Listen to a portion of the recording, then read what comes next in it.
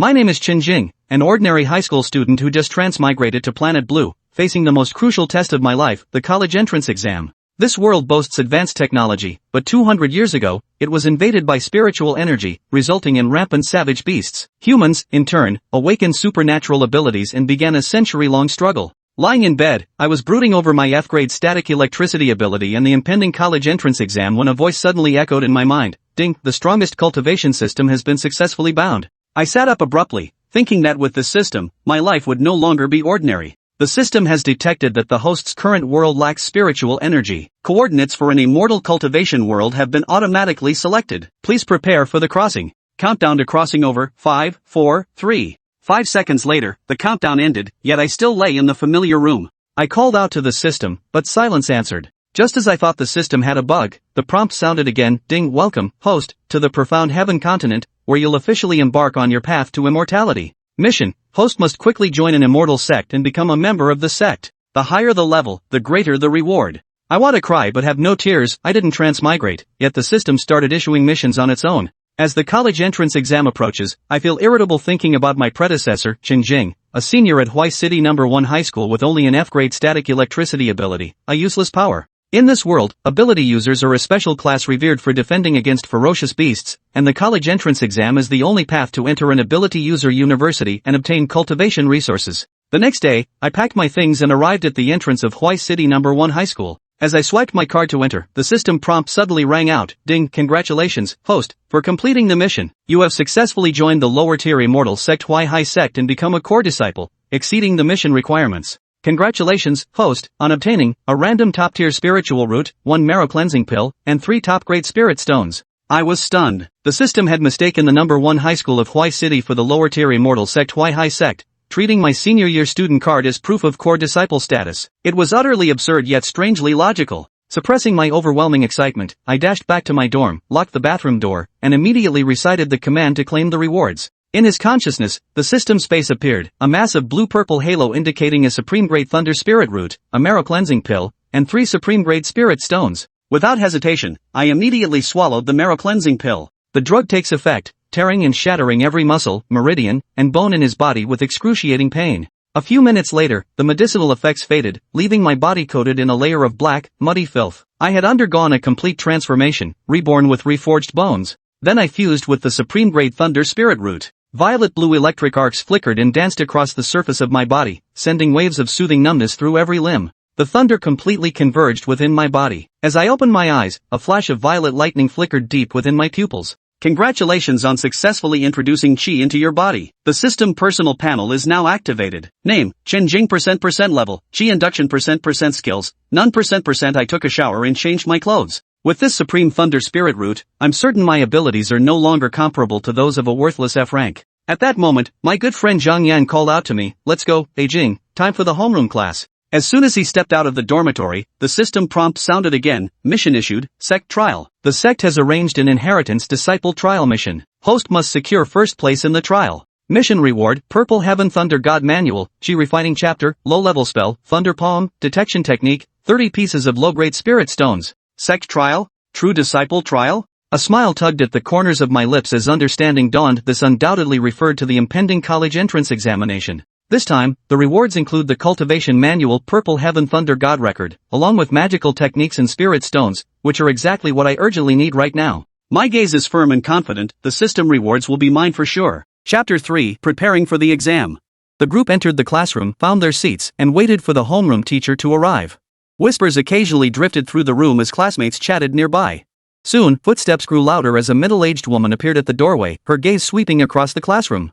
Her face was stern, a notebook in hand, an air of authority radiating from her features. This was their homeroom teacher, Lu Choyue. The classroom fell suddenly silent, a palpable sense of pressure filling the air. 12 years of hard study, all for this day. With the college entrance exams approaching, it is crucial that you maintain a steady mindset. Those taking the liberal arts track, make the most of your time reviewing, don't leave a single point behind. Those taking martial arts exams, prepare your combat uniforms and weapons, and train diligently at the practice grounds. Class advisor Lu Choyue's voice echoed through the classroom. Chen Jing recalled the details about the college entrance exams in his mind. In his country, Xia, the exams were divided into literary and martial tracks. The liberal arts exam was taken in classrooms, with university education focusing on cultural studies. The martial arts exam required wearing combat gear and wielding weapons to engage in combat with ferocious beasts at designated locations. Final scores were determined by the number and types of beasts slain. Candidates chose their exam type freely. Those lacking confidence in their abilities or possessing poor innate talents could opt for the literary exam to avoid the battlefield. Although the original body had only awakened an F-grade talent, he still chose the martial arts track.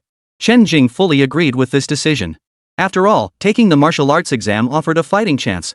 But if one couldn't even muster the courage to attempt it, then a life of mediocrity was all that awaited.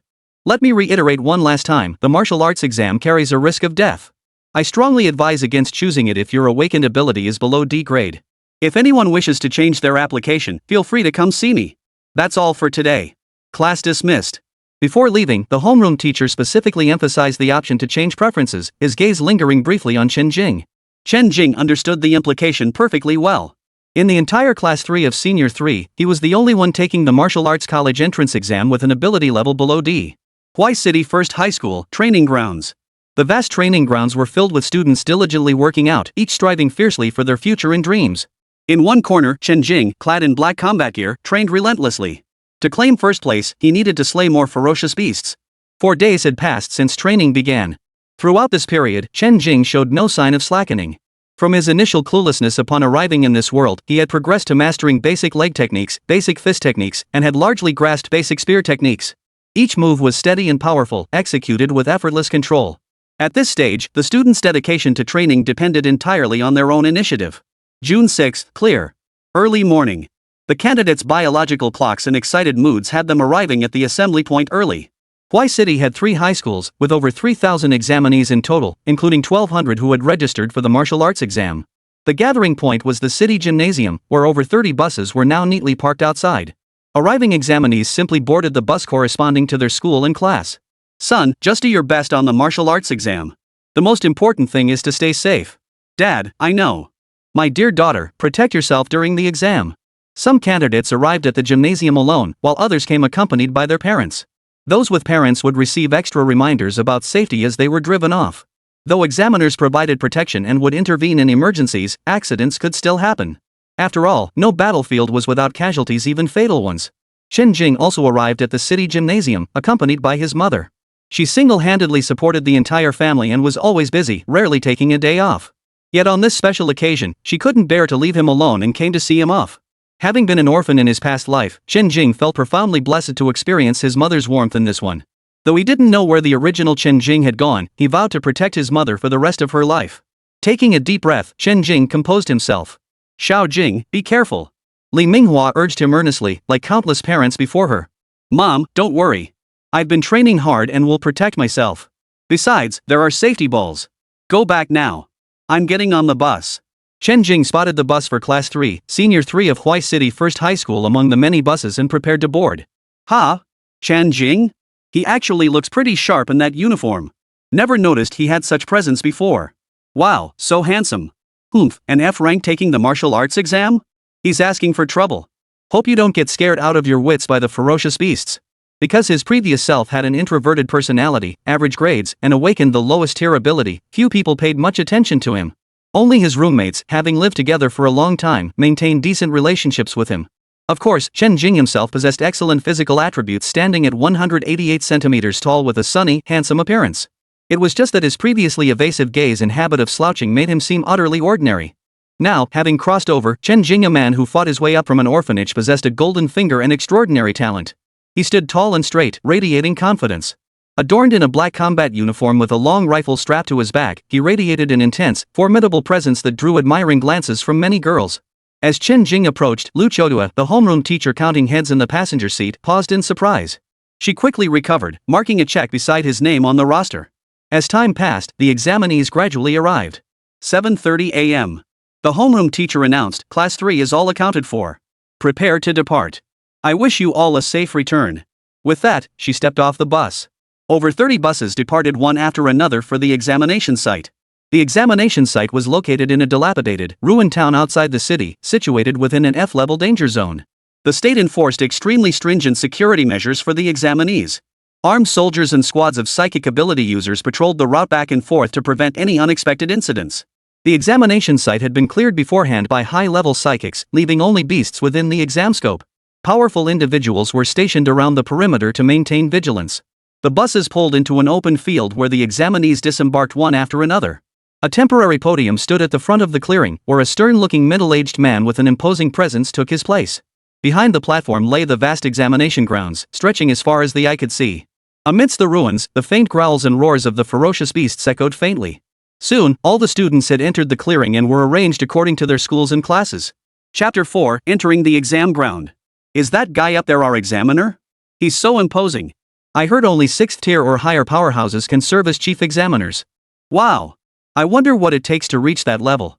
The assembled students couldn't help but whisper among themselves. At that moment, the middle-aged man on the podium merely swept his gaze across the crowd, and the entire venue instantly fell silent. The examiner's gaze alone was enough to make hearts race. The chief examiner's voice then rang out. I am Su Yang, the chief examiner for this Huai City martial arts examination.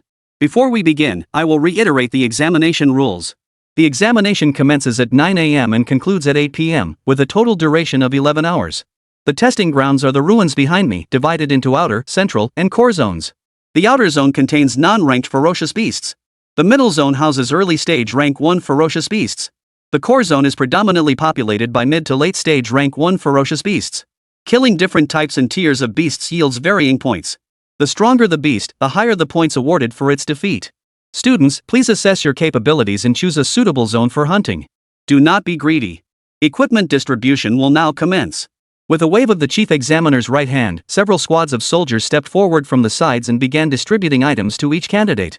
There were 3 items in total. One was a smart wristband, used to record the number, type, and level of beasts slain, calculate points, and feature a map positioning system to ensure one knew their location. The second item was 3 compressed energy bars to replenish stamina. The final item was a metal sphere the size of an egg. When activated, it formed a high-voltage electric fence impenetrable to ordinary beasts.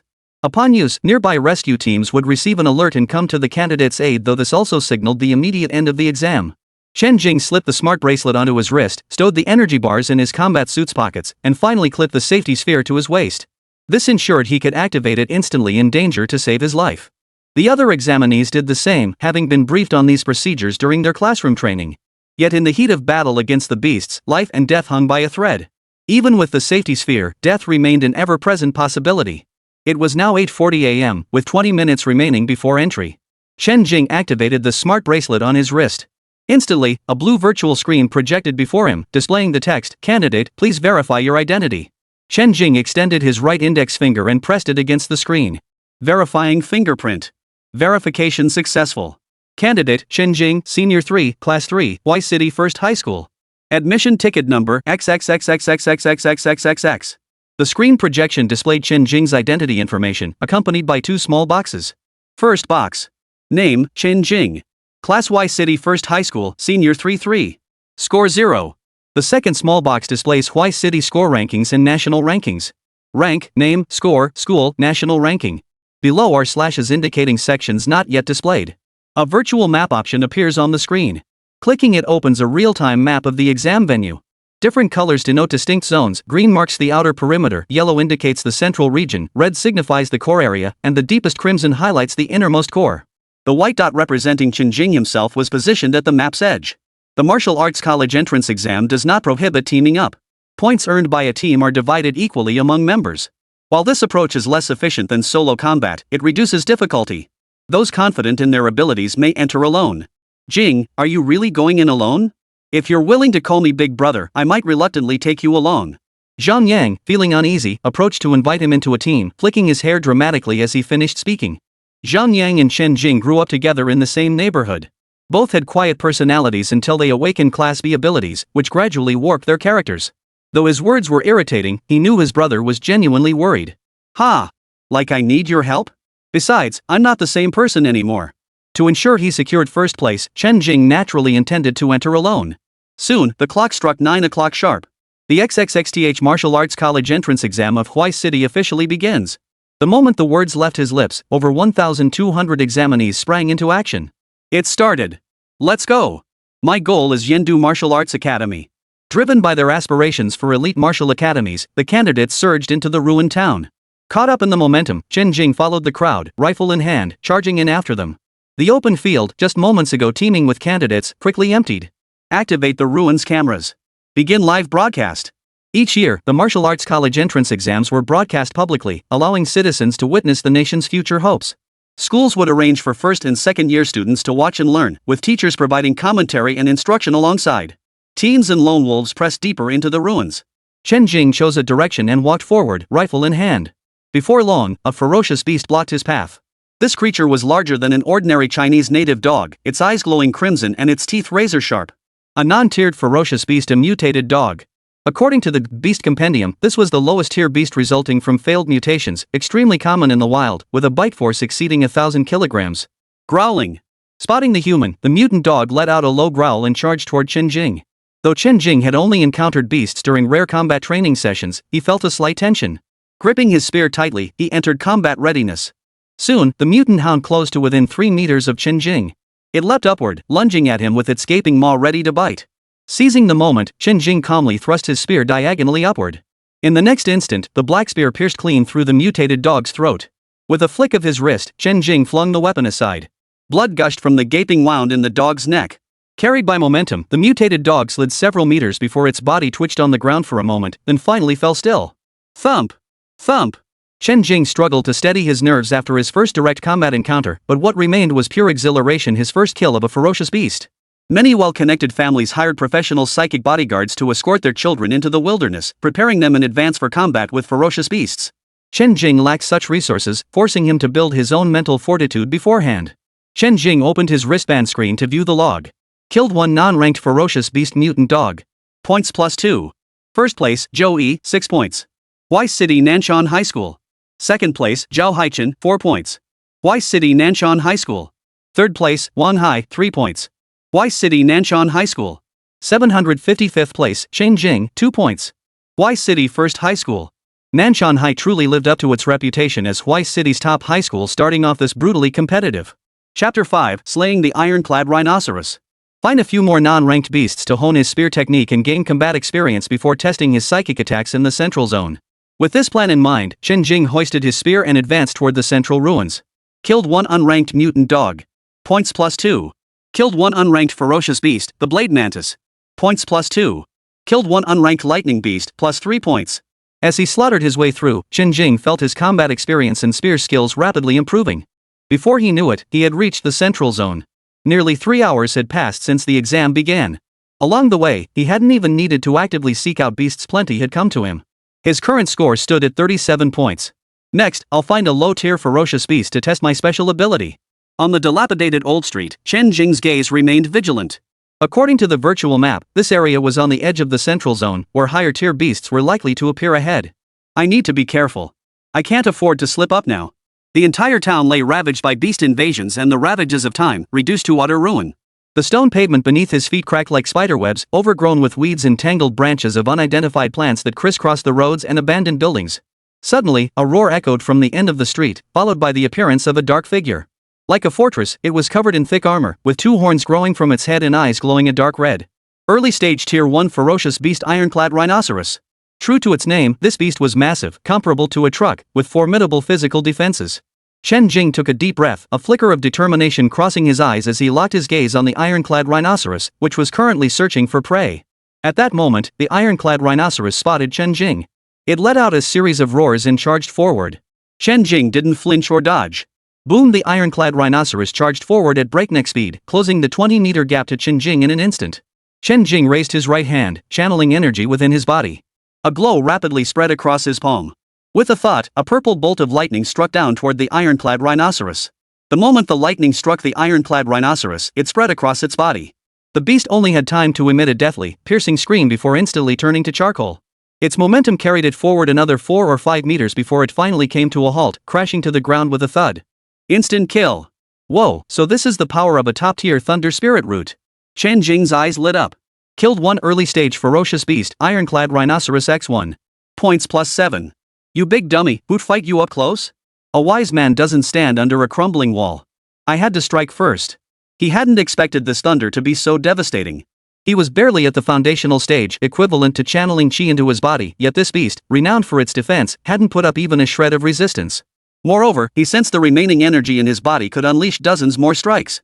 Killing a stage 1 ferocious beast yielded double the points of a non-stage beast. Early stage beasts posed no threat at all. Mid-stage beasts would yield even higher points, enough to charge straight into the core area.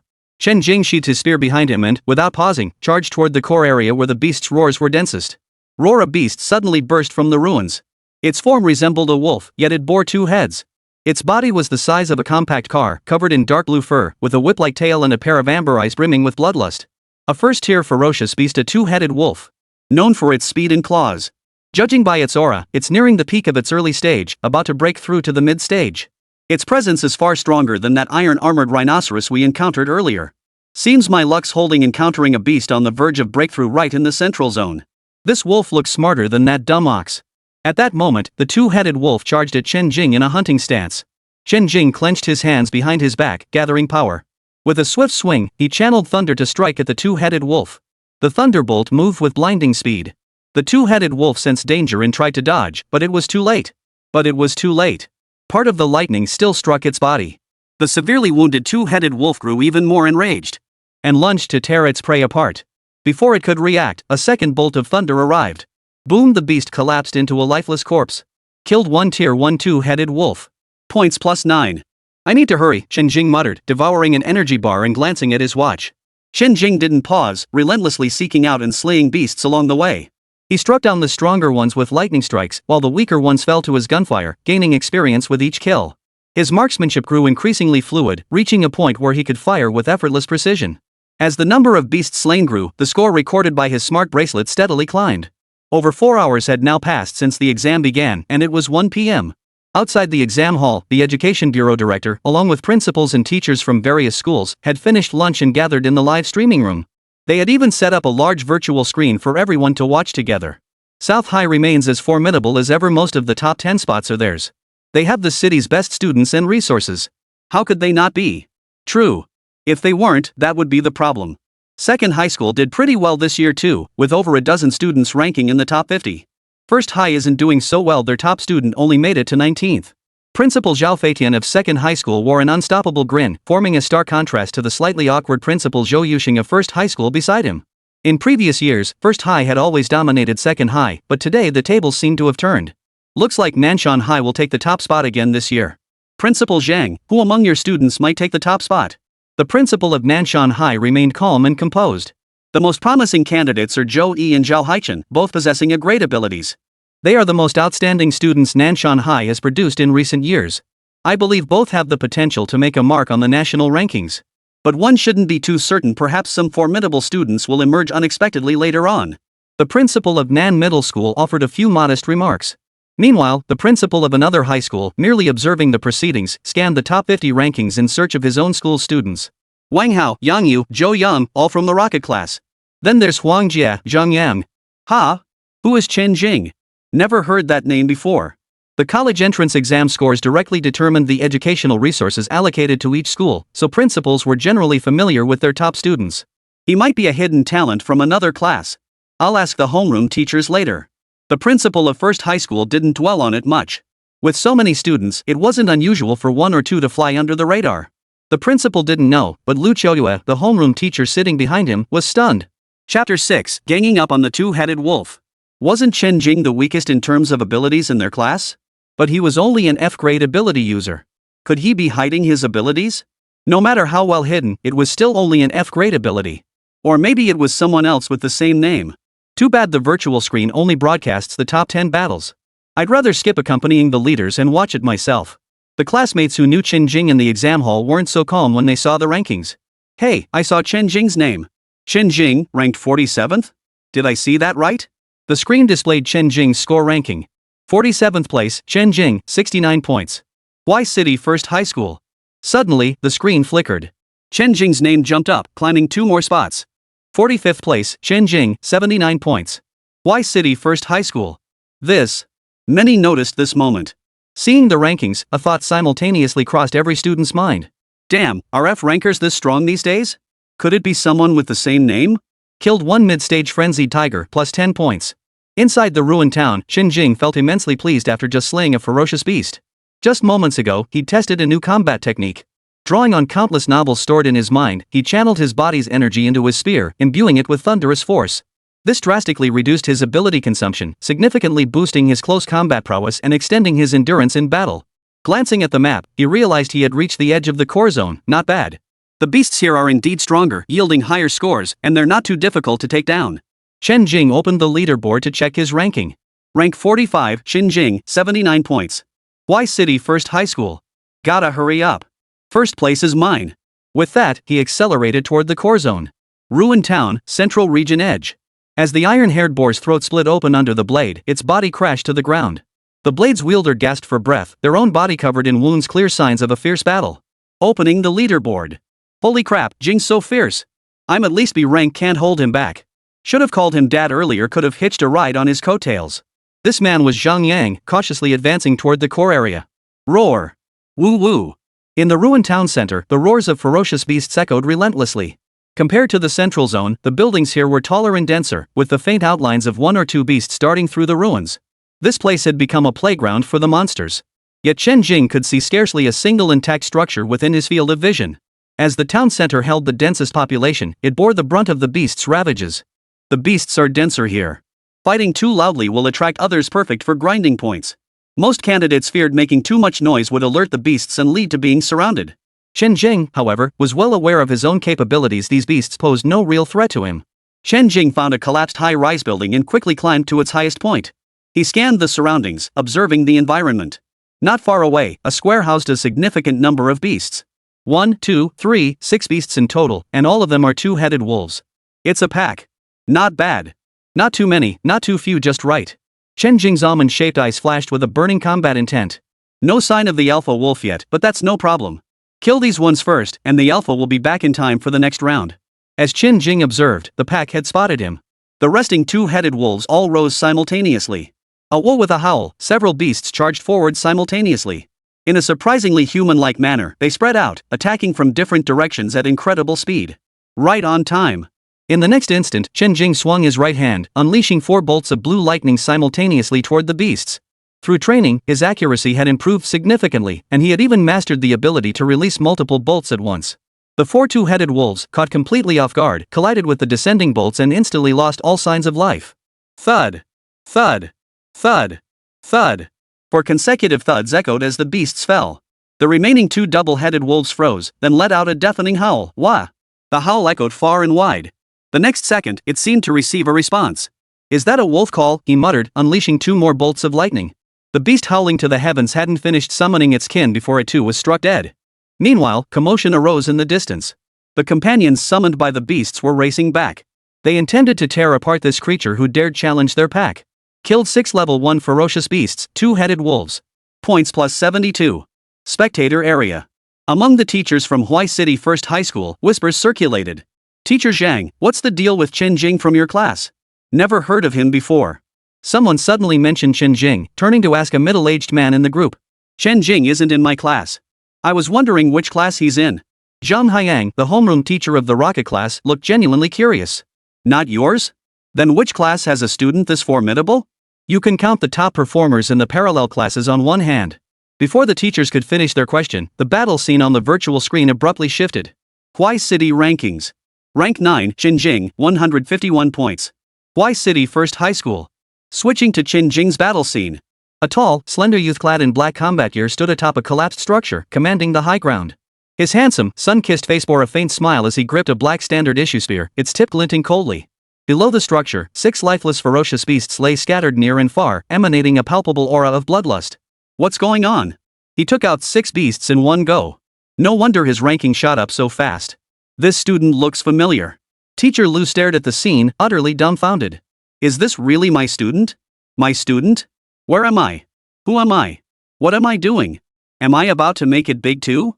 As Teacher Lu snapped back to reality, excitement flooded his face. He immediately claimed the student. Chen Jing. Chen Jing from our class. As soon as she spoke, all eyes turned to Lu Choyue. It seems Teacher Lu has nurtured an extraordinary student. Congratulations, Teacher Lu. Your class has produced a promising talent. So Chen Jing is in class 3. Teacher Lu is quite the educator. Upon learning that Chen Jing was a student in class 3, the surrounding teachers all offered their congratulations. Their bonuses as homeroom teachers were directly tied to the students' performance on the Wuka College entrance exam, and even their professional title evaluations depended on their students' results. While offering congratulations, they were likely green with envy inside. Mr. Liu took several deep breaths before finally calming his excitement. He humbly replied, "It's nothing special. It's all thanks to Chen Jing's own hard work."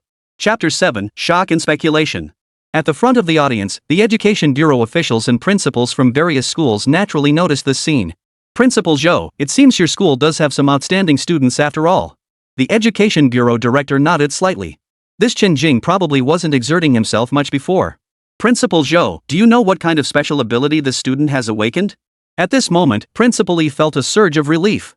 Finally, there was hope for redemption. Otherwise, his reputation would be utterly ruined this year. To be honest, this student's abilities only began manifesting today during the college entrance exams. For more information about him, I'll need to consult his homeroom teacher. Facing the senior official's inquiry, Zhou Yuxing summoned teacher Liu from behind him and had her sit beside him. Under the gaze of several high-ranking officials, teacher Liu was understandably a bit nervous. "Commissioner, principal, to my knowledge, Chen Jing only awakened an F-grade ability when he enrolled." "Grade F? Teacher Liu, are you sure you're not mistaken? I remember it very clearly. He was the only F-grade student in the class participating in the martial arts exam. I specifically reminded him about it many times." Teacher Liu sounded somewhat incredulous. The director pondered thoughtfully. To dare take the martial arts exam with the lowest tier ability and still advance this far, it seems he has something to rely on. Perhaps he excels in other areas. "Teacher Liu, please stay here and watch with us." Principal Zhou called out to Liu Qiuyue, who was about to return to her seat. Students inside the exam hall also noticed the changes on the leaderboard. Chen Jing made it into the top 10. That's insane. He's our highest-ranked student from First High right now. How did he pull that off? He's already in the top 10. Chen Jing's face flashed with excitement. This meant his upcoming battles would draw significant attention from the outside world. Chen Jing had no intention of hiding it. The martial arts college entrance exam was designed to test students' strength and potential. The better the results, the greater the choices available. Let them witness the power of a top-tier Thunder Spirit root. Soon, the summoned two-headed wolf companions returned in force 9 in total. One radiated the most formidable aura, standing at the forefront of the pack. It must be the Wolf King. Viewers who happened to stumble upon Chen Jing's stream. 9. A pack of ferocious beasts. What a spectacular sight to witness right off the bat. This kid's luck is just terrible. Run for your life. If you don't get out of here, you're done for. Activate the safety sphere now. The teachers in the spectators' seats witnessed this scene simultaneously. These beasts are numerous but not very powerful. The top students should be able to handle them. This is a good chance to see what Chen Jing is capable of. The two-headed Wolf King let out a furious roar, leading the other two-headed wolves into an attack. Chen Jing's expression grew serious as he gathered power in both hands. "Let's try this move." As he spoke, the thunderous energy in his hands coalesced into countless tiny bolts of lightning, weaving themselves into an electric net that spread out from the sky around him. As the beasts closed in, the thunder net descended upon them. Instantly, 9 beasts were gravely wounded and lay dying. Only the alpha wolf fared slightly better, though it too had lost half its life force. "This move works great against groups, though it's a bit draining. It took a third of my power," Chen Jing calculated silently. With a flick of his thoughts, a bolt of lightning struck the alpha wolf, killing it instantly and reducing it to charcoal. Chen Jing then used his spear to finish off the remaining severely wounded two-headed wolves one by one. Killed 8 mid-stage ferocious beasts, two-headed wolves. Points plus 97. Killed 1 late-stage ferocious beast, the two-headed Wolf King X1. Points plus 16. Y City score rankings. First place, Chen Jing, 264 points. Y City First High School. The screen flickered, instantly propelling him to the top spot, where his name now loomed prominently. Viewers watching the livestream were stunned by Chen Jing's swift elimination of the wolf pack. 666. Mom asked why I was kneeling while watching the livestream. Damn, this is getting my blood pumping. I want to try taking on a pack of beasts too. Try it and die. The younger students at school gazed at him with admiration. Senior Chen Jing is so awesome. I'd never heard of Senior Chen before, but from now on, he's my idol. I'm going to learn from him. No way I can learn that. Ah! He made it onto the national rankings. National rankings. 589th place, Chen Jing, 264 points. Y City First High School. In previous years, few top 10 students from Y City ever made it onto the national rankings. Occasionally, 1 or 2 might scrape into the very bottom of the list, so local discussions usually centered around the city's own rankings. Until Chen Jing stormed onto the national rankings at 589th place with 5 or 6 hours still left in the competition and the entire city erupted. Holy crap, that's insane. He could wipe out 9 opponents at once. I ask you, who can stop him now? All I can say is 666. He's already in the top 500. The hope of Huai City. The pride of Huai City. Chen Jing is this strong yet only ranked 500 something? Those ahead are seriously impressive. Those are elite talents cultivated by universities nationwide. Whether it's ability rank, combat awareness, or offensive martial arts, they're all top tier. It's no wonder they've slain so many beasts. The candidates inside the exam hall also noticed this massive shift. Holy crap, that's insane. He just shot straight to first place in the city and qualified for the national competition. No way. Where did this Chen Jing come from? I've never seen him before. Having just finished off a ironclad rhinoceros, Zhao Haichen, who'd been busy grinding for points, glanced at the leaderboard and his expression darkened. Joey being ahead is one thing, but you, Chen Jing? Who do you think you are, daring to rank above me? Not only is first place mine, but I'm going national. While the examinees inside the testing hall were still reeling from this ferocious competitor, the principal and teachers watching outside were equally astonished, murmuring in disbelief. He broke the record. Chen Jing shattered Huai City's record. Teacher Lu, nurturing such an outstanding student is your blessing and a blessing for all of Huai City. This score was the highest ever recorded in Huai City's history. Even the bureau chief lost his composure. Principal Zhou, you call this an F-grade ability? Principal Zhao spoke up, this lightning type ability is incredibly powerful. It seems even stronger than an A-grade ability. Could it be? The principals exchanged glances and exclaimed in unison, S-class? Principal Zhou swallowed hard beside them. Could it be beyond S-class? If it truly is S-rank, the day it awakened would have shaken the entire nation of Xia. Ability awakenings are all centrally managed by the state. It's impossible for someone to conceal their ability rank. If it were S-class, the state would have intervened long ago for early cultivation. How could they still be in resource-poor Huai City? Principal Nanzhong ventured cautiously. Could it be a mutation of supernatural abilities? A mutation of supernatural abilities? The director and the principals pondered. It's certainly possible. The world is vast and full of wonders. While psychic ability mutations are rare, they have occurred before. There have been instances where an E-grade ability unexpectedly evolved into an A-grade ability. Regardless, after today, he will be the pride of Huai City. Chen Jing glanced at his smart bracelet, his expression brightening. What a bountiful harvest. Chapter 8, Ranking Surge. Huai City's top spot locked in. National ranking, only 589th. These guys are fierce. Then he remembered the system's last double reward. Chen Jing decided to push for the national top spot, hoping to secure another generous bonus. The thought of potentially doubling his rewards instantly fueled his motivation.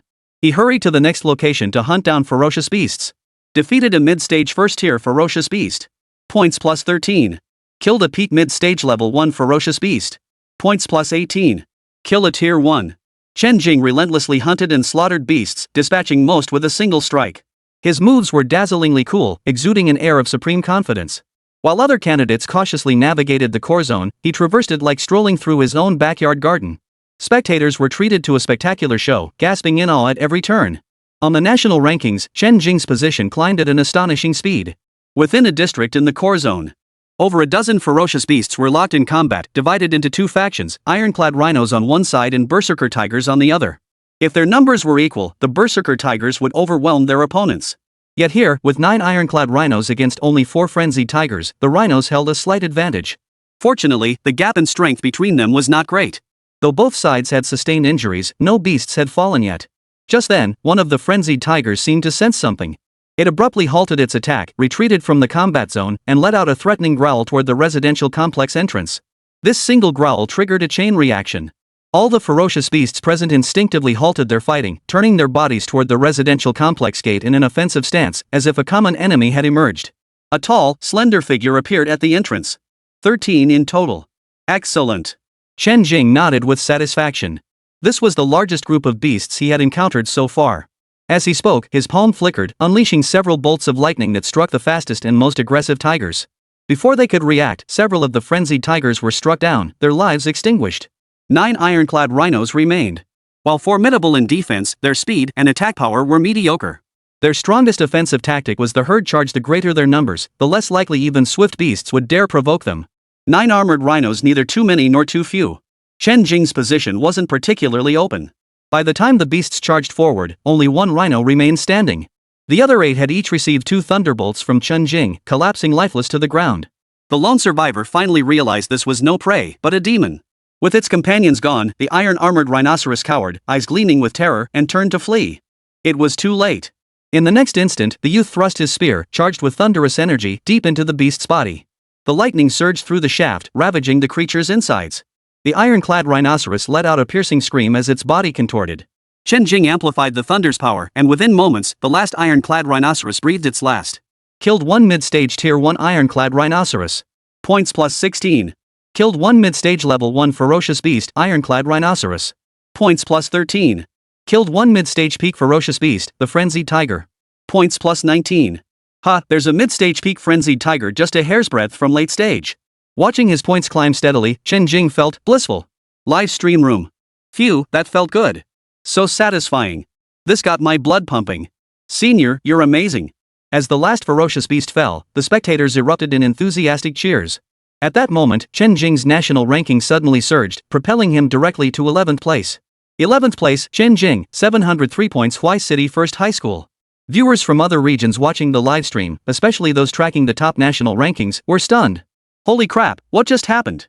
Someone's ranking just shot up out of nowhere. I recognize all the names near the top of the rankings, but this guy just appeared out of nowhere. This person must have gained a ton of points all at once, no way they could have pulled ahead by that much otherwise. Let's go check it out. Everyone wanted to see what was going on, that was way too many points added. Way to go! Principal Zhou Yuxing couldn't help but jump to his feet, pumping his fist in excitement. All the principals and teachers present cheered wildly. If the other high schools had shown any competitive spirit earlier, it vanished completely in that moment. Chen Jing, with his potential to break into the national top 10, was the pride of all Huai City. Chen Jing glanced at his own ranking and smiled. He was only 25 points behind the top spot. Just 2 more points from fierce beasts would be enough. He'd hunt a few more to maintain his lead. By now, it was already 4:30 p.m., meaning there were still 4.5 hours left before the exam ended. Chen Jing prepared to continue hunting fierce beasts, heading wherever he sensed movement. Walking down the street, he spotted a rusty, corrugated iron billboard by the roadside. Chen Jing approached it, raised his spear, and slammed it hard against the sign several times. The thunderous clang echoed far and wide. With dinner time approaching, it was bound to draw some unlucky souls. Spectators watching Chen Jing fight were stunned by his actions. Those who had witnessed him slaughtering hordes of beasts earlier naturally had full confidence in him, while those who had arrived later due to the national rankings fluctuations were buzzing with speculation. Good heavens, what kind of divine act is this? Does he even want to take the exam? If he draws a horde of beasts, even the strongest would have to give up. One-handed 666. Analysis complete, a fool blinded by sudden wealth. A genuine genius with a shot at the top 10, yet he insists on sabotaging himself. Don't say that maybe he's just confident in himself. The audience wasn't spared either. What is Chen Jing doing? Even with powerful abilities, he shouldn't act so recklessly. He clearly had a shot at the national top 10. Is he really going to stop here? Ah, what a pity. After knocking on the billboard, Chen Jing waited briefly before preparing to move forward. Suddenly, his gaze shifted to a left fork in the road. The ferocious beast hadn't drawn anyone in, but it had lured a classmate instead. A handsome boy wielding a long sword emerged from the junction. Hey, you made way too much noise just now. You better get moving. If you attract a powerful beast, you're done for. Chen Jing raised an eyebrow and smiled. I did it on purpose. I can handle it. You're the one who should be leaving quickly. You're Chen Jing? How did you know? Chen Jing asked, puzzled. Only a handful dare venture into the core area. We all know each other here, you're the only new face. Then it must be you, the top-ranked one. I see. Chen Jing nodded in understanding. Chapter 9, Brutally Crushing the Netherworld Python. My name is Joey. I'm from Nanzhong. My awakened ability is Grade A, Berserk. The handsome youth looked travel-worn, his hair disheveled, battle armor stained with blood, whether his own or a beast's, he didn't say. He introduced himself with a hint of shyness. Chen Jing raised an eyebrow. Ranked second on the leaderboard, he'd just seen that name. Given this area and the ability level, it was likely him. How about we travel together? If a powerful beast appears, we'd have an extra pair of hands, Joey suggested hesitantly. You go ahead. I'll manage on my own, Chen Jing declined with a shake of his head. During the martial arts college entrance exam, candidates were forbidden from attacking each other or forcibly taking beasts. Violators would permanently lose their exam eligibility and forfeit their chance to enter the martial academy. Thus, Chen Jing held no suspicion about Zhou Yi's motives. As fellow citizens of Xia Nation, the ferocious beasts were their common enemy. For him, the beasts meant more than just points, they represented rich rewards. He wanted them. Until he secured the top national ranking, he wouldn't team up with anyone. Hey! Joey tried to persuade him further, but seeing Chen Jing already shouldering his rifle and preparing to leave, he reluctantly gave up. He turned toward a different street, understanding that Chen Jing clearly didn't want to team up with him. Before long, an unusual, oppressive atmosphere settled over him. An inexplicable sense of danger began to gnaw at his heart, sending shivers down his spine. Joey halted, scanning his surroundings with heightened alertness. Yet he detected nothing out of the ordinary, only the growing intensity of that ominous foreboding. Hiss, a bone-chilling sound echoed as a massive black python emerged from behind a dilapidated shop. Only its upper half was visible, yet it was already as large as a truck. Now, it lunged toward Joey with its gaping maw, intent on swallowing this little snack hole. Damn it! Another serpent, and a late-stage first-tier one at that. Joey could only curse under his breath. This creature had clearly been drawn by Chen Jing earlier, and now he'd stumbled right into it. As he swiftly activated his psychic abilities to fight, he muttered curses and complaints. How do I escape? This is so hard. Ending the exam now feels so unfair. Joey was clearly outmatched by the nether serpent. Once his abilities depleted, victory became utterly impossible. Unsurprisingly, Joey was knocked flying by a tail swipe, completely incapacitated. Facing the nether serpent's renewed assault, his only hope lay in the safety sphere. Just as he prepared to activate the safety sphere, a purple bolt of lightning struck the nether serpent from the sky. Seeing the lightning, Joey unconsciously loosened his grip on the metal sphere. The lightning strike had inflicted significant damage on the nether serpent. Enraged by the attack, it hissed furiously, searching for its assailant to exact revenge. Before the nether serpent could recover, another bolt of lightning struck. Then another, and another, and another. To Chen Jing, the colossal nether serpent was nothing but a target. Lightning bolts rained down on it as if they were free. At first, it tried to fight back, but the relentless barrage of crackling strikes left it struggling, then weakening. Soon, the nether serpent fell utterly still, its struggles ceasing as if death had claimed it. Chen Jing remained cautious, waiting a moment before unleashing 2 more bolts. With a piercing, agonized hiss, the nether serpent finally ceased to live. Oof. They say snakes are cunning creatures, and it seems they're right. Chen Jing snorted coldly. He hadn't wanted to waste any more energy and had deliberately waited to see if it was truly dead. However, the score displayed on his smart bracelet hadn't changed, indicating it still lived. Only then did Chen Jing deliver 2 more strikes. Joey, who had witnessed the entire process in just a few minutes, was stunned. Mr. Chen, thank you. I heard the commotion from not too far away and wondered if I'd attracted it, so I came to check. Are you okay? Chen Jing felt a bit embarrassed. This person had kindly come to warn him, only to get caught up in the chaos. Such late-stage beasts were rare, typically lurking in the deepest recesses. Unless provoked, one rarely encountered them, as they seldom ventured out. After slaying the nether serpent, Chen Jing's ranking soared to number 1 nationwide. Defeated late-stage stage 1 ferocious beast, nether serpent. Points plus 27. Among late-stage beasts of tier 1, the nether serpent was no pushover. This proved Chen Jing possessed the strength to dominate the entire exam grounds. Chen, I'm completely drained. I can't keep fighting. If we were in the outer zones, I could stick around and take down a few non-tiered beasts.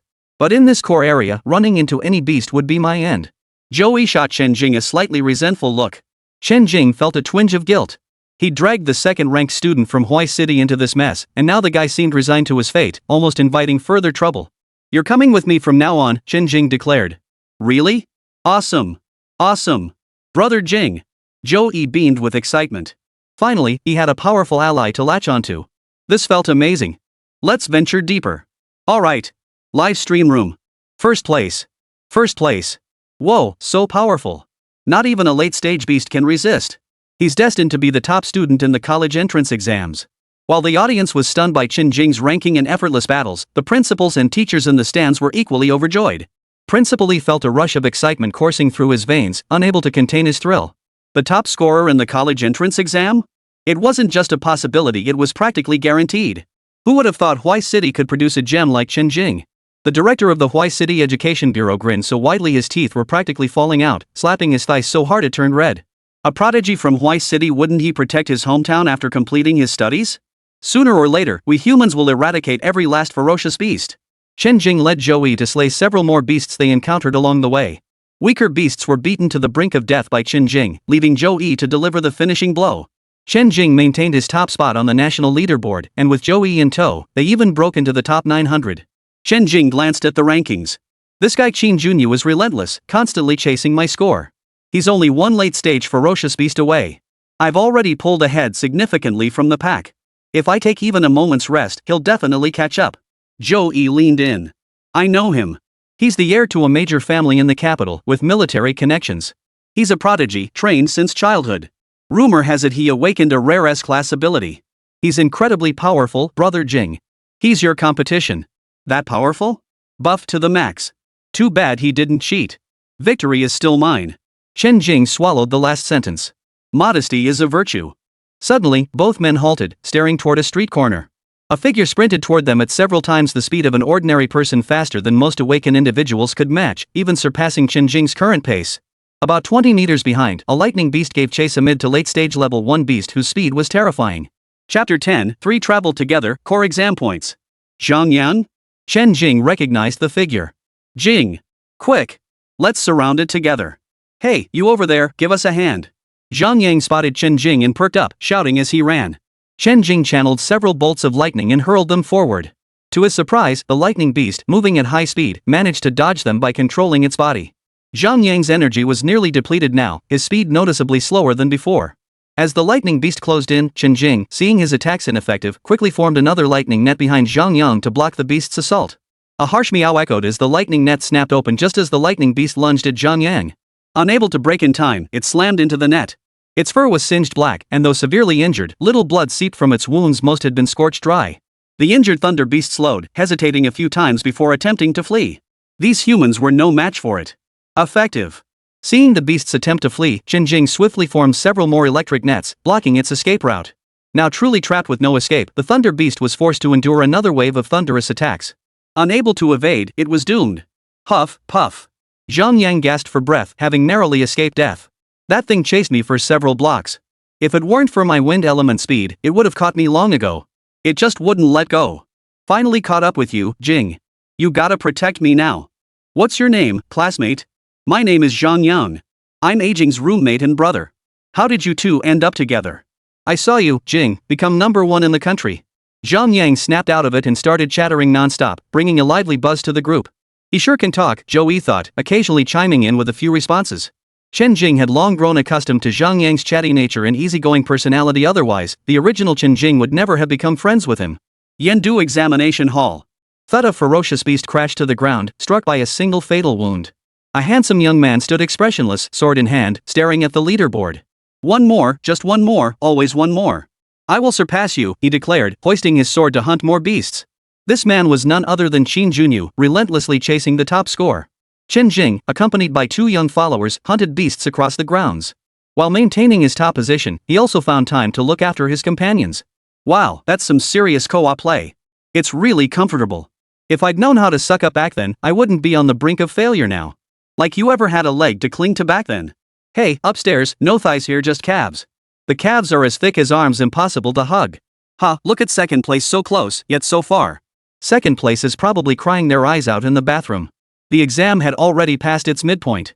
By 7 p.m., only 2 hours remained until the end. It was summer, so the sky hadn't fully darkened yet, just the faintest hint of nightfall. Still, the examinees grew increasingly cautious and alert. The dim light impaired the candidates' vision, yet it had no effect on the beasts. In fact, it allowed their massive forms to blend in more effectively. If a more agile beast launched a surprise attack now, the candidates might not even have time to react before meeting their end, let alone activate their safety spheres. By now, some candidates who felt their abilities were insufficient had already activated their safety spheres and left the exam early. As night deepened, most cautious candidates also chose to end their exams by activating their safety spheres. Those who remained, unwilling to leave, were either exceptionally confident in their abilities, desperate for a last-minute push to secure admission to a prestigious psionic university, or possessed unique psionic gifts that allowed them to fight effectively at night. Chen Jing's trio, one with powerful lightning attacks that also provided light, another with wind-based abilities that made them acutely aware of their surroundings, and a close combat berserker had nothing to fear from the beasts. If beasts were drawn to them, it would only add to their scores. There's a blood scent up ahead, mixed with various beast auras, Zhang Yang warned as the evening breeze carried the signal from the front. Can you use your wind to cloak us? Let's avoid exposing ourselves prematurely. We'll scout the situation first and launch a surprise attack. It'll save time and effort. Though they possessed sufficient strength, Chen Jing preferred not to waste unnecessary energy. If a simple solution existed, why complicate matters? It should be possible, but enveloping all 3 of us simultaneously won't last long. 3 minutes at most. 5 minutes is enough. Let's go. Chen Jing nodded. The 3 moved swiftly toward the source of the scent, careful not to make a sound. On the virtual map, the small dots representing the group had drawn extremely close to the tiny fork at the very center.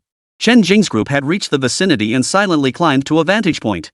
Looking out, the fork on the map was an entire large residential complex. Over 30 ferocious beasts were densely packed in the open area of the complex, their sheer number sending a chill down one's spine. Unlike ordinary beast packs, this one comprised diverse species, lightning beasts, iron armor rhinos, frenzied tigers, and a python coiled around a building. Every single one was late-stage Tier 1. Such a gathering of powerful beasts from different species could only exist under the dominance of a single beast king. The beasts within the compound were all feeding, each with a blood-soaked iron-haired boar before them. The lightning beasts seemed somewhat disgusted, keeping their distance as they licked their own paws, unwilling to mingle with this savage horde. At the very center, the iron-haired boar being devoured was larger than the others. This must be the beast king, a black bear, colossal in size, towering as high as 3 stories. Its eyes, as big as lanterns, glowed blood red. A single glance was enough to be overwhelmed by its terrifying presence. Early-stage second-tier ferocious beast, the berserker demon bear. The power disparity among different beasts was immense. Even among first-tier beasts, the berserker demon bear stood at the pinnacle of its tier, let alone second tier. Its power was exaggeratedly terrifying, and the defense provided by its thick fur was enough to crush any beast of the same tier. Ordinary firearms couldn't even pierce the armor of a first-tier beast. Zhang Yang and Joey both felt a surge of panic. Jing, forget it. There are too many. I don't think we can hold them off. And there's a second-tier one too. Joey swallowed hard, staying silent while his eyes fixed on Chen Jing. The onlookers were also growing tense. It was rare to witness such an extreme scenario during the martial arts exam. After all, most candidates avoided this section marked with a small cross. It was essentially an optional bonus question for them. Ordinary geniuses didn't even have the qualifications to attempt this question. Only prodigies of demonic talent might dare to hope. External live stream. Today sure has been eye-opening. Let's go, let's go. Just look and leave it at that. A second-tier ferocious beast. Don't take risks.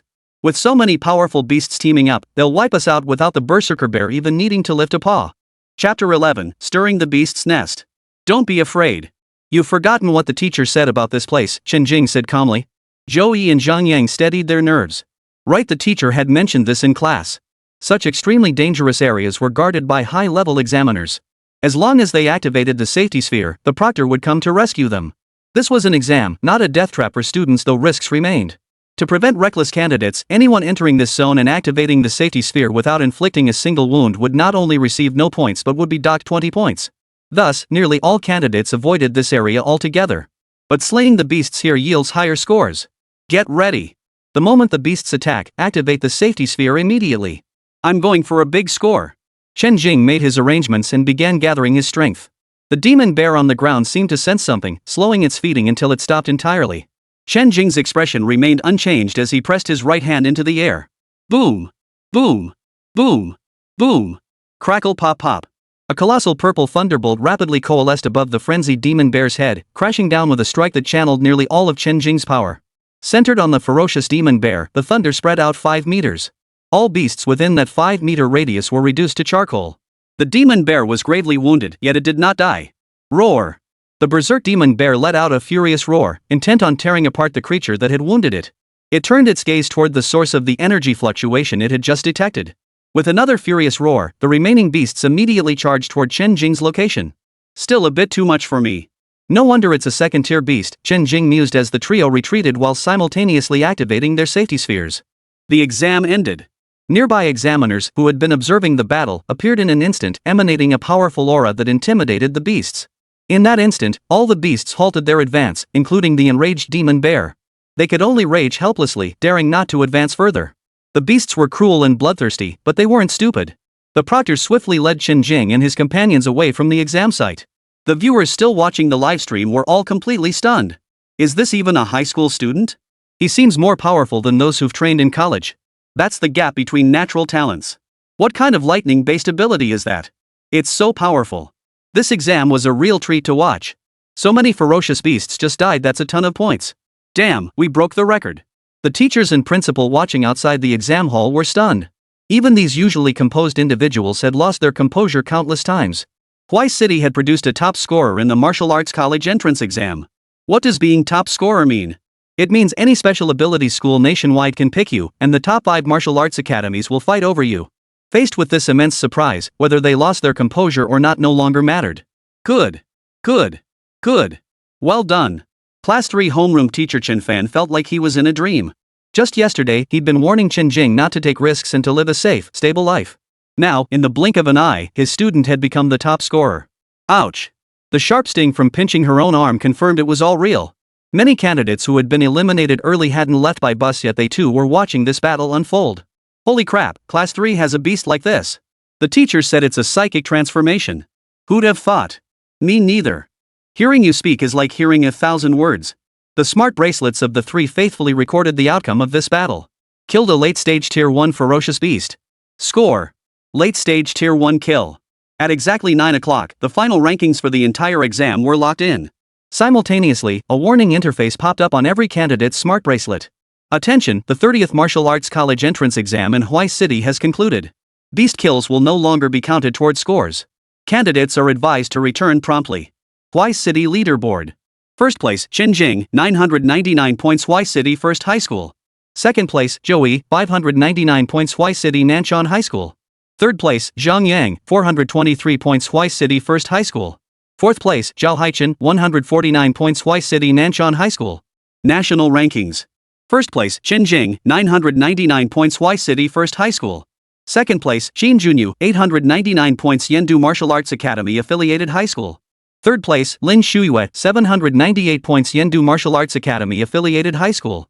299th place, Joey, 599 points, Hwai City First High School. 703rd place, Zhang Yang, 423 points, Hwai City First High School. 1000th place, Li Yameng, 150 points, Zheng City Tianyu High School. As the exam concluded, the few remaining candidates in the testing hall were gradually escorted out by the rescue team. Among them were Chen Jing and his two companions. Suddenly, a loud shout rang out. Chen Jing is out.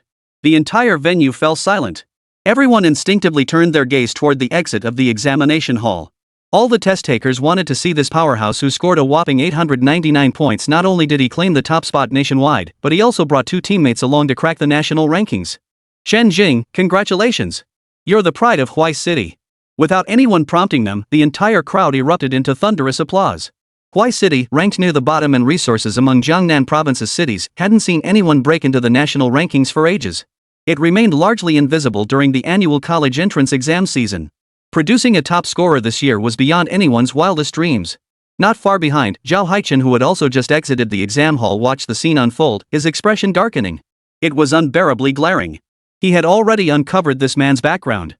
Because of Chen Jing, he who should have been first had been pushed down to fourth place by Joey and Zhang Yang. He had even missed the national rankings by a single point. Zhao Haichen's eyes burned with resentment. Just the lowest tier ability, cheating with unknown methods, and you call yourself first place? You don't deserve it. Chen Jing's expression hardened. Whether it's cheating or not isn't for you to decide. All eyes in the room turned to the speaker. A student from Nan Middle School gasped. It's Zhao Haichen. Zhao Haichen stepped forward. Chen Jing. I, Zhao Haichen, challenge you. Both his parents were third-tier psychics, and he was born with a silver spoon in his mouth. At 16, he awakened his great elemental ability, Water Flow Lament, catapulting him to stardom as Hwai City's hottest prodigy. This year, his biggest rival in the college entrance exams was Joey, another great ability user.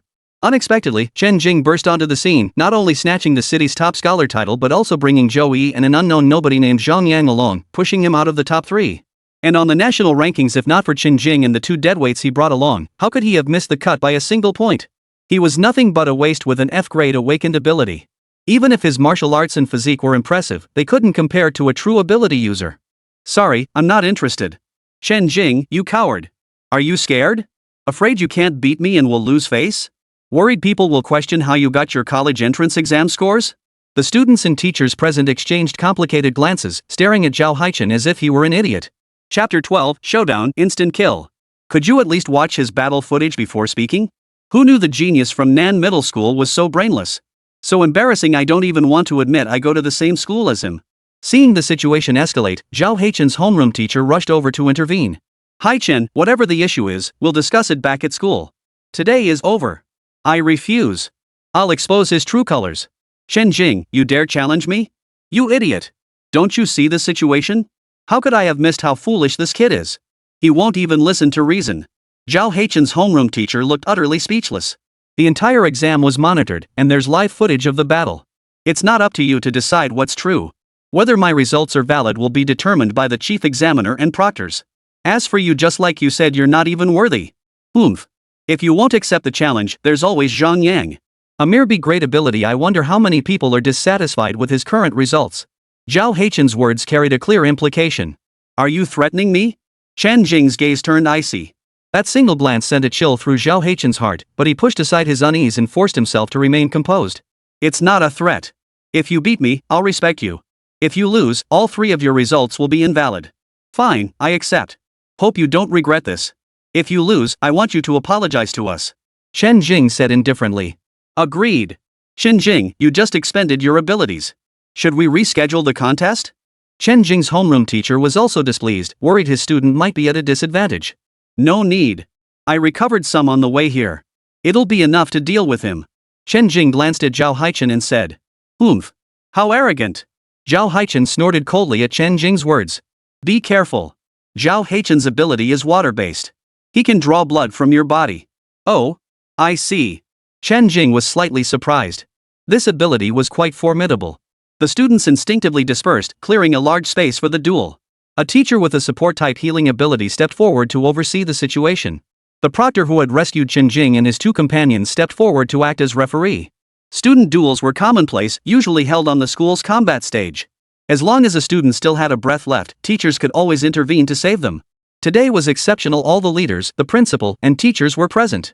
Even the bureau chief had approved this duel, eager to witness Chen Jing's ability firsthand. Chen Jing and Zhao Haichen stood facing each other in the open space, one wielding a spear, the other a sword. Before we begin, I'll reiterate the rules. The match ends when one side concedes defeat or loses consciousness. No pursuit is permitted afterward. Any violation will result in immediate termination of the match, and the offender will face severe punishment.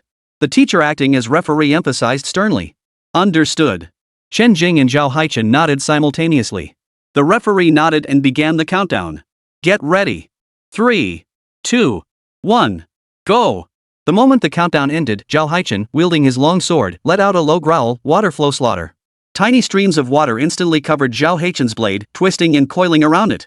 Chen Jing, I will reclaim every shred of glory you took from me. With that, he charged forward, blade raised, closing the distance in an instant. Blood-severing blade. His right hand swung, and the blade, now entwined with water currents, sliced through the air with a piercing whistle, slashing fiercely toward Chen Jing. What incredible physique! His speed is astonishing. Truly a genius from Nanzhong. His mastery of basic movement combat techniques is remarkable. His chained attack techniques show not a hint of hesitation. His fundamentals are rock solid. I hear his special abilities are quite unique too. The observing candidates grew tense as well, watching intently. Just as the candidates marveled at Zhao Haichen's seamless combat techniques, Chen Jing, who had been preparing to intercept the attack, moved.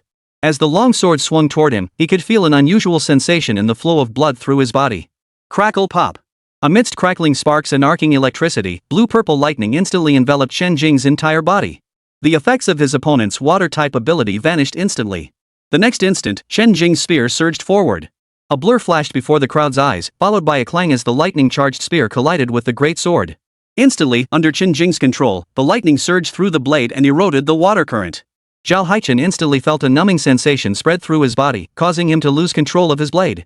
Immediately after, a thunderous boom echoed as a spear swept horizontally across Zhao Haichen's abdomen, sending his entire body flying backward like a cannonball. Zhao Haichen spat blood, collapsed to the ground, and was unable to continue fighting. His teacher rushed over to aid him. As Zhao Haichen fell, the spectators fell into complete silence. Is that it? Hadn't Chen Jing's abilities been exhausted? What about the promised epic battle? At least let them exchange blows for a few rounds. How could he be instantly killed? It was clear Chen Jing had only used a fraction of his abilities and a single basic gun technique to achieve the instant kill. The only thought on the minds of the candidates present was unfathomably deep, terrifyingly so. The referee announced Chen Jing victorious. This is so boring. He couldn't even beat Chen Jing when he was barely hanging on. With skills like that, you still dare to challenge us? Chen Jing is incredibly skilled in close combat too. With the mentor's healing, the gravely wounded Zhao Haichen gradually recovered. The feeling of helplessly watching the opponent attack him without being able to resist was utterly miserable. Zhao Haichen spoke weakly. You won this time. I apologize to you both. But I never expected your ability to counter mine like that. I was careless this time. I'll challenge you again in the future. Chen Jing nodded. All right. Considering Zhao Haichen accepted defeat gracefully, leaving him a consolation prize wasn't out of the question. Cheers and applause erupted once more. Brother Chen is so awesome. Truly the undisputed champion. With all matters concluded, Chief Examiner Su Yang began arranging the return journey. The martial arts college entrance exam concluded successfully. As for Chen Jing, he boarded the principal's special vehicle. In the car. Come on, Chen Jing, let the principal give you a kiss. Principal Zhou, disregarding propriety, leaned in. Principal, please don't do that, I'm straight. Chen Jing quickly dodged away. He desperately wanted to say, it's just the top scorer on the college entrance exam. No need to get so worked up. There might be more in the future. Haha, I just got a little too excited, didn't I? Originally, Principal Zhou had planned to have Chen Jing come to his office tomorrow for a detailed discussion about which university to apply to next. But upon reflection, this matter demanded immediate attention. What if admissions officers came knocking in the dead of night or early morning to poach him? Failure wouldn't be the end of the world, but if Chen Jing were successfully lured away by another school, there'd be nowhere to turn for help. Chapter 13, Acquiring the Martial Arts Technique. Chen Jing, have you considered which school to apply to? With your performance today, you can pick any school you want. You heard the principal say that right after the competition ended, admissions officers from numerous schools have already called me, including the 5 top martial arts academies. They said they'll arrive tomorrow. Once they're here, I'll call you. Be at the school first thing tomorrow. I've already informed them you'll be staying at school tonight, so they won't need to come to your home. When they start extending their invitations, act painfully conflicted. Remember, you must look conflicted, then review their offers and choose the academy you most want to attend, Principal Zhou instructed. Got it. Chen Jing nodded. Good lad, you've truly brought honor to our school. Never before have representatives from the 5 top martial arts academies come to recruit here on their own initiative. Principal Zhou exclaimed with deep emotion. The moment the martial arts exam results were released, the admissions departments of major superhuman universities sprang into action. Yendu Martial Arts Academy Admissions Office. Have you retrieved the top scorers' records? Let me see them. I've already called their school's principal. Prepare train tickets for first thing tomorrow morning. Already taken care of. Director, is it really necessary for us to be so eager? Besides our school, does he have any better options? We can't let other schools snatch him away. Lu Hua, the director of admissions, said calmly. While this student's rank is based on mutation, judging by the power of his abilities, only Qin Junyu can match him at the first tier. Huai City is a small town. Students there haven't seen much of the world. If other schools' recruiters sweet-talk him away, won't we be the laughingstock? If the top-scoring student doesn't apply to our martial arts academy, we'll lose face. Understood. Chen Jing remained oblivious to the storm brewing outside. After the principal dropped him off at home, he left. Chen Jing hurried home to share the good news. His mother was overjoyed upon hearing it, exclaiming repeatedly, "My son has grown up and made something of himself." After finishing the dinner his mother had carefully prepared, he brushed his teeth, washed up, and lay down in bed. As expected, the pleasant system notification sounded. Ding! Congratulations, host, on completing the mission. You have successfully ranked first in the true disciple trials of this sect and simultaneously claimed first place in all lower-tier sect leagues. Your rewards are doubled. Congratulations, host, on acquiring Purple Thunder God's Manual Chi Cultivation Plus Foundation Establishment Edition, low-level spells, Thunder Palm, Instant Lightning Flash, Galloping Thunder Spear Technique, and 3,000 pieces of low-grade Spirit Stones. Upon receiving the rewards, Chen Jing couldn't help but grin widely. His mind swiftly scanned the rewards in the system space to understand them. Purple Sky Thunder God Record. At the summit of Purple Sky, divine thunder descends. Meditate upon heaven and earth to comprehend the profound mysteries of thunder. Practitioners may fuse thunder within themselves, reaching the point of summoning heavenly thunder and commanding lightning. At its pinnacle, one may form a domain of thunder. Thunder Palm condenses thunderous power within the palm. A single strike is unmatched. Flash of thunder. Thunder energy surges through the body, moving with lightning speed, comparable to teleportation. Thunderbolt Spear Technique, a foundational lightning spear art. The spear is imbued with thunderous power, delivering relentless attacks of unmatched speed and devastating force. Low-grade Spirit Stone, a basic spirit stone used for cultivation and array formations. Woohoo, take off! Even from this brief description, one could tell how practical these rewards were. Now I have a spiritual root, cultivation techniques, offensive spells, and even a critical hit that unlocked a spear technique set. 3,000 spirit stones. An overnight fortune. Thanks to the system that sent me alone to work in another world. After a day of combat, Chen Jing felt quite exhausted. With a heart full of excitement, he drifted off to sleep. Tomorrow he had to go to school to fill out his college application. Early the next morning, his body's biological clock wouldn't let him linger in the comfort of his bed. Get up, wash up, eat breakfast. Off to school. Many classmates had also arrived in the classroom to fill out their applications. After the exams, they would choose universities suited to their scores. Chen Jing isn't here yet. I wonder which school he'll go to. Wherever he goes, we won't be able to follow. I heard the top 5 martial arts academies are all waiting in the reception room. That's insane. Chen Jing hadn't even reached his own class yet. Ring ring. The phone rang. The screen showed it was the principal calling. The moment he answered, Principal Zhou's excited voice came through. Chen Jing, are you at school yet? The admissions officers from the 5 top martial arts academies are already in my office. They arrived so quickly? I'm at school now. I'll be right over. Chen Jing glanced at the time. It was still early morning, wouldn't it take time to get there? Had they set off in the middle of the night? Alright, I'll wait for you at the entrance. After exchanging a few words, he hung up. Zhou Yuxing had been summoned to the school early that morning by a relentless barrage of calls. He then led the admissions officers from the 5 major universities to the VIP reception room, where a cup of hot tea was prepared for each of them. Please wait a moment, everyone. Chen Jing will be here shortly. Principal Zhou, please go ahead with your work. Lin Hui, director of admissions at Jiangnan Martial Arts Academy, waved his hand with a gentle smile. I'll go check at the entrance. Zhou Yuxing prepared to wait at the entrance for Chen Jing's arrival. Inside the reception room, 2 admissions officers had arrived from 1 academy, making a total of 10 people from 5 academies. At that moment, none of them were seated. They all stood waiting inside the room, some pacing restlessly back and forth. One of the officials from Yendu Martial Arts Academy was suddenly kicked by someone from another academy. Damn it, who kicked me? The admissions director of Yendu Martial Arts Academy roared. Kicking me won't help. We're taking that top scholar spot today. Quiet down, everyone. The person hasn't even arrived yet. What kind of scene is this? Can't you show a little restraint? Right, let's wait until they arrive. Soon Chen Jing arrived. Principal Zhou spotted him and hurried over. As he ushered him inside, he whispered, remember, stall them a bit. Make them up the ante. Chen Jing followed the principal into the reception room. All eyes in the room instantly turned toward the doorway. You must be Chen Jing. The head of Yendu Martial Arts Academy addressed the young man brought in by Principal Zhou. The head of Jiangnan Martial Arts Academy beamed, what a commanding presence. Truly handsome and exceptionally charismatic. The head of Beichen Martial Arts Academy was more direct, Mr. Chen, the top scholar, come to Beichen. We'll offer you first-tier treatment, secure your mother a government position, and if you're willing, we can even help you find a wife. Throwing out tempting offers right off the bat, that was the right way to recruit talent. TSK, TSK, TSK. As if anyone doesn't have top-tier spots available. Mr. Chen, join our Xinghe Martial Academy. We'll match Beichen's offer and throw in an extra 30 million worth of cultivation resources. Our Yendu Martial Arts Academy also offers Chen Jing a top-tier position, plus an additional 30 million worth of cultivation resources. These words sent shockwaves through the assembled leaders. Chapter 14, Choosing a School, deeply touched. Yendu Martial Arts Academy's top tier? They're really pulling out all the stops. Even the accompanying Yendu Martial Arts Academy representatives instinctively lowered their voices. Boss, isn't this price too steep? I'll take full responsibility for everything. Who would have thought these schools would spare no expense, each offering terms more generous than the last? If I didn't show genuine commitment, I'd never outbid them.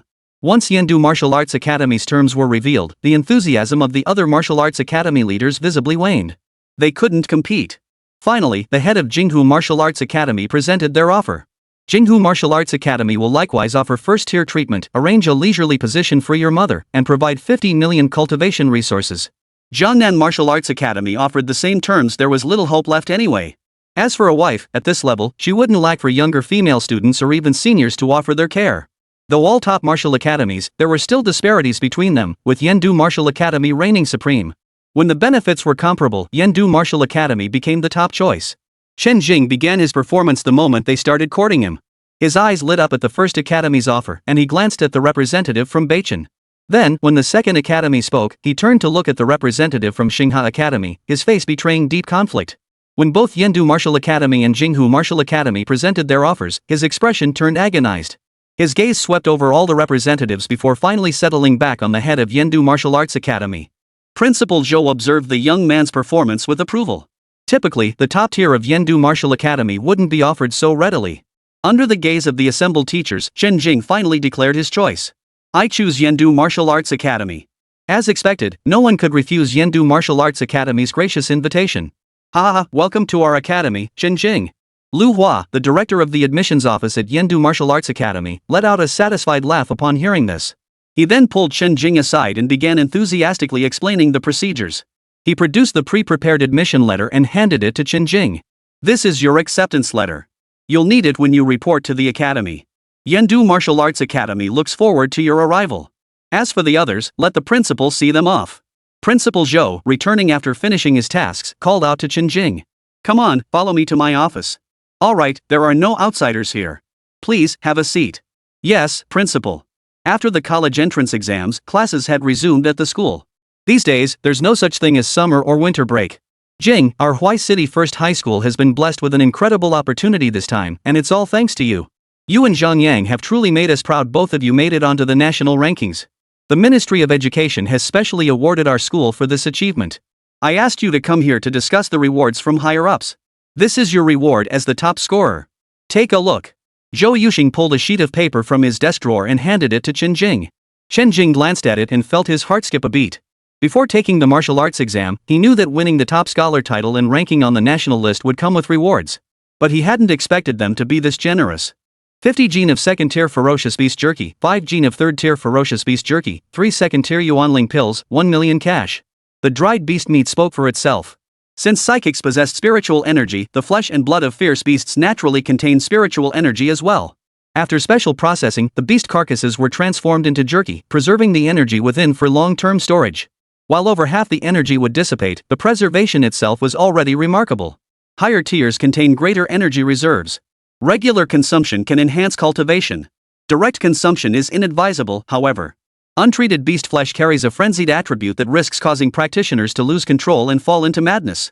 The jerky awarded here is worth several million on the market, and even with money, it might not be obtainable.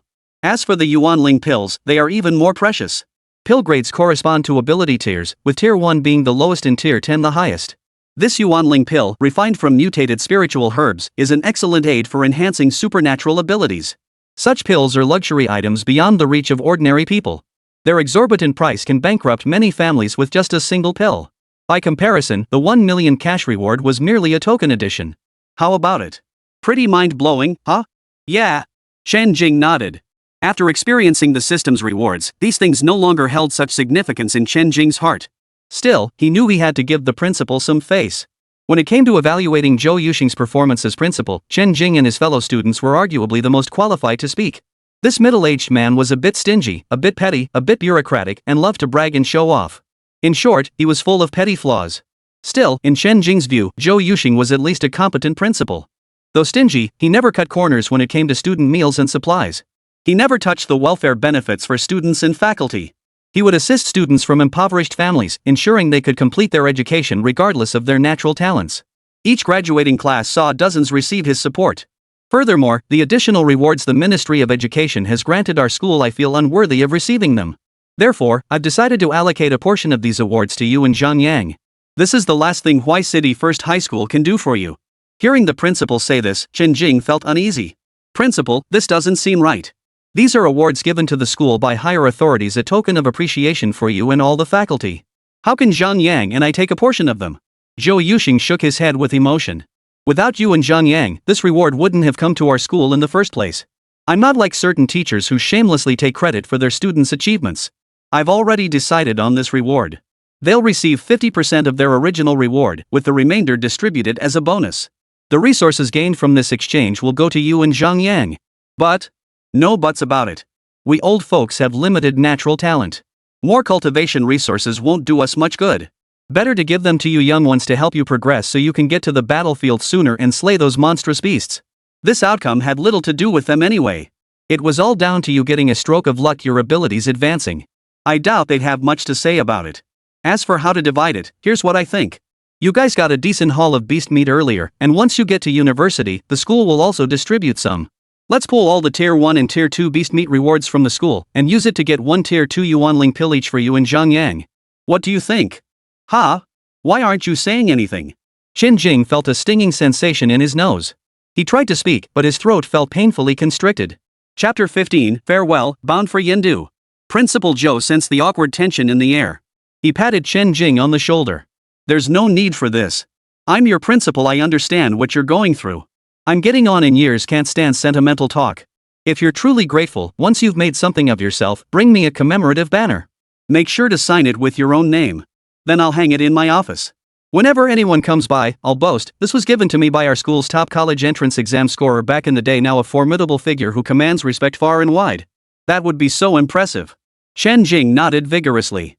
Alright, I'll definitely send you a banner, principal. So you've decided to go to Yendu Martial Arts Academy? Yes. Chen Jing explained. Mainly, the admission office at Yendu Martial Arts Academy offered terms similar to the other schools. Yendu Martial Arts Academy has a renowned reputation and a unique location. It's only natural that most candidates aspire to attend there. Zhou Yuxing nodded. But remember, Yendu isn't like our little Huai city. The title of national top scholar might not carry as much weight there. The circles there are a mixed bag, you must be extra cautious. Yes, I'll keep that in mind. Come on, grab your homeroom teacher, let's take a group photo. At the same time, the other students had also finished filling out their college applications. The martial arts exam application process was actually quite flexible. As long as they met the academy's minimum score requirement, candidates could freely list up to 3 preferred schools. Students with auxiliary abilities could select the reduced score admission option during application. Although Chen Jing had already received his admission notice early, he still needed to go through the formal process of submitting his preferences. Without hesitation, he placed Yendu Martial Arts Academy as his first choice. For his second choice, after a moment's thought, he selected Jinghu Martial Arts Academy. Jinghu Martial Arts Academy was equally formidable. Ranked mid-tier among the 5 top institutions, it offered the most favorable admission terms. Plus, it was a local martial arts academy. Had Yendu Martial Arts Academy not offered him a first-tier placement, he would have seriously considered Jinghu Martial Arts Academy instead. For his third choice, Chen Jing casually selected Jiangnan Martial Arts Academy.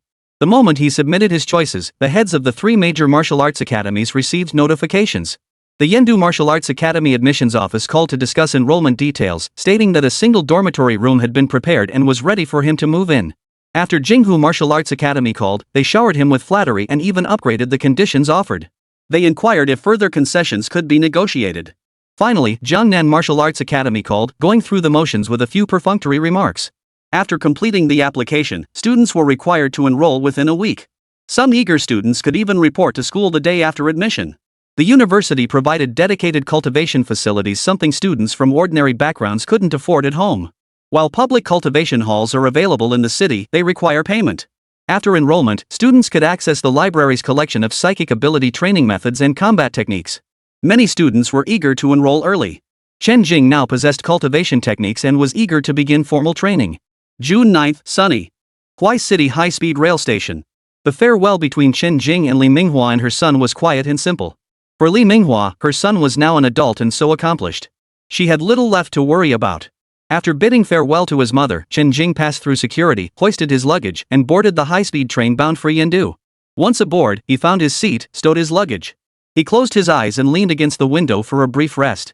Simultaneously, he began reviewing the Purple Thunder God record in his mind. Over the past 2 days at home, he had examined the cultivation techniques rewarded by the system, each technique stored on a jade slip. The method of use was to press the jade tablet against her brow and sense it with her spiritual energy. The contents would then be imprinted into his mind. There was no need to comprehend them further, he simply had to follow the cultivation requirements step by step. Both offensive spells and spear techniques required diligent, step-by-step practice. The first thing after enrollment is to cultivate the techniques. Chen Jing silently resolved in his mind. The journey had been unbearably tedious. He'd initially closed his eyes to rest, but as drowsiness overtook him, he simply drifted off to sleep. 3 o'clock in the afternoon. Yendu. Stepping off the high-speed train, he made his way to the exit. Near the exit stood a middle-aged man in uniform, the Yen Capital Martial Arts Academy emblem on his chest strikingly prominent. He appeared to be looking at something on his phone, but his eyes lit up upon seeing Chen Jing. He hurried over. "Hello, are you Mr. Chen Jing? Please present your ID for verification." Chen Jing nodded, pulled out his ID, and handed it over. After carefully comparing the photo on his phone, the man extended his hand. "Mr. Chen Jing, I am the staff member assigned by Yendu Martial Arts Academy to escort you. I have been waiting here for you."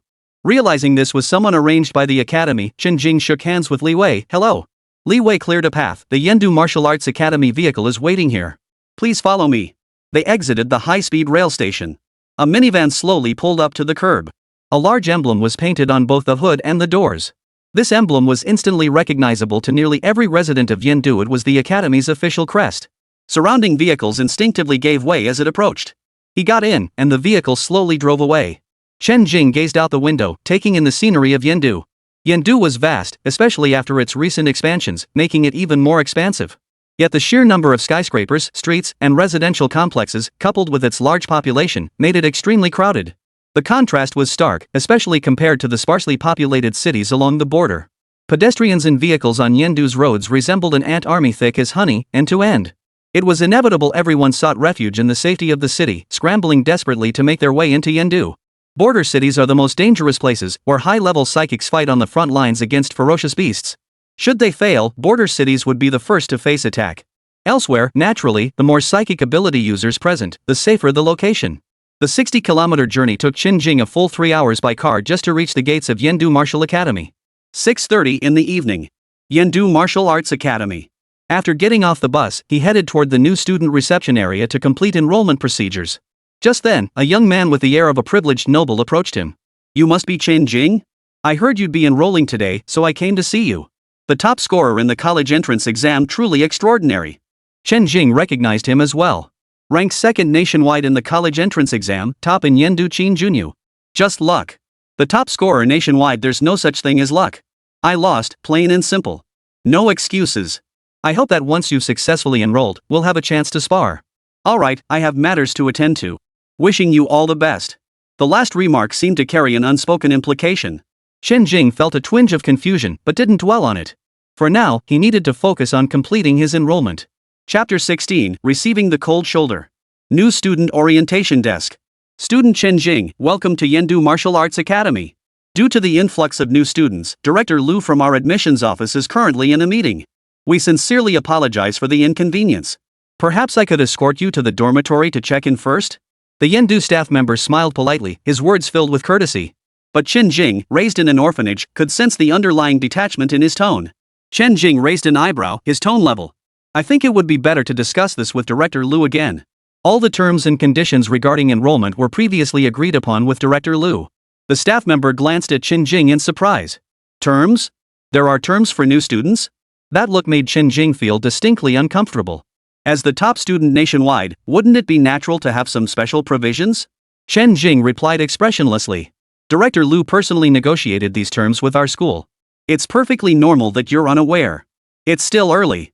I can wait here for Director Lu to finish his meeting and return. For the vast majority of people, admission to the Martial Arts Academy was a life-changing event. Even if the school's existence didn't significantly impact Chen Jing, others wouldn't know that.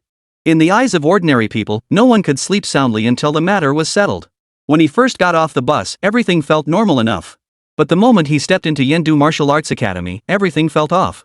Right after the college entrance exams ended, the Yendu Martial Arts Academy admissions office had been so enthusiastic when recruiting at his school. Now that they were already at Yendu Academy, not a single admissions officer had come to greet them. Qin Junyu's words earlier had stirred up waves in Chen Jing's heart. The staff's attitude left Chen Jing with an indescribable sense of unease. In the chilly admissions office, only the ticking of the clock echoed through the space. The two sat facing each other in silence, the atmosphere oppressive. After an unknown length of time, the staff member finally spoke up. Mr. Chen Jing, perhaps we should proceed with your registration first. I can expedite your check-in. Chen Jing felt an inexplicable sense of stifling frustration, his voice cold and detached. What? Am I bothering you by waiting here for Director Lu? The staff member offered a perfunctory smile. Not at all, not at all. I'm just worried Director Lu might leave after the meeting. I'd like to check you in first, so you have a place to stay tonight. Before leaving, I specifically called Director Lu. He said he'd personally review everything with me again.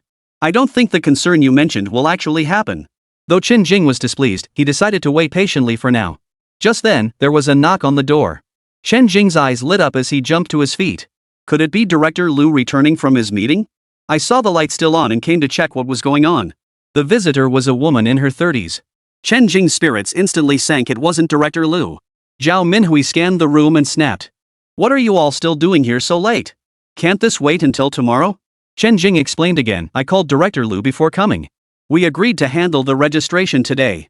You waited for Director Lu this long just to handle enrollment registration? Wouldn't it be the same to do it tomorrow? We're already off duty.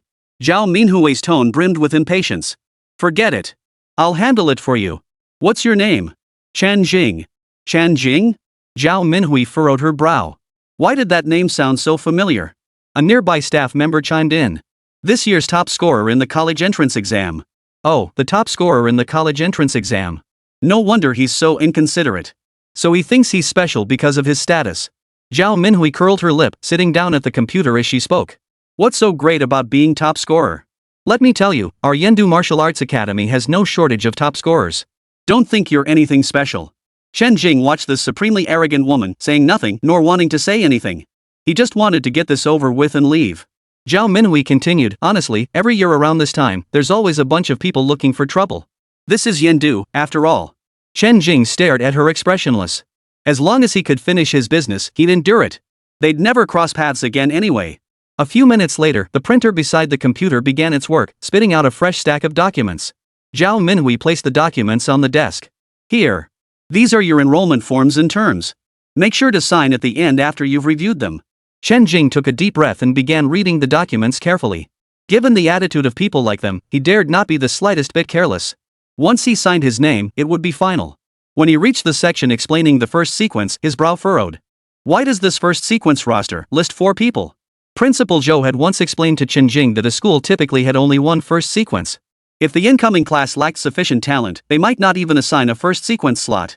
All benefits and resource allocations at the Martial Arts Academy were prioritized for the first sequence. Yet the document before him listed 4 names under first sequence. This made Chen Jing feel uneasy. Zhao Minhui glanced down at the list. Having multiple first sequence students is perfectly normal, isn't it? It was practically slapping the words ignorant right onto his face. Chen Jing ignored the sarcasm in Zhao Minhui's words entirely, his eyes fixed on the list. Fine, there are 4 people in the first sequence. I accept that. But how are the names ranked here? Xin Junyu, Daniel, Alam, Chen Jing. Why am I listed last? Chen Jing already had a hunch. Zhao Minhui glanced at it and casually explained. Oh. This is based on resource allocation. Xin Junyu is first, Daniel second, Alam third, and you fourth. Any issues? To her, this was the most ordinary clause imaginable. Silence hung in the room for a few moments. Are you playing word games? Director Lu didn't say anything like this when we were recruiting. Chen Jing felt nothing but betrayal. Xin Junyu has connections that reach the heavens, and his abilities are indeed formidable. With him ranked ahead of me, I could still barely convince myself. Who is this Daniel? And who is Alam? I haven't seen their names anywhere in the national top 10. What gives these 2 the right to rank above me? Chen Jing had made up his mind no matter the reason, he wouldn't stay here any longer. Daniel is an international student who applied proactively. His grades are solid, so we placed him second. Alamo is from an ethnic minority. In accordance with relevant policies and to demonstrate Yendu Academy's goodwill, he was placed third. You're just an ordinary student. Getting a first-tier placement is already quite generous. Sign it quickly. I have plans to catch a movie. Zhao Minhui's tone carried indifference and a sense of entitlement as she urged Chen Jing to sign quickly. Chapter 17, Departure, Midnight Arrival. Chen Jing found it laughable. While he didn't particularly care about these resources, that didn't mean he was willing to be pushed around by these random people. Chen Jing shrugged indifferently. You should have discussed these matters with me earlier. Why waste both our time? What do you mean? What do you mean? Chen Jing chuckled lightly. What I mean is, I won't be signing this document. If your Yendu Martial Academy wants to send resources to your friendly neighbors, offer warmth to friendly ethnic minorities, and grovel at their feet, that's your own business. But to place a barbarian, a mere mascot ahead of me, to put them above me? They don't deserve it. And neither do you. With that, he tore the enrollment agreement to shreds. He rose and left. The admissions office had once sweet-talked him with promises sweeter than honey, but now Chen Jing found it utterly ironic. They lure people in with sweet talk, then run them through a series of procedures. Those with even a hint of weakness end up swallowing this bitter pill silently. Office chair. Zhao Minhui's sharp voice rang out. Do you have any idea what you're doing? If you dare step out that door, I'll make sure you never set foot in Yendu Martial Arts Academy again. Chen Jing's exit halted. It's not that Yendu Martial Arts Academy doesn't want me, it's that I, Chen Jing, chose not to attend your academy. You don't seriously believe I only have your academy as an option, do you? Do you think any other martial academy can compare to our Yendu Martial Academy? Zhao Minhui suddenly felt a surge of panic. She realized the situation was spiraling out of control. Do you have any idea how many candidates take pride in being admitted to Yendu Martial Arts Academy? And you actually want to give up? If you dare leave Yendu Martial Arts Academy, your future is over. Chen Jing snorted. That's none of your concern. Before Zhao Minhui could say another word, Chen Jing walked away. 10 o'clock at night. Chen Jing boarded the return flight. Before boarding, he received a call from Director Lu. Chen Jing, I've heard about the admissions office incident. That Zhao Minhui is just a connection-based hire who knows nothing. Don't stoop to her level. Chen Jing replied calmly. Director Lu, my departure has little to do with her. I simply realized that Yan's Martial Arts Academy and I are incompatible. There's truly no reason for me to stay. Hearing this, Director Lu fell silent on the other end.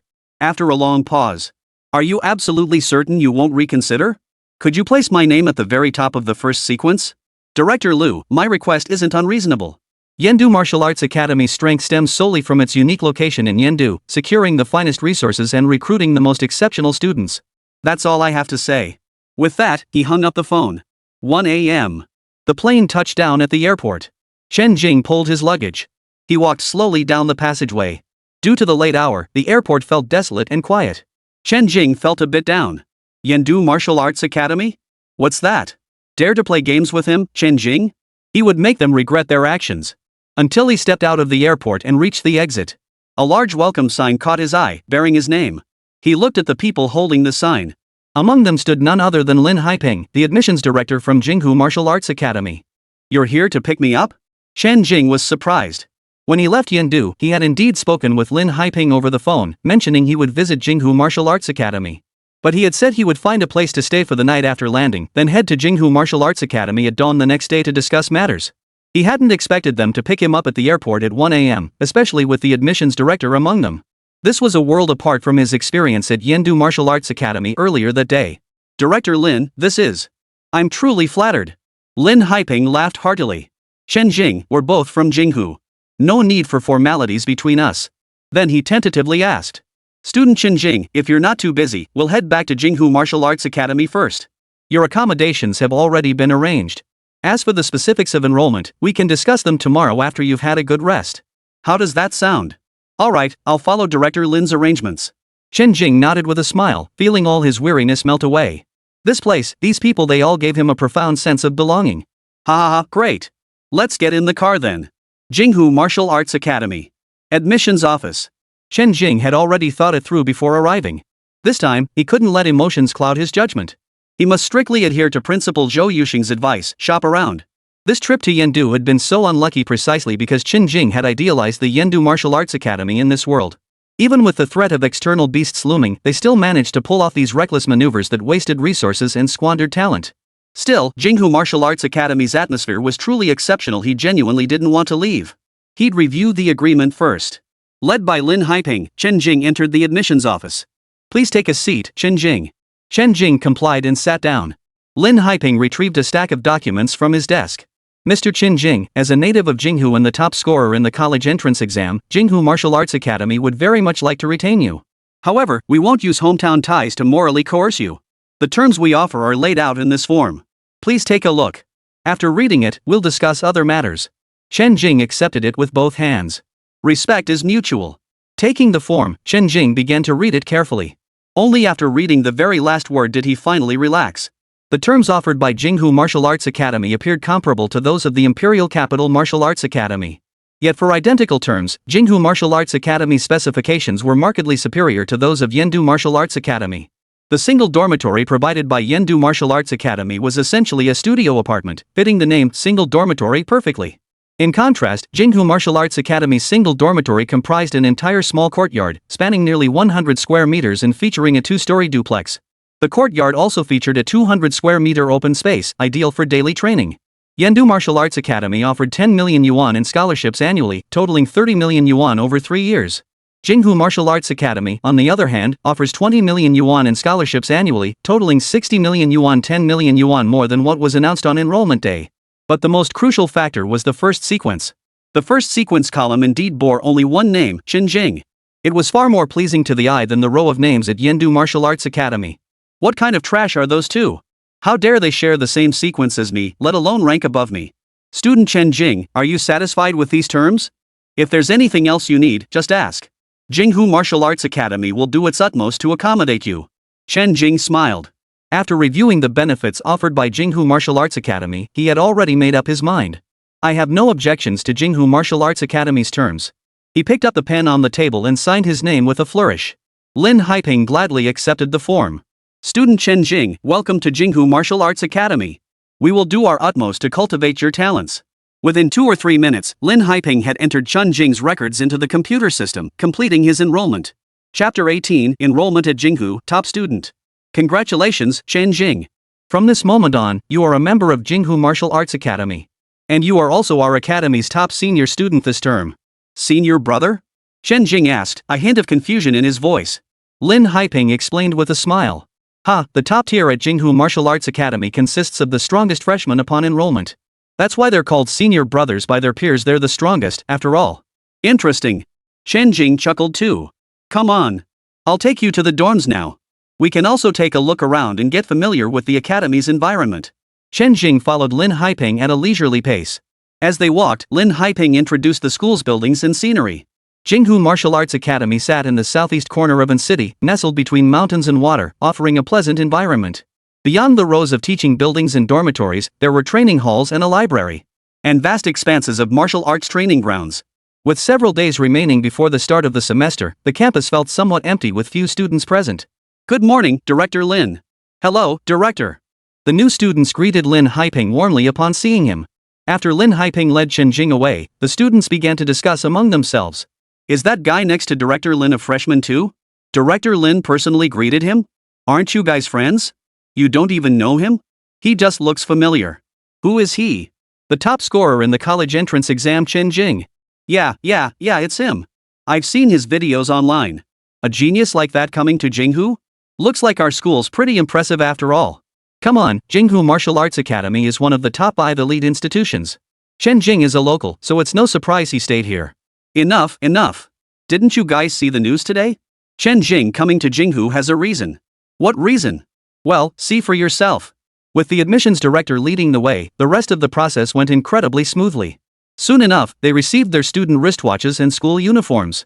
The moment he received the wristband. Ding! Congratulations, host, for distinguishing yourself in the trial. You have been recruited by the prestigious immortal sect, Jinghu sect, and have successfully become their chief disciple for this term. As the chief disciple, you should be well versed in knowledge. Special rewards, fundamentals of cultivation knowledge, small spirit gathering array disc. What a score! Usually, you have to complete assigned tasks to get rewards, but today I enrolled and got a free knowledge compendium. And a spirit gathering array disc. Sounds like an essential cultivation artifact. Chen Jing bid farewell to Director Lin, eager to return to his dormitory and begin cultivation. The system delivered another critical hit. Ding! As the sect's foremost disciple, how could you be without followers? Recruit subordinates promptly to establish your own faction. Task reward, Thunderstorm Gun Array, 100 low-grade spirit stones. Chen Jing perked up. A new quest. Build your own faction? This quest is downright bizarre. Could it mean forming cliques within the academy? Guess I'll just have to take it one step at a time. The entire school environment was already incredibly comfortable. But when Chen Jing arrived at his single dormitory, he was still taken aback. The outer perimeter was just an ordinary courtyard wall, with 4 large characters above the entrance, green bamboo courtyard. Opening the gate and stepping inside, a clearing about 200 square meters in size came into view. Lush Xiaishao bamboo lined the perimeter walls, lending a serene and elegant touch to the otherwise austere training grounds. The 2-story duplex exuded classical charm, enveloped by greenery with purple bamboo railings cascading before the windows. It was the kind of place that put you in a good mood the moment you opened your eyes each morning. Chen Jing swiped his access card, unlocked the mansion's front door, and carried his luggage inside. The interior decoration was even more exquisite, radiating understated luxury throughout. After a quick tidy-up, Chen Jing headed to the small private cultivation room attached to his dorm. Such facilities were naturally unavailable in regular student dorms, only the special accommodations assigned by the school to seat students featured them. Other students had to go to the cultivation halls. In the cultivation hall, Chen Jing sat cross-legged. Claim rewards. Chen Jing silently commanded in his mind. A palm-sized jade slip and a circular object materialized before him. These must be the comprehensive guide to cultivation knowledge and the spirit gathering array disc. He picked up the jade tablet and, as he had done before, pressed it against his forehead, connecting with it through his spiritual energy. Whoosh! The entire contents of the jade tablet poured into Chen Jing's mind like a torrent. He hadn't anticipated the sheer volume of information, which overwhelmed his brain, leaving him dizzy and disoriented. Fortunately, being a product of the system, it was sufficiently safe. It took him a while to recover. Once the information was extracted, the jade slip dissolved into dust and vanished. Chen Jing began organizing the knowledge within his mind. It included detailed explanations of the fundamentals of cultivating immortality, as well as basic universal spells such as object manipulation, detection, purification, divine sense application, and countless others. It was truly comprehensive, covering every conceivable aspect enough to transform a cultivation novice into a walking encyclopedia of immortality cultivation. Next, he picked up the spirit gathering array disc. The disc featured 5 grooves, each shaped to match spirit stones. These 5 grooves were designed to hold spirit stones, and placing stones of different grades would yield varying effects. The influence range of this small spirit gathering array was roughly the size of his small courtyard. The spirit stones placed within determined the concentration of spiritual energy within that area. The higher the quality of the spirit stones, the greater the concentration. At his current level, low-grade spirit stones were sufficient. Higher-grade stones would only be a waste, and Chen Jing, with his solid foundation, naturally wouldn't do anything wasteful. He retrieved 5 low-grade spirit stones and placed them on the array disc. A gentle breeze swept through, and he distinctly felt the air around him grow fresher. Through his psychic abilities, he could also sense the energy within the surrounding environment beginning to increase. He positioned the array disc. He then began his cultivation practice according to the requirements of the Purple Shell Thunder God record. First, he calmed his breath and focused his mind, clearing his spiritual platform. He sensed the spiritual energy and drew it into his body. Calm mind. Clear. Chen Jing, I must calm my mind. Calm my mind. The biggest obstacle for modern people cultivating immortality is actually calming the mind? Having only been in this world for about a week, his body had already adapted, but his mind still felt restless. Chen Jing was speechless, but for the sake of his immortal cultivation journey, he forced himself to cast aside all distracting thoughts. Finally, after half an hour of arduous struggle, his mind settled into tranquility. Thanks to his supreme thunder spirit root and his body purified through bone marrow cleansing, Chen Jing easily sensed the spiritual energy and guided it into his body. Following the cultivation pathways outlined in the Purple Shell Thunder God record, he guided the spiritual energy to circulate within his body. After completing one full cycle, the strand of spiritual energy not only remained intact but grew stronger, transforming into a bolt of thunder attributed spiritual power stored within Chen Jing's dantian. A wave of tingling sensation swept through his entire body, instantly invigorating Chen Jing. He felt an overwhelming sense of ease, as if a crucial passageway within him had been unlocked. Chapter 19, Second Layer of Qi Cultivation. The spiritual energy in the air flowed ceaselessly into his body. Chen Jing pushed forward relentlessly, refining 12 bolts of thunder attribute spiritual energy in succession. Merging these 12 strands into one unified force, Chen Jing successfully crossed the threshold into the first layer of Qi cultivation. Feeling the modest yet growing pool of spiritual energy within his dantian, Chen Jing couldn't help but smile. Who could resist the joy of cultivation for a modern cultivator? In truth, what halted Chen Jing wasn't the inability to continue cultivation after reaching Qi cultivation stage 1. Rather, it was because his pre-existing F-grade psychic ability had begun interacting with the thunder attribute spiritual energy. Chen Jing's eyes narrowed in contemplation. He then gathered all his psychic abilities into one concentrated point and circulated them through his body according to the cultivation technique he had learned earlier. That energy instantly transformed into a thread of lightning attribute spiritual energy. Just a thread as fine and imperceptible as a strand of hair. The energy possessed by an F-grade ability was simply too weak. Previously, he had relied solely on his exceptional lightning spirit root talent to forcibly amplify his psychic ability. Now that his ability had been refined, Chen Jing had fully transformed into a pure-blooded cultivator of extraordinary talent. Crackle! Chen Jing channeled the lightning-attributed spiritual energy within his dantian. Instantly, electric sparks flared. A current as thick as a chopstick coiled around his fingertips, like a spirit snake dancing at his command. With a flick of his thoughts, the lightning energy on his fingers retracted into his body, vanishing without a trace. Chen Jing, this walking encyclopedia, had thoroughly grasped the difference between cultivating immortality and wielding supernatural abilities. Immortality cultivators honed their techniques and spiritual energy, using incantations to channel the power of heaven and earth, manifesting supernatural phenomena, and resonating with the natural world. At advanced levels, they could even harness the power of the Tao itself. Compared to cultivators, psychic abilities seemed somewhat feeble. Even high-level psychic abilities could manifest phenomena upon awakening, but these were merely phenomena granted by the rules of the world, lacking any special capabilities.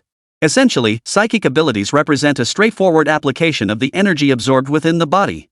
Supernatural abilities on Blue Star had only developed over a century, while the cultivation system of the Xiantian continent had evolved over countless millennia. Naturally, the latter could deliver a devastating blow to the former. Chen Jing's eyes flashed with sharp brilliance, and the smile at the corner of his mouth was impossible to suppress. Who could possibly stand in his way now? If only the system could communicate, he'd shout, "System, you're awesome." With the supernatural abilities now resolved, it was time to continue cultivation. Chen Jing diligently absorbed spiritual energy, transforming it into spiritual power. 1 strand, 2 strands, 3 strands. Boom! Mid-stage Qi cultivation level 1. He sensed his body still had reserves, capable of pushing further. Chen Jing's aura grew steadily stronger, his cultivation realm advancing at a perceptibly rapid pace. The well-developed cultivation systems had long paved the path to enlightenment. He knew exactly what each realm required. He continuously compressed and solidified his cultivation, ensuring each realm was rock-solid, no trace of superficiality remained. Mid-stage Qi cultivation layer 1. Late Qi cultivation stage 1. Qigong refinement stage 2. Chen Jing's cultivation level finally stabilized at the second layer of Qi cultivation. According to the Purple Thunder God record, the Qi cultivation stage comprises 10 layers, as does the foundation establishment stage. Qigong stages 1, 2, and 3 constitute the early Qigong period. This stage involves strengthening the body and accumulating spiritual energy, enabling practitioners to use simple spells with their spiritual energy. However, due to limited spiritual energy, the power and duration of these spells are restricted. Levels 4 through 6 constitute the mid-stage of chi cultivation. Building upon enhanced physical constitution and increased spiritual energy, this stage sees the emergence of spiritual awareness. With spiritual awareness, spells become more potent and practitioners can construct protective barriers of spiritual energy. The 7th, 8th, and 9th layers constitute the late stage of chi cultivation.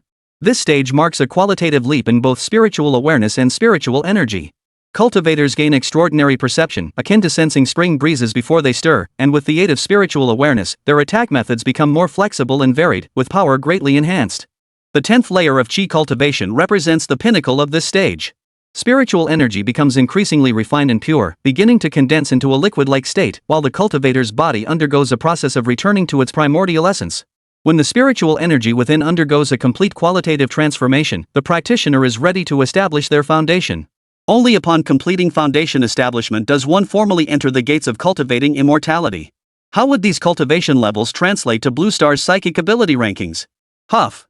Chen Jing slowly exhaled a breath of stale air, his eyes fluttering open as a fleeting flash of thunderous lightning flickered within them.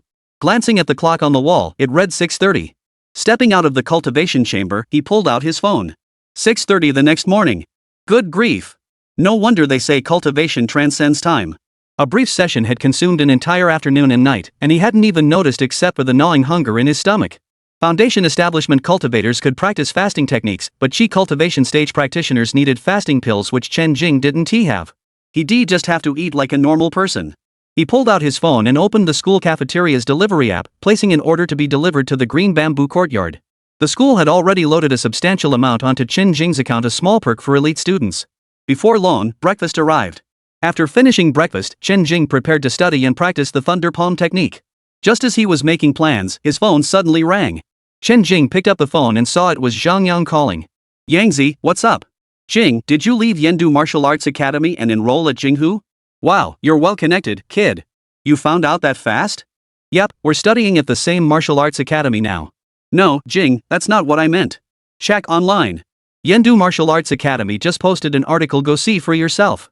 Zhang Yang's voice sounded slightly anxious. Chen Jing hung up the phone, feeling a bit puzzled. Yendu Martial Arts Academy? An article related to me? Pondering, he tapped his phone and entered the search interface.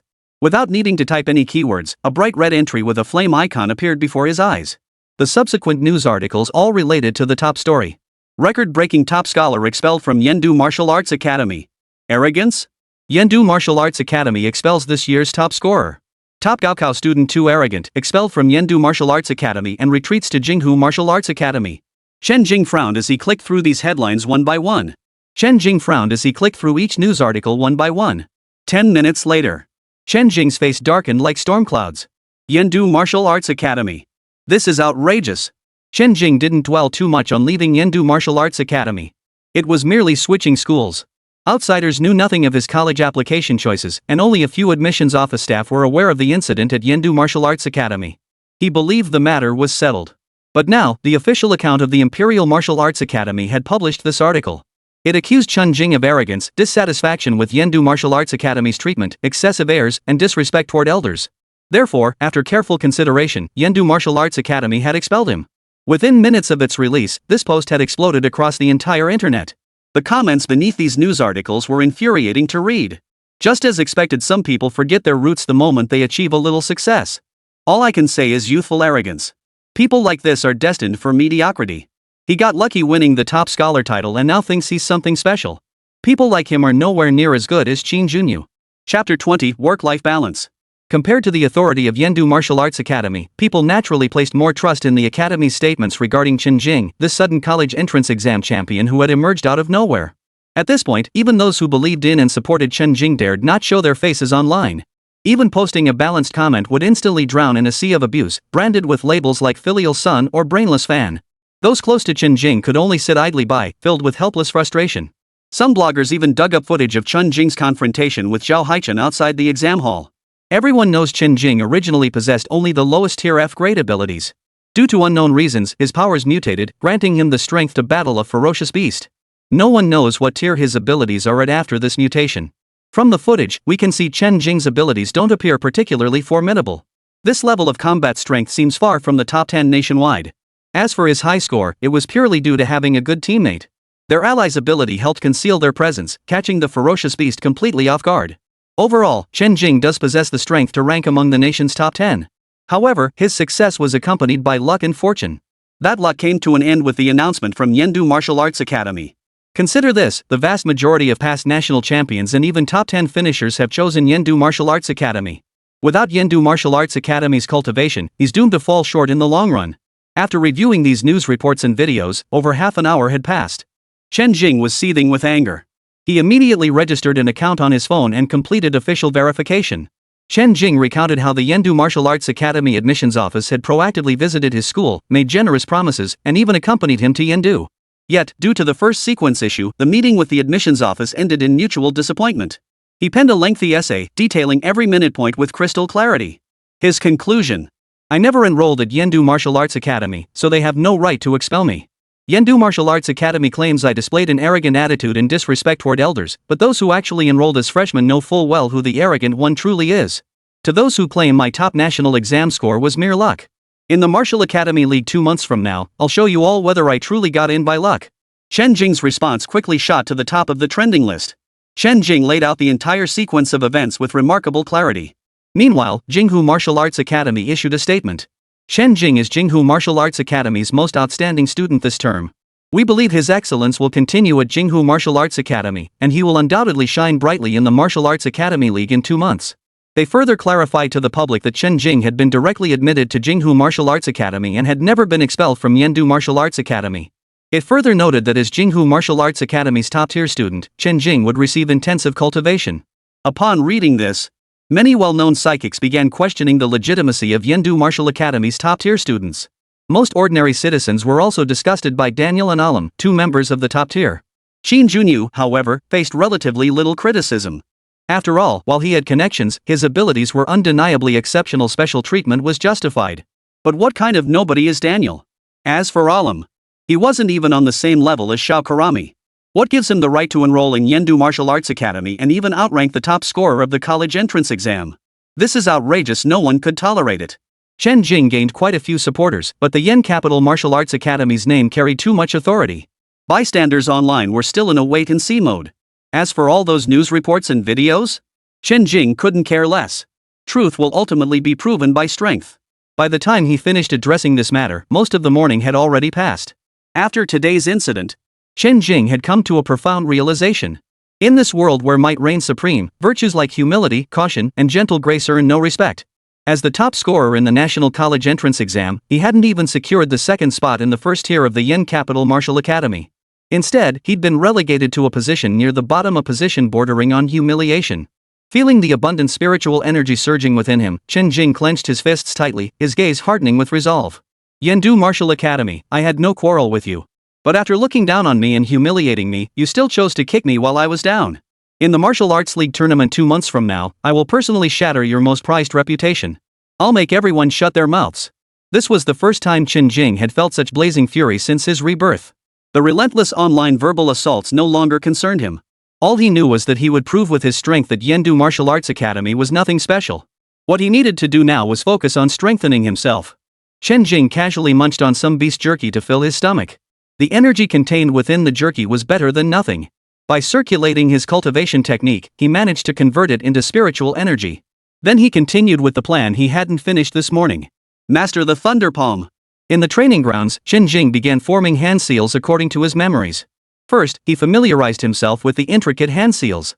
Through these seals, he guided his spiritual energy along specific pathways to converge into a palm strike, drawing in the essence of heaven and earth to amplify its power. Repeat, repeat. Amidst the movements, a massive blue-purple thunder palm coalesced into form, its sheer presence radiating immense power. Had he possessed this strength during the college entrance exams, that second-tier berserk demon bear would have been crushed effortlessly. Chen Jing held back from unleashing it. He didn't want to damage his cozy little nest. Following the instructions for the thunder palm, he learned to disperse the gathered attack, ensuring the spiritual energy wasn't wasted, and withdrew it back into his dantian. In the blink of an eye, the entire afternoon passed. The day ended. After dinner, he returned to his cultivation room to continue training. Sleep? How could it compare to the bliss of cultivation? As everyone knew, cultivators didn't need sleep. The more they practiced, the stronger their spiritual energy became. Only those with peculiar hobbies or those who practiced for so long they needed to relax might take a short nap. Generally, once one enters cultivation, they enter a state of self-forgetfulness. The exquisite sensation of spiritual energy circulating throughout the body, the soul's ascent when breaking through a realm, it brings bliss from the tips of the toes to the hair on one's head. Still, balance is essential. Chen Jing set strict time limits for himself, refusing to overdo his cultivation. The next morning, he awoke from his cultivation state. After his usual breakfast, Chen Jing commenced his day's cultivation. Next came the lightning flash body technique. Following the technique's requirements, he channeled the thunder spirit energy throughout his body. Whoosh! Chen Jing, standing in the center of the training ground, nearly collided with the wall. He hadn't controlled his power properly. Then came endless practice, until he could move with the heart's intent in the training ground, mastering the lightning flash technique. Morning session over. Eat jerky. Train. Grab the standard issue spear provided in the training room and begin practicing the foundational lightning spear technique, thunderbolt spear style. Move by move, matching the techniques outlined in the manual. From clumsy to proficient, by evening he had mastered every move. At night, I cultivated techniques. During the day, I practiced palm techniques, footwork, and spear techniques. When tired, he would play around with basic spells like object control and scrutiny. Through such intensive cultivation, Chen Jing's progress was remarkable. His cultivation had reached the peak of the mid-stage of the second layer of Qi cultivation, poised to break through to the third layer at any moment. He had mastered both the Thunder Palm and Instant Lightning Flash techniques, achieving a minor accomplishment in each. The Thunderbolt Spear technique likewise reached the minor achievement stage. Chapter 21, Special Training Class, Accepting the Challenge. Before he knew it, the day before the new semester arrived. Tomorrow marked the start of formal classes, with all new students already enrolled. 3 p.m. Jinghu Martial Arts Academy Sports Field. New students, dressed in their blue uniforms, gathered for the orientation assembly. Hello everyone, I am Li Minghong. As the Minister of Culture at Jinghu Martial Arts Academy, I extend heartfelt congratulations and a warm welcome to all new students on behalf of the entire faculty. On the podium, Li Minghong, head of the Cultural Department, delivered a lengthy speech. Chen Jing stood in the center of the field, fighting off drowsiness. Thankfully, there were no chairs on the field, otherwise, he might have actually fallen asleep. Next, I'll go over some important points to note about our school. At this point, every sleepy freshman present instantly perked up. Jinghu Martial Arts Academy operates under two systems, the credit system and the mentor system. At Jinghu Martial Arts Academy, credits are the foundation of cultivation. Whether exchanging for weapons and equipment or cultivating resources, credits are required. There are multiple ways to earn credits. One is through the initial level assessment upon enrollment, where a base amount of credits is granted each semester based on your level. You can also earn credits through rankings on the Academy's Combat Power Leaderboard or by completing Academy assignments. Individual credit balances can be checked via wristwatches or the Academy's official website. The second method is the class system. Jinghu Martial Arts Academy does not have traditional classes. All students attend required foundational courses together. Students select additional courses based on their personal circumstances and interests. Those skilled with blades choose sword techniques, sword practitioners study sword arts, spear users. There are also classes for supernatural abilities and magic, all selected based on one specific classification of supernatural powers. With a wide variety of electives available, students arrange their schedules based on their abilities and book classes in advance through their wristwatches. Through Li Minghong's explanation, the new students gained a basic understanding of the Academy's rules and regulations. Those who couldn't remember could look up the details on their wristwatches. After the orientation concluded, Chen Jing checked his credits on his wristwatch and was surprised to find he had 100 points. According to the grade system based on credits, the school had assigned him an S-grade. As he was looking at it, he suddenly received a message from Lin Haiping, asking him to come to the General Affairs Office. Moments later, Chen Jing arrived at the General Affairs Office, passing several other freshmen along the way who were heading to the same place. Everyone, please wait a moment. There are still a few students on their way. Lin Haiping smiled broadly, flanked by a middle-aged man in black attire and another man wearing the uniform of a martial arts academy instructor, both exuding formidable presence. The summoned freshmen gradually gathered. Chen Jing spotted a familiar face among the students present, Joey. He exchanged a smile and greeting before stepping aside to wait quietly. Lin Haiping closed the office door. The man in black spoke first. Good day, everyone. I am Luo Tian, head of the Martial Arts Department. The Martial Arts Academy has gathered you here today to discuss the upcoming Academy tournament in 2 months. I trust you are all aware of the significance of this tournament, so I shall not dwell on its importance. Every one of you here has been carefully selected as the Academy's elite. The Martial Arts Academy will form a special training class. The purpose of this special training class is straightforward, to prepare you to represent Jinghu Martial Arts Academy and shine brilliantly in the upcoming Martial Arts Academy League. The Martial Arts Academy League stands as the most significant event following the college entrance exams. With the addition of lottery ticket sales, public interest has even surpassed that of the college entrance exams.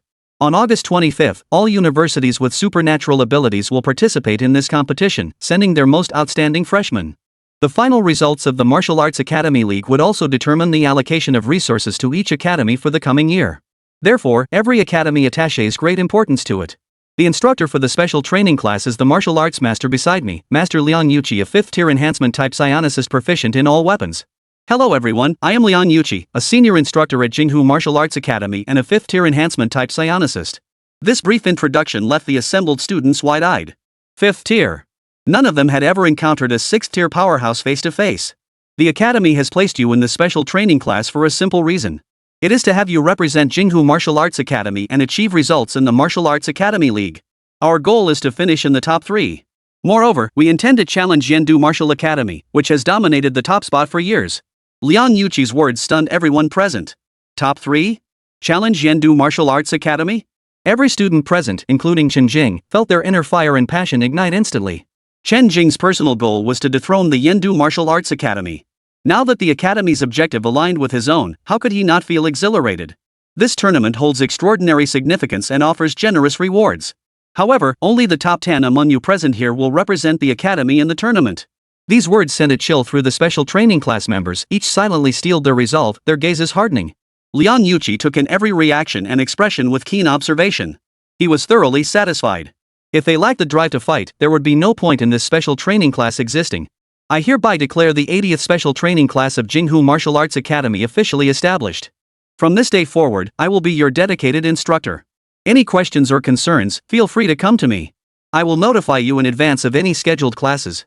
The rest of your time is free for self-directed study or cultivation. As the meeting dispersed, the impact on the 30-odd trainees of the special training class was undeniably profound. Everyone was determined to fight for one of the 10 spots. Zhou, I didn't expect you to be here too. Having been unable to speak earlier, Chen Jing and Zhou chatted after the meeting concluded. Brother Jing, I was wondering who'd get the top spot. Seeing you here, I know exactly who it is. Brother Jing, where are you staying? The two walked and chatted.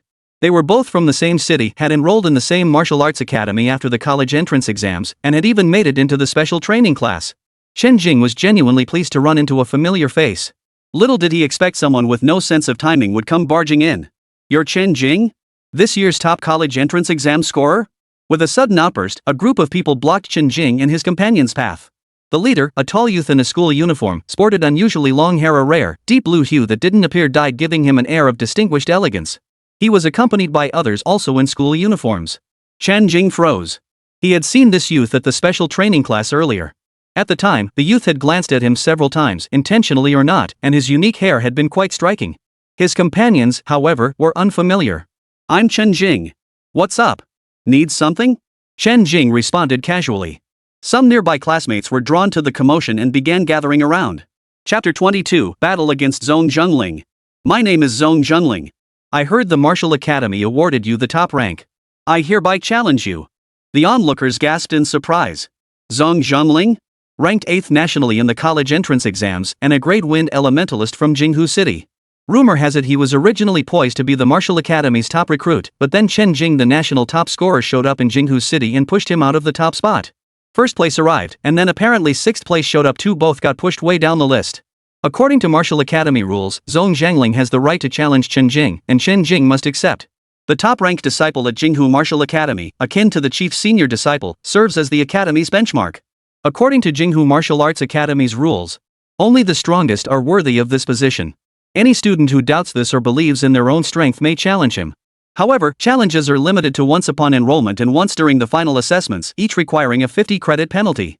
The loser forfeits 50 credits to the first sequence, while the winner retains their points and becomes the new first sequence. The first sequence must accept all challenges and may not refuse without cause. Special circumstances may warrant a request for postponement. However, only those with an A-grade enrollment rating can afford to stake such a large number of credits. Most freshmen are C or B rated. C-rated students can contribute 20 credits, B-rated students 40 credits, and A-rated students 70 credits. This single requirement alone restricted all students below A level. Moreover, few freshmen would be willing to sacrifice the majority of their credits for a single challenge. After all, credits can be exchanged for cultivation resources, and credits are hard to come by. For freshmen, aside from climbing the combat power rankings, there are essentially no other avenues to earn credits during the first semester. Chen Jing was well aware of this rule. Alright, I accept. Time and place? Alright, that's straightforward.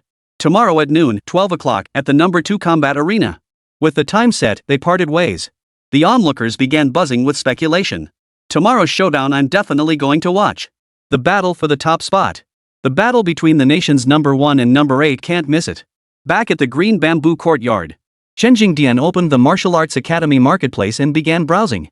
He intended to exchange his credits for a spear. The standard issue spears distributed to all students were only suitable for high schoolers. Now that he had reached the second layer of chi cultivation, he naturally needed a better weapon. With his body now fortified by spiritual energy, his old weapon felt too flimsy. Channeling thunder spirit energy through it even made him fear it might shatter, forcing him to hold back during combat. Chen Jing spotted a C-grade spear priced at 50 credits. That was far too expensive. Weapon tiers mirrored ability ranks F, E, D, C, B, A, S, SS, SSS. Standard issue weapons were the lowest F grade, provided free by the school. E-grade weapons cost 10 credits to exchange, with a market price of over 100,000 credits. D-grade weapons require 20 credits to exchange, with market prices soaring into the millions. As for C-grade weapons, they can be exchanged for 50 credits at the school, but they're practically impossible to find on the market.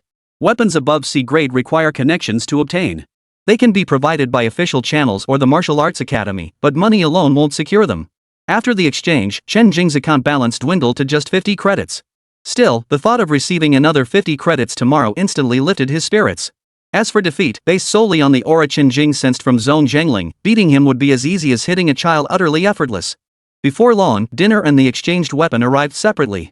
Chen Jing specifically spent 1 credit on a special meal. Made from ferocious beast meat and energy-infused mutant vegetables, it tasted distinctly different from ordinary food. The trace spiritual energy it contained was absorbed by Chen Jing. The food contained fewer impurities than ordinary fare, making it more conducive to cultivation for an immortal cultivator like Chen Jing. Once he achieved the ability to practice fasting, he could still enjoy some high-grade meals. As he ate, Chen Jing mused that this flavor surpassed even the finest gourmet dishes. It was just a bit pricey, making it impossible to eat daily. After the meal, Chen Jing drew the weapon he just exchanged for a silver-gray spear that gleamed with a cold, piercing light. He casually performed a spear flourish. Infusing it with thunder spirit energy, he practiced the thunderbolt spear technique once. The spear in his hand crackled with thunderous arcs as he swung it forward with all his might. The spear wind howled like lightning, its power astonishing. Chen Jing was quite satisfied. It was indeed a weapon worth half his credits. It felt damn satisfying to wield. The next day, 8:30 in the morning. Special training class exclusive training hall. The new recruits were training with great enthusiasm. Instructor Liang Yuqi stood nearby offering guidance. Chen Jing was among them. Chen Jing focused on practicing his punches and kicks, his weakest area. Whether it was physical prowess, psychic ability level, or offensive techniques, he lacked nothing in agility or speed. His only weakness was unarmed close combat, though at least his physical strength was sufficient. You advanced? Liang Yuqi sensed a different aura emanating from Chen Jing and asked in surprise. Chen Jing nodded with a smile. Last night, he had consumed the 2 yuanling pills given to him by Principal Zhou. He had already reached the peak of the mid-stage of the second layer of chi cultivation, needing only that final push. After taking the pills, he had just enough to break through to the late stage of the second layer of chi cultivation. He was still not very skilled at concealing the fluctuations in his aura. Liang Yuqi was stunned upon confirmation. He had never seen a student cultivate at such a monstrous pace. His anticipation for Chen Jing's participation in the Martial Academy League soared. Perhaps this year, they could truly claim the championship. His only rival was Qin Junyu from Yendu Martial Academy. I recall you had a duel scheduled with Zhong Junling today? Liang Yuqi's expression shifted as he inquired. Noon today, at the number 2 combat arena. Chen Jing nodded. I'll be there to watch. Train hard. 11:40 a.m. Martial Arts Arena. Practice Arena 2. The combat rings were designated areas for students to engage in live sparring. There were 10 platforms in total, numbered from 1 to 10. At this moment, the spectator area around Platform 2 was packed with students, not only this year's freshmen, but also some interested upperclassmen who had come to watch. Challenging the top tier? That's interesting. The first match among the freshmen don't let me down. I think Chen Jing is stronger. No top-ranked student ever earned their title by luck. Zhong Zhengling is formidable too, ranked 8th, and he awakened his abilities much earlier than Chen Jing. He's got the upper hand this time. You don't trust the Martial Academy's judgment? Do you think you're better than the Martial Academy? Students buzzed with speculation about the outcome of the battle. In a corner of the spectator area, Xingyao, who do you think will win? Lin Mumu discussed with her roommate. Chen Jing. Lan Xingyao's red lips parted without a moment's hesitation. Lin Mumu paused, slightly taken aback. You're so sure? You really think Chen Jing will win? I actually think Zhong Zhangling seems more formidable. Chen Jing grew up in a resource-poor city yet still became the top scorer in the college entrance exam. That alone proves his formidable strength and innate potential. Lan Xingyao explained, her tone brimming with admiration for Chen Jing. Moreover, Chen Jing possessed an extraordinary aura, every aspect of him perfectly aligning with her aesthetic preferences. Chapter 23, Instant Victory, stuns the crowd. Chen Jing is here. Lan Xingyao quickly turned her gaze toward the entrance. A tall, slender young man walked toward them against the light, each step seeming to tread upon her heart. Thump thump. His proportions were perfectly balanced, his eyes clear and spirited. His sun-kissed, handsome face radiated confidence in his abilities. Dressed in the Academy's standard blue uniform, he carried a silver-gray spear on his back, his presence radiating the unique aura of a cultivator. Merely walking in, his powerful aura instantly silenced the noisy crowd.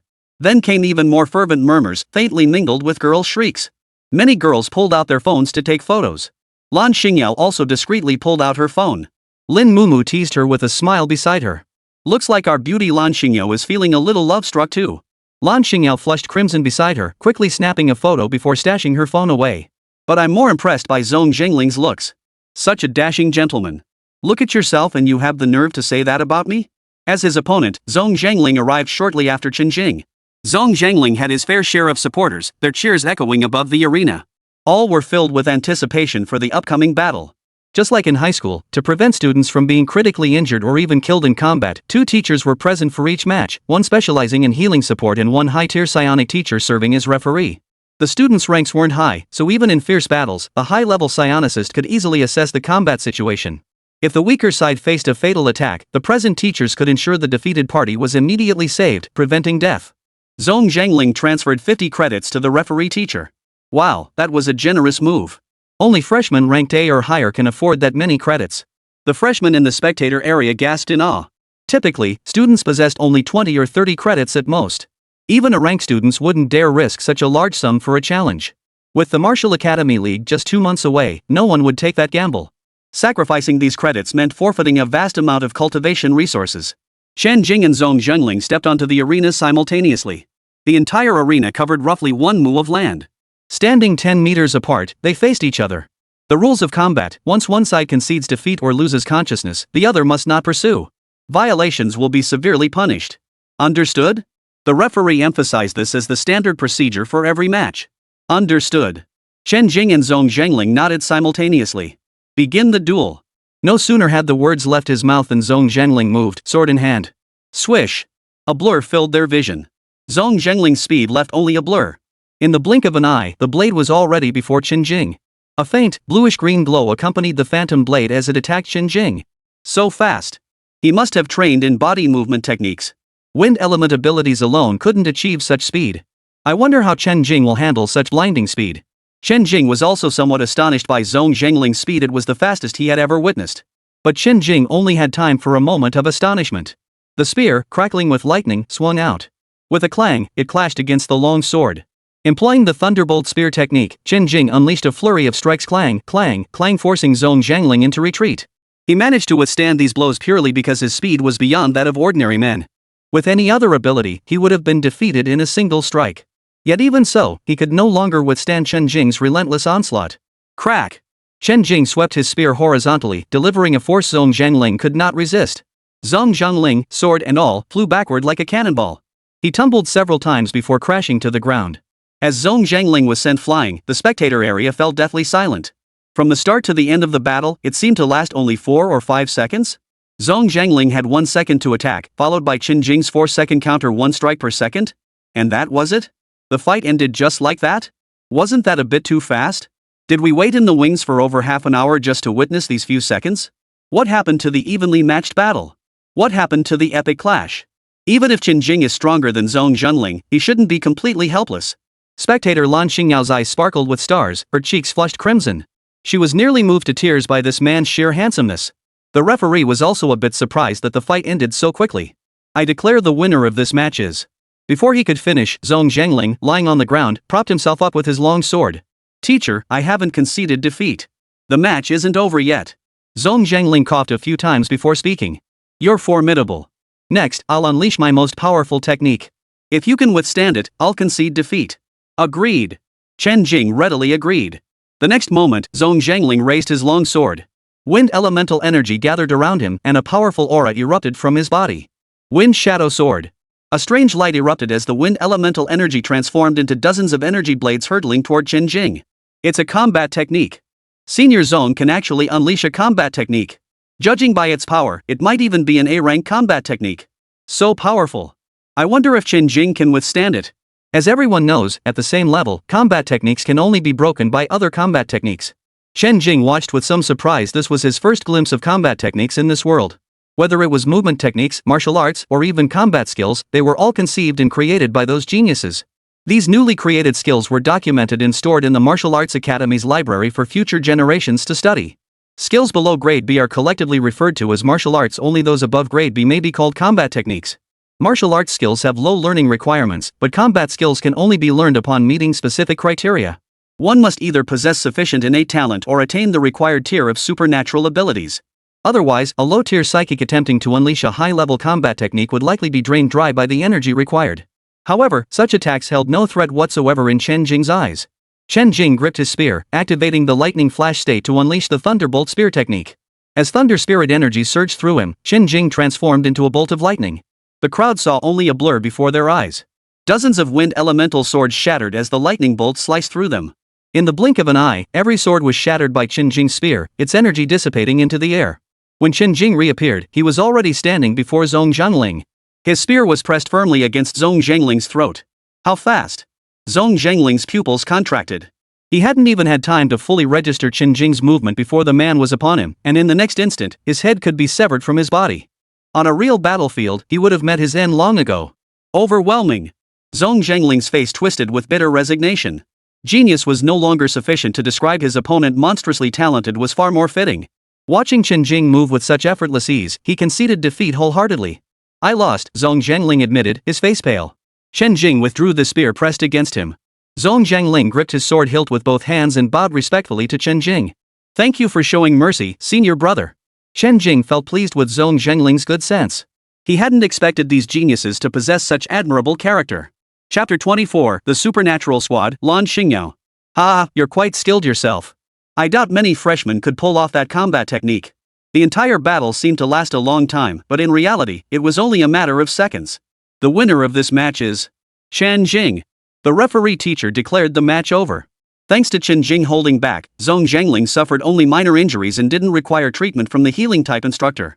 Though similar in scale to the first match, the shock it delivered to the audience was no less, perhaps even greater. Holy crap! No wonder he's ranked first. He's seriously strong. All I can say is, the mentor's eye for talent is truly sharper than ours. Total domination. Whether combat techniques were used or not made no difference. Even combat techniques were shattered so effortlessly. From now on, senior brother Chen Jing will be the undisputed, rightful top disciple. Lan Xingyao's eyes were now sparkling with admiration, her cheeks flushed crimson, her gaze radiating pure radiance. This man. How could he be so handsome? Lin Mumu beside her couldn't bear to watch. Hey, he's already gone. Snap out of it. The referee teacher transferred the credits he had just received to Chen Jing. Student Chen Jing, congratulations on your victory. Chen Jing, ever respectful of his teachers and courteous, responded with humility. Thank you, teacher. You've worked hard. Keep up the good work. The referee smiled faintly. Goodbye, teacher. With that, Chen Jing departed. At the same time, Zhong Zhangling followed suit. Zhou Yi and Zhang Yang suddenly appeared from somewhere in the spectator area and ran up to Chen Jing. Let's go grab a bite. The group of four headed toward the cafeteria. Suddenly, a slender boy approached them. Chen Jing, interested in joining the Special Abilities Squad? The Supernatural Abilities Squad? Who are you? Chen Jing looked puzzled, not recognizing the person before him. I'm Wang Hong, Deputy Captain of the Blood Wolf Squad. Your fight earlier was impressive. Our squad needs fresh blood like yours. Wang Hong stated his purpose directly. Our captain is a late-stage third-tier psionicist. The squad regularly organizes exchanges of cultivation insights among members. We also hunt ferocious beasts in the wild together to gain combat experience and earn credits. With senior members leading the way, hunting beasts or completing missions is much safer. Chen Jing, would you like to join us? Just then, another boy approached from nearby. Wang Hong, you've come recruiting right to my doorstep. Zhong Zhangling's face lit up with delight. Bro! Captain Zong, I didn't expect you to be here too. My apologies for interrupting. Wan Hong's expression shifted slightly upon hearing this. He offered an apology and quickly departed. Zong Zhengling introduced him from the side. This is my cousin, Zong Zhengfeng. He's an early-stage 4th-tier psionicist and captain of the Tianfeng psionic squad. 4th tier? Most freshmen are only stage 1, with stage 2 being the elite among them. Most upperclassmen are tier 2 or tier 3. Those who reach tier 4 rarely stay in school. 5th tier allows you to apply for graduation. Of course, graduation requirements for ordinary ability universities are scaled down to varying degrees.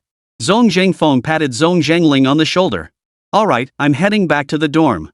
Take your time deciding about the squad. Tianfeng squad welcomes you anytime.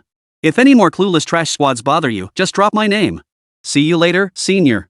See you later, bro. Zong Zhengfeng waved his hand and turned to leave. The others walked and chatted as they went. Jing, interested in joining a squad? A squad? Of course I'm in. Chen Jing thought of that newly triggered quest, building his own faction. Wasn't this squad exactly that? We can establish our own squad. The other three were stunned upon hearing this. Jing, are you serious? Of course I am. Brother Jing, squads usually need to be led by higher tier seniors. We're heading into the wilderness. Applying for a squad requires a minimum of 8 members. Plus, you need at least 1 tier 3 and 2 tier 2 members to get approved. Of course, joining an elite squad makes field missions much safer. Zong Zhengling knew more about ability squads than most freshmen, thanks to having an elite squad leader as his cousin. Chen Jing pondered for a moment before speaking. The Martial Academy League is in 2 months. We can start scouting suitable candidates now and gauge their interest in joining. Let's focus on boosting our ability levels during this period. I'm already mid-tier 2 now. Chen Jing wasn't sure what his actual cultivation level was, but he figured he could handle 2nd or even 3rd tier opponents, so he just threw out a number. Damn, that's insane. First off, I'm definitely in. I'll be counting on Jing to have my back from now on, Zhang Yang said with a carefree grin. Brother Jing, I'm in too, Joey chimed in. Zong Zhengling hesitated slightly, but then recalled Chen Jing's insane strength. Count me in. Can I count myself in too? Suddenly, a soft, delicate voice cut through the air. The group froze, instinctively turning their heads. A dazzling sight met their eyes. Chen Jing, meanwhile, was completely captivated by the stunning figure that caught his eye. 2 girls of similar height approached. Both wore the Blue Martial Arts Academy uniform. The one on the left possessed a slender figure, her long hair cascading down her back. Her radiant, alluring face featured eyes that sparkled with a captivating glow. Beneath her uniform, her legs were shapely and long, straight and fair. A long sword was slung across her back, adding a touch of fierce elegance. The girl on the right was a stark contrast. Her unusual silver hair was gathered high at the nape of her neck, secured by a pink bow. Pink ribbons and loose strands danced in the breeze, revealing her snow-white neck. Her translucent, rosy-hued face bore clear, almond-shaped eyes that sparkled like stars, a delicate nose, and cherry lips as sweet and charming as a strawberry cake. Her blue uniform accentuated her curvaceous figure, a full, proud chest, a slender waist that could be grasped in one hand, and legs beneath the skirt that gleamed like polished jade. Such vivid description naturally drew Chen Jing's gaze to the girl before him. It was her, a member of the training class. He had never seen such a sweet girl before, pink and delicate, charming and lovely, yet with a fiery figure that drew attention. He hadn't expected her to volunteer to join the team he was forming. Zong Zhengling spoke up first from the side. Who are you? My name is Lin Mumu. I'm a Class F fire-type ability user and a freshman this year. The girl with the long sword on her back answered. I'm Lan Xingyao, an S-rank spatial ability user, also a freshman this year. Her voice was as sweet and soft as she was. The others present were all startled. S-rank? And spatial abilities? Those were rare talents, extremely uncommon. Spatial abilities were immensely powerful and versatile, yet precisely because of their rarity and uniqueness, specialized instruction for spatial-type abilities was exceedingly scarce. Beyond the standard combat techniques available to all, specialized spatial combat skills, let alone combat techniques, were pitifully scarce. Even instructors for such abilities were extremely rare. Typically, practitioners of this type of ability had to create their own skills. Thus, due to their distinct nature, each spatial-type ability user's offensive methods are irreplicable. It could be said that while they needn't worry about their abilities' rank, the number of combat techniques they possess depends entirely on themselves. Whether their abilities lean offensive or supportive depends entirely on the individual's understanding. Lan Xingyao? Ranked 4th in the National College Entrance Exam? Chapter 25, After Play, Still Cultivation. The group was startled once more. You want to join our team? Have you thought this through? You should know what that means. Chen Jing spoke slowly. We know. But brother Chen Jing, you're so amazing. I want to join your team. Lan Xingyao blurted out without hesitation, her eyes fixed on Chen Jing, sparkling with admiration. Chen Jing felt slightly uncomfortable under the girl's intense gaze, clearing his throat with a tactical fist clench. You know me? Of course I do. I've watched all your videos, and I was spectating today too. Lan Xingyao's face flushed with a shy blush, making no effort to hide her admiration. So now our team has 6 members. Let's all introduce ourselves. I'm Zhou Yi, grade of Berserk ability. I'm Zhang Yang, grade B Wind Elemental ability. Want to grab a bite together? Sure. Let's go. Chen Jing added everyone as friends and created a group chat. After afternoon classes, Zhang Yang asked in the group chat, "Hey everyone, are you free tonight? Fancy going out for a stroll?" Jinghu City Center. It'd be a shame to come all this way and not check it out. Zhong Zhangling, I'm from Jinghu City, I can show you around. Lin Mumu, let's go explore then. Lan Xingyao, brother Chen Jing, wanna come? Chen Jing, alright, let's go take a look. Zhou Yi, alright. School gate. Zhong Zhangling and the others had all gathered, with Lin Mumu and Lan Xingyao present too. Chen Jing, whose dorm was farther away, arrived last. From afar, he spotted a figure in pink. He quickened his pace and, upon reaching her, Chen Jing's eyes lit up once more. The girl before him wore a pink dress that few would dare to wear, its fluffy skirt framing a pair of beautiful legs encased in white knee-high socks. Her hair was still tied with a pink ribbon, and delicate pink silk flowers adorned her small earlobes. Such a fondness for pink? Chen Jing couldn't help but wonder. Alright, everyone's here. Let's get going. Zhong Zhangling had arranged a minivan, and seeing everyone present, he wasted no further time. Their destination was the most bustling commercial street in Jinghu. Here, they could find not only luxury goods but also low-tier equipment for psychics, and even items crafted from materials sourced from ferocious beasts. Jinghu Martial Arts Academy wasn't particularly remote. They arrived after a half-hour drive. At 7 o'clock in the evening, the sky had begun to darken slightly. The commercial street was already brightly lit and bustling with activity. For Chen Jing and his companions, all except Zhong Zhangling, it was their first visit, and they marveled at the area's opulence. Next to the commercial street is a food alley. We can grab something to eat first, then take our time exploring. Sounds good. Alright. Young people out shopping naturally wouldn't want a full meal. Gifted psychics were no exception. After Zhong Zhangling suggested it, everyone agreed. After battling through the snack street for a full hour, they finally called it quits. Thankfully, being all psychics, they managed to polish off every last bite of the snacks they bought, not a crumb wasted. Only then did they turn back and begin exploring the commercial district. It must be said that Jinghu's prices were indeed significantly higher than those in Huai City. The variety of goods was also considerably richer, with everything from combat suit styles to weapon models available. But the prices were also quite steep. Chen Jing only had the scholarship money from school in his account, and it wasn't enough to splurge freely.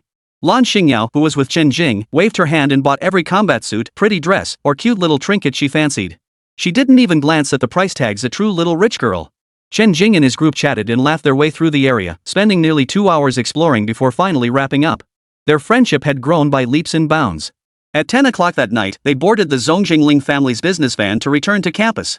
They dropped Lan Xingyao and Lin Mumu off at their dorm entrance. Zhang Yang, Zhou Yi, and the others also headed back to their dorms. Finally, only Chen Jing remained, returning alone to the green bamboo courtyard. After returning to his dorm, Chen Jing freshened up and headed to the cultivation room.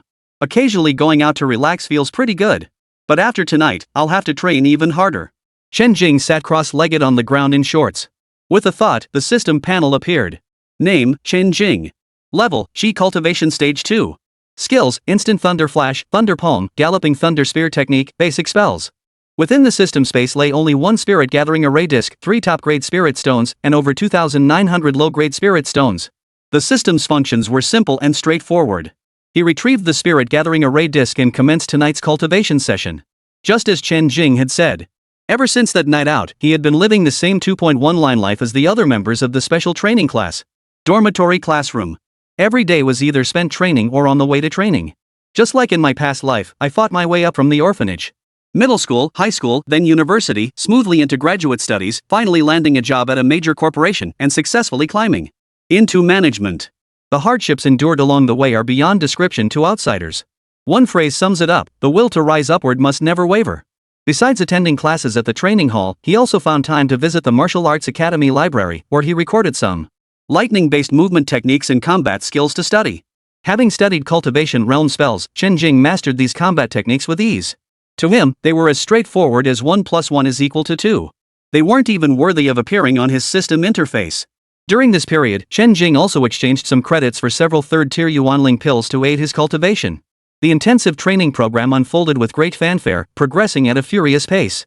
Instructor Liang Yuqi provided appropriate guidance to the new students not only in martial arts, psychic abilities, and combat techniques, but also in practical combat experience. Other new students seeking to improve their abilities had to shuttle between various teaching buildings and training rooms. Special training class members, however, saved a great deal of time. Before they knew it, a month had passed. July 16th. 8 o'clock in the evening. Qingzhou Courtyard Training Room. Chen Jing sat cross-legged, opening the system panel. Name, Chen Jing. Level, Qi Cultivation Stage 3. Skills, Instant Thunder Flash, Thunder Palm, Galloping Thunder Spear Technique, Basic Spells. He could already sense he had reached the peak of Qi Cultivation Stage 3. Perhaps tonight would be the night he advanced. He retrieved the array disc and replaced it with fresh spirit stones.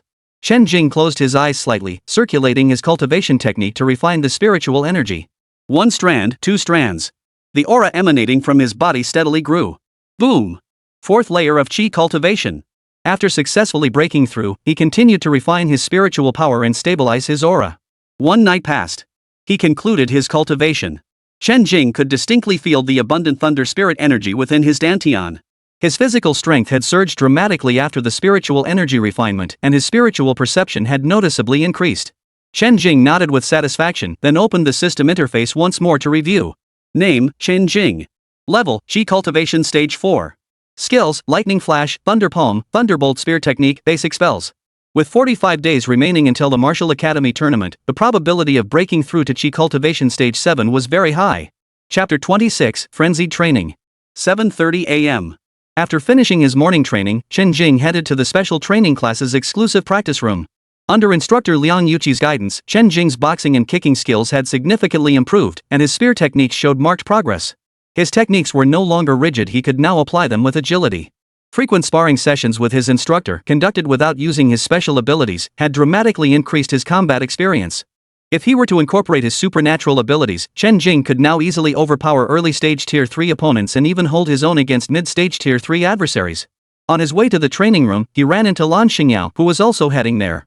After Lan Xingyao expressed her desire to join the squad last time, the two exchanged contact information.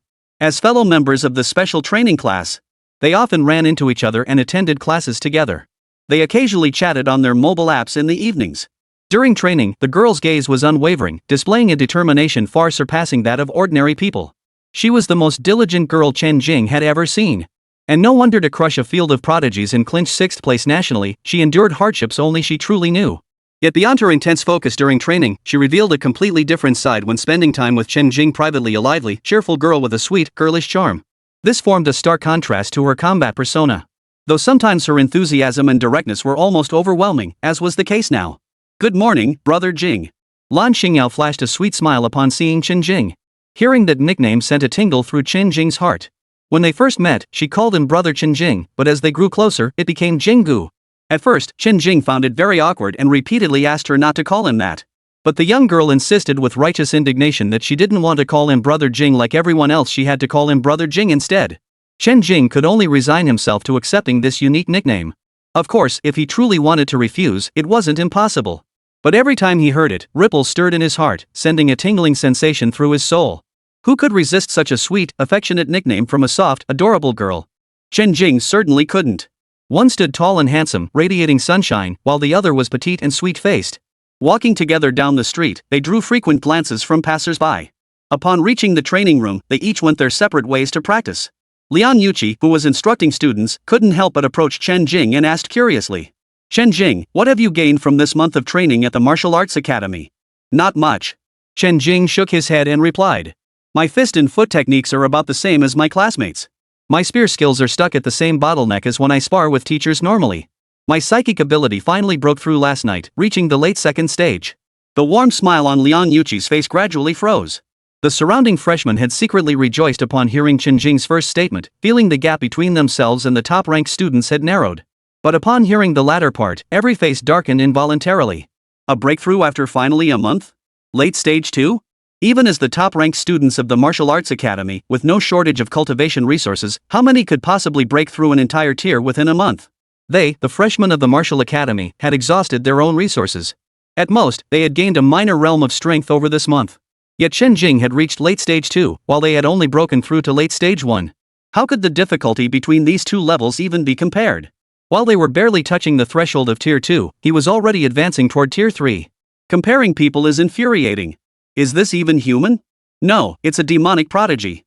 Students who gain admission to Jinghu Martial Arts Academy are already regarded as geniuses in the eyes of the world, and the members of the special training class are geniuses among geniuses.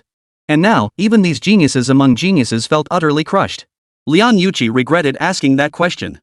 The top martial arts exam candidate had advanced in rank just days after enrollment. How could he have gained little? She regretted asking at all. When Chen Jing spoke of breaking through ranks, it sounded as effortless as drinking water. Even she, a fifth-tier psionicist, felt crushed by the comparison. He had witnessed every aspect of Chen Jing's performance during this period. He arrived punctually for every training session, never arriving late or leaving early. In his spare time, never indulged in outside distractions, hence his rapid progress. Lian Yuqi felt a wave of emotion wash over him. Even in his youth, he hadn't worked as hard as this man. But with top-tier talent combined with relentless cultivation, what could possibly stand in the way of success? Good. Very good. With you leading our Jinghu Martial Arts Academy team, we're bound to make a splash in this year's Academy League. Mentor Liang, coming to his senses, praised repeatedly. Seeing his students' strength improve so rapidly could only bring joy to a teacher. I will do my utmost not to disappoint your high expectations. Chen Jing's gaze was unwavering not just for Jinghu Martial Arts Academy, but for himself as well. Lian Yuqi announced loudly in the arena. Everyone heard Chen Jing's progress, right? With the Academy tournament approaching, the time left for you is running short. I trust most of you here have spent the majority of your credits over the past month. This Academy tournament is of great importance to us. I will report to the Academy's higher-ups and request another batch of credits for you to exchange for cultivation resources. I am confident that over the next month, your abilities will see significant improvement. Take Chen Jing as your benchmark and strive to catch up. Diligently cultivate yourselves. Yes. After being struck down, the special training class students naturally refused to fall behind. Moreover, the Academy had allocated additional cultivation resources. If they didn't seize this opportunity to strive harder, what purpose would the special training class serve? The trainees trained with increasing intensity. Beyond mandatory combat drills, they spared not a single second of their personal cultivation time.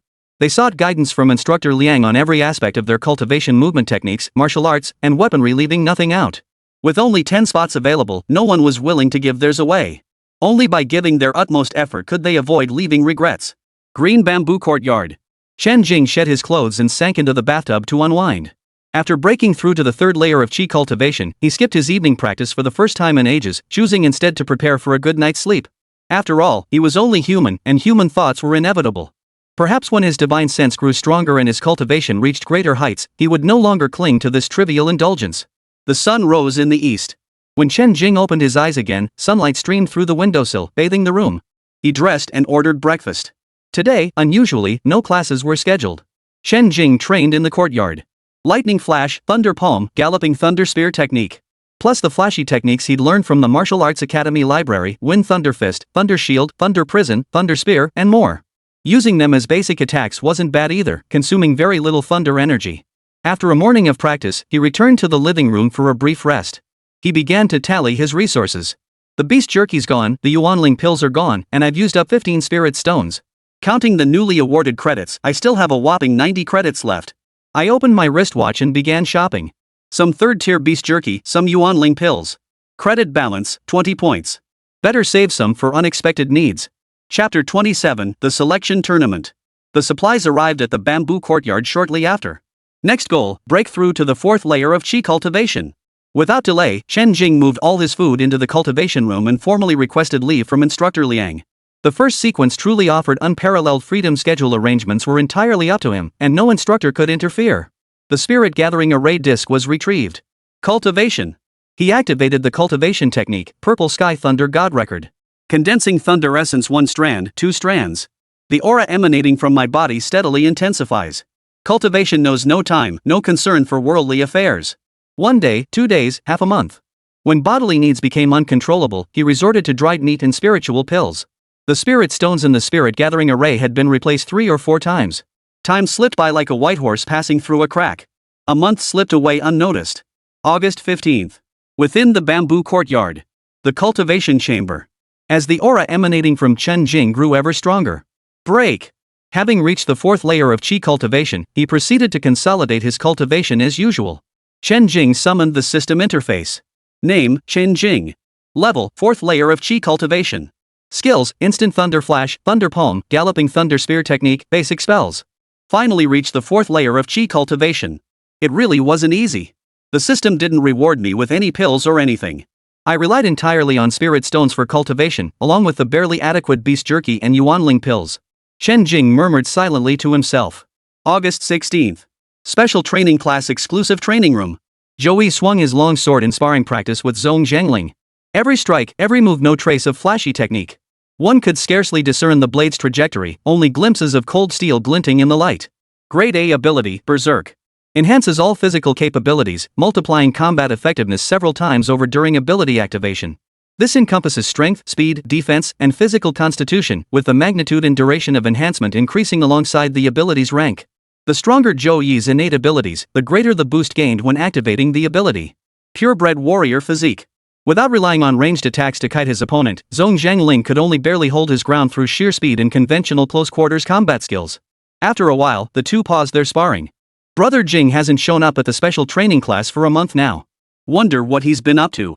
Joey sat on the ground resting, his long sword in hand. Maybe that's what they mean by a genius beyond ordinary understanding. Zhong Zhangling stood up, sword in hand. As they spoke, a commotion erupted near the entrance of the training room. Chen Jing, who had been missing for a month, now appeared at the entrance. Speak of the devil. Why is he here today? Come on, let's go see. Chen Jing's arrival instantly drew everyone's attention. Even mentor Liang Yuqi couldn't help but walk over. Chen Jing, you have the greatest freedom among all freshmen. I also believe you're not the type to slack off or cut corners. Tell us, what exactly have you been up to this past month? Are you planning to surprise us again? Liang Yuqi said half-jokingly, though he couldn't help but be somewhat concerned about Chen Jing's whereabouts. After all, who wouldn't be worried when their top student vanished without a trace for an entire month? The dazzling world can be so beguiling. If a flaw were to mar such a flawless jade, it would truly be heartbreaking. Mentor, I spent this past month cultivating at the Green Bamboo Courtyard, immersing myself and enhancing my abilities. I simply had no time to go out. Please forgive me, Mentor. Chen Jing bowed respectfully to Mentor Liang. It's fine, it's fine. So you've been so absorbed in enhancing your abilities, that's a good thing. But cultivation must be gradual, it cannot be rushed. Master Liang nodded approvingly, offering a gentle reminder. Then he asked curiously. So, have you gained anything this past month? The moment the words left his lips, Liang Yuqi felt an eerie sense of déjà vu. He regretted asking the question all over again. Chen Jing grinned. I managed to reach the 3rd stage. Liang Yuqi was stunned. The special training class members were stunned. The entire training room fell deathly silent. It took a while for everyone to recover. Holy damn! Is this even humanly possible? Did Chen Jing train non-stop for a month without eating, drinking, or sleeping? The discussion grew increasingly heated. Instructor Liang quickly stepped in to restore order. Quiet, quiet. The murmurs gradually died down. Good. Good. Good. Master Liang was left with nothing but a beaming smile. There was nothing more to say about Chen Jing. Chen Jing's dazzling achievements may stem from innate talent, but they are undoubtedly intertwined with his monk-like dedication to cultivation. In this regard, you all should learn from Chen Jing. Yes. The special training class members nodded vigorously. They knew all too well how teachers use top students as role models to motivate the rest of the class. After all, they themselves had once been the top students held up as examples by their teachers. As for Chen Jing, they were in awe. When someone who's already better than you works even harder, what else can you say? They were starting to accept that Chen Jing simply wasn't from their world. Instructor Liang stood in the center of the field and announced in a clear voice.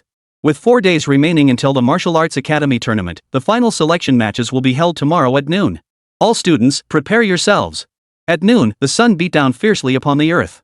Chen Jing, clad in his combat uniform with a long spear slung across his back, closed the gate of the small bamboo courtyard and headed toward the training building. The selection tournament was held at Arena 1 in the training building. The spectator area was cordoned off, prohibiting students from watching. The referees and medical staff were all in position, with 2 additional personnel assigned for reinforcement. Members of the special training class stood outside the arena, holding their breath and maintaining solemn expressions. 10 spots were up for grabs in this selection tournament, one of which was reserved. Team Captain Chen Jing, whose strength far surpasses all other members of the special training class, has already secured 1 spot in advance. No one raised any objections. The remaining 9 spots would be selected from among the special training class members. Excluding Chen Jing, there were 36 members left in the special training class. Jinghu Martial Arts Academy will employ a double elimination format. The 36 participants will be divided into 9 groups, with 4 members drawn by lottery from each group. First, they would face off in pairs to determine the winner's bracket and loser's bracket. The winner of the winner's bracket advances directly to the finals. The winners from the loser's bracket will then face the losers from the winner's bracket. The victor from this match advances to the finals. Finally, the 2 finalists will face off, with the winner securing a spot in the Martial Arts Academy League. While this double elimination format might seem slightly unfair to winners in other sports since both first round and second round losers only get eliminated after 2 rounds. Meanwhile, a single loss in the finals means total defeat for the winner's bracket. However, in battles between psychics, the double elimination format is relatively fair. Because each time a loser falls, they must fight one more match.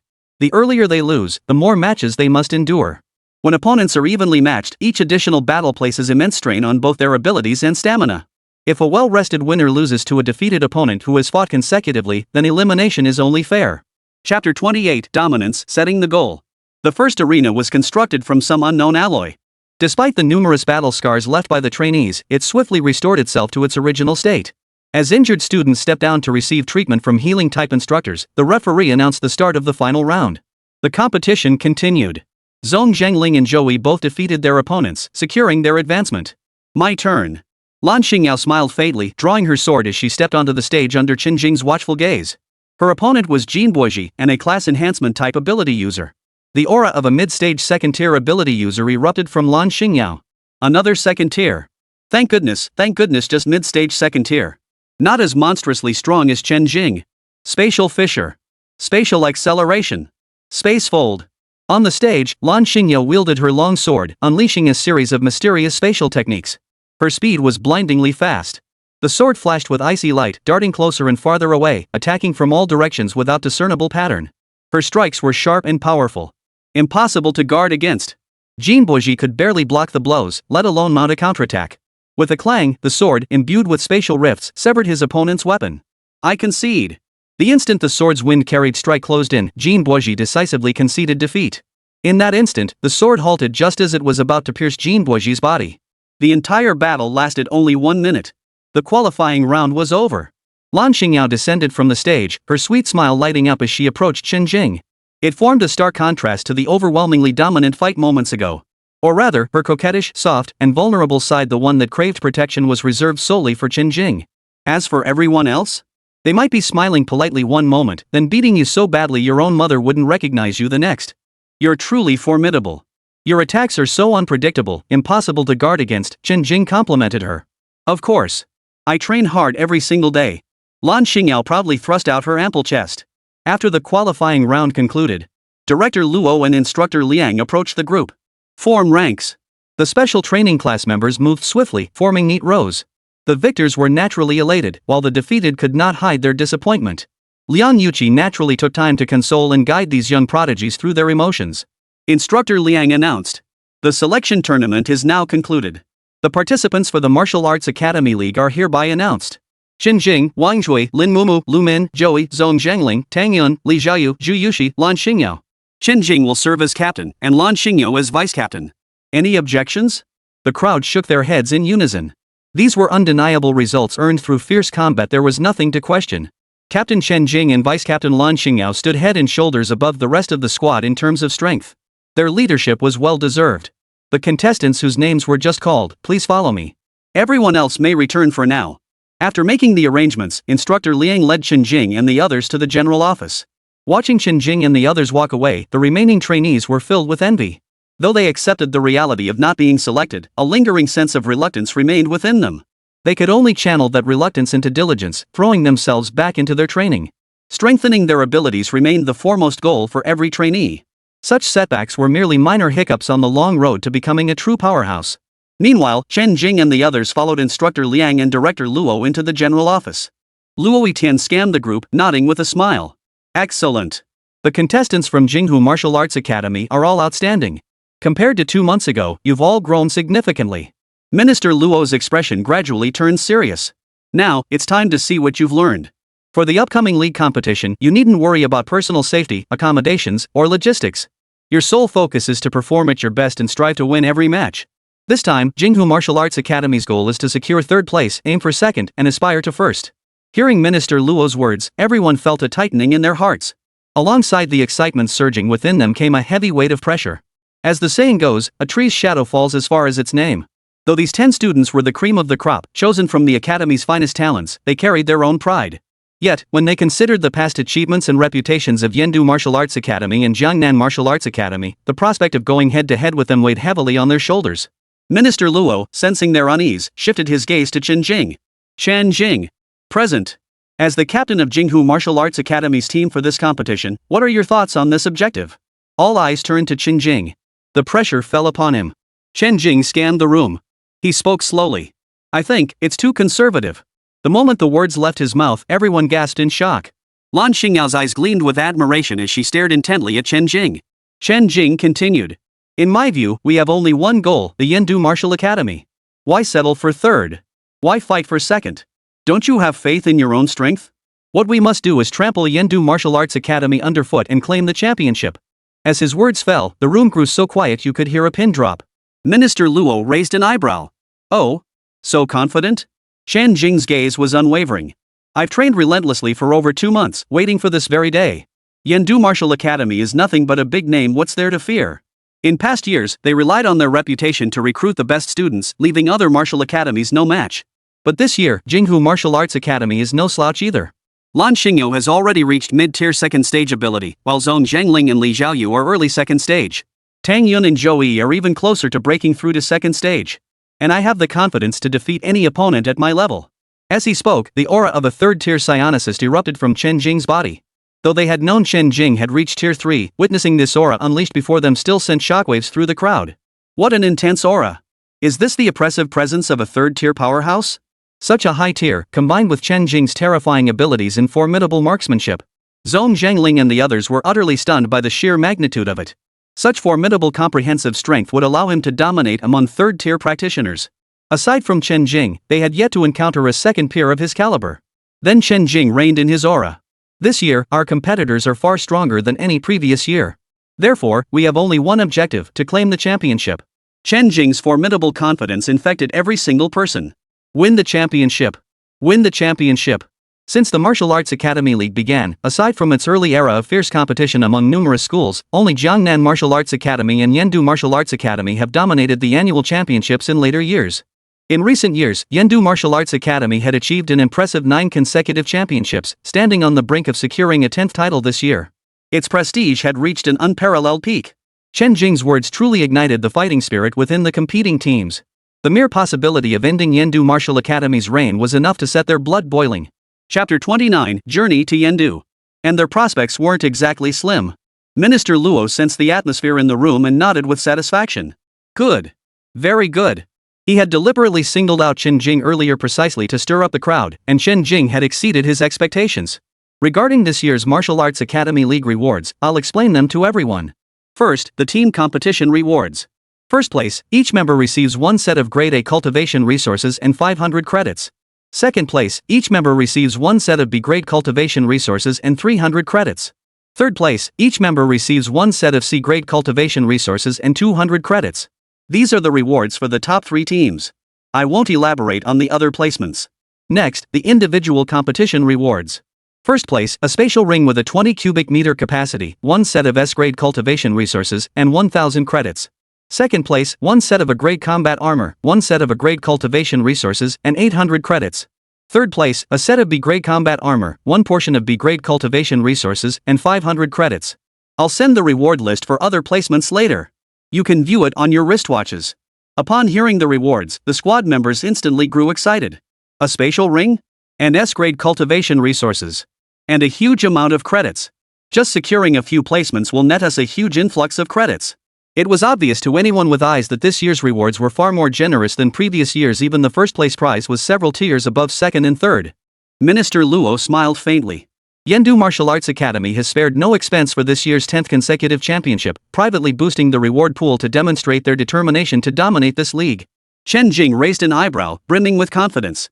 I'll make them lose their shirts. Ha ha ha. Excellent. I can't wait. All matters concerning this competition will be handled entirely by Captain Chen Jing, with Vice Captain Lan Xingyo assisting. The Academy's logistics and security departments will dispatch personnel to accompany you, handling all logistical and security matters. After Director Luo finished speaking, logistics personnel promptly delivered the team uniforms. Chen Jing then led his team members away. With 8 days remaining until the Martial Arts Academy tournament commenced, participants were required to arrive at the venue 3 days in advance to rest and prepare. Chen Jing and his team still had 5 days left at the academy. As captain, Chen Jing needed to familiarize himself with each team member's abilities, while the team members also needed to get to know each other. Beyond training in the dedicated practice rooms, Chen Jing's bamboo courtyard became a favorite gathering spot for the team members. Evening. Chen Jing sat on the sofa in the bamboo courtyard, while the other members stood or sat around him. We have 2 days left before departing for Yendu. Time is running out.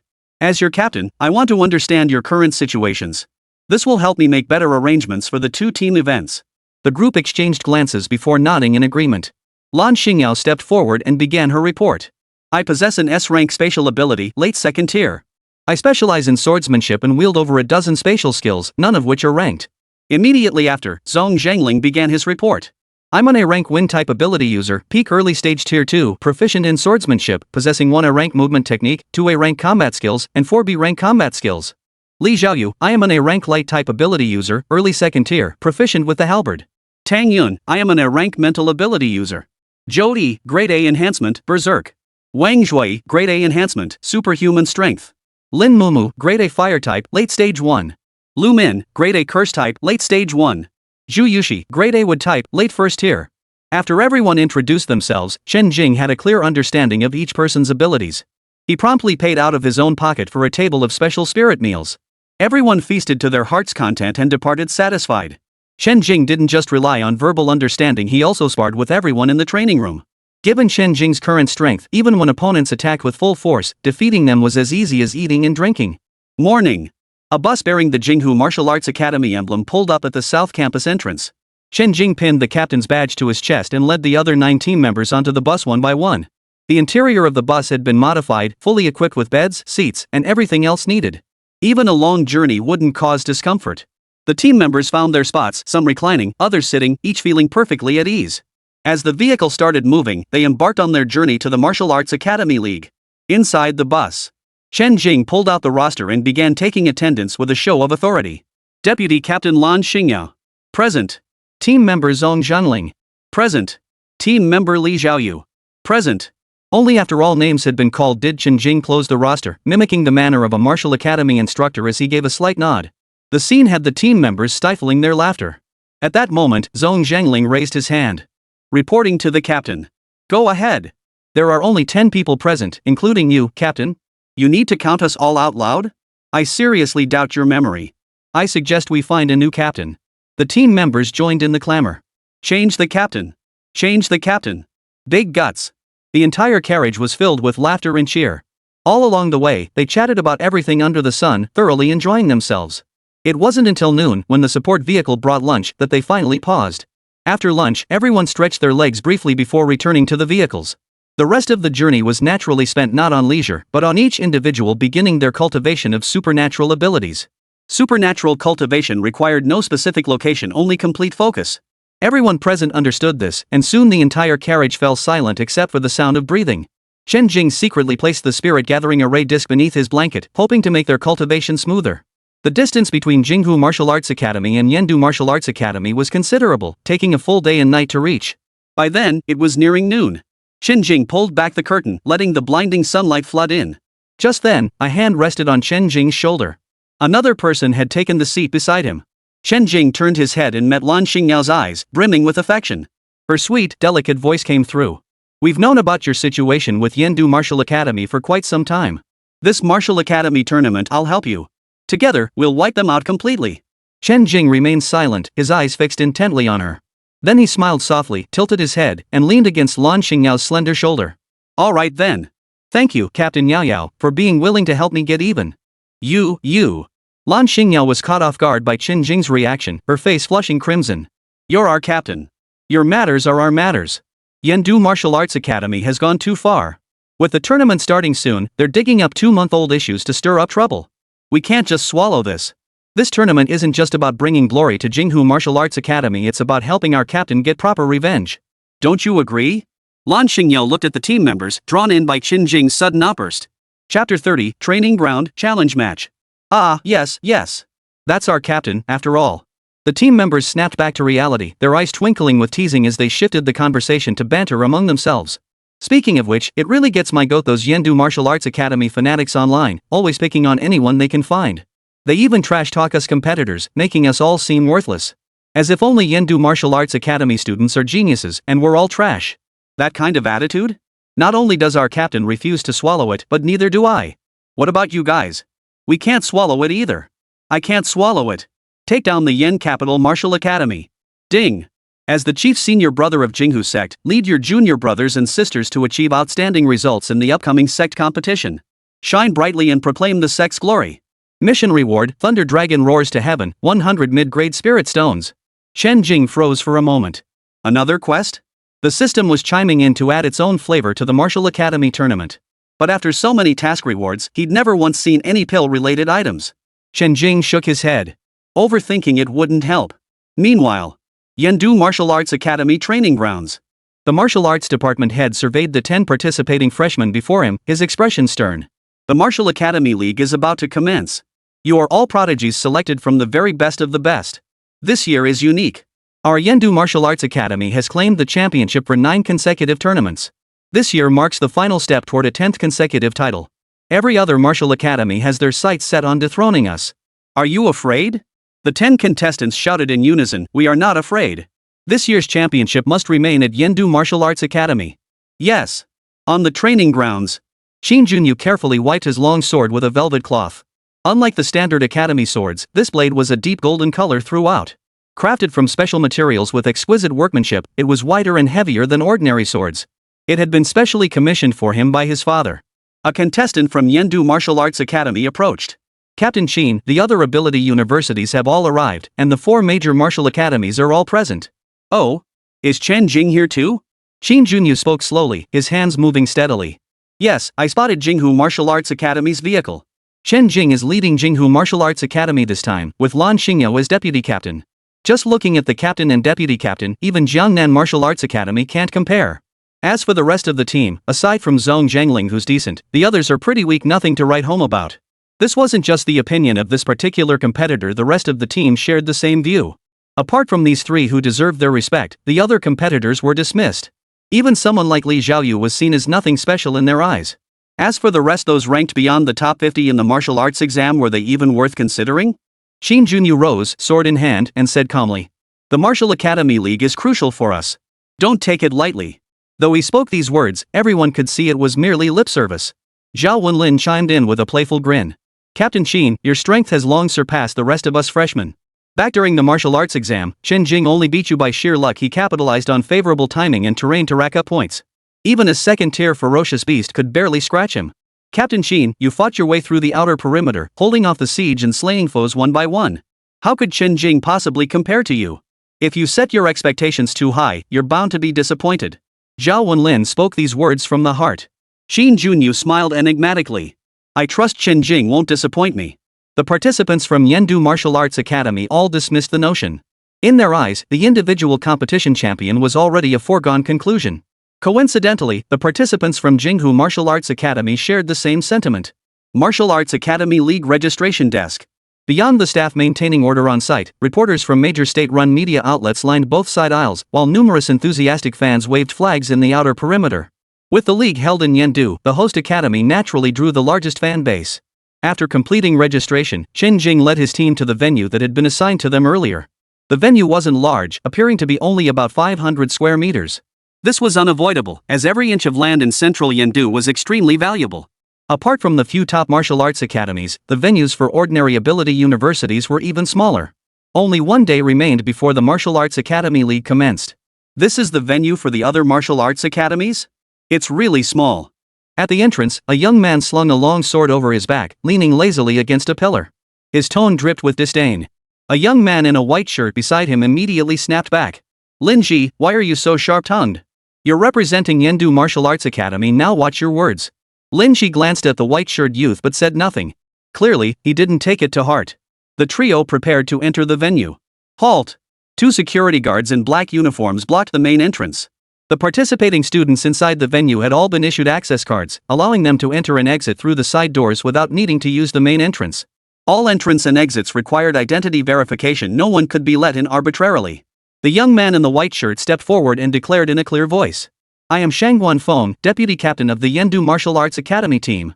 Yendu Martial Arts Academy team member, Zhou Wenlin. Yendu Martial Arts Academy contestant, Lin Ji.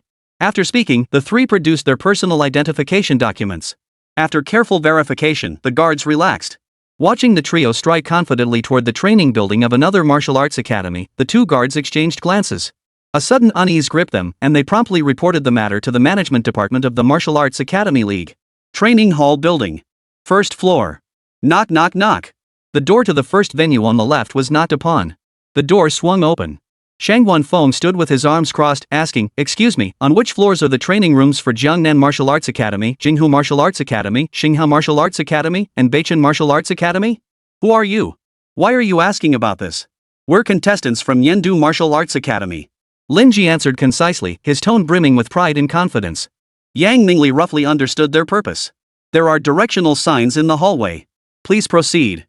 Shangguan Feng gave a casual bow and turned to leave. He closed the door. The contestants from Qianshan Supernatural University murmured among themselves. Even the top college entrance exam scorer has left. What's there to be proud of? Whether we can defend our title this year is still up in the air. Could they be here to challenge us? More like they're here to scout our strength.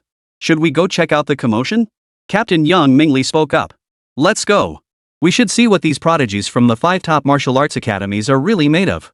Beichen Martial Arts Academy grounds. Knock knock knock. The door was knocked. Who goes there? The door was opened by a girl nearly 1.8 meters tall. Deputy Captain Shangguan Yun of the Yendu Martial Academy team. Is this the Beichen Martial Academy training hall? Shangguan Feng surveyed the room. Chapter 31, Enter standing, leave lying down. What's up? Before Shangguan Feng could speak, Lin Ji jumped out. Who here is Zhao Qianhu? Step forward. Let's exchange blows. Shangguan Feng frowned slightly, clearly displeased with Lin Ji's arrogant demeanor, which seemed unbecoming of someone from the Yen Capital Martial Academy. At that moment, a tall man clad in black emerged, shouldering a massive broadsword over 5 feet long. His gaze locked onto Lin Ji. I am Zhao Qianhu. Who are you? Daring to cause trouble in the training hall of our Beichen Martial Arts Academy. Faced with provocation, Zhao Qianhu naturally offered no welcome. Lin Ji spoke calmly, I am Lin Ji, a contestant from Yendu Martial Arts Academy. I have come today specifically to seek guidance on your advanced techniques. Seeking guidance? That's just a challenge, Zhao Qianhu sneered coldly. Yendu Martial Arts Academy, huh? Challenging me is fine. But I'm the captain of Beichen Martial Arts Academy. If you want to exchange techniques, your captain should come personally. At the very least, send your vice captain. You're just an ordinary contestant. What gives you the right to challenge me? Lin Ji's attitude was arrogant, and Zhao Qianhu was no less so. He unleashed a barrage of scorn toward Lin Ji. Lin Ji's face immediately flushed with embarrassment. I'm only a contestant because I'm from Yendu Martial Arts Academy. Someone like you wouldn't even make the cut as a regular member there. And you dare challenge our captain? How utterly ridiculous. Their words clashed like blades. Zhao Qianhu unleashed his aura, pressing down on Lin Ji. It was peak early second tier. This caught Lin Ji off guard far higher than they'd anticipated. However, Lin Ji's own aura erupted in resistance, also early second tier. Regardless of their abilities, in terms of sheer presence alone, Lin Ji was only a hair's breadth behind Zhao Qianhu. Gripping his long blade tightly, Lin Ji made a probing strike toward Zhao Qianhu. Without even looking, Zhao Qianhu casually swung his exaggeratedly long blade, effortlessly parrying Lin Ji's offensive strike. Lin Ji's heart sank. What immense power! Shangguan Feng observed the battle and understood that Zhao Qianhu was indeed a cut above Lin Ji. The members sent by top martial arts academies to compete in the league were, at the very least, grade talents. And this was their team captain. Had I known Zhao Qianhu would prove so formidable, I should have taken the field myself. Shangguan Feng felt a pang of regret. Though Lin Ji was just an ordinary member, this was the first challenge match. If he had intervened to secure a swift victory, it would have been ideal. Lin Ji was preparing to launch another attack. At that moment, Shangguan Feng spoke up. Enough! Don't waste any more time.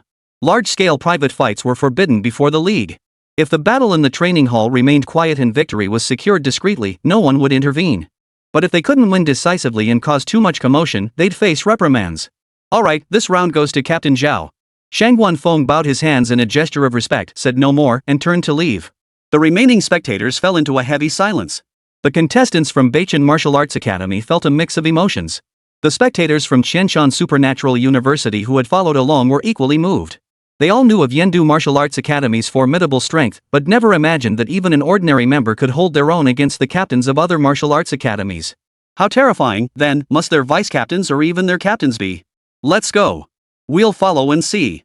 Yang Mingli led the Qianshan Supernatural University and Beichen Martial Arts Academy contestants to the third floor. The third floor housed Jinghu Martial Arts Academy and Jiangnan Martial Arts Academy, two elite institutions whose strength could rival Yendu Martial Arts Academy. The onlookers couldn't help but quicken their pace. Along the way, they encountered many curious onlookers who joined their ranks. The entire procession grew into a formidable crowd. By the time they arrived, the Jinghu Martial Arts Academy venue was already bustling with people. Hearing the commotion, people from the neighboring Jiangnan Martial Arts Academy couldn't resist coming over to join the excitement. Shang Wanfeng stepped forward. Captain Chen, your reputation precedes you. It's a pleasure to finally meet you in person. Captain Chen made a stunning debut in the martial arts examination. I hold you in high regard. Today, I wish to seek your guidance and hope you will not hesitate to impart your wisdom. Beneath Shang Wanfeng's polished words lay a single core intention. He intended to challenge Chen Jing. Everyone's hearts tightened, awaiting Chen Jing's response. Chen Jing, however, responded with a casual remark. You're no match for me. If you want a challenge, send your captain. The effortless ease radiating from Chen Jing made it clear he held Shang Wanfeng in no regard. Shang Wanfeng found himself in a bind, neither advancing nor retreating. Our Captain Qin isn't here today. Then we'll meet in the league. Chen Jing finished speaking and turned to leave. Shang Wanfeng thought to himself. Seems Chen Jing has no intention of revealing his true strength. But I'm determined to test your limits. With that thought, Shang Wanfeng gripped the long spear behind him. Captain Chen, since you wield a spear, so shall I. I humbly request your guidance. With that, he thrust the spear toward Chen Jing. Captain, be careful. Zhu Yushi hurriedly shouted the warning. The others shook their heads in disbelief. This Shang Wanfeng, even after being refused, he still forced the issue. Attacking from behind was nothing short of a sneak attack. Shang Wanfeng knew full well such an attack posed no real threat to Chen Jing. He merely sought to provoke him into action. If Chen Jing couldn't even handle this light jab, it would prove he was nothing but a hollow reputation. And indeed, that was the case. The instant Shang Wanfeng moved, Chen Jing's powerful spiritual sense detected it. Chen Jing snorted coldly within. Flash of lightning. The spectators saw a flash before their eyes. Boom! Shang Wanfeng was sent flying 7 or 8 meters, spitting out a mouthful of blood before collapsing to the ground. Across from him, Chen Jing stood rooted to the spot, as if he hadn't even moved. You brought this humiliation upon yourself. With that, he turned and walked away, hands behind his back. Lan Xingyou and the others shot a cold glance at the group from Yendu Martial Arts Academy before following suit. Only now did the scene come alive. Shouts of surprise. Gasps. Involuntary curses. From Shang Wanfeng's relentless assault to his collapse, spitting blood and unable to rise. It all happened in the blink of an eye. With a single move so swift no one could discern Chen Jing's actions, it was over in the blink of an eye. The visual impact was overwhelming. Lin Ji and Zhao Wenlin exchanged stunned glances, their expressions betraying nothing but utter shock. The crowd gasped in awe. Shang Wanfeng, deputy captain of the Yendu Martial Arts Academy, had been instantly defeated. Shock upon shock. This was already Chen Jing holding back. He'd merely rendered him temporarily incapacitated. A trip back to his master for minor treatment would suffice. No big deal. After Lin Ji and Zhao Wenlin carried Shang Wanfeng away, the murmurs of discussion at the scene hadn't ceased. If anything, they grew louder. Ha ha ha, does this count as walking and standing tall and walking out lying flat? How arrogant they were when they arrived, yet now they're slinking away. Who told them to challenge the dojo and hit a titanium alloy steel plate? Captain Chen warned them he wasn't their match, but they refused to listen and insisted on fighting. Who's to blame? Those Yendu Martial Arts Academy fans are going wild online with their trash talking. If they see this video, a Jiangnan Martial Arts Academy competitor, never one to shy away from drama, waved his phone in the air. Had ha. A few people nearby shared knowing grins. Chapter 32, Qualifying Rounds. Afternoon. The video of Shang Wanfeng being knocked flying by Chen Jing's single strike went viral across the internet. Filmed from multiple angles, the consistent footage confirmed its authenticity. One-hit knockout. Terrifying. Trolls, come out and explain yourselves. August 25th. The first day of the league. The entire league was broadcast live by the official channel. The Martial Arts Academy League's organizing committee, senior representatives from each academy, referees, medical teams, and participating athletes were all present. 2 hosts were on stage explaining the competition rules. The official livestream chat was flooded with comments. How long are they going to ramble on? Aren't the rules the same every year? How many editions have we been using them for? Exactly. Just give us a quick rundown. I want to watch the competition. The competition. These were the more impatient viewers. Others, more level-headed, felt this segment was essential. It's been a year, most people have forgotten the rules. Having the host explain them is a good idea. This is a standard part of every competition. Just watch it properly. The host needs to explain clearly so you can understand. The host was equally helpless. This was stipulated in the official regulations of the Martial Arts Academy League. And some rules simply must be emphasized repeatedly. For instance, the final outcome of individual matches is determined by the on-site referees. This prevents overly competitive fighters from launching suicidal attacks when certain defeat is imminent, though such cases are rare. Don't they know whether they can win or not? Every referee possesses at least 5th tier strength, and the finals of individual matches feature only 6th tier or higher powerhouses.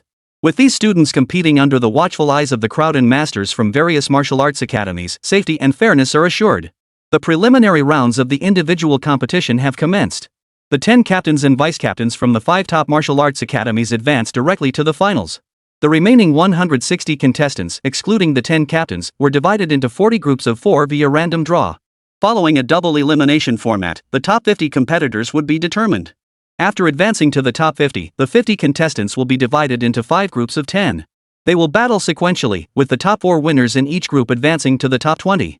The finals are divided into 2 groups of 10.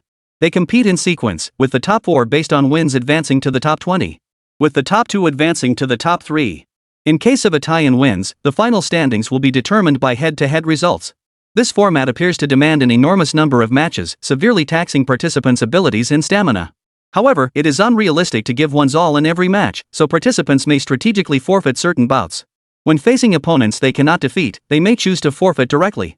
The elimination rounds rules test not only the contestants' strength but also their strategic thinking and judgment. The Jinghu Martial Arts Academy team was fortunate to draw a group without any formidable opponents. The only exception was Wang Zhuyi, who faced a competitor from Beichen Martial Arts Academy, adding some difficulty to his advancement. In the rest area, captains and vice-captains from the 5 major martial arts academies watched their team members progress from their respective spots. Less than 20 minutes into the preliminary rounds, Zhong Zhengling and Li Zhaoyu had already secured early advancement. The rest of the team members were still battling, but things were going relatively smoothly. Due to the limitations of Wang Zhuyi's ability, he was toyed with like a kite by the Beichen Martial Arts Academy contestant for several rounds. With little disparity in their strength, Wang ultimately exhausted his opponent's ability and stamina through sheer endurance, securing advancement in a slightly perilous victory. The fluid combat and dazzling supernatural abilities made it feel like watching a special effects extravaganza. The audience loved it, which was one reason the league enjoyed such immense grassroots popularity. Within mere minutes of the match starting, the arena was already riddled with holes. Winners of individual matches received not only generous rewards but also tournament points. The Martial Arts Academy League rankings were determined by the points each academy earned during the competition. In individual matches, eliminated players received 0 points. Successfully advancing to the top 50 earned each participant 1 point. Successfully advancing to the top 20 earned each participant 2 points. Reaching the top 8, 4 points per person. Third place earns 8 points, second place earns 15 points, and first place earns 30 points. These points are credited to the Martial Arts Academy the contestant represents. Points earned in subsequent team events also count toward the Martial Arts Academy's total. Ultimately, the final standings of the Martial Arts Academy League will be determined by the total points accumulated. As noon approached, the preliminary rounds drew to a close. The 5 major academies' competitors performed consistently, dominating the top 50 spots. Several competitors from Jinghu Martial Arts Academy also struggled, with Wang Zhuyi ultimately eliminated due to his weak psychic abilities. The rest advanced smoothly. At noon, the logistics department of Jinghu Martial Arts Academy delivered spiritual meals. Wang Zhuyi looked as dejected as a wilted eggplant. Chen Jing noticed his state and walked straight over. As Chen Jing's figure drew nearer, Wang Zhuyi lowered his head even further. Finally, Captain. Wang Zhuyi's face was flushed with shame. Chen Jing placed both hands on Wang Zhuyi's shoulders, his expression gentle. It's just one lost match. Why act like the sky is falling? I didn't earn a single point for the Martial Arts Academy. I've brought shame upon us. Victory and defeat are common in warfare. It's just one match lost. Remember, everyone competing here is a top-tier talent selected from the best of their local ability universities. Some competitors may be unknown, but their abilities are extraordinary. Besides, I saw that your opponent just happened to counter your style perfectly. That dark horse was just a stroke of bad luck. Chen Jing patted Wang Zhuyi on the shoulder, signaling him not to dwell on it. Although Jinghu Martial Arts Academy had indeed lost a single point, Chen Jing didn't dwell on it. It was just 1 point, a mere fraction of the individual competition's total. He could easily earn it back on his own. Focus on getting yourself in top shape these next couple days. Give it your all in the team events. Yes. Wang Zhuyi nodded firmly. The afternoon was set aside for competitors to rest and recover. Around 6 or 7 the next morning, Chen Jing and the others had already finished breakfast and were preparing to head to the competition venue. At 8 a.m., the competition for the top 20 began. The lottery machine began spinning, dividing the 50 participants into 5 groups. Many began praying they wouldn't be placed in a group with too many team captains. 5 teams, 5 battle arenas. After each match, participants may request a break or continue fighting based on their condition, with remaining members taking their turn. The contestant paired with Chen Jing, upon entering the arena each time, didn't even need to make a feint. The moment the referee called begin, a spear was thrust against their throats, leaving them utterly defenseless. The rest of the team members were stunned. At least this saved them a lot of energy. Chen Jing secured 9 swift victories, claiming first place in his group and advancing to the next round. After the battle, he returned to the rest area, alongside one other person. That person was Chen Jing, captain of the Yendu Martial Arts Academy. Live stream viewers. 666, no need to even pretend anymore. Sure, is that you? These two are truly in a league of their own. I'd love to see these two fight. It'd be spectacular. Chen Jing also noticed this scene. A faint smile touched his lips as he murmured, interesting. Chapter 33, The Underhanded Chen Jing. Before long, Lan Xingyao and Zhong Zhengling from Jinghu Martial Arts Academy, Shang Wanfeng and Lin Shuiyue from Yendu Martial Arts Academy, Su Yao and Jiang Che from Jiangnan Martial Arts Academy, and others who had finished their matches began returning to the rest area. As the final bell rang, the list of the top 20 qualifiers was announced, all from the 5 major academies. The tournament proceeded without major surprises, swiftly determining the top 8 and advancing to the final stage for the top 3 spots. The audience grew tense. At this stage, it was a battle for the championship and runner-up positions. Yet the reality was that Chen Jing continued to defeat opponents with a single move, leaving no suspense. No dark horse emerged capable of challenging him. This left the crowd feeling disappointed, as they hadn't witnessed a truly thrilling battle. The anticipated showdown between Chen Jing and Chen Jing never materialized, leaving fans to hope it might finally happen in the finals. The top 3 contenders had emerged: Chen Jing and Lan Xingyao from Jinghu Martial Arts Academy, and Chen Jing and Lin Shuiyue from Yendu Martial Arts Academy. Surprisingly, Deputy Captain Shang Wanfeng had failed to make the cut. The first match pitted Lan Xingyao against Lin Shuiyue. Chen Jing looked at Lan Xingyao. It's up to you now. No problem. A fiery determination flared in Lan Xingyao's eyes. As the 2 contestants stepped onto the stage, they instantly drew the astonished gazes of the crowd. One was slender and graceful, sweet and charming, the other was curvaceous and elegant, with exquisite features and an ethereal, aloof aura. National 3rd place Lin Shuiyue, 4th place Lan Xingyao. Wow, a showdown between 2 beauties. A feast for the eyes. At that moment, their battle commenced. Ice Blade. Slashing Strike. Lin Shuiyue launched her attack first. Teleport. Their positions instantly swapped. Though Lan Xingyao hadn't anticipated this move earlier, catching Lin Shuiyue off guard, she quickly regained her composure. Exclamation point. After dodging her attack with a skill, Lin Shuiyue felt slightly disconcerted. Spatial magic truly was unpredictable. The 2 then engaged in a fierce exchange of blows. The entire battle concluded with Lan Xingyao's victory. Lin Shuiyue returned to the rest area. Chen Jing, standing nearby, gazed at her with a deep, intense look and murmured softly, "Shuiyue, I'll get this back for you." Lin Shuiyue's expression remained cold and distant as she replied in an icy tone, "What do you intend to do? Mind your own business." Chen Jing chuckled softly, "Just watch." After a brief recovery period, the 2 prepared for their next match. Lin Shuiyue faced off against Chen Jing and Chen Jing, dispatching both with a single move. Lan Xingyao and Chen Jing exchanged a few drawn-out moves before she conceded defeat. After Chen Jing's match against Lan Xingyao, it was time for the championship bout against Chen Jing. Everything seemed to be going smoothly. But the moment they stepped onto the stage and the referee called begin, before Lan Xingyao could utter a word, her opponent launched an attack. A dazzling burst of golden light erupted. Chen Jing's strike landed on Lan Xingyao. With ulterior motives, he refrained from finishing her in one blow. After Lan Xingyao parried several blows with her sword, the distinctive broad golden blade instantly struck horizontally across her abdomen, preventing her from uttering a surrender. Golden energy currents surged around her, slicing through her combat suit and carving deep gashes into her body. The sword then struck her repeatedly with blinding speed. The intent was to inflict pain, not to kill. It all happened in the blink of an eye. No one could have anticipated such actions from the aristocratic-looking Chen Jing. The moment Chen Jing in the rest area sensed something amiss, he shouted, "Referee! We concede!" Simultaneously, Shunlei activated his flash movement to rush toward the stage. The referee witnessed the incident but remained unconcerned. The injuries were minor and had no lasting effect. Since the contestant hadn't formally conceded defeat and hadn't been knocked unconscious, there was no cause for alarm. It was entirely within the rules. Lan Xingyao was speechless, clenching her teeth as she gathered her energy. Facing the relentless barrage closing in around her, there was only one option. Ability-activated teleportation. The girl vanished from the stage in an instant, reappearing outside the ring the next second. Chen Jing saw it too, instantly changing direction to reach Lan Xingyao's side, catching the girl as she swayed unsteadily. Yao Yao! At the sight of her, Chen Jing's heart clenched, then flared with rage. Lan Xingyao was covered in injuries, blood trickling from the corner of her mouth. Clearly badly hurt, she gasped, "I'm fine. It just looks worse than it is. It hurts a bit." Chen Jing fought to suppress his rage, his voice slightly hoarse. "Get your injuries treated properly. From here on out, leave it to me." The medical team rushed over to tend to her. The sudden turn of events caught the audience off guard. Xin Junyu's previous fights had always ended with a single decisive blow, never had such a humiliating scene unfolded. Seriously? How low can you go? But this never happened before. She must have done something wrong, so he wanted to teach her a little lesson. Is this a minor lesson? Something that could have ended in one strike, yet he insisted on leaving her covered in wounds and suffering terribly. Maybe he had a reason. Captain Qin seems like such a refined gentleman, always so polite and gentle. Could it be that this girl offended him somehow? It's possible Qin Junyu couldn't take her down in one hit, so he went harder and hit her multiple times. Oof. Then look at how Lin Shuyue was treated just now. Was it the same? Lan Xingyao isn't that different from her. At that moment, Chen Jing had already taken his rifle and stepped onto the stage, preparing for the final match. Why? What do you mean, why? She refused to concede and insisted on exchanging blows with me, didn't she? Xin Junyu's lips curved into a faint smile as he dodged the question.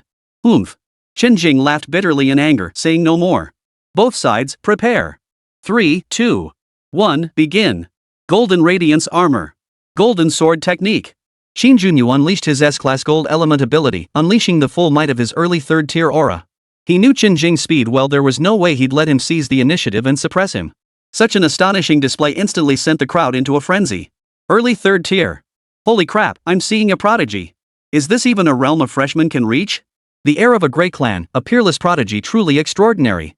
At that moment, Chen Jinglei channeled his spiritual energy throughout his body, unleashing the full might of his fourth-tier chi cultivation. Flash of lightning. Thunderbolt spear technique. In the blink of an eye, the two exchanged several clanging blows.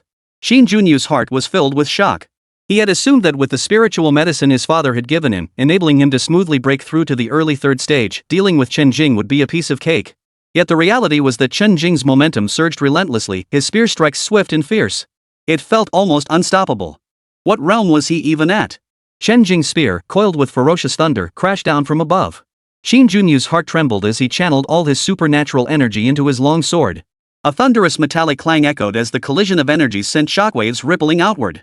Fortunately, the referee had activated the arena's protective shield upon recognizing their cultivation levels, preventing collateral damage from the battle's aftermath. Xin Junyu's eyes widened in fury. Blocking Chen Jing's strike had torn open his palms, blood instantly soaking his hands. Now, Chen Jing's spear attacked like a raging storm, each thrust exploding like thunderclaps from the heavens, its momentum overwhelming. Chapter 34, Paying Back in Full. Spectator Area. Many spectators instinctively rose to their feet, staring dumbstruck at the battle unfolding below. They had never witnessed such a ferocious battle in any previous martial academy league. In past tournaments, it was rare for even one third-tier student to reach this stage, let alone two. Even past individual tournament champions don't operate on the same level as these two. Xin Junyu parried with his sword, yet Chen Jing overwhelmed him completely, leaving him defenseless and forced to endure the relentless assault. Xin Junyu's heart burned with frustration. He vaguely recalled that even his notoriously strict father had expressed satisfaction upon witnessing his cultivation progress. Yet here he was, possessing such an astonishingly high cultivation level, only to find his strength still inferior to Chen Jing's. Is this truly the peak achievable by a freshman in the Martial Academy League? Xin Junyu had been trained in combat since childhood, nourished by countless rare spiritual herbs. After awakening his special abilities at 16, his clan poured all their resources into cultivating him. He had lived up to their expectations, standing unmatched among his peers. Xin Junyu's lips turned pale. Once more, spear and sword clashed. Clang! The collision of their overwhelming strength and surging supernatural abilities sent another staggering shockwave rippling outward. Each thrust and parry sent the crowd's blood boiling. Suddenly, disaster struck. Chen Jing's spear shattered cleanly at the point where the weapons had clashed. Meanwhile, a gash split open in Xin Junan's sword. The broken half of the spear fell to the ground, sending shockwaves through the crowd. What's going on? Chen Jing's weapon actually broke? That's a spear made of C-grade metal, how could it break? Xin Junyu's sword is specially crafted, infused with the most potent gold-type elemental ability. A C-grade weapon couldn't possibly withstand that. Should the match be stopped or should we continue? The spectators murmured in confusion. At that moment, Chen Jing tossed aside the broken spear and swiftly backed away. A flicker of relief crossed Qin Junyu's eyes. Chen Jing, my apologies. His combat abilities had already been significantly depleted by the previous battle. Losing his weapon at this moment was no disadvantage to him. He swung his sword, unleashing a combat technique. Golden Forest Sword Rain. Chen Jing let out a cold laugh. Poof. A mere weapon, what difference could it make? As he spoke, his hands formed seals. Instantly, a colossal thunder palm coalesced midair, bearing overwhelming might as it slammed toward Qin Junyu. Thunder palm. The Golden Forest Sword Rain shattered and dispersed the moment it touched the colossal palm. Yet the palm showed no sign of slowing, continuing its relentless charge toward Qin Junyu. Chen Jing, of course, hadn't unleashed his full power. A thunder palm fired at full strength would be utterly unbearable for Qin Junyu. The referees would intervene to end the match immediately. The colossal palm instantly shattered Qin Junyu's, crashing into his body. He felt excruciating pain throughout his entire body as the thunderous force invaded his physical strength, slowing even his movements. Before he could catch his breath, the opponent's fist, charged with thunderous energy, slammed into his abdomen. The pain exploded. It's over. The thought flashed through his mind. Before he could react, Chen Jing unleashed a relentless barrage of attacks.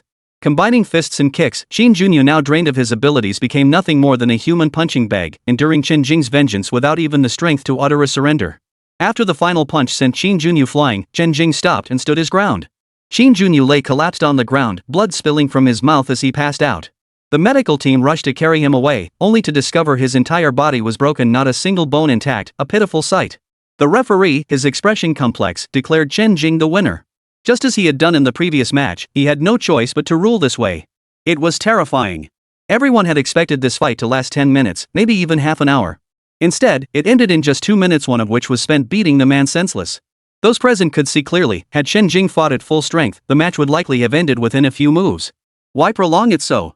Only to drain his supernatural abilities and subject him to the most agonizing beating. Livestream chat. This is revenge, right? Obviously. So cool. He's always been handsome, but standing up for his teammates makes him even more so. Jinghu Martial Arts Academy Rest Area. Lan Xingyao, already fully healed, gazed at the man on stage with starry eyes, her face radiating admiration. Zhong Zhengling, Zhou, and the others were equally thrilled and filled with admiration. He was just too strong. And he radiates such a sense of security. Yendu Martial Arts Academy Rest Area. Shangguan Feng, he actually injured the captain so severely. Winning is one thing, but to go on and beat him up like that, doesn't he fear the Qin family's retaliation? Lin Shuyue's expression was complex. You reap what you sow. Shangguan Feng's face was filled with indignation. Lin Shuyue, have you no heart? He did all this for you, and you're just standing there making snide remarks. The other team members remained silent, heads bowed in dejection. With their captain beaten like this, what else was there to say? The individual competition concluded. Champion, Chen Jing. Third place, Qin Junyu. Runner-up, Lan Xingyao. In the end, Jinghu Martial Arts Academy topped the leaderboard with a cumulative score of 50 points, establishing a commanding 16-point lead over second-place Yendu Martial Arts Academy. Yendu Martial Arts Academy's championship position was now in jeopardy. Ah, Chen Jing. Chen Jing. The crowd's roar reached its peak, a deafening wall of sound engulfing the Martial Academy League arena. Simultaneously, the live stream chat exploded with frantic messages. People across the nation could hear the cries of Chen Jing's name. The individual competition was the most prestigious segment of the entire tournament. The subsequent team matches might still be worth watching if evenly matched, but if one side gets crushed, it becomes no different from the individual competition. Of course, there were also cases where a dominant player stumbled due to weak teammates, falling victim to a well-coordinated team. This year, with the emergence of the monstrously skilled Chen Jing and Jinghu Martial Arts Academy not being pathetically weak, the league championship was essentially already predetermined. Midday. After lunch, the competing players prepared to return to their respective venues to rest. Chen Jing and his group were also getting ready to head back. Chen Jing. A cool voice sounded from behind him. Chen Jing turned to look. It was a tall, exquisitely beautiful young woman with an aloof demeanor. Lin Shuyue. Chen Jing shot her a cold glance. What is it? Lin Shuyue hesitated, as if she wanted to say something but held back. You go ahead. Yao Yao will wait. Lin Shuyue's expression was complex, tinged with a hint of apology, as she addressed Lan Xingyao. I'm sorry. I never imagined he would act this way. Lan Xingyao snorted coldly. What does it have to do with you? I was simply outmatched. Anyway, Brother Jing has already avenged me. He did it because of me. Regardless, I'm sorry. Oh? Then stay away from us. I don't want to suffer more undeserved misfortune. She wasn't exactly known for her patience. To forgive such unwarranted harm so readily, yet offer an apology so cold and aloof. Lin Shuyue frowned, feeling flustered, and glanced at Chen Jing. Yao Yao's right. You've apologized. Now leave. Chen Jing's expression remained icy as he pulled Lan Xingyo away. You've injured Qin Junyu so severely the Qin family won't let this go. I can mediate for you. Then let them try. With his cultivation system as a foundation, he only needed to swiftly enhance his strength. He feared no powerful clan. Only Lin Shuyue remained behind, her emotions churning. Chapter 35, Selecting Equipment. The Qin and Lin families were long-standing allies, though the Qins held primacy. A marriage pact had been arranged between the two families since childhood. Qin Junyu had always treated her as his possession. Faced with pressure from the Qin family and her parents, even her extraordinary innate talent couldn't save her from this arranged marriage. After all, Qin Junyu's talent surpassed hers. Had no one in the world possessed greater talent than Qin Junyu, she might have resigned herself to her fate. But now, that person had appeared. The group returned to the venue. Some rested, others chatted. Chen Jing escorted Lan Xingyao to her room and prepared to leave. Brother Jing, Yao Yao is in so much pain today. My battle suit is torn. The sound of her delicate voice sent a tingle through Chen Jing's heart, making his atoms apple bob. Little liar, it's all healed now. Why does it still hurt? But it really hurts. His departing figure was forcibly held back. Where does it hurt? Let me see. The next day's team match was indeed a foregone conclusion. Chen Jing typically let his teammates strike first, stepping in to rescue them when they couldn't hold on, acting as their sharpening stone. He'd then sweep through the rest of the competition to end the match, maximizing the opponent's value. By the end of the team competition, Jinghu Martial Arts Academy still held the top spot in points. The host announced Jinghu Martial Arts Academy had successfully claimed the championship title of this Martial Arts Academy League. Leaders from the Martial Arts Academy League's organizing committee distributed awards to the top-ranked competitors. Chen Jing stood at the front of the stage, accepting the box containing the prize. A surge of excitement filled his heart. A spatial ring. The system's built-in storage could only hold items produced by the system itself, nothing else. With this spatial ring, he could stuff all sorts of random things inside: weapons, clothes, food, shelter, transportation, and more. It would also be incredibly useful when hunting ferocious beasts in the wild or completing quests. Just then, a pleasant notification tone sounded. Ding! Congratulations, host, on completing the quest. You successfully led your junior disciples to victory in the sect competition, greatly enhancing the sect's prestige. Your rewards are doubled. Quest rewards: Thunder Dragon Roars to the Heavens, Thunderous Might, 200 mid-grade Spirit Stones. Having received multiple system rewards, Chen Jing remained calm and composed. After the tournament concluded, everyone boarded the return bus, preparing to head back. On the journey back, he lay on his bunk pretending to rest his eyes while secretly checking the system rewards. Within the system space, his consciousness scanned the jade slip. Thunder Dragon roars heavenward, summons the power of the Thunder Dragon, imbuing the spear with its might. The most devastating single-target attack. Thunderous Wrath releases countless bolts of lightning, forming a dense thunderstorm net that covers a large area. 2 new spells had been added: 1 single-target attack and 1 AoE skill. I'll master them as soon as I get back. Qin Junyu also returned to his clan. Junyu, how do you plan to handle this matter? Father, there's no need for the clan to intervene for now. Very well. Then we'll just give him a minor lesson for now. After another day and night of travel, the group arrived back at the Jinghu Martial Arts Academy. A massive banner now hung at the academy's entrance. Congratulations to the competing team for winning the Martial Arts Academy League Individual Championship and Team Championship. The returning students received the warmest welcome, then dispersed to their dormitories to rest and recuperate. The day after the celebratory banquet, they resumed their coursework. The foundational courses most useful to Chen Jing included anatomy lessons explaining the weaknesses of ferocious beasts and how to harvest their body parts. Additionally, classes on identifying rare treasures and acquiring spiritual artifacts proved invaluable. He never missed these 2 daily sessions, which proved invaluable for completing quests. The remaining time was spent practicing martial arts and spells in the bamboo courtyard like ascetic monks. With the enhancement of the Spirit Gathering Array Disc, Chen Jing also utilized the S rank and A rank cultivation resources he had obtained from the League. Chen Jing's strength continued to grow steadily. Thus, a month passed in the blink of an eye. Morning. Sitting cross-legged in the cultivation chamber, Chen Jing opened his eyes, a fleeting purple glow flickering within them. With a thought, the system panel appeared. Name: Chen Jing. Level: Qi Cultivation Stage 5. Skills: Thunder Dragon Roar, Thunderous Might, Instant Lightning Flash, Thunder Palm, Thunderbolt Spear Technique, Basic Spells. After 2 months of arduous cultivation, his cultivation had reached the 5th layer of Qi cultivation. It was time to venture into the wilderness. The wilderness areas beyond the protection of human military forces. While danger levels are marked, it's nowhere near as safe as the martial arts college entrance exam grounds. Those with bad luck might encounter 4th or even 5th tier beasts in an F-level danger zone. The randomness is high, and the danger is immense. But with Chen Jing's current cultivation level and the lightning flash technique, he believed he could escape even if confronted by a 5th tier beast.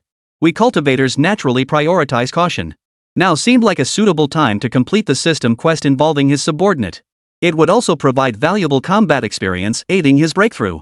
Several psychic ability teams had approached him for recruitment recently, but Chen Jing had politely declined. Chen Jing didn't bother registering on the freshman combat power rankings. Those few credits meant little to him, so he gave them to Yao Yao to exchange for cultivation resources.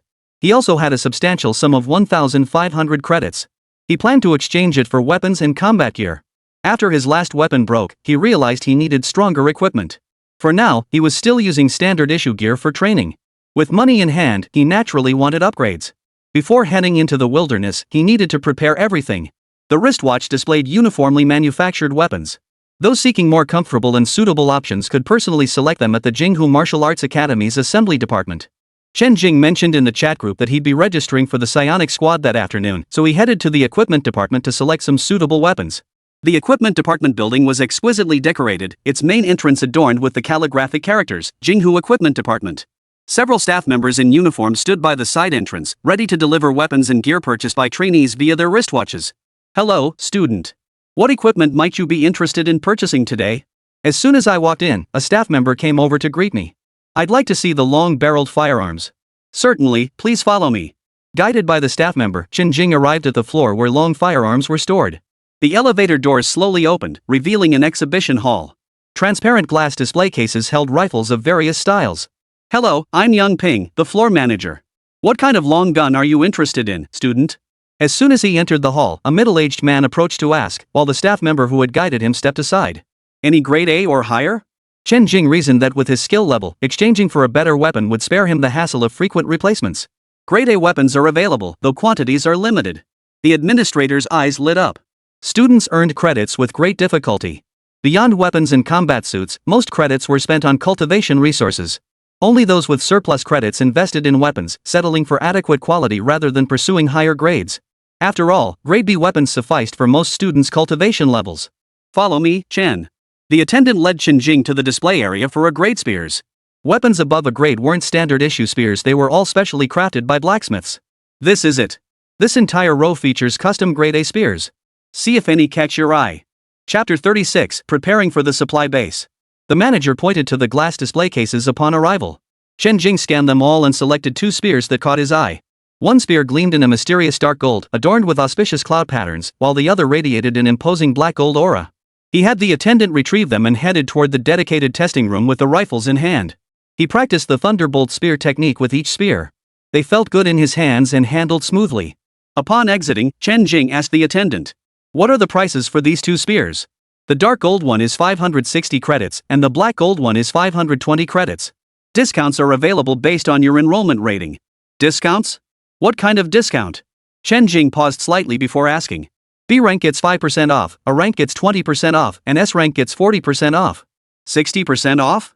Chen Jing's eyes lit up. "Then how many credits is an S-grade spear here?" "Well, S-grade starts at 1,000 credits minimum." "Show me the S-grade ones." "Certainly, please follow me." The 2 stopped in front of a glass display case. "We only have 2 S-grade spears here," the attendant said, pointing to 2 display cases. Though he said 2, Chen Jing's gaze was immediately drawn to a long spear adorned with intricate purple gold patterns. "This one." The attendant immediately began explaining. "This spear was forged using rare wind and thunder attribute ore. It costs 1,100 credits to exchange." "I'll take it." The attendant retrieved it, and Chen Jing took it in hand, casually twirling it a few times. It was exactly what he wanted. "I'll take this S-grade one and that dark gold one too." "All of them? Great." The administrator rubbed his hands together excitedly. These high-end items were just sitting here anyway, exchanging them for research funds was a win-win. Chen Jing opened his wristwatch ID. "S-grade. 6-fold discount, right?" The administrator's smile froze instantly. "Yes. This deal wouldn't just fail to break even, it would cost him extra." The 2 rifles cost 996 credits. With his wallet still plump, he casually exchanged another B-grade standard rifle for backup, spending 100 credits. He then visited other floors to purchase an A-grade combat suit and a B-grade combat suit, spending every last credit until only a paltry 6 credits remained. Satisfied, he left the equipment department and headed to an off-campus gear shop. Using scholarship funds awarded by the school, he purchased a D-grade combat suit. When traveling, it's wise to carry extra sets of gear and weapons. After all, he had a spatial ring. By the time everything was ready, it was already noon. Returning to the green bamboo courtyard, he sat waiting for his teammates to arrive. The trainees intending to join Chen Jing's squad arrived one after another. All 9 participants in the league were willing to join. Joining them were Zhang Yang and the B-rank healing type girl he brought, Lu Wei, bringing the total to 12.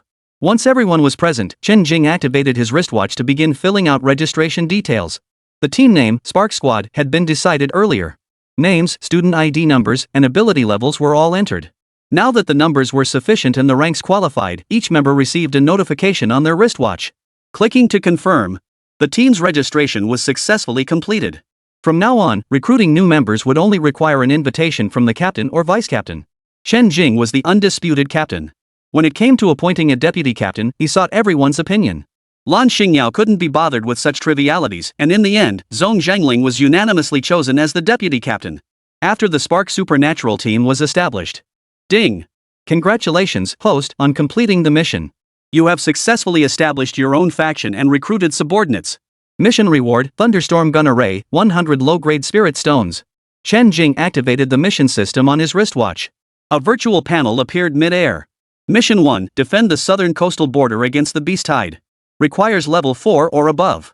Reward, 800 credits S-rank solo mission. Quest 2, assist the Jinghu Security Bureau in capturing late-stage Tier 3 fugitive Zhao Hu. Reward, 300 credits a rank team quest. Quest 3, locate traces of metallic ore. Reward, 200 credits. B rank team quest. After scanning the board, the group found no suitable missions and decided against accepting any. They planned to simply hunt ferocious beasts instead. Bringing back ferocious beast carcasses or rare treasures could be exchanged for credits at the recycling points set up by the Martial Arts Academy. Just then, a pleasant system notification sounded. Ding! Monsters roam the wilderness unchecked. To ensure humanity can live in peace and prosperity, free from monster persecution, every human must do their part. Releasing a phased mission, slay demons and monsters. Phase 1, hunt 1000 2nd-tier beasts, 100 3rd-tier beasts, and 10 4th-tier beasts. Completion reward, 3 bottles of chi gathering pills. New mission. Chen Jing perked up. After instructing members who hadn't reached Tier 2 to remain at the academy for further training, the rest purchased high-speed rail tickets departing at 2 p.m. bound for Yunqing City. Yunqing City, one of the border cities, was a 3 to 4 hour high-speed rail journey from Jinghu. Military forces were stationed around the city's periphery to safeguard its security, while psychics ventured into the wilderness to hunt ferocious beasts. Both served as the city's defenses. A massive supply base was established at the garrison site. Inside, alongside the official recycling facility, there was also a recycling point jointly set up by the Martial Arts Academy. Martial academies exchanged for credits, while official points could be converted into either Great Xia currency or contribution points. Official contribution points could be redeemed for cultivation resources, weapons, and equipment, but they were indeed less advantageous than the Martial Academy's credits. At 6 p.m., a high-speed train arrived in Yunqing City. Over a dozen psychics in combat gear, armed with weapons, disembarked from the train. Like other psychics, they boarded the dedicated vehicles heading out of the city toward the supply base. It took roughly 2 hours to finally arrive. The group of 5 let out a heavy sigh. Finally made it. What a long haul. A bunch of big, hairy guys, this ride's been unbearable. The group vented their frustrations. Next time we come, we might as well buy a car. Chen Jing spoke quietly. Let's go inside. Without hesitation, they stepped into the first-floor lobby. As the headquarters for the gifted, the entire Yunqing base was built spacious and sturdy. In the lobby, busy staff were tallying the spoils of war from the psychics. Waitstaff bustled about, their faces beaming with warm smiles as they served tea and pastries to the gifted individuals resting on the sofas. As the group entered, a young, delicate-looking waitress approached them proactively. May I assist you with anything? We want to register as adventurers. What do we need to do? Hunting ferocious beasts in the wild isn't something you can just go off and do. Every psychic must register as an adventurer and be issued a satellite chip. To register as an adventurer, one must possess at least 2nd-tier strength to qualify. Registration is valid nationwide. Register as adventurers? Alright, follow me. Chapter 37, Becoming Adventurers, Setting Out. Led by the attendant, Chen Jing and his group approached the front desk. First, we'll verify your electronic ID information. Fill out this form, then proceed to the strength assessment. After verifying everyone's identity, the front desk staff handed over 5 forms. The forms required minimal information, just basic details like name, age, school, and ability level. After completing the forms, the group was escorted to the strength assessment. This process only required demonstrating their ability level, which needed to match what was written on the forms. Chen Jing simulated a third-tier fluctuation using his lightning spirit power. The satellite chip fabrication will take some time. You may rest on the sofas in the lobby for now. Alright. The Yunqing supply base was a comprehensive building. Beyond offering equipment sales and repairs, daily necessities, and the recycling of beast materials and spirit treasures, it also provided lodging on the upper floors. Those wishing to avoid the back and forth trip to the city for a brief rest could choose to stay here. Your chips are ready. They can be embedded into your wristwatches and come preloaded with a wilderness map. After waiting a short while, the female attendant brought over several chips and handed them out to the 5 individuals. After embedding the chips into their watches, a light tap on the screen brought up a virtual interface. 2 new options appeared, Adventurer and Wilderness Map. They tapped each to view. The former served as their Adventurer ID, displaying basic personal details. The latter displayed a wilderness map, with a red dot marking their current location. The map also indicated the danger levels of various areas, though they cautioned against relying on it too heavily. After all, the beasts were living creatures. Still, it was better than nothing, at least a reference point to find the way home. In the mist-shrouded region farthest away, who knows how many high-tier beasts lurk within? After confirming their respective chips, Chen Jing and the others procured some daily supplies from the official store. Each received a tactical backpack filled with fresh water and energy bars. Chen Jing stashed extra supplies into his spatial ring. After stocking up, the group rested overnight at the base. Early the next morning, they set out fully equipped for the wilderness. A large plaza lay before the base, where numerous well-rested psychics were also preparing to head into the wilderness. Chen Jing led his group deeper into the area, following the map. Shortly after leaving the plaza, they were hailed by a voice. "Friends, first time out hunting beasts, I see?" They turned to see 3 middle-aged men, one lean and wiry, another stocky and muscular, and the third with a soft, almost feminine appearance. The lean man spoke first, his face plastered with a broad smile. "Young brothers, is this your first time venturing into the wilderness? It's dangerous out there. We could team up and travel together. Bro, we've been doing this for years. We've got plenty of experience and can show you the ropes." The 3 brothers had spotted these 5 registering yesterday. They could tell right away they were fresh-faced newbies from some school, barely breaking through to the 2nd tier and already eager to see the world. Such things were common enough, but the presence of a stunning beauty among them had caught their attention. That face, that figure, That's why they'd been lurking here since dawn. If they could tag along when they encountered fierce beasts, a heroic rescue would be perfect.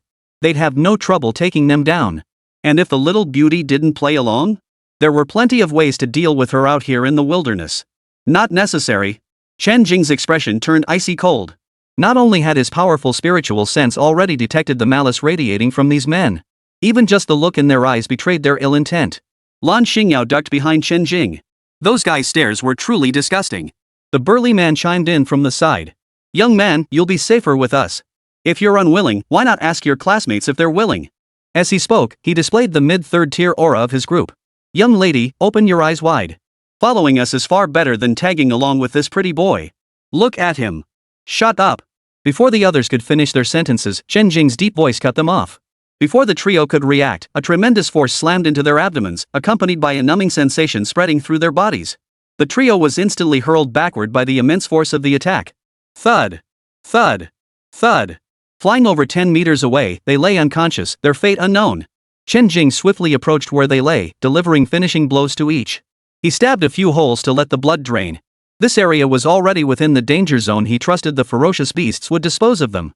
Having dealt with these ill-intentioned individuals, he acted as if nothing had happened, leading his companions to hunt the beasts. Different places have different rules. But in the wilderness, even under the rules, some choose not to play by them. Chen Jing led his 4 companions through the forest.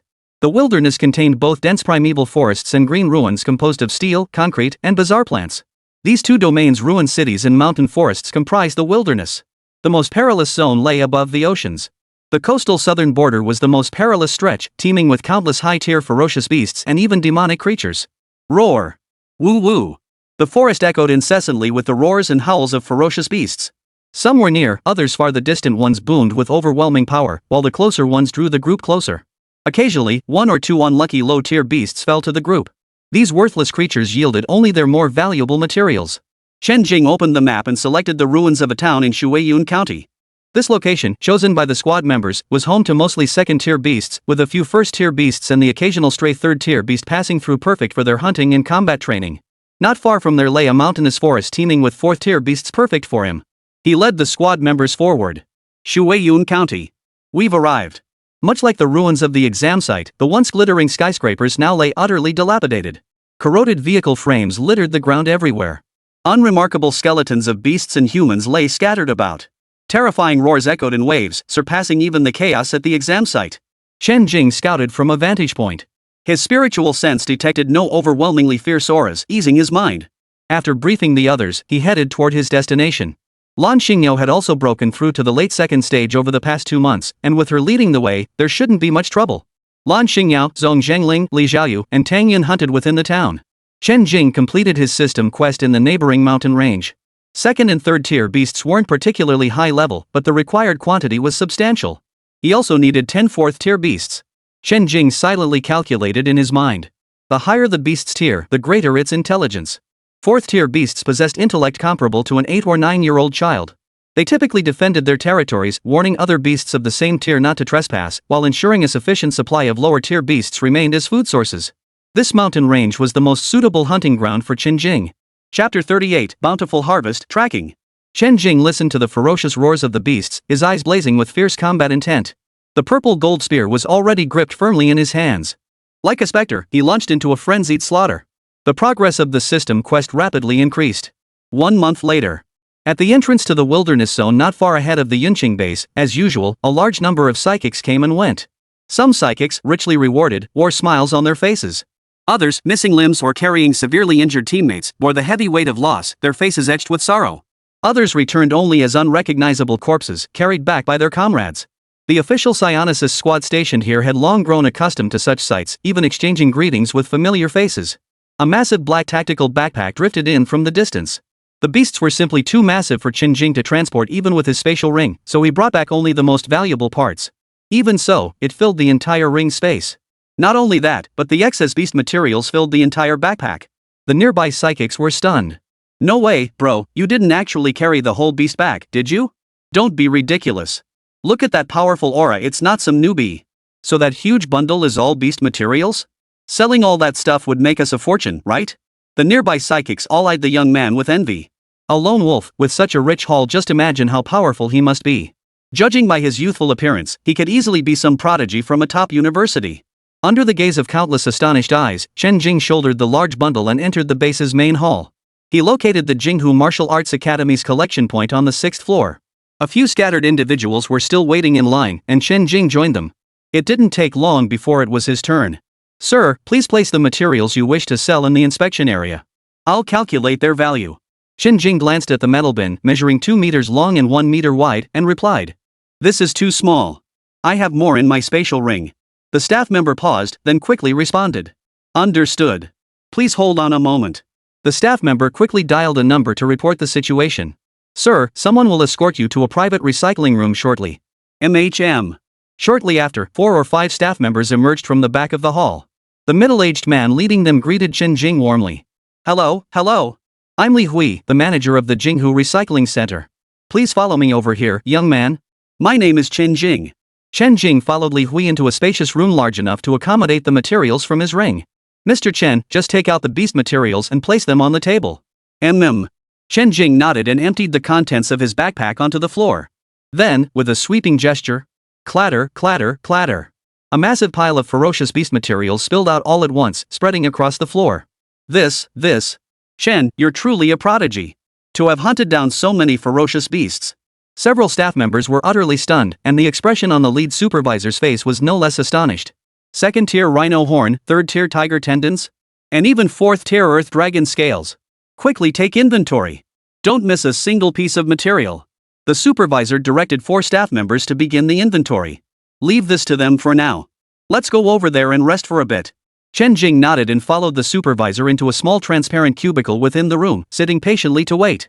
A young powerhouse like Chen Jing, capable of hunting 4th-tier beasts, received preferential treatment wherever he went. The supervisor, Li Hui, was exceptionally hospitable, accompanying Chen Jing in the cubicle as they sipped tea and chatted casually. An hour later, all of Chen Jing's beast materials were accounted for. Among them, 475 pieces of early-stage 2nd-tier ferocious beast materials, 273 pieces of mid-stage 2nd-tier materials, and 179 pieces of late-stage 2nd-tier materials. There were 67 early-stage 3rd-tier ferocious beast materials, 36 mid-stage 3rd-tier ferocious beast materials, and 15 late-stage 3rd-tier ferocious beast materials. There were 5 early-stage 4th-tier ferocious beast materials and 2 mid-stage 4th-tier ferocious beast materials. The total value exceeded 22,000 credits. Chen Jing listened to the staff's report, silently comparing it to his own task progress. Phase task progress, slay demons and monsters. Phase 1, hunt 927-1000 second tier demonic beasts, 100 third tier demonic beasts completed, 710 4th tier demonic beasts. The numbers matched up well. He just needed to complete a few more stage 2 and stage 4 tasks to finish. Chen Jing nodded, acknowledging his understanding. Li Hui, the supervisor, wiped his brow and silently marveled. To gather this many materials from 3rd and 4th tier beasts, one must have ventured deep into the wilderness. It likely required raiding the lairs of beasts across several mountain ranges to achieve this. The manager converted the credits into Chen Jing's account and respectfully escorted him out. As Chen Jing walked into the base lobby, a group of psychics were discussing matters on the sofas. Old Zhang, must have been a big haul this time, huh? Bull. Monsters seem to have thinned out lately, especially in those mountain ranges. It's like they've all vanished. Yeah, it feels like those mountain ranges are barely making a sound. It's kind of creepy. When things are unusually quiet, something's definitely up. Those areas are high-tier beasts' territory anyway. We always take detours around them normally, let alone now with this weirdness. We should report this to the base later. Might even get some rewards for it.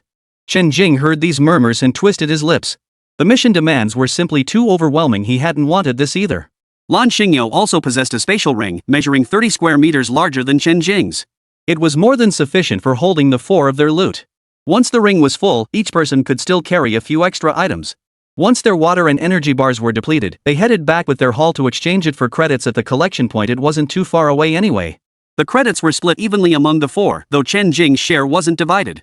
The sheer volume of this squad's haul stunned their supervisor, Li Hui. Not everyone possessed a 30 square meter spatial ring. After exchanging their credits for supplies, the group booked a room for the night, preparing to hunt again at dawn. Chen Jing procured supplies as usual and headed for the forest mountains, still needing to complete his quota. He unleashed his lightning flash technique, arriving in an open clearing. Come out. Truly the most gifted prodigy in recent years. A figure emerged from concealment, an ordinary-looking middle-aged man wielding a long sword. State your purpose plainly. Chen Jing had no desire to waste words. Oof. It's simply because you've offended those you shouldn't have. I'm giving you a chance now. Sever your own legs, and I won't have to do it myself. Otherwise, you'll suffer far worse. The middle-aged man's expression remained impassive, his words dripping with condescension, as if offering someone the chance to sever their own legs was some kind of favor. Arrogant. Chen Jing snorted coldly, his aura surging as he charged at the middle-aged man, purple gold spear in hand. You fool, you don't know your place. Today, I'll show you that a high-tier psionicist isn't someone like you can challenge. With that, the mid-4th-tier psionicist unleashed his full might, locking Chen Jing in a fierce battle. Chapter 39, Breakthrough, Distress Signal. The middle-aged man had assumed this mission target was merely a fresh-faced prodigy just enrolled in the academy, an easy catch. No matter how gifted he was, or how brilliant his performance in the Martial Academy League, he was still only a 3rd-tier cultivator, right? A penniless kid with no connections. Until the moment their weapons clashed, his heart jolted violently. What immense force! This kid? But if that was all he had, then this would be the end of it. Truly a prodigy to face me at merely 3rd tier. But the gap between us cannot be bridged by talent alone. Sea of Flames. As he unleashed his B-rank fire-type ability, the middle-aged man wore a look of contempt. Is that so? Today, I intend to bridge that gap. His words were casual, yet his focus was razor-sharp. This was the most formidable opponent he'd faced so far. His spear danced in an intricate arc, channeling his own thunder essence to draw upon the primordial energies of heaven and earth. Boom! The once clear sky abruptly darkened as storm clouds gathered, swallowing the sun and moon. Thunder rolled within the gathering storm. Chen Jingru now stood bathed in a sea of thunder, the entire area engulfed in a frenzy of purple lightning. Visibly coalescing before his eyes, the surging energy formed a colossal purple thunder dragon. Thunder dragon roars to the heavens. The ferocious and majestic purple thunder dragon charged toward the middle-aged man. No! The middle-aged man's sea of fire failed to hinder the thunder dragon in the slightest. His entire body was devoured by the dragon, reduced to charred powder and vanishing without a trace. Having unleashed his ultimate move, Chen Jing's spiritual energy was significantly depleted. After the battle concluded, he swiftly departed the battlefield, seeking a secluded spot to replenish his depleted spiritual energy. After Chen Jing fully recovered, he actually showed signs of a breakthrough. It seemed today's efforts had yielded significant gains.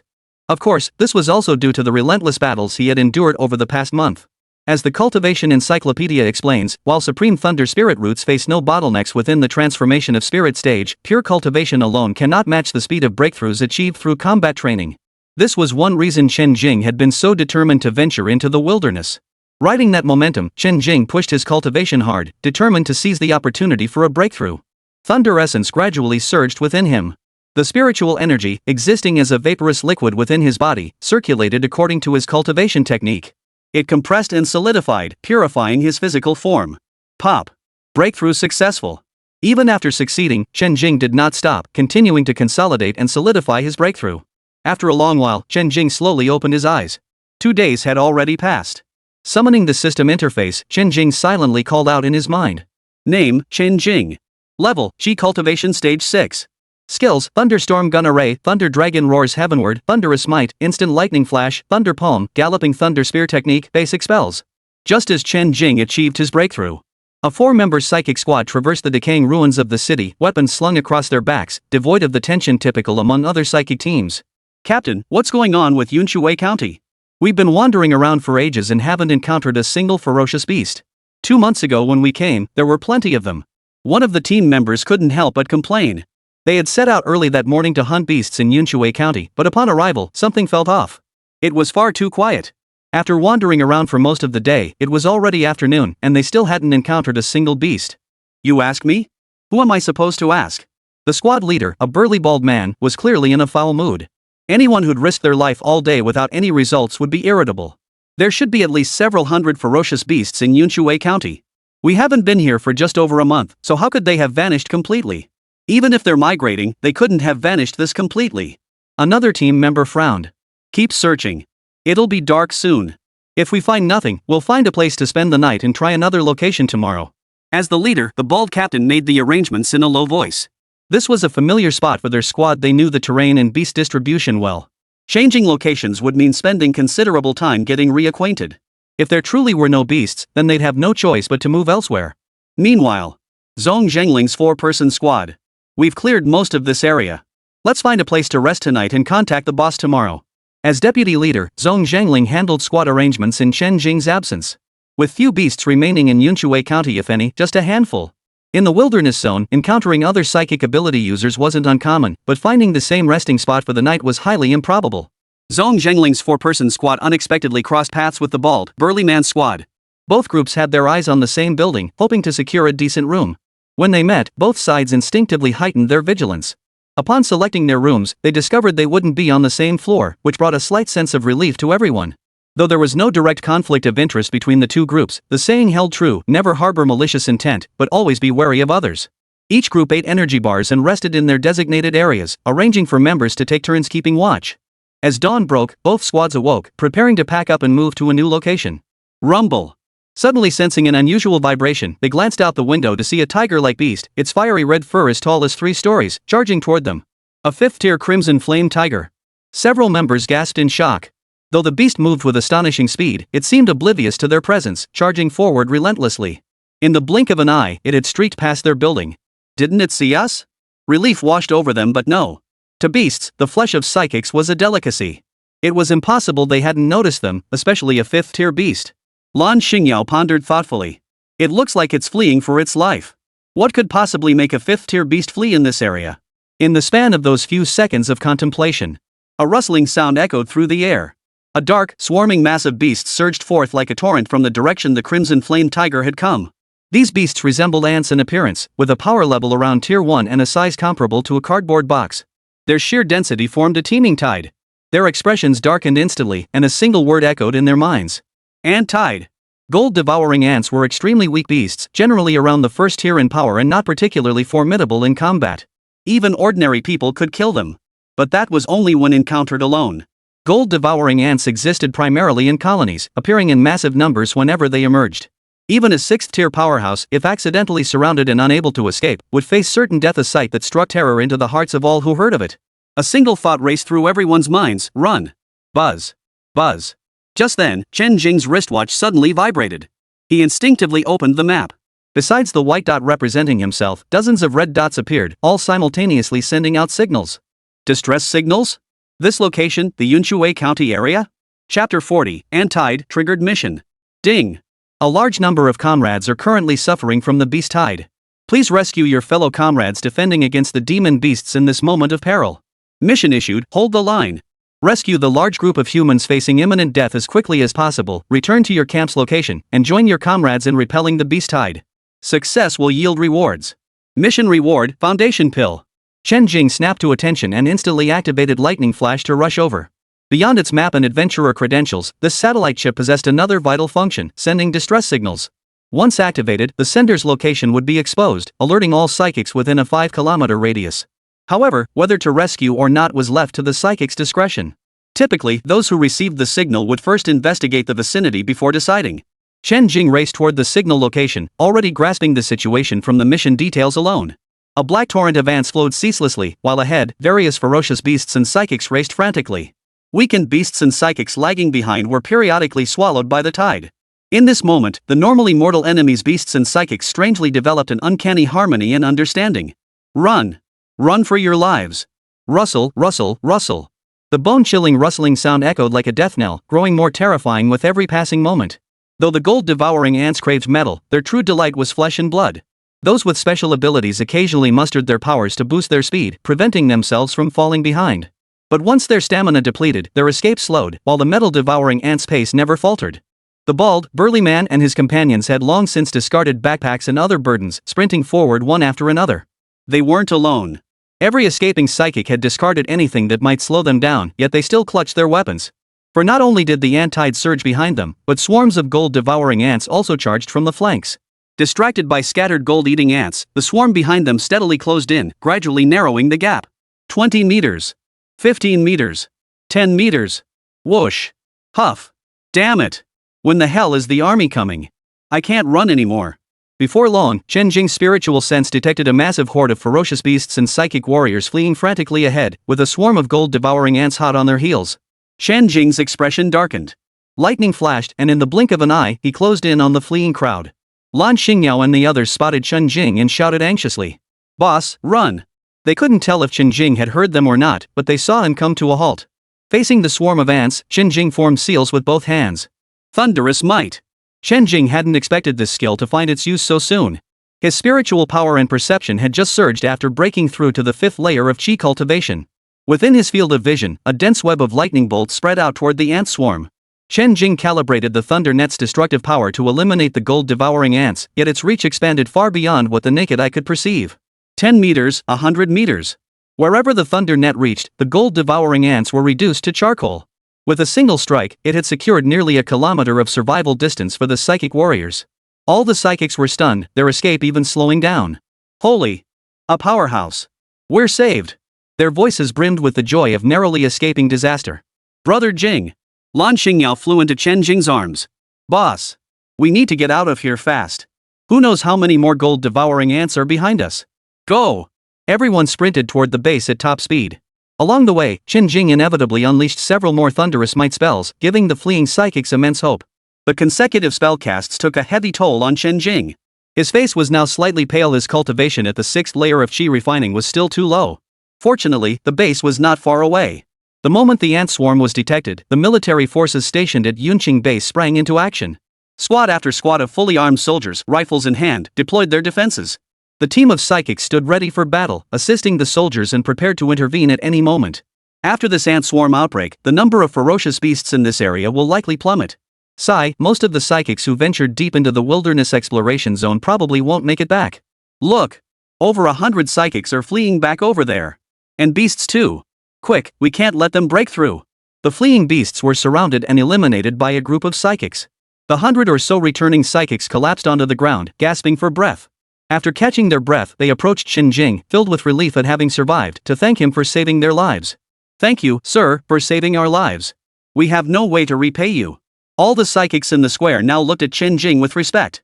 From the scattered accounts of the escaping psychics, they learned that Chen Jing had repeatedly used his abilities to slaughter large numbers of gold-devouring ants just as they were about to catch up, allowing them to flee back. Just by looking at Chen Jing's expression, it was clear that everyone had narrowly escaped death. The energy expenditure from unleashing those abilities was immense. Thankfully, the big shot hadn't abandoned them to save himself. Thank you for saving us, senior. Accompanied by a crisp, melodious thank you, a tall, slender girl with shapely legs appeared before Chen Jing. Her delicate oval face bore the same pallor of survival shared by the others, a look that could fiercely stir a man's protective instincts. It was nothing. Chen Jing waved his hand dismissively. But, senior? I'm also from Jinghu Martial Arts Academy. The combat suits and weapons produced by the academy all have distinctive markings they're easy to recognize. A charming smile graced Meng Xiqing's lovely face. My name is Meng Xiqing, a sophomore at Jinghu Martial Arts Academy. I can never repay you for saving my life. If you ever need anything, just let me know. Senior, you were just so amazing. May I exchange contact information with you? Meng Xiqing's tone brimmed with admiration. Though she too was a student at Jinghu Martial Arts Academy, she was merely an ordinary trainee. Even if she were to instantly advance to the third tier, she could never match the strength Chen Jing had just displayed. Chen Jing paused slightly, realizing she'd mistaken him for a senior student. No need for contact details. We'll meet again someday. Chen Jing didn't bother explaining, he flatly refused. He knew exactly what these young girls were thinking. Rejected, Meng Xiqing could only leave, her disappointment evident. Lan Xingyao stepped forward and hooked her arm through Chen Jing's. Brother Jing, sit down and rest for a bit. You must be exhausted after killing so many gold-devouring ants. The pursuing gold-devouring ants had already reached the attack range of the defensive line. Chapter 41, Return to School, Breakthrough. The soldiers launched a defensive battle. The dense barrage of fire suppressed the gold-devouring ants, preventing them from mounting a large-scale assault. Occasionally, a few gold-devouring ants broke through the barrage and approached, only to be slaughtered by the psychics. All who were still capable of fighting joined the defensive battle, including Chen Jing and his companions.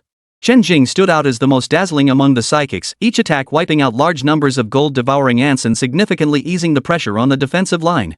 The ant tide's assault raged on for a full day and night. Finally, likely having suffered too many casualties, the gold-devouring ants were forced to retreat. Phew, it's finally over. That was exhausting. We've weathered this storm. We should have some peace for a while. Ding. Congratulations, host, on successfully defending against the beast tide alongside your faction. Reward obtained, Foundation Building Pill. Ding. Congratulations, host, on completing Phase 1 of the Demon Slaying Quest. Monster slaying requirements met. Tier 2 Demonic Beasts, 1000 completed. Tier 3 Demonic Beasts, 100 completed. Tier 4 Demonic Beasts, 10 completed. Reward obtained, 3 bottles of Chi Gathering Pills. What a bountiful harvest. While fending off the ant tide, they also eliminated the fleeing ferocious beasts, successfully completing both tasks. Regardless, this wilderness expedition proved highly rewarding for everyone. It was time to return to school. After resting, they purchased high-speed rail tickets for the return journey. By the time they reached Still Lake, dusk was approaching. 6:30 in the evening. Zhong Zhangling had arranged for a vehicle to pick them up and take them back to school. It was nearing dinner time, and students could be seen walking in small groups along the roads. As the 5 walked along the campus path, each carried an imposing aura, the lingering aura of countless slain beasts. Most of the students on campus were freshmen, and they all looked at the group with envious eyes. Their strength hadn't yet reached the standard required to become adventurers. Many young women cast ardent glances at the handsome young man leading the group. Upon noticing the sweet-looking silver-haired girl beside him, they all looked away in self-conscious shame, shifting their gaze to the youth with deep blue hair standing next to him. These were Chen Jing and his companions. They each returned to their dormitories separately. This wilderness expedition had yielded tremendous gains, whether in cultivation realm, combat prowess, or academic credits. The primary goal now was to transform these gains into tangible strength. Chen Jing unlocked the gate to the green bamboo courtyard with his wristwatch. Upon entering the room, he noticed a faint layer of dust on the floor. He cast a cleansing spell, and the entire space was instantly refreshed, becoming spotless and pristine. Chen Jing headed to his cultivation room, ready to begin his practice. Just then, a phone rang. Jing, where are you? I heard a small ant swarm broke out at the Yunqing base. I've called you several times, but it kept saying you were out of service. Are you okay?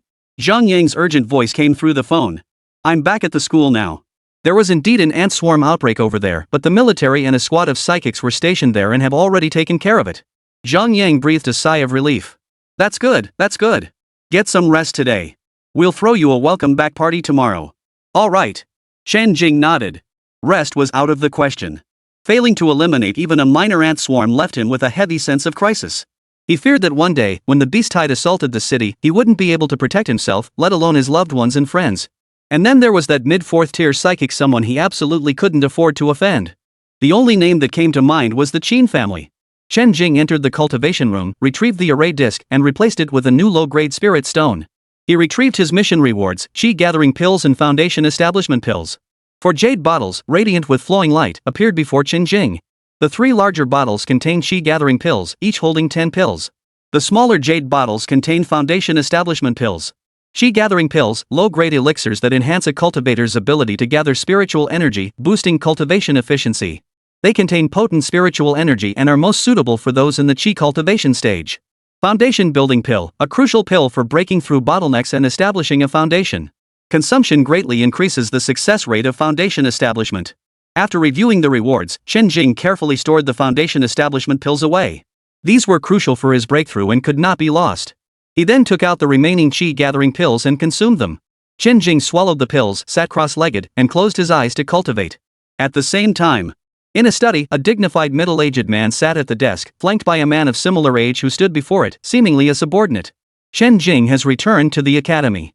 The men we sent are missing. Likely lost to the ant tide. I'll send someone to investigate. The next day, dawn broke. Chen Jing had intended to continue his cultivation. His top priority now was to elevate his cultivation level. Once his cultivation reached a sufficiently high level, the sky would be the limit. He could soar freely like a bird in the vast sky. Who could have known? Ding! The sect elders impart their cultivation wisdom. Disciples must heed and learn. Long-term task issued, teach and instruct. Quest reward, 10-fold increase in cultivation speed and spell proficiency during lectures. Each lecture lasts 1 day. As the system's voice faded, Chen Jing abruptly snapped his eyes open. What a blind system! With this long-term task active, he'd have to attend a lecture daily just to maintain the 10-fold cultivation speed. He quickly opened the wristwatch on his hand to schedule today's class. After class, Chen Jing hurried back to his dormitory to cultivate. He attempted to activate the Purple Thunder God record. Instantly, a surge of spiritual energy circulated through his body along the cultivation technique's pathways, completing a full cycle. The speed was indeed 10 times faster than before. A surge of joy filled Chen Jing's heart. He seized the moment to cultivate intensely, supplementing his efforts with elixirs. His cultivation progressed at an astonishing pace. After sharing a meal with Zhang Yang and the others that evening, he returned to his ascetic lifestyle.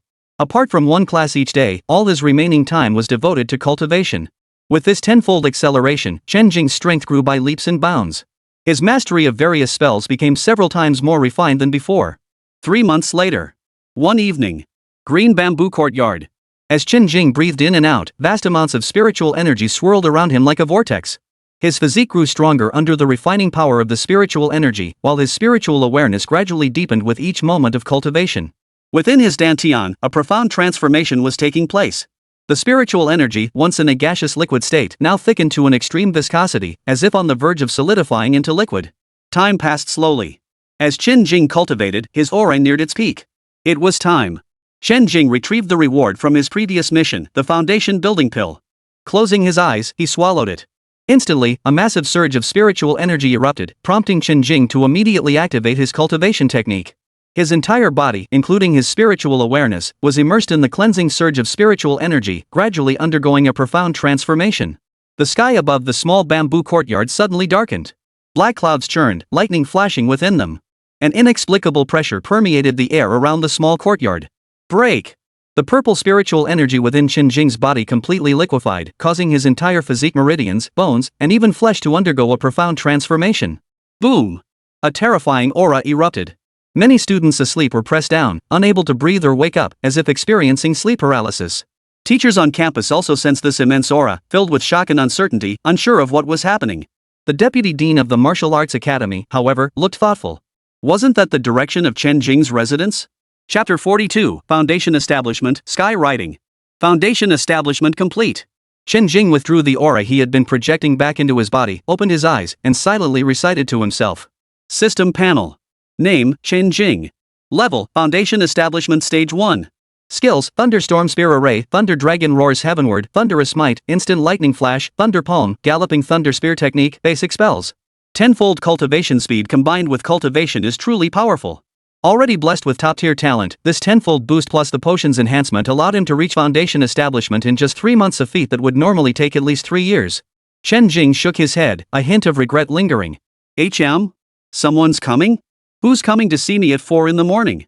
Chen Jing stepped outside and opened the gate. The visitor turned out to be a white-haired elder. May I ask who you are? Chen Jing asked, puzzled. I am Gu Wenlan, Vice Dean of Jinghu Martial Arts Academy. Chen Jing, my friend, your earlier commotion was a bit loud. An old man like me can't get a decent night's sleep at my age. So you've broken through? Chen Jing nodded.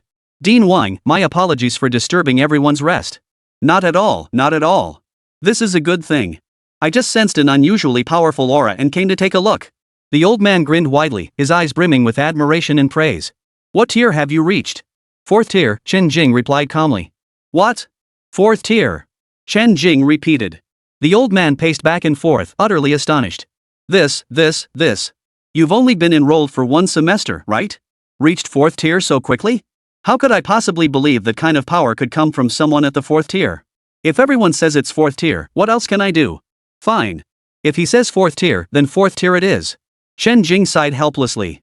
By the standards of cultivation levels, it was indeed stage 4. Student Chen Jing, upon reaching the 4th tier, you may apply to be deployed to the coastal battlefront in the southern frontier. You're not obligated to apply, the school won't force you to go. Upon reaching 5th tier, you may apply for the graduation assessment. Understood, Dean Wang. I'll keep that in mind. Chen Jing nodded.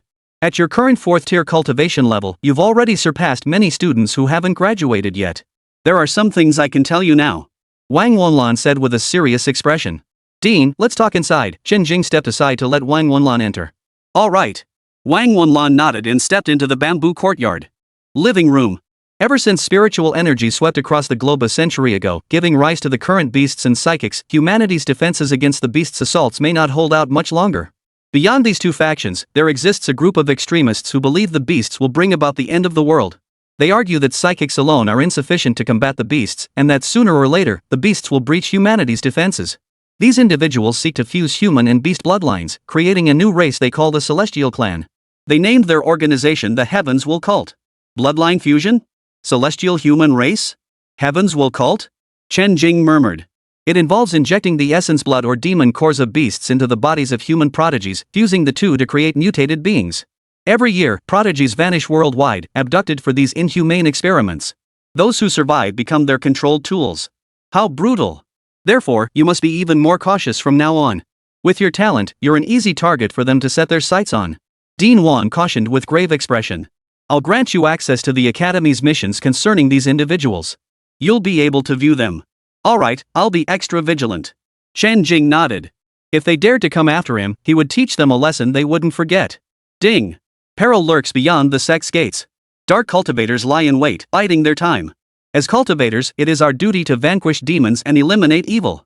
Mission issued, shatter the conspiracy. Use overwhelming power to dismantle the evil organization. Progress, 0%. Advanced mission reward, soul searching technique. Available to Foundation Establishment cultivators and above. Completion reward, Heavenly Thunder Trio. 3,000 mid-grade spirit stones. Chen Jing perked up at the system notification. Such generous rewards, he wouldn't rest until he claimed them. If you plan to head to the southern frontier battlefield, your talent should allow you to advance rapidly there. When you arrive, should you encounter disciples from Jinghu Martial Academy, would you be willing to lend a hand if within your capabilities? Ding! Your extraordinary talent has earned the recognition of the sect's Grand Elder, who seeks to appoint you as the leader of the sect's disciples. This is a golden opportunity for advancement. How could you let it slip away? Quest issued, show your edge. Demonstrate absolute strength to command the obedience of all disciples. Progress, 0%. Reward, Purple Thunder God's Record Golden Core Chapter, 100 high-grade spirit stones. Chen Jing's expression sharpened. This disciple accepts. Wang Wenlan nodded with satisfaction and produced a jade token. This contains a thread of my spiritual energy. Should you encounter an insurmountable foe within the boundaries of the Still Lake, I shall do my utmost to come to your aid. Thank you, Dean. Chen Jing accepted the jade token with gratitude. I shall return now. With matters settled here, Wang Wenlan departed contentedly. The emergence of a prodigiously gifted individual in this generation of humanity is indeed a fortunate occurrence. I only hope he grows stronger swiftly and isn't destroyed by those people. Moments later, Chen Jing returned to his room. These two missions came at just the right time. Such generous rewards, and they even included cultivation techniques from the Golden Core chapter. He retrieved the advanced mission reward and to his surprise, it had been dispatched early. Soul searching technique. This was the perfect method to deal with those people. They would have nowhere to hide under this spell. My spiritual sense probed into the jade slip. At dawn, Chen Jing was studying a spell only accessible to Foundation Establishment cultivators. Sky writing technique. As the name suggests, mastering this technique allows one to fly through the skies, an essential spell for cultivators. As Chen Jing wobbled his way into the air, an indescribable thrill coursed through his entire being. Like a child with a new toy, he played with it over and over, studying it until he mastered it completely. After mastering the sky writing technique, Chen Jing opened the wristwatch on his hand. Sure enough, several new tasks had appeared in the mission list. Restricted Mission 1, suspected members of the Heavens Will cult have been spotted in Jinghu Taiyan District. Proceed to investigate. Mission reward, 300 credits grade A mission. Restricted Mission 2, mid-tier fugitive Qi Chang is spreading prophecy cult propaganda. Assist the Public Security Bureau in apprehending him. Reward, 800 credits grade A mission. Restricted Mission 3, suspected prophecy cult branch in Jinghu's Jing'an District. Assist Public Security Bureau in reconnaissance. Reward, 5,000 credits S-rank mission. Restricted Mission 4. The variety of missions was vast and numerous, ranging from intelligence gathering and routine support for the Public Security Bureau to high-risk operations targeting divine mandate cult adherents. Chapter 43, Journey to Jiangnan City. These are special missions requiring access permissions to accept, typically granted only upon reaching a certain level of strength. Most of this intelligence originates from the Public Security Bureau, which seeks the school's cooperation due to insufficient manpower. After Chen Jing's selection, an SS-level mission was chosen. SS rank mission, intelligence analysis confirms the existence of a Heavens Will cult branch in Tianning District, Jiangnan City. Proceed to investigate, collaborate with local Public Security Bureau to locate the specific site and eliminate it. Mission reward, 20,000 academic credits. This mission was the only one that had confirmed the existence of a Heavens Will cult branch.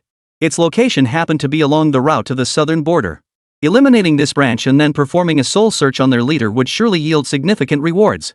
After accepting the mission, Chen Jing reviewed its detailed information. After reviewing the details for several minutes, he messaged Zhong Zhengling, Lan Xingyao, Zhou, and Zhang Yang, informing them he had made a breakthrough in his cultivation and needed to complete some tasks. The mission details included contact information for the Jiangnan City Public Security Bureau. He needed to notify them of his arrival time before heading there. Chen Jing pulled out his phone and dialed the Jiangnan City Public Security Bureau. Hello, Jiangnan City Public Security Bureau. How may we assist you? The officer on the line was very friendly. Hello, this is Chen Jing from Jinghu Martial Arts Academy. I've just accepted the mission to locate the Tianming sect branch in Tianning District, Jiangnan City. I will arrive at 3:30 p.m. How should we proceed? Certainly. Please hold while I consult with my supervisor. After a brief silence, the officer's voice came back. Mr. Chen, we've arranged a liaison. Please meet them at Banksia Cafe on Huaihai Street in Tianning District at 4 p.m. Understood. Chen Jing hung up the phone, bought a ticket, and set off alone, boarding the high-speed train bound for Jiangnan City. 3:55 p.m. Banksia Cafe, Chongning District. Boss, the person picking up the assignment isn't here yet? A young woman slumped over the table, speaking with boredom. 3 other youths sat with her. The 4 of them formed the Special Abilities Task Force assigned by the Jiangnan District Public Security Bureau for this mission. The lowest-ranked member was Early Stage 4. The team leader glanced at his phone. What's the rush? It's not time yet. Seriously, if he wanted to take the mission, he should have shown up earlier. Now we're stuck waiting for him. The young woman grumbled discontentedly. As an elite special abilities squad within the Jiangnan City Public Security Bureau, they had uncovered leads on the Heavens Will cult and reported the intelligence. Instead, they received orders to pick up this Jinghu Martial Arts Academy student to join the mission. What can we do? The Public Security Bureau is short-staffed. They had no choice but to seek cooperation. Another man shrugged helplessly. With such a major achievement as eradicating the Heavens Will cult, they naturally didn't want to share the credit with other public security bureaus, forcing them to seek assistance from these academies instead. Since the martial arts academies weren't part of the Public Security Bureau's system, sharing the credit wouldn't significantly impact them. Still, it felt a bit unsettling. Captain, do you know who's coming? Another lean young man asked curiously. The chief gave us the basics. The guy's name is Chen Jing, 19 years old, a freshman at Jinghu University this year. Freshman? Are you kidding me? Sending someone like that on a mission is practically suicide. The other 3 frowned simultaneously at the remark. Hold on, hear me out. He's also the top martial arts exam graduate, the top student at Jinghu Martial Arts Academy, and the individual champion of the Academy League. Back then, his strength had already reached the 3rd tier. I'm sure he's made significant progress over the past half year. When you meet him later, make sure to treat him with respect. 3rd tier as a freshman? That's pretty intense. Alright, everyone focus. Got it. The girl in the squad spoke up. Hey, Captain, what does Chen Jing look like? I don't want to fail to recognize him later. Don't worry, he's easy to spot. He's got distinctive features, 6 feet tall, with a sunny, handsome look. The captain had already seen Chen Jing's photo and had memorized his features. Tall and handsome? I think I already know what he looks like. The girl stared blankly toward the cafe entrance. The other 3 immediately followed her gaze. Sure enough, a young man in casual attire walked in. Tall and slender, he stood out with an air of effortless grace. His expression was calm, yet a single casual glance was enough to make hearts skip a beat. That's him. The captain's eyes lit up, and he hurriedly led his team over. Hello, you must be Chen Jing. I'm Li Yujun from the Jiangnan City Public Security Bureau, assigned to coordinate with you. As the squad leader, Chen Jing extended his hand to Chen Jing in a friendly gesture. Sorry to keep you waiting. Chen Jing smiled and offered a friendly handshake in return. We just arrived too. Come on, let's head to the private room to discuss further. Led by Captain Li Yujun, the group proceeded to the private room that had been reserved in advance. Mr. Chen, this mission requires your cooperation with us. Let me introduce. Through the captain's introductions, Chen Jing met the other three members. The lean young man was named Sun Mingming, possessing AB-grade psychic ability at mid-third tier. The gentle-mannered youth was named Lu Haisher, possessing AB-grade metal-type ability at the early third tier. The female member was Li Tong, possessing AB-grade fire-type ability at mid-stage level 3. Li Yujun, as the team leader, possessed AB-grade enhancement-type ability at the early stage of the 4th tier. After the introductions, they got down to business. Mingming. Sun Mingming instinctively activated his mental shield to prevent eavesdropping. Is this arrangement acceptable? Li Yujun finished outlining the action plan. Chen Jing frowned. I'll go solo with one team. We'll split up. Su Ming's bodyguard is early stage 4. You can't handle him alone. I'm also 4th tier. No problem. Leave Su Ming's bodyguard to me. You guys just go to human smoke. The others froze in shock at his words. What? 4th tier? Had they ever seen a 19-year-old at 4th tier? They certainly hadn't. They'd assumed he was just coasting through for credits, but it turned out he was a big shot. Captain Li Yujun was the first to recover. In that case, Chen Jing will operate independently. He tapped his smartwatch, sending Chen Jing the locations of Su Ming, the group's president, and his bodyguard, along with the villa's floor plan. The 4 of us will head to Human Smoke. The club owner will be present tonight. Operation commences at 8 p.m. Execute the apprehension plan. Stay in contact. Once one group succeeds, they'll rendezvous with the other. Captain, are we really letting Chen Jing go alone? Li Tong couldn't help but ask the moment they stepped outside. If something goes wrong, we're in trouble. He's Jinghu's prized asset. Don't worry. He's confident. After all, he's a 4th-tier cultivator far stronger than us. As Jinghu's top agent, you think he doesn't have any trump cards up his sleeve? The captain wasn't overly concerned about Chen Jing. After all, who among them wasn't risking their lives on missions? True. Li Tong nodded. If we really want to help, we should move faster tonight and get there sooner to provide backup. The captain suggested. For these elite officers from the Public Security Bureau to take down a nightclub owner, it shouldn't be a problem. Chapter 44, The Shock of the Supernatural Squad. Chen Jing booked a room at the hotel closest to Su Ming's residence for a temporary rest. He opened the data on his wristwatch to review it. According to intelligence, the CEO had remained at home all day with no evening engagements scheduled. But the villa's security was extremely tight. Beyond the sensors and cameras covering the perimeter walls, a team of psychic operatives patrolled around the clock. His home was more heavily fortified than a military base. Chen Jing received the captain's message and prepared for action. Night fell like a curtain, the winter wind whistling coldly. A figure approached the villa, spreading their spiritual sense throughout the premises. In one bedroom, they located Su Ming, who was engaged in physical activity with another person. Outside the bedroom stood the early 4th-tier bodyguard. Chen Jing considered his options. Deciding against stealth, he made his move. With that, he flashed into the villa. Entering so brazenly, unless the other party was blind, they would inevitably see him. Who goes there? Without another word, Chen Jing knocked them both unconscious with a single punch each, rendering them incapable of resistance. After searching the squad leader's mind, he learned that this team of psychics had simply been hired to protect their employer, no major issues. Entering the living room, the 4th-tier psychic on the 2nd floor spotted Chen Jing.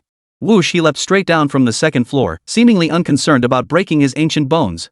This was an elderly man, Zhao Aguo. Young man, barging into someone's home late at night is rather rude. What brings you here? Zhao Aguo detected no aura emanating from the youth. He seemed like an ordinary person. Yet, to slip past the team of psychics outside without a sound, he couldn't possibly be ordinary. There was only one explanation: this was a powerful opponent, and Zhao had no confidence he could win. Chen Jing smiled faintly, instantly closing the distance to Zhao Aguo and delivering a crushing punch that knocked him unconscious. Soul-searching technique. A flicker of satisfaction crossed Chen Jing's eyes.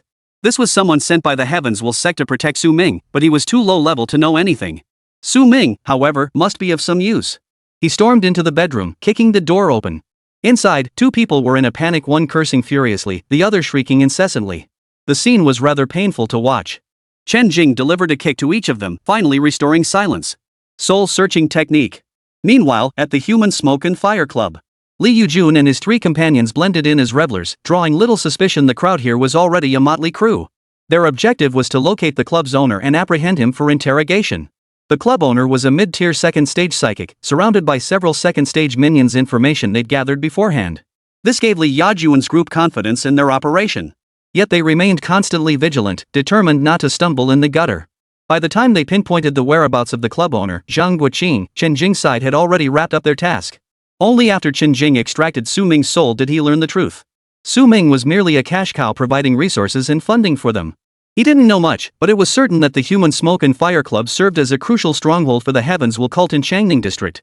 The club's owner, Zhang Guoqing, knew the location of the Heavens Will cult's branch. Chen Jing retrieved the contact information for the Special Operations Squad Li Yujun had given him. "Hello, it's me. The situation is resolved. Come in and take them away." "Roger that." A deep male voice came through the phone. The Special Operations Squad lying in wait near the Villa District numbered 20 members. Every member was a Stage 1 or Stage 2 psychic, with the team leader reaching the peak of mid-Stage 2. Though all possessed psychic abilities, they were equipped with firearms and heavy weapons. While not particularly threatening to thick-skinned beasts, they proved highly effective against humans of lower tiers. Before long, the task force appeared inside the villa. These 2 are members of the Heavens Will cult. The other psychics are mercenaries. You decide what to do with them. Chen Jing pointed at the unconscious Su Ming and Zhao Aguo as he addressed the task force leader. "I'll go find Captain Li now. Get someone to drive me to Human Smoke." "Understood. Amin, you go drive him there." After the captain gave the order, a tall, lanky man dashed out to fetch a vehicle. The burly squad leader was utterly astonished. They had been assigned to assist with the mission, yet it turned out their help wasn't needed at all.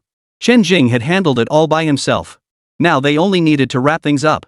In all his years on the job, he'd never seen a mission go this smoothly. Chen Jing climbed into Amin's car and headed toward Human Smoke, intending to find Captain Li and the others. Meanwhile, Captain Li and his 3 men found themselves in a perilous situation. They had correctly identified the club owner and his henchmen as a group of second-tier psychics. But when they moved to arrest them, 2 early-stage 4th-tier and 5 mid-stage 3rd-tier psychics suddenly appeared. Li Yujun and his team felt bitter despair this time. They might well meet their end here. The owner, Zhang Guoqing, leaned lazily back on the sofa, radiating extreme arrogance. "You dogs have sharp noses, but your skills are lacking. I didn't come looking for you, but you sure came running right to me. Judging by your age, you could be considered promising young talents. Why not stay today and join my Heavens Will cult?" Li Yujun spat contemptuously. "You scum of the Heavens Will cult. How many people have you ruined? And you still have the nerve to boast about your worthless cult here? I'd rather die than fall into your hands today." Zhang Guoqing sighed as he watched these psychics, surrounded by his men and gradually losing their powers. "With so many members of the Heavens Will sect here, you won't even get to die today. Give up. Stop this futile resistance." Chen Jing had arrived at the entrance of Human Smoke. He spread his spiritual sense and quickly located Captain Li and the others. They were trapped in a luxury private room on the top floor of Human Smoke. Their situation was dire. If not for Zhang Guoqing's desire to toy with them, the 2 4th-tier psychics alone could have crushed them. Shattering the glass with a burst of spiritual sense, Chen Jing flashed into the room. Before the others could react, Chen Jing's fists had already knocked out both 4th-tier psychics and Zhang Guoqing in an instant. The other 5 psychics surrounding Captain Li and Li Yujun froze simultaneously, all staring at Chen Jing, who had just delivered the decisive blow. "Surrender now. Get down on your knees with your hands on your heads, and I won't hurt you," Chen Jing said calmly to the 5. The 5 exchanged glances at the 4th-tier psychic and Zhang Guoqing, who had collapsed instantly, then swallowed nervously and crouched down with their hands on their heads with lightning speed. Li Yujun and his group stared dumbly at Chen Jing. Even the heavy breathing caused by their recent exhaustion vanished. "That's it? Without even a major battle, this 4th-tier psionicist from the Heavens Will sect just went down like a wet rag? 2 of them? Is this the power of the chief of Jinghu? Is this the true measure of a genius's worth? More terrifying than nuclear weapons." The group exchanged glances almost instantly. "Chen Jing, thank you for arriving in time. Otherwise, we might have all met our end here today. We might have been captured for their experiments. I learned from Su Ming that this was a stronghold, so I rushed over immediately." Chen Jing hovered his hand above Zhang Guoqing's head. "Mind search." Instantly, Chen Jing learned the address of the Tianming sect's Jiangnan City branch and details about some of its personnel. Even Zhang Guoqing wasn't a core member of the Heavens Will cult. He'd merely been granted limited authority and personnel support for his convenience in handling certain tasks for the cult. Chen Jing relayed the information he had received. The branch is located in the suburbs of Jiangnan City, with roughly 200 followers. Their combat strength ranges between 1st and 2nd tiers. There are about a dozen 3rd-tier followers combined, for 4th-tier instructors, and beyond that, Zhang Guoqing doesn't know any more details. Li Yujun watched Chen Jing's movements and listened to the stream of information before him, then voiced his confusion. What is this? Chen Jing shot Li Yujun a half smile, making him feel a sudden tightness in his chest. Just a few minor tricks for probing psychic energy. Care to give it a try? Li Yujun panicked inwardly and quickly replied. No need, no need. Just use it on those heavens will cult people. Ha, ha. The other three teammates silently rolled their eyes at their captain's cowardly display. But if it were them in his shoes, they might react much the same. So they kept their mouths shut. Everyone had their own hidden cards and secrets. Li Yujun refocused, his brow furrowing. With so many psychics in the heavens will cult, including numerous high-level ones, the few of us probably can't handle them. Should we request backup from headquarters? Instinctively, Li Yujun turned his gaze toward Chen Jing, awaiting his decision. Chen Jing shrugged indifferently. No need. I can handle it alone. Whether it was a numbers game or an elite showdown, to the current Chen Jing, they were nothing but cannon fodder. Chen Jing glanced at Li Yujun again and asked. Do you guys want to go check it out? Yes. We do. We can't do much to help, but we can handle the cleanup. The group responded in unison. Chapter 45, Heading to the Suburban Branch. Alright, get yourselves ready and head out as soon as possible. Li Yujun nodded and immediately led his team downstairs to prepare. Having witnessed Chen Jing's capabilities, they had no reservations about this decision. Li Yujun called the Public Security Bureau to dispatch personnel to handle the aftermath here. They then drove with a special operations squad, escorting Chen Jing to the Tianming sect branch in the suburbs of Jiangnan City. The outskirts of Jiangnan City, once ravaged by ferocious beasts, now resembled an ordinary jungle after being cleared by the military and psychics. The group finally halted at an impassable section of road and abandoned their vehicles to continue on foot. After disembarking, Chen Jing's group moved swiftly forward. After walking for about half an hour, they arrived near the Tianming sect's branch. Chen Jing surveyed the dense forest and the small, grass-covered hill that emerged beyond it. According to Zhang Guoqing's memories, this hill was the location of the Heavens Will Cult's branch. Chen Jing scanned the area with his divine sense. It revealed nothing unusual, just ordinary visual interference technology. Chen Jing drew his weapon and swung it toward the front of the hill. A purple bolt of lightning shot from his spear, slicing horizontally across the slope. Li Yujun and the others, along with the Special Operations Squad, watched helplessly as the violet beam streaked toward the hill, striking halfway up its slope. Boom! Boom boom boom!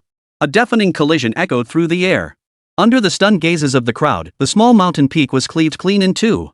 The ground shook violently, leaving Li Yujun and the others unable to stand steady. When the tremors finally subsided, the mountain peak before them had undergone a dramatic transformation. The upper half of the mountain had filled the gap, seamlessly connecting with the lower half. However, the descent had likely caused some misalignment, making it immediately apparent that the mountain had once been severed. This was the S-rank combat technique from the library, Lightning Slash. Though traditionally wielded with a blade, Chen Jing saw no difference. The rifle delivered identical results. The 20-odd people present swallowed hard simultaneously, eyes wide, faces frozen in utter disbelief. Shock, admiration, and envy flickered in their eyes as their gazes darted back and forth between Chen Jing and the small mountain peak. Holy crap! Am I dreaming? That's just too incredible. Is this even humanly possible? I've never seen high-tier psychics cleave mountains either. Can high-level psychics really split mountains and fill seas? Need answers, waiting online. The small mountain peak struck by lightning remained a small mountain peak, yet it was utterly transformed from what it had been moments before. Beyond the mountain displacement caused by Chen Jing, the trees and weeds at its base had vanished. In their place lay a neat, level roadway stretching dozens of meters. At the end of the road stood an alloy gate embedded into the mountain peak. The alloy gate stood 6 meters tall and 10 meters wide, with several blackened openings above it, likely defensive weaponry. Chen Jing waved his hand, and several bolts of lightning shot toward the openings. Crackling and popping, they destroyed the heat weapons that could have threatened the squad behind him. Captain Li, upon seeing the alloy gate, was instantly overcome with shock and fury. The Heavens Will Cult hollowed out the entire mountain peak to build a base inside? While psychics can purchase alloy weapons, the government has always strictly controlled metal supplies. Just this gate alone must have consumed an unimaginable amount of alloy metal. How did the Heavens Will Cult manage to secretly obtain enough to build this gate without us noticing? There are traitors within Jiangnan City. Captain Li spat out the final words through gritted teeth. Chen Jing's divine sense swept over the entire Heavens Will Cult, and he remarked casually. That's nothing. There are alloy walls underground too. What? Alloy walls? Those vermin. Once we eliminate these traitors, remember to have someone dismantle it and bring it back. Chen Jing suggested. By the time Chen Jing and his group arrived here, it was nearly 9 o'clock. Many members of the Heavens Will Cult had already returned to their rooms to rest, chatted with roommates, or went about their own business. Some workaholics were still conducting experiments and recording data. Suddenly, the ground shook violently. The entire branch office erupted with alarm sirens. Some unlucky souls positioned in the attack zone were instantly obliterated into dust by a single shot before they could even comprehend what was happening. Not a trace remained. What the hell? Is it an earthquake? Get out now. The defense systems are all destroyed. The high-ranking psychics of the heavens will cult also sense the commotion. What's going on? Go check it out. The psychic power users guarding near the main gate rushed to the entrance the moment the commotion subsided. Naturally, they saw Chen Jing and his group striding in with great confidence. The captain immediately notified the others. Base under attack. Enemy forces at the gates. Someone's attacking the base. They're outside the gate. He repeated the message several times. In his memory, the base had never been discovered by outsiders who managed to breach the main gate. He had to notify the bishop immediately. That large group looked troublesome to deal with. Captain Li turned to look at Li Tong. Xiao Tong, use your fire-type ability. See if you can melt this gate. It'll be tough, but I'll try. Li Tong hesitated, studying the alloy gate as she prepared to activate her ability. No need. I'll handle it, Chen Jing interrupted. Counting on them to melt this door before taking down the heavens will cult? That'd be waiting for the cows to come home. Chen Jing retrieved the recorder from his spatial ring, activated combat follow mode, and the device transformed into a drone form. It hovered behind him, documenting the mission's execution. Then, Chen Jing extended his hand, and a dense web of lightning surged over the alloy gate. Shatter! The 6-meter-tall, 10-meter-wide, 40-centimeter-thick alloy door shattered cleanly. Metal fragments scattered across the ground, revealing the heavens will cult guards stationed behind the gate. The captain, mid-report to higher-ups requesting backup, fell silent upon seeing the protective umbrella-like alloy door reduced to dust. He froze, utterly dumbfounded. A middle-aged man's voice crackled through the communicator. What's going on? Hello? Hello? Hearing the voice snapped the captain back to reality, his lips trembling. The main gate's been blown to pieces. Get reinforcements here fast. Hurry! Before the words had fully left his mouth, Chen Jing's spear pierced through his throat. The scattered thunderbolts shattered his entire body, reducing him to a charred corpse dead as a doornail. One spear thrust after another followed. In the blink of an eye, every member of the squad lay dead. These gatekeepers were merely ordinary cultists below the second tier. Captain Li, the main gate has been breached. Are you staying outside or coming in with me? Chen Jing laughed with reckless abandon. Once this branch of the heavens will cult was wiped out, the system quest progress would surely surge significantly. We're in, they replied in unison. They too wanted to savor the exhilaration of crushing their enemies. Clinging to a powerful ally's coattails felt surprisingly sweet. Chapter 46, Annihilating the Branch. Chen Jing's spiritual awareness had already firmly secured control over the entire heavens will cult branch. Naturally, he wielded his gun, eliminating them one by one. Li Yujun and the others trotted along behind Chen Jing, reduced to merely shouting 666. Meanwhile, the branch's psychics had gathered together. Enemy attack! Enemy attack! Don't panic! Grab your weapons and fight back. Our bishop is still with us. Inside the mountain peak, the psychics knew the base was under attack without needing notification from the guards. While ordinary believers and priests remained in disarray, high-ranking psychics took charge of organizing the scene. It's Priest Li and Instructor Wang. The priests and instructors are here. Everyone, stay calm and follow their commands. The once chaotic followers of the heavens will cult instantly calmed down as if they'd found their anchor when they saw several middle-aged men dressed in black robes, each bearing a green or blue moon emblem embroidered on their chests. Everyone, we've lost contact with Instructor Zhang and the other members at our stronghold within the city. It's highly likely they've been sacrificed. The attackers outside are most likely the Public Security Bureau's lackeys. The strongest among these lackeys are only 4th tier. We have powerful green tier priests and azure tier instructors, plus the noble green tier celestial warriors. Everyone, do not panic. Take up your weapons. Today, we will ensure these lackeys never return. Priest Li, whose chest bore the embroidered green moon, remained composed, wearing a smile that suggested he held everything under control. Those who joined the Heavens Will cult were either fanatical misanthropes or fugitives hunted by the Public Security Bureau. Coupled with the cult's relentless brainwashing, they were no longer ordinary humans. Under Priest Li's inflammatory rhetoric, the initially flustered followers gradually revealed bloodthirsty expressions, itching to charge out and clash with those lackeys right then and there. Excellent. That's the spirit. Let those lackeys from the Public Security Bureau see what our Heaven's Mandate sect is made of. 1 comes, we kill 1. 2 come, we kill both. Everyone present, including that Priest Li, wore expressions of frenzied madness, growling with excitement. At that moment, Chen Jing had already charged his rifle and arrived at the gathering place of the cultists, just stepping into the hall. The first lackey has arrived. See who's so lucky. Ah ha ha, die for me. The excited, bloodthirsty cultists brandished their weapons, unleashed their supernatural abilities, and surged forward like a swarm of demons in a frenzy. Chen Jing swung his spear with all his might. Amidst crackling thunderous roars, the frontmost group of cultists instantly turned to charcoal and collapsed to the ground. But this did nothing to dampen the fervor of the psychic attackers.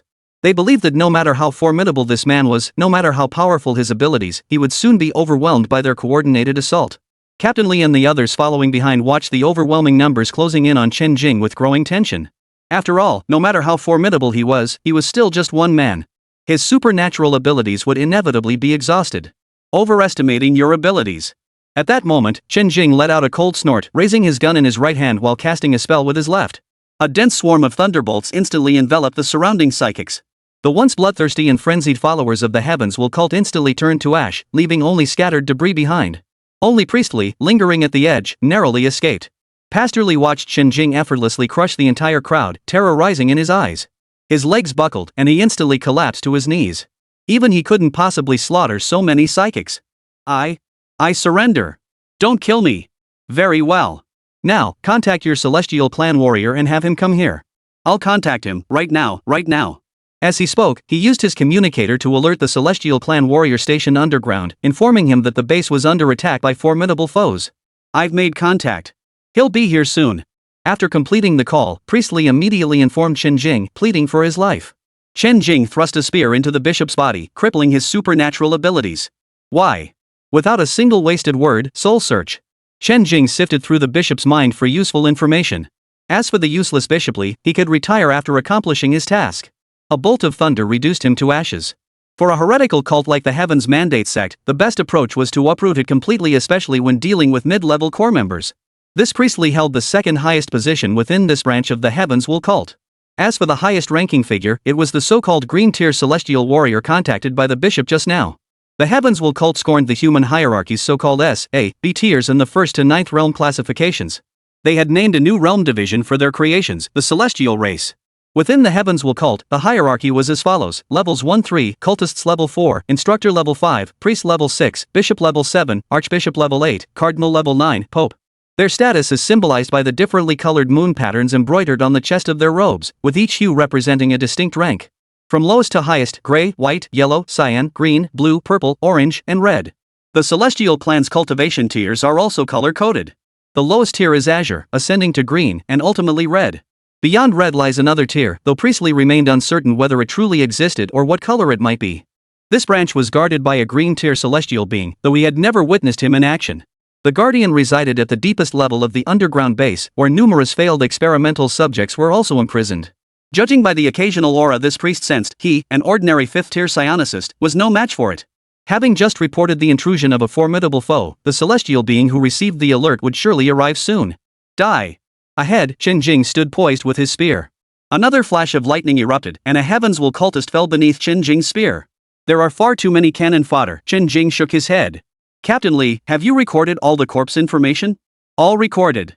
As expected, not a single one of the Heavens Will cult members is innocent. Li Yujun raised the recording device in his hand. Chen Jing and his team moved with astonishing speed, clearing the surface area of the small mountain peak in no time. The above-ground section of this base was nothing special, its most crucial core lay underground. They stared at the massive gate marking the entrance to the subterranean base. That celestial warrior is approaching. Chen Jing raised an eyebrow and instructed Li Yujun and the others. Stand over there and be careful. I'm about to test what sets celestial beings apart from ordinary psychics. Don't get caught in the crossfire. Got it, Chen. Be careful. Having witnessed Chen Jing's combat prowess throughout his journey, they harbored no worries whatsoever. The possibility of Chen Jing being defeated never crossed their minds, their hearts had been utterly conquered. Chapter 47, Pounding the Celestial Clan. Even if Chen Jing claimed he could take on 5th tier, or even 6th tier, psychics now, they wouldn't be surprised. Hadn't they just seen that 5th tier psychic rendered utterly helpless in his hands? As the entrance doors slowly swung open, 4 figures materialized before Chen Jing and his group. Leading the group was a man clad in blue robes. His aura was chaotic and turbulent, his body covered in features reminiscent of ferocious beasts, fur here, scales there. Most unsettling were his eyes, a blood-red hue that seemed to thirst for blood. Accompanying him were 3 others, one bearing a green moon emblem, and 2 with blue moon emblems. They were, unsurprisingly, 2 instructors and a priest. The 4 were indeed 1 celestial warrior and 3 members of the Heavens Will cult. You lackeys of the Public Security Bureau. It's bad enough you hunt us down in the city every day, but I never thought you'd come looking for us here. Well then, you'll all be staying here tonight. The priest among them activated his SSS-grade enhancement type ability. His entire body instantly hardened, gleaming with a metallic sheen as the aura of a 5th-tier ability user erupted fully. As if triggering a chain reaction, the remaining 2 priests simultaneously activated their abilities, unleashing their own auras. Chen Jing remained motionless, his gaze fixed on the lead celestial warrior. Arrogant! One of the priests roared immediately. You don't need the great celestial warriors to deal with him, we're more than enough. With that, he prepared to charge at Chen Jing. Shut up! Put! The instructor's words had barely left his mouth when lightning flashed. Chen Jing thrust his spear through the man's throat, instantly reducing his body to a charred stump. The priest and another instructor accompanying him hadn't even grasped what had happened. Before they could react, Chen Jing had already returned to his original position. He sure is confident. That so-called warrior, is his confidence justified? Chen Jing challenged the celestial human with a taunt. Teacher Han is dead? What incredible speed! The other 2 Heavens Will sect members were stunned by Chen Jing's formidable strength. Hearing Chen Jing's words, they asked him with grave expressions. Who exactly are you? Though you've killed one of our instructors, if you leave now, you'll remain a friend of the Heavens Will sect forever. If you persist in your folly, you'd be better off shutting up. As Chen Jing listened to their incessant chatter, he vanished in a flash. The remaining 2 Heavens Will cult members both met their end beneath his spear. Enough! How dare you, lowly human, show such insolence? The leader of the celestial clan glared at Chen Jing with icy eyes. By your tone, you no longer consider yourself human? Chen Jing swung his spear and spoke. We celestial clan are far above your lowly humankind. You have slain several of my servants. If you choose to submit to me, I may spare your life. The celestial human spoke with contempt, his voice dripping with arrogant condescension. Then let me see what sets your so-called celestial clan apart from humans. With that, Chen Jing withdrew his spear into his spatial ring, channeling thunder essence throughout his body. He intended to test this celestial human's supposed uniqueness with his fists. You'll pay for your arrogance with your life. The man, whose body bore the features of a ferocious beast, erupted with a sudden surge of energy. Wielding his long blade, he swung it fiercely toward Chen Jing. Boom! Thunder crackled around Chen Jing's hand, instantly shattering the blade. What kind of blade is that? Try using your body instead. Let's see what makes you different. Before the man could react, Chen Jing's fist slammed into his abdomen. It felt slightly harder than others of the same rank. Thud thud thud thud, the relentless sound of fists pounding flesh echoed as the celestial human tribe member took the beating like a punching bag. TSK tisk, truly magnificent celestial humans. They really can take a beating. Watching the man fly back from a single punch yet only cough up blood without losing consciousness, Chen Jing murmured in astonishment. Bring whatever else you've got. If you've got nothing left, you can go die. Chen Jing casually spat out the cold words. The celestial wore an expression of extreme fury, tinged with a hint of fear. I'll kill you, you lowly human. Today, I'll show you what a true celestial being is capable of. The man let out a savage roar, his voice sounding like that of a ferocious beast. Instantly, his body swelled to twice its size, transforming him into a monstrous beast. No, not a beast. It was a monstrous creature, a grotesque amalgamation of various parts from different ferocious beasts. Holy crap, that's ugly. Chen Jing was utterly repulsed. He'd never seen such a bizarre creature before, giant in stature, yet composed of parts from various beasts, fur, scales, sharp claws, and feathers. Damn it, this is the Celestial Clan. Ruining my eyes, die. With that, he swung his massive hand, unleashing a thunderous palm strike toward the newly formed Beastman. The Beastman charged headlong toward the colossal palm, either driven mad by fury or possessed by absolute confidence in its own strength. Boom! The Beastman was obliterated beneath the palm, leaving not a trace behind. Chen Jing had held back his power, otherwise, the entire mountain peak would have collapsed. Damn, my hand was too quick. What a waste. Before he could even search its soul, Chen Jing tapped his forehead in regret. Ding! Stage-based quest activated, Demon Slaying Phase 2. Hunt 10,000 Tier 2 Demon Beasts, 1,000 Tier 3 Demon Beasts, 100 Tier 4 Demon Beasts, 30 Tier 5 Demon Beasts, and 10 Tier 6 Demon Beasts. Completion reward, 3 bottles of True Spirit Pills. 1,000 Mid-Grade Spirit Stones. Mission progress, Demon Slaying. Tier 2 Demons, 0 10,000, Tier 3 Demons, 0 1,000, Tier 4 Demons, 1 100, Tier 5 Demons, 0 30, Tier 6 Demons, 0 10. Chen Jing's spirit stirred. This Azure Tier Celestial Human had actually been classified by the system as a 4th Tier Demon Beast. Captain Li and the others behind him had already begun cleaning up the aftermath. Chen Jing followed them into the underground base. Passing through the entrance, the underground base was filled with futuristic equipment everywhere. Transparent tanks held various beast corpses submerged in unknown liquids. Among them were common beasts like lightning beasts, nether serpents, and bloodthirsty demon bears, alongside rarer specimens such as crimson flame tigers and golden meteor beasts. So the so-called Celestial Human Clan refers to humans whose bodies possess the traits of ferocious beasts. This allows them to wield supernatural abilities while inheriting part of a beast's physique, far surpassing ordinary human capabilities. But they become like monsters, their rationality as frenzied as the beasts themselves. Chen Jing discovered some research materials in a room. Glancing through them casually, he found the core documents were missing, only scattered, outdated records remained. In a massive storage warehouse, he also discovered numerous vials of refined beast blood. According to Instructor Lee's memories, all of this had been prepared for shipment. Where they were destined for, no one knew. Chapter 48, Submitting the Mission. Captain Lee, are you done? Yes. Just now, we found a couple of monsters that had lost their minds in one area. Luckily, they were only around tier 2. They're locked up in one area. They must have been drugged. They're all listless and lethargic, and there are quite a few of them. Kill them. They're all failed experiments. Anything below tier 3 is a failure. Captain Lee paused. Understood. He then led his men to deal with the group of monsters. Chen Jingling's consciousness observed that Captain Lee had indeed killed all the monsters, showing no intention of bringing them back. Captain Lee summoned transport vehicles and numerous personnel, preparing to remove everything movable from this Heavens Will cult branch. Everything dismantleable would be taken apart, and even what couldn't be dismantled would be demolished. For instance, alloy walls and shattered gates. Everything's wrapped up, then. I'll head back first. Chen Jingling addressed Captain Lee. I'll arrange a vehicle for you. After tonight's battle, Captain Lee and his men were as respectful as could be. Sitting in the return vehicle, Chen Jing closed his eyes to rest, thinking about submitting his academy mission once back. With a thought, a mission prompt appeared. Initiate mission, shatter the conspiracy. Use overwhelming power to dismantle the evil organization. Mission progress, 3%. Reward for completion, Heavenly Thunder Trio. 3,000 high-grade spirit stones. Eradicating a single branch only yielded 3% progress. Chen Jing was surprised. It seemed the Heavens Will cult's influence was still considerable. Still, this branch wasn't particularly strong, only 3 5th-tier psychics in total, and that included the green-tier celestial clan members. Celestial beings truly are valuable. Killing one counts as 2 mission progress points. Back at the hotel, Chen Jing submitted the mission via his wristwatch and uploaded the combat footage recorded by his camera. All that remained was for the Martial Academy to verify and approve it to complete the task. Credits earned, 20,000. He then summoned the system interface. Name, Chen Jing. Level, Foundation Establishment Stage 1. Skills, Thunderstorm Gun Array, Thunder Dragon Roars Heavenward, Thunderous Might, Instant Lightning Flash, Thunder Palm, Galloping Thunder Spear Technique, Basic Spellcasting, Soul Searching Technique. Just then, the phone on the coffee table rang. Chen Jing picked it up and saw it was a message from Lan Xingyao. Brother Jing, still on a mission? The mission's already done, Chen Jing typed back casually. Already done? That fast? Lan Xingyao recalled he'd only arrived that afternoon, yet had finished by evening. Truly remarkable. What kind of mission did you take on? SS rank. Eliminate the Fate cult branch. Ah. She knew how difficult S-rank missions were. Many seniors at school had taken on S-rank tasks, and completing them was incredibly hard. Not only did they often fail, but they also suffered severe injuries, teetering on the brink of death. And Chen Jing had finished an SS rank mission in just one night? Calm down, Chen Jing said nonchalantly.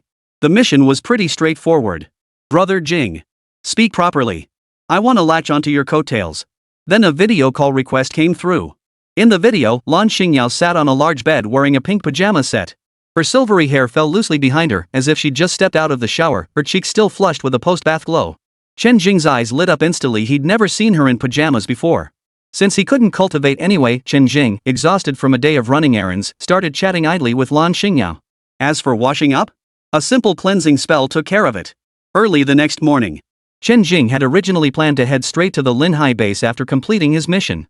However, from the memories of Priestley, he learned of a priest with whom he had a relatively good relationship. That bishop's branch office was located in Yang City, right next to Huai City.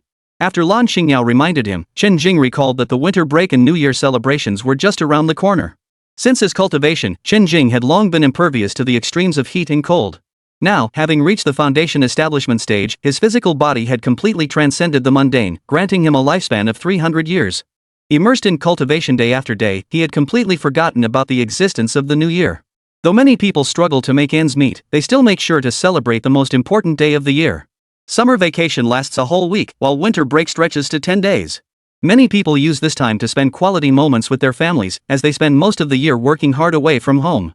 Perfect timing to go home for the new year and wipe out the branch office, killing 2 birds with 1 stone. Eliminating all known domestic branches should significantly boost mission progress, Chen Jing calculated inwardly. Chen Jing scrolled through his mission list repeatedly but found no tasks related to the Heavens Will cult. Forget it.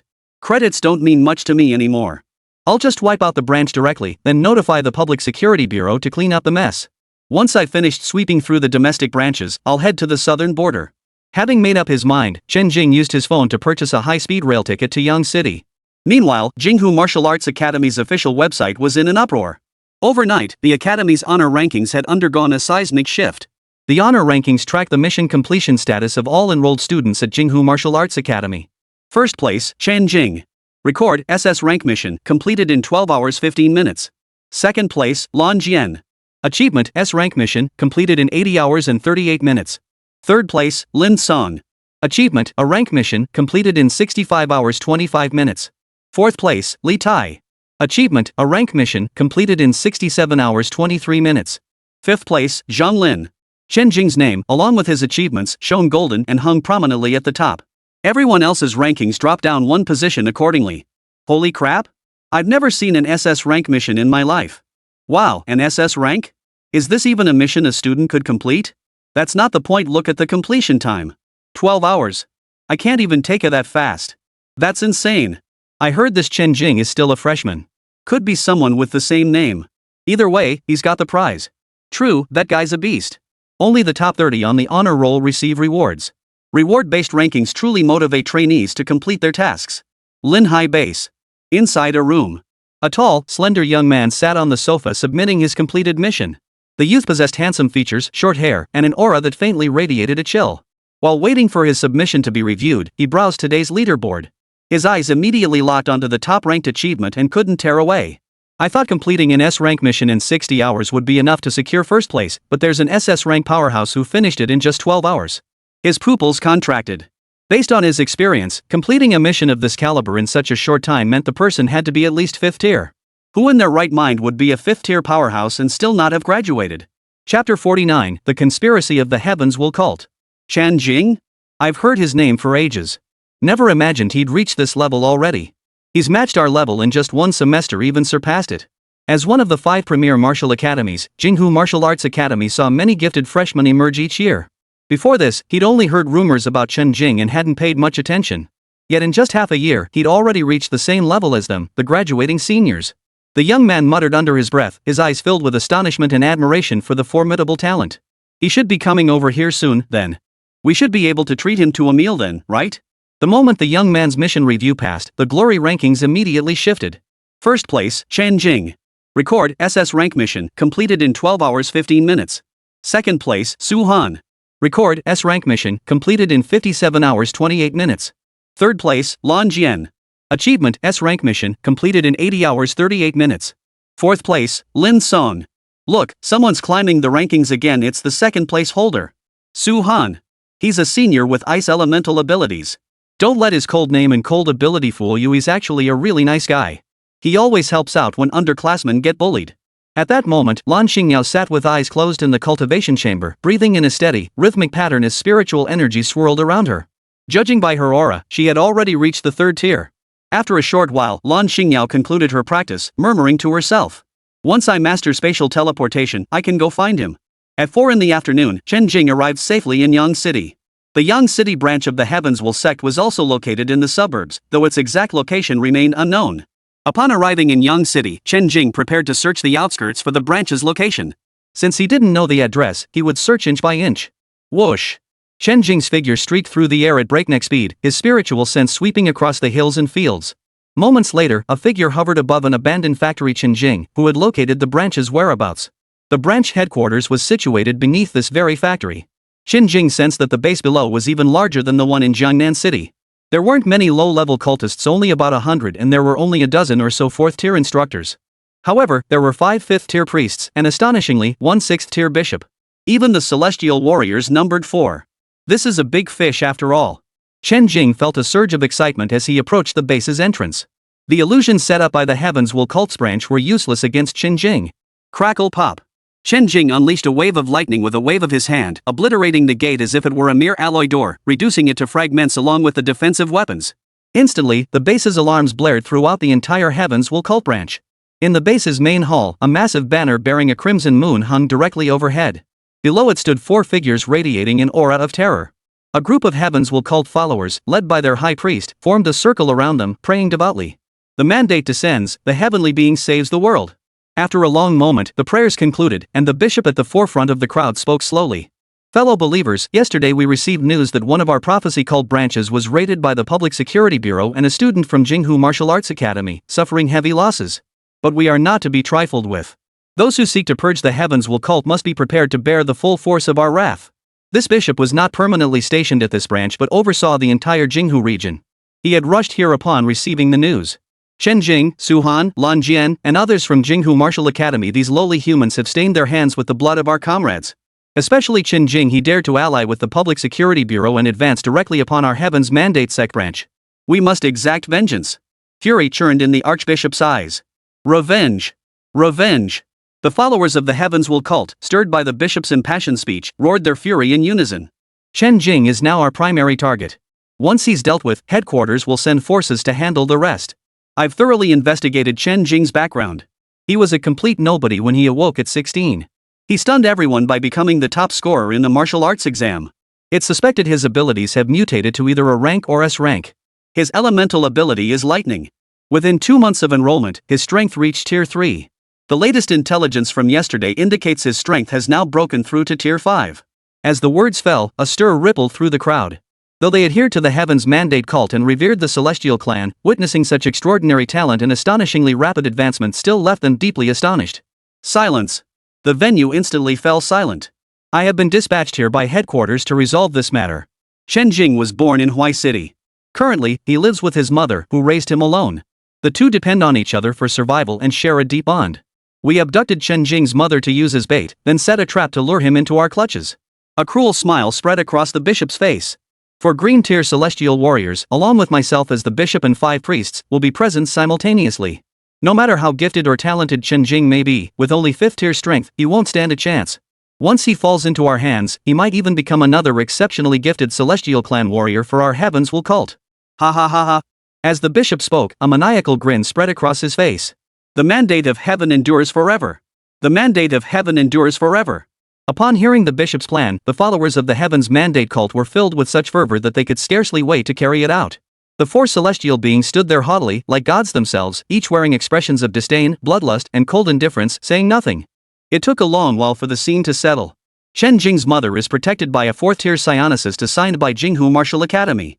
Sending a few instructors should suffice.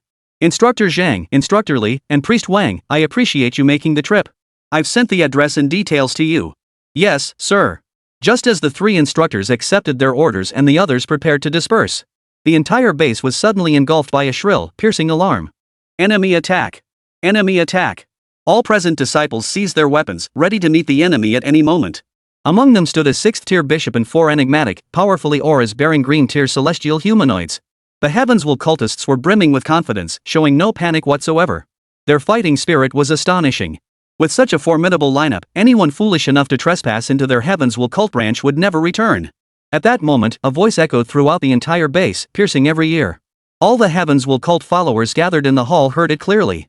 Chapter 50, Ambush in the Secret Passage. You scum of the heavens will sect, come out and die. After shattering the gate, Chen Jing did not enter. Instead, he projected his voice through spiritual energy, intending to lure the heavens will cult members out themselves. It would be more efficient to kill them all at once rather than hunt them down individually. Within the range of his spiritual perception, no one could escape. After issuing his challenge, Chen Jing settled in near the doorway, waiting with leisurely composure. Who dares to cause trouble at the gate of destiny? The lead bishop's face darkened with fury. The enemy had dared to attack their very doorstep. The bishop led a large group of heavens will cult members out, their aura fierce and threatening. The 4 celestial clan members remained where they were, showing no movement. A large crowd poured out from the underground base's entrance, a dense mass numbering around 150. They sure came out fast, Chen Jing remarked with a satisfied smile. The bishop, having reviewed the files, immediately recognized Chen Jing. Chen Jing! We hadn't even gone looking for you, yet here you are, walking right into our trap. You killed so many of our comrades. Today, you'll stay behind to atone for them. As he spoke, the bishop unleashed his power. A colossal aura engulfed the space, the overwhelming pressure of a 6th-tier power user threatening to crush Chen Jing. So this is 6th-tier power. Doesn't seem all that different to me. Chen Jing smiled impassively, as if this pressure were no thicker than air. Arrogant brat. Today you'll see the gap between you and a 6th-tier powerhouse. Golden light erupted from the bishop's body, even the longsword in his hand shimmering with gold as he charged toward Chen Jing. Behind him, the members of the Heavens Will cult gazed at the imposing bishop with fervent adoration, expecting to witness him unleash his divine might and effortlessly crush this arrogant, ignorant youth. Chen Jing extended his wrist and a purple gold spear materialized in his grasp. A flash of lightning erupted as he vanished from his position. Thud! The sound of the spear-piercing flesh echoed, accompanied by piercing screams. The bishop, who had radiated overwhelming power moments before, collapsed to the ground like a dead dog. At a glance, it was clear the spear had shattered his limbs. His body was riddled with bloody holes, leaving him barely clinging to life, his last breath hanging by a thread. Chen Jing stood beside the fallen archbishop, speaking with utter disregard. The gap is indeed quite significant. Soul search. Chen Jing examined the blue moon embroidered on the archbishop's robe, a veritable walking encyclopedia. After extracting the desired memories, Chen Jing instantly sent a bolt of lightning to send him to the afterlife. Purple thunder engulfed him. The archbishop, who had been so arrogant moments before, instantly turned to ashes. A gust of wind swept by, and all traces vanished. Witnessing the archbishop once overwhelmingly powerful knocked down by Chen Jing in a single exchange, then vanishing without even a corpse left behind, utterly obliterated until not a trace of flesh or soul remained. The overwhelming aura radiating from Chen Jing instantly plunged the entire scene into dead silence. Run for your lives. Everyone, don't be afraid. We outnumber him. If we all attack together, we can definitely kill him. Even the bishop was killed in an instant. We can't possibly win. There are still 4 celestial warriors left. Don't panic. After a brief silence, the scene erupted again into chaotic arguments. Some wanted to flee, the bolder ones planned to charge together, while others clung to the hope of relying on stronger allies. Suddenly, a group driven by desperation unleashed their abilities simultaneously, launching a coordinated assault on Chen Jing. Given the numbers present, they formed a significant majority. Among them were 4th-tier instructors and 5th-tier priests. Enhancement-type psychics drew weapons and charged forward. Elementalists unleashed their weapons, hurling fireballs, wind blades, and wood spikes at Chen Jing as if they were worthless. Brave indeed. Chen Jing snorted coldly. A defensive net formed from a thunderous electric grid instantly blocked all elemental attacks. With a sweeping gesture, the defensive lightning net instantly expanded, engulfing all the attackers. Piercing screams erupted, only to be instantly drowned in the thunderous roar. When the thunderous sea receded, only patches of blackened debris remained. Gulp! The remaining Heavens Will cult members swallowed nervously in unison, terror etched across their faces. Their gazes fixed on Chen Jing as if beholding a god of death. Though the Heavens Will cult members were all abnormal individuals, including many desperate criminals, none had ever witnessed someone like Chen Jing. Killing was as easy for him as stepping on ants. He wiped out entire groups, reducing them all to dust. He was a demon. Compared to him, even they seemed merciful. The survivors gripped their weapons tightly and scattered in all directions at breakneck speed, some already fleeing dozens of meters away. Run! Split up! Get out of here! Better safe than sorry. Chen Jing raised an eyebrow. Die! As his words echoed, countless bolts of thunder scattered in all directions, tracking the fleeing members of the Heavens Will cult. No matter how fast the psychics ran, none escaped. The lightning bolts moved too swiftly for the naked eye to follow, catching up in the blink of an eye. The lightning struck every remaining Heavens Will cult member, reducing them to dust that scattered in the wind. Now, only the small fry who haven't emerged remain. Chen Jing surveyed the shattered gate, his spiritual sense tracking 4 celestial human clan members heading in one direction. There's even a secret escape passage. They've prepared quite thoroughly. Chen Jing shook his head, vanished instantly from his spot, and stepped into the underground base. This branch of the Heavens Will cult shared a similar decor style to the one in Jiangnan City. The first level housed living quarters and meeting rooms. The second level was filled with the corpses of ferocious beasts, laboratories, blood storage areas, and scattered staff members. The third level held some failed experimental subjects. The Heavens Will cult kept them alive, not killing them, in the hope that one day they might be useful, a form of recycling waste. The secret escape passage was located on the 3rd level. When the alarm sounded, the remaining staff had already gathered in a shelter room, deluding themselves that they might escape unscathed. Chen Jing, of course, would not let them off. Die! The word rolled from Chen Jing's lips with brutal finality. Endless thunder devoured the shelter, and in an instant, the people vanished from this world without so much as a sound. By this point, only 4 celestial clan members remained at the entire Heavens Will sect branch, still fleeing for their lives. The 4 celestial clan members had been observing the battle from the sidelines. Witnessing the 6th-tier psionicist high priest utterly overwhelmed by Chen Jing, they knew they faced a formidable foe. One of the celestial clan members addressed the leader, Li Sun, even the bishop was instantly defeated by this Chen Jing. We shouldn't engage him head-on. A female celestial among them retorted, Wang Ka, don't boost his morale and undermine our own. Another celestial added his opinion, exactly. Even the bishop was no match for the 4 of us working together. Why fear this Chen Jing? The leader of the Celestial clan spoke slowly, his voice deep and resonant. Chapter 51, Home, Daily Life. Don't underestimate the enemy. He defeated a 6th-tier powerhouse with such ease, then proceeded to crush all the psychics on the field like lightning. While we could achieve similar feats, it wouldn't be this effortless. His strength surpasses ours. Let's head to the escape passage first. If he pursues us, we'll counterattack there. The passage is narrow. He's just an elemental lightning ability user. How could his fragile human body withstand the combined assault of 4 celestial humans? Plus, he just unleashed so many abilities. No matter how skilled he is, his powers must be nearly depleted. The man who spoke radiated the confidence of one certain of victory. Makes sense. Let's move now. Go! The 4 reached a consensus and swiftly headed toward the escape passage on the 3rd floor. The entrance was hidden, but since they weren't actually fleeing, they casually left the door wide open after entering. They brazenly declared to Chen Jing, "We're right here. Come get us if you dare." However, under Chen Jing's spiritual awareness lockdown, escaping anywhere was futile unless they teleported dozens of kilometers away in an instant. Within moments, Chen Jing stood at the passageway entrance. At first glance, only a short section appeared normally finished. Beyond that lay a dirt path resembling a primitive tunnel. Chen Jing darted in pursuit. Within moments, 4 figures radiating terrifying auras closed in on him. All 4 had entered a semi-beast state, their savage traits now several times more pronounced than the faint beastly hints they'd initially displayed, yet they hadn't fully transformed into beasts. Their auras were equally chaotic and repulsive, their hideous appearances tormenting Chen Jing's eyes at every moment. The 4 celestial humans were all middle-aged, 3 men and 1 woman.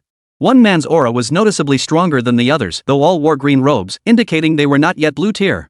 The leader of the celestial clan fixed Chen Jing with a cold, bloodthirsty gaze. "Lowly human, you actually dared to intrude.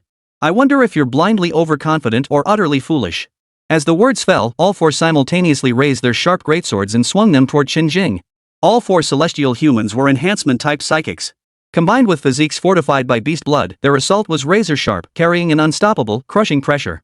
"Chen Jing, such arrogance will not serve you well. Die in peace. Killing the top genius of Jinghu will earn me a promotion to blue rank." Familiar madness and excitement flashed across their faces, mingled with cruel, bloodthirsty fervor. They seemed to already envision Chen Jing, overwhelmed by their 4-sided assault, unable to defend himself, gravely wounded, or even dead. Clang! The blade did not strike Chen Jing. Instead, it was swept aside by a sweeping spear thrust. The immense force sent all 4 attackers flying through the air, weapons and all.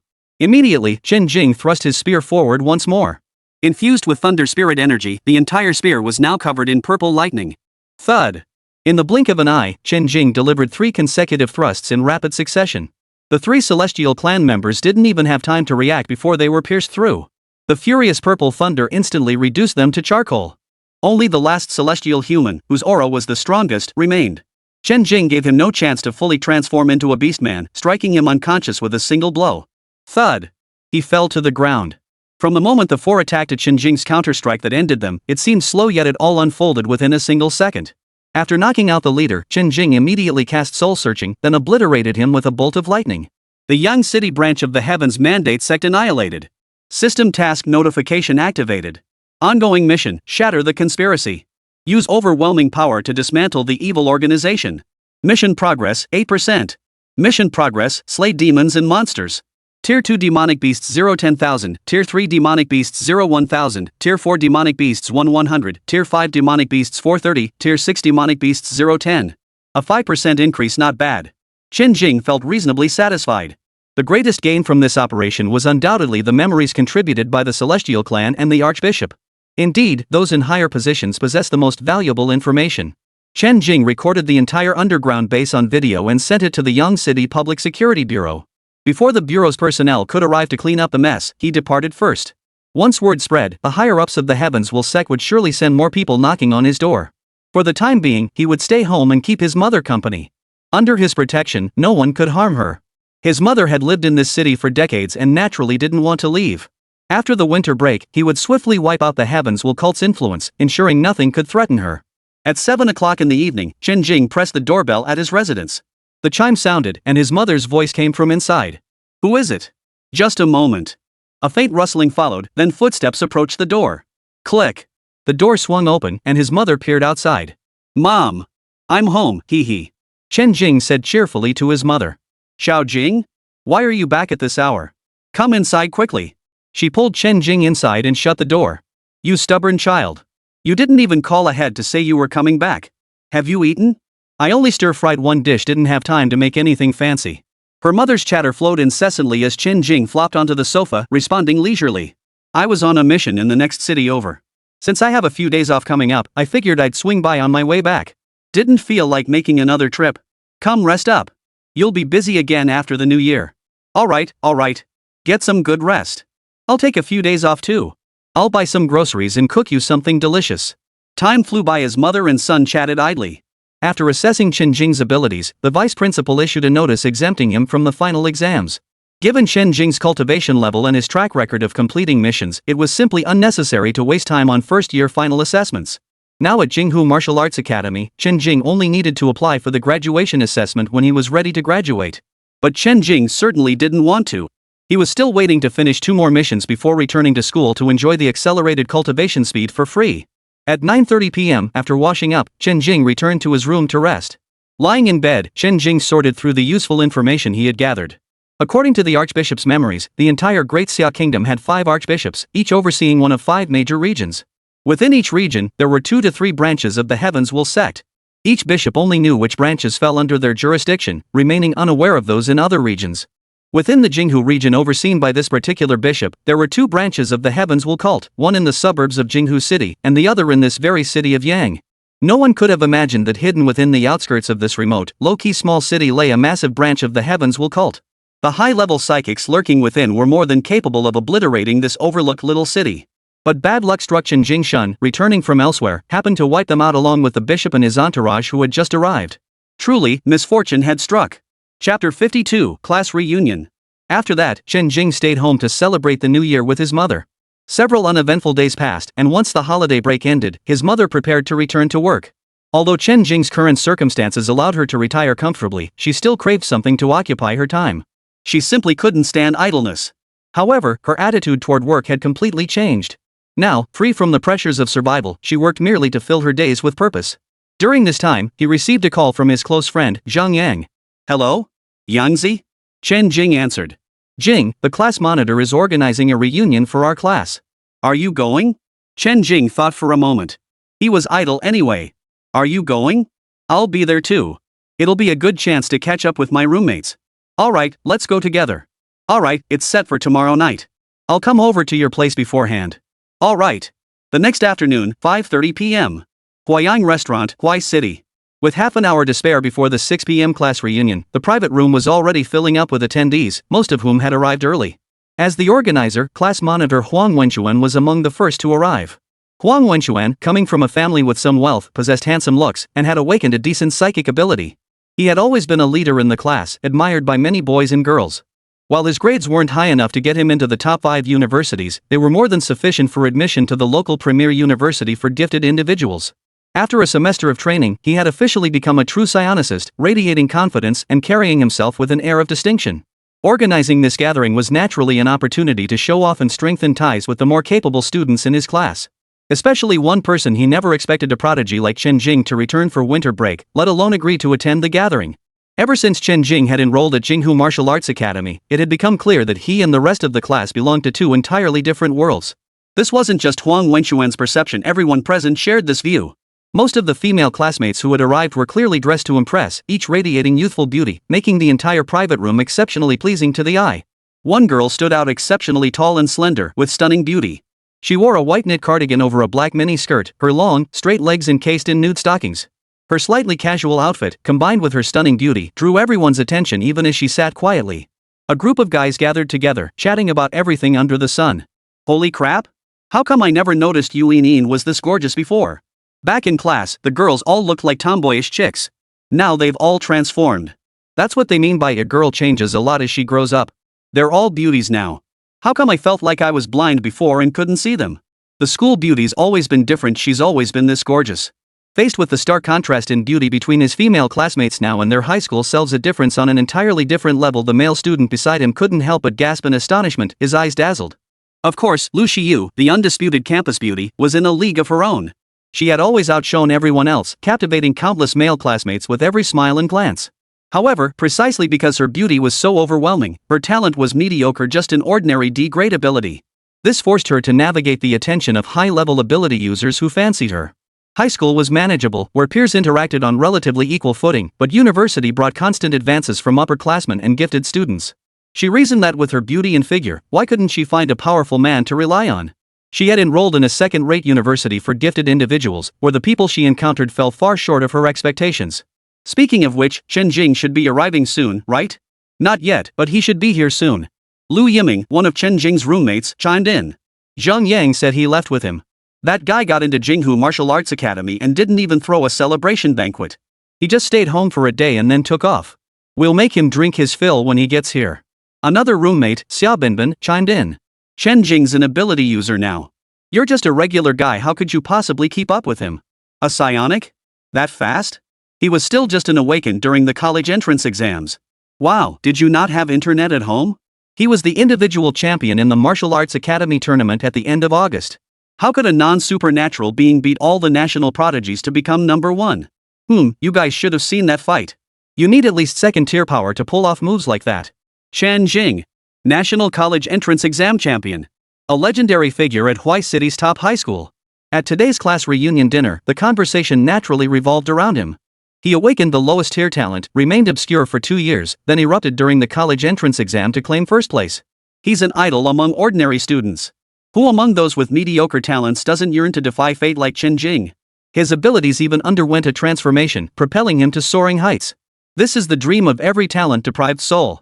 Chen Jing's fine, but Zhang Yang's the real lucky one. Clinging to Chen Jing's coattails got him into Jinghu Academy. Now that's a true child of fortune. You're right. While Jinghu Martial Academy does accept B-grade abilities, they only take the cream of the crop. As if B-grade abilities are inferior. Even though it's B-grade, it's an elemental ability far superior to enhancement-type abilities. Besides Chen Jing, Zhang Yang also became the subject of their discussions. That guy, thanks to sheer luck and clinging to the right coattails, had boarded the big ship that was Jinghu Martial Arts Academy. The envy it sparked in his classmates was palpable. Out of the class's 40 students, only a dozen or so had made it into the Psionic University. Besides Chen Jing and Zhang Yang, only 2 others got into top-tier ability universities, one being Huang Wenxuan. The rest were stuck at second-rate institutions, where graduating at late stage 2 was considered a blessing from above. Chen Jing. As Lu Xias listened to the whispers around her, that figure inevitably came to mind. That guy Chen Jing, he's truly changed beyond recognition. Huang Jia and Lu Yiming sat on the sofa, their faces filled with emotion. The Chen Jing who used to be as invisible as a ghost only got along well with his few roommates who shared every moment with him. But now? Most conversations revolved around him. If you could get into Jinghu Martial Arts Academy, you'd be different too. Just look at Zhang Yang, right? Lu Yiming chuckled. No kidding. If I could get into Jinghu Martial Arts Academy, why would I even bother taking the liberal arts college entrance exam? Huang Jia rolled his eyes. At that moment, eyes turned toward the doorway. Chen Jing's here. At the shout, all the students present turned their gaze toward the doorway. To help arriving guests find their seats easily, the private room door remained open. Chen Jing's tall, straight figure appeared at the doorway. His handsome, sun-kissed face bore a gentle smile as he strolled into the private room. It was Chen Jing, whom they hadn't seen in ages. Chapter 53, Casual Chat at the Gathering. Despite Chen Jing's efforts to suppress his aura, traces of his rapidly advanced foundation establishment cultivation and the killing intent from slaying numerous heavens will cult members still seeped out. The otherworldly aura surrounding Chen Jing, strangely intertwined with his overwhelming killing intent, caused the entire room to fall silent. What's the matter? No welcome for us?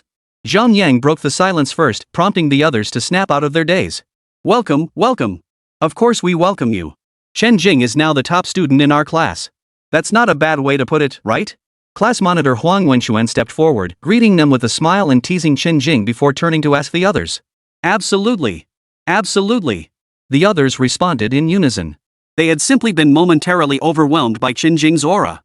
After all, even the most formidable psychic they'd ever encountered hadn't exuded such overwhelming pressure. Once the tension eased, whispers began to circulate. Chen Jing has changed so much. Even the most powerful psychic I've ever seen didn't radiate such an overwhelming presence. Something just feels off about this. He's from a top-tier academy, how could ordinary people compare? That's different. Chen Jing seems even more handsome. Handsome, talented, and accomplished. I'm speechless. Still, he's a student from a top-tier university, his future is limitless. Lu Shiyang had naturally witnessed the earlier scene. Hearing these whispers, a gleam flashed in her beautiful eyes. Chen Jing and Zhang Yang approached Lu Yiming, Huang Jia, and the others. No sooner had they approached than someone grabbed him around the neck. Look at Jing now, how did he get so handsome? Haven't I always been this handsome? Chen Jing crossed his arms, looking smug. I told you guys last time that Jing's skin has gotten thicker, but you didn't believe me. Now you've seen it for yourselves, haven't you? Zhang Yang egged him on from the side. Lu Yiming chimed in with a lecherous grin. I've heard Jinghu Martial Arts Academy is full of beauties. Spill it, got a girlfriend yet? Yeah, I have a girlfriend. I'll bring her here next time. Chen Jing beamed with pride, basking in his success. I've got a girlfriend already. You guys aren't still single dogs, are you? Compared to high school, the group hadn't changed much. Except for Zhang Yang, who was always by his side, the others hadn't seen each other in half a year. The others, having spent 3 years in the same class as Chen Jing, gradually warmed up after a few minutes and began greeting him in small groups. Sitting on the sofa, Chen Jing was occasionally approached by girls wanting to take selfies with him, preserving the beautiful moment. As the last few girls departed, the area around Chen Jing finally quieted down. Well, Huang Jia remarked with a teasing smile after observing the whole scene. So all the girls in class dress up so beautifully just to impress you, Jing. Huang Jia teased after watching the whole scene. Of course. Jing is the pride of Jinghu. If they're not here for him, do you think they're here for you? Look at Yangzi, even he had girls asking for photos. Lu Yiming rolled his eyes. You know what? If Jing showed even the slightest interest, some girls in our class would be climbing into his bed tonight, including Lu Shiyang, who just walked by. That exaggerated? Xia Binbin's eyes widened beside him. This was truly mind-blowing. Huang Jia beside them also widened his eyes. Both were in the liberal arts college, so they rarely encountered such scenes. Forget Jing, he's got talent, looks, and a killer body. Even if he were 5 feet tall with a face like a broken pumpkin, as long as he had decent talent, plenty of women would be lining up to bear his children. Get lost. You're the real top-tier guy. Chen Jing rolled his eyes, glaring at Lu Yiming. This. Huang Jia and Xia Binbin, who had been attending liberal arts university classes, couldn't help but express their astonishment. It really was a different world between psychics and ordinary people. The rest of the time passed in playful banter with old friends, and the lively meal finally wrapped up after about 2 hours. Afterward, those who felt it was late headed home, while the rest went out for karaoke and drinks. Jing. The girl's voice was soft and melodious, tinged with a hint of sweetness, sending shivers down Chen Jing's spine. It was Lu Shiyaya. As everyone began to disperse, those still eager to party linked arms and headed off together. Lu Shiyang seized the moment to call out to Chen Jing. If she didn't make the first move now, she might never get another chance to see him again or encounter such an outstanding young man. Don't call me that. So pretentious. Chen Jing frowned. Her intentions were too obvious. She was beautiful, but he didn't like her. Recalling Lan Xingyao's sweet, delicate voice in his mind, he quickly walked away. Better to go home. The girl was left standing alone, her face pale and her spirit broken. Moments later, she composed herself and turned to join the group heading out for karaoke class. Monitor Huang Wenxuan was among them. Here, life flowed smoothly, peaceful and serene. Yet the entire Xia nation's government and the Heaven's Mandate sect were shaken by the news of this branch's annihilation. The moment Chen Jing sent the video to the Yangtze Public Security Bureau, the news spread with astonishing speed. A conference room. Seated at the head of the table was an elderly man in military uniform, his shoulders adorned with 3 dazzling stars. His expression was stern, radiating an overwhelming aura of authority as he surveyed the room. Our Xia nation has produced a prodigy at just 19 years old. He single-handedly destroyed 2 branches of the Heaven's Mandate sect. Such formidable prowess at such a young age. A genius like this, given time to grow, will undoubtedly become a pillar of our nation. And I believe that time will not be long. Our task now is to protect him before he fully matures. We must not allow those treacherous villains to obstruct his path. Assign a guardian to protect him. Yes, sir. Heaven's Mandate sect headquarters. A massive structure bore the engraved emblem of a blood-red moon. The headquarters of the Heaven's Mandate cult was openly constructed above ground. Within the dimly lit main hall, a figure clad in a black robe adorned with intricate golden patterns sat upon the throne at the highest point. Wearing a golden mask that concealed their gender, they radiated a terrifying aura. Below stood several others, similarly robed but bearing orange moons on their chests, each radiating an equally terrifying aura of authority. Yet collectively, they paled in comparison to the figure above. The figure below spoke. According to intelligence, a prodigy has emerged in the Great Xia Kingdom. He annihilated 2 branches of our Heaven's Mandate sect, leaving not a single survivor. This annihilation also claimed the life of a bishop and 5 green-tier celestial humans. The figure at the head responded with a hint of curiosity in his tone, yet his voice carried a careless indifference. Oh, this youth possesses extraordinary talent. If we could harness his abilities, our sect's strength would undoubtedly rise to new heights. I request to dispatch 1 archbishop and 2 purple-tier celestial warriors. Equip them with spatial artifacts and capture that prodigy. Chapter 54, Encountering an Ambush. The moment these words left his mouth, the others immediately objected. But that's within the borders of the Great Xia Kingdom. If you're discovered, the kingdom's powerful forces won't let you leave unscathed. What's there to fear? The Great Xia Kingdom's elite forces are stationed to guard the seas and cannot leave at will. If sea beasts were to discover them, they would likely attack immediately. Besides, we don't need to send anyone too powerful. Crushing Chen Jing is more than enough. Besides, we have our people stationed there. With a little coordination, we can easily handle a mere prodigy.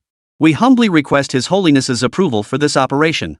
The figure above spoke slowly. Approved. With that, he vanished instantly from the throne, leaving no trace. The recipient of the response was naturally overjoyed. Yes, Your Holiness. The others naturally had no desire to take such a risk. If you want to go, find your own people. Don't drag mine into it. Fine, I'll go alone. I'll find 2 more blue-tier warriors myself. With that, he dashed off toward the Celestial Clan's training grounds. Outside Jinghu University, a taxi screeched to a halt. The door opened and a tall, slender man stepped out, instantly drawing many glances. A second youth followed, his demeanor carefree and distinctly impressive. It was Chen Jing and Zhang Yang, naturally returning to campus together after the holiday break. It was the start of the semester, so the campus bustled with families and students. Chen Jing was something of a celebrity at Jinghu Martial Arts Academy. That's Chen Jing. I heard he didn't take the final exams. Rumor has it his strength was too overwhelming, so the school leadership cancelled his final exam. That's so awesome. I heard he even completed an SS rank mission during finals and topped the honor roll. He's truly on a level beyond ordinary people. And the freshman campus beauty is his girlfriend. Wow, that's a win-win for both love and career. Life winner. Chen Jing ignored the passers-by's chatter and headed straight for the green bamboo courtyard. Zhang Yang also returned to his dorm. A figure was already waiting at the courtyard gate. The waiting figure seemed to spot something, instantly teleporting before Chen Jing. Lan Xingyao threw her arms around him and threw herself into his embrace. Jingde, I missed you so much.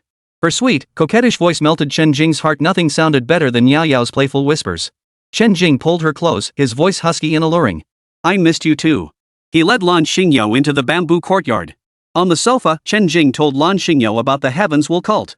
His return to Jinghu Martial Arts Academy served 2 purposes, to visit Yao Yao and to eliminate a Heavens Will cult branch located in Jinghu City's suburbs. It was the perfect opportunity to eliminate the threat and eradicate the in Jinghu City once and for all. 8 o'clock in the evening. Jinghu City suburbs. Prophecy cult branch base. I heard 2 branch bases were wiped out recently. Yeah, not a single soul was left alive. They wiped them all out. Who on earth could be behind this? Such brutal methods. Our Heavens Will sect's branches are exceptionally well hidden. Ordinary people couldn't find them. You mean a mole? The few Heavens Mandate cult members whispering exchanged glances. Let's hope they don't come looking for us here. If they do, we should head out and hide for a while. Even if that demon comes knocking, they won't find us. So what if they come looking? Those 2 branches were wiped out because they were weak. We've got the Archbishop here protecting us. That guy must have gotten wind of something. Either he can't find our location, or he knows there are powerful people here and doesn't dare come. Otherwise, why has there been no movement for so long? It's been nearly half a month, and we're not far from Liang City.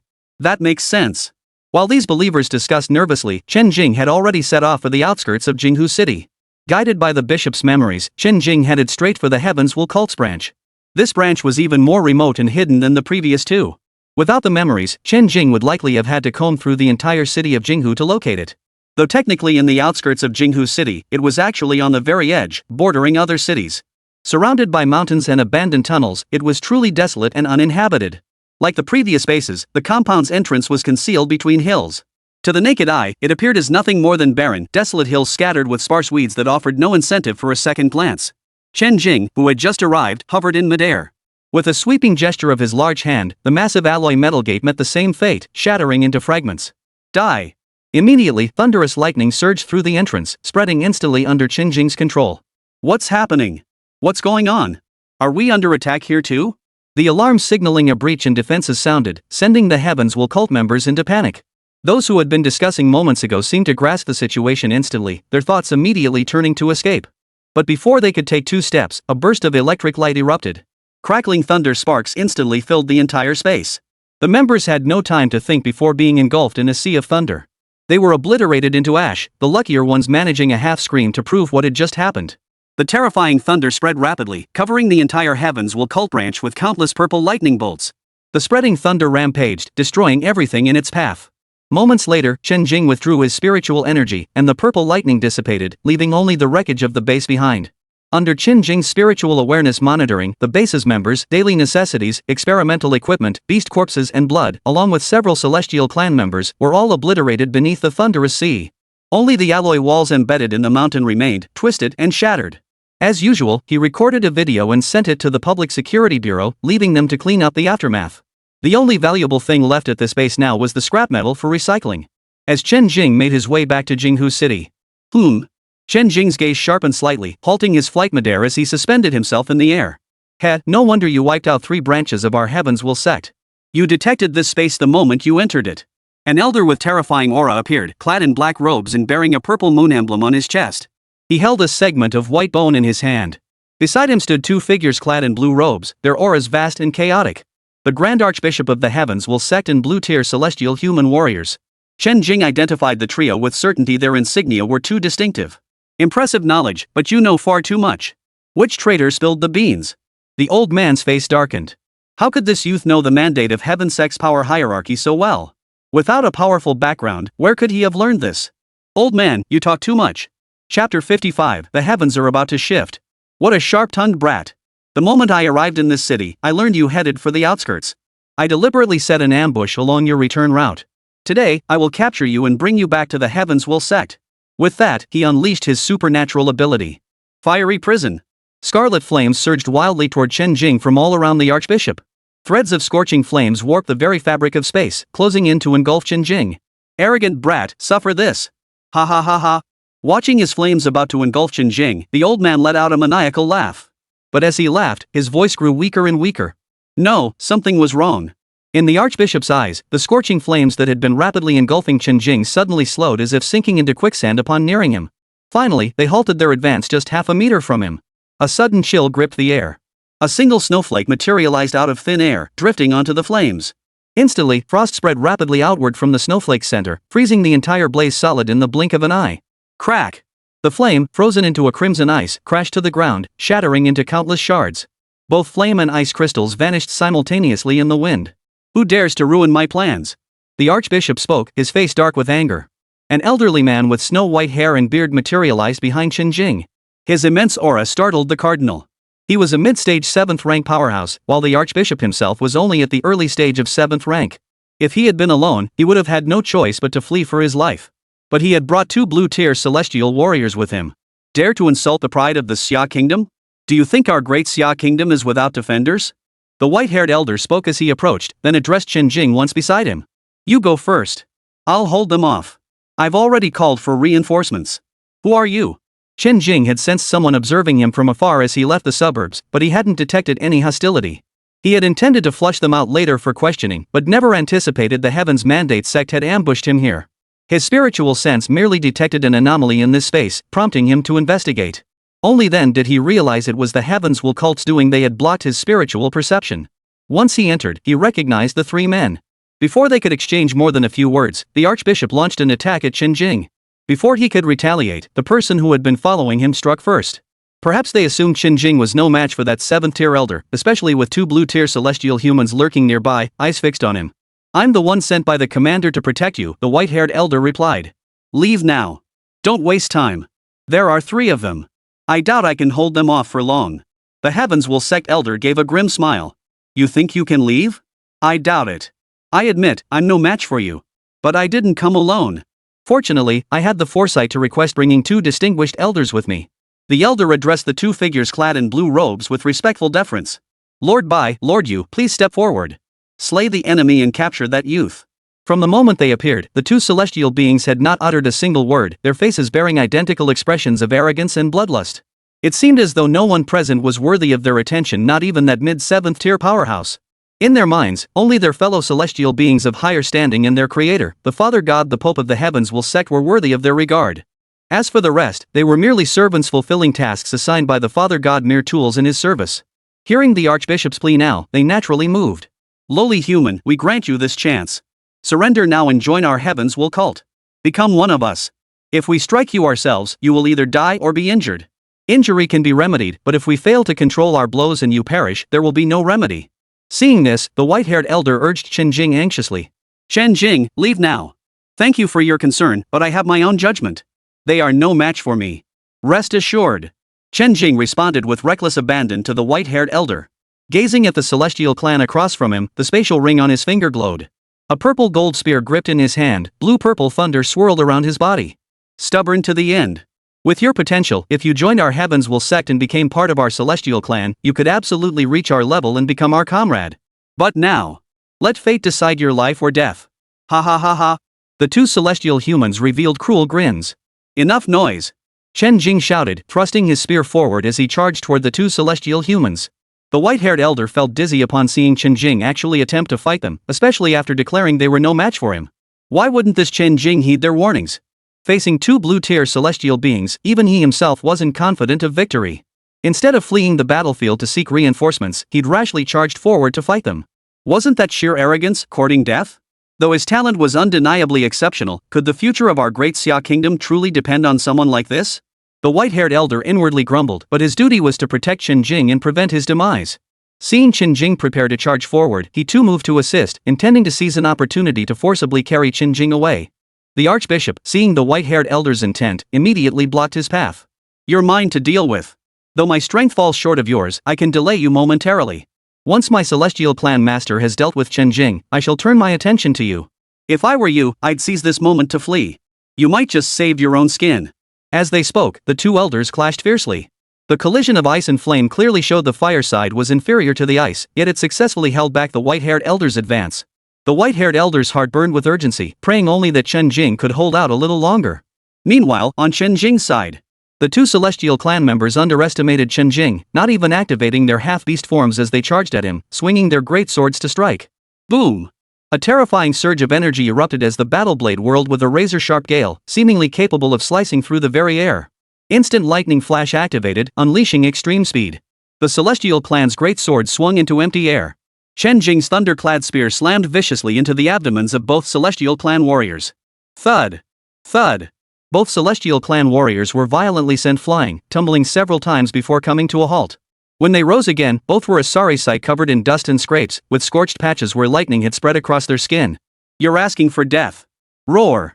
Enraged, the pair unleashed feral roars as their bodies rapidly swelled. Blue-tier celestial humans were indeed far more repulsive and terrifying than their green-tier counterparts. After completing their transformations, the two beastmen became even larger than the green-tier celestial humans, standing a full 4 meters tall. Their bodies were a patchwork of various ferocious beasts, with parts from rare creatures clearly dominating.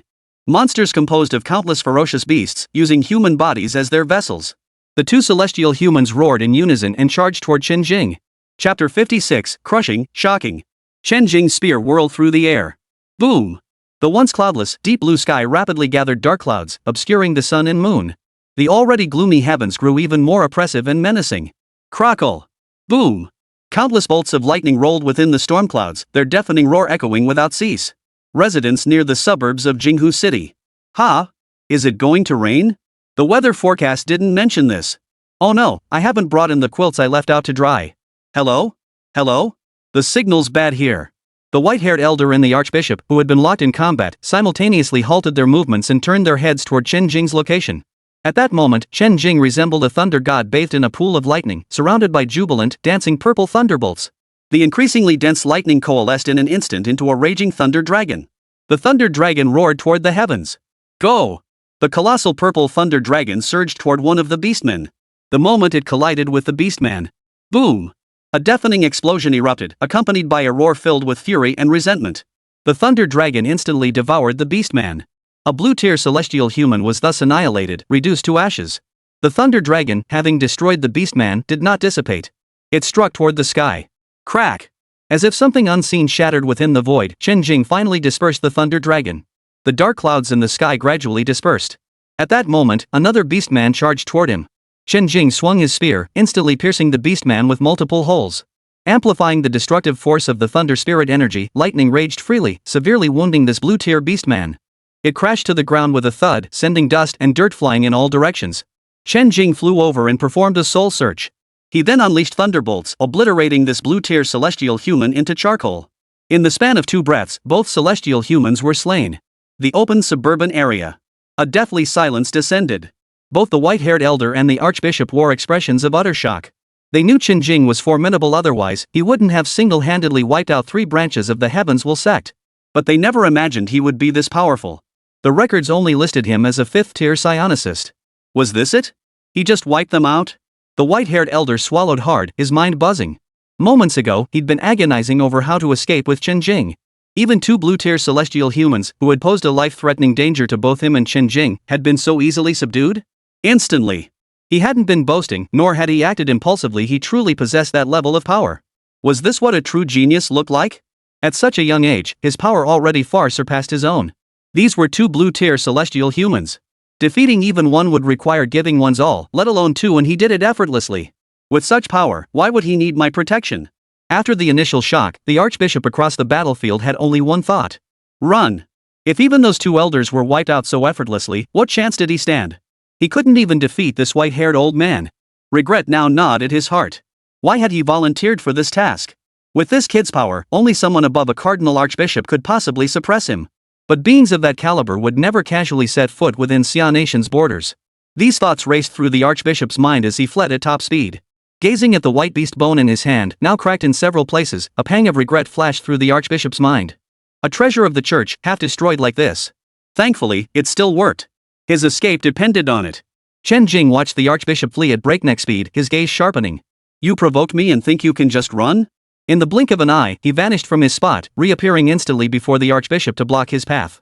The old man, seeing Chen Jing block his path, snarled and lashed out with a crimson flame clawed paw before spinning to flee in another direction. But the white-haired elder, now fully alert, blocked his path. Trapped between 2 obstacles, the archbishop attempted to change direction once more, only to find himself encircled by the thunderous electric net Chen Jing had conjured. The archbishop recognized the terrifying thunder, fully aware of its destructive power. Even the formidable physique of a purple-tier celestial human couldn't withstand it. Panic surged within him, yet he forced himself to remain composed. Chen Jing, spare me. I am the Archbishop of the Heavens Will Sect, held in high esteem by His Holiness the Pope. If you kill me today, the Heavens Will Sect will not let you off the hook. If you spare me, with my influence and standing, I can procure anything you desire. Your life. As the words fell, Chen Jing's figure pierced through the thunder. His fist, crackling with lightning, slammed into the archbishop. One punch knocked him unconscious. Chen Jing still held the spatial ring he had just seized. This archbishop's ring was several times larger than the one Chen Jing had previously used. Soul Search. After the deed was done, a flash of lightning erupted, and the archbishop vanished into oblivion. Chen Jing marveled inwardly. This spell proved remarkably effective against the Heavens Will cult. The memories possessed by this man and the 2 celestial clan members earlier were sufficient for Chen Jing to uncover the vast majority of the Heavens Will cult's secrets. Eradicating them would be incredibly easy. The white-haired elder approached Chen Jing, his expression complex, tinged with admiration for a formidable opponent. Chen Jing. Chen Jing glanced at him and said, "We'll discuss it back at headquarters." Understood. The white-haired elder then followed closely behind Chen Jing, returning to Jinghu Martial Academy at an astonishing speed. Within the bamboo courtyard. My name is Zhang Dao. I'm a mid-stage 7th-tier ice elemental ability user. The commander has assigned me as your protector to ensure your safety. Thank you for the leader's arrangement. I understand. Chen Jing nodded. You've witnessed my strength. Will you still follow me? Zhang Dao hesitated. I should continue with the assigned mission, or perhaps I should consult the commander. Chen Jing looked at him and smiled. You can't protect me. Once I'm overseas, I'll be the one needing your protection. Zhang Dao knew he was telling the truth and couldn't refute it. I don't need your protection. But you can go protect my mother. Next, I'll be going to wipe out the Heavens Will cult. I'm worried they won't be able to harm me, so they might go after my mother instead. Request permission from the commander. All right. Zhang Dao stepped aside and called the commander, reporting today's events including Chen Jing's capabilities and his decision. Moments later, Zhang Dao approached and said, "The commander has approved. Next, I'll go protect your mother." Chen Jing nodded. "All right, thank you." "You're welcome." After making the arrangements, Zhang Dao departed. With Zhang Dao going to protect his mother, Chen Jing breathed a huge sigh of relief. Leaning back on the sofa, Chen Jing began to take stock of today's gains. He checked the system tasks in his mind. Active mission, shatter the conspiracy. Use overwhelming power to dismantle the evil organization. Mission progress, 12%. Mission progress, slay demons and monsters. Tier 2 demonic beasts 0 10,000, Tier 3 demonic beasts 0 1000, Tier 4 demonic beasts 100, Tier 5 demonic beasts 430, Tier 6 demonic beasts 210. Chapter 57, An Unusual Date. Seeing this progress, he instantly realized these 3 individuals had contributed significantly today. Not only was the progress encouraging, but the intelligence obtained from the Archbishop proved invaluable. He now knew the locations of every branch of the Heavens Will cult. This map delivered right to his doorstep was a huge help to Chen Jing. Who would have thought he possessed a cheat code like soul searching?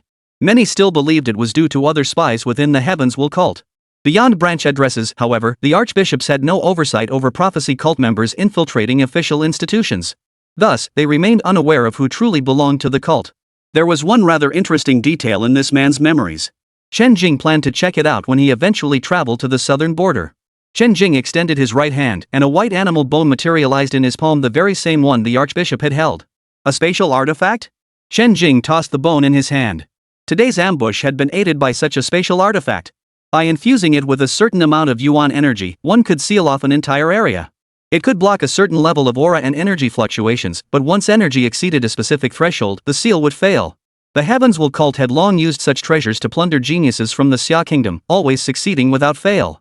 Little did they expect to stumble and fall at Chen Jing's hands. The cracks on the beast bone were caused by Chen Jing forcibly shattering that spatial barrier. Half of this spatial artifact had been destroyed by Chen Jing. Too good to discard, yet useless to keep. Chen Jing sighed, sensing the spatial energy fluctuations emanating from it. This should be beneficial for Yao Yao. I'll give it to her tomorrow. He promptly stored the beast bone in his spatial ring. One night passed. Downstairs at the dormitory building, Chen Jing had already sent Lan Xingyao a message and was now waiting for her. Before long, Lan Xingyao came running swiftly toward him. Her silver hair and pink ribbon fluttered in the wind, making even the cold air feel sweet and warm. Why run so fast? There's no rush. Chen Jing smoothed his slightly disheveled hair as he spoke. Hee, running faster meant we could spend more time together. Lan Xingyao replied with a cheerful smile. Chen Jing gave a helpless smile, reached into his spatial ring, and pulled out the beast bone, handing it to Lan Xingyao. What's this? Lan Xingyao asked in confusion. The moment she held it, she sensed the spatial energy contained within. This spatial artifact came from a Heavens Will cult member I defeated. It should aid your cultivation. Then keep it for yourself. It'll be a useful trump card on the battlefield. Lan Xingyao declined. The immense energy contained within was precisely what Brother Jing needed for his battles outside. She certainly didn't want it. It's no trump card.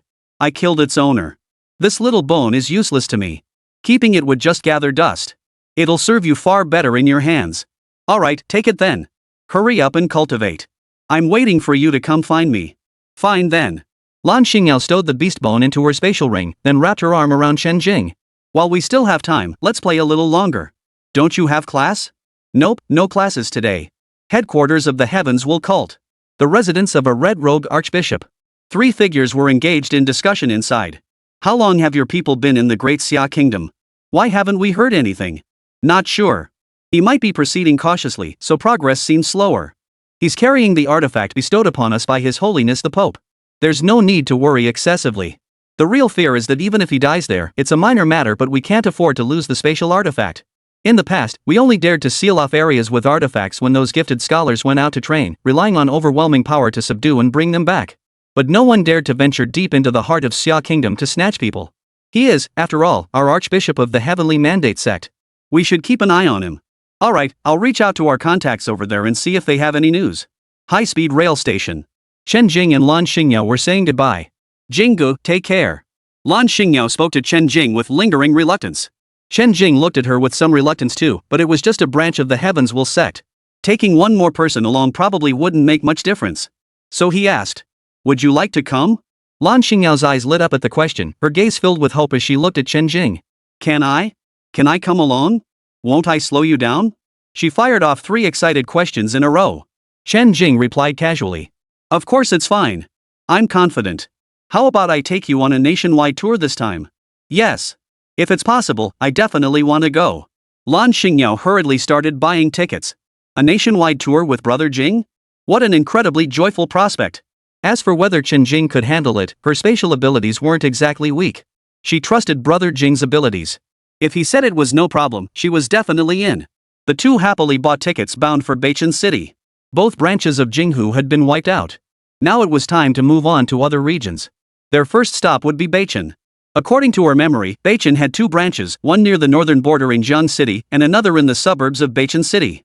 The Archbishop only knew the approximate locations of the branches, but he likely hadn't visited them personally, so he didn't know their exact whereabouts.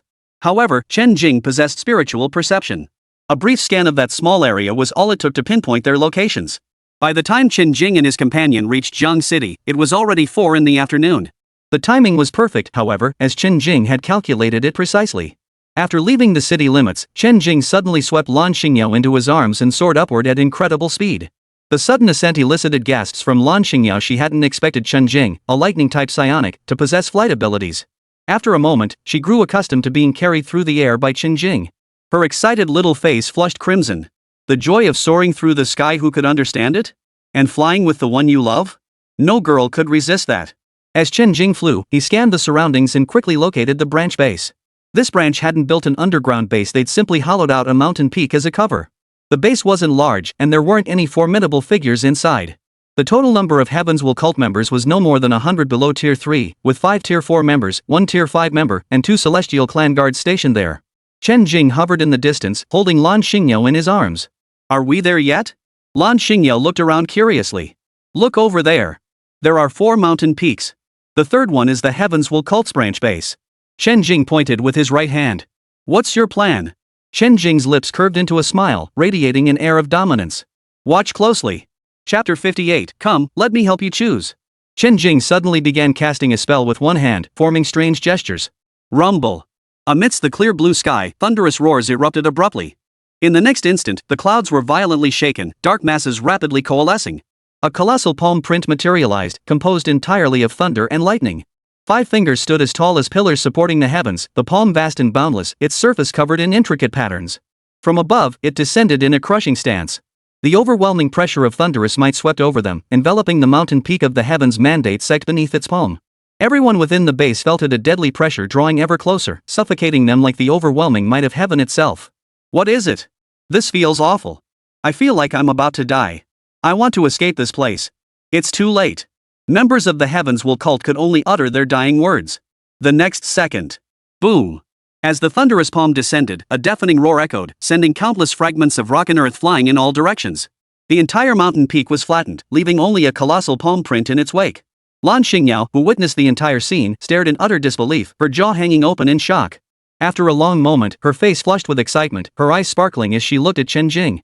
She had always known he was formidable, exceptionally so from the ant swarm incident, his completion of an SS rank mission, and his claims of eliminating numerous Heaven's Will cult members. But now, Lan Xingyao suddenly grasped the sheer magnitude of his power. Within her understanding, only 6th or 7th tier psychics could achieve such feats, and Chen Jing was merely a 19-year-old youth. Lan Xingyao cheered excitedly. Ah, so amazing! She nearly screamed. Calm down, calm down. Just basic skills. Chen Jing wore a calm expression, but the smugness between his brows betrayed his true feelings. Brother Jing, you're so cool. Lan Xingyao wrapped her arms around Chen Jing's neck and kept nuzzling him. Alright. There'll be plenty more moments like this. No need to get so worked up. I know. Lan Xingyao slowly regained her composure, but her heart remained in turmoil. How did I get such good taste? Brother Jing has looks, a great physique, talent, and real strength. How did I get so lucky to snag him? After taking care of the Heaven's Will cult's branch base, Chen Jing flew Lan Xingyao back to the city. Little did he know, the scene of him flattening a mountain peak with a single palm strike had been witnessed by someone who happened to be out in the wilderness for a field trip. The owner of the phone, originally meant for photos, instinctively tapped it to start recording. Of course, Chen Jing was only here to destroy the Heaven's Will cult. Whether anyone saw him or reacted, as long as it didn't hinder his mission, he couldn't care less. Jiang City's downtown core, the most bustling commercial plaza. At 5 in the afternoon, the area was bustling with activity. Having arrived here, he still needed to spend some time playing with Yao Yao. A taxi pulled over to the curb. The door opened, and a girl with a slender figure, a charming face, and dazzling silver hair stepped out first, instantly drawing countless admiring glances. Following her was a young man. At first glance, he resembled a graceful bamboo tree, with an ethereal and refined appearance. A gentle smile graced his lips, causing countless young women to blush and drawing envious, jealous glances from men. Generally speaking, the man beside a beauty inevitably bears more pressure and resentment. It's only natural. But when that man was exceptional in every way, he drew not just male attention, he captivated both sexes. And the beauty herself bore the corresponding pressure. Fortunately, both had grown accustomed to being the center of attention. Chen Jing, glancing at the hostile stares coming from all directions, approached Lan Xingyao. Observing the constant flow of people around them, Lan Xingyao smiled and spoke. Seems like the residents of this city enjoy a pretty good standard of living. It's quite lively. Then let's explore properly. Brother Jing, look at you, you're practically a magnet for attention. What? Scared? Chen Jing teased. Me scared? Lan Xingyao gave a cold laugh, lifted her chin, and extended her arm toward Chen Jing. Chen Jing glanced at her, smiled, and wrapped his arm around her waist with an indulgent look in his eyes. That's giving face. This girl, she must have her genders mixed up.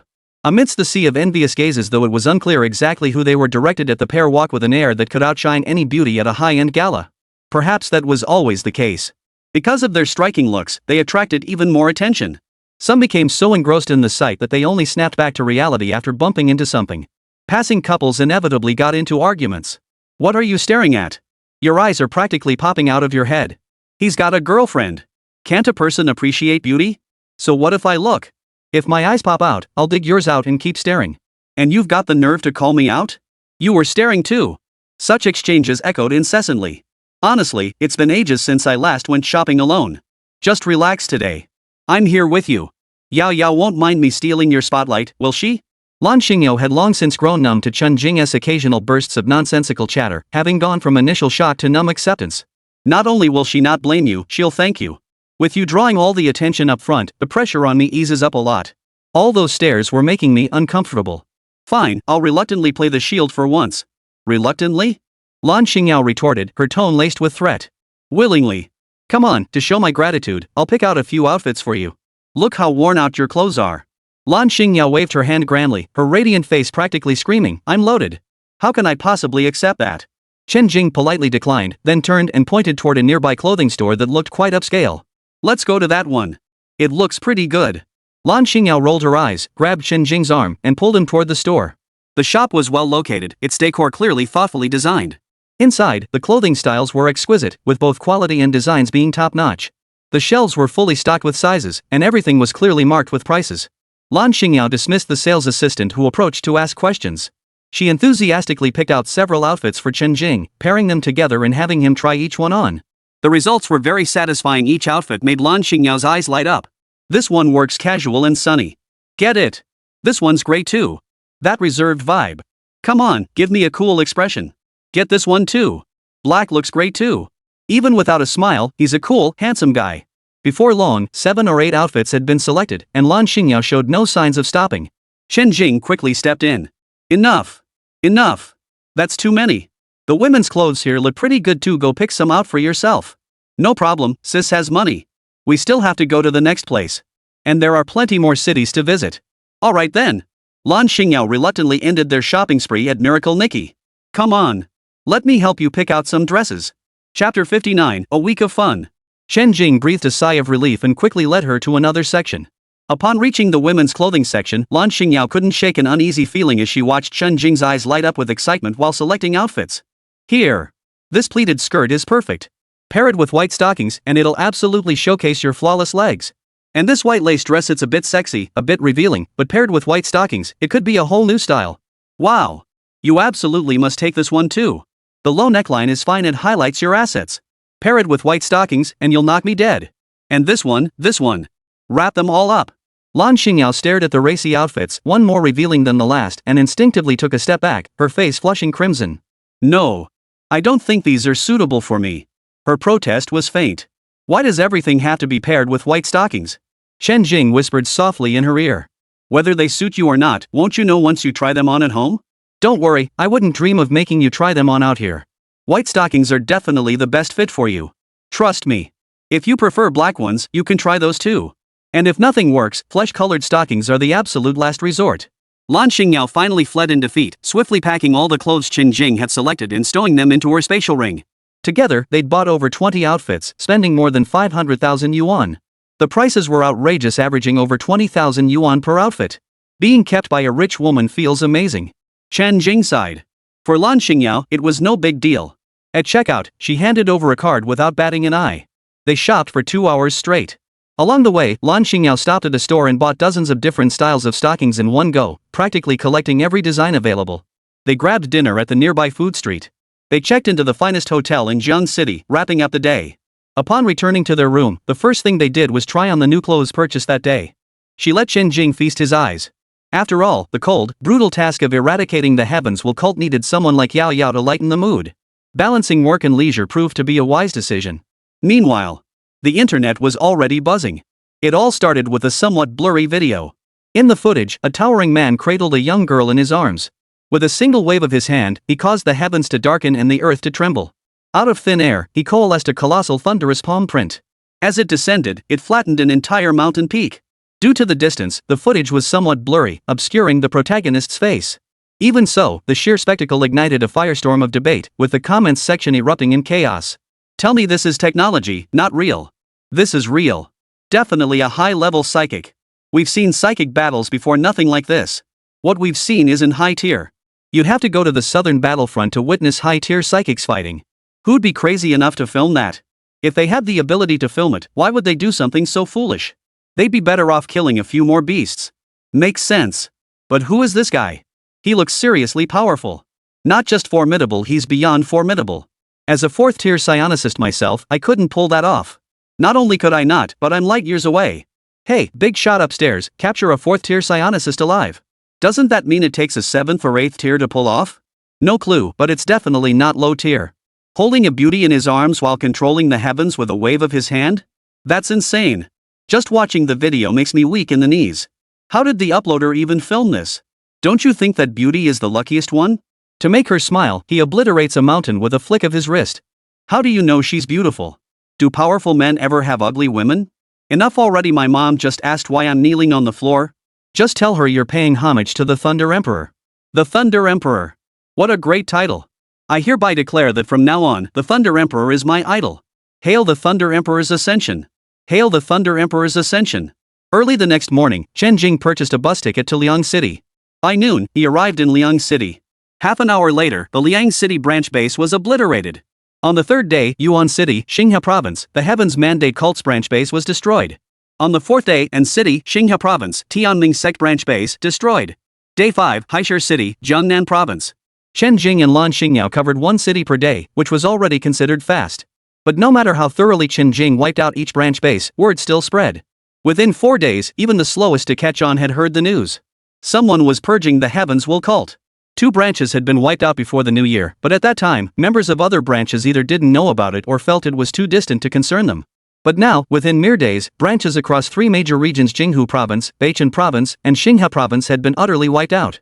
Members across all domestic branches were gripped by panic, desperate to flee their bases, fearing that one day those who had wiped out so many branches would come for them. But where could these desperate fugitives possibly flee? Nearly every member of the Heavens Will cult was on the most wanted list. The manhunts by city security bureaus alone were enough to give them a run for their money. Now, they could only pray that their hideout base remained undiscovered. Heavens Will cult members had virtually halted all operations, retreating into the confines of their base. But prayer was futile.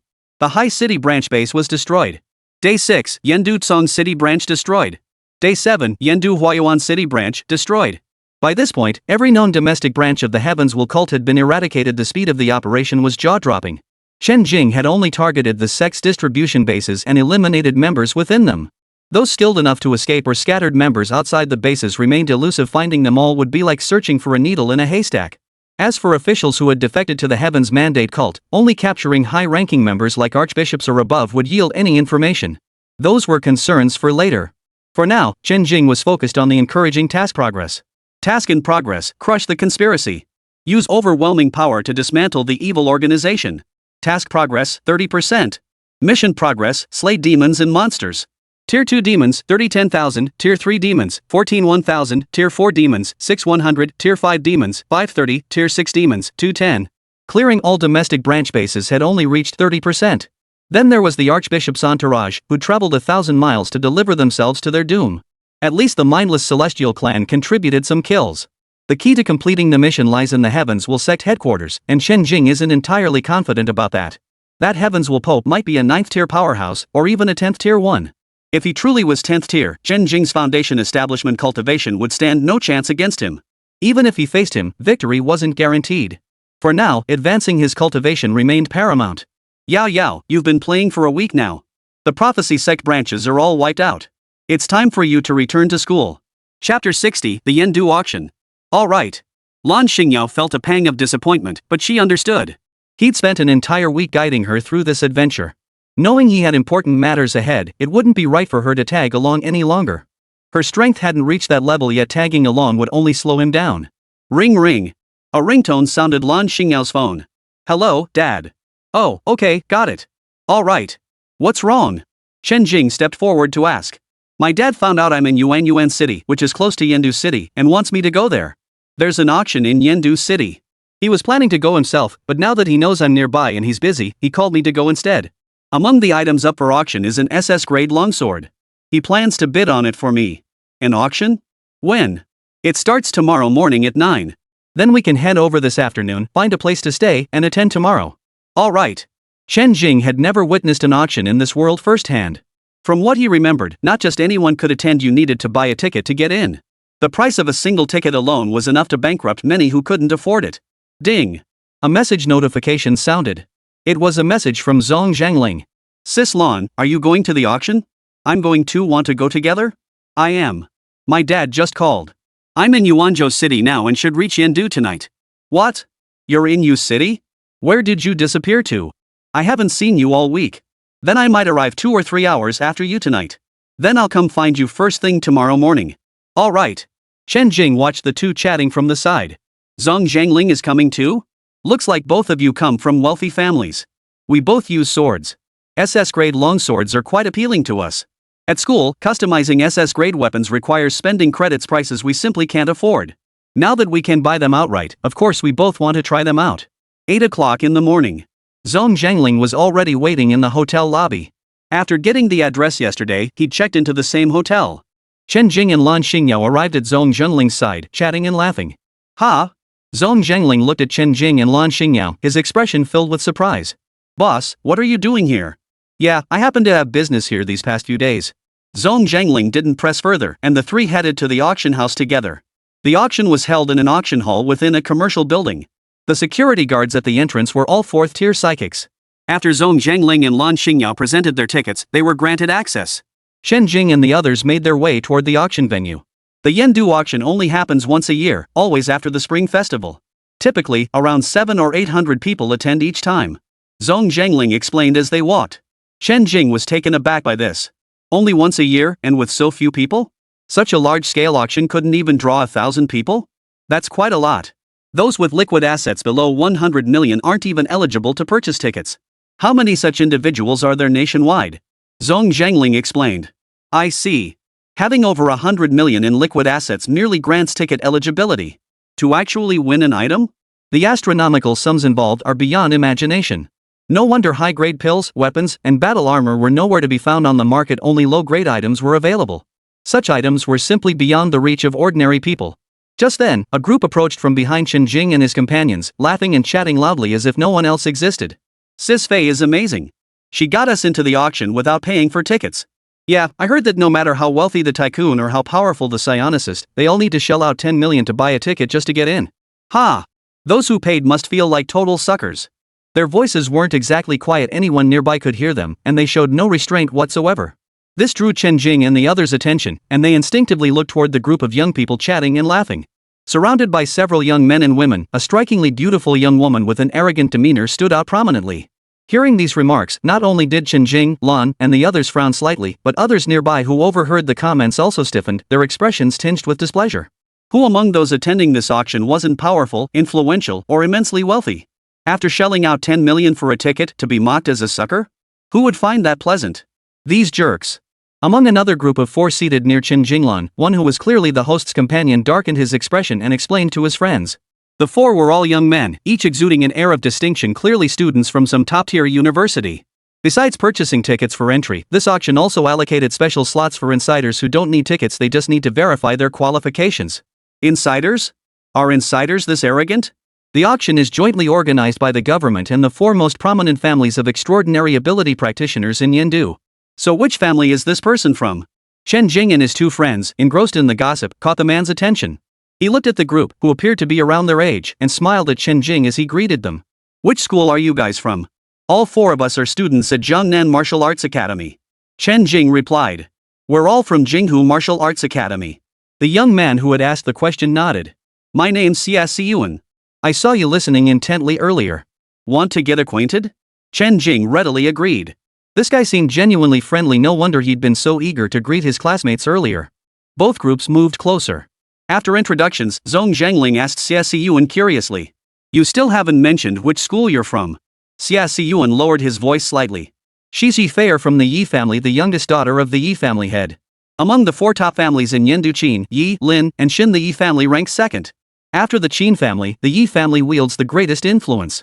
The current head of the Yi family, Yi Ha, is at the peak of the 8th rank and could break through to the 9th rank at any moment. He holds a position in the military. Yi Fei's older brother, Yi Chenxian, is 25 years old and already at the early stage 6. His future is limitless. Chen Jing couldn't help but shake his head.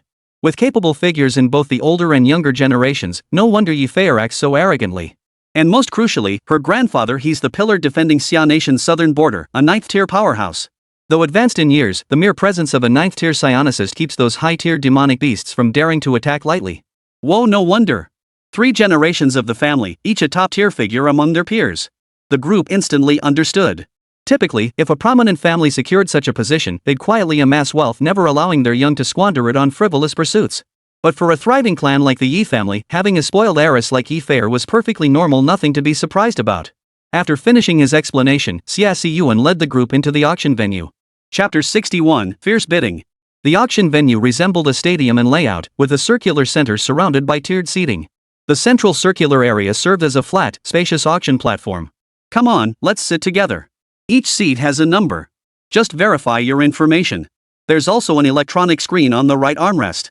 Click it to preview the upcoming lots and prepare in advance. When bidding, just enter your price on the screen and click confirm to participate. Xia Siyuan explained with a smile after they were seated. Got it. Chen Jing nodded in understanding. Beside him, Lan Xingyao and Zhong Zhengling moved with practiced ease, clearly seasoned attendees of such auctions. Chen Jing clicked to view the auction items. Lot 1, Grade B Spirit Elixir, starting bid, 20 million. Lot 2, Grade A Rare Flowers and Herbs, starting bid, 50 million. Lot 3, Brand New Grade A Combat Suit, starting bid, 100 million. Lot 4, 30 Square Meter Spatial Ring, starting bid, 800 million. Lot 99, Grade S Cultivation Resource, starting bid, 500 million. Lot 100, SS-grade Longsword, starting bid, 1 billion. The list contained a whopping 100 items, yet truly rare pieces were few and far between. Xia Siyuan explained to them. Outside, it's not like the top 5 martial academies where a few credits can get you something decent. Those rare resources? They can barely keep up with their own needs, why would they sell them off? Items at auctions like this are only useful to psychics below the 6th tier. Only the final lot is somewhat appealing. That's right. The great clans send their younger generations to attend. Only the weaker families have their patriarchs come personally. Still, these items are more than sufficient for us. True enough. Chen Jing nodded. For them, it was indeed sufficient. Paying cash was far better than spending credits. For Chen Jing, it was just about joining the fun. Jing, is there anything you want to buy? Lan Xingyao leaned in to ask, her expression practically saying, if you like it, I'll buy it for you. You know, none of this is really useful to me, and I haven't seen anything that interests me. Chen Jing replied. Your goal is to keep your eyes on that long sword. Got it. Time passed slowly as the auction hall gradually filled to capacity. At exactly 9 o'clock, the lights dimmed throughout the hall. The background music faded away, and the auction room fell into a swift, complete silence. Blinding white lights illuminated the auction podium. Against the darkened surroundings, everything on the auction podium became even more striking. An auctioneer clad in a white robe stepped to the center, his voice resonating throughout the hall. Ladies and gentlemen, welcome to this auction jointly hosted by the authorities and the 4 great families. A total of 100 items will be offered today. With a wave of the auctioneer's hand, the surrounding light instantly coalesced into lifelike holographic projections of the items. Among these 100 items, you'll find cultivation resources, weapons and equipment, and even battle manuals. Perhaps something you've been seeking lies within. Without further ado, I now declare this auction officially open. As the words fell, the holographic projections of numerous items vanished, transforming into a single, crystalline, liquid-like substance. To ensure every bidder could see it clearly, the substance slowly rotated. The auctioneer simultaneously introduced. The first item up for auction is a bottle of Grade B Spirit Liquid. When consumed directly, this spirit liquid can enhance the cultivation of psychic abilities for practitioners below the 4th tier. It can also serve as an auxiliary ingredient for refining yuanling pills of the 4th tier and above. Starting bid, 20 million. Each bid increment must be no less than 100,000. Spirit elixir crystallizes from spirit energy-rich regions or unique artifacts. Though not of the highest grade, it remains a rare treasure, the purest form of spirit energy, easily absorbed without burden. As soon as the auctioneer finished speaking, bidders began tapping their screens to place offers. The voice broadcast echoed throughout the auction hall. Seat 0158, 21 million. Seat 0506, 22 million. Seat 0717, 22.5 million. Ultimately, this grade B spirit elixir was sold for a high price of 24 million. Item number 2. One by one, the auction items were sold. Except for a few rare items that drew longer bidding wars, most ordinary items wrapped up within a minute or two. During this time, Lan Xingyou and Zhong Zhangling each spent tens of millions acquiring cultivation resources that piqued their interest. Soon, the majority of the 100 auction items had been sold. The subsequent items gradually became more expensive, with starting bids reaching at least 100 million. Lot 100, SS-grade longsword, the glowing blade. Forged by a master artificer using a special S-grade alloy infused with metallic and wind attribute ores. Starting bid, 1.5 billion. Each bid increment must be no less than 1 million. As the auctioneer's voice echoed, a longsword slowly materialized on the holographic projection. Finally, the blade shimmered silver-white with golden hues, its hilt adorned with swirling cloud patterns. Even through the holographic display, the edge radiated a piercing, icy sharpness. The moment the sword appeared, hushed murmurs rippled through the auction hall. No wonder it reached SS grade. Incorporating these two types of ore makes it perfect for forging a longsword. An S-grade alloy combined with metal attribute and wind attribute ores, that's a killer combo. I'm determined to get this weapon. No matter the cost, I'm bidding on it. Beside them, Zhong Zhangling and Lan Xingyou perked up, ready to start bidding. Both of them were swordsmen. The auction started at 1.5 billion yuan, with over 800 attendees present. Yet fewer than 30 individuals were likely capable of bidding at that level. Yet within just over 10 seconds, multiple bidders began raising the stakes relentlessly. Seed 0029, 1.05 billion. Seed 0199, 1.18 billion. Seed 0367, 1.22 billion. Seed 0522, 1.5 billion. The price was abruptly raised to 1.5 billion by Zhong Zhangling. This bid instantly extinguished the ambitions of many, leaving only 4 or 5 bidders still competing, including Lan Xingyou. Seed 0038, 1.52 billion. Seed 0285, 1.55 billion. Seed 0522, 1.58 billion. Seed 0521, 1.59 billion. As the bidding continued to climb, only 2 bidders remained in the auction hall. Even Zhong Zhangling had withdrawn. One was Lan Xingyou in seed 0521, the other was seed 0038. Chen Jing's gaze shifted to seed 0038, where a young woman of captivating beauty sat. It was Yi Fei of the Yi family, the one who had acted so arrogantly upon entering. It's Yi Fei. Someone dares to compete with her? And she's just a pretty little thing. Does she even know who she's up against? Judging by her confident demeanor, she must have some serious connections. Whoa. What's so special about her? Unless you're a Qin, who dares compete with Yi Fei for something? Think you'll get away with it? It's not worth it. It's just a normal auction.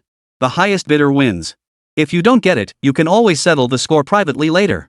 Among the younger generation of the Yi family, 2 individuals were particularly renowned. Chapter 62, Who has the stronger backing?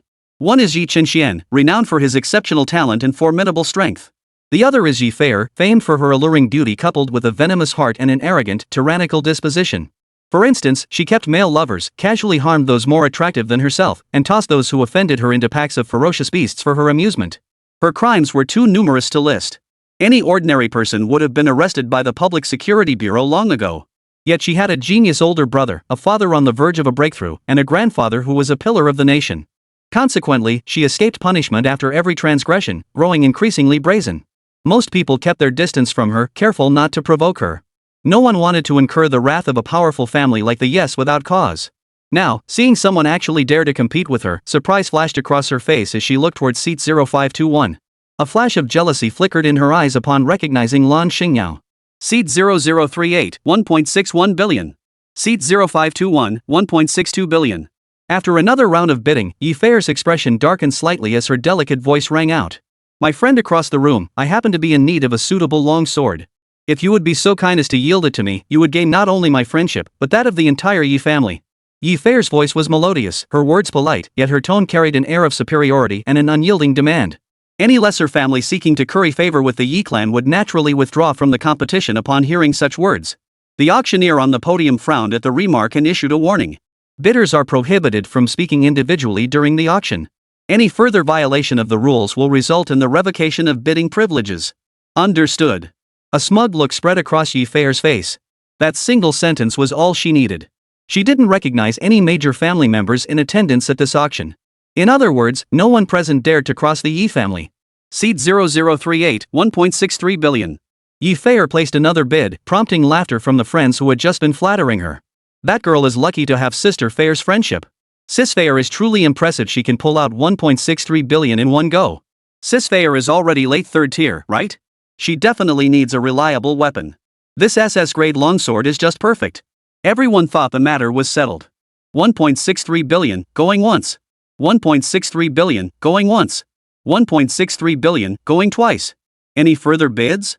Though the auctioneer disapproved of Yi Feier's actions, he had no choice but to continue the bidding, sighing inwardly. With the Yi family backing Yi Feier, no rival clan capable of challenging them had attended the auction. Ordinary aristocratic families dared not cross her. The sword's price would most likely stop here. Seed 0521, 1.64 billion. Another voice announcement rang out. It was Lan Xingyao. Yao Yao, won't this cause trouble for your family? Brother Jing, don't worry. It's nothing. My Lan family isn't afraid of the Yi family. Chen Jing and Zhong Zhangling both looked surprised upon hearing this. Looks like Yao Yao's family is pretty formidable. Sister Lan is formidable. Zhong Zhangling carefully recalled the prominent Lan family. The Lan family, spatial abilities. Could it be? Whoa! Whoa! This little beauty's got some guts. She actually dared to raise the price? Doesn't she fear Yi Feier's retaliation? And she's so pretty too. The prettier you are, the worse your fate will be. If her background can't match up to the Yi family, she's finished. So what if she can stand up to the Yi family? This is Yendu.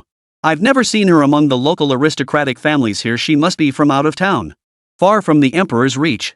The Yi family is Yen capital's local powerhouse. Without top-tier protection, it's uncertain if she'll even leave safely. Ah, this should be interesting. Let's hope that girl has some luck. She brought this on herself. Why can't she keep a low profile when traveling? If my daughter offended people like that, I'd break her legs. If the earlier bidding had been within normal bounds, seeing Lan Xingyao might have made some people dislike her looks, but they wouldn't have done anything to her. After all, anyone who could pull out 1.6 billion in one go wasn't ordinary. She had no desire to provoke them. But after she spoke up, Lan Xingyao kept bidding against her. That was outright defiance. To dare defy her, disregarding the Yi family backing her, such audacity was unheard of in Yi Feier's memory. 1.64 billion, going once. Yi Feier, accustomed to leveraging the Yi family's influence to intimidate others, was momentarily taken aback by Lan Xingyao's bid. Only when the auctioneer began the countdown did she realize the other party intended to keep bidding against her. Dare to compete with me? A surge of rage ignited within Yi Feier. But unlike before, she didn't shout her bid. Taking a deep breath to steady herself, she silently entered her price on the electronic screen. Seed 0038, 1.65 billion. Even with the backing of the Yi family, Yi Feier dared not cause a scene at an officially sanctioned auction. If she uttered another threatening word, her bidding privileges would surely be revoked. Therefore, to secure the long sword, she could only crush the competition with sheer price power. I'll see just how deep your pockets are. Just wait until the auction ends. Oomph. Yi Feier snorted coldly, a cruel smile playing on her lips as if she'd thought of something amusing. Those around her seemed to grasp something, all falling silent. Yet their faces betrayed faint excitement and malice. Lan Xingyao silently raised her bid. Seed 0521, 1.66 billion. Chen Jing silently watched the wealthy woman with deep connections continue bidding.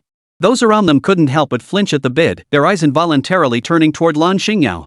Who was this woman? She casually bid over $1 billion, seemingly unafraid of offending the Yi family. What kind of family background? Seed 0038, 1.7 billion. Yi Feier wasn't about to be outdone, instantly driving the price up to 1.7 billion. At the auction site, many onlookers murmured in astonishment. Yi Feier was merely a third-tier psionicist, far less favored than her own brother Yi Chenxian. Yet this ordinary youngster could casually produce such a colossal sum as 1.7 billion. It made one marvel being born into the right family really is an art. Seed 0521, 1.71 billion. Seed 0038, 1.73 billion. Seed 0521, 1.75 billion. For a moment, the entire auction hall fell into an eerie silence, broken only by the repeated announcements for these two seats. Both bidders were adding 20 million yuan at a time, like a bottomless pit with no end in sight. Holy! How much is this going for? Whose daughter is this? They're not giving the Yi family any face at all. 1 hour, I want her background info. Everyone present was worth a fortune, but that was just assets, not the same as liquid cash. Chapter 63, Private Investigation. Seed 0038, 1.82 billion. Seed 0521, 1.84 billion. After another round of bidding, Yi Feier's expression darkened. Her entire savings amounted to just 1.82 billion. Lost? Yi Feier's eyes flickered. Those around her exchanged nervous glances, none daring to speak. 1.84 billion, going once. The auctioneer continued the countdown. Looks like she's reached her limit. Chen Jing remarked with a smile. 1.84 billion, going once. Any further bids? 1.84 billion, going once more. Sold. Congratulations to the lady in seat 0521. You have won the SS-grade flowing cloud sword. As the auctioneer announced the final result, a smile spread across Lan Xingyao's face. Not too expensive, thankfully. Thank you all for participating. This auction has concluded successfully. Winners, please follow the staff for item collection. Others may exit through the aisles. As the auction concluded, most attendees rose and departed. Chen Jing and his group were escorted by attendants into a private room. Each person had a dedicated attendant for the handover. Lan Xingyao had two, one carried a long wooden box, likely containing the auction item, the floating cloud sword, while the other held several small boxes, presumably containing miscellaneous rare plants and herbs. After inspecting the contents of each box, Lan Xingyao paid and casually stowed the items into her spatial ring. In another room. Miss Yi, here are the items you purchased. The attendant presented the box to Yi Feier. Yi Feier casually stowed everything into her spatial ring, paid, and dismissed the attendant. The group of young men and women who had been with her earlier had vanished. Now before her stood a 5-member team of psychics radiating formidable power. They were Yi Feier's personal guards, all ranked at least 4th tier, with the captain reaching 5th tier. After the auction concluded, Yi Feier had summoned them immediately. Miss, you summoned us so urgently. Is there something you need us to handle? The captain asked in a deep voice. Yi Feier thought of Zhang's exquisitely pretty face and couldn't help but feel malicious. She wanted nothing more than to slash her face to pieces, watch her cry and beg for mercy on her knees, then torture her to death bit by bit. How dare she compete with her for possessions? A vicious sneer twisted Yi Feier's alluring features as her voice turned icy. Uncle Yi, I need you to deal with someone for me. Capture her if possible. If not, kill her. Then strip her of every piece of equipment she's wearing. Who is it? Hearing Yi Feier request such a task, the captain of the guard didn't even blink. Yi Yang, as the trusted confidant of Yi Feier's father, had once fought alongside the head of the Yi family through life and death situations. Though now, lacking sufficient strength to keep pace with his father, he'd been assigned to lead Yi Feier's guard squad. Yi Feier acted with arrogance and cruelty, yet her family indulged her, cleaning up her messes time and again. This small squad had handled countless dirty jobs for Yi Feier and had long since grown accustomed to it. With the Yi family's current influence, killing someone was no big deal. It was done and forgotten. Let me ask first. Yi Feier pulled out her phone and dialed a number. After a few rings, it was answered. Hello, Feier? What's up? A hearty laugh from a middle-aged man came through the line. Uncle Zhang, could you look up who was seated at lot 0521 during the auction just now? Yi Feier's tone was gentle. The auction that just ended, right? Hold on, I'll look into it. After a moment of silence, the voice on the other end spoke again. Feier, the person in that seat is Lan Xingyao. She's the only daughter of the head of the Lan family from Xinghe. What does the Lan family of Xinghe do? Yi Feier was puzzled. She hadn't heard of this clan before. Could it be a minor family? The direct descendants of the Lan family are all rare spatial type ability users. The spatial artifacts they craft are highly sought after. In the wilderness, possessing a spatial artifact could literally save your life in critical moments. You rarely concern yourself with such matters and seldom go out hunting beasts, so it's only natural you wouldn't know. Take the spatial ring on your finger. It was crafted by them. The military also collaborates with them. The Lan family has extensive connections and deep-rooted influence. Try not to cross them. Understood, Uncle Zhang. I'll keep that in mind. Yi Feier thought bitterly, never expecting her to have such a background. Uncle Zhang, who are those people sitting beside her? Let me see. A moment passed. The one sitting next to her is Chen Jing. They're both students at Jinghu Martial Arts Academy. He's quite skilled but doesn't have much background. I heard he wiped out 2 branches of a faction before the new year.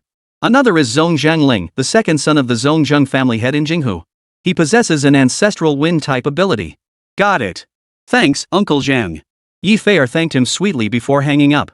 Uncle Zhang was a friend of one of Yi family's uncles and served as an official organizer for this auction.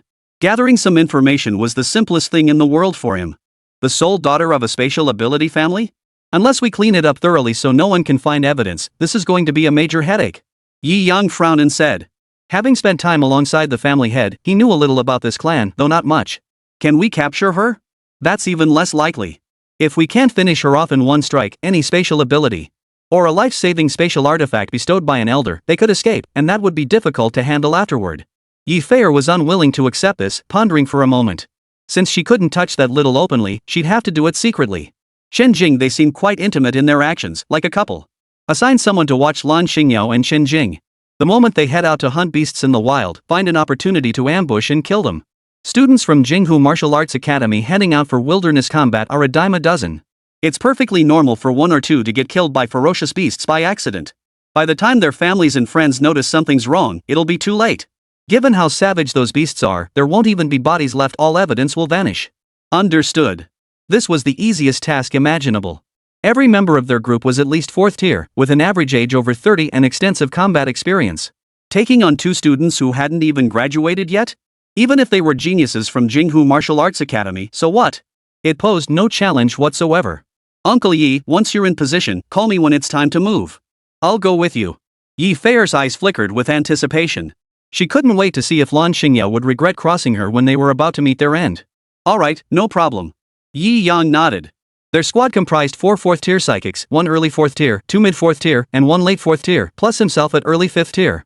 No matter where they went for wilderness training, as long as it wasn't the coastal battlefields of the southern frontier, protecting Yi Feier would be a breeze. Chapter 64, Departing Linhai Base. After Chen Jing and his group returned to the hotel, Lan Xingyao eagerly pulled out the flowing cloud sword to examine it closely. She drew the sword from its scabbard, twisting her wrist lightly as its blade gleamed with a sullen radiance. The entire blade shimmered silver white with golden hues, gleaming brilliantly under the sunlight. Its edge was razor-sharp, emitting a piercing cold light, while the hilt was engraved with intricate cloud patterns. It's truly beautiful. Lan Xingyao waved it a few times, finding herself utterly captivated. It feels great in my hand too. Alright, after today, you and Zhong Zhangling will return to the academy together. Stay there to train. Until you have absolute means to protect your life, refrain from venturing into the wilderness for now. That Yi Feier looks like the type to hold grudges. Watch out for her underhanded tricks. Don't worry, Brother Jing. I know my limits. I plan to head to Linhai tomorrow. So soon? Brother Jing, I'll train hard and come find you. Good. Once I advance further, I'll be able to dominate the battlefield even with you by my side. Heaven's Mandate Sect Headquarters. A conference room. Several figures clad in black robes, each bearing an orange moon emblem on their chest, sat at their respective seats. According to intelligence, all branches and bases of the heavens will cult within the Great Xia Kingdom have been annihilated.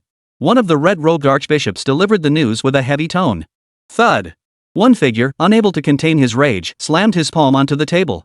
Though he restrained his strength to avoid shattering it, the sound was no less thunderous. Save for a few members who fled and survived, the rest were slaughtered. Our Heaven's Mandate cult has suffered catastrophic losses. Do we know who did this? And Louis, have you heard anything about the 3 you sent to Xia Nation? Analysis suggests the only possible suspect is that brat Chen Jing. Louis and the other 2 have been missing for days. They're likely already dead. This is an insult to our Heaven's Mandate sect. Is Chen Jing that formidable? Intelligence analysis indicates Chen Jing is heading toward the southern border. He dares show his face? After slaughtering so many of my Heaven's Will cult members, instead of hiding in his shell seeking his master's protection, he has the nerve to venture out? A red-robed archbishop slammed the table repeatedly in fury. Urgent intelligence reports. Footage from Great Xia shows a single palm flattening a mountain peak. That very peak was one of our branch bases. If Chen Jing's power is truly that terrifying, the team sent to intercept him must be sufficiently powerful. Otherwise, it'll be nothing but a suicide mission. Then deploy a squad of purple-tier celestial humans, led by 2 orange-tier commanders. At these words, shock rippled through the entire assembly. Isn't that too many? There are only a handful of orange-tier celestial humans in total, and now we're sending 2. And a purple-tier squad. Each squad has 10 members. You can't catch a wolf without sacrificing the lamb. Chen Jing now poses a severe threat to the development of our Heaven's Mandate sect. We can't let that brat grow any further. Chen Jing, he must die. Goodbye, Brother Jing. After bidding farewell to Lan Xingyao and Zhong Zhangling, Chen Jing set off for the southern frontier. Acquiring cultivation techniques was now an urgent priority. Upon purchasing his ticket to the coastal base, the news was simultaneously relayed to Yi Feier. Miss, Chen Jing intends to head for the southern frontier. In a luxurious bedroom. What? A freshman? He must be out of his mind, rushing off to his death. Why don't we just take care of him? You shouldn't go, Mississippi. Even with their entire team, they couldn't guarantee protecting the young lady in the southern border, teeming with ferocious beasts. Yi Feier gritted her teeth and steeled her resolve. I'm going. We won't go far. Once he steps outside the base, we'll act swiftly and return immediately. It shouldn't be a problem. But Yi Yang still felt uneasy. It was far too dangerous. No buts about it. I'm going. I need to see him die with my own eyes to witness his regret for siding with Lan Xingyao against her, a choice that cost him his life. Then perhaps we should consult the young master. Don't tell my brother. I'll handle this myself. Yi Feier's tone was firm. Alright, Mississippi, follow my lead on everything. Don't do anything reckless. No problem. Upon receiving the message, Yi Feier immediately rose and headed out. In the opulent villa's living room, a lean, dark-clad young man with an imposing aura sat on the sofa. Fair heading out? The young man watched as Yi Fei, having finished getting ready, descended the stairs and headed out the door. He asked with a smile. He was Yi Fei's older brother, a peak 6th-tier powerhouse and the strongest among the younger generation of the Yi family. Yeah, I'm going out to hang out with some friends. Yi Fei's face was beaming with a smile. Have fun then. If you run out of money, just tell your brother. Yi Qianxian chuckled softly, his expression filled with affection. By the time they reached their destination, it was already 4 in the afternoon. Jiangnan City, Coastal Base. This was the base closest to the sea, a steel fortress defending against the onslaught of sea beasts. On its nearly 100-meter-high walls, terrifying war machines were densely packed. This coastal base frequently endured beast-tide assaults. Proximity to the sea brought danger but also opportunity. Psionicists who came here to train often grew the fastest. Chen Jing's first impression upon entering the base was one of oppressive gloom and grim tension. Many psychic warriors returning from the outside world were covered in dust and grime, their bodies bearing dried wounds, the air thick with the stench of the sea. The smell of blood is overwhelming, Chen Jing remarked. The people here had endured countless battles, each radiating a palpable aura of lethal intent. Mission progress, show your edge. Subjugate the disciples with overwhelming power. Progress, 0%. Mission reward, Purple Thunder God's Record Golden Core Chapter, 100 high-grade spirit stones. Chen Jing stared at the task with a frown. This was going to be tough. How on earth was he supposed to accomplish it? Ah well, one step at a time. He'd head outside first, maybe he'd run into a Jinghu student. If that didn't work, he'd check the school for him. Chen Jing swiftly exited the base and stepped beyond the city walls. He looked up. The nearly 100-meter-high walls bore numerous indentations and bloodstains, traces left behind after the beast tide, where the gold elemental ability users hadn't yet had time to repair the damage. The base lay roughly 50 kilometers from the coastline. The surrounding land had been stained a dark crimson, permeated by a pungent, blood-soaked stench. Abilities users came and went through the city gates intermittently.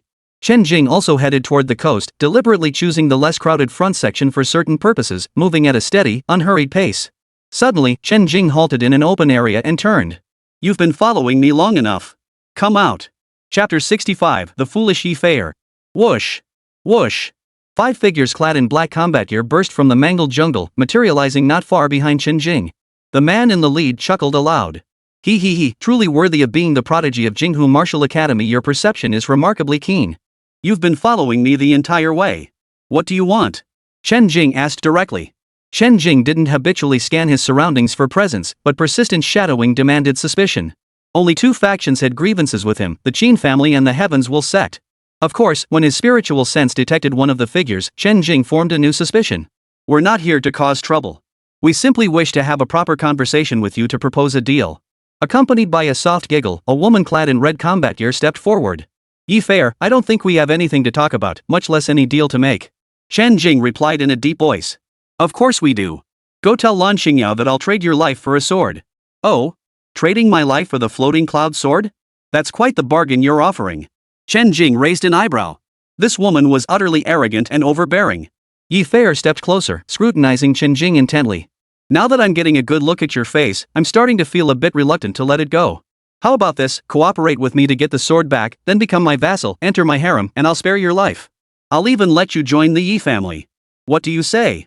Yi Fei gently tucked a strand of hair behind her ear. Her casual words casually revealed her venomous heart. Chen Jing stared in shock. You won't even spare me? How cruel. Blame your girlfriend Lan Xingyao for this. Who told her to oppose me? After offending me, she failed to protect you properly, letting you run out here to seek your own death. Yi Fei's voice rang like a silver bell as she gazed at Chen Jing with a seductive look, her cheeks flushed with a faint blush. If you kneel and beg me, doing as I say, I'll spare your life. Chen Jing sighed, then you might not even see it once you're in hell. Refuse the wine offered, and you'll drink the punishment wine. Yi Fei's voice suddenly turned sharp as she moved away from Chen Jing.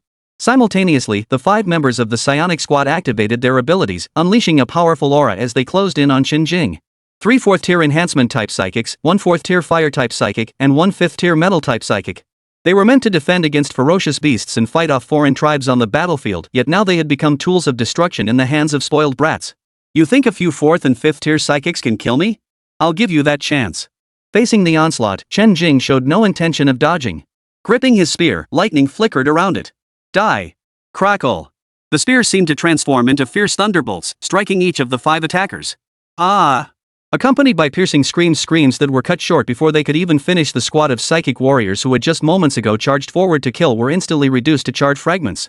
Under Yifei's stunned gaze, the very bodyguard squad she had always prided herself on, the ones who had surrounded and attacked Chen Jing, had now been effortlessly countered and slaughtered. Chen Jing's gaze was cold and indifferent, like he was looking at ants, as it fell upon Yifei. Yifei's stunned expression instantly twisted into sheer terror. Wasn't this man only half a year into his studies? How could he possess such power that he slaughtered her entire guard squad? Run! She had to run. The once ambitious Yifei now had only one thought: survival. As Chen Jing's gaze followed her, she instinctively stumbled backward several steps. Something tripped her, sending her crashing to the ground. Chen Jing's voice was icy cold. Now, it's your turn. Yifei knew the top talents from the 5 great martial academies typically possessed the ability to fight opponents of higher tiers. That was precisely why she had brought her entire escort team. Yet she never imagined that the entire escort, 4 4th-tier psychics and 1 5th-tier psychic, would be so easily slaughtered by a mere student like Chen Jing. Instant annihilation, without a moment's resistance. Staring into Chen Jing's eyes, which regarded her as insignificant as an insect, filled with undisguised killing intent, Yifei collapsed to the ground, her face drained of color, filled with endless regret.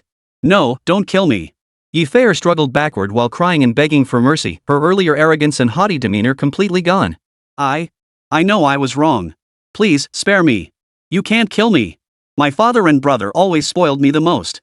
If I die, they'll definitely trace it back to you. If you spare me, I swear on my honor that today's incident will be considered settled. Driven by her primal instinct for survival, Yifei hurled one favorable condition after another at Chen Jing, desperately trying to dissolve his murderous intent. Tears streamed down her face like rain-soaked pear blossoms, her demeanor utterly fragile. Yet in the next instant, she tore apart her crimson battle robe, revealing a vast expanse of snow-white skin, standing proudly in the air. I can serve you. Just let me go. Yifei's voluptuous, slender figure paired with her tear-streaked, alluring face created a pitifully vulnerable appearance that would melt the hearts of 90% of men. But unfortunately, Chen Jing was that 10%. Chen Jing spared her a moment only to make Yifei regret her actions. And for those she had harmed to witness, retribution is inevitable, though its timing remains unseen. I have a cleanliness obsession, Chen Jing stated calmly. Bastard! Bastard! Even if you kill me today, my father and brother will.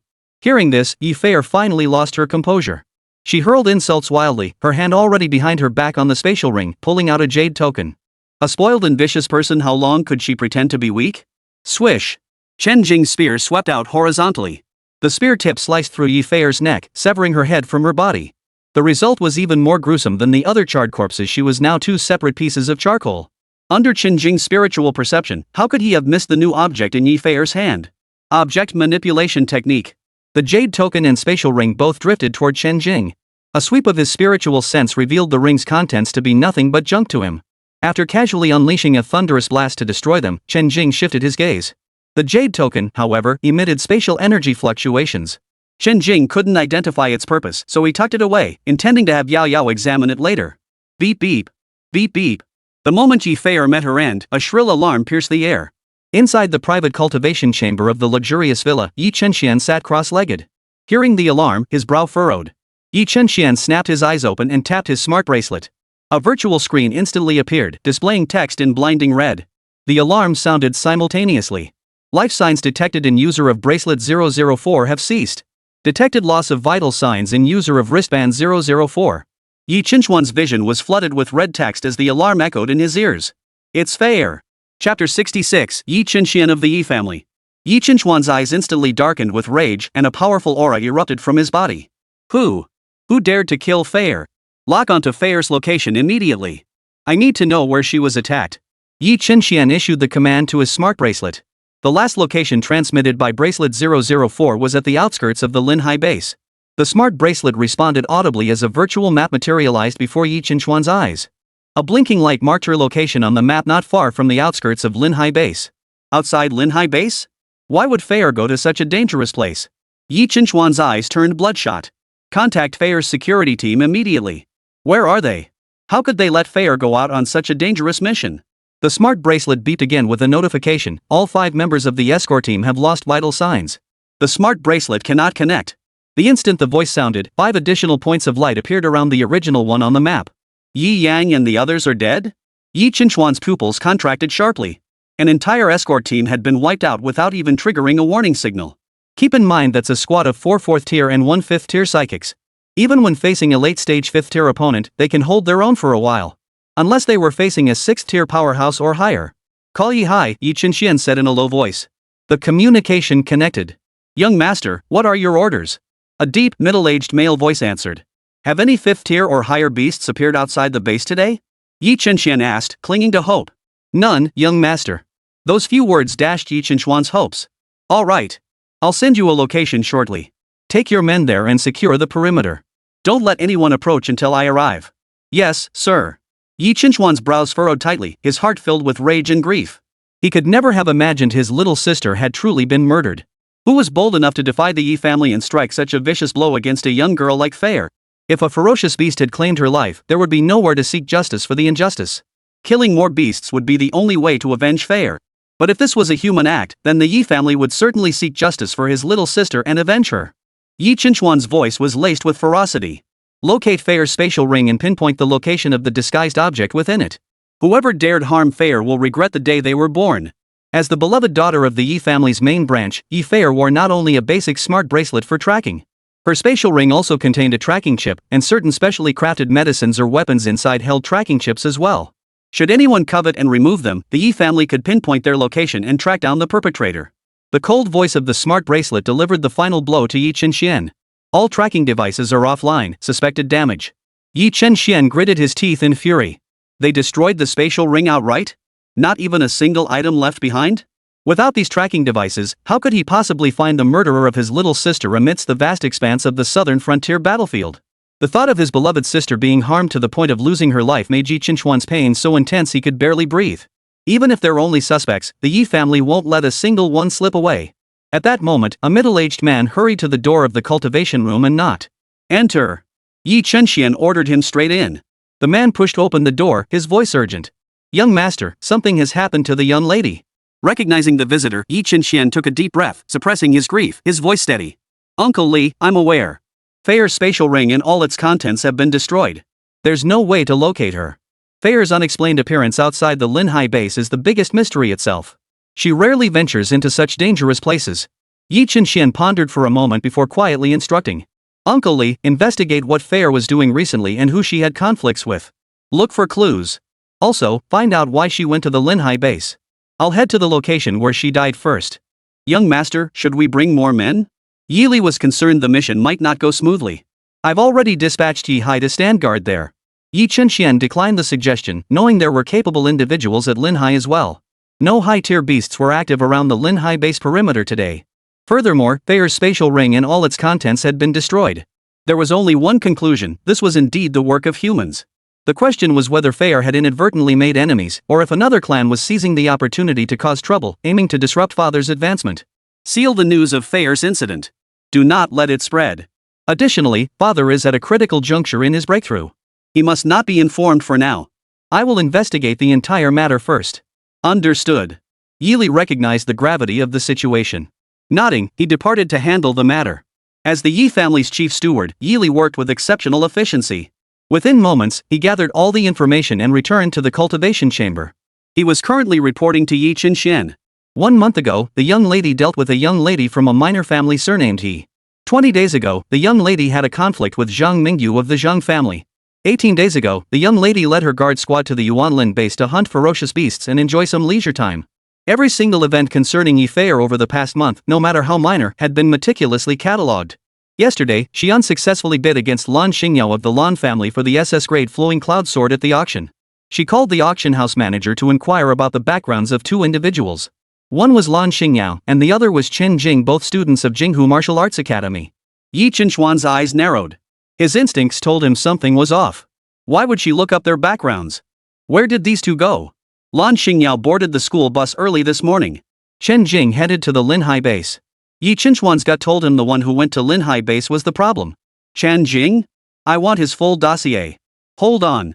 Yi Li immediately began searching the Yi family's intelligence system. Moments later, all available information on Chen Jing appeared on the virtual screen Yi Li had opened. Chen Jing, age 20. Top scorer in the college entrance exam of the XXX cohort. Later enrolled in Jinghu Martial Arts Academy.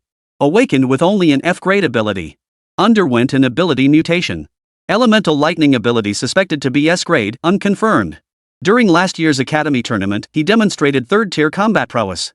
Earlier this year, he participated in a mission to eliminate 3 branches of the Heavens Will cult, eradicating their bases. His strength is estimated to be at least 5th tier or higher. Yi Chenxian took a deep breath. Last year's top scorer on the college entrance exam? Already at tier 3 during the academy tournament? Reaching tier 5 just half a year later? Even the prodigy he knew from the Qin family had only reached that level. Back when he himself was 20, he had barely scraped by a tier 3. Now, at 25, he had only just reached tier 6. A 5th tier at such a young age? Undoubtedly a super genius. Yi Li's expression also grew grave. Such a figure was absolutely not someone to cross. Young master, could this have anything to do with the young lady? Chapter 67, Working Day and Night. Given this man's strength, it's entirely plausible that the guards died at his hands. Both of them went to the Linhai base today. He's a prime suspect. I'll head to the scene first to assess the situation and make arrangements. Understood. Yi Li responded before beginning to make arrangements. Several hours later, a rugged SUV drove out of the city gates and arrived at the location where Yi Fei had met her end. By now, a squad of psychic operatives had been stationed to secure the area, preventing anyone from approaching. Several psychic users passing by had witnessed this scene, and the team's domineering behavior sparked considerable discussion. Holy crap, who are these people? Acting so high and mighty, guarding this place and not letting anyone near. I bet you have to go out of your way just to pass by. Shoo, keep your voice down. Those are the Yi family. The Yi family? The Yi family with a 9th tier powerhouse? What are they doing guarding this place? Could it be some hidden treasure or rare resource appeared here? The supernaturally gifted individuals who had been driven away were initially displeased, but upon hearing that the Yi family was stationed here, they slunk away dejectedly. The vehicle pulled up and stopped. The door opened, and a figure radiating a powerful aura stepped out. It was Yi Chenxian. The middle-aged man leading the psychic squad spoke up. Young master. I haven't allowed anyone within 500 meters. I'll go take a look first. Yi Chenxian immediately headed for the coordinates of the light point.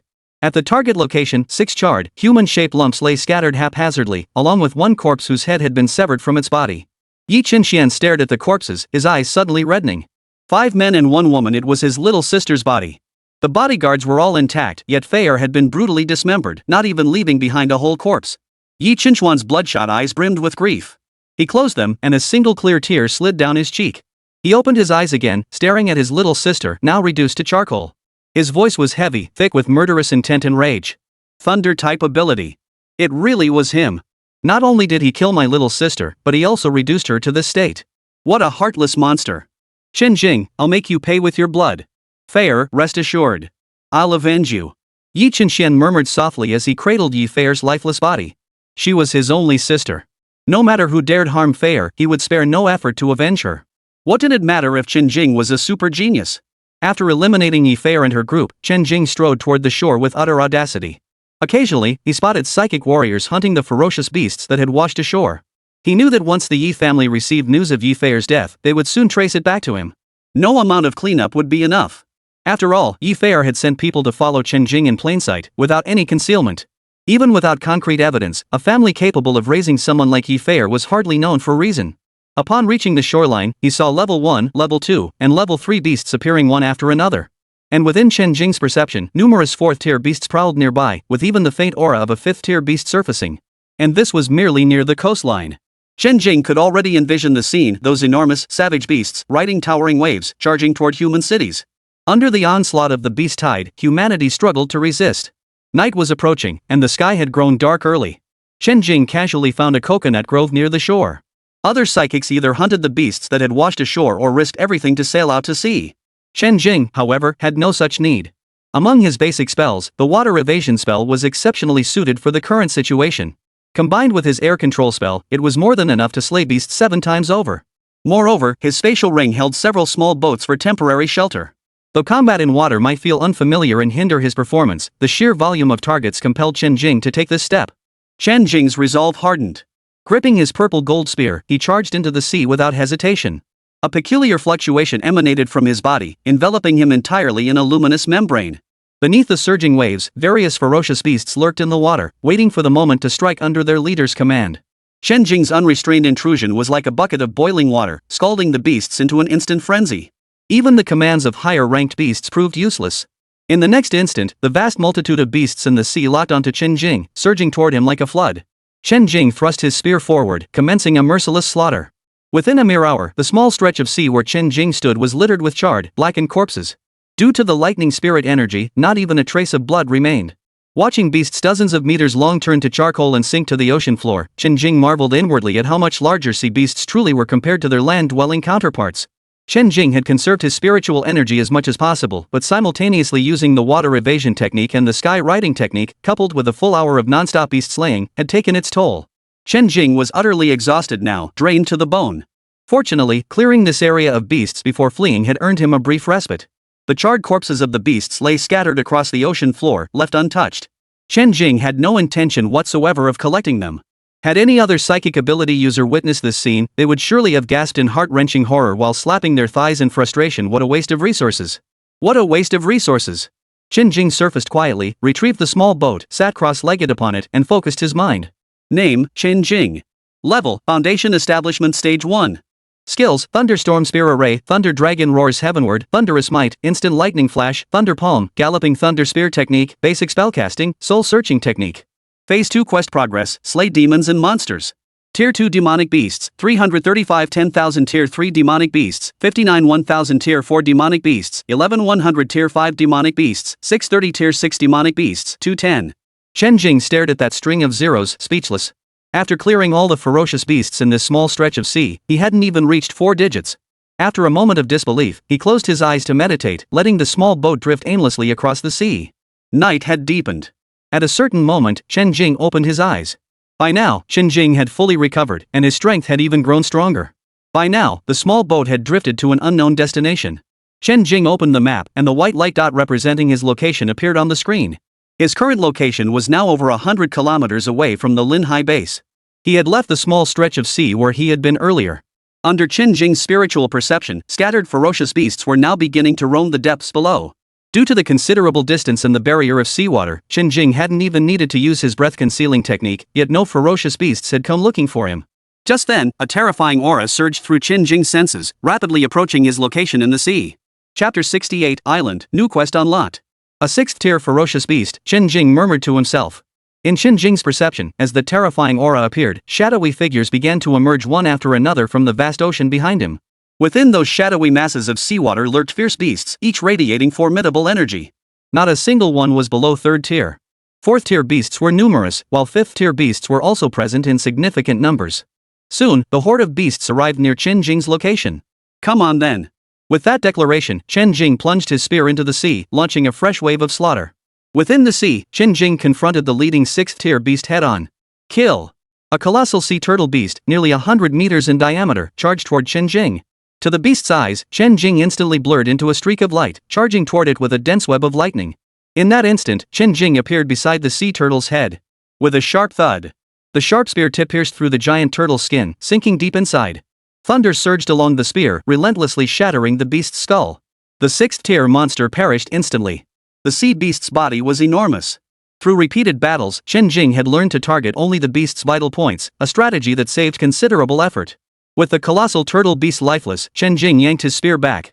The monstrous tortoise body sank heavily, then plummeted toward the ocean depths in an instant. Witnessing their leader's instant demise, the remaining frenzied beasts did not flee. Instead, they charged forward with a frenzied, almost irrational ferocity.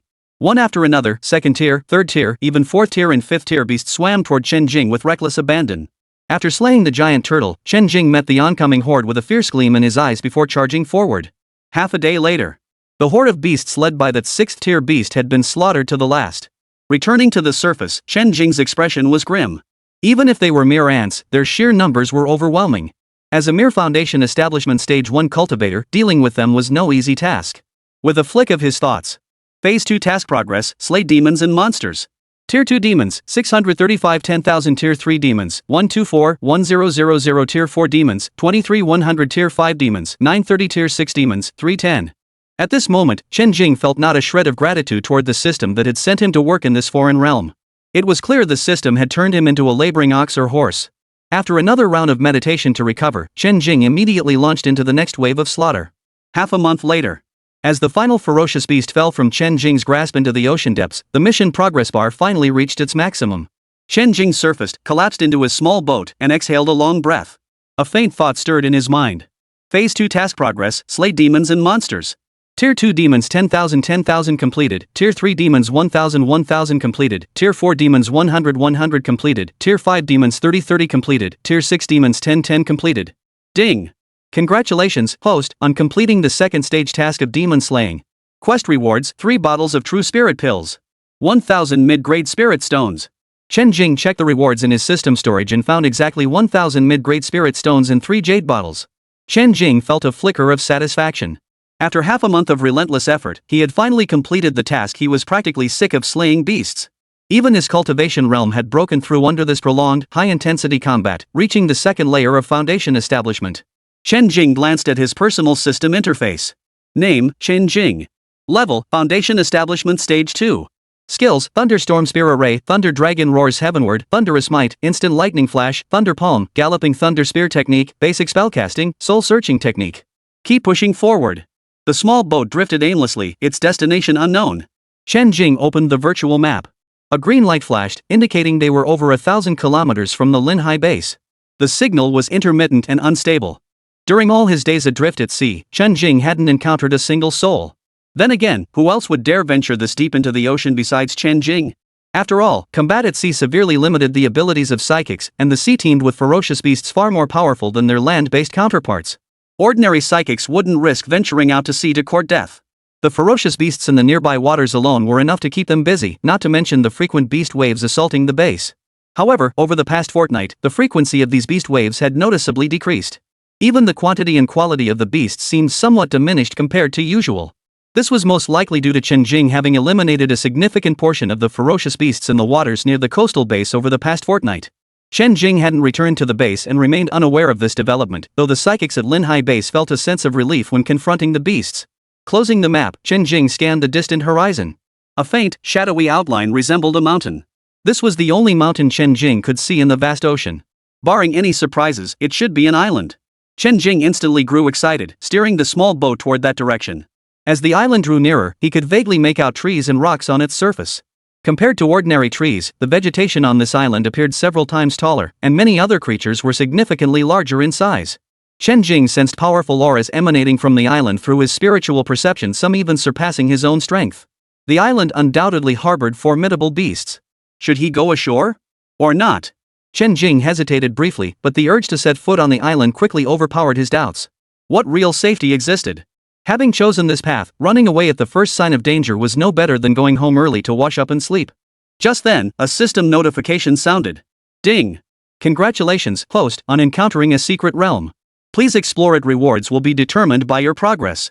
Base task reward, detailed fundamentals of alchemy. Quest progress, secret realm exploration. Progress, 0%. Chen Jing's eyes lit up. A quest had arrived. An island encountered at sea is called a secret realm? Rewards depend on exploration progress? This was actually quite intriguing.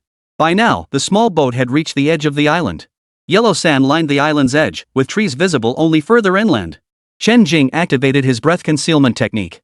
Before fully assessing the island's situation, he couldn't afford to provoke dangerous beasts as casually as he usually did. Chen Jing stepped onto the sand and walked forward. Beyond the sandy stretch lay rocky terrain and a few scattered, wild island plants. Chen Jing proceeded in one direction, observing the vegetation and peaks as he walked. Deeper into the island, towering trees loomed. Occasionally, a reckless beast attempted an attack, only to be swiftly dispatched by Chen Jing without delay. Killing as he advanced, he soon reached a mountaintop. Encircled by several large boulders, a particularly massive ancient pine tree stood atop the peak, its branches gnarled and twisted. At the base of the ancient pine lay an oval-shaped, golden-brown object, radiating peculiar spiritual energy fluctuations. But the most striking sight was the enormous python coiled nearby, its entire body radiating an icy, bone-chilling aura of menace. Now, the python had also detected Chen Jing, the intruder, and was turning its gaze toward him with murderous intent. Chapter 69, The Unusual Old Goat.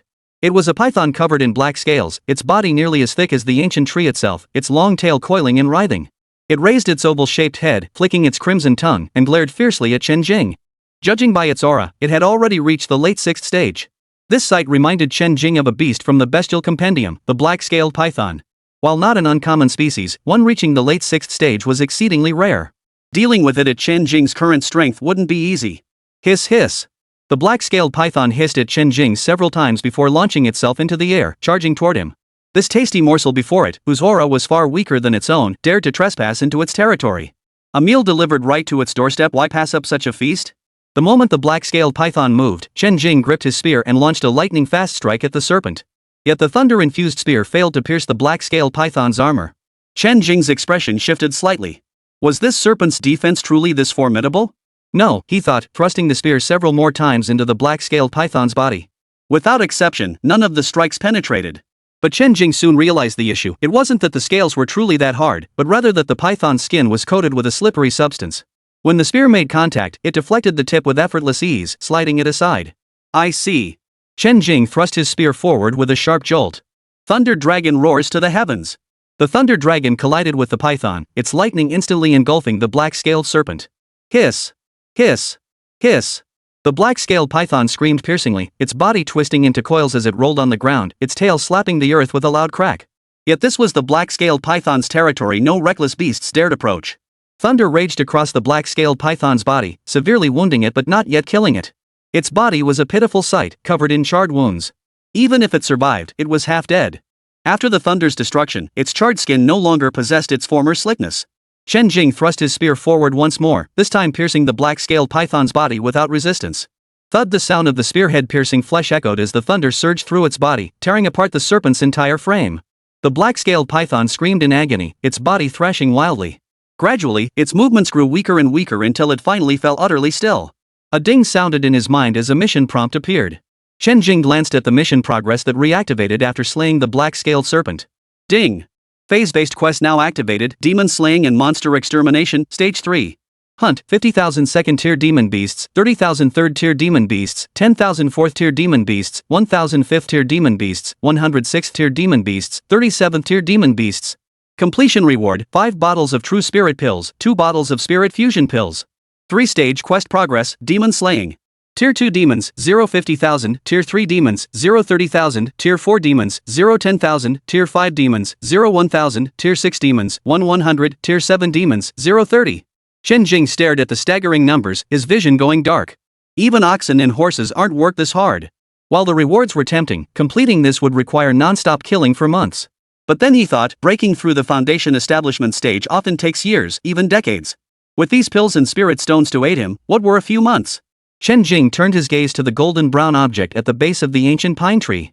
Guarded by a 6th-tier ferocious beast, it must be a treasure. Unfortunately, Chen Jing couldn't identify what it was. He'd have to wait until the island exploration mission was complete to see if any records mentioned it. Chen Jing stored the entire golden-brown object into his spatial ring, keeping it separate. He then climbed over the mountain peak and pressed forward. Before long, the scenery before him changed. Chen Jing now stood upon a grassy plain. Beyond the ordinary grasses, peculiar plants grew here. They appeared similar to ordinary grass at first glance, yet stood taller than their common counterparts. Each stalk glowed with a vibrant, almost dripping green hue, emanating faint fluctuations of spiritual energy. A sweep of his spiritual sense revealed over 100 such plants. Chen Jing's eyes flickered. It seemed these grasses were mutated spirit plants. Chen Jing crouched down, effortlessly manipulating the soil to uproot the spiritual grasses and store them within his spatial pocket. Their purpose would only be revealed after completing the mission. The records of celestial treasures and spiritual artifacts he'd studied at school made no mention of these. After gathering all the spiritual plants, he continued onward. Chen Jing reached a gently sloping hillside covered in patches of low wild grass and clusters of purple flowers. 7 or 8 goats grazed on the slope. They were enormous. One stood taller than a horse, occasionally lowering their heads to nibble on the purple blossoms. Chen Jing was stunned. The goats were actually 4th-tier ferocious beasts, herbivorous 4th-tier ferocious beasts. Several sheep bleated upon seeing Chen Jing. Their eyes suddenly changed as they charged toward him, their gazes filled with murderous intent. Alright, Chen Jing had overthought it. They were still those ferocious beasts that went berserk at the sight of humans. Chen Jing fired several shots in rapid succession, swiftly dispatching the charging herd. Only the oldest goat, standing at a distance, neither attacked nor fled. It carried the aura of a 6th-tier ferocious beast, calmly observing Chen Jing from afar. This old goat had black legs and a white body, it carried no trace of the usual savage aura, a truly rare sight. Chen Jing found its behavior deeply curious, for every ferocious beast he'd encountered possessed an overwhelming urge to attack. The mere sight of humans inevitably drew them to the delicious flesh of the psychic. Chen Jing cautiously approached it. Suddenly, the goat bent its legs and collapsed with a thud. The old goat fell right in front of Chen, startling him. Was this some kind of goat scam? It was an old creature, possessing the formidable strength of a 6th-tier ferocious beast. Such a situation should never occur. Could it be summoning its offspring? Would a horde of offspring soon swarm him? Chen Jing's expression turned serious as he declared, "Hey, I didn't bump into you."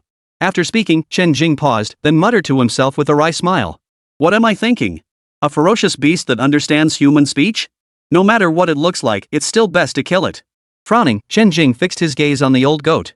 Raising his spear, he prepared to eliminate this 6th-tier ferocious beast. Ba ba ba. The old goat, seeing Chen Jing's actions, bleated frantically. It lifted one front leg, pointing in a certain direction while bleeding. Then it lifted its hind leg, stretching it forcefully toward Chen Jing. Only then did Chen Jing notice the old goat's hind leg was injured. The hind leg had been torn and bitten by some unknown animal, bloodied and badly damaged. Chen Jing had never encountered such a gentle beast of prey before.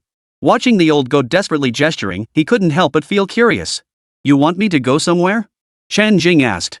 Chapter 70, The Cunning and Treacherous Old Goat. They say age breeds wisdom, and this old goat, being so ancient and a 6th-tier ferocious beast, should be no exception. To his astonishment, the old goat nodded its head and bleated repeatedly. It could actually understand human speech. Where to? Chen Jing pressed. The old goat, full of spirit, bleated twice at Chen Jing before limping off in one direction. Every few steps, it would turn back and bleat twice more. Chen Jing understood and cautiously followed. The old goat moved slowly. After about half an hour of walking, the man and the goat finally reached another gently sloping hillside. Chen Jing looked up and saw a 2-meter-tall plant growing on the slope. Beside it lay a massive, ferocious beast basking in the sunlight. The beast had clearly spotted the old goat and Chen Jing, instantly rising to its feet. It was a wolf-like beast, its body glowing with a bluish light. Its eyes were fierce and savage, revealing sharp fangs. With a piercing howl, it charged toward Chen Jing, unleashing several streaks of blue energy attacks in its wake. A wind shadow wolf. A wind elemental beast, exceptionally swift, and one of the few beasts capable of psychic attacks extremely troublesome. This particular wind shadow wolf had reached the 6th tier. According to Chen Jing's classification system, it was already a late Foundation establishment stage beast. Chen Jing flickered aside, dodging the attack. He swung his spear, engaging the wolf-like beast in combat. This wolf's speed was truly too fast. Only by unleashing his full power with instant thunder flash could Chen Jing keep pace with the wind shadow wolf, locking into a fierce struggle. Chen Jing split off a portion of his spiritual sense to monitor the old goat's movements. He saw it sneaking toward the 2-meter-tall plant, already nearing its vicinity. That cunning old goat. Chen Jing was furious. It dared to try and reap the benefits while Chen Jing was busy fighting the wind shadow wolf. Even without this old goat leading the way, he would have found this place sooner or later. How could Chen Jing let it succeed? He fought while deliberately drawing the wind shadow wolf closer to the old goat. The wind shadow wolf had also noticed the old goat's movements. Well. Last time it let this guy escape, and now it dares to come back again, eyeing the treasure it guards, even bringing this helper along. Seeing the old goat about to succeed, fueled by both fresh and old grudges, plus the fury of its treasure being stolen, the wind shadow wolf instantly shifted its target, charging toward the old goat. Compared to the elusive Chen Jing, the massive goat meat was far more to the wind shadow wolf's liking. With a loud woof, it bit down on the old goat's hind leg and dragged it backward. Bah! The old goat let out a piercing scream and struggled desperately. Last time, this beast had narrowly escaped. It should have fled far away, tail tucked between its legs. This time, it wouldn't let it go. If it let it escape again, it wouldn't be able to survive in the beast world. The wind shadow wolf clamped its jaws tightly around the old goat's leg, refusing to let go. It seized the opportunity to unleash several wind blades, slashing at the goat's neck. As the old goat's wounds multiplied and its struggles grew weaker, the entire creature lay on the verge of death, its life slipping away. Chen Jing watched the wind shadow wolf attack the old goat and held back his own assault. He too wanted to reap the benefits of the situation. Within mere seconds, the old goat was on the brink of death, and the wind shadow wolf would soon be free to strike again. Chen Jing unleashed a thunder palm strike toward both 6th-tier beasts. With blinding speed, he crushed both the wind shadow wolf and the old goat beneath his palms. These two beasts were remarkably intelligent, far beyond ordinary beasts. Their intellect nearly matched that of normal humans. Chen Jing marveled after dispatching the beasts. He had genuinely almost been deceived by the old goat. After all, it was a ferocious beast. Had he not remained vigilant toward the old goat, constantly watching it, it might have succeeded. Had the old goat targeted the other beast with its scheme, it might have succeeded. Chen Jing approached the 2-meter-tall plant. It resembled the clusters of purple flowers surrounding it, yet it was different. Though also purple, its stamens were golden, with golden threads extending from them and spreading across the purple petals. The largest flower at the very top was exceptionally beautiful, seeming to shimmer with golden light. To be fought over by two 6th-tier beasts, it must be something special. Chen Jing drew closer and caught a peculiar scent, likely floral, that alone sent a wave of soul-soothing comfort through him. Yet the fluctuations of spiritual energy he sensed were extremely faint, even peculiar. Amidst the clusters of purple blossoms, a pool of golden liquid pooled within the pistil of the topmost flower. Chen Jing retrieved an empty jade bottle, collected the liquid into it, and stored it in his spatial ring. Chen Jing could now understand why the reward for exterminating the island's ferocious beasts was foundational alchemy knowledge. The celestial treasures here were far beyond ordinary. He had only just set foot on the island and had already gathered several spiritual plants. Opening his virtual map, Chen Jing noticed the green signal dots had been intermittent even before landing here. Now, they had vanished entirely. Having just vanquished 2 6th-tier beasts, Chen Jing glanced at his mission progress. 3-stage quest progress, slay demons and monsters. Tier 2 demonic beasts, 0 50,000 Tier 3 demonic beasts, 0 30,000 Tier 4 demonic beasts, 0 10,000 Tier 5 demonic beasts, 0 1,000 Tier 6 demonic beasts, 3 100 Tier 7 demonic beasts, 0 30. Sure enough, 2 numbers had increased. He set it aside, no longer paying it any mind. Chen Jing continued exploring the island, slaying every ferocious beast he encountered. However, not every beast guarded rare treasures, at least none below Tier 6 did. Chen Jing entered a forest of peculiar yellow trees. Their leaves were yellow, and their bark was white. These were yet another type of tree unfamiliar to Chen Jing. Wrapping his hand in spiritual energy, he snapped off a nearby branch. He discovered that beneath the white bark, the wood itself was also yellow. Towering, straight, and sturdy, the trees stretched skyward. Chen Jing looked up and scanned the area. He was astonished to see countless butterflies resting on the white branches, some fluttering gracefully in flight. The butterflies themselves weren't unusual, but their appearance and size were remarkable. In a world overrun by ferocious beasts, where all creatures had grown many times larger than before, butterflies no bigger than the palm of a hand still existed. The butterflies were vibrantly colored, each with multiple layers of wings, each layer a different hue. 7 layers of wings, 7 distinct hues, beautiful yet eerie. Amongst the menacing beasts with their fierce appearances, these butterflies stood out as a rare sight of beauty. Chen Jing cautiously took a step back.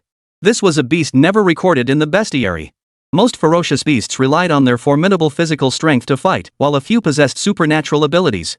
But this colorful butterfly, barely the size of a palm, looked nothing like a beast that fought with its body. Its appearance was so strikingly beautiful yet eerie that it made one wary. Though Chen Jing sensed no overwhelming aura emanating from the butterfly, a lingering unease settled in his heart.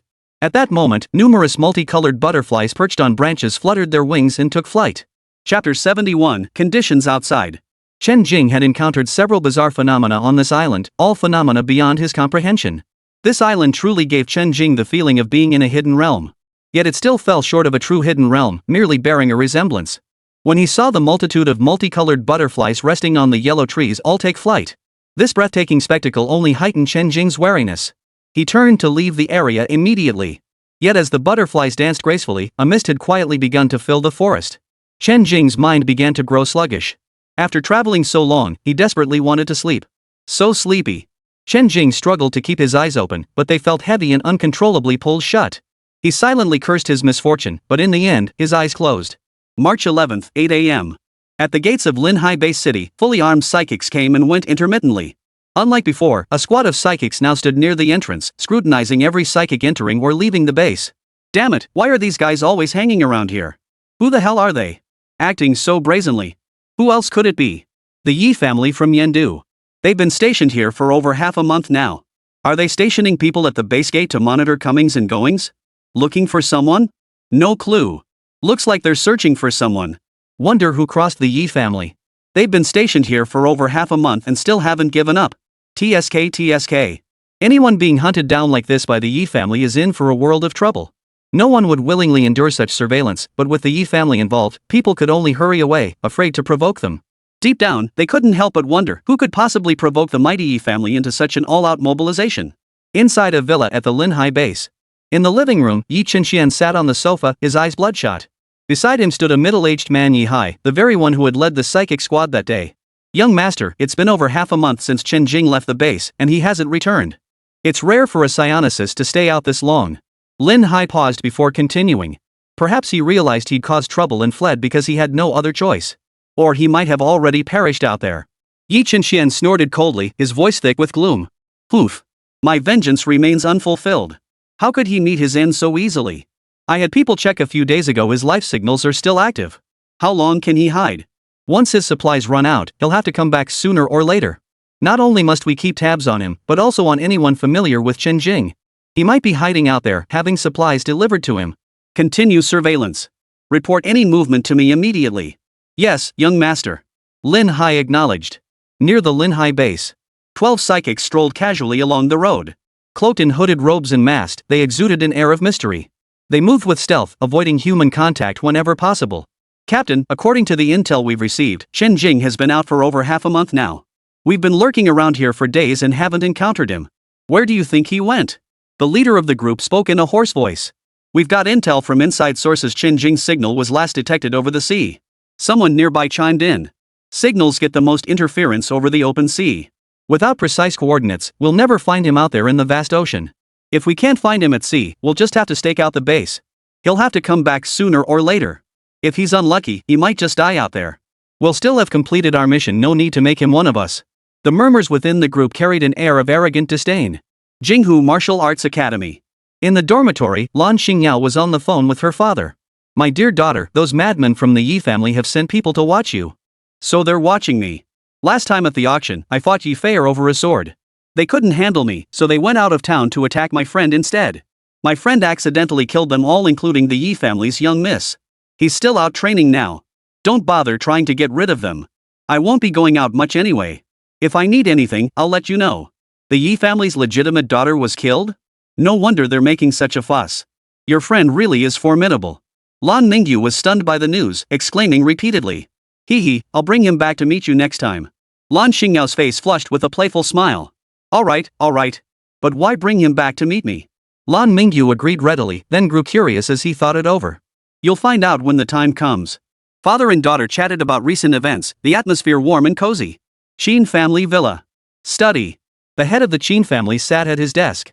Also present in the room was a young man of distinguished bearing and striking good looks, Qin Junyu. The head of the Qin family looked stern as he said. Have you thought this through? Yes, father. Chen Jing has advanced so rapidly that he's already venturing into the seas for training. If I continue to lag behind him, I fear I may never surpass him in my lifetime. Qin Junyu's expression was unwavering. Very well. You are indeed my son. Elder Xian will accompany you. He can protect your life in times of danger. Father. This is non-negotiable. You are the hope of the next generation of the Qin family. Training is training, but you must not truly lose your life. My son possesses extraordinary talent. How could he falter midway on the path to greatness? Rest assured, Elder Xian will not overly interfere with your journey. Also, remember to bring your spatial artifact. In a true life or death moment, remember to use it. Yes. Hearing his father's words, Qin Junyu could only agree. After bidding farewell to his father, Qin Junyu left the study. Ever since the competition ended, Qin Junyu had regarded Chen Jing as his sole rival, training relentlessly and striving to catch up. Whenever he made progress, news of Chen Jing would surface. He, too, had been advancing relentlessly, escaping the Ant Tide, annihilating the Heavens Will cult branch, and slaying a 7th-tier archbishop and a blue-tier celestial human. Each time news of Chen Jing reached him, Qin Junyu's heart trembled anew. His heart burned with frustration. He yearned to catch up, to defeat him, yet could only glimpse his receding figure. Unnoticed, Chen Jing had already pulled far ahead. Why must both you and Liang be born? As the heir to the Qin family, he was born a prodigy favored by heaven, and upon awakening his innate talent, it proved to be the rarest rank. This destined him to dominate an entire era. How could he allow Chen Jing to remain a constant thorn in his side? Chen Jing's progress was so remarkable that he was willing to risk life and limb to train at sea. How could he remain complacent? Upon breaking through to the mid-stage of the 5th tier, he resolved to seek battlefield trials as well. Only such rapid advancement could allow him to catch up. Qin Junyu immediately ordered arrangements to be made for his departure to the coastal base. Chapter 72, A Breakup at the Awakening Site. Chen Jing, I've realized we're not quite compatible anymore. Chen Jing, I prefer guys with higher natural talent. You're not my type. Chen Jing, I hope you find a better girlfriend in the future. Great Xia Nation. Huai City, Awakening Site. Chen Jing faced a heartfelt breakup from a girl. She was indeed his girlfriend. Given his personality, it was rare for girls to like him. But what could he do? He had a handsome face. Even with his dull personality, he managed to attract the pursuit of a class beauty, and the two naturally ended up together. But it ended today, because today was the annual awakening day. Chen Jing's face was bitter. Though he didn't have much affection for this girl, being dumped like this still stung. The onlookers didn't mock him too much, because most people were in similar situations. But what could he do? His luck was just bad. He'd only awakened an F rank ability, while she had awakened a C rank one. The gap between them would only widen from here on out. After today, they belonged to different worlds. Fine. Chen Jing uttered the single word slowly, choosing not to dwell on it further. Good to know, the girl said before turning and walking away. Jing. A lanky boy ran over, slinging an arm around Chen Jing's shoulders. His name was Zhang Yang, one of Chen Jing's few friends at Huaishir No. 1 High School. Jing, there's plenty of fish in the sea. Out with the old, in with the new. I've got your back from now on. Seeing Chen Jing's gloomy mood, Zhang Yang hurried to console him. I'm fine. Let's go, Zhang Genius. On a day like this, you owe me a meal. Chen Jing's disappointment wasn't about the breakup with the girl, but about himself. F rank in static electricity. He hadn't expected to be exceptionally gifted, but F rank? That truly left him with no hope of striving for anything better. For the rest of his life, he might only reach stage 1 barely enough to survive in the wilderness. He'd be stuck in liberal arts forever, barred from even taking the martial arts college entrance exam. If he insisted on trying, he'd likely be torn to shreds by ferocious beasts the moment he stepped into the exam hall. He couldn't shake the feeling that this wasn't right. Something was off. But the truth was undeniable, he was indeed F-grade. Chen Jing shook his head, gathered his focus, and pushed the thoughts aside. After his awakening, Chen Jing could only focus on training and studying. Though it wouldn't enhance his abilities, he remained diligent, hoping to make a last-ditch effort during the college entrance exams. 2 years passed, and the college entrance exams drew near. Chen Jing resolutely applied for the martial arts entrance exam, shocking everyone around him. With such poor talent, was he going to the exam hall to commit suicide? Chen Jing ignored his teachers' pleas to change his application and remained stubbornly determined. He felt he wasn't meant to be like this. Perhaps taking the martial arts exam held a sliver of hope. On the day of the exam, after preparing his gear, he entered the testing hall alongside all the other candidates. Chen Jing advanced cautiously. Unlike the gifted candidates, his special abilities offered him no advantage whatsoever. He could only rely on the strength of his own body. Hiding in the outer perimeter of the exam grounds, Chen Jing scoured for isolated, weaker beasts. Even the weakest beasts proved grueling battles for him. Fortunately, luck was on his side. Chen Jing made it to the final round, though by then he was utterly exhausted, unable to fight another battle. As dusk began to fall, Chen Jing knew it was time to end this. He activated the safety orb hanging at his waist, and soon, someone came to escort him out of the examination grounds. Stepping outside, Chen Jing was covered in dust and blood, his battle armor torn and tattered. Yet, this sight drew many admiring glances. It was clear he had endured countless battles. After the college entrance exams, Chen Jing scraped into a third-rate university for psychics with his barely passing scores. Though it was a third-rate school, it was still shocking enough. After all, Chen Jing was an F-grade psionicist, a recognized failure who was only fit for a liberal arts college. Yet, unexpectedly, Chen Jing had dared to fight tooth and nail for this path and succeeded. After his acceptance, congratulations poured in from those around him. Merely gaining admission to a psionic university already placed him above many others. As the absolute bottom feeder at the academy, Chen Jing struggled daily. Both his natural talent and combat prowess lagged far behind his peers. He was the kind of person anyone could step on, because Chen Jing had no ability to fight back. Perhaps someone with F-grade talent truly shouldn't force their way into a world that wasn't meant for them. Lying on his dorm bed after yet another beating one day, Chen Jing thought to himself. Soon. Graduation was finally within reach. After 4 years at the university, Chen Jing finally reached mid-stage Tier 1 on graduation day. His teacher glanced at him, sighed, and let him graduate without issue. With his talent, breaking through to late stage 1 would likely take several more years. The school couldn't keep him indefinitely. Stepping out of the campus gates, Chen Jing took a deep breath, his eyes stinging with tears.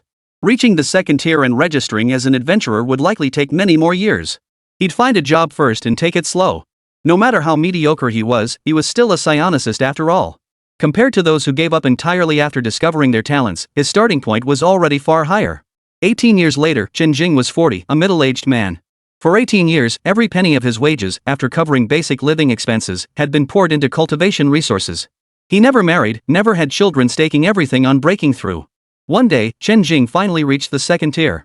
Feeling the significantly stronger energy within him, Chen Jing's heart was filled not only with joy and excitement, but also with a bitter ache that brought tears to his eyes. After sacrificing most of his life, he had finally reached this milestone. Everyone around him urged him to give up and live an ordinary life. But a stubborn resolve burned within him, this couldn't be the end. Fortunately, no matter what he did, his mother had always supported him. Even though he hadn't settled down and started a family like most people, she never once blamed him.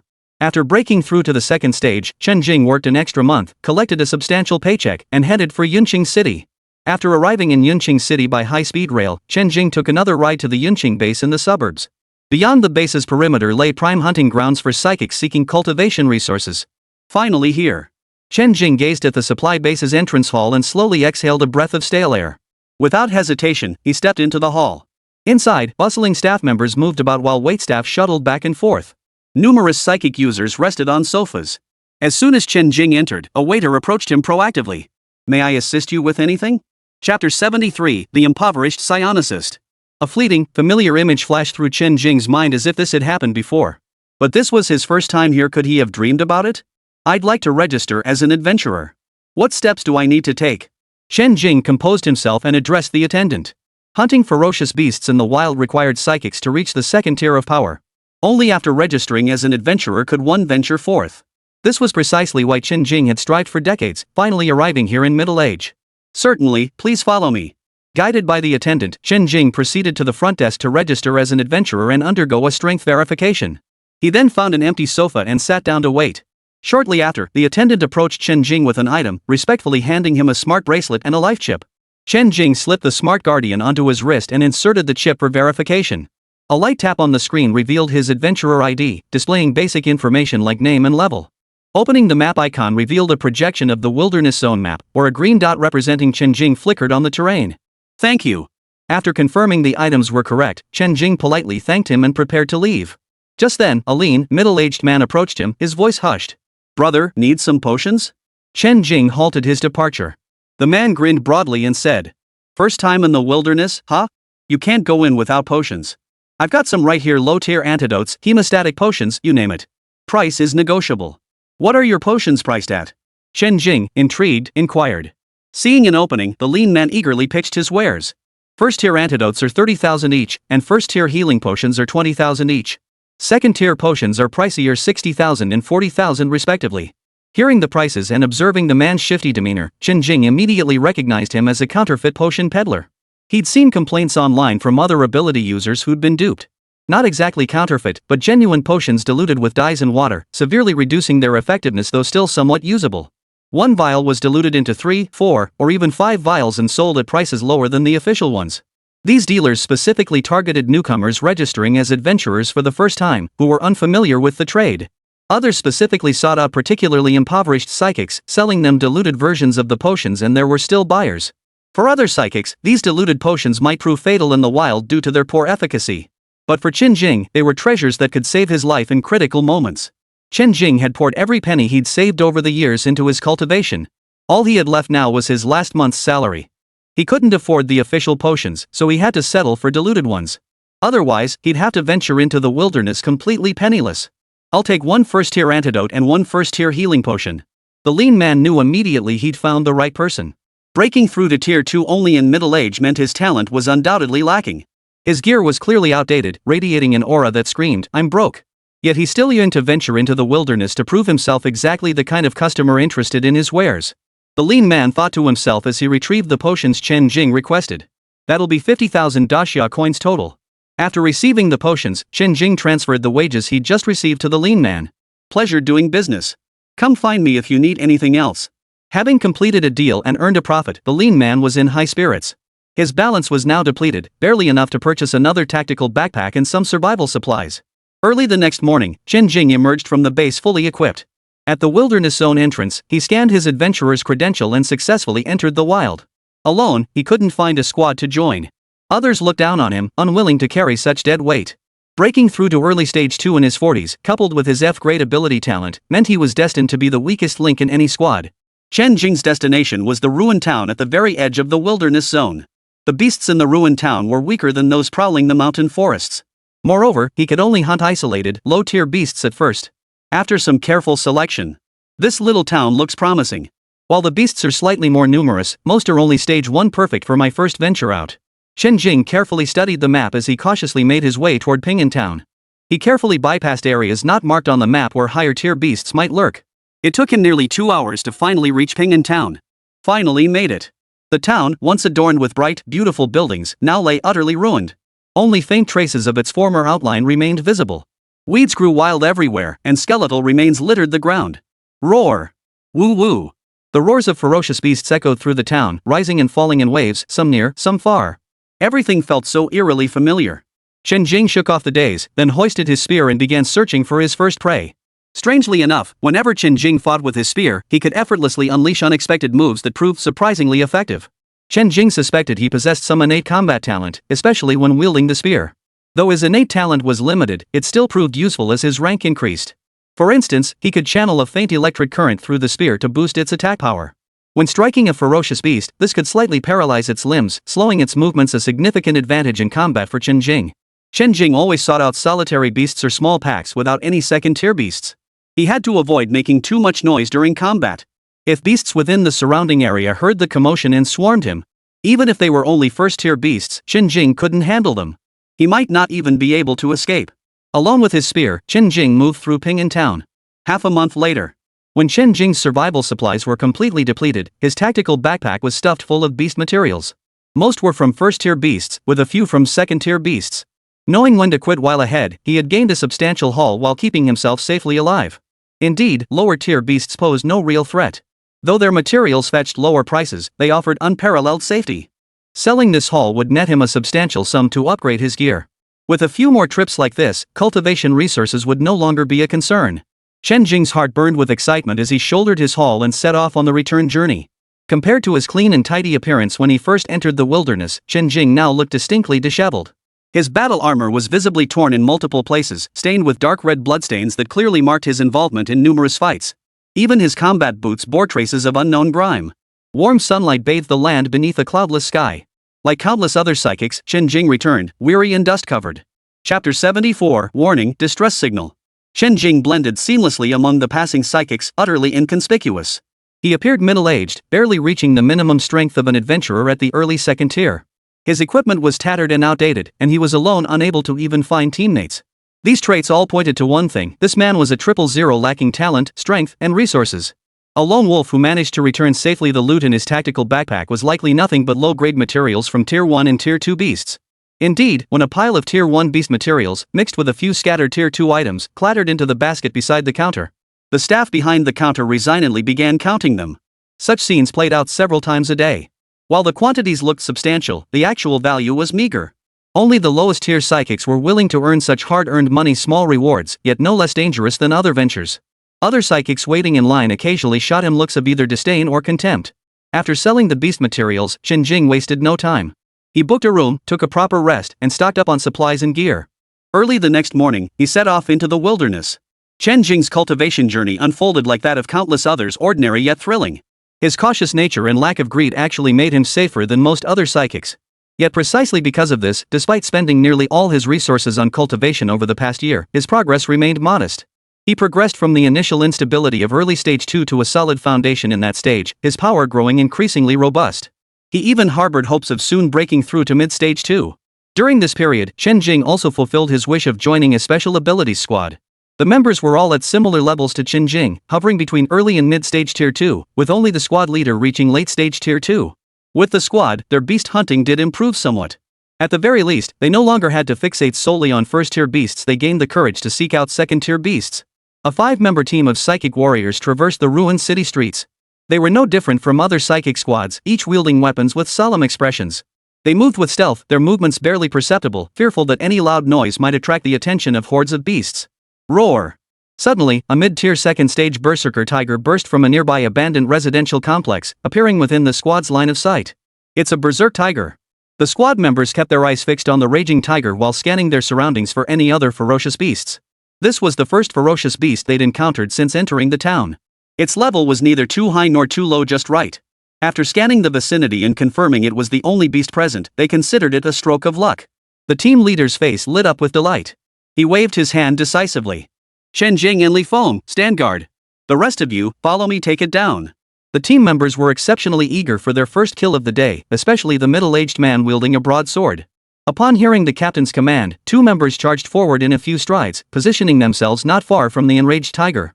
The ferocious tiger spotted them and was about to charge when, whoosh! A pale blue spear of light streaked across the sky from the distant horizon. What is that? Before anyone could react, the pale blue energy spear plunged deep into the frenzied tiger's head. Boom! The ground trembled, dust billowing upward. The entire head of the ferocious tiger was shattered by the spear, its life extinguished. Holy! The middle-aged man who had charged the fastest was now closest to the raging tiger. The sight made his hands tremble so violently he nearly dropped his broadsword. Had he been just a step faster when the blue spear came flying, it wouldn't have merely pierced the ferocious tiger's skull. He might have met his end alongside the ferocious tiger. The rest of the team was also shaken. Chen Jing and Li Feng, who were on lookout duty and kept their distance, felt slightly better. The team member accompanying the captain spoke with a trembling voice. See, Captain, what was that just now? The captain, having regained his composure, motioned for the team to step back before answering. It looks like some kind of wind-based combat technique. The captain glanced toward the direction the spear had flown from, where several tall buildings stood. He caught a glimpse of several figures on one of the buildings. His expression turned grave as he quickly ordered, "Let's go. This town has been taken over by a powerful team of psychics." That strike just now was likely a warning. The middle-aged man who had charged ahead earlier said, "Whoa, that spear just now really scared the hell out of me. My legs are still shaking." "You're right. Let's hurry. If we move too slowly and anger them, we'll be in trouble." The five quickly changed direction and hurried back along the road they had entered the city on. They feared that if they moved too slowly, that psychic squad might unleash another shot of that blue spear upon them. Chen Jing sighed inwardly. That was just how reality worked. Venturing into high-tier beast territories meant courting death, while low-tier hunts yielded meager rewards. Finding suitable hunting grounds depended on luck. With good fortune, they could stay for a while and hunt a decent number of beasts. Bad luck meant encountering a powerful psychic squad hunting the same spot, forcing them to retreat when outmatched. Take that ruined town they'd just been in, for instance. Or right now. They had carefully skirted the area on their way in, yet now, on their exit, they'd stumbled into misfortune. It was summer now, with grass sprouting thickly across the ground and lush green trees stretching as far as the eye could see. "Captain, where should we go next?" Let me take another look." The captain tapped open the map, swiping through it as he searched for a suitable area. But just as he was searching, buzz, buzz. The smart bracelet on the captain's wrist suddenly began to vibrate. Not just the captain's, but the smart bracelets of the other four members vibrated simultaneously. No need to open the map on their own smart bracelets instinctively, everyone looked at the map the captain had been swiping through moments ago. Besides the green dot representing the captain, a white dot appeared, continuously emitting a signal. "Is that a distress signal?" the group exclaimed in unison. Studying the direction and distance of the distress signal, the captain's expression grew grave as he urgently commanded, "Get out of here now." Their hearts tightened, and they swiftly followed the captain's lead, fleeing at top speed. As they ran, the captain explained, "This signal point is very close to us. Judging by its movement direction and speed, it will reach us very soon. We're already the weakest among our kind. If even other psychics can't handle it and we need to call for help, all we can do is run for our lives." Chapter 75, Wind Shadow Wolf, Encountering a Backstab. After the captain finished speaking, silence fell. All five fled swiftly and quietly, activating their distress signals as they ran. But they hadn't gone far. Whoosh! Whoosh! Whoosh! Roar! Amidst the towering forest, a middle-aged man with an agile build sprinted desperately. His battle armor was torn, and several fresh wounds remained unhealed. He looked back anxiously over his shoulder every so often. Following about 100 meters behind him was a ferocious beast. Its fur was a pale blue, and its eyes gleamed with a sharp, bloodthirsty intensity. This beast resembled a wolf in appearance but was significantly larger in stature. A faint blue energy aura swirled around its body, granting it speed far surpassing that of ordinary beasts. The man it pursued shared a similar aura, a faint wind element energy swirling around him. The five fleeing figures spotted the beast and man in the distance. It had caught up so quickly. Upon recognizing the predator in pursuit, their faces drained of color, and their escape pace quickened further. A third-tier beast, a wind shadow wolf. We're in trouble now. A beast mastering wind elemental abilities, and at the third tier? This was far beyond what they could handle. Escape was their only option. They could only hope the beast remained fixated on the fleeing middle-aged man and didn't shift its attention to them. The middle-aged man sprinting ahead caught sight of them and his eyes lit up with relief. His distress signal had been sent precisely to cling to that sliver of hope for survival. Now, seeing a team of elementalists appear in his escape path, how could he not feel a surge of hope? But when he took a closer look at the aura emanating from this group, his heart sank. They were all second-tier weaklings. Only the leader was somewhat competent, possessing late second-tier strength. Ah well, better than nothing. Using them as bait could delay the beast for a bit. Gaining a little more time to escape would be putting them to some use, even if they were useless. Chen Jing's expression changed mid-flight as he darted to the side. At that very moment, a pale blue wind blade whistled in from behind, slicing across Chen Jing's arm. With a sharp swoosh, blood gushed from Chen Jing's arm, causing his teammates' expressions to darken. The attack had come from the middle-aged man who was fleeing. The others instantly understood the man's purpose. He needed cannon fodder to buy time, and Chen Jing was the first unlucky victim. Chen Jing had no time to react, nor any means to resist. The man behind him was a third-tier wind elemental ability user. No matter what, Chen Jing could only grit his teeth and swallow this bitter pill. If he could escape with his life, it would be a blessing, otherwise, he would surely perish at the hands of the ferocious beasts. Chen Jing's teammates showed little reaction. Under normal circumstances, they might cooperate amicably as comrades. But in a crisis like this, it was every man for himself. Some might even feel a faint sense of relief that someone else had taken the hit. Simultaneously, they harbored a lingering fear the next victim might very well be themselves. In this perilous moment, Chen Jing could only grit his teeth and run, reaching into his bag with one hand to grab a healing potion and down it. The blood flow from his wounds gradually coagulated, showing signs of healing. But the lingering scent of blood only made the wind shadow wolves behind them grow more frenzied, their speed increasing by several notches. They did, however, close the distance to the middle-aged man. Seeing Chen Jing's actions, the middle-aged man ahead felt a surge of resentment. How dare he refuse to play the cannon fodder, distracting and holding off the wind shadow wolf. With that thought, another wind blade whistled toward Chen Jing's legs. He hadn't slashed his leg earlier precisely to buy him a few more seconds to fend off the beasts, yet it had only given him an opportunity to dodge. The consecutive releases of wind blades caused the middle-aged man to lose focus momentarily, depleting some of his energy. It was actually affecting his escape speed. As the balance shifted, the wind shadow wolves closed in on the middle-aged man. Even the 5-person squad that had fled ahead had been drawn considerably closer. After all, they were all third-tier practitioners and all wind elemental specialists. Their ordinary speed was nothing to them. Chen Jing kept a constant watch on the middle-aged man's movements behind him, dodging with all his might whenever the man unleashed wind blades. As the wind blade struck, Chen Jing gritted his teeth and unleashed the evasion technique he'd purchased at great expense, narrowly dodging the blow. Seeing this, the middle-aged man behind him gritted his teeth. That slippery brat, a mere early-stage second-tier cultivator, had dodged 2 of his attacks. Roar! The wind shadow wolf let out a long howl. Just as the middle-aged man's attention flickered toward Chen Jing, the wind shadow wolf behind him unleashed several wind blades at the middle-aged man. Unable to dodge in time, 2 of the wind blades struck the middle-aged man from behind. The blades instantly carved 2 long, narrow gashes, blood streaming freely. Seeing their attack land, the wind shadow wolves grew even more excited. The middle-aged man let out 2 muffled grunts, his running speed suddenly slowing due to his injuries. I can still hold on. The middle-aged man gritted his teeth. His healing potions had already been exhausted. With no more remedies left, he could only blame his misfortune for encountering a wind-type beast that not only countered him but was also of equal rank. Had the wind shadow wolf been even slightly weaker, he wouldn't feel so utterly helpless. As the wind shadow wolf closed in, death loomed ever closer, leaving him with no hope left. A fierce resolve hardened within the middle-aged man. He unleashed his abilities, directing attacks toward the figures now within striking distance. After unleashing several attacks with bitter resentment, he drew the long sword strapped to his back, gripped it firmly, and turned to confront the wind shadow wolf that had already closed in.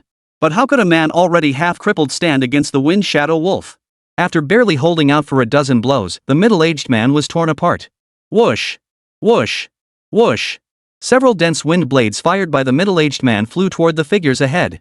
The attacks, imbued with the man's hatred, were far beyond what Chen Jing and the other second-tier psychics could withstand. Only the captain and another mid-tier second-stage member emerged unscathed. The captain and that mid-stage second-tier member were powerless against the man and beast closing in behind them. Their only option was to flee for their lives, enduring the attacks in silence. Chen Jing and the other 2 early-stage second-tier teammates were both slashed on the legs by the wind blades, losing their ability to flee. This was after dodging the attack. Had the wind blades struck their legs directly, they would likely have been severed instantly, leaving them crippled. With no other choice, the fallen trio of Chen Jing and his companions had no option but to pull out healing potions and drink them down. Fortunately, they had only just set out and hadn't yet depleted their supplies. Otherwise, they would have had no hope at all, left to be slaughtered at will. Despair gripped Chen Jing and his companions, yet they could only grip their weapons tightly, preparing to resist the wind shadow wolves closing in. Even though there was no hope at all. Chapter 76, Recovery, Confusion. After tearing the middle-aged man apart, the wind shadow wolf swiftly closed in on the trio, poised to attack. Chen Jing stared at the scene in despair, spear in hand. The sharp wolf fangs, the gaping maw, even the nauseating stench emanating from the wind shadow wolf's mouth reached Chen Jing's nostrils. An inexplicable thought crossed Chen Jing's mind. It turned out that the depiction in TV dramas where time slows down before one's eyes at the moment of death wasn't exaggerated at all. As the wind shadow wolf lunged, Chen Jing's spear instinctively countered the beast's attack. Awu! The wind shadow wolf let out a piercing howl and darted away, abandoning its attack on Chen Jing and his companions. Don't get the wrong idea, it wasn't Chen Jing unleashing his power just now. Just as it had flown toward the berserker tiger in the town moments before, a streak of blue light the spear now streaked toward the wind shadow wolf. Sensing the attack, the wind shadow wolf twisted its body to dodge the spear, yet it couldn't entirely evade the deadly strike. The blue spear wounded its neck, tearing open a gash that gushed blood. Chen Jing and his 2 companions stared at the wind shadow wolf and the person who had saved them, feeling like survivors after a narrow escape. The wind shadow wolf shot a wary glance toward the direction the spear had come from, where several figures were rapidly closing in. The fleeing captain clearly recognized the scene unfolding before him. The approaching figures were none other than the psychic squad that had driven them out of the town earlier. The captain gradually slowed his escape pace, sensing a possible turn of events. Seeing their leader halt, the other squad members followed suit. In an instant, the Wind Shadow Wolf sensed the approaching flesh and blood foes would be difficult to handle. 1 or 2 might be manageable, but there were 4 of them. This made it hesitate. Together, the 4 far exceeded its capabilities. Hesitating only a moment, the Wind Shadow Wolf swiftly turned and bolted, racing off in one direction. The pursuers weren't pushovers either, periodically unleashing ranged attacks to harass the Wind Shadow Wolf and slow its escape.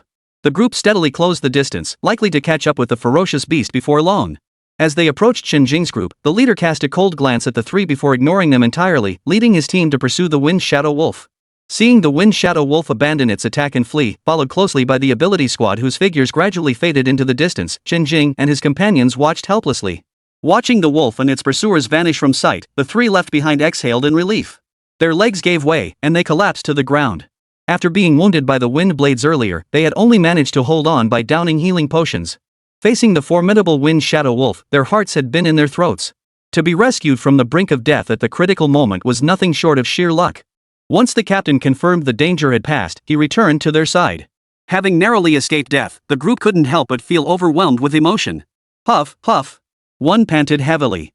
That was close. We almost died. Was it that team of psychic operatives from the county seat who saved us just now? Yes, it was them. The direction, number of people, and combat techniques all match up, the captain replied. They were already nearby, and with their formidable strength, they'd have to check it out after picking up multiple distress signals. And when they spotted the Wind Shadow Wolf as decent prey, they helped us out on the side. We really are lucky. Yeah, incredibly lucky. They're incredibly skilled too. They actually scared off the Wind Shadow Wolf. After a brief rest, the group set off back to base, murmuring their astonishment along the way. This expedition had yielded nothing but heavy losses. With their potions depleted and injuries still fresh, returning to base for recuperation was the wisest course. In their current weakened state, continuing to wander about was ill-advised. If they encountered another threat beyond their capabilities, who could guarantee they'd be so fortunate next time to escape with their lives? Upon returning to base, the entire squad boarded the vehicle heading back to the city. Their injuries would take several days to heal, and none of them were particularly well off. They couldn't afford quality medicine for treatment, nor could they spare the funds for the base's daily rate hotel rooms. Less affluent psychics facing extended recovery periods would naturally prefer returning to their urban residences. Since Chen Jing had begun hunting beasts in the wild, his finances were more plentiful than when he worked a regular job. Beyond what he needed for cultivation, his life was at least less frugal than before. Chen Jing rented a studio apartment in the city as his permanent base. He kept in touch with his mother and close friends from time to time.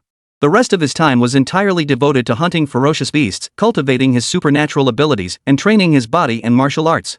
Chen Jing didn't know why he was so persistent. Among his peers, those with exceptional talent had long since broken through to the 5th tier, or even the 6th tier, by their age. Even those with average C rank or even D rank abilities had at least reached tiers 3 or 4. Those labeled as worthless E rank or F rank individuals, once their abilities are assessed, choose their path, to live as ordinary people. They no longer strive in this direction, instead focusing on work, life, and family, thus living a fulfilling existence. Only Chen Jing remained uncertain about what he yearned for, what he pursued. The lower one's innate talent, the harder it is to advance.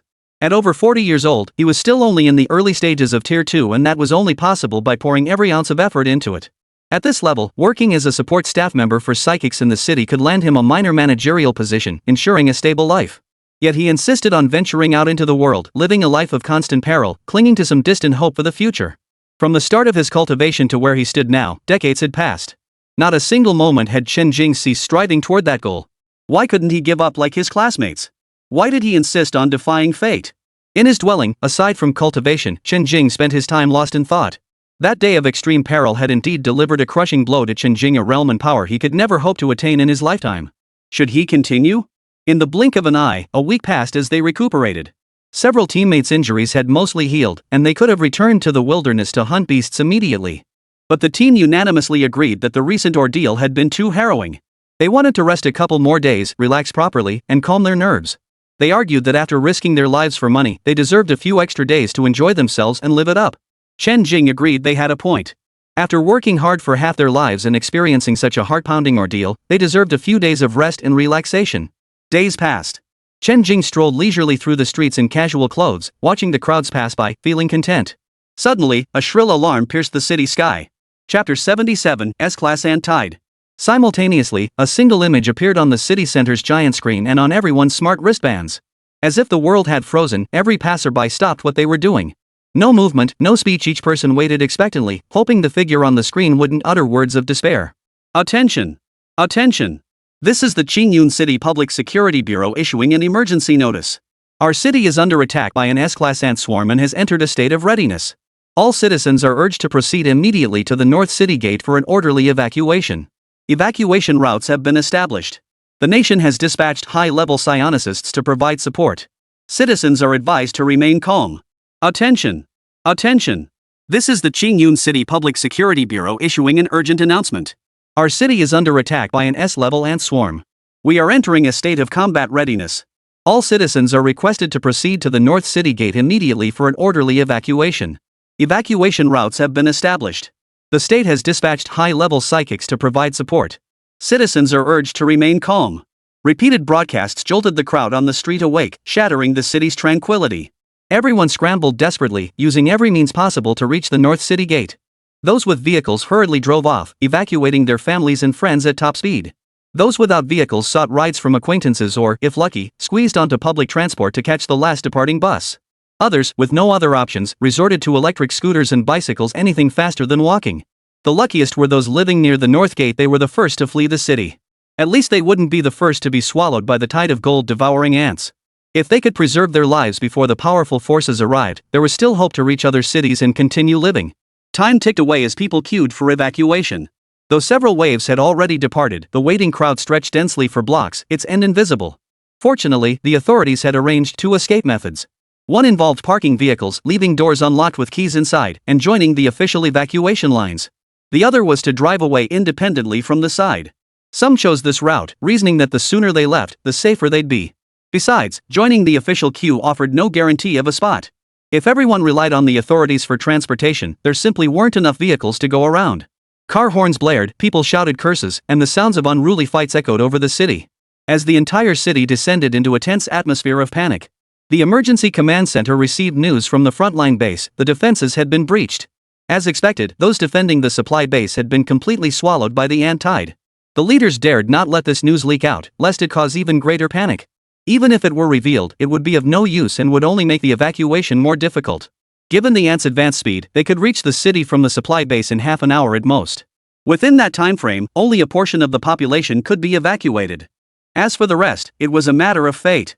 The commander steeled his resolve and swiftly issued the order. Evacuate at maximum speed. 20 minutes from now, regardless of the situation, all soldiers are to obey orders and depart with the main force. Yes, sir. The subordinate acknowledged the order and relayed it swiftly. Chen Jing had deliberately chosen lodgings near the south gate for easy access to the supply base. When the alarm sounded, he was leisurely strolling along a nearby street. This area was the farthest from the north gate and would be the first to face the beasts once the defenses were breached. Upon receiving the notification, Chen Jing rushed back to his lodgings at top speed, donned his battle armor, and grabbed his weapon. Though his strength was but a drop in the bucket against the swarm of beasts. But with a weapon in hand, he could at least do his utmost to protect himself. Even if death was the inevitable outcome, he would have no regrets. Numerous psychic warriors who had returned from hunts within the city, upon learning of the ant tide's approach, each grabbed their weapons, preparing to fight their way through. But there were indeed no formidable powerhouses among them. According to the information released on the smart bracelets, this ant swarm was an unprecedented S-class threat. Even 6th or 7th tier powerhouses would meet their end without return, falling instantly upon encountering it. Only a coordinated force of multiple 8th tier or higher combatants, backed by heavy firepower, stood a chance of halting the swarm's advance. Otherwise, even an 8th tier psionicist alone would have no choice but to flee when exhausted. Chen Jing was currently positioned at the rear of the column, advancing with the main force. He had no choice but to join the officially organized convoy. Without a vehicle and unable to hitch a ride. Moreover, the official vehicles were specially modified, far outpacing ordinary cars. At normal speeds, they would likely be caught by the gold-devouring ants in no time. Scattered throughout the queue were a few others like Chen Jing, clad in battle armor and wielding weapons. The other lane held vehicles moving at a slower pace. With so many cars, safety took precedence over speed. Once the vehicles left the city, they would likely accelerate to their maximum speeds. The people in line seemed to hear a rustling sound, or perhaps felt an inexplicable sense of oppression. The crowd fell silent for a moment, as if someone had pressed mute, before an even greater wave of panic swept through. What's that sound? Is the ant tide coming? How could it be so fast? You've got to be kidding me. It takes nearly 2 hours to drive from the supply base to the north gate. Hurry up, people in front, hurry up. Stop dawdling, let me through first. What the hell is going on? How did we get caught in an ant swarm attack? When will the strong ones arrive? Once they're here, we'll be saved. On the vehicle lanes, horns blared incessantly, urging the cars ahead to move faster. Hurry up. Can't you drive? If you can't, pull over and get in line. You're killing me with your slow driving. The higher the rank of a ferocious beast, the stronger its aura of menace, affecting both ordinary people and psychics to varying degrees. Though the gold-devouring ants weren't high-tier beasts, their sheer numbers were staggering. Countless swarms of gold-devouring ants fused their auras into a colossal, terrifying pressure. Even those at a relatively safe distance could feel the intimidating aura, whether they were ordinary people or low-level psychics present. Chen Jing turned his head toward the direction the aura was approaching from. He could sense the pressure drawing ever closer. An invasion of this magnitude hadn't occurred in decades. To encounter it within my first year here, I couldn't tell if it was bad luck or good fortune.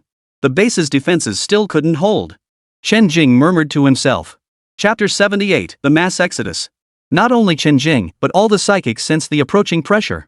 They no longer lingered as before. It was drawing nearer. Rustle, rustle, rustle. A tremendous rustling sound, like an approaching flood, echoed from the distance, drowning out all the clamor around them. Accompanying the sound was a tremor like an earthquake, persistent and unrelenting. This sound and commotion only intensified the crowd's panic. Insults, violence, smashing acts that would normally be considered criminal were now happening everywhere. Those on the outer edges, anyway, were about to be swallowed whole by the ant tide, dying helplessly. Unbeknownst to those at the rear of the crowd, the commander's designated time had arrived. Soldiers, obeying orders, coldly drove away the evacuation vehicles. Those with connections or exceptional abilities had long since departed by plane or high-speed rail. The ordinary people left at the North City Gate were evacuated, as many as possible. When the final hour came, each had to fend for themselves and flee for their lives. Those still queuing ahead stared wide-eyed at the scene. Snapping to attention, they sprinted toward the departing vehicles. I'm not on the vehicle yet. Wait for me. Me too. I was next in line, take me with you. Are you abandoning us? Making us give up our spots, toying with us, then abandoning us? You've got hearts of stone. The incessant cries and curses, along with the countless footsteps rushing toward the hope of life, made the commander who made this decision and the soldiers carrying out the order feel a stinging sensation in their eyes. But there was no other choice. Staying any longer would endanger them all. This was the absolute limit of what could be arranged. Those who had boarded the vehicles felt only relief they had caught the last bus, escaping the danger. When the commotion ahead reached the rear, the crowd erupted in uproar. Everyone understood. The rest of them had been abandoned. The adjacent road leading out of the city, however, had seen uninterrupted traffic from the start. Everyone knew that at this critical moment, even the slightest traffic disruption could cause gridlock, dashing all hopes of escape. Like a startled flock of birds, the crowd scattered in all directions. With no official guidance, each person had to flee for their own lives. As the queues dispersed, the exit routes widened, revealing several new paths of hope. Countless cars were abandoned in the distance. Those with a shred of conscience had followed official instructions, leaving their keys behind. Only a few locked their doors and took the keys, convinced that even if their cars were crushed by the human tide, they wouldn't let anyone else drive them.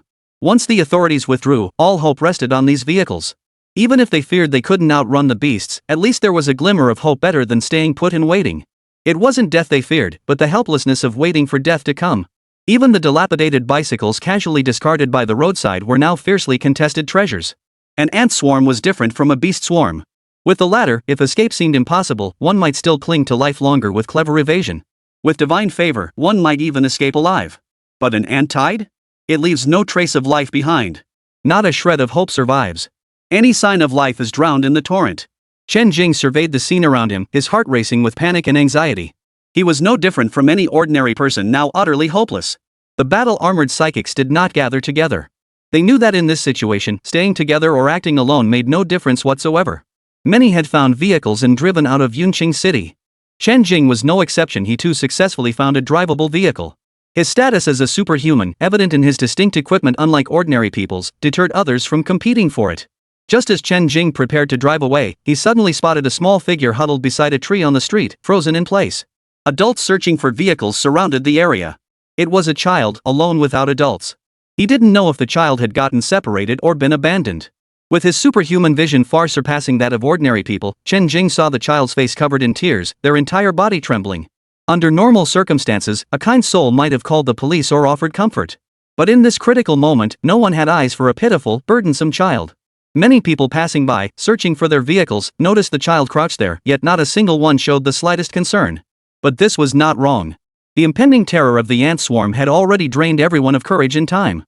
At this moment, people were focused solely on their own survival. With their own lives hanging in the balance, why burden themselves with a child? When the ant tide struck, life could vanish in an instant. Chen Jing glanced at the child, his gaze lingering for a moment. Take him along. At least when death comes, he won't be alone. Chen Jing locked the car, ran to the child in a few strides, scooped him up with one arm, and returned to the vehicle. He placed the child in the front passenger seat and buckled him in. It was a chubby little boy, brought over by Chen Jing, sitting quietly in the passenger seat. At 7 or 8 years old, he was already sensible enough to stop crying the moment Chen Jing placed him in the seat. Now, his large eyes stared blankly at Chen Jing. As Chen Jing drove, he said to the boy, "Come with me, little one." The boy snapped out of his daze and nodded obediently. "Okay, thank you, uncle." Chen Jing followed the main convoy as they drove out of the city. Once past the city gates, everyone instinctively accelerated. Seeing the child still looked nervous, Chen Jing couldn't help but say a few more words. "Kid, where's your family?" The boy looked at Chen Jing and replied, "My dad is like you, uncle. He's a psychic too." Chen Jing paused slightly, his tone gentle. "Is that so?"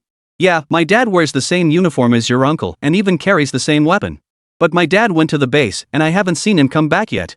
The aunt who takes care of me brought me to the place I was just at, but a big crowd separated us. I didn't dare wander off, and I don't know if she'll come looking for me." The child's voice trailed off, lost in thought. Sensing something was wrong, Chen Jing quickly changed the subject. "That's quite a coincidence. Does your dad use a spear too? Do you know what kind of special ability he has?" "I know." The child perked up instantly, answering proudly. Chapter 79, Defying Fate. "I know. My dad's ability is elemental wind. It's blue." Just as expected, kids are easy to placate. Chen Jing felt a slight lift in his mood. But his father had gone to the supply base. Given the current situation, it seemed unlikely he'd return safely. "My dad also knows combat techniques. He can conjure a blue spear." Chen Jing was startled. The person this kid described sounded just like the elementalist who saved them that day. Wind-type abilities, spear weaponry, and a combat technique, a blue spear technique. The similarities were uncanny. After the child finished speaking, Chen Jing pondered for a moment before asking, "Is he the one with the crew cut, a stocky build, a scar on his face, big eyes, thick eyebrows, and a fierce look?" "Yes, that's my dad." "Do you know him, uncle?" The boy's eyes lit up with excitement as he looked at Chen Jing. "Uncle, do you know where my dad is now? Everyone's running away. I want him to run with us too." Having received confirmation, Chen Jing now faced this question and didn't know how to respond. This was fate and karma, destined by heaven. "Ah, I just saw him at the base last week. He should be on his way here. He'll probably catch up with us soon. Alright, I need to focus on driving. Look how fast the cars around us are going." After answering, Chen Jing saw the child wasn't as gloomy as before and quickly changed the subject. With the evacuation underway, he didn't have much energy for small talk.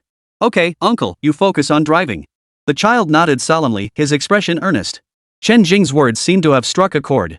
The boy's mood lifted considerably, as if he could feel his father chasing after him from behind. Chen Jing had also set up a timed message to be sent to his mother in Zhangyang. If he didn't survive this ant tide, the farewell message would be delivered automatically at the designated time. Chen Jing felt a wave of bewilderment wash over him. After striving for most of his life, he now faced the invasion of these monstrous beasts, utterly powerless to stop him.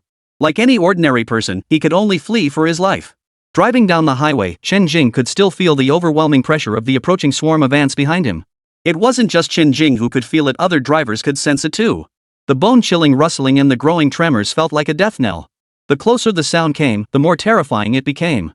The louder the commotion grew, the more terrifying it became. But at this point, what else could he do but push forward with all his might? He could only feel death drawing nearer, utterly powerless to resist, even the hope of struggle a luxury. Chen Jing felt the tremors behind him intensify significantly. He glanced up at the rearview mirror. In the direction of Yunqing City, several figures were frantically sprinting toward them. Though moving at incredible speed, they couldn't shake off their pursuers. Supernatural beings would eventually exhaust their powers and stamina, but the speed of the gold-devouring ants remained constant. When their speed faltered, it was the moment the gold-devouring ants reaped their prey. Behind them surged a dark, relentless torrent. A tide of gold-devouring ants. And it was an S-rated gold-devouring ant tide. Chen Jing never imagined that after living half a lifetime, he would encounter such a rare phenomenon.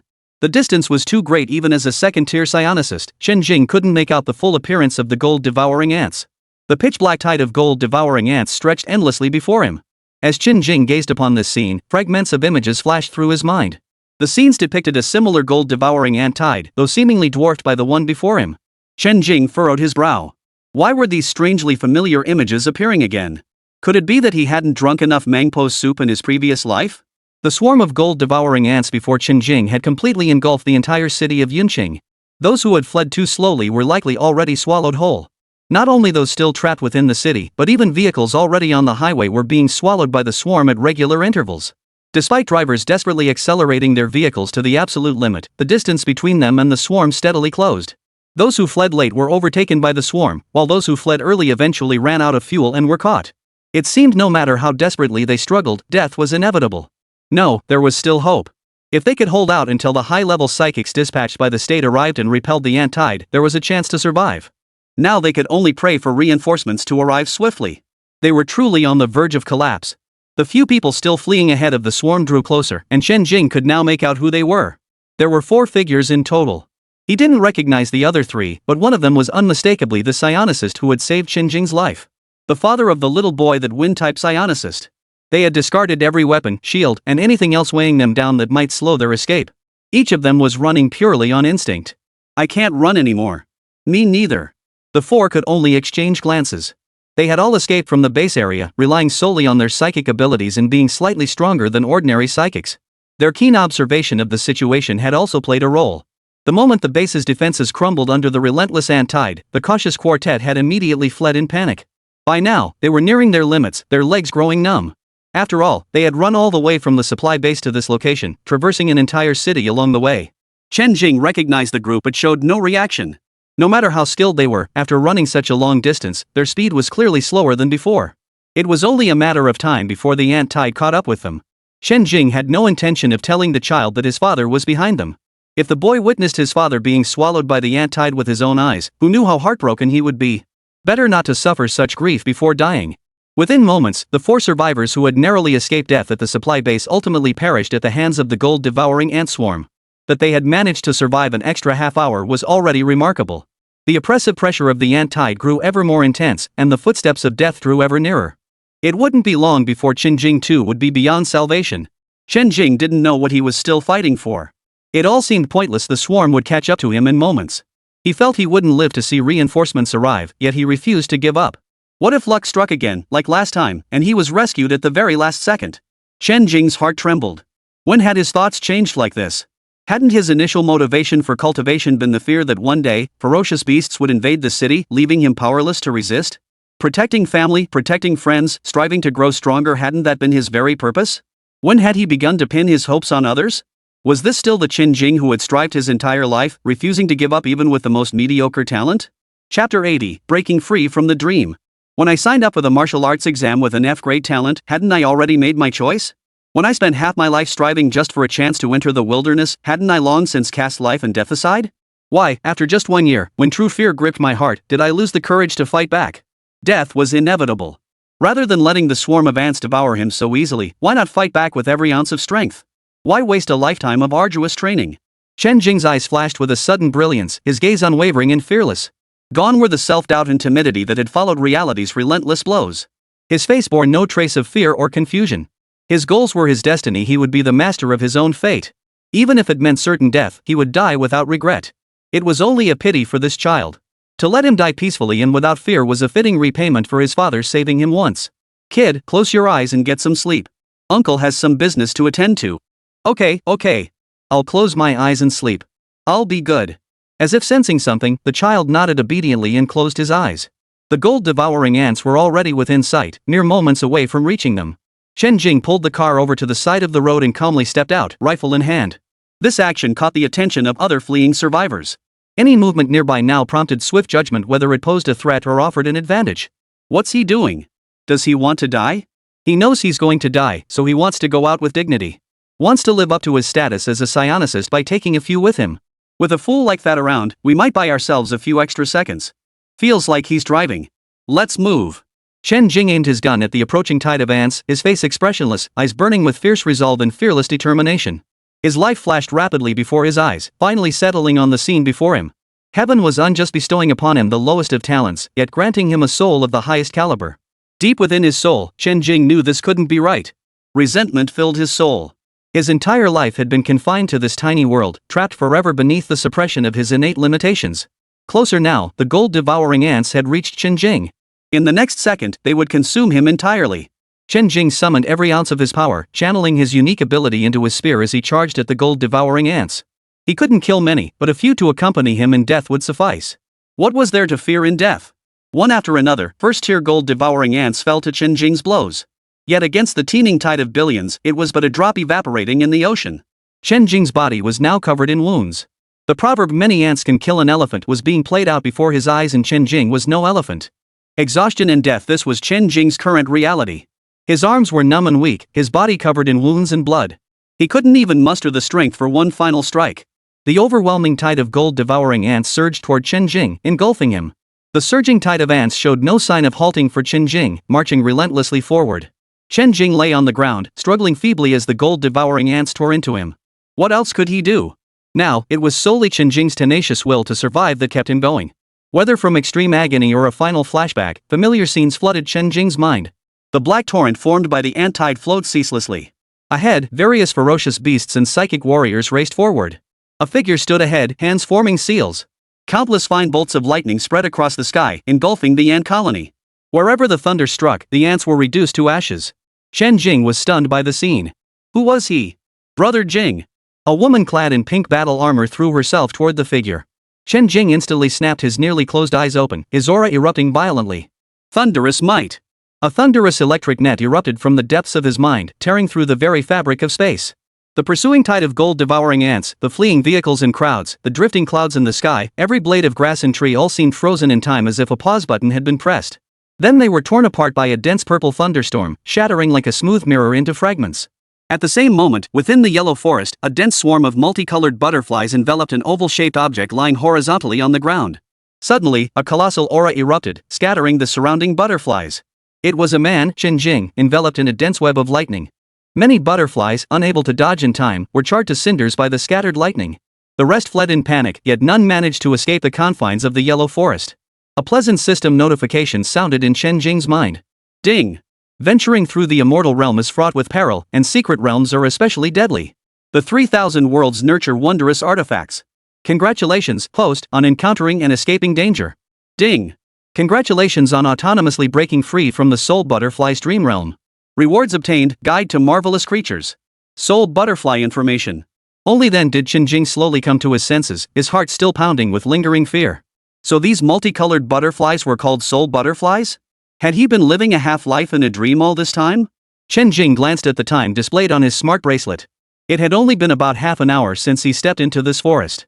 His heart eased. Thankfully, it hadn't been that long. The Book of Strange Things? And information on soul butterflies. Upon hearing this, Chen Jing paid no mind to the scattering butterflies and immediately retrieved the reward. The Book of Strange Objects. It was a tome that seemed neither jade nor wood, its entire body a pale greenish white, adorned with peculiar golden runes.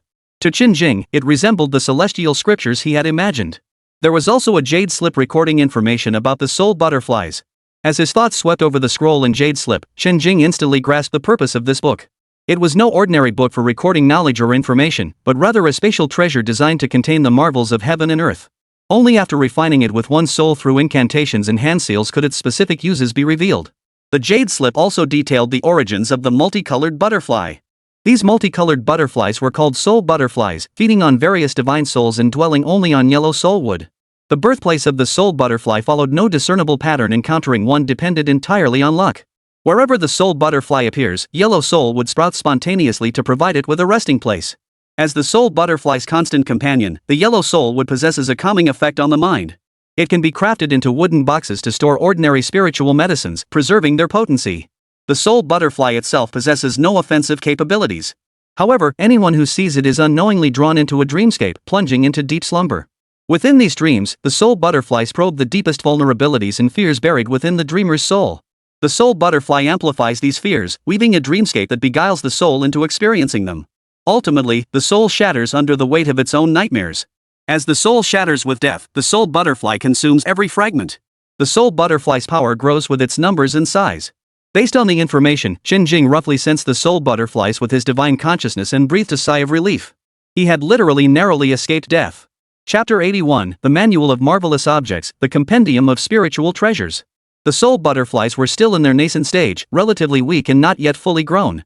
Combined with Chen Jing's spirit soul, stronger than that of ordinary people, and his extraordinary willpower, this created a crack in the soul butterfly's dream suppression over Chen Jing's soul, allowing him to break free and awaken at the last moment.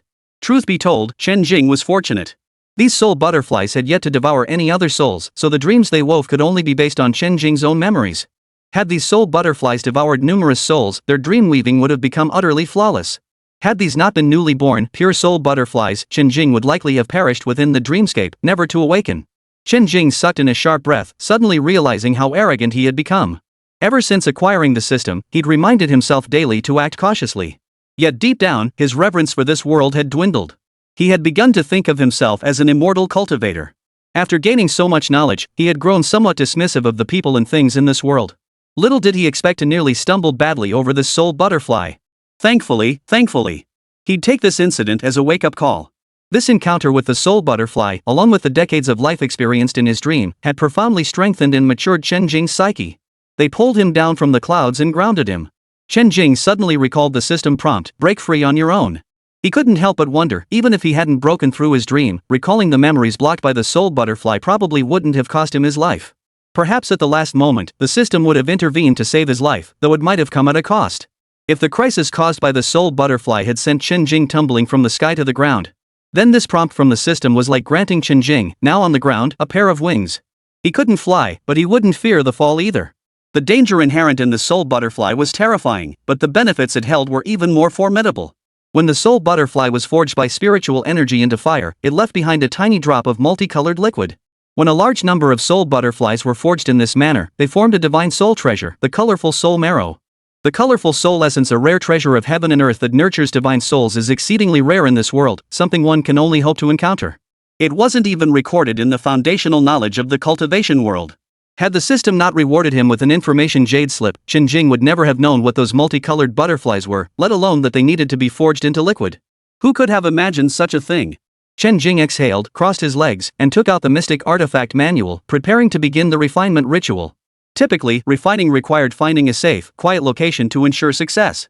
But on this island, the forest where the soul butterflies dwelled seemed perfectly safe to Chen Jing. Having just emerged from the soul butterfly's dream realm, Chen Jing was unlikely to be pulled back in. These soul butterflies posed no threat whatsoever in Chen Jing's eyes. Moreover, fierce beasts rarely ventured into this area. In fact, the soul butterflies had become a protective presence for Chen Jing, making this place even safer than most. Ferocious beasts would still be pulled into the dream realm by the soul butterflies, provided a soul existed within them. Chen Jing wielded his divine soul to control the mystic artifact manual, flicking his fingers to cast a spell while murmuring incantations. Perhaps due to the artifact's extraordinary power, it took Chen Jing considerable effort to finally bind the treasure to his divine soul. Only then did Chen Jing grasp the true purpose of the mysterious artifact manual. Chen Jing's face was etched with shock, his expression radiating wild joy as he drew a deep breath. Holy! After learning about the soul butterflies, Chen Jing was still agonizing over whether to capture them all. These dangerous yet alluring butterflies presented a dilemma. Keeping them was problematic, yet discarding them felt equally wrong.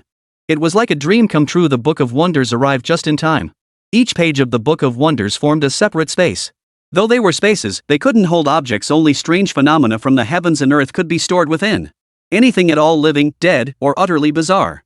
As long as it meets the minimum collection grade of the Book of Wonders, one can use a spell to gather everything within range and store it all within a single page of the book. That page of space would automatically form an environment suitable for the existence of celestial and terrestrial wonders. After Chen Jing's refinement, he had mastered the storage incantation. Chen Jing's eyes gleamed as he stared at the Book of Marvels in his hands, then cast an eager glance at the soul butterflies flying away. You won't escape, treasures. Chen Jing immediately soared into the air and began channeling the mystical object manual. The scroll began emitting a soft glow that rapidly expanded, swiftly enveloping the entire yellow soulwood forest, including the multicolored soul butterflies. Moments later, the glow faded from the artifact scroll as it fell back into Chen Jing's hand. The once serene forest of white woods and yellow leaves vanished entirely, leaving only a barren expanse of land. Chen Jing flipped open the Book of Wonders. To his surprise, the first page, previously blank, now displayed a vividly colored painting. It depicted a tree with white trunk and yellow leaves, surrounded by countless multicolored butterflies. A thoughtful annotation appeared at the edge of the page, soul butterflies. Overjoyed, Chen Jing flipped through the Book of Wonders. This was undoubtedly the most powerful treasure he had ever acquired. Suddenly, he remembered another use for the Book of Curiosities. He spun around and flew swiftly toward the slope he had passed earlier. There stood a 2-meter-tall purple flowering plant. Chen Jing wanted to test whether he could seal it within the Book of Marvels. That golden liquid clearly wasn't ordinary.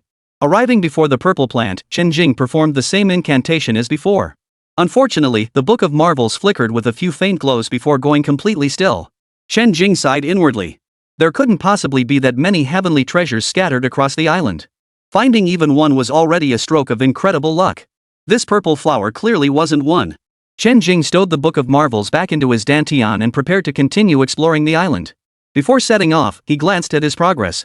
Quest progress, Secret Realm Exploration. Quest progress, 23%. 1/5 done, Chen Jing silently calculated. Just as he was about to leave, the system alert sounded. Ding! How could one traverse the cultivation world without recognizing herbs and identifying objects? To remain ignorant and miss out on treasures is utterly heartbreaking. Congratulations, host. You have obtained the reward, Spirit Object Appraisal. Chen Jing felt as if the system had just looked down on him. Aren't you supposed to be some ancient standalone system? After muttering a few complaints under his breath, Chen Jing took out the newly acquired Spirit Appraisal tablet and scanned the item with his consciousness. The Spirit Appraiser resembled a rectangular white jade plaque, palm-sized, smooth and delicate to the touch. Its surface was engraved with intricate runes, giving it an air of mysterious elegance. Spirit Object Appraiser contains vast information on rare treasures and natural wonders. By channeling spiritual energy and casting a designated spell over an object, it reveals the item's details, a treasure trove of knowledge for the cultivation world. Chen Jing felt utterly delighted. The Spirit Object Appraiser had arrived like timely rain. One word, marvelous. This system was truly considerate, no wonder they called it an ancient relic. Chen Jing immediately activated the incantation over the 2-meter-tall purple flower using the Spirit Object Appraiser. Chapter 82, Fierce Battle with the Crimson Phosphorus Python. The Spirit Appraiser flashed with light, then intricate patterns of light and text appeared above it, accompanied by a 3-dimensional image of the spirit object. Having studied the fundamentals of cultivation, Chen Jing recognized these as the script of the Xiantian continent, something ordinary people would never comprehend. Hovering in midair appeared purple gold alfalfa, 3rd-grade spirit herb, favored by sheep-like demon beasts. The flowers themselves hold no special properties. The center of the pistil condenses the essence of heaven and earth, golden pollen jade dew. Consumption enhances spiritual perception and maintains clarity of mind. When eaten by demon beasts, it can awaken varying degrees of intelligence and wisdom. Can be used to refine elixirs. Case solved. After reading the description, Chen Jing understood why that old mountain goat was so extraordinary, and why that wind shadow wolf was no pushover either. This was clearly the effect of consuming golden pollen jade dew, increasing wisdom. He surmised the old goat had consumed it earlier, only for the wind shadow wolf to accidentally discover the treasure. Overpowered, the goat had hidden itself, biding its time. As the newly condensed golden pollen jade dew was about to be devoured by the wind shadow wolf, the old goat, upon seeing Chen Jing, devised this plan. The old goat employed a ruse, feigning an attack in one direction while striking another, all for the sake of the golden heart jade dew nearing completion. Truly, what a formidable spirit medicine! It allowed a 6th-tier ferocious beast to possess the wisdom of an 8th or 9th-tier beast. Moreover, the old goat had managed to control its savage, bloodthirsty nature, leaving Chen Jing utterly amazed.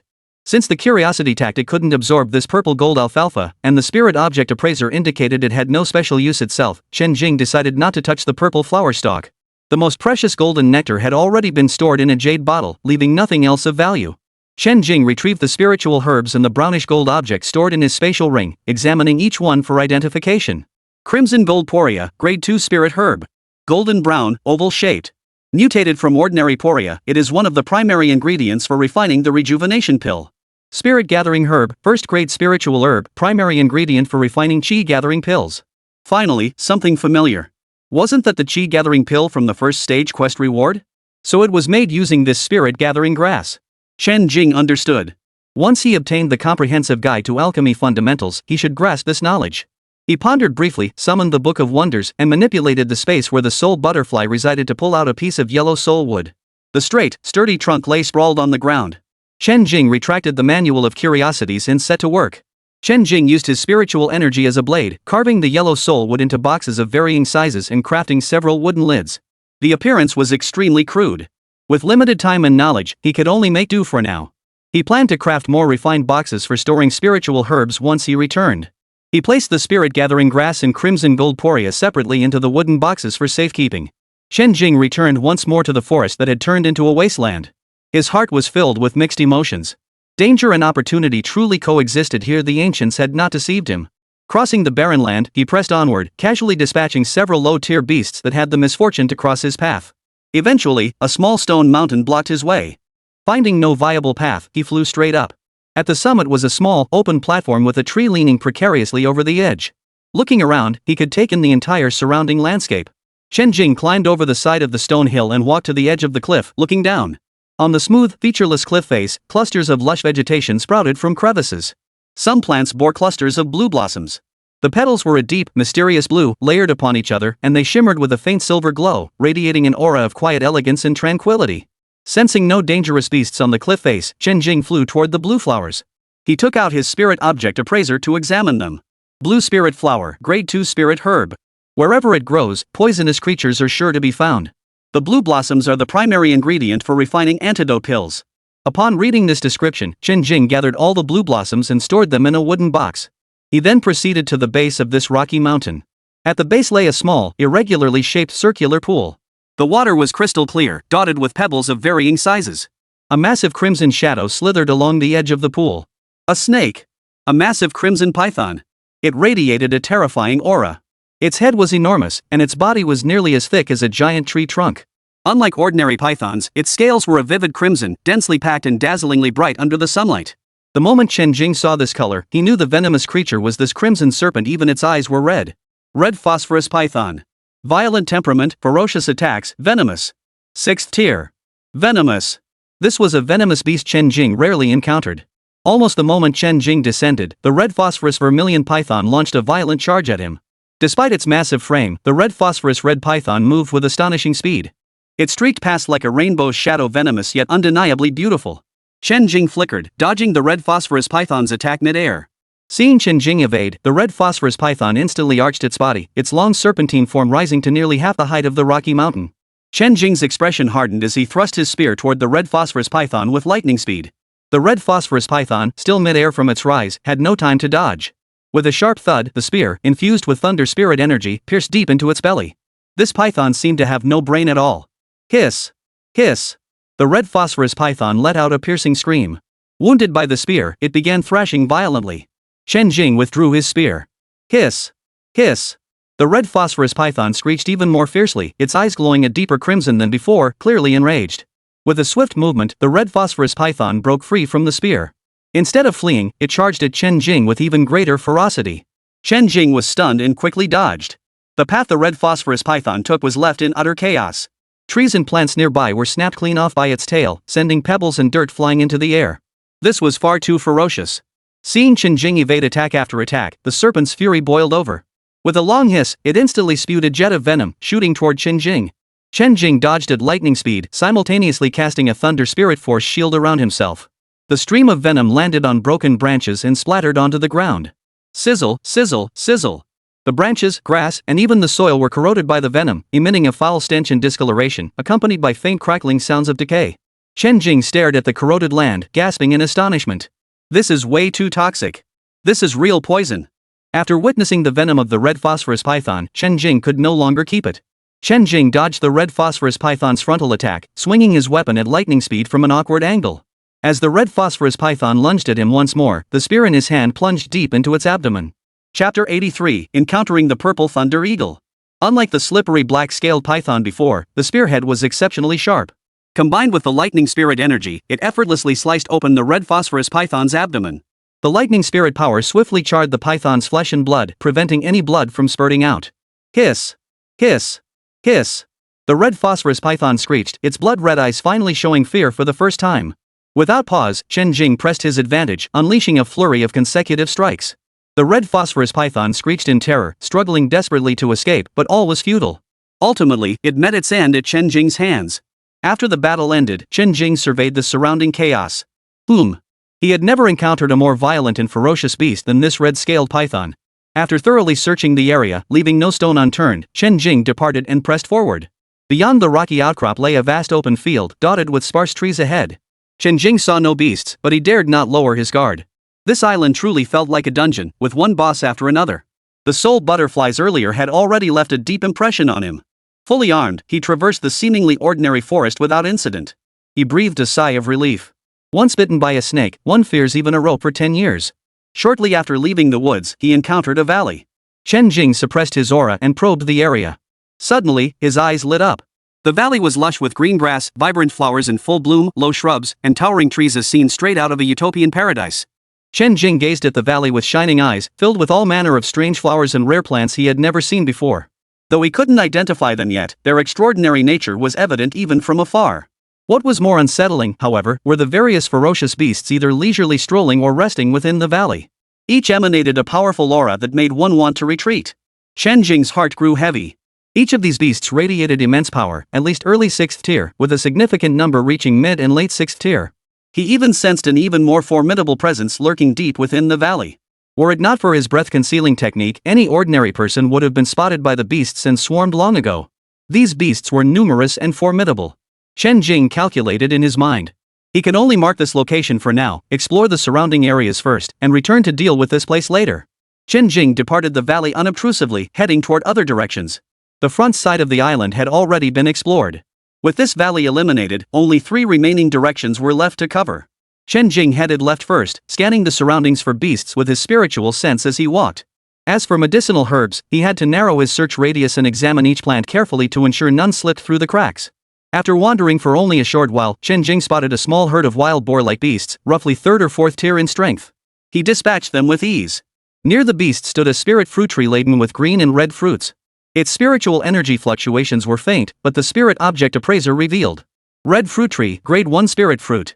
Tart and sweet flavor, infused with spiritual energy, excellent taste. Not bad. Adhering to the principle that even a mosquito is meat, Chen Jing wasted no time. With a flick of his wrist, his spiritual energy transformed into several threads that coiled toward the spirit fruit. Chen Jing circled the tree, continuing until every ripe red fruit was gathered. He immediately tasted one to gauge its flavor, storing the rest in his spatial ring. The taste was indeed excellent, tart and sweet, infused with a trace of spiritual energy, offering a superior texture. It surpassed any fruit Chen Jing had ever tasted. Munching on the spirit fruit, Chen Jing continued his exploration. Suddenly, he sensed a presence rapidly approaching. Looking up, Chen Jing saw a large bird soaring toward him. A terrifying shriek pierced the sky, carrying immense pressure and might as the bird dove toward Chen Jing. Chen Jing's heart trembled, his breath catching slightly.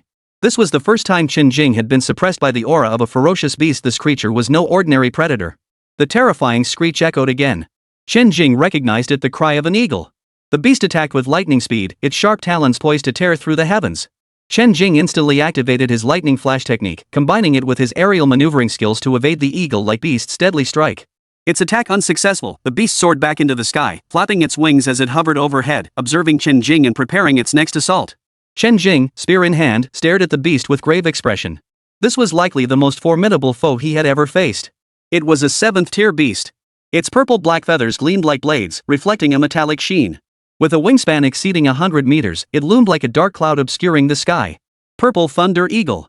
A lightning-type flying beast capable of manipulating thunder and lightning, the ruler of the skies. It possessed razor-sharp talons and a piercing hooked beak, its attacks ferocious and relentless. How did I end up facing such a terrifying creature? Chen Jing never imagined he'd encounter such a rare and ferocious beast, sighing inwardly. In the blink of an eye, the Purple Thunder Eagle launched another assault. Crackle crackle.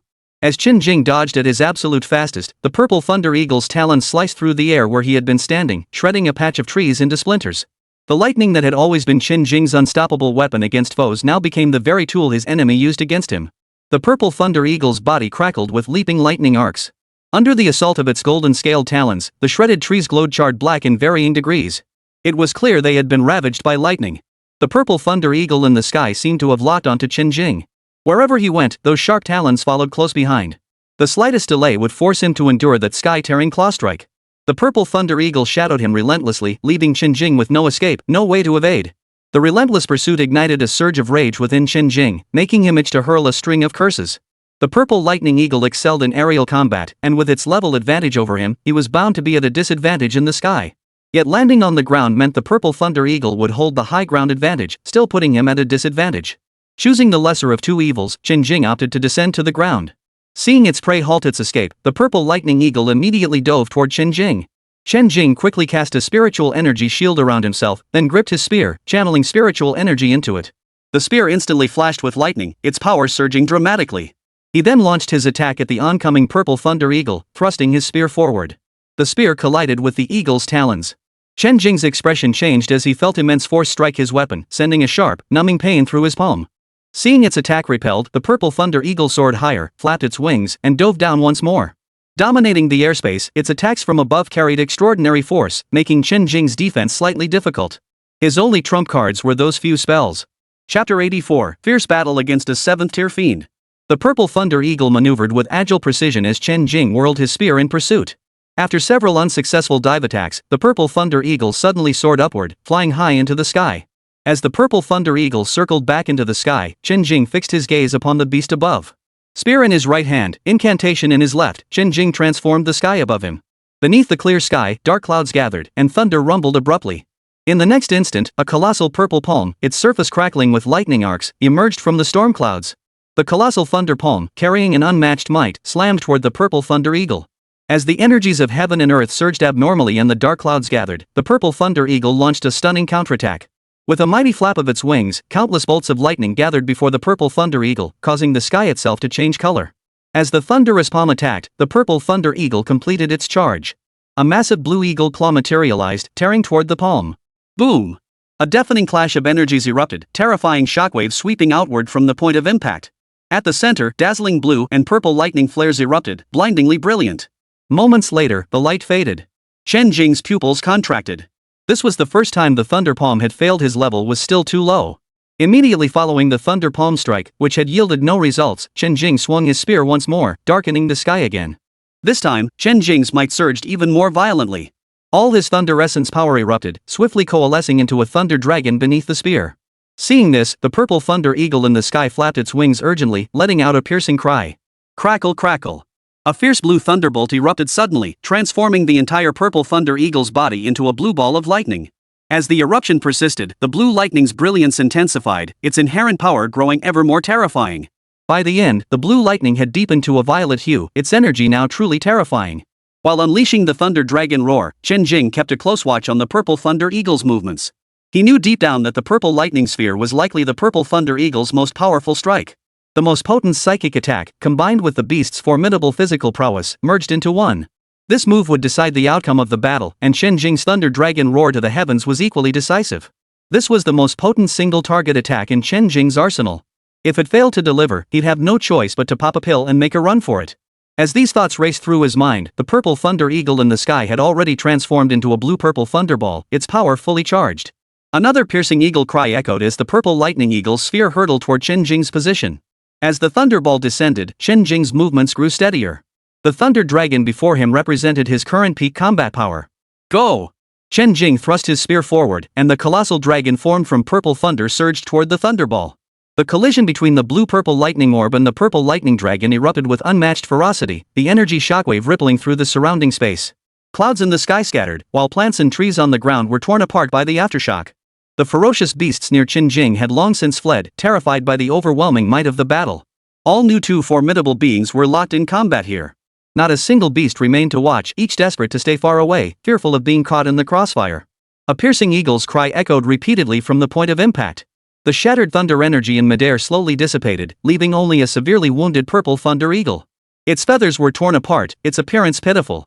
The purple thunder eagle could no longer maintain its flight, hovering precariously in the sky in a comically unstable state. Chen Jing was faring no better, his body weak and trembling, his face pale, blood trickling from the corner of his mouth. Watching the purple thunder eagle somehow maintain its flight, Chen Jing once again began to wield his spear, faint ripples of spiritual energy emanating from it. The purple thunder eagle sensed the change in Chen Jing. It hadn't expected him to launch another attack. With two piercing cries, the purple thunder eagle staggered away. Seeing the purple thunder eagle finally depart, Chen Jing couldn't help but breathe a sigh of relief. Then his legs gave way, and his spear slammed into the ground with a thud. He could no longer sustain the bluff he had just put on. Completely drained, Chen Jing had no strength left for another attack. Gritting his teeth, Chen Jing retrieved the true spirit pill rewarded by the system and poured out one. Using a pill meant to aid cultivation for emergency spiritual energy recovery felt like a waste of precious resources. Chen Jing's heart ached at the thought. But he had no choice. The surrounding beasts had been scared off by the commotion, but it wouldn't be long before some curious ones came to investigate, hoping to pick up the scraps. Before any arrived, Chen Jing had to leave immediately. Another encounter with these beasts would spell trouble. With only a thread of spiritual energy left, Chen Jing had no choice but to take out a true spirit pill and swallow it. There was no time to consider whether it was appropriate or whether it was a painful sacrifice. The pill instantly unleashed a colossal surge of spiritual energy within him. Under normal circumstances, Chen Jing would have seized the moment to refine it bit by bit. But now, his dantian lay barren. The precious potency meant to elevate his cultivation instead dissolved into ordinary spiritual energy, restoring only about 20 to 30% of the energy within his dantian. Much of the unrefined spiritual energy had already dissipated. Damn that purple thunder eagle. Next time we meet, it'll be the day you die. Chen Jing gritted his teeth in frustration. He swiftly departed this trouble-ridden area, heading toward a familiar direction. He now regretted having stored the soul butterflies in the mystical artifact manual too soon. Otherwise, that forest would have been the perfect refuge and the soul butterflies the ideal bodyguards. But regret was useless now he couldn't release them.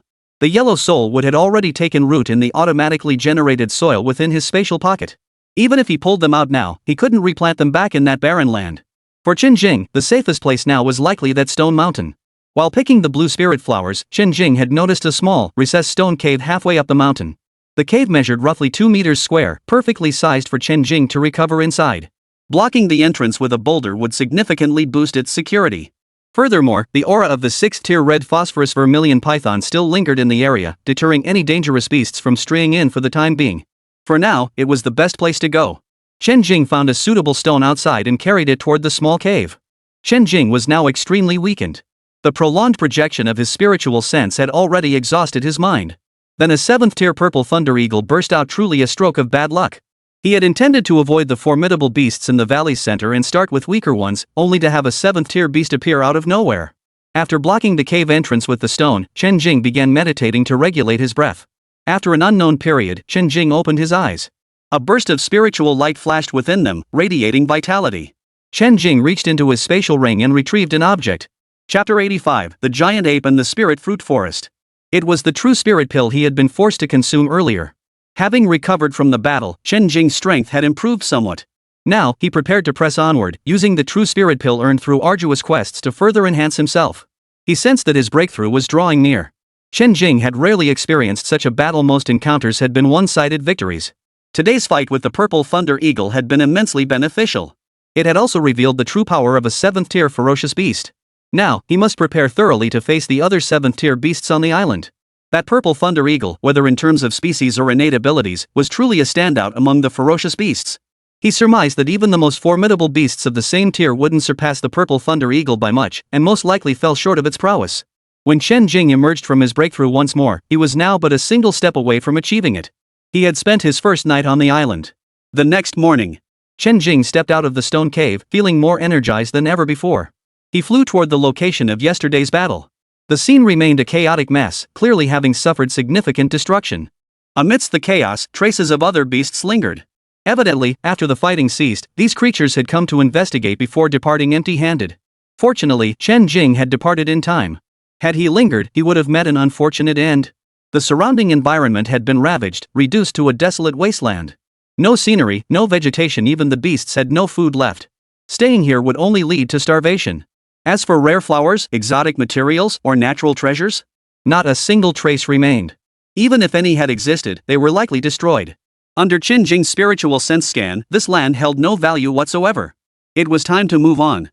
He hoped today's luck wouldn't be too terrible, constantly encountering formidable beasts. Even if he did meet one, he hoped to gain something from it.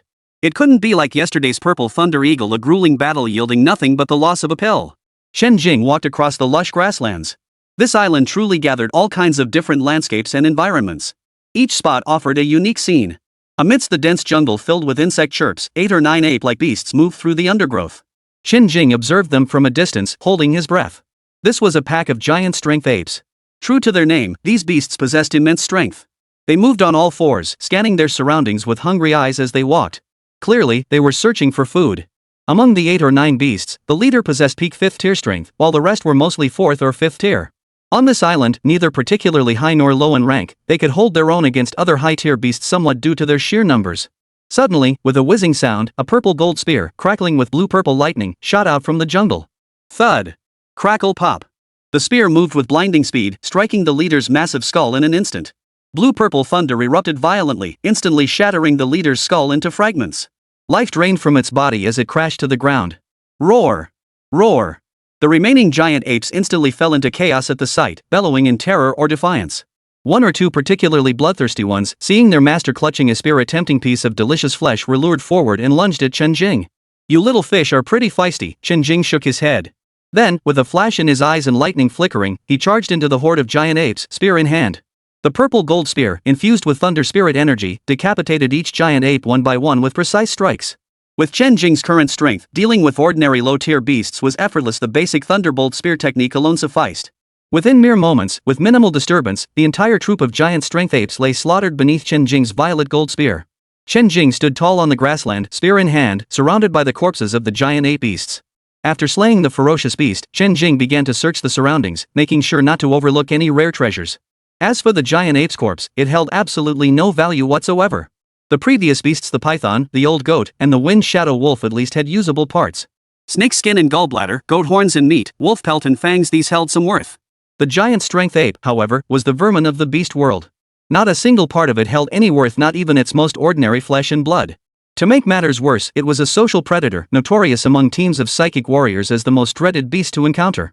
High level, numerous, difficult to deal with, and utterly worthless. Chen Jing sensed a spot deep within the dense forest radiating significant spiritual energy fluctuations. He flew toward that direction. Upon arrival, he discovered it was a small grove. Trees of varying heights stood tall, each unique in its own way. Fruits of all sizes and colors hung from the branches, eye-catching and radiating an alluring aura. Chen Jing's eyes lit up at the sight of so many spirit fruits. He swiftly approached the nearest spirit fruit tree and activated his spirit object appraiser. Scarlet spirit fruit, a vivid crimson hue like agate, with a slightly spicy taste, containing a trace of fire attribute spiritual energy. This spirit fruit carried fire attribute energy. Chen Jing plucked it, stored it in a wooden box, and made a clear note. Greenwood fruit, emerald green in appearance, emitting a fresh herbal fragrance, with a sweet and crisp taste, containing what attribute spiritual energy. Wind mist fruit. Yellow cloud fruit. After identifying each one, Chen Jing picked all the right fruits, labeling them as before and storing them in his spatial ring. Lian worked diligently for quite some time before finally finishing the harvest in this small area. Apart from a few spirit fruits with elemental properties, most were ordinary spirit fruits lacking any spiritual energy attributes. To Chen Jing's disappointment, he hadn't encountered any thunder attribute spirit fruits matching his own elemental affinity. It stood to reason that such rare thunder attributed treasures would require exceptionally unique growing conditions. After finishing the harvest, Chen Jing couldn't suppress the smile spreading across his face. The harvest was bountiful, ha ha ha. Besides consuming these simple spiritual fruits himself, he could also share some with family and friends. After gathering the spiritual fruits, Chen Jing prepared to leave this place and move on to another location. He couldn't help but marvel at how this island truly was a treasure trove. If other psychics found out about it, they'd probably go mad. But this place has its limitations. Those with insufficient strength can't reach it, and those with sufficient strength can't come.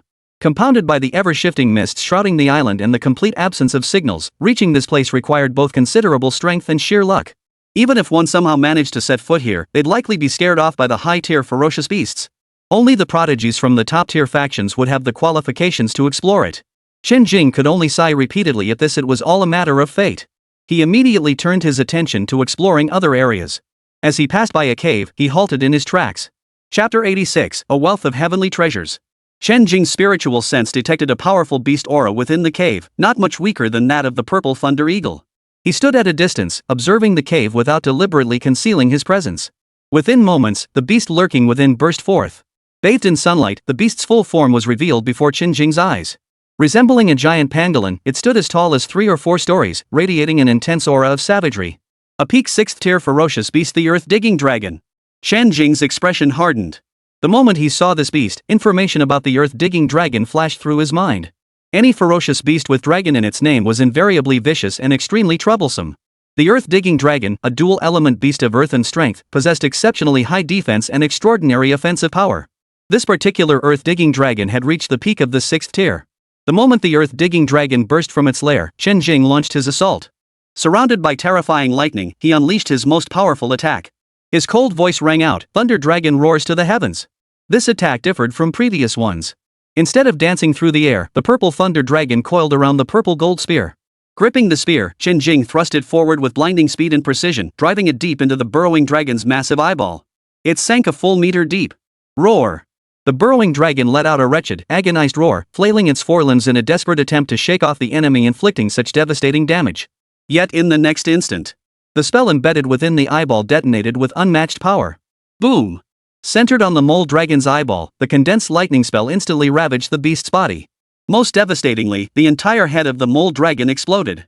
Not even its highly defensive scales could withstand the force, shattering along with flesh and blood, scattering fragments everywhere. The headless corpse, deprived of its brain's control, swayed and crashed to the ground, dead as a doornail. Even the most powerful thunder dragon roar, attacking directly from the outside, could breach the burrowing dragon's defenses and inflict damage. Much less when it condensed its power to wreak havoc within the fragile creature's internal systems.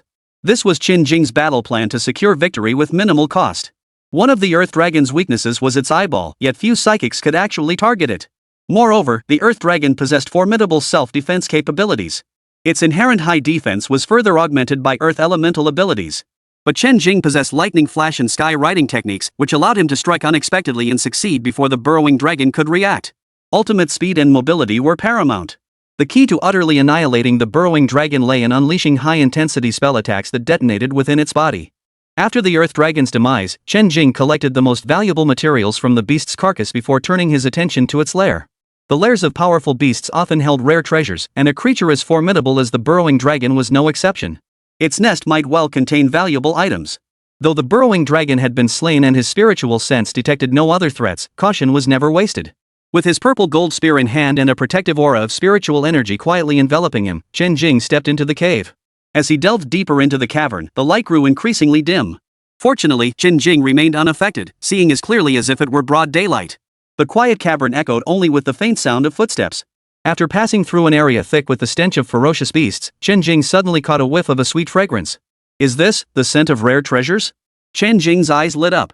Many spiritual plants before had little scent, but this earth-digging dragon was truly extraordinary. Chen Jing hastened his pace, heading deeper into the cavern. After traversing a broad passageway stretching dozens of meters, he emerged into an even more expansive subterranean cavern. Scattered around the cavern were several devoured, bare bones of ferocious beasts. One area was clearly the mole dragon's dwelling, its surroundings worn smooth. The cavern was deep and mysterious, its ceiling adorned with stalactites of varied shapes and forms. At the very center of the cavern stood a stone pillar distinctly different from the others.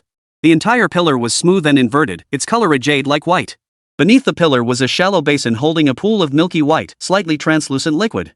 A single droplet hung precariously from the pillar's tip, suspended as if poised to fall yet never quite dropping. Surrounding this milky white sacred spring grew all manner of rare and exotic plants. Some of these plants were familiar to Chen Jing from his diligent studies in class, allowing him to easily identify them. Others, however, were completely unknown to him. The delicate fragrance Chen Jing had sensed earlier emanated from this milky white spiritual spring and the dozen or so exotic plants. Whether familiar or not, Chen Jing intended to identify them all using the spirit object appraiser. The knowledge of heavenly treasures taught on Blue Star could never match the precision of that from the cultivation world. Besides, when it came time to study alchemy, he would rely on the knowledge rewarded by the system. Chen Jing executed a hand seal, and the spirit appraiser swiftly identified the exotic flora and the milky white spiritual liquid at the center. Earth spirit milk, the essence formed when mutated stalactites gather the spiritual energy of heaven and earth. Consuming it directly provides the purest spiritual energy to aid cultivation advancement. Note daily dosage limits. Alternatively, add it during alchemy to enhance pill quality and increase refinement success rates. Clear jade grass, grade 2 spiritual herb. Ethereal grass, 3rd grade spiritual herb. Life-severing flower, 3rd grade spiritual herb. Tri-hued flower, grade 2 spiritual herb. Large leaf herb, 1st grade spiritual herb. After a thorough examination, Chen Jing finally understood these spiritual plants, their uses, habits, and harvesting methods were all detailed. Chen Jing picked all the rare flowers and herbs as instructed, storing the earth spirit milk in an empty jade bottle. Chen Jing surveyed the entire cave, feeling at ease. This was an excellent place to settle. His strength was still somewhat lacking, so he would use the earth spirit milk and the cave to cultivate. That way, he would have more confidence when facing the fierce beasts in the valley later. The cave was well hidden and carried the aura of the earth-digging dragon, making it unlikely for ordinary beasts to find it easily. This would help avoid trouble. After pondering, Chen Jing turned and dragged the earth-digging dragon's corpse into the cave passage. Fortunately, the passage was wide enough to accommodate the body while still leaving space for several people to pass through. With the corpse secured, they could temporarily prevent other beasts from discovering and scavenging it. Not only would the corpse block the overly wide passage, but it would also prolong the presence of the burrowing dragon's aura and imposing presence, killing 2 birds with 1 stone. After making these arrangements, Chen Jing swiftly returned to the cave, found a clean, level spot, and sat cross-legged. Chapter 87, Cultivation Enhancement. After adjusting his state to optimal condition, Chen Jing retrieved the earth spirit milk he had just obtained. He consumed a few drops and commenced his first cultivation session. Before ingestion, it held only a faint, refreshing fragrance. Upon entering his mouth, it transformed into surging spiritual energy, accompanied by an intense aroma, flowing into Chen Jing's abdomen. The sensation was so exquisite that Chen Jing felt reluctant to stop, yet he promptly began refining the abundant spiritual energy within his body. After completing the refinement, he took another dose. His spiritual energy surged continuously, his aura steadily rising. Finally, with a sudden pop, he broke through from the second layer of foundation establishment to the third layer. As Chen Jing refined the spiritual energy, he wore an expression of pure enjoyment. The earth spirit milk was simply too exquisite, its fragrance was rich, and its spiritual energy immense. Despite the massive influx of spiritual energy, Chen Jing felt no burden whatsoever. The spiritual energy provided by the earth spirit milk flowed into him like gentle rain, slowly permeating his body and actually strengthening his constitution. In harmony with the dense spiritual energy within the gathering spirit array, Chen Jing's entire body transformed into a vortex, ceaselessly devouring the surrounding spiritual energy. As he cultivated, a faint fragrance emanated from every pore of Chen Jing's body. The dense spiritual energy swirled around him like ethereal mist, making him appear like a fallen immortal. The situation intensified as the spiritual energy within him coalesced, circulating along the pathways outlined in the purple Shao Thunder God record. It circulated endlessly, accumulating ceaselessly, until the spiritual energy surged forth like a torrent. As an inexplicable shackle shattered, Chen Jing's aura achieved a new breakthrough, bringing an extraordinary sense of comfort and ease. 3 days passed in the blink of an eye. Thanks to the aid of the earth spirit milk, Chen Jing's cultivation advanced by leaps and bounds. After an unknown period, Chen Jing opened his eyes. His gaze was sharp as lightning, clear as a spring. I never imagined that half a bottle of earth spirit milk would allow me to break through to the fourth layer of foundation establishment. After sensing the changes in his body, Chen Jing finally looked at his attribute panel. Name, Chen Jing. Level, Foundation Establishment Stage 4. Skills, Thunderstorm Spear Array, Thunder Dragon Roars Heavenward, Thunderous Might, Instant Lightning Flash, Thunder Palm, Galloping Thunder Spear Technique, Basic Spellcasting, Soul Searching Technique. Chen Jing surveyed his possessions, cultivation techniques, skills, and treasures, his heart surging with excitement. With his current strength, he was already far ahead of most on Blue Star. Unless he encountered those big shots above the 9th tier, few could stand against him. To scale new heights in cultivation, he must diligently complete system quests, converting the rewards into tangible strength. Then, the entire Blue Star would be his playground. Those waves of ferocious beasts from his dreams could be wiped out with a wave of his hand, never again facing the tragedy of helplessness. Chen Jing summoned the task panel once more. Quest progress, show your edge. Quest progress, 0%. Mission progress, secret realm exploration. Mission progress, 63%. Mission progress, shatter the conspiracy. Use absolute power to dismantle the evil organization. Mission progress, 30%. Mission progress, slaying demons and monsters. Phase 3, Tier 2 demons 34-50,000, Tier 3 demons 27-30,000, Tier 4 demons 15-10,000, Tier 5 demons 7-1,000, Tier 6 demons 3-100, Tier 7 demons 0-30. The weight of these 4 progress bars pressed heavily on Chen Jing's heart, bringing an inexplicable sense of heaviness yet also fueling his drive to push forward. The rewards for each of these 4 tasks made his heart race with anticipation, making him eager to complete them immediately and claim the bounties. The exploration progress of the secret realm had already reached 63%. The valley at the island's center was undoubtedly the bulk of the remaining progress, with only a few unexplored peripheral areas left. With that thought, Chen Jing rose and headed toward the cave entrance. After several days of storage, the oppressive aura emanating from the Earth Dragon's corpse had dissipated considerably. Thankfully, the temperature wasn't too high, otherwise it would have already begun to rot and stink. Seeing the corpse was now useless, Chen Jing dragged it out of the cave and tossed it far away. Few ferocious beasts remained on the island. Those in the valley were growing restless, their food sources inexplicably dwindling. Frequently, beasts would scour the entire island on empty stomachs, only to barely find enough prey to fill their bellies in one direction. The beasts in that direction were suffering an undeserved calamity, living in constant fear these past few days. The probability of encountering powerful beasts hunting for food had increased dramatically compared to before. Sensing relative calm in other areas, many beasts began contemplating relocation. But they wouldn't live to see the peace of their new homes. Chen Jing would eliminate them all before they could relocate. Chen Jing traversed the grasslands, weaving through the dense forest. Now, only this final sector remained unexplored. Whoosh!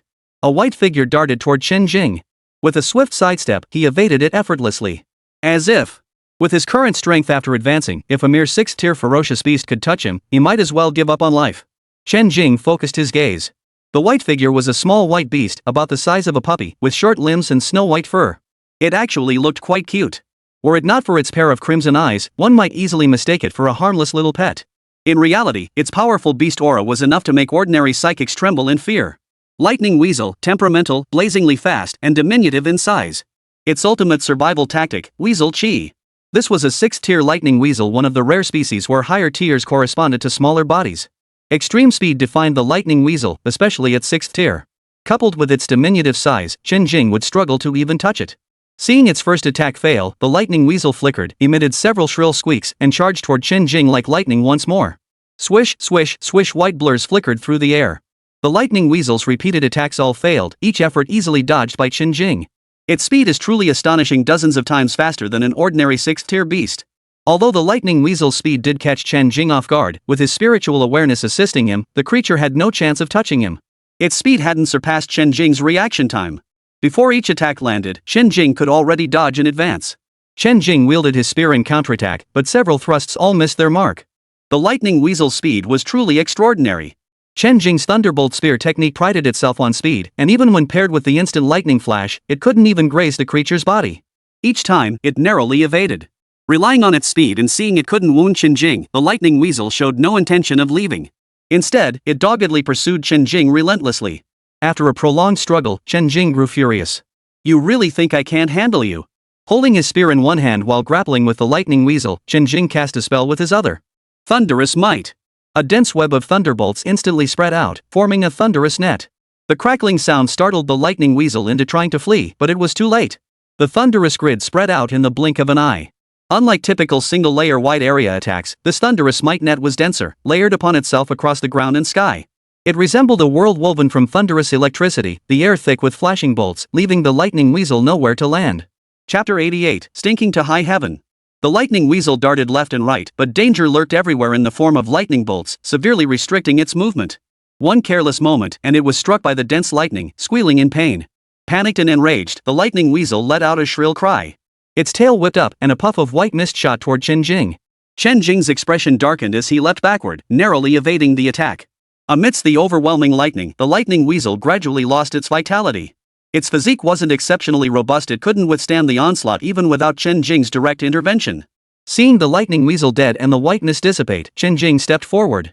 But he hadn't anticipated the lingering stench in the air.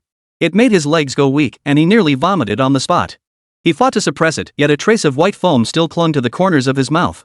Leaning weakly against a nearby tree trunk, Chen Jing immediately shut down his sense of smell. It took him half a minute to recover. If that lingering stench in the air was this overwhelming, getting hit directly by the white mist would surely take a chunk out of one's life. Weakly, Chen Jing cursed. Stinky. Stinky as hell. How could anything in this world smell this awful? They never taught us in class that the stink attack of a lightning weasel could be this unbearable. There are actually such disgusting beasts in this world? I'll kill everyone I see from now on. It's too stinky. Chen Jing cursed as he moved away, still gagging occasionally. Even the purification spell couldn't mask it, that stench was etched deep into Chen Jing's soul. Meanwhile, a medium-sized warship sailed through the sea. Xin Junyu stood at the deck railing, watching the churning sea below. The ocean teemed with countless marine beasts, transforming the entire sea into a vast wilderness. A tall, slender middle-aged man stood silently behind Xin Junyu. Uncle Sun, the quality and quantity of beasts in these nearby waters seemed to have declined significantly compared to before. Xin Junyu appeared elegant and refined, his noble bearing undiminished even amidst his travels. The middle-aged man, Qin Sun, served as Xin Junyu's guardian on this journey, possessing peak 7th-tier cultivation. Those above the 8th rank were forbidden from appearing in the sea without cause. If discovered, it would be considered a provocation against the Beast Emperor. Young master, it's likely due to someone hunting large numbers of beasts. The carcasses on the seabed haven't been fully devoured yet, they were all killed by psychic abilities. When did such a powerful force emerge? After hearing Qin Sun's words, Xin Junyu fell deep in thought, the only sounds echoing around him being the strange noises emanating from the depths of the ocean. While beasts on land roared savagely, the cries of sea beasts were eerily different. A cacophony of eerie sounds rose and fell, piercing screeches, deep, strange moans, and cries that sounded like a baby's wail. Around the warship, crimson eyes like red lanterns occasionally lurked beneath the waves, shifting with the vessel's motion. Just a couple of low-level creatures.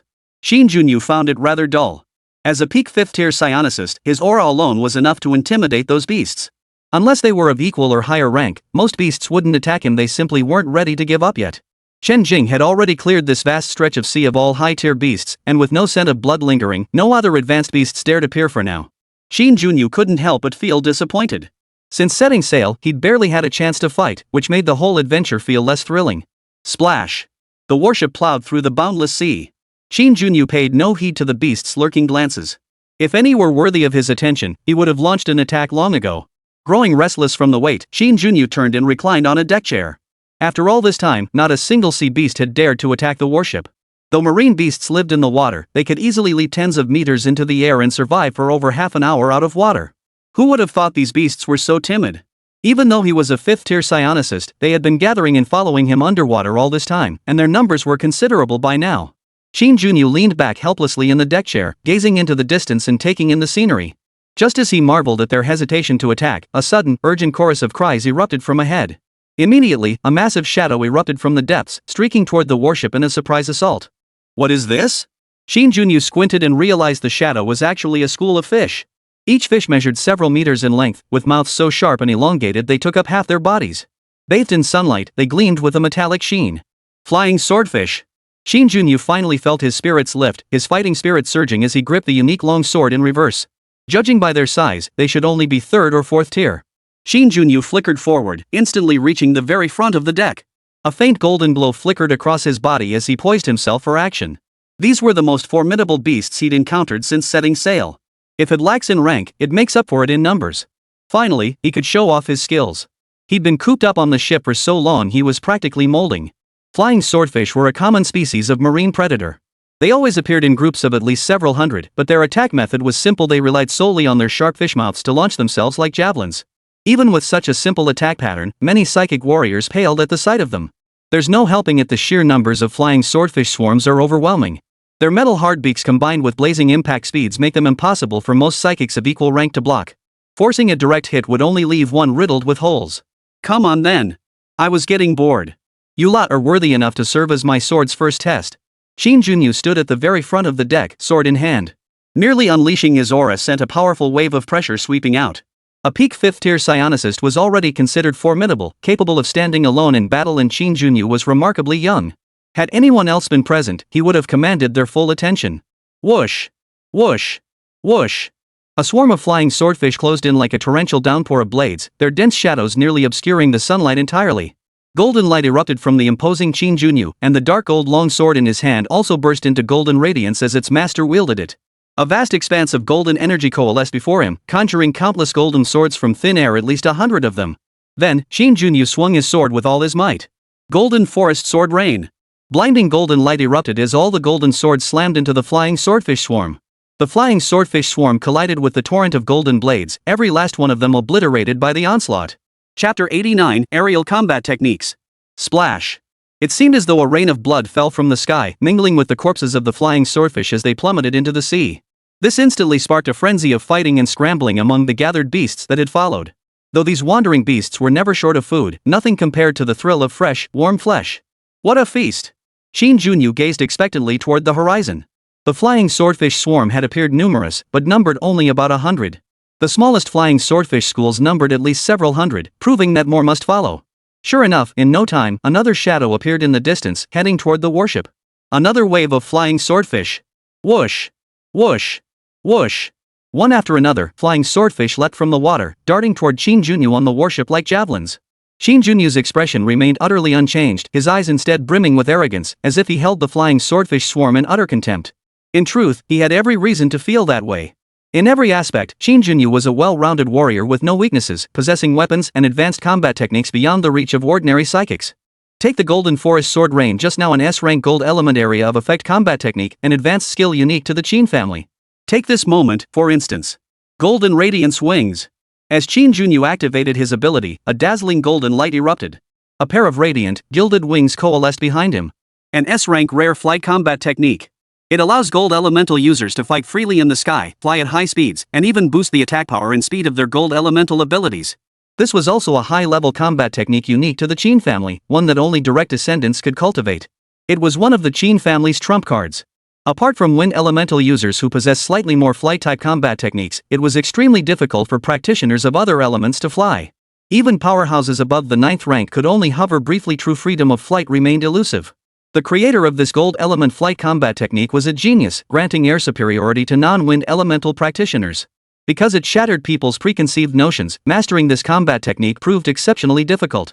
The primary requirement is possessing an S rank or higher metal elemental talent. This single requirement alone eliminates 99% of practitioners. Then, one must possess at least peak 6th tier strength to even approach the threshold of this combat technique. That Chen Jing could master this aerial combat technique at peak 5th tier strength truly proved him a prodigy. Now, golden wings propelled Chen Jing toward the swarm of flying swordfish, unleashing a frenzied slaughter midair. The long sword, imbued with golden elemental energy, possessed extraordinary sharpness and speed. With each strike of sword in man, flashes of golden light erupted, sending countless blood-red rain and the corpses of flying swordfish crashing into the sea below. Time flew by. After slaughtering 3 waves of flying swordfish, Chen Jing finally landed safely back on the warship's deck. It's over. The warship swiftly departed from this blood-stained stretch of sea. Chen Jing sat cross-legged on the deck, regulating his breath. After enduring no further attacks from flying swordfish swarms for a long time, he reached this conclusion. 4 waves of flying swordfish, even a typical 5th-tier psionicist or even a 6th-tier psionicist might not have escaped unscathed. Yet Chen Jing, at the peak of 5th-tier cultivation, had slaughtered them all without exception. His strength was undeniable. But this had pushed Chen Jing to his absolute limit. His powers were now completely depleted. His face was pale, his body covered in numerous wounds, and blood, whether his own or the flying swordfish's, stained his clothing.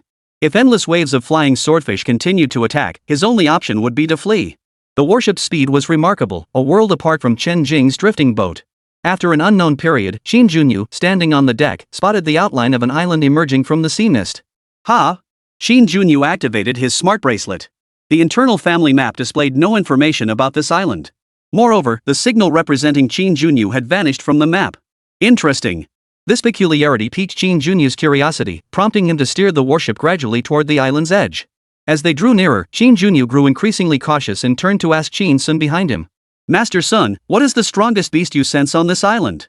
Reporting to young master, I detect a single 7th tier presence as the strongest on the island. Chen Sun replied after carefully sensing the surroundings. Upon hearing this, Chen Jing felt reassured. Perfect. Land was always more favorable for combat than the sea, and he hadn't expected such a pleasant surprise. Without hesitation, Chen Jing immediately led Chen Sun onto the island. As they explored further, Chen Jing reached a conclusion. Someone has been here before. Chen Jing studied the traces, pondering briefly.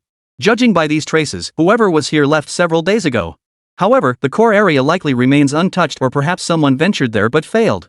Now on the island, Chen Jing shed his earlier recklessness, suppressing his aura. Knowing full well that a 7th-tier ferocious beast existed on the island, it was no longer appropriate to act so carelessly. He cautiously retrieved his spatial artifact, masking his aura, and swiftly made his way toward the island's center. The path was littered with beast carcasses and ravaged vegetation. What struck Chen Jing most deeply was a barren stretch of land, a desolate wasteland where soil lay churned up, devoid of even a speck of green. This! Chen Jing exclaimed in astonishment. Digging 3 feet deep couldn't have done more damage. Earlier, those ferocious beasts seemed like the work of a lightning-type ability user. But seeing the state of this land, it feels more like an earth-type ability user. Could it be not just one person, but an entire ability team? Chen Jing observed and speculated as he walked, eventually arriving at the valley. The sight instantly shook him to his core. Numerous high-level ferocious beasts roamed freely, and the ground was covered with exotic flowers and rare plants. But what captured Chen Jing's attention most was the massive tree deep within the valley. The tree's trunk was entirely brown, covered in golden patterns. Its green leaves were similarly streaked with golden veins. Dozens of gleaming golden fruits hung from its branches, dazzling and alluring like pure gold. Chen Jing had never seen such fruit before. It wasn't covered in his classes, nor was there any record of it in his family archives. Yet, the sheer intensity of its metallic aura alone stirred his gold element abilities into restless anticipation from afar. He knew it. This was a heavenly treasure exceptionally suited for advancing his abilities. Its quality surpassed any treasure he had ever encountered. Chen Jing's eyes gleamed with desire. Heaven had delivered such an opportunity to his doorstep. It was destined for him, Chen Jing, to ascend to ultimate power. He quickly refocused his attention, scanning the valley filled with diverse ferocious beasts. Their numbers were considerable, and their levels were high.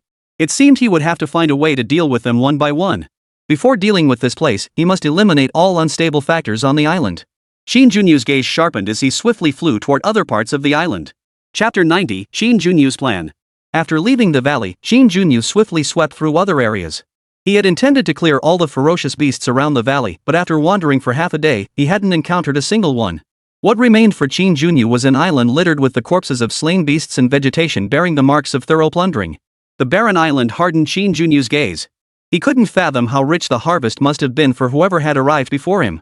The island, already cleared by others, allowed Chen Jing to move unimpeded.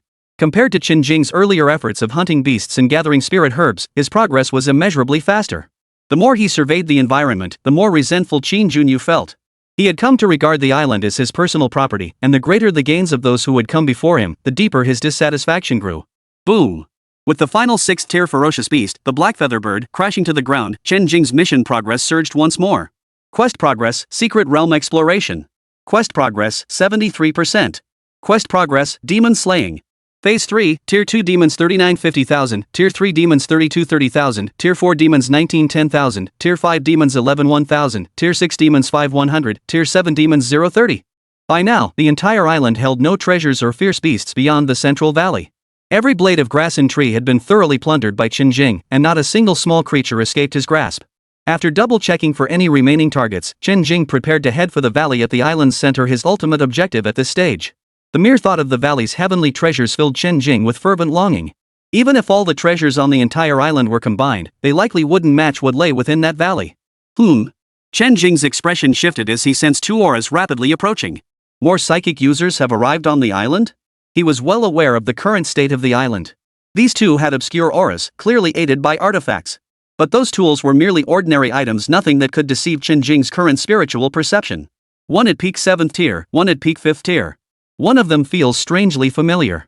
Judging by their speed, they must have also discovered the valley's peculiarity. Chen Jing narrowed his eyes slightly, a hint of amusement playing on his lips. As if struck by a thought, he vanished in a flash, concealing himself. With his breath-concealing technique, no one could detect his presence. Let him see what these 2 psychics intended to do. Within half a day, Chen Jing and Chen Sun had swiftly searched the entire deserted island. There's no one here? Chen Jing frowned, his expression darkening. Young master, that ferocious beast in the valley is at least 7th tier. Even ordinary psychics would struggle to handle it. Perhaps they also discovered the powerful beast guarding the valley and, unable to handle it, resorted to scavenging the surrounding scraps instead. An empty island holds little value for lingering, so they likely departed early. Chen Sun analyzed from the side. He hadn't encountered a single soul on the entire island. With his peak 7th tier strength, no one could hide under his watchful eye. Even if someone was present, they couldn't possibly surpass him, so he remained remarkably calm. Uncle Sun is right. They probably knew their limits and left on their own. Consider it their lucky break. Chen Jing found this reasoning sound. Staying on the island would only bring trouble. With that, he turned and left the fortunate ones who had arrived earlier behind. The most pressing matter now was how to deal with the ferocious beasts lurking in the valley.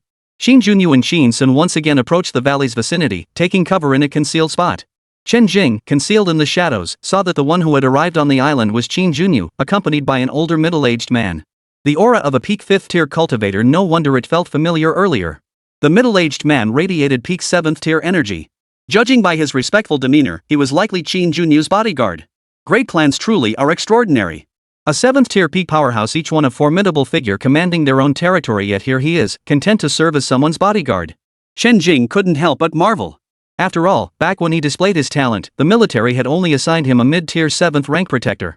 Who would have thought that when an heir from a major clan went out to train, the people assigned to him would all be at least peak 7th tier? Were it not for the restrictions of the 8th and 9th tiers, the strength of those accompanying him would likely be even greater. The purpose of these escorts was merely to handle minor troubles. In the face of truly life-threatening crises, their only real function was to buy time. This would give the prodigies of these clans time to activate their spatial artifacts and escape back to their strongholds. Chen Jing sneered inwardly. What a fine excuse, they were supposedly out to temper themselves through life and death trials. But in reality, it was a world apart from ordinary psychics facing life and death situations. To them, mortal peril was nothing but a joke. Chen Jing watched their retreating figures and quietly followed behind. Watching Chen Jing and the other discuss their strategy, Chen Jing lurked in the distance, feeling a quiet satisfaction. This saved him a lot of trouble. The tiger-like beast lurking beneath the tree was no pushover. The threat level that beast posed to Chen Jing far exceeded that of the 7th tier purple thunder eagle. Had he not made a significant breakthrough after accidentally obtaining the earth spirit milk, he wouldn't have dared provoke that beast. Sun Bo, how confident are you about that tiger-shaped beast in the center? Chen Jing asked in a low voice. That beast possesses mid-7th tier strength. At best, I'd be evenly matched with that brute. The surrounding beast's power shouldn't be underestimated either. Every additional beast that aids the Beast King reduces my odds of victory by 1 tier. Chen Sun replied from the side. Those beasts are indeed troublesome. Chen Jing pondered for a moment. All we can do is wait. All the beasts on the island are now dead. The ones in the valley will either come out hungry and be hunted down one by one, or they'll turn on each other within the valley. By then, this sizable number of beasts will no longer be a threat. With that, Chen Jing flashed a confident smile. Young master, you are wise. Chen Sun's expression shifted slightly. This was indeed a sound strategy. These beasts weren't even of the same species. Even if they were, facing a mortal threat would inevitably drive them to turn on each other. By systematically dividing such a vast and formidable beast horde, we could drastically reduce the immense risks of direct confrontation, creating the most favorable conditions for our operation. When opponents are weak, direct confrontation can strengthen oneself. When opponents are overwhelmingly powerful, direct confrontation is not a wise move. As the heir to the Qin family, Chen Jing possessed both courage and strategic acumen, acting with rationality. The Qin lineage had a worthy successor. Chen Sun felt a deep sense of satisfaction. Even if he were to die for the young master, it would be worth it. Now, let's first dispose of those beast corpses. Throw them all into the sea. Chen Jing ordered next. This was a crucial step, neglecting it could delay their advance into the valley. Understood, Chen Sun replied in a low voice. Then, the two of them worked together to toss the corpses of every ferocious beast on the entire island into the sea. Chapter 91, So Many Rare Monsters. Chen Sun dared not undertake this task alone. Protecting Chen Jing was his foremost duty. He must remain by his side at all times. Chen Jing watched their busy figures and concealed himself even more carefully. If he were discovered, it would be a huge loss. No one would be left to do this grueling labor. It must be said, Chen Jing's plan was remarkably efficient, leveraging the work that had previously consumed so much time from the psychics. Had all the island's beasts not been eliminated, Chen Jing would have had to lure them out of the valley himself, a high-risk maneuver prone to failure. He might have ended up following Chen Jing's old path, first eliminating the surrounding beasts to cut off their food supply. Looks like the previous invaders thought the same and tried it too. They probably realized they couldn't handle it and gave up on the 7th-tier beasts in the valley. Chen Jing pondered as he tossed the beast carcasses aside. It took the two of them nearly half a day to finish the task, and by the time they were done, night had fallen. Chen Jing, already exhausted from prolonged combat without proper recuperation, was now worn out from the strenuous labor on the island. They eventually found their way back to the burrow of the Earth Dragon where Chen Jing had been staying. Though the rare flowers and herbs had been harvested, a faint, refreshing fragrance lingered. The entire cave was relatively clean, making it a decent environment compared to other parts of the island. Chen Jing made no complaints about the conditions. He immediately retrieved some daily necessities and spent a restful night in the cave. Chen Jing, lurking in the shadows, found a concealed spot to close his eyes and recuperate. The next morning arrived in the blink of an eye. After resting, Chen Jing and his companion positioned themselves outside the valley to lie in wait, while Chen Jing remained hidden, observing. The ferocious beasts within the valley were clearly growing restless. Hunting had become significantly more difficult in recent days, requiring much longer searches just to locate prey. Though challenging, at least they had some gains back then. Not like now from last night until dawn. It was as if every beast on the island had vanished into thin air. Not a single hair had been seen. As time slowly passed, the mood among the beasts grew increasingly volatile. Those venturing out in search of food were swiftly killed by Chen Jing and his companion. The beasts realized something was terribly wrong. Before, they couldn't find food when they ventured out. Now, they couldn't even return. Outside, powerful enemies lurked. Life grew increasingly desperate for the beasts. Fights broke out repeatedly, and some lost control, tearing at each other as if they were prey. Were it not for the suppression of the 7th-rank Beast King, chaos would have erupted long ago. Yet the Beast King paid them little heed, allowing them to fight to the death as long as they did not challenge his authority. Throughout the entire valley, only the area within 50 meters around the central great tree remained quiet and serene. Elsewhere, scenes of ferocious beasts slaughtering each other unfolded intermittently, with the defeated becoming prey. During these clashes, a few rare flowers and plants were accidentally trampled and destroyed by the rampaging beasts. Chen Jing, Chen Jing, and their companion watched with heavy hearts. My flowers. My plants. Be careful. Chen Jing was so upset he almost wanted to abandon this flower-damaging scheme immediately. At this moment, he even regretted trying to take advantage of this bargain. Fortunately, the losses were all plants that clearly weren't ordinary spiritual plants. Plants that looked rare and precious were guarded by even more powerful beasts, and ordinary beasts wouldn't dare to provoke them. Chen Jing suppressed his frustration. Fine. At least it wasn't too bad. Some powerful beasts couldn't contain their restlessness, desperately wanting to break free. Yet not a single one returned. They abandoned even the spiritual plants they had guarded so diligently they were surely lost forever. Several groups ventured out together, but Chen Jing and Chen Sun were more than a match for them. Some astute beasts pleaded with their beast kings to venture out and investigate. With a beast king present, whatever lurked outside posed no threat. The beast king naturally refused. These days were crucial for the treasures to mature. Leaving now would be like handing them over to these ants for nothing. Fortunately, it had stockpiled ample food in anticipation of this crucial ripening period, so the island's food crisis posed no immediate threat. If it truly ran out of food, weren't these ferocious beasts right before its eyes its prey? It had no shortage whatsoever. Once the precious fruit ripened, it would have more than enough to eat. Why would it care about the flesh of these ferocious beasts? Its soul and flesh craved these fruits intensely, far more alluring and potent than the beast's flesh. Consuming them would propel it to the next level. 2 days later, the valley's ferocious beasts suffered heavy losses. Now, only a few remained safely within the valley: 1 7th tier beast king, 1 peak 6th tier ferocious beast, 4 mid 6th tier ferocious beasts, and 6 early 6th tier ferocious beasts. Among them was a rare mid-tier 6th rank beast. With its extraordinary strength, it held its own against the peak 6th rank beast. It was a large bird, dark gold in color, with beak and claws like steel, wings like gold, and eyes like the sun, radiant with golden light. Unlike the blood-red eyes of other beasts, its gaze was majestic and imposing. Within the valley, only the 7th tier beast beneath the great tree could rival the golden-winged bird. This 7th tier beast resembled a tiger in form, massive in stature, its coat patterned in black and gold. Most terrifying of all, this colossal tiger possessed 3 heads. Its howls echoed as 3 distinct voices, an unnerving sound to any human. Chen Jing could sense that sometimes, when the 3-headed tiger roared, his spiritual awareness would tremble slightly. If his guess was correct, this beast undoubtedly possessed the ability to attack minds. Had Chen Jing not possessed such keen spiritual awareness, he might never have detected it. Qin Junyu and Qin Sun, however, likely remained unaware. Facing those 3 beasts, they were bound to suffer heavy losses. But Chen Jing, lurking in the shadows, had no intention of warning them. He sat back, content to watch the spectacle unfold. Besides the 7th tier 3-headed giant tiger and the mid 6th tier golden winged bird, only one other beast of note remained: a peak 6th tier ferocious beast. It was a dazzlingly colored lizard, its blue scales interspersed with pink, purple, and green. Sharp spines protruded from its back, antlers adorned its head, and it possessed an enormous body with a long tail. Its eyes were a vivid crimson, and when it opened its mouth wide, razor-sharp teeth were revealed. It was a beautiful lizard, defying many people's preconceived notions. Yet its beauty did nothing to diminish its formidable presence. Led by 3 colossal tigers, the antlered lizard and golden-winged bird faced off against each other, while 9 other 6th-tier ferocious beasts watched intently. Intimidated by the Beast King's authority, they dared not provoke it lightly.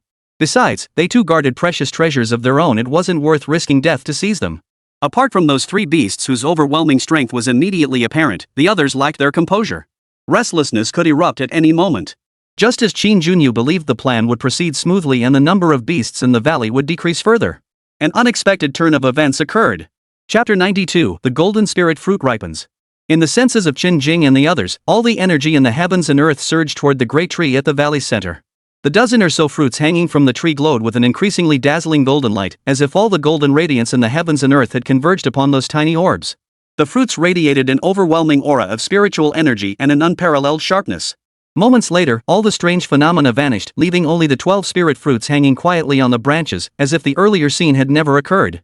The 12 golden spiritual fruits retracted their dazzling radiance, revealing only their inherently golden flesh. A golden spiritual glow seemed to flow across their surfaces, instantly signaling their extraordinary nature. The 12 ferocious beasts remaining in the valley perked up, all eyes fixated on the fruits, their gazes filled with greed. If divided equally, each beast would receive 1 fruit, a perfect distribution. Unfortunately, the 3 giant tigers would never willingly relinquish their share of this opportunity. Chen Jing's spirit surged as his divine sense tightly enveloped the entire valley, leaving not a single gap. The golden spirit fruit had ripened. At this critical moment, Chen Jing could not tolerate even the slightest mishap, especially concerning the fruits. Qin Junyu and Qin Sun might not possess Chen Jing's vigilance, but the recent disturbance within the valley instantly captured their attention as well. All 3 kept a constant watch on the movements of the ferocious beasts within the valley. With the golden spirit fruits ripening, the atmosphere among the beasts shifted. Those beasts that already possessed guardian spirit plants could still somewhat suppress their craving for the golden spirit fruit. But the golden winged bird, an outsider, had no such reservations. The golden spirit fruit was the most suitable treasure for its cultivation, and it had no other spirit plants to protect. The moment it had spotted this great tree while passing by the island, its target had been locked. The golden winged bird let out a piercing cry, flapped its wings, and circled above the tree, its restlessness palpable. Even faced with the threat of 7th-tier beasts, it was determined to fight for its chance. The 3 colossal tigers, sensing the bird's intent, roared menacingly in warning, unleashing a formidable aura of pressure. With the golden-winged bird leading the charge, the other ferocious beasts began to grow restless, emitting sounds of covetousness as they sought to challenge the Beast King's authority. Should the Beast King show even a hint of hesitation or retreat under the onslaught of so many fierce beasts, he would be compelled to share the spirit fruit rather than claim it alone. After a tense standoff, one impatient beast charged impulsively toward the golden spirit fruit. The 3 colossal tigers standing guard beside the great tree immediately roared. In a flash, they tore the reckless beast to shreds in mere moments. Seizing the moment during the three-headed tiger's attack, the golden-winged bird above flapped its wings, transforming into a streak of golden light as it dove toward the spirit fruit below. Snatching food from the tiger's mouth, that must be what it meant. Seeing two beasts already serving as vanguards, one of which had already succeeded, several others couldn't wait and charged forward. Even a 7th-tier beast would likely fare poorly under their coordinated assault. Just as the three giant tigers were engaged in fending off the swarm of ferocious beasts, the golden-winged bird was about to succeed. Chen Jing's pupils contracted at the sight, clearly fearing the loss of the golden spirit fruit. He had already regarded it as his own possession. "Uncle Sun, stop him." The moment Chen Jing's words left his mouth, Chen Sun vanished from where he stood. The next moment, his figure materialized within the valley. Water shield. A surge of overwhelming power erupted, instantly capturing the attention of every ferocious beast within the valley. A shield formed from water elemental energy blocked the golden-winged bird's sneak attack. Screech. Roar. The beasts' cries echoed in succession, thick with intimidation and bloodlust. To the beasts, the flesh and blood of an ability user held an attraction etched deep into their souls, as if fate itself demanded this eternal opposition. Now, the beasts united in their focus on this intruder. The flesh of Chen Sun, a 7th-tier psionicist, held an allure for them no less potent than that of rare treasures. The beasts, who had been locked in fierce combat moments before, halted their fighting and fixed their gaze upon Chen Sun. 9 beasts remained in the arena, the most threatening being the 3 giant tigers, the golden-winged bird, and the antlered lizard. Chen Jing felt a slight relief upon seeing Chen Sun halt the golden-winged bird's advance and protect the golden spirit fruit. But his heart tightened again as all the beasts now focused their attention on Chen Sun. Following their pre-arranged plan, Chen Jing had secretly infiltrated the valley. Chen Sun would draw their attention while he waited for an opportunity to seize the golden spirit fruit. With the aid of his spatial artifact, his chances of success were high. Even if he failed, he would seek opportunities to eliminate some of the beasts, creating a favorable situation for the next assault. After all, there were no other beasts left on this island. These lone survivors would be eliminated sooner or later. It was all that stupid three-headed tiger's fault. Surrounded by his own men and ambushed by the golden-winged birds, they'd been forced to advance their plans. Chen Jing followed closely behind. Seeing the middle-aged man take action, his own heart settled slightly. Chen Jing slipped quietly into the valley, and Chen Jing followed suit. The two gradually approached the large tree at the valley's center. Now facing the full concentrated fire of the beasts, Chen Sun fully displayed his peak state. Some beasts, unable to control themselves, lunged at Chen Sun. Chen Sun's 7th-tier peak-level abilities erupted suddenly. He channeled the immense energy within his body and charged at the beasts. Chen Sun's expression grew grave as he wielded his sword, engaging the beasts in fierce combat to buy time for Chen Jing. The 3 giant tigers did not join the others in attacking Chen Sun. Instead, they remained wary of the golden-winged bird circling overhead. The golden-winged bird did not attack Chen Sun either. Its golden pupils marked it as different from the other beasts. Its rationality outweighed its bloodthirsty nature. Its craving for the golden spirit fruit surpassed its hunger for the flesh of high-level psychics. The water shield Chen Sun had conjured slowly dissipated after blocking the golden-winged bird. Unattended, such a shield could not persist for long. It was merely a basic combat technique. After its ambush failed, the golden-winged bird returned to its circling position in the sky, preparing for its next assault. Golden spirit fruits, grab as many as you can. The 3-headed colossal tiger unleashed a deafening roar at the golden-winged bird. The simultaneous sound from all 3 heads was ear-splitting, chaotic, and soul-shaking. At the epicenter of this sonic assault was the golden-winged bird in the sky. Its form froze mid-air for a split second, nearly plummeting from the heavens. But in the blink of an eye, it regained its composure, flapping its wings to steady itself. Within the valley, both beasts and humans affected by the tiger's roar unconsciously revealed expressions of agony, their dazed looks visible to the naked eye. Even their combat movements slowed noticeably. Chen Jing, who had been stealthily infiltrating the area, stumbled. Exposed. Chapter 93, The Great Human-Beast Brawl. Among the group, Chen Jing was the weakest. His position was already dangerously close to the 3 colossal tigers.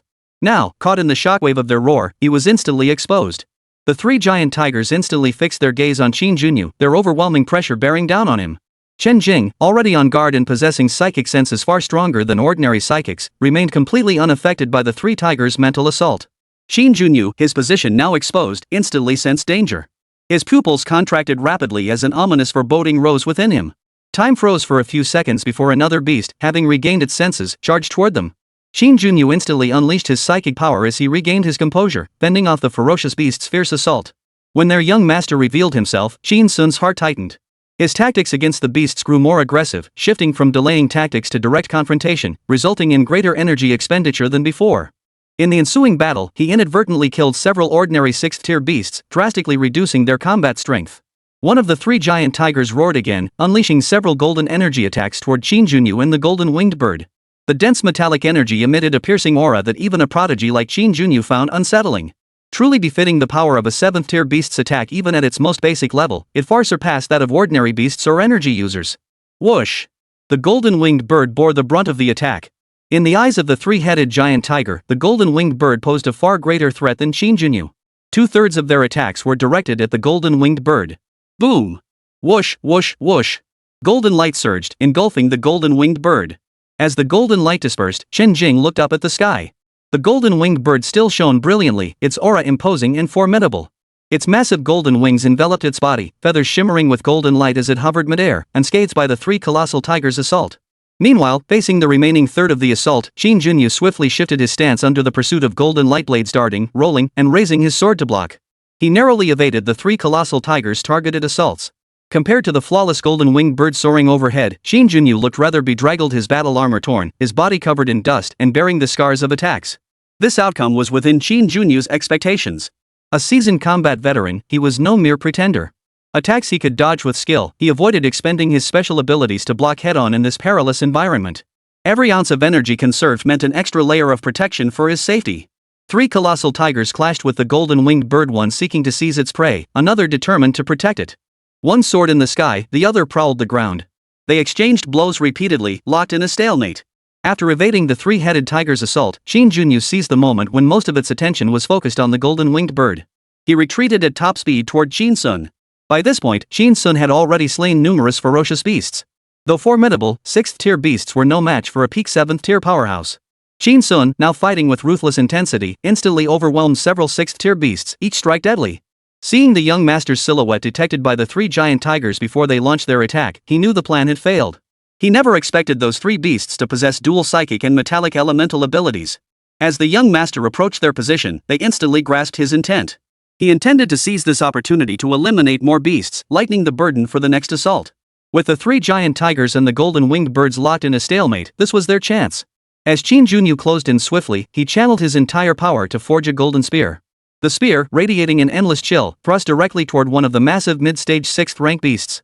This beast, already bound by Chen Jing's water-type abilities and moving sluggishly, could only brace its body against Chen Jing's attack. Thud! The powerful golden spear sank deep into the beast's body, unleashing a sudden explosion of metallic energy within its flesh. Roar! The attacked beast let out a wretched roar, collapsing instantly, gravely wounded and near death. Chen Jing arrived wielding his long sword, delivering the finishing blow. All this unfolded in the blink of an eye. Chen Jing watched the unfolding situation from the shadows, finding it perfectly suited to his plans. He was delighted to see it unfold. Chen Jing and Chen Jing had already slain most of the ordinary beasts, but their supernatural abilities were now significantly depleted. Their chances of defeating the third-tier beasts, the three giant tigers, were considerably lower. The only beasts remaining were the three giant tigers beneath the spirit tree, the golden-winged bird circling overhead, the antlered lizard lurking nearby with predatory eyes, and a spiked beast cowering in the corner, its body covered in sharp, rigid quills. The spiked beast, with its formidable defense and attack powered by its dense armor of spikes and massive frame, possessed only one weakness: its belly. Moving close to the ground made it difficult to strike. Its temperament wasn't overly savage, and it was somewhat timid, constantly shielding its belly with earth element abilities. Faced with the brutal psionics user and ferocious beast before it, the creature no longer found them appetizing. It knew it couldn't win, survival was paramount. Knowing defeat was certain, the Yuan Ci beast quietly edged toward a concealed spot. Every movement of the beasts and humans present was meticulously observed by Chen Jing. The Yuan Ci beast's seemingly normal movement was actually a slow retreat toward the valley's edge, away from the battle center. This Yuan Ci beast was quite clever. Chen Jing noticed its movements, a fleeting thought crossing his mind. He promptly returned his attention to the beast still fighting over the spirit fruit. After Chen Jing and his companion had slain numerous beasts, the scene grew momentarily quiet. The pair swiftly retreated from the center of the battlefield, and the remaining beasts did not pursue them. The three beasts had reluctantly abandoned the delicious flesh of the psychic beings because the golden spirit fruit held greater importance. The Yuan Ci beast clearly knew it couldn't win. Therefore, they allowed the pair to depart unchallenged. Chen Jing and his companion found a spot near the valley entrance to meditate and recover their depleted abilities. Chen Jing even produced precious restorative potions, waiting for the beast's abilities to be significantly depleted. Once both had recovered to peak condition, they would seize the fruits in one decisive move. The golden-winged bird in the sky flapped its wings, forming countless golden feather-like arrows before it. Whoosh! Whoosh! Whoosh! The piercing whistles of the golden feathers filled the air as they rained down upon the three colossal tigers, forming a dazzling torrent of gold. Yet no one could ignore the formidable power of those golden feathers. As the feathers descended toward the three colossal tigers, the beasts let out a thunderous roar. A golden aura surged around their bodies, deflecting the feather attacks. What the three colossal tigers failed to notice was that after the golden feathers missed their mark, they were halted outside the aura's barrier. Unlike ordinary attacks, they did not dissipate. Instead, they drifted gently to the ground, covering the three-headed tigers' bodies everywhere. The sky echoed with incessant cries as golden feathers rained down like fish crossing the river. The golden-winged bird continued its feather assault while flapping its wings toward the underground spirit fruits. Chapter 94: The Wisdom of the Golden-Winged Bird. The golden-winged bird drew nearer. The three giant tigers looked at it with disdain. This persistent pest had finally come down. Did it truly believe such attacks could hold them back? Utterly delusional. Yet before the three-headed giant tiger could react, the golden feathers piled upon its body exploded with a thunderous roar. Boom! Boom! Boom! Massive energy ripples radiated from the explosion's epicenter, its shockwaves reducing the surrounding area to ruins. The three-headed giant tiger let out agonized roars. The exploding golden feathers shattered the three-headed giant tiger's psychic defenses, leaving its body scarred and badly wounded. Were it not for their formidable physical constitution, ordinary ferocious beasts would have been reduced to corpses long ago. The wounded three-headed tiger roared furiously, its rage boiling over, determined to tear this despicable creature to shreds. Taking advantage of the three-headed tiger's momentary disorientation, the golden-winged bird swiftly swooped toward the golden spirit fruit. Though wounded, the three-headed tiger had not yet depleted much of its energy. Though initially caught off guard, it quickly recovered and charged toward the golden-winged bird. Boom! Boom! The two peak-level beasts clashed fiercely, trading blows relentlessly without yielding an inch. The three-headed giant tiger, holding the advantage in rank, responded with composure, steadily suppressing the golden-winged bird in the sky. Having just suffered an unexpected setback and sustained injuries, they now fought with utmost vigilance, daring not to underestimate their foe again. The golden-winged bird exploited its aerial advantage to repeatedly harass its foes, waiting for an opportunity to snatch a few golden spirit fruits. Once seized, it would immediately flee. Unable to endure the constant harassment, the three giant tigers repeatedly unleashed mental attacks and golden elemental abilities. After several exchanges, the three-headed tigers had suffered considerable exhaustion. Their bodies, already wounded from the earlier mishap, had no time to rest and recover before they were forced to repeatedly use both types of abilities for ranged attacks. The three-headed giant tigers were now far from their peak condition. If only the attacks had been effective. In reality, the golden-winged bird blocked every single one of the metal element energy assaults, with only the psychic attacks proving somewhat effective. However, having learned from its first encounter, the golden-winged bird now guarded against them, and the damage inflicted was far less than the initial assault. Each time the three-headed tiger attempted to unleash its triple roar, the golden-winged bird steadily soared higher and farther away, greatly reducing the impact of the psychic attacks it received. Though the golden-winged bird hadn't suffered major losses at the hands of the three-headed giant tiger, its form and aura were no longer as composed and powerful as they had been at the start. The entire beast's aura had visibly weakened. Clearly, battling the three-headed giant tigers was no easy feat. The nearby sixth-tier peak ferocious beast, the antler lizard, could only watch covetously from the sidelines, daring not to join the fray. It was grounded, slower than the three-headed giant tigers, and 2 tiers below them in rank. As the sole ferocious beast present, it knew the three-headed tiger would tear it apart alive if it made a move. As long as it remained quiet, with the golden-winged bird distracting them, the three giant tigers wouldn't risk provoking trouble with it. As for the Yuan Ci beast, it cowered obediently in the shadows, utterly motionless. Its presence was so inconspicuous that both humans and beasts alike overlooked and forgot it entirely. Only Chen Jing continued to observe it secretly. Chen Jing felt a twinge of regret over the 6th-tier ferocious beast killed earlier by Qin Junyu and the others. Those beasts hadn't contributed to his mission progress. Had Qin Junyu and his group not intervened, he would have followed the same plan, systematically eliminating the beasts within the valley. He never expected a second wave of people to arrive on this mysterious island. With others doing the dirty work, Chen Jing was happy to sit back and relax. Had they appeared from the start, both the people and the beasts would have been his enemies. So be it if he lost a few beasts.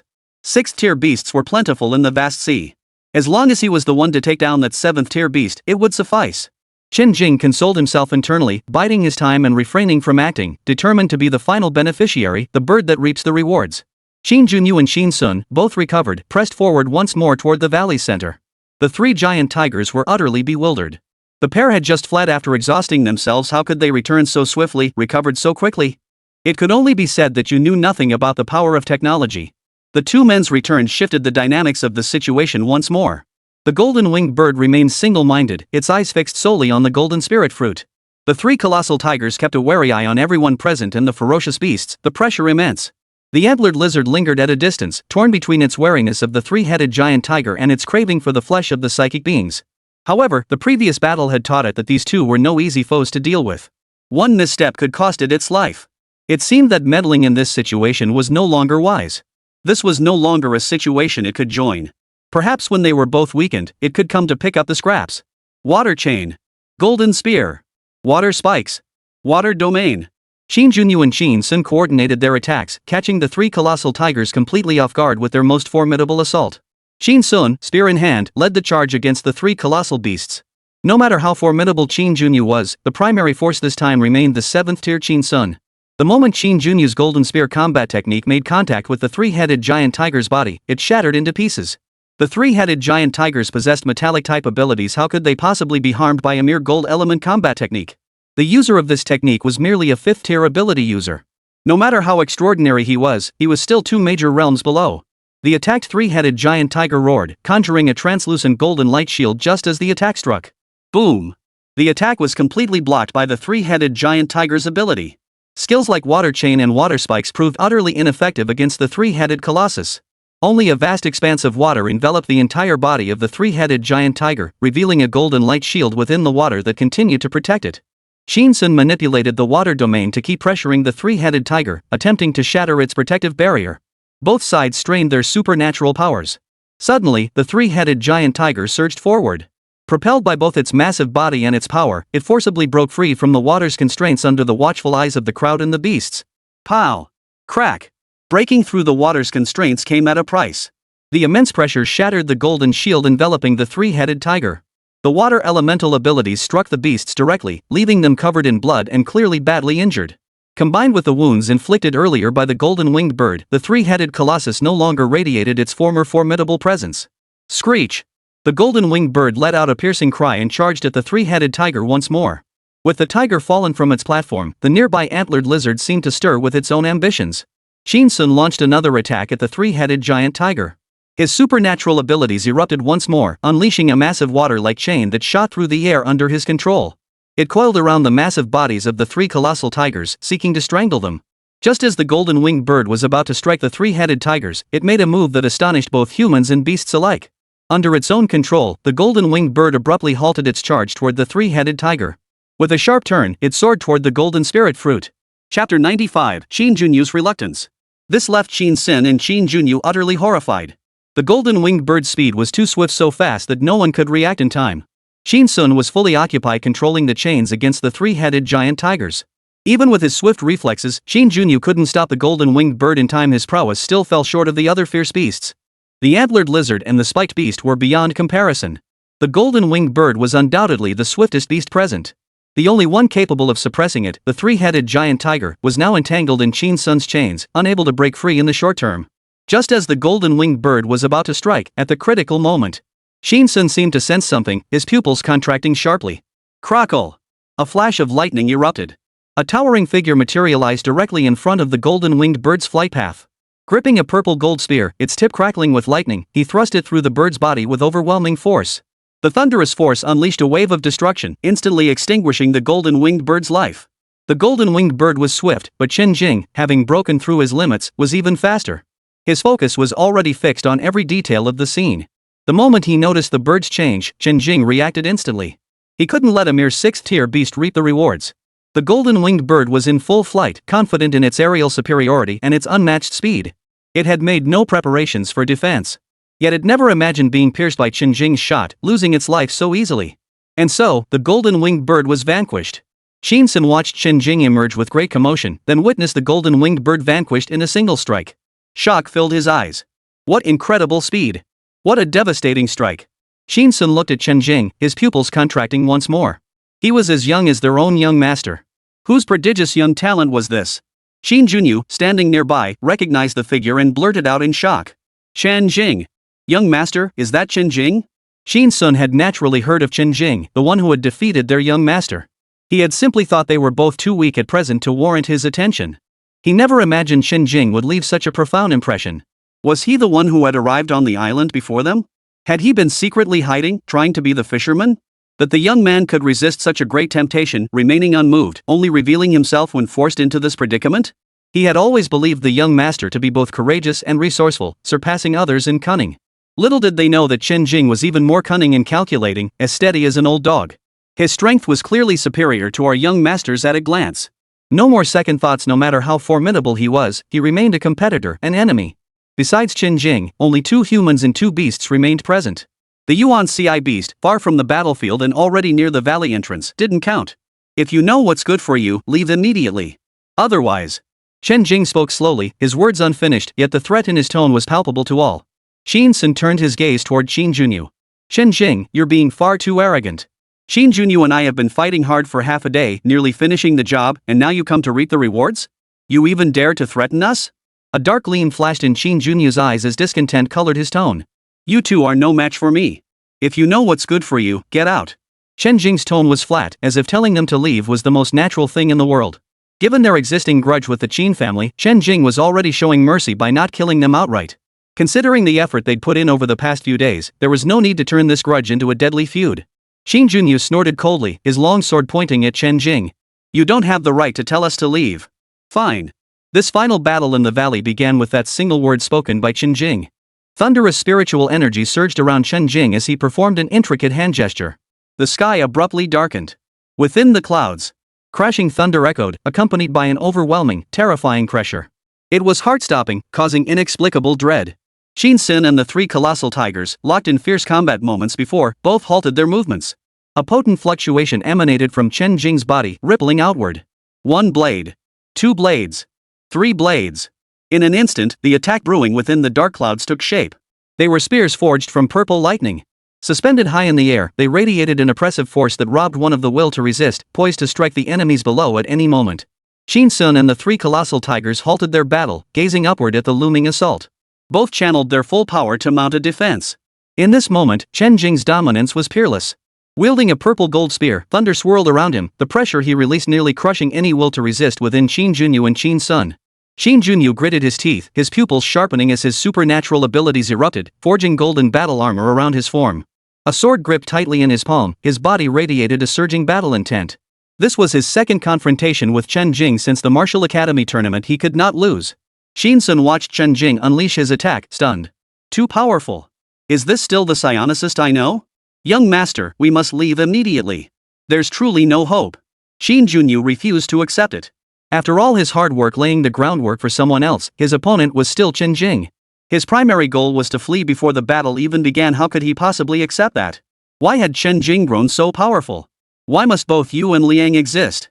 Had heaven bestowed him with peak talent only for Chen Jing to crush him? Like a nemesis in his destiny, he was crushed into the dust by Chen Jing time and time again. Get out, or die. Chen Jing spat out the cold words, urging them to recognize reality. Killing them would mean 2 fewer people to fight the ferocious beast. He still thought Chen Jing's talent was quite promising. Those few simple words made the 2 below gasp for breath. Chen Jing had never endured such humiliation. A flash of hatred flickered in his eyes, but he forced himself to suppress it. He was about to compromise and leave with Xin Sun. Chen Jing's spiritual sense keenly detected the thick malice emanating from Chen Jing the moment his emotions shifted. His brow furrowed. Indeed, killing him was the only solution. With a light wave of his hands, the thunder spear he had prepared earlier transformed into a bolt of lightning, striking the target on the ground. Thunderstorm Spear Array. This technique had never been used since Chen Jing learned it, but today was the perfect opportunity to test it against these men and the ferocious beasts. The Thunderstorm Spear Array combined the power of a potent single target strike with the reach of an area of effect attack. The Thunder Spear descended upon its target. After the initial strike, the entire formation detonated, unleashing a massive secondary explosion that dealt devastating secondary damage. This shared a similar ingenuity with the Golden Feather attack unleashed by the Golden Winged Bird moments ago. It was witnessing that Golden Feather assault that inspired Chen Jing to deploy the Thunderstorm Spear Array now. Had he not used this spell, it might have gathered dust forever. This unique offensive spell proved an excellent tactic for the weak to overcome the strong and for the few to outnumber the many. Of course, the spell's power depended entirely on Chen Jing's expenditure of Thunder Essence. The more he channeled, the greater the destructive force. This spell consumed 9/10 of Chen Jing's spiritual energy, and he intended to finish the battle in one decisive strike. You're going back on your word. Chapter 96, Gingjin Spirit Fruit. Chen Jing and Xin Sun instantly noticed the change, their voices filled with disbelief. You just said you'd let us go? Chen Jing offered no reply. In the blink of an eye, the thunder spear loomed overhead. Young master, I'll hold him off. Use your spatial artifact now. Qin Sun roared, unsure of Chen Jing's attack either. Though he considered himself the highest ranked present, he couldn't unleash such overwhelming power. The three colossal tigers present remained defiantly unmoved by the overwhelming assault, continuing their taunting roars. The antlered lizard, however, retreated, turning and sprinting toward the exit. Too late. The tension reached its peak. A dazzling purple spear swept across the arena like a bolt of lightning, magnificent and overwhelming. No! I refuse to believe in fate, I refuse to believe in heaven. I only believe in myself. My life isn't a charity from Chen Jing to be given or taken at his whim. I refuse to believe I can't even block a single blow from him. Qin Junyu's gaze shifted from initial fervor to fading resolve, from reluctant hesitation to seething resentment. His eyes flickered with terror and bewilderment before finally hardening into unyielding defiance. Boom! Boom! Boom! Bang bang bang! Dozens of thunderous spears struck with overwhelming force. In that instant, countless defensive barriers shattered. Snap! Snap! Blood trickled from Qin Sun's lips. Three colossal tigers and a stag-horned lizard let out agonized roars. A single insignificant strike from it was enough to send them reeling in disarray. But it wasn't over yet. A relentless barrage of purple spears followed, enough to drive anyone to despair.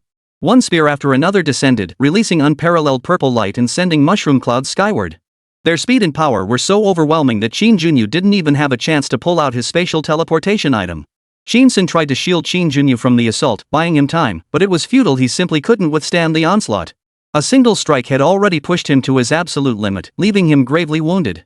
The second strike followed immediately, offering no respite. They watched helplessly as the violet spear shattered Qin Junyu's defenses, piercing through his body. A deafening explosion followed, leaving not even a corpse behind. A prodigy of his generation had fallen.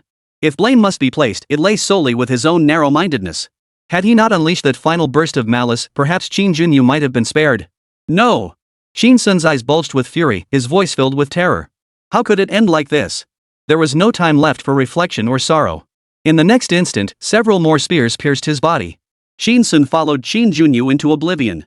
Beside him, the three giant tigers and the antlered lizard also lost their lives under the relentless barrage of thunderous spears. Due to the spear's explosive properties, not a single intact corpse remained on the scene, only charred fragments scattered about. Chen Jing could control whether the spears detonated with his spiritual sense, but he saw no need to bother. While attacking them, Chen Jing did not forget the Yuan Ci beasts that had reached the valley entrance. Several purple spears, guided by Chen Jing's control, curved through the air and struck toward the Yuan Ci beast. The cloud-spiked beast, sensing the incoming assault, instantly demonstrated its formidable defenses. Its hardened spiked armor and earth elemental abilities activated dual defenses to their maximum. A defensive-type beast at its peak condition proved far more resilient than a weakened 7th-tier beast. Only after withstanding several spear strikes and explosions did its defenses finally shatter. The thunder spear plunged deep into the Yuan Ci beast's body, detonating with a thunderous boom. With that, every beast on the entire island was exterminated. Chen Jing dispersed his spell, and the dark clouds cleared, revealing a bright, sunny sky.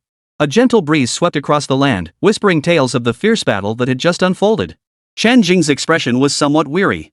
Controlling such a powerful and sustained spell had taken a significant toll on both his thunder spirit energy and spiritual awareness. Thankfully, it was all over now. With the battle concluded, Chen Jing flew toward the source of this great conflict. A massive tree, covered in strange golden patterns, or 12 gleaming golden fruits. Their surfaces shimmered with golden spiritual light, faintly tinged with silver, an utterly mystical sight. Chen Jing vaguely surmised these were metal-attributed spirit fruits. The creatures craving them most intensely were metal-attributed beasts, including Qin Junyu. He drew out the spirit object appraiser and cast a spell. Information about the golden spirit fruit appeared in the air above. Gunmetal spirit fruit appears as flowing gold with a hint of silver white, as if golden light solidified and swirled. Consumption greatly enhances one's metal-attributed spiritual power, potentially even improving spiritual root quality. Cannot be used in alchemy.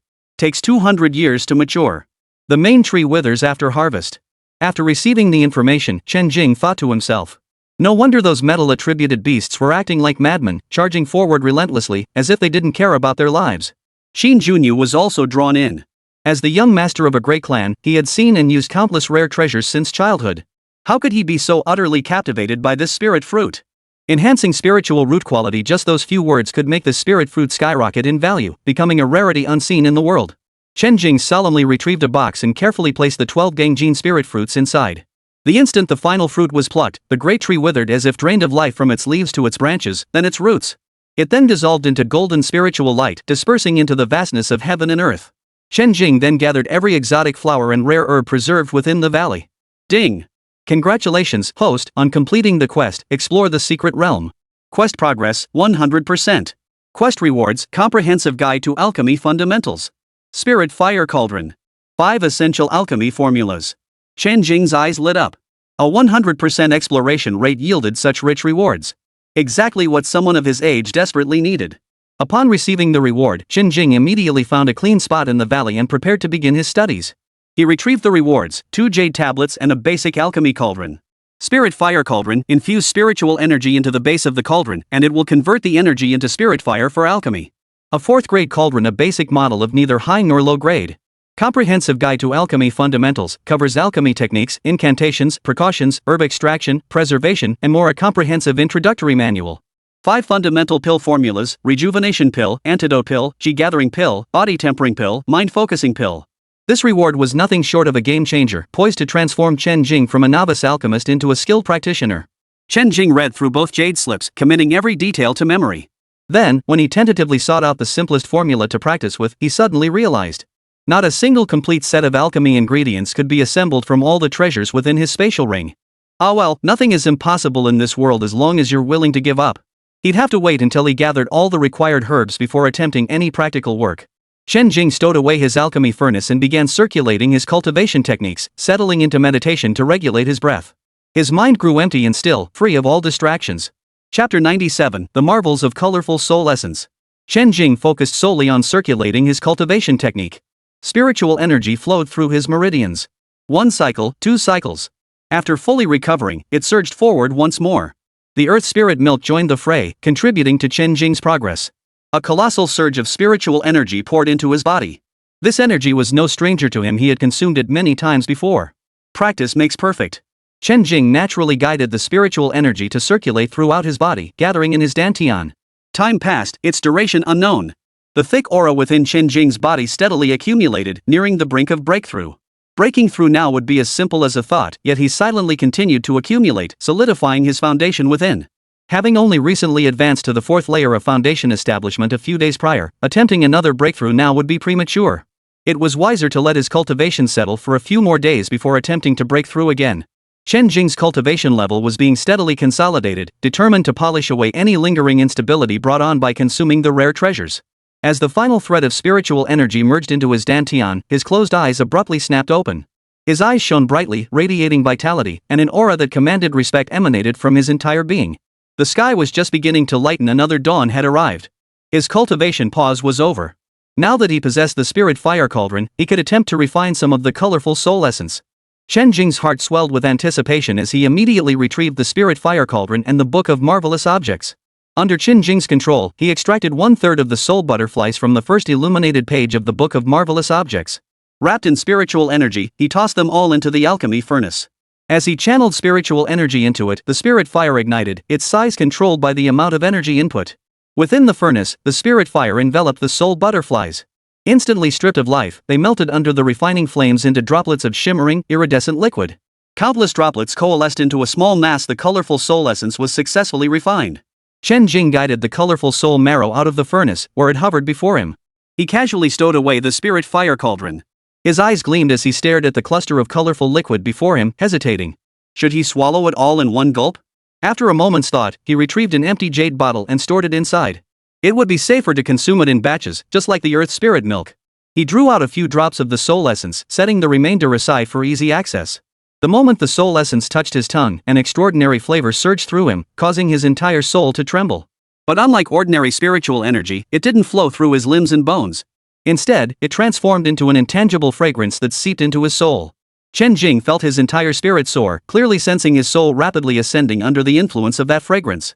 If his soul had previously possessed the strength of a normal 4th layer foundation establishment cultivator, it was now scaling new heights with the aid of the colorful soul essence. His physical body remained motionless, yet his spirit soul had risen. A faint tingling sensation quietly blossomed from the depths of his soul. The fragrance transformed into a warm current, slowly flowing through the channels of his spirit soul and merging into his body. A blissful, ethereal sensation washed over him, leaving Chen Jing's entire soul tingling. His range of perception steadily expanded. After a long while, Chen Jing snapped back to his senses, his spirit invigorated. This enhancement of his spirit and consciousness transcended the limitations of his physical form, reaching new heights entirely on its own. Chen Jing's eyes shone brightly, his gaze deep and profound, as if streaked with multicolored starlight, drawing others in irresistibly. The next moment, all supernatural manifestations vanished, leaving him indistinguishable from an ordinary psionicist. Chen Jing flew to the sandy shore at the island's edge and glanced back. This island would indeed make a suitable base in the sea if he could find it again next time, that is. Chen Jing summoned a small boat onto the water, leapt aboard, and pulled out a reclining chair to lean back in. A sigh escaped him. It was time to start his working life again. He propelled the boat away from the island toward the region teeming with the most ferocious beasts. Under Chen Jing's perception, the density of ferocious beasts in this stretch of sea was significantly higher than when he had first landed. He had already slaughtered them all upon landing, yet so many had already returned in such a short time. The effect of his breath-concealing technique meant that unless he actively signaled his presence, these beasts could keep him trapped on the boat until he grew moldy. Now feeling somewhat lazy, Chen Jing recalled the sword-riding techniques of the cultivation world. Since all things share the same origin, his own spear should be controllable too, right? He hadn't thought of it earlier because sword-riding techniques were practically useless in the cultivation world. With the superiority of sky-riding techniques, the outdated notion of flying through the skies by standing on a flying sword had long been obsolete in common perception. For attacks, there were spells. For weapons, a myriad of choices. Except for dedicated sword cultivators, most cultivators saw little point in mastering the specialized art of sword riding. Though called sword control, it naturally maximizes a sword's potential. Chen Jing refused to believe his spear couldn't achieve the same. The unique advantage of sword riding lies in wielding a weapon far from one's body while maintaining formidable offensive power.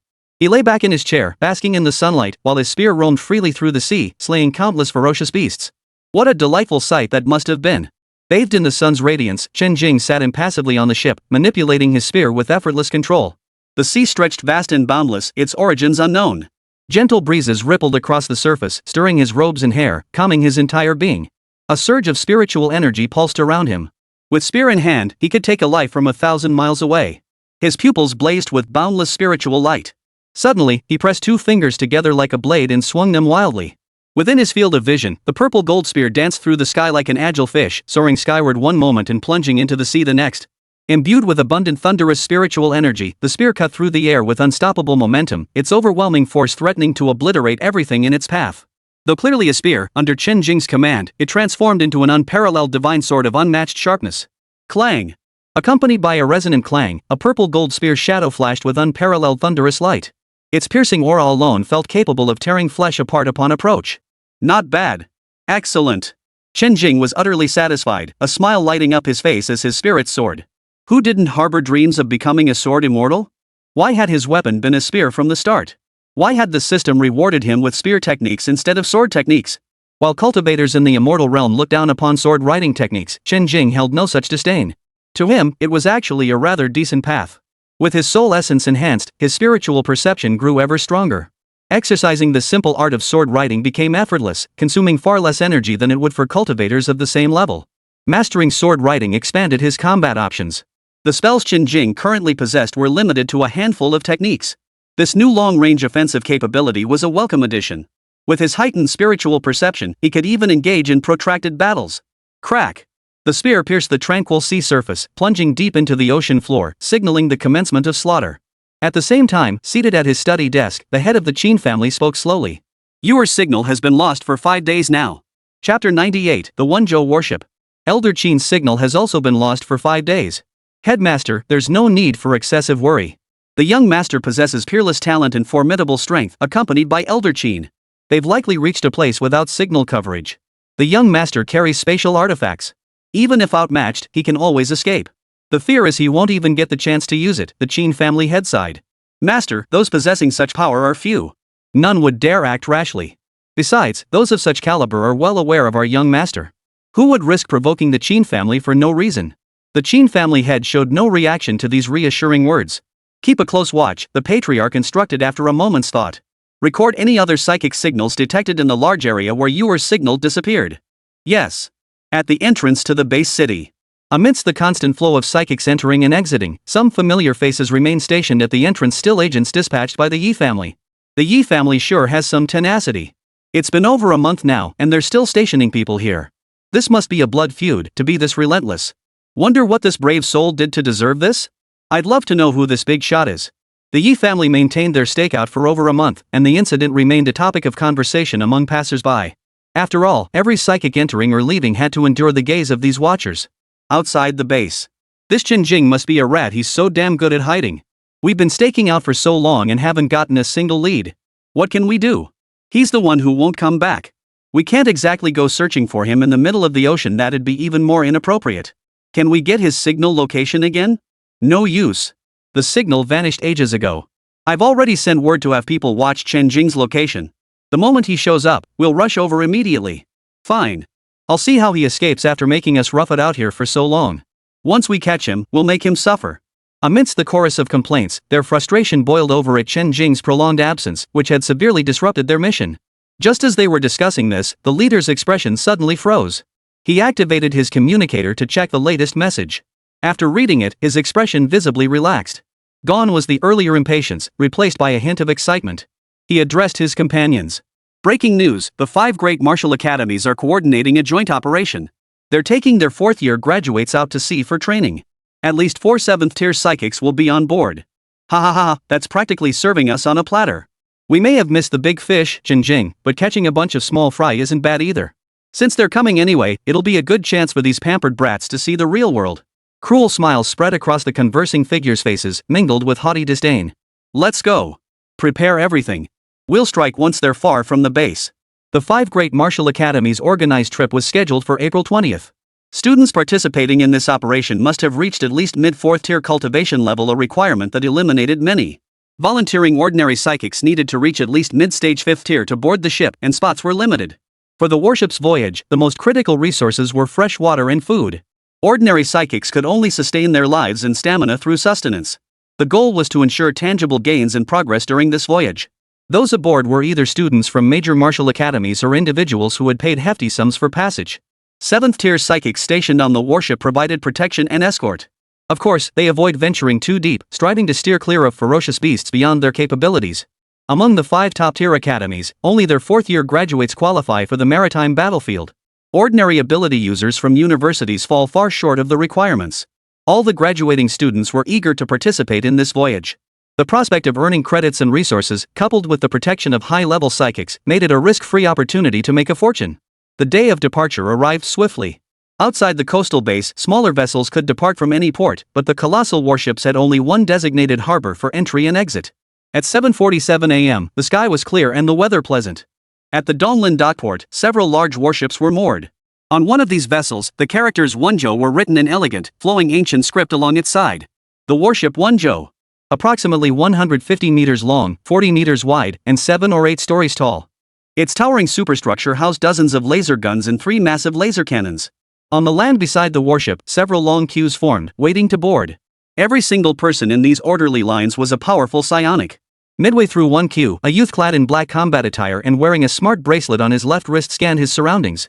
Handsome with short hair, he radiated a faint chill, his chest bearing the emblem of Jinghu Martial Arts Academy. This youth was Su Han. Aside from him, most in the queue bore insignia representing their respective martial academies. Those without badges were ordinary psychics who had paid for passage aboard the ship. Calling them ordinary was only relative to these prodigies after all, who dared set sail without some measure of power. Most of the queuing psychics were around 4th or 5th tier, while a few emitted auras significantly stronger than ordinary people, likely possessing 6th tier strength. Su Han sensed these auras, finding them comparable to those of academy instructors. Though the queue was long, ticket verification proceeded swiftly, and soon it was Su Han's turn. At the entrance, a staff member was checking credentials. Su Han activated his smart wristband and held the electronic credential up to the verification machine. After boarding the warship, he collected the key to his room in the Jinghu Martial Arts Academy section from the staff at the lodging registration desk. Su Han then swiftly made his way to the highest deck of the entire warship. A glance swept across the entire deck.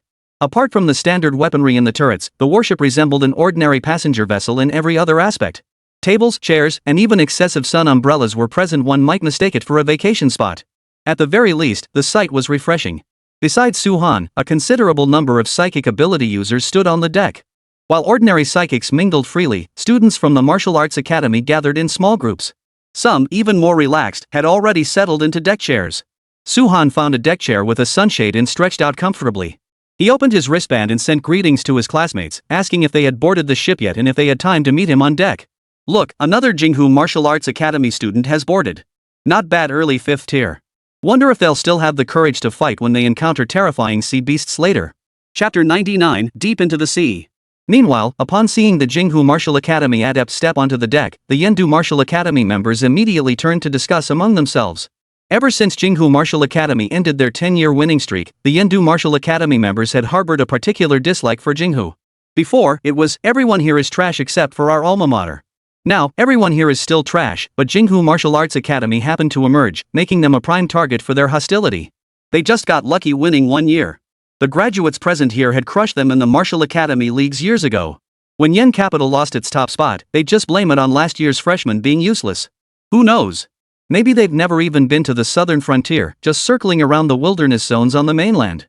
When the ocean beasts attack later, they'll probably just hide in their rooms until it's time to head back. Several young men nearby chatted with laughter, their words dripping with scorn and mockery. Most oceanic beasts were enormous in size, with hideously grotesque appearances. These young martial artists from Yendu Martial Academy had long since begged their elders or hired guards to bring them here early for a preview. Their voices weren't exactly quiet, but even if they were, everyone present was a psychic with extraordinary physical constitution. The Yen Capital students' conversation was overheard. These Yendu Martial Academy types are as arrogant as ever. Because of them, rumors spread outside that all 5 of our top martial academies are arrogant and overbearing.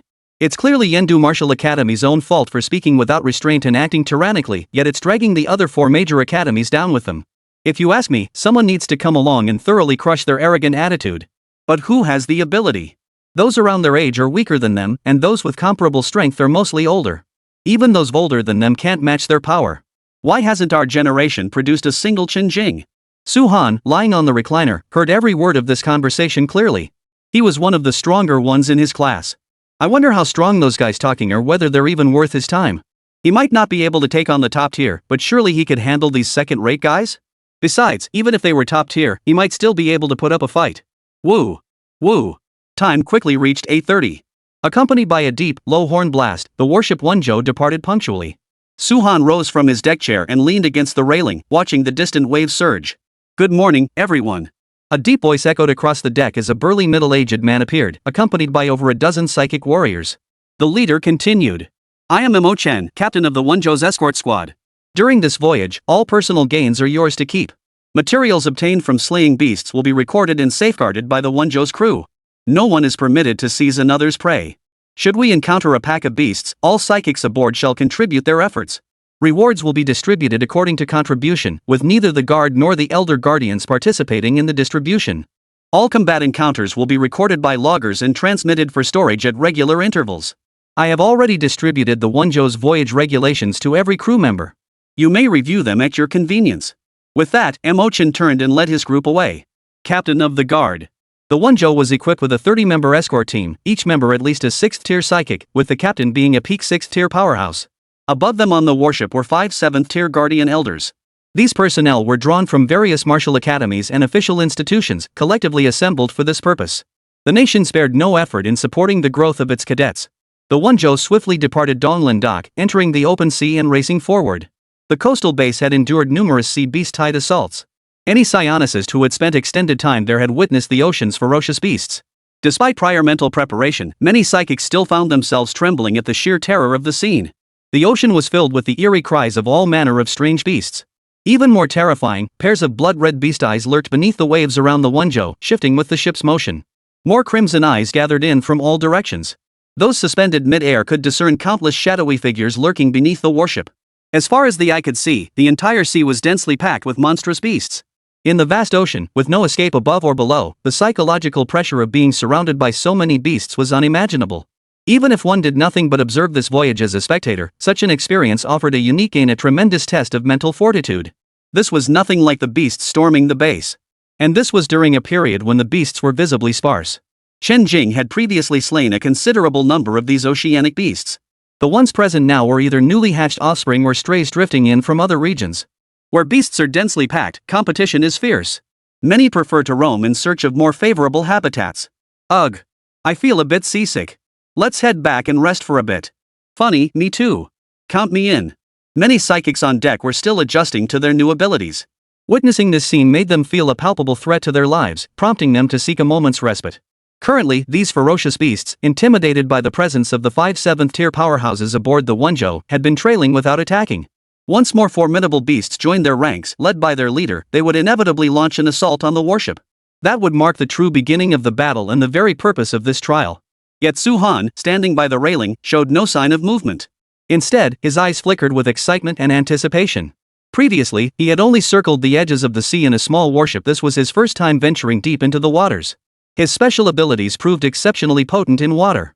With the medium of water, his energy consumption was reduced by more than half compared to using them in the open air.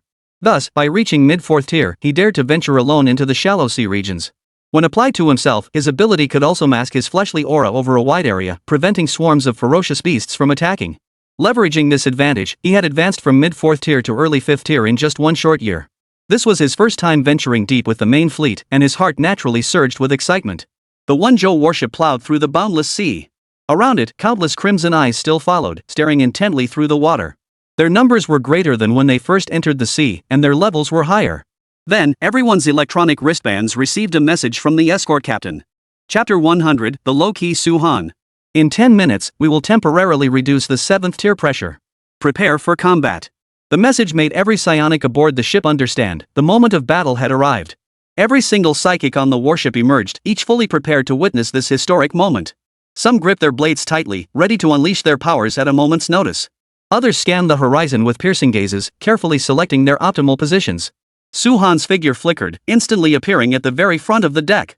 A chill emanated from his entire body as he poised himself, ready to strike. The group from Yendu Martial Academy each drew their weapons, staking out separate territories, warning others to keep their distance. With so many psychics present, most of them at the 4th or 5th tier, their combined aura was astonishingly immense.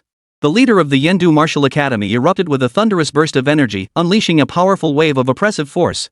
What an overwhelming aura! Is this the pride of Yendu Martial Academy? We're both 5th tier, so why is his aura so overwhelming? He looks so young. The moment his aura erupted, it instantly captured the attention of everyone present. Seeing this, Su Han couldn't help but shake his head. What a show-off! Time flew by. Almost the instant the aura retracted, the ferocious beasts below couldn't wait any longer and leapt out of the sea. The first to take the plunge was a monstrous fish, broad and flat-bodied, hideously ugly, its entire form a dull blackish gray, its scales gleaming with a slimy sheen. The very first one is a 5th tier ferocious beast? Starting off this fiercely? Before the words had fully left his mouth, the first beast leapt into the air, charging toward the crowd. Immediately behind it, wave after wave of beasts followed suit, bursting out of the water. Most were fish-like beasts, some with bodies as crimson as blood, others covered in black spots, and still others sporting spines along their spines, each with a distinct appearance. Had the warship not been sufficiently massive and shrouded in 7th tier pressure, it might have been capsized outright. Whoosh! Whoosh! Whoosh! Countless powerful auras erupted.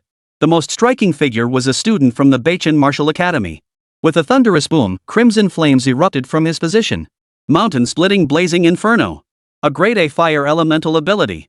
A wave of heat swept through the air as crimson flames coalesced behind Zhengyu, forming massive fireballs. Unlike standard fire-type abilities, this one functioned like a bomb. Every flame skill released carried explosive properties. Even its activation was more dramatic than ordinary elemental abilities, let alone the quiet, momentum-only enhancement-type abilities. The student from Beichen Martial Academy wore a faint smile, his gaze drifting toward Yendu Martial Academy with a hint of something unspoken. He said nothing, yet it felt as if he had said everything. So what if your ability is flashy? In the end, it's raw power that speaks. Lin Yu, whose spotlight had been stolen, felt a surge of irritation, yet could only silently channel his power, gathering strength. The elders guarding the tower observed the competition among the students from all sides, yet remained silent. As long as the competition remained healthy, they would not intervene. From the burst of supernatural abilities to the onslaught of ferocious beasts, everything unfolded in the blink of an eye. A torrential downpour of oceanic beasts pounced upon the warship, their dense, colossal shadows nearly engulfing the entire vessel. Boom! Crack! Whoosh! Whine!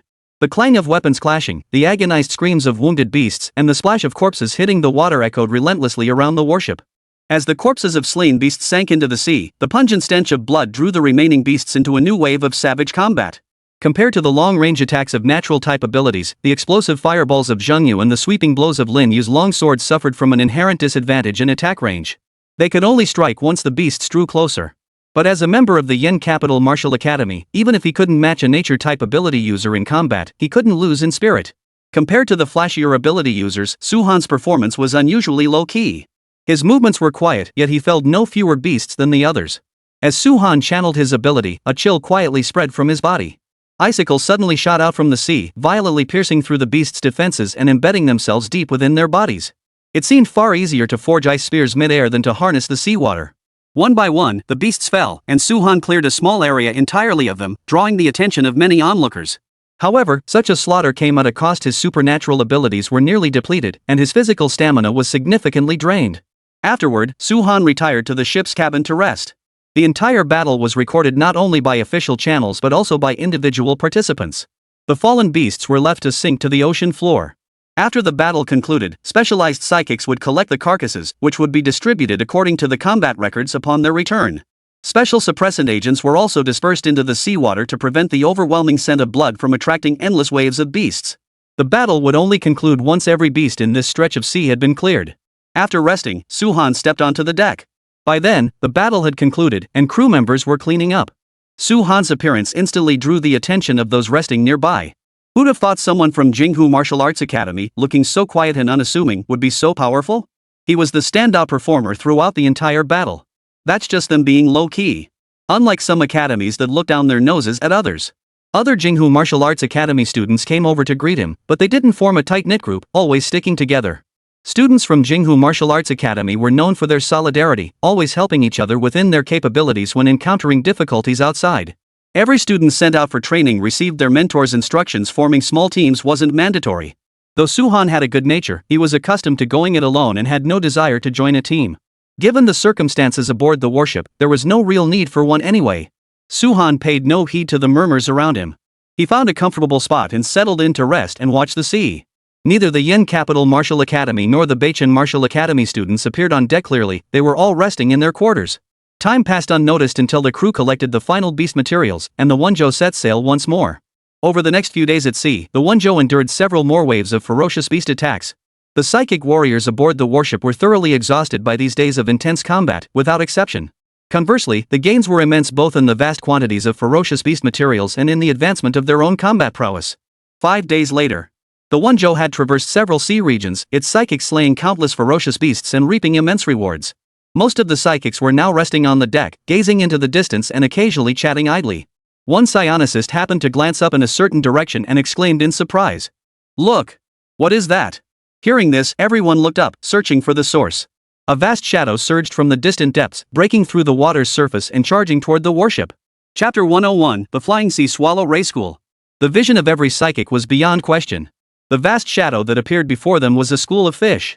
Each fish measured between 1 and 2 meters in length, with a width of about 30 centimeters, and a pair of wings on its body. Their entire bodies shimmered in a mysterious, deep blue hue, while their wings were translucent, also tinged with a gradient of that same deep blue. Bathed in sunlight, they glowed with an otherworldly fluorescence, like a starry sky shimmering in the night. Except for those 2 blood-red eyes that marred the atmosphere, they were utterly unsettling. Everyone swore that the approaching school of fish was undoubtedly the most beautiful sea monster they had ever seen. Holy! It's a flock of flying sea swallows. Judging by their size, they're probably around tier 3. This is a bit of a problem. Flying seagull rays, a schooling species, possess not only stunning beauty but also a name that radiated elegance. Their attack method is straightforward, relying purely on brute strength and speed to inflict damage through collision. Yet even with such a straightforward tactic, many psychics on deck couldn't help but look panicked upon recognizing the species. There was no helping it, the flying petrel rays were simply too numerous. For wherever they appeared, they came in the tens of thousands, even hundreds of thousands. The more beautiful the creature, the more dangerous it is. Combined with the physical strength of 3rd or even 4th tier beasts and impact speeds approaching the speed of sound, a collision would spell disaster. Their sheer numbers alone could exhaust a person to death. Though their numbers fall short of ant swarms or rodent hordes, the flying sea swallow's superior rank and size make them a far more terrifying prospect. Perfect timing. Unlike the apprehensive expressions on the other psychics' faces, Lin Yu present felt a hint of anticipation. Hunting fierce beasts had been stifled these past days, making this flock of flying sea swallows arrive at the perfect moment. Enhancement-type psychics excelled at endurance battles and close combat, making them far more effective against fish swarms than other psychics. Hearing this, all eyes instantly turned to him. Never had they seen such a fool. The gazes fixed on Lin Yu instantly turned into a sea of rolling eyes.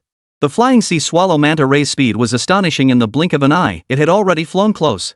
The moment the school entered the psychic's attack range, it was met with a barrage of assaults. Each strike could kill several flying seagull rays, and wider area attacks could eliminate over a dozen. Lin Yu, who could only rely on close combat, had already gathered his strength, waiting for the fish that broke through the ranged defenses to arrive. He prepared to swing his blade, slaying dozens of flying seagull rays to vent his frustration and prove his strength. The dense swarm of flying seagull rays kept charging forward, their sheer numbers unsettling everyone. Suddenly, crimson flames above the swarm coalesced into a colossal hand. The fiery hand grasped a vast swath of fish, then crushed them with a brutal squeeze. The crackling of flames erupted as the raging fire rampaged, instantly incinerating the flying seagull stingrays within its grasp. Splash! Fish carcasses rained down from the sky, plummeting into the sea. Their wounds were seared clean by the flames, not a single drop of blood spilling. Whoa! That Zheng Yu is this strong? We haven't seen him use this move in days. It's a big move, best saved for the crucial moment. Before long, the entire school of fish was slaughtered through the coordinated efforts of the psychics.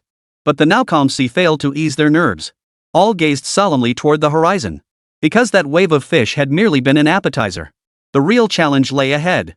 Before the rear wave arrived, everyone began regulating their breath to recover, striving to maintain their combat readiness. Sure enough, barely a moment passed before a stunning sight appeared on the horizon. It was yet another wave of flying seabird stingrays. Whoosh! Whoosh! Whoosh! One after another, flying seagull rays leapt from the water, soaring toward the warship like birds. The approaching school made everyone's expressions grow even more solemn. This wave was larger in number than the previous one, and the fish themselves were even bigger, indicating a higher level than the earlier group. Withstanding this assault proved far more difficult than the last. Beyond the increase in quantity and quality, the psychic warriors who had just fought a fierce battle were severely drained. The brief recovery period was insufficient to restore them to peak condition. On the deck, Lin Yu stood poised for action, his robust vital energy surging around him. His condition was superior to that of the other psychics. Another grueling battle ensued, and just as the group was nearing their breaking point, suddenly, a familiar chill began spreading across the sea surface. Then, ice spikes perfectly sized for flying seabird rays erupted from the ocean floor in an instant. When it came to conserving his supernatural abilities, Su Han was a pro. Fighting alone in the field, he had to save every ounce of power he could, which is why he'd privately researched numerous methods. Dead fish fell in vast, swirling masses to the ocean floor. By the time this wave of fish was completely eliminated, everyone present had collapsed onto the ground, utterly drained of energy. Only when the guard squad joined in did the battle finally conclude. Su Han of Still Lake, Zheng Yu of Baichen. Each of these big shots has some serious tricks up their sleeves. Judging by the number of fish killed, it surpasses even the toll from that flaming giant hand earlier. I wonder if anyone else has a hidden trump card up their sleeve. Let's take a guess who else might be left. What about the other martial academies? The combatants, their powers spent, exchanged a few words of shared astonishment before settling down to recover. Those with more severe injuries had already sought treatment from the ship's medical team. Half an hour later, the warship encountered another wave of flying seagull stingrays. All combat-ready personnel rushed forward, fighting the fish until they were utterly exhausted. Having already endured 2 waves, the psychics were severely drained. This wave's pressure fell mostly on the escort squad. Fortunately, after 3 waves of attacks, no more schools appeared. This brought collective relief to the group. Thankfully, it hadn't reached the point where the Guardian Elders needed to intervene. To have to call upon a 7th-tier powerhouse so soon after setting sail would be incredibly unlucky. After encountering the flying seagull stingray swarm, subsequent waves brought crustacean beasts leaping onto the deck. 1, 2 at a time. Their numbers weren't overwhelming, nor were they particularly powerful. They were easily dispatched with little effort. Perhaps the sheer size of the fish swarm had frightened away other oceanic beasts. After clearing the battlefield, the Wenzhou warship remained anchored for a day, ensuring all psychics had fully recovered their combat strength before continuing its voyage.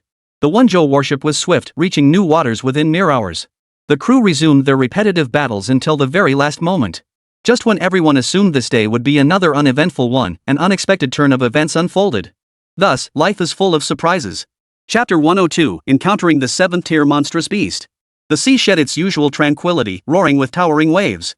A fierce wind raged across the surface, darkening the sky as it hung heavy over the churning waves and weighed down on the hearts of all aboard. The entire sea was churning with towering waves. This was a rare rainy day since setting sail, and the conditions were far harsher than usual. A colossal aura emanated from the distance, causing the ferocious beasts lurking around the warship to scatter in an instant. The psychic warriors aboard the ship all wore solemn expressions, clearly unsettled by the situation. They gathered on the deck to survey the scene. Shockingly, several unfamiliar figures now stood on the deck. The powerful aura emanating from them belonged to 7th-tier psionics, a rank that had not been seen since setting sail. What's happening? Even the elders have been roused. No idea. I just feel this oppressive weight in my chest. Is it the weather? Why have all those sea beasts fled?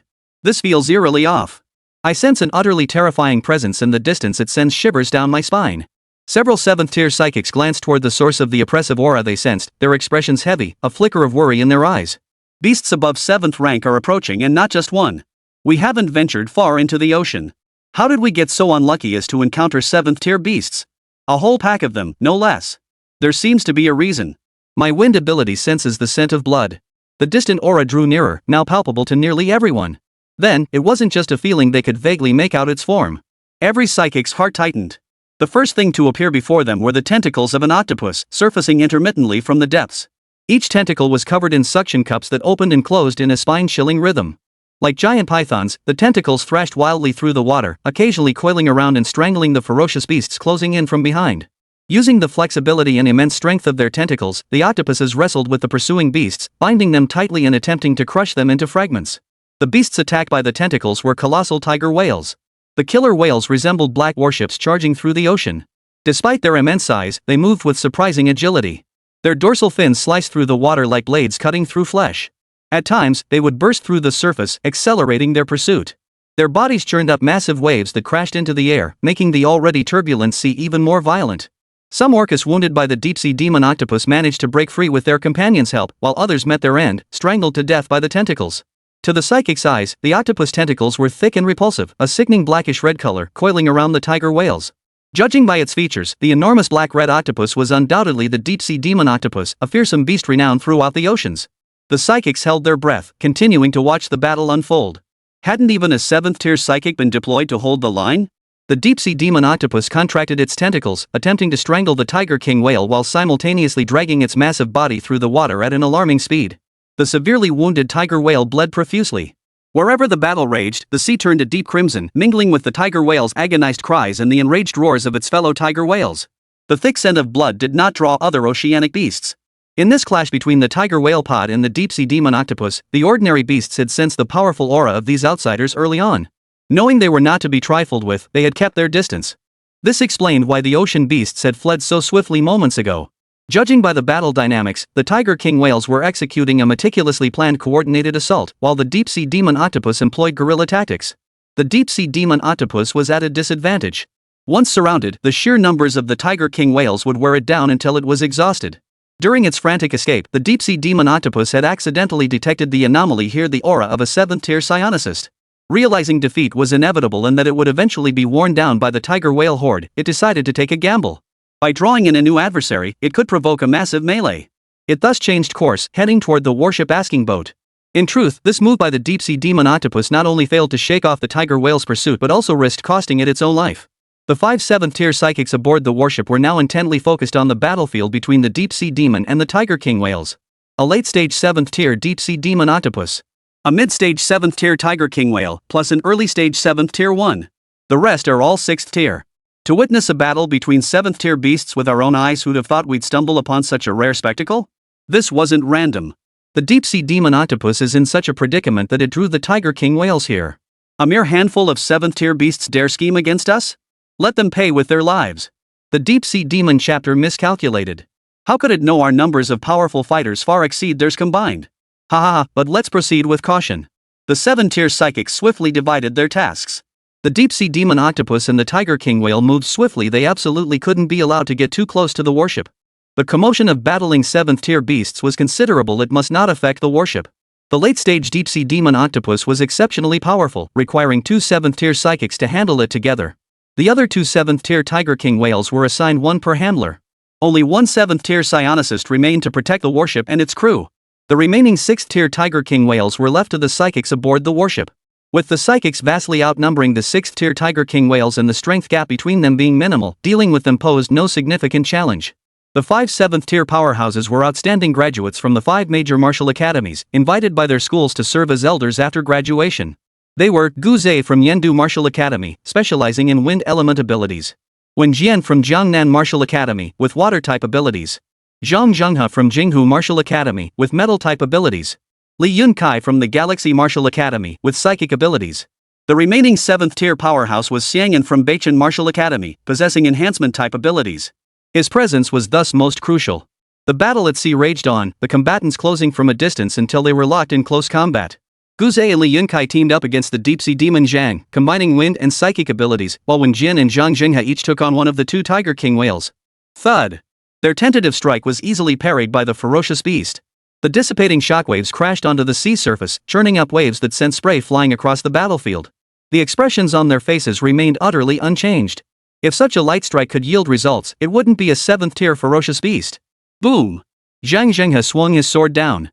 The gleaming blade erupted with golden light, hurtling toward the Tiger King whale. This strike spanned hundreds of meters. It sank deep into the Tiger King whale's back. The greatest weakness of a monstrous beast was its sheer size. Any attack could only be endured by its flesh and scales. If one's mastered special abilities were strong enough, they could add another layer of defense. Chapter 103, Fighting Alone. The single blow sent the tiger whale into a wretched howl as it thrashed violently. Its thrashing body churned up countless white waves. Then, fueled by rage toward its assailant, the mid-stage 7th-ranked Tiger King whale abruptly shifted its target. Its gaze locked onto Zhang Jinghe, the man wielding the long blade. Most ordinary marine beasts possessed few special abilities, typically limited to physical enhancements. Some beasts, depending on their species, could also master elemental abilities like metal, electricity, or poison. However, the most common and widespread ability remains water-based. Having lived in the sea since birth, they inherently possess the ability to churn the water. After mastering supernatural abilities, this evolved into enhanced water control. This tiger whale had mastered water-type abilities. The already churning sea surged under its command, suddenly unleashing a massive shockwave that crashed toward Zhang Jinghe. In truth, oceanic beasts rarely favored water-type abilities. As fellow beasts, most relied on their primal instincts for attack and hunt. But faced with such an opponent, the tiger whale had no choice but to unleash its unfamiliar supernatural attack. Zhang Jinghe soon engaged in a fierce back-and-forth battle with the tiger whale. Wen Jian, a water-type user, also found himself locked in a fierce battle with the early 7th-tier Tiger King whale. As marine creatures, their resistance to water-type abilities was formidable. Conversely, water-type ability users experienced unprecedented combat power enhancement on the ocean. Fortunately, psychics didn't rely solely on their abilities, they also wielded weapons. With both combined, the Tiger King whale could be wounded. Whoosh! The most eye-catching figure was undoubtedly Guzhe, the wind-type ability user.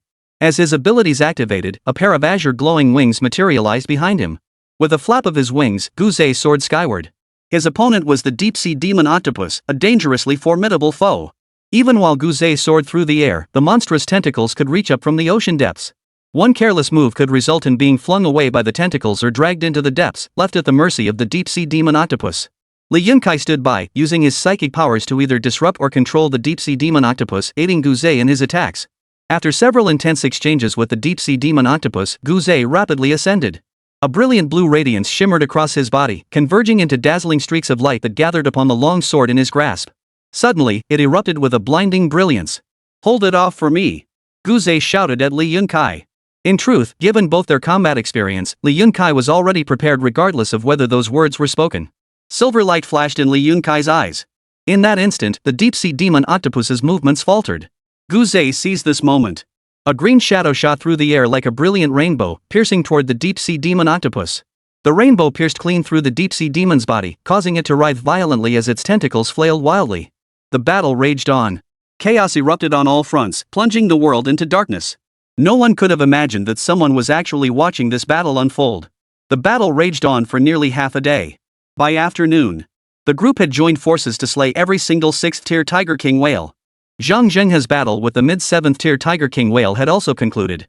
Returning to the warship, Zhang Jinghe looked utterly drained. His battle armor was torn and tattered, and blood trickled from the corner of his mouth. Fortunately, he had not suffered serious injuries. The second to return was Wen Jian, who had fought the early 7th-tier Tiger King whale to a stalemate. Fortunately, this Tiger King whale was only at the early 7th tier, and Wen Jian ultimately managed to slay it with great effort. Put! The moment he stepped back onto the warship, he uncontrollably coughed up a mouthful of blood and collapsed to the deck. The pre-positioned medical team swiftly administered treatment. Li Yunkai's psychic abilities were completely depleted. Only Guzhe and the deep-sea demon octopus remained locked in combat. Both man and beast were nearing their limits, signaling the battle's imminent conclusion. SSS-grade. Guzhe's face was deathly pale, his body stained with blood, his battle armor torn and tattered. Still clutching his long sword, he swung it with all his might. A brilliant blue light erupted as he seized the moment to strike at the deep-sea demon seal. Though the sword's brilliance no longer matched its initial overwhelming power, it remained a force to be reckoned with. Mo Chen, the captain of the guard, stood atop the tower, cautiously firing a laser cannon. Boom! A colossal force surged from the warship's direction, a massive energy projectile tearing through the air. Under normal circumstances, this attack would scarcely scratch the deep-sea demon octopus. But this was the deep-sea demon octopus, now battered and scarred. It had two choices: either brace its wounded body against the laser cannon blast, or dodge the attack only to collide head-on with Guzei's sword beam. A choice between two deaths. In comparison, Guzei's psychic powers were nearly depleted. The deep-sea demon octopus chose to endure the comparatively milder attack from Guzei. Seeing the deep-sea demon octopus's choice, a faint smile quietly spread across Guzei's face. Slash! Guzei swung his long sword. The sword light attack, which had just shown signs of fatigue, instantly transformed. The sword light erupted with a thunderous roar, transforming into a massive azure sword shadow that swept forward. It plunged into the deep-sea demon's massive body, cleaving it clean in two. It could offer no further resistance. Whoosh! The onlookers watched in horror, their scalps tingling with shock. They had witnessed the blue sword's phantom strike cleave the late-stage 7th-tier deep-sea demon octopus in two. The sheer power of that strike was awe-inspiring, utterly unmatched. After delivering that strike, Guzei's aura plummeted to its lowest ebb. The azure light wings behind him had vanished long ago. Plummeting from the sky, he lacked even the strength to return to the warship. Those on the ship rushed to where Guzei had fallen, carrying him back to the warship for treatment. With the medical team present, the ship's psychics could recover from injuries remarkably quickly after each battle. The only things beyond their cure were the depletion of psychic energy and physical stamina. These required time to recuperate and recover, unless one consumed specially formulated restorative potions. These restorative potions were extremely precious, crafted from rare and exotic plants that had been discovered. Such potent herbs were rare and difficult to find. Among all the psychics aboard the Wenzhou warship, only the elders of the 5 great martial academies possessed them. Even then, the martial academies had entrusted them specifically for life-saving use in emergencies before departure. Now that the crisis had passed, they naturally wouldn't waste such precious potions. The psychics, exhausted after battle and in urgent need of rest, returned to their respective quarters. With the ship's guardian possessing such formidable strength, the others no longer harbored any worries. The 4 7th-tier psychics who had endured the fierce battle had already retired to their quarters to rest. Only Xiang'an, the last combat-ready individual, remained to guard the entire warship. This area had just endured a fierce battle, and while most nearby beasts had fled, the lingering scent of blood was potent enough to attract unwary beasts lurking nearby. Once the entire sea had settled back into calm, a cruel smile spread across the face of the distant observer. Now is the perfect moment to strike, ha ha ha ha. Alan and I will hold the position here. As for the remnants left aboard the ship, if your entire squad can't take them down, don't bother coming back. The leader's voice was cold and ruthless. Chapter 104, Outmaneuvered. 10 figures clad in black robes bearing purple moon emblems on their chests obeyed the order, steering their warship toward the asking boat. The 10 figures made no effort to conceal their presence, quickly drawing the attention of the ship's guards. This included Xiang'an, the sole remaining elite combatant. 10 formidable auras approached from the distance, immediately catching Xiang'an's attention. Each of these 10 auras was nearly his equal. 10 7th-tier psychics? How did they end up here? Who are they? Which faction do they belong to? With these questions swirling in his mind, Xiang'an lifted his gaze. In the distance, an unassuming warship was rapidly closing in. 10 figures clad in black robes stood on the deck, radiating an immense aura. Their auras were formidable yet strangely chaotic, betraying their hostile intent. He immediately alerted the other 4 who were resting. 10 unknown individuals are approaching. They're aggressive and clearly hostile. Each possesses strength comparable to mine. Prepare for combat. Before long, the warship drew nearer, and Xiang'an could clearly see their appearance. 10 figures were cloaked entirely in wide black robes, bearing purple moon patterns on their chests, their bodies radiating an eerie, chaotic aura. Some were unarmed, others wielded various weapons. Men and women of differing ages stood among them. The only exposed features were their faces, bearing faint, indistinct traits of ferocious beasts. That single glance caused Xiang'an's expression to darken dramatically. He immediately relayed the news to the others. 10 purple-rank celestial humans. The other 4 also paled, their earlier hesitation over consuming precious recovery potions now vanished. Now, they wished they had used them sooner. Find a way to stall them. We need to recover quickly. No further words were needed. Every second counted as they prepared to regain their combat strength. If the enemy's numbers were equal to theirs, or even 1 or 2 more, they wouldn't have feared them. But 10? That was twice their number. And this came immediately after a fierce battle, when everyone's combat strength was nearly depleted and hadn't yet recovered. They'd been ambushed from behind. Never mind. That's beside the point. Emo-chan, notify everyone to enter maximum alert status and focus on restoring combat strength. Xiang'an ordered the guard captain Emo-chan with a grave expression. Yes, sir. As Emo-chan acted, everyone aboard the Wenzhou received an alert on their smart bracelets and saw the message he sent. What's going on? Didn't the major battle end already? We didn't go on high alert during the previous level of combat. This must be even more critical than before. I need to recover quickly. Every bit of recovery boosts my chances of survival. I have spatial items my parents gave me. If it comes down to it, I'll just run. The alarm in Mo Chen's notification plunged the entire Wenzhou into a tense atmosphere. Everyone who received the message was filled with questions and panic, their minds racing. The purple-ranked celestial human on the warship clearly spotted Xiangyan too, instantly grinning with a malicious smile. Ah, they spotted us so quickly. Wonder how panicked those ants aboard must be. We've trekked through mountains and rivers, taking arduous detours just to reach Xia territory. We've endured months of roughing it, sleeping under the stars, and yet we haven't even scratched the surface of Chen Jing's wealth. Today, we'll collect interest from the people aboard this ship. With that, several figures simultaneously turned their gaze towards Xiangyan's position, openly taunting him. The remaining figures remained silent, utterly indifferent. They only wanted to complete their mission swiftly and seize the opportunity for advancement. In truth, their targets were Chen Jing and a few other top prodigies of Xia Kingdom. Chen Jing was the primary target, with the others secondary. For those aboard the Wenzhou warship, the decision to follow or not when the news broke was entirely their own. Within moments, the small warship carrying only 10 people drew near the Wenzhou. Xiangyan was still pondering how to stall for time. These were the heavenly people, cold, ruthless, and brutal as beasts, viewing humans as mere ants. 10 figures leapt lightly, landing one after another on the Wenzhou's deck in the blink of an eye. Seeing this, Xiangyan instantly closed in, the wolf fang banner slung over his shoulder, his expression stern. Who goes there? What business do you have boarding our warship? Xiangyan demanded in a loud, expressionless voice. The questioned celestial humans all froze, their expressions shifting from haughty disdain to inexplicable bewilderment as they stared at Xiangyan. The leader of the purple-rank celestial clan spoke in a hoarse voice. You don't know who we are? Even though he had already become a 7th-rank psionicist, he still didn't know about the celestial clan? Had his elders never told him? Or perhaps he knew he couldn't win and was deliberately feigning ignorance, trying to trick them to escape unscathed. The leader seemed to have guessed the intent behind Xiangyan's reaction, laughing wildly with scorn. You put on quite the act. Do you really think this will delay your death? The other celestial clan members instantly understood, their puzzled expressions vanishing in an instant.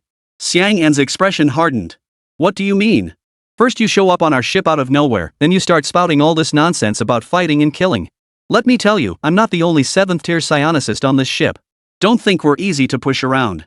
Xiangyan played his part diligently, relying on his simple, honest appearance. The celestial clan members stared at his foolishly innocent expression, utterly speechless.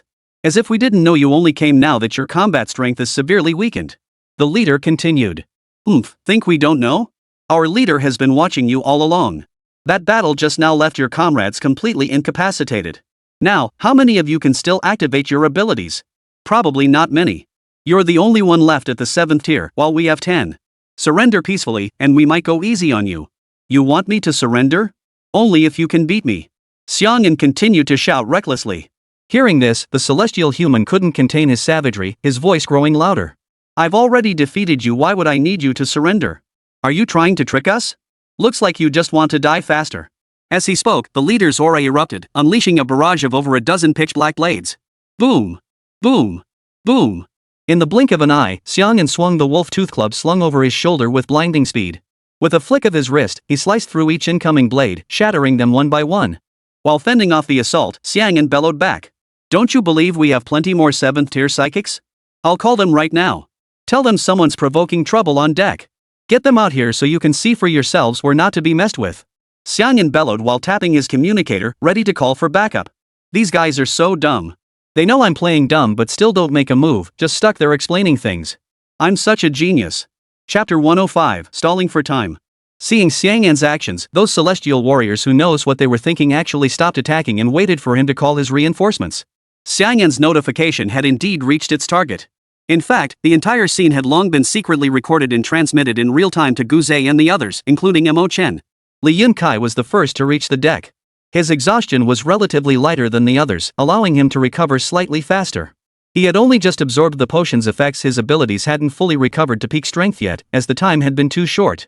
He had begun regulating his breath to recover as soon as his abilities were depleted. Upon receiving news of the Celestial Clan's attack, he gritted his teeth and used a recovery potion. His supernatural abilities had barely recovered to 80 to 90% of their peak. Upon witnessing the situation on deck, he rushed to the scene to assist while simultaneously notifying the installation team. He hoped to buy more time, allowing the others to recover even a little more. Against an opponent like this, stalling for time was incredibly difficult. Li Yunkai struck first the moment he emerged. As far as I understand, your heavens will cult only targets and kills prodigies. The people on this ship are just ordinary psychics. Why risk your lives against so many of us? Though you have 10 men, we have 5 7th-tier psychics among us. Add in the 5th and 6th-tier psychics, and our numbers run into the hundreds. If it truly comes down to a fight to the death, you might not emerge unscathed. Why not accept some compensation and leave peacefully? A barrage of incisive words rained down on the Celestial clan warrior. They were actually somewhat tempted, but their leader's face immediately turned cold. They knew the argument made sense. If so many fought desperately, even 10 of them might not hold out. They understood the logic, but reality was unbearable. 2 towering mountains weighed upon their shoulders. Failure meant no return. While the threat of death might be exaggerated, the consequences of failure would be severe. What's more, what if it disrupted the clan's resource allocation and cut off their own path to advancement? To think they'd be swayed by the enemy's words. Humans truly were the most cunning. The celestial human leader no longer listened to their sweet talk, but then thought perhaps they could lure some out to kill first, easing the pressure. The celestial human snorted coldly and declared, "No need for sweet talk. But you do have a point. We have no use for your worthless compensation. Since you know we relish plundering prodigies, hand over the geniuses aboard your ship. We might just spare the rest of you." Xiangyan and Li Yunkai's expressions darkened. They hadn't expected this celestial human to be so difficult to deceive. Did they think we didn't see through their scheme? Agree or refuse? Agree, and they LL divide us and conquer one by one. Refuse, and war breaks out immediately. No time to stall. What to do? My head feels itchy. Is a brain about to sprout? Li Yunkai made up his mind, opening the passenger manifest on his smart bracelet and projecting the virtual screen into midair. He ensured every celestial human could clearly see its contents. The screen displayed row upon row of avatars with names behind them, nothing else. Li Yunkai's face darkened, his expression filled with reluctance and resentment as he declared, "The list of all psychic users aboard is here. You may choose freely, but only 20 may board." The Celestial clan warriors were astonished. They hadn't expected such an easy surrender without a fight. And now they're listing names for us to pick? Like we're shopping at the market? Something felt off about this. He shook his head, his expression turning contemptuous. "Cowards, all of them." The Tianrun leader pressed his advantage, demanding, "We want 100. The figure he blurted out made Li Yunkai's face turn pale with humiliation. "Impossible. We only have 400 people total. You want a quarter of them gone? How can we explain that back home?" "I don't care how you explain it back home." 100. No way. 20 at most. 80. 50. Deal. After a back-and-forth exchange, Li Yunkai finally agreed to the Celestial clan's terms, selecting 50 individuals from all the lists to take with him. 10 Celestial clan warriors stood guard, while the others began scrutinizing the list. They sought out familiar faces or names they recognized. Perhaps they might stumble upon the prodigies they had seen on the lists. This one, Li Ying. Lin Yu. Suddenly, the lead celestial human's eyes lit up as he stared at the screen. Su Han. Su Han is actually on this list too? Ha ha ha. Half an hour slipped away effortlessly. Li Yunkai felt elated. He had managed to buy such a long stretch of time. These celestial humans were utterly foolish. They must have all recovered by now. Suddenly, the leader of the celestial humans received a communication request. Buzz. Buzz. His expression darkened as he checked the log, then answered. A deep voice came through. "Why has there been no movement for so long? How many have you killed?" He relayed the deal struck with the warship's commander, deliberately omitting Li Yunkai's plan to split up and eliminate the enemy. To his surprise, he was met with a torrent of curses. "You fool! Did you melt your brain along with the blood during the fusion? They're stalling for time. Even if you pick your targets, they won't hand them over. Earlier, while they were still recovering, taking them down would have been a breeze. Now, they've probably all fully recovered. Now you've got your work cut out for you. I don't care what your situation is. Start killing them now." His words dripped with sarcasm. After speaking, he immediately cut the communication. Only the celestial human remained, his face dark and murderous. He turned to Li Yunkai and his companion, demanding, "If I choose the right person, will you hand them over to us?" Li Yunkai exchanged a glance with Xiangyan before replying slowly, "Of course." "No way." Boom. The leader of the Celestial clan erupted with fury upon hearing this. The rest of the Celestial clan members erupted as well, their aura bearing down on Li Yunkai and Xiangyan. "You're asking for death." Before the words had even faded, the Celestial clan members' robes instantly tore apart, flying off in all directions. In his fury, he unleashed his beastly form. The black robes shattered, revealing a bald head with twisted features, covered in scales of some unknown ferocious beast. His human-like torso, now as thick as dead wood, had swollen to several times its original size. It was covered in withered limbs that resembled countless tentacles. Their tips were flat and razor-sharp, jet black as ink, resembling the dark blades he had casually summoned earlier, one tangible, the other a phantom energy. The moment the Celestial clan revealed its true form, the others appeared on the deck. They were none other than Guzhe, Wenjian, and Zhang Jiang. All three had fully recovered. Chapter 106, An Overwhelming Entrance. Witnessing this, the Celestial clan's fury surged, and they roared, charging forward. But Guzhe and his companions had long studied these monsters. Facing the enemy's sudden transformation, they remained utterly composed. Among the 10 figures, only the most enraged few had undergone transformation. Despite the immense pressure, Guzhe and his companions held their ground against the overwhelming numbers. Swirling blades of azure light, gleaming golden blades, coiling chains, and savage wolf tooth clubs erupted in a torrent of attacks, charging headlong into the advancing Celestial clan. Those aboard the warship who still possessed combat ability rushed to assist. No matter how frenziedly the Celestial clan attacked, their strikes were either precisely evaded or defused through seamless coordination. This fully demonstrated what true teamwork meant, what the art of combat truly was. 5 7th-tier psychics, along with a group of 5th and 6th-tier psychics, managed to hold off the assault of 10 purple-tier Celestial clan warriors, causing the battle to reach a stalemate. Chen Jing watched from afar with keen interest, nodding repeatedly in admiration. Truly worthy of graduates from the 5 great martial academies, both veterans and newcomers alike demonstrated exceptional combat prowess. Though they hadn't inflicted any damage, the fact that they remained unharmed was already commendable. The Celestial clan relied on their physical prowess, and as an enhancement-type psionicist, Xiangyan faced immense pressure in every clash with them. His attacks were ferocious, yet confined to his immediate vicinity. Had an ordinary person been caught in close combat with him, they would likely have been injured long ago. Yet the Celestial clan members remained unscathed. Working together, they seized an opportunity to sever the tentacle of the leading celestial being. Yet, this failed to inflict a fatal wound. In the blink of an eye, those tentacles regenerated, ready to unleash the same pitch-black shadow blades as before. As time wore on, they inevitably grew weary from the relentless defense. Now, under the assault of 10 purple-tier celestial humans, their strength began to wane. The other psychics entangled with the 3 celestial humans faced even greater peril. The slightest lapse in concentration could result in severe injury. Their ability to preserve themselves in such dire circumstances was a testament to their extraordinary strength and rich combat experience. But pushing any further was impossible. Is there any chance we can use a spatial artifact? No chance. A small teleportation array might work, but opening a large portal would make too much noise. It takes time. For just our group, a small one would suffice. But for everyone on the warship to escape, we need a large portal. Do you think those monsters will let the ship's crew leave peacefully now? Can we even stop them? Has the distress signal been sent? It was sent ages ago, but where would they find enough powerful reinforcements on such short notice? Ordinary psychics can't stand up to these monsters. We'll have to find a way to hold them off ourselves. Nothing works. How exactly do you propose we stall them? Guzhe and the others gritted their teeth in frustration, but their primary concern remained the safety of those aboard the ship. After all, they were the nation's brightest young talents, the promising recruits from every martial academy. Compared to them, the situation for those aboard was far more perilous than anything Guzhe and his group faced. As it turned out, the very thing they feared most was about to happen. Several 5th-tier psychics failed to dodge the Celestial clan's assault. Their bodies flew backward instantly, blood spurting from their mouths as they suffered severe injuries. This scene seemed to ignite a chain reaction, with ability users being knocked back one after another. How could 3 purple-tier celestial humans possibly be defeated by a group of 5th and 6th-tier psychics relying on overwhelming numbers? If it were just one, there might still be hope. Within moments, every psychic participating in the ambush lay gravely wounded on the ground. Even Xiangyan, Guzhe, and the others sustained injuries under the Celestial clan's assault, each bearing wounds. The tide swiftly turned, victory tilting decisively toward the Celestial clan. Why haven't the reinforcements arrived yet? If this keeps up, don't blame us for just saving ourselves.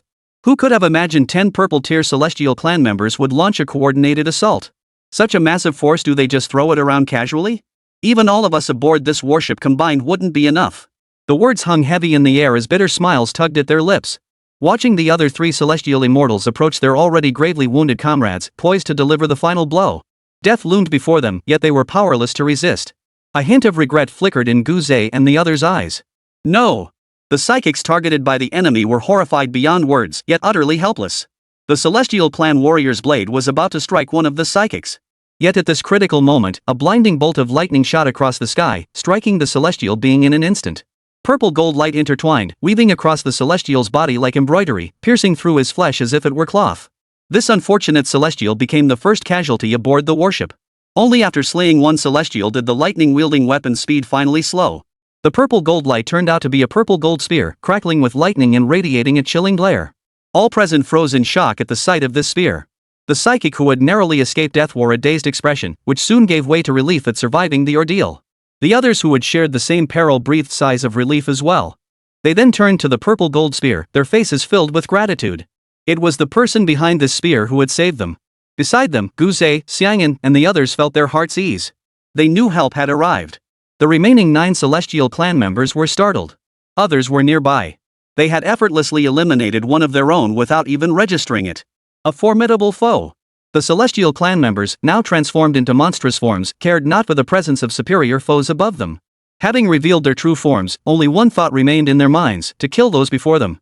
In their transformed state, the celestial clan's temperament was far more savage than usual. They acted without restraint, devoid of any rational thought. Thus, they only activated their beast forms when facing opponents they couldn't defeat. Everyone present froze at the sudden appearance of the spear, but the transformed celestial clan members recovered the fastest. Roar! After a few breaths of stunned silence, the savage, hideous celestial humans resumed their assault on Gu Zhe, Xiang'an, and the others. The moment the celestial humans moved, that purple gold spear's shadow darted back and forth around the monsters, piercing and slicing through their bodies. The intertwining purple gold spear shadows wove dazzling patterns of light. Bang! Bang! As the monsters fell, only 7 celestial humans remained on the battlefield. Gu Zhe and his companions felt a surge of elation. The prospect of victory seemed ever closer. Yet doubt soon replaced their joy. Who was this person who had come to their rescue? Such mastery over weapons, such overwhelming power and speed. The celestial clan had been utterly overwhelmed, unable to mount any defense. 3 celestial clan members had fallen, yet they hadn't even caught a glimpse of their opponent. Chapter 107: Effortless Grace, Dazzling All. In their collective memory, no powerful warrior had ever possessed such bizarre techniques. As 2 more celestial clan members, this time in their transformed state, were instantly slain by the gun's shadow, the remaining celestial clan members could no longer hold their ground. Which cowardly scoundrel hides in the shadows, too cowardly to show his face? Only daring to ambush from behind. One of them shouted toward the sky and the surrounding area. Hearing the celestial clan's shout, Chen Jing, his body no longer trembled. His spirit soared, and he shouted back without yielding. "Thank you, honored elder, for saving my life. Would you care to step forward and speak?" The brief words conveyed his respectful attitude. The next instant, a figure of extraordinary celestial grace flew in from the horizon at astonishing speed. In the blink of an eye, it landed lightly on the deck of the warship. Those who witnessed this scene all saw their pupils contract. So fast. Then they froze in surprise, never expecting this figure to be so young. Holy crap! So handsome. Who is this guy? At such a young age, his power already far surpasses the 5 elders. Thank heavens there's such a master nearby. Otherwise, we'd all be finished this time. Though Chen Jing didn't radiate any terrifying aura, appearing just like an ordinary person. But after witnessing the events that unfolded, no one dared to underestimate or question him. The moment they saw his face, the celestial clan members were stunned, their expressions tinged with excitement. They had seen his photo before and remembered it clearly. Chen Jing? Notify the boss immediately. Notify the hell out of him. If we bring the boss in for such a major achievement, there won't be anything left for us. We can't beat him. Look at those 3 who just died. What's there to fear? Even with his abilities, he's already killed so many. He must be drained. 7 of us together, we can take him down. He's not alone. There are others with him. Those guys have been drained dry, barely hanging on. What's there to fear? After months of stalking their target, he finally appeared before them. The greed within them could no longer be contained, and they were ready to strike at Chen Jing. "Kid, you can either come with us willingly, or we can all transform and beat you to a pulp before taking you away. The choice is yours." Chen Jing stared at the arrogant celestial clan members, paying no heed to their words.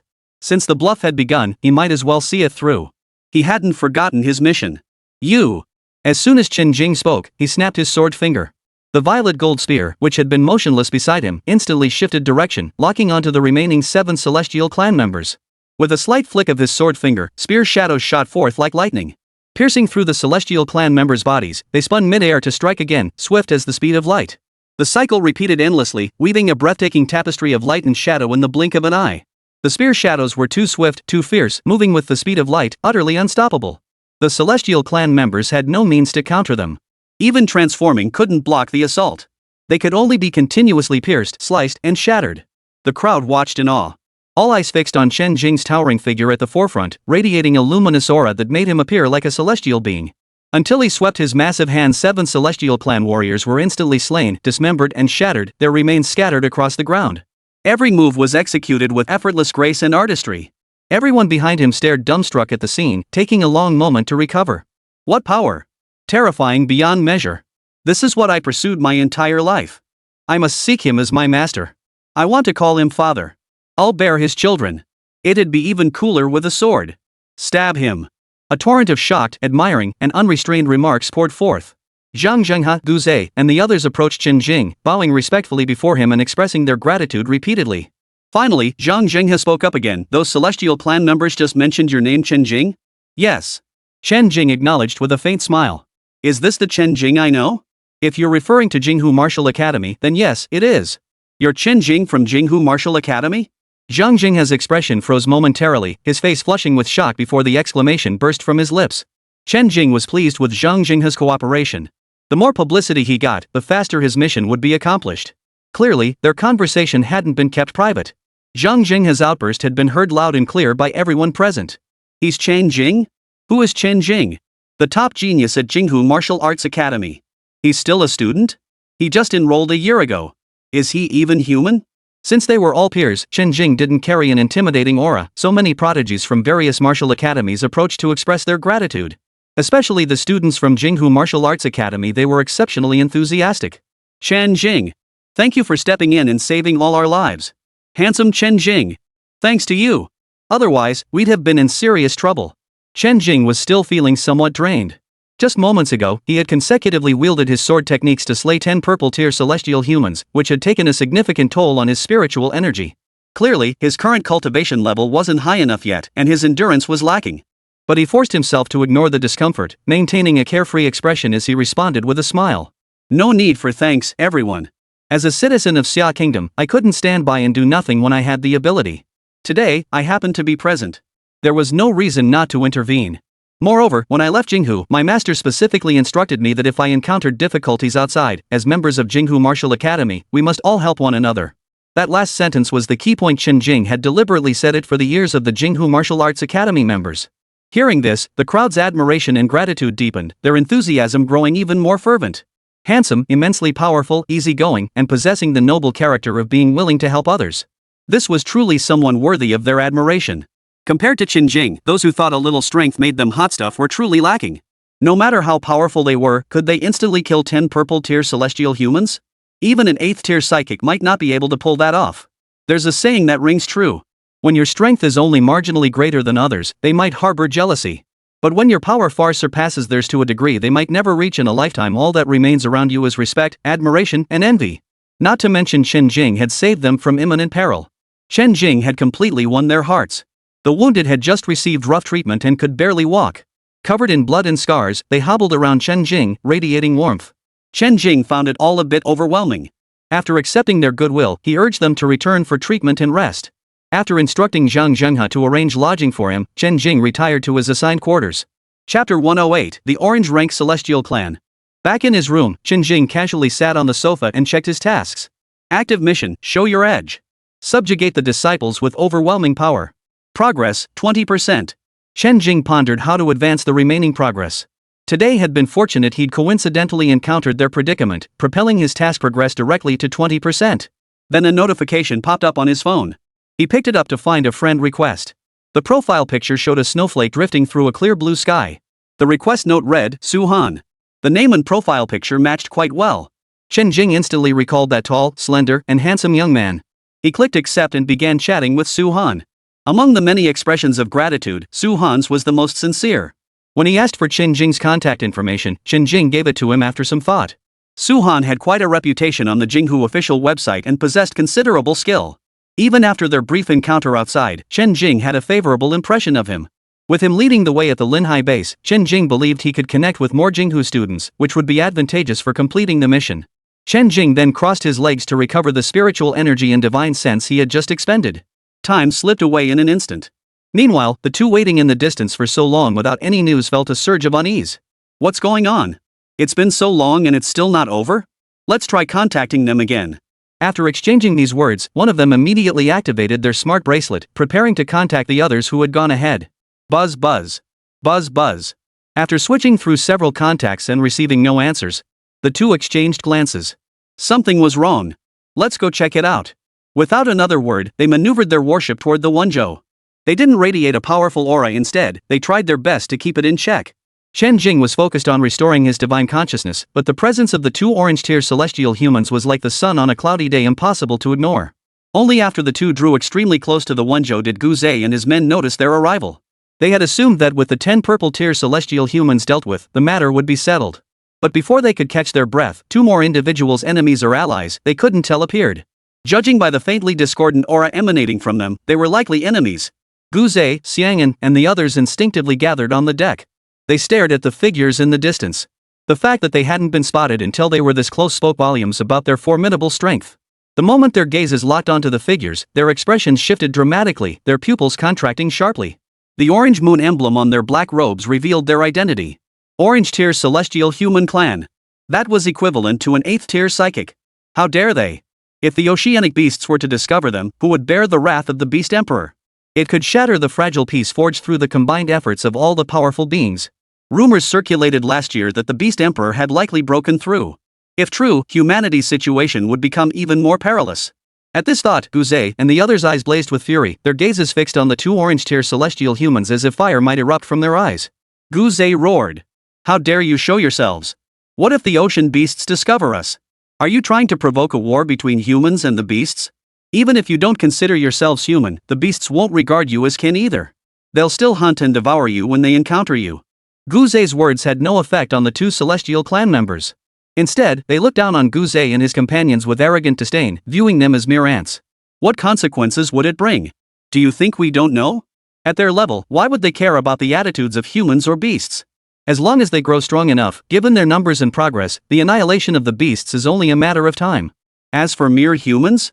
They're nothing but tools to be kept. Two celestial clan members, one named Alan, the other Fred. What about the 10 celestial clan members from before? Alan addressed Gu Zhe and the others. They're dead. Gu Zhe spat bitterly. How did they die?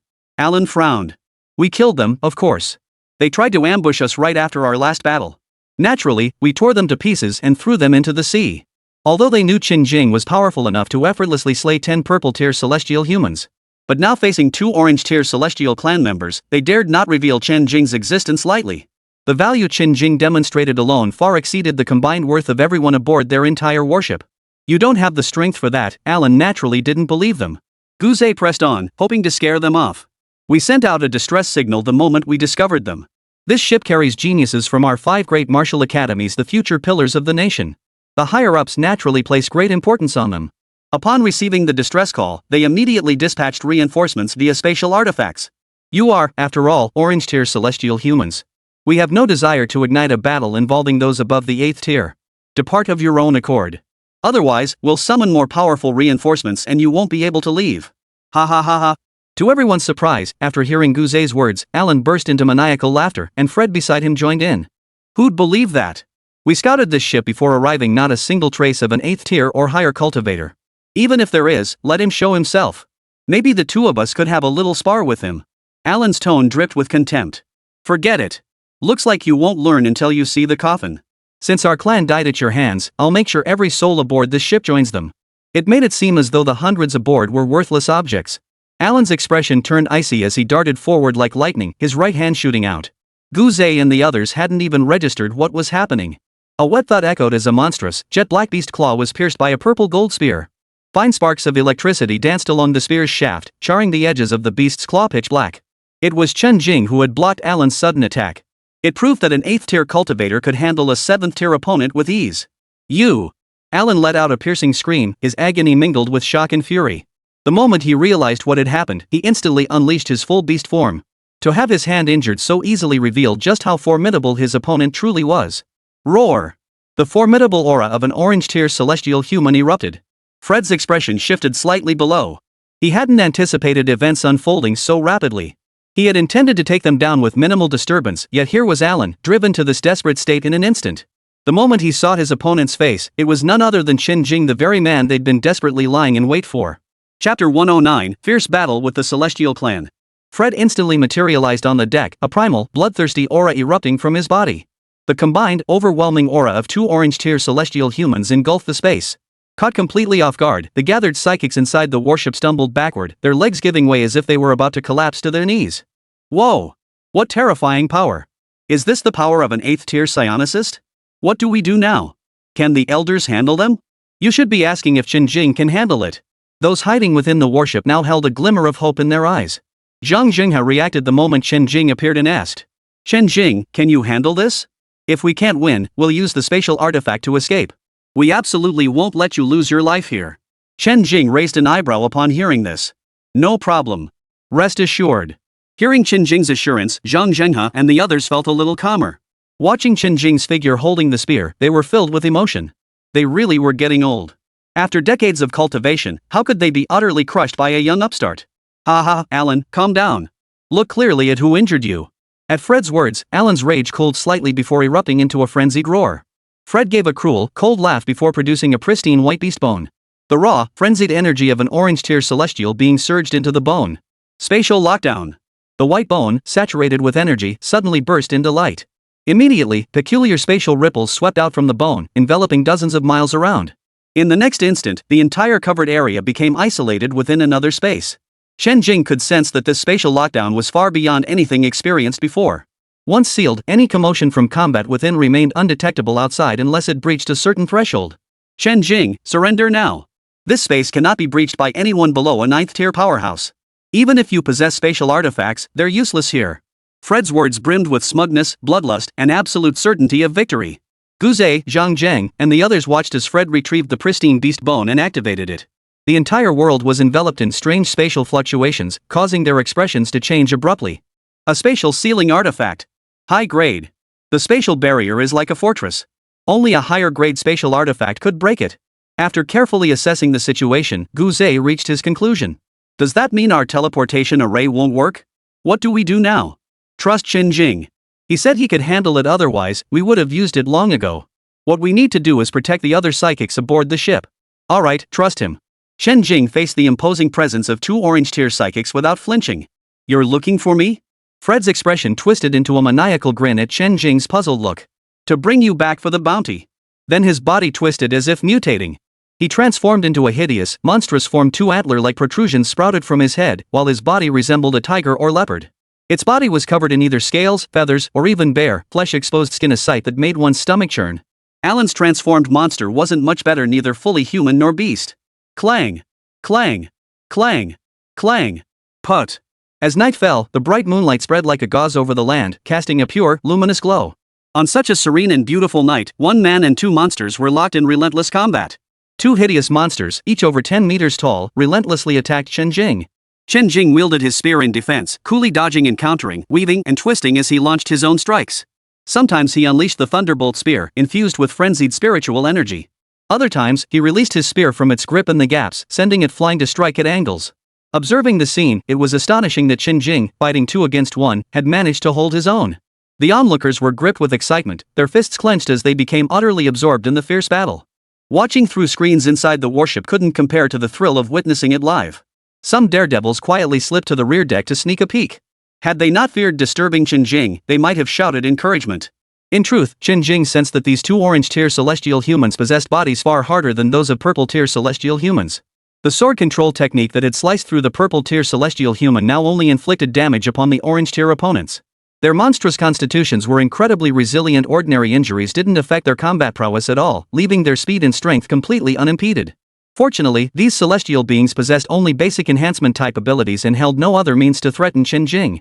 Still, if the fight dragged on, he might not be able to kill these 2 monsters. At this realization, Chen Jing's gaze sharpened. He soared into the air, twirling his spear as cosmic energy surged toward him. Boom! Spectators watched as purple thunder filled the sky, its terrifying pressure suffocating. Purple lightning arcs shot out, extending outward. Bolts of thunder danced around Chen Jing, forming a vast thunder domain. Finally, it coalesced into a colossal thunder dragon. Awe, tension, reverence, worship. A whirlwind of emotions swirled within each heart as they gazed from afar at Chen Jing, bathed in the sea of thunder. Ultimately, it all coalesced into a single, overwhelming sensation. He's truly formidable. Is he even still a psionic? He must be a god. Even Alan and Fred betrayed unease, though who could tell, given their utterly distorted features. Boom! Rumble! A colossal thunderclap roared down. To tear its target apart. The thunder dragon radiated an overwhelming dominance. Alan and Fred, unaware of its true power, had no intention of letting it crash into their bodies. They tried to dodge swiftly, but no speed could outrun the thunder dragon's pursuit. With unmatched ferocity, the thunder dragon slammed into Alan, instantly engulfing him. Alan let out an agonizing howl, gravely wounded. Even with Chen Jing's current strength, eliminating an orange-tier celestial human in a single strike was still a stretch. He could only inflict severe wounds. After striking Alan, the Thunder Dragon's momentum waned slightly before it turned and swam toward Fred. With no way to evade, Fred had no choice but to brace his body against the Thunder Dragon's impact. Chen Jing observed the two celestial beings and gave a cold snort. So it's only one critically wounded and one injured? Still, it's enough. Two more thunderous palms erupted, striking toward the two beasts. This barrage of attacks clearly took a toll on Chen Jing. Fortunately, the strikes proved effective. No! Under the colossal palms, Alan was reduced to a charred corpse. Fred somehow managed to survive, though he was gravely wounded and barely clinging to life. Tough as nails.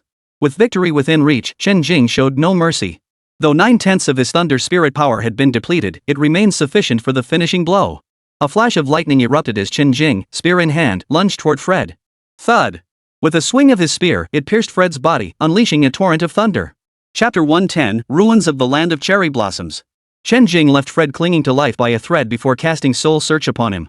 After extracting more internal information about the Heaven's Mandate cult, Chen Jing casually eliminated this orange-tier celestial human. He retrieved the spatial artifact from Fred's body and removed the spatial lock. Fortunately, the spatial artifact had contained all combat fluctuations within its confines, preventing any detection by the Beast Emperor. No wonder these two orange-tier psychics acted so brazenly. The Heavens Will cult had spared no expense this time. They had dispatched 2 orange-tier, 10 purple-tier operatives, and specifically requested high-grade spatial artifacts, all for Chen Jing. Under the moonlight, on the deck, 2 charred corpses lay scattered across the battle-scarred warship. Chen Jing stood before the group, spear in hand, his eyes shining like stars, an unforgettable sight, one destined to be remembered for a lifetime. Guze, Zhang Zhenghe, Su Han. They too stared blankly at that face, their minds drifting into a daze. The numerous psychics who had been observing the battle from the rear were also completely transfixed. Even those who had been inside the warship earlier couldn't resist rushing onto the deck to witness the spectacle when Chen Jing unleashed his thunderous attack. They had witnessed the entire battle firsthand, marveling at Chen Jing's heroic defeat of a formidable foe. Chen Jing is truly formidable. I've said it so many times I'm tired of repeating it. A role model for our generation. The foremost among the younger generation. Forget the younger generation, even the elders can't match him. A leader of our era. I can't take it anymore. I can't take it anymore. I'm having a brain orgasm. By the time those female psychics realized what was happening, their cheeks flushed crimson with excitement, their bodies melting into weakness. Cough cough. Chen Jing. Zhang Zhenghe, upon witnessing the scene, cleared his throat and approached. Realizing something, he bowed deeply. Thank you, Grandmaster Chen, for saving our lives. Guze, Xiang'an, Wenjian. These individuals suddenly understood that one capable of slaying an orange-tier celestial human clan Psionicis truly deserved the title of Grandmaster. Thank you, Grandmaster Chen. Thank you, Grandmaster Chen. Such a young Grandmaster was a rare sight in this world. Chen Jing felt increasingly unwell, his growing weakness stirring unease within him. After hastily bidding farewell to the crowd, Chen Jing returned to his room to meditate and recover. As for the battle scene on the deck, it required crew members to clean up, along with enthusiastic psychics who volunteered to help.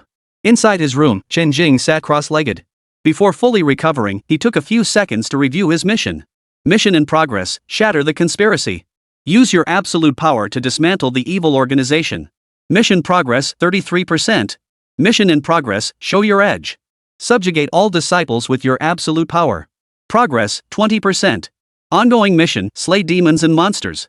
3 stages: Tier 2 demons 34-50,000, Tier 3 demons 27-30,000, Tier 4 demons 15-10,000, Tier 5 demons 7-1,000, Tier 6 demons 3-100, Tier 7 demons 10-30. Personal panel. Name: Chen Jing. Level Foundation Establishment Stage 4. Skills: Thunderstorm Spear Array, Thunder Dragon Roars Heavenward, Thunderous Might, Instant Lightning Flash, Thunder Palm, Galloping Thunder Spear Technique, Basic Spellcasting, Soul Searching Technique. After slaying 2 orange tier and 10 purple tier beasts, 2 quest progress bars shifted. Particularly the progress bar for the 7th tier demon beasted had surged by a full third. Chen Jing's eyes gleamed with excitement. This celestial human clan truly offered valuable rewards. He closed his eyes, pushing aside further thoughts, and focused on restoring his divine sense and spiritual energy. Early the next morning, Chen Jing stepped onto the deck, where those who had received word were already greeting him. Guze, Zhang Zhenghe, and several others also appeared on deck. Upon seeing the elders present, many psychics quietly moved away. With the elders gathered around Chen Jing at this moment, a conversation was inevitable. Master Chen. Zhang Zhenghe had barely finished addressing Chen Jing when Chen Jing interrupted him with a smile. Elder, please just call me Chen Jing. Master Chen sounds too formal. Ah, very well. I'll take the liberty of addressing you as Chen Jing then. No problem. By the way, Elder, what are your goals for this training session? How long will it last? After exchanging pleasantries with Zhang Zhenghe and the others, Chen Jing posed this question. Nothing specific, really. Besides continuous combat along the way, this trial also has a final destination. Zhang Zhenghe replied. Oh? What is it? Chen Jing asked curiously. Each year when the asking boat sets sail for training, the organization sets a goal different every year, but never an easy one. This year's objective is to observe the ruins of the land of cherry blossoms. Upon hearing this, Chen Jing's mood shifted slightly. He seemed somewhat moved, with a hint of excitement flickering beneath the surface. The ruins of Sakura country. Zhang Zhenghe observed the shifting expression on Chen Jing's face, a thought striking him. He spoke up. Chen Jing, would you like to come along? Chen Jing immediately agreed, sure. Seeing Chen Jing's prompt and enthusiastic response, Guze, Zhang Zhenghe, and the others felt quite pleased. Having Chen Jing along was like securing a powerful guardian for the asking boat, ensuring their safety for the journey ahead. The Wenzhou had already sailed far from the coastal base, circling the seas for days. The surrounding beasts had been cleared wave after wave, their numbers decimated beyond reckoning. The sea had been cleared to the point of emptiness, and their voyage had even become significantly faster than before. They hadn't encountered any more ill-fated or troublesome beasts. The voyage proceeded smoothly. When encountering ordinary sea beasts, the cultivators, who were both honing their skills and earning money, took turns dealing with them. The escort team and elders needn't lift a finger, these beasts were easily dealt with. The speedboat moved swiftly, and before long, it had traversed the entire East Sea, reaching its destination. Sakura Nation. By this time, standing on the deck, one could already faintly discern a string of coastal landmasses stretching along the horizon. Unlike the lands within the Xia Kingdom, not a single human soul could be seen here. Instead, the traces of rampaging beasts were evident, and even from a distance, their roars and howls could be heard. Is that the land of cherry blossoms? Chen Jing gazed at the land with a look of deep emotion. It was utterly transformed from the land buried deep within his memories of a past life. 300 years ago, when spiritual energy emerged on Blue Star, many ferocious beasts evolved into formidable creatures, overrunning numerous weaker nations. Surrounded by water on all sides, the land of cherry blossoms resisted fiercely for a time before succumbing to the combined assault of sea and land beasts. Over the following century, the nation's territory was steadily devoured, with nearly half its land transformed into a playground for the beasts. Over 10 million lives were lost. Even the landmass itself suffered erosion from tidal waves unleashed by the sea beasts. Even when seeking aid from other nations, no power dared to station forces long-term in this landlocked territory.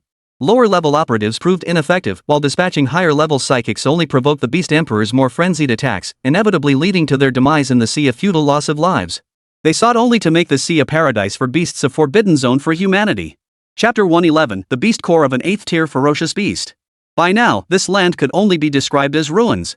The remaining inhabitants of this island huddled together for warmth, retreating into isolated pockets or wandering endlessly to stave off the beast's encroachment. The survivors on land could only exist in tribal groups. Some fortunate souls may have even escaped these waters, fully integrating into other nations.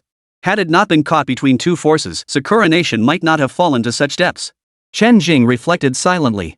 Fortunately, our great Xia nation possesses vast territory and has produced sufficient numbers of powerful individuals. Otherwise, we likely would have vanished during the early stages of the emergence of spiritual energy. Such was the brutal nature of the monstrous beasts, ordinary nations simply had no means to withstand them. Chen Jing shook his head, withdrawing his gaze and ceasing to observe. The Wenzhou soon docked at a dilapidated port. Along the way, all the sea beasts in the vicinity had been slain by the psychic warriors. We're finally here. Chen Jing stood on the deck with the others, gazing out at the ruined city. It was a clear afternoon, the sky a deep azure. The area near the harbor still hinted at its former prosperity. In the distance, several buildings and shops with distinct cherry blossom country characteristics could be seen. After a brief moment of appreciation, the group could no longer contain their excitement and wanted to disembark. Of course, some more timid psychics remained holed up in their cabins aboard the Wenzhou. For ordinary psychics, the asking boat imposed no strict requirements regarding whether to disembark or not. The training mission was specifically for students of the 5 great martial academies. Some were simply seeking to earn resources through this voyage. These ordinary psychics were merely granted protection aboard the warship. Once ashore, with so many psychics scattered about, if danger arose, the elders would prioritize protecting the students from the major martial academies. Ordinary psychics like them would become the ones abandoned. Thus, some timid souls preferred not to participate. At this point, most of the ferocious beasts in the surrounding waters had already been exterminated, making the immediate vicinity relatively safe. Moreover, an elder and the entire guard squad remained stationed on the warship. If anyone still wanted to do something, or couldn't resist the urge to explore the island, they would only linger near the harbor and never venture deep into the island.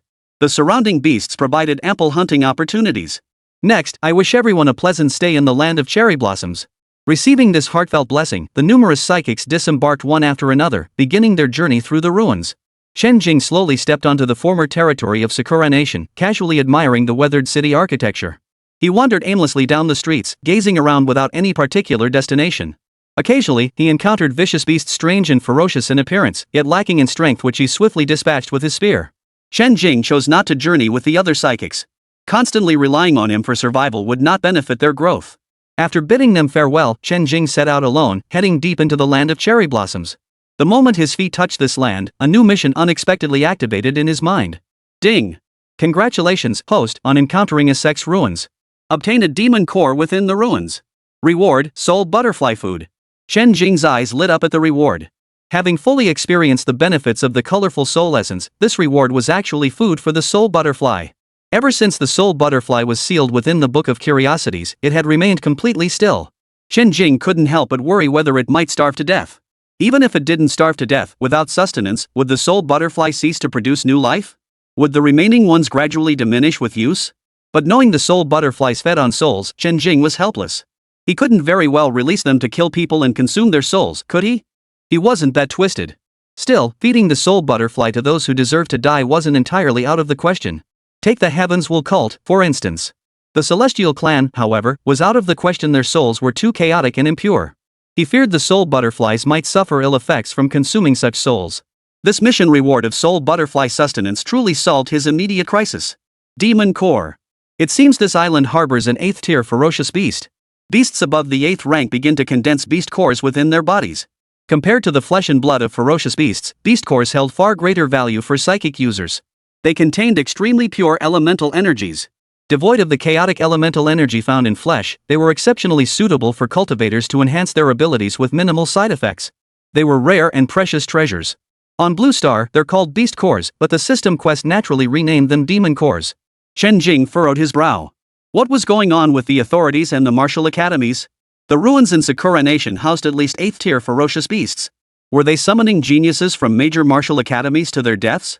And they brought along so many ordinary psychic users? Even with 5 7th tier powerhouses, they wouldn't fare well if they encountered one.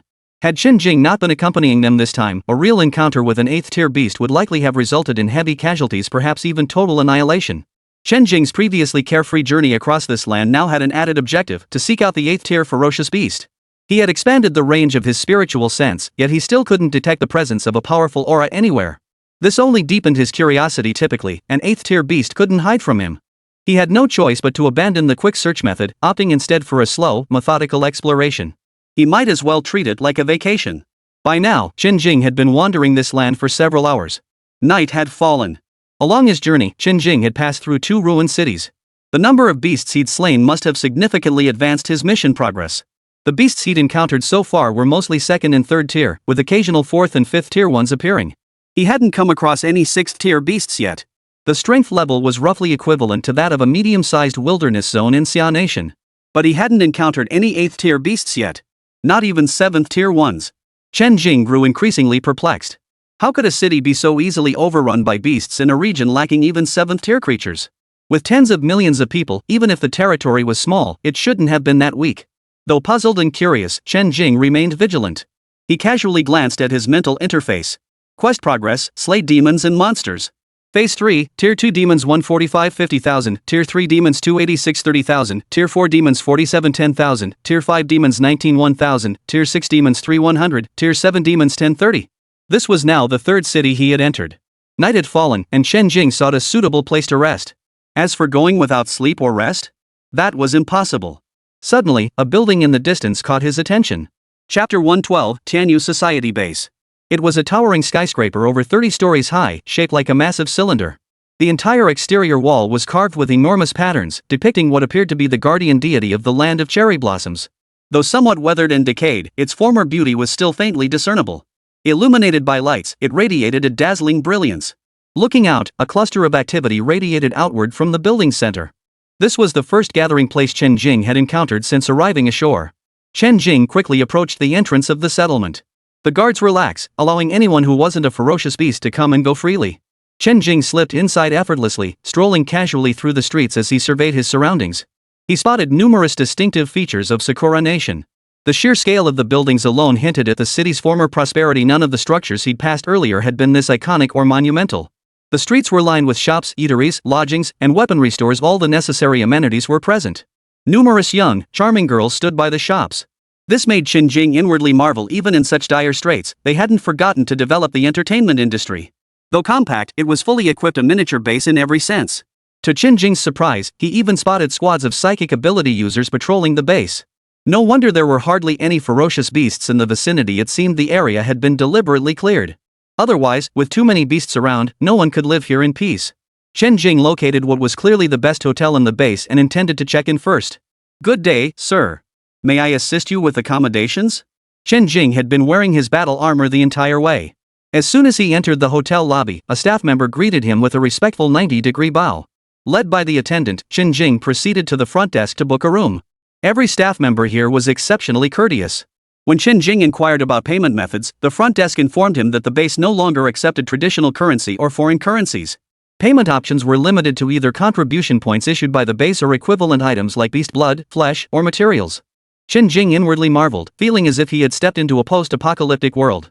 Wasn't this exactly how transactions were conducted in post-apocalyptic bases described in novels? Chen Jing retrieved the materials he had collected from the ferocious beasts earlier from his spatial ring. As they prepared to depart from the port, Zhang Zhang specifically instructed Chen Jing.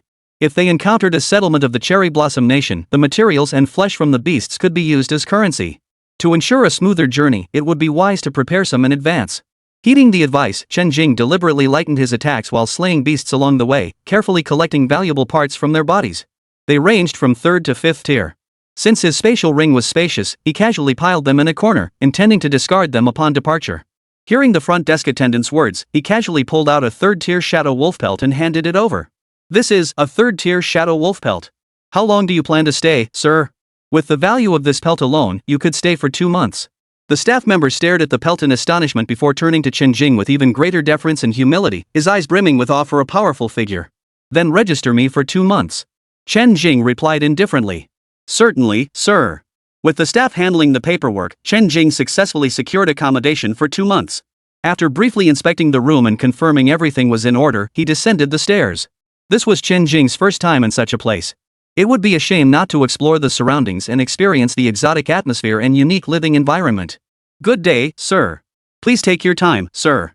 From the moment he left his hotel room to stepping outside the building, every staff member he encountered greeted him with a respectful 90-degree bow. Even after leaving the hotel and walking down the street, he could sense the respect ordinary passers-by showed him. Those who crossed paths with him dared not meet his gaze directly. Instead, they would give a slight bow as a sign of respect before carefully stepping aside to avoid passing him, as if afraid of displeasing him. The hierarchical mindset at the base ran deeper than I had imagined. Chen Jing silently reflected. In stark contrast, ordinary citizens of Xia Nation treated psychics like celebrities with reverence and adoration. That peaceful atmosphere was something Sakura Nation could never hope to achieve. The devastating experiences following their nation's collapse had left an indelible mark on the people of Sakura Nation. Those ordinary people fortunate enough to survive held profound respect for the psychics who chose to protect them. Yet these gifted individuals seemed to hold little value in such attitudes. Beyond respect, the eyes of ordinary passers-by also held fear. If in Xia, the gifted were merely a privileged class, revered and honored with certain privileges, then in this base, they were essentially a watered-down version of the Dragon Clan. They could even commit blatant murder without needing any excuse. While such social dynamics might be favorable for the gifted, they were undeniably cruel for ordinary people. Chen Jing wandered along until he approached the magnificent building. The main entrance bore the sign of the Tianyu Society, likely the name of the ruling power within this base. Security at the building wasn't particularly tight, as the majority of the base's psychics were under its management. As for ordinary people, they were kept around solely to better serve the gifted. Every person in this building is among the elite of the gifted, wielding power that could be described as absolute within the base. The windows at the very top were ablaze with light. Chen Jing concealed his aura and form in a corner. Using his spiritual perception, he swiftly moved to the conference hall at the building's summit. Finding a secluded, secure spot, he began observing the proceedings inside the conference room. Unlike the meeting rooms in Xia Nation, everyone present was kneeling on tatami mats. Not a word was spoken, the atmosphere solemn and reverent. At that moment, a middle-aged man dressed in traditional Sakura Nation attire knelt seated at the very center. This must be the leader of this base, Chen Jing thought to himself. Judging by his aura, he was likely at mid-stage of the 7th rank. With such power, he could certainly protect a group of people and establish this base across this vast area. At that moment, a young, graceful figure entered the room. The holy maiden has arrived. Please take a seat. Upon seeing the woman arrive, the kneeling figure in the center spoke in a deep voice. Yes. The woman wore traditional cherry blossom nation attire, a white blouse and red skirt, her expression resolute yet aloof. Her silky black hair fell obediently over her shoulders, cascading down her back. Her appearance resembled that of a high school girl, yet the aura she radiated made it impossible for anyone to mistake her for an ordinary student. Chen Jing sensed the aura emanating from this woman mid-stage 5th rank. How could she be this powerful? Chen Jing marveled inwardly. Chapter 113, The Holy Maiden, Tsukimi Ryan. It was no wonder Chen Jing was so astonished. The woman appeared to be only 22 or 23 years old. It must be noted that this was not a top-tier martial academy nurturing prodigies from major nations. She was merely one member of this survivor-built base.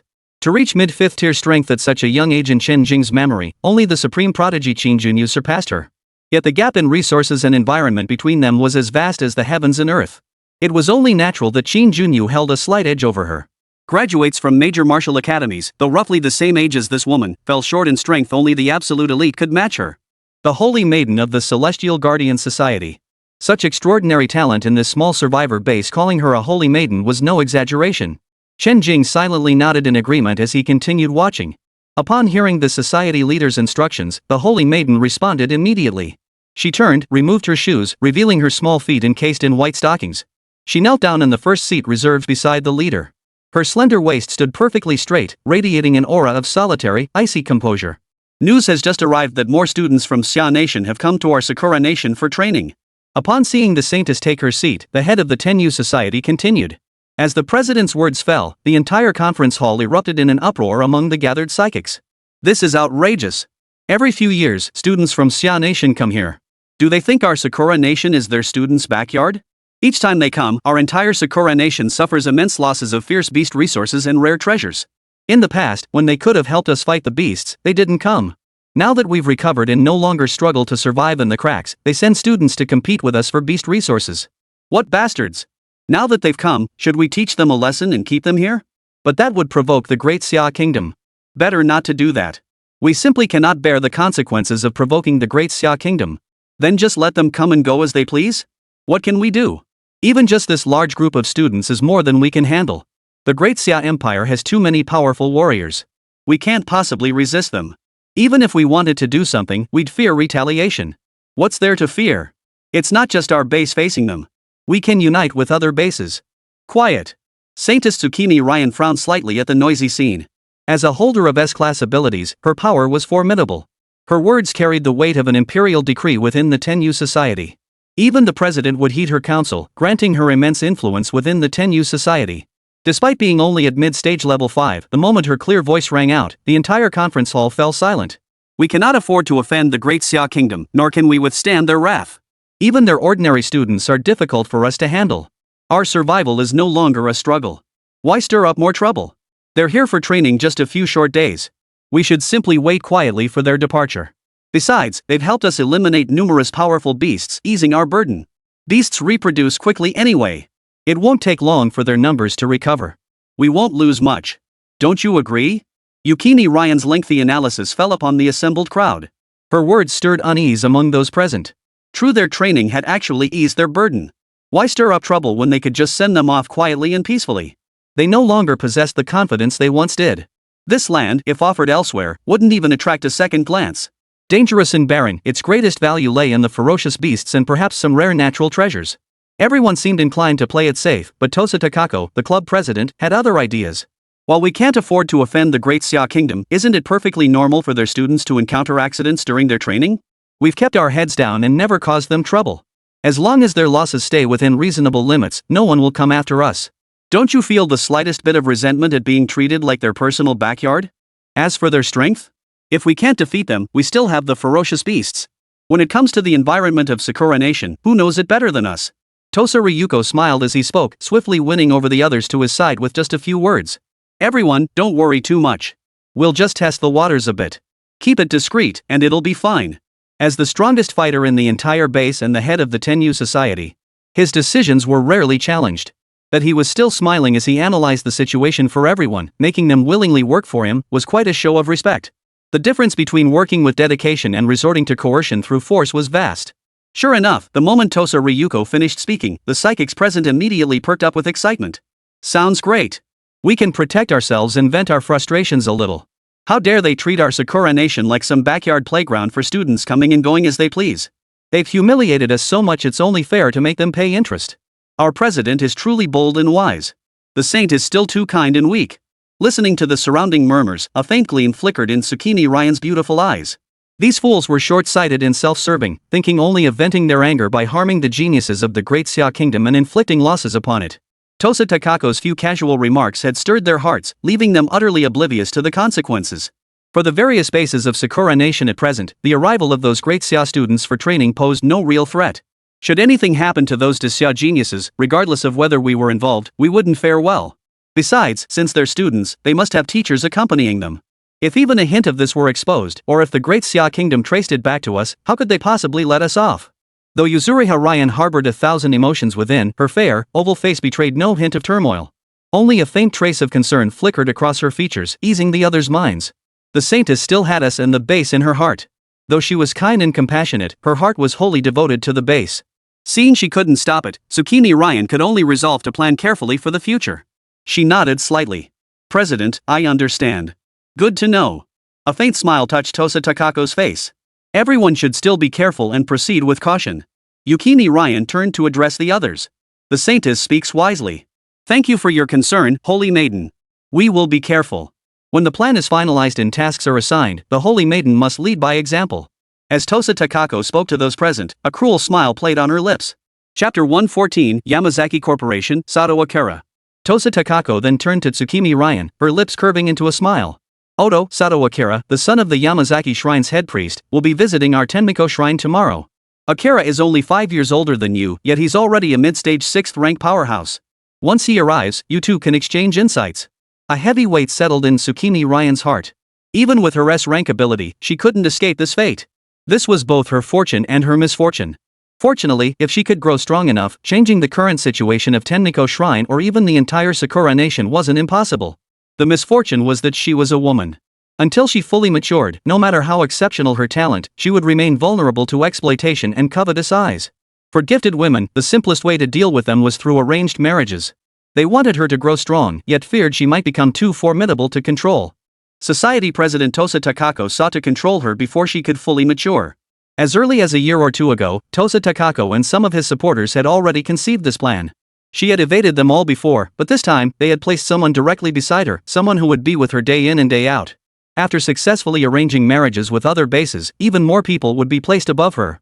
With a husband and child, she would have more vulnerabilities and attachments.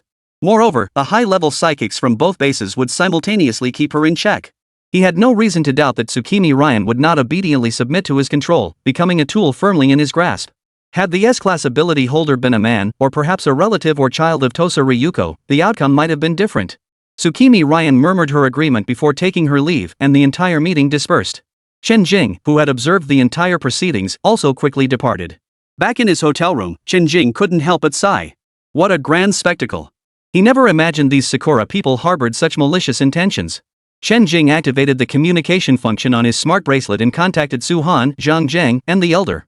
He relayed what he had overheard about the Sakura Nation's plans to target students from the Great Xia Nation. The Tianyu Society was the main culprit, while the involvement of other base societies remained unknown. He believed that by warning them in advance, the students here for training would be alerted and avoid falling victim to these underhanded schemes. Naturally, Chen Jing wouldn't impulsively go after the Tianyu Society's leadership just because he'd heard about this plan. Even if he killed them, new psychics would rise to power. He couldn't possibly eliminate all the high-level psychics.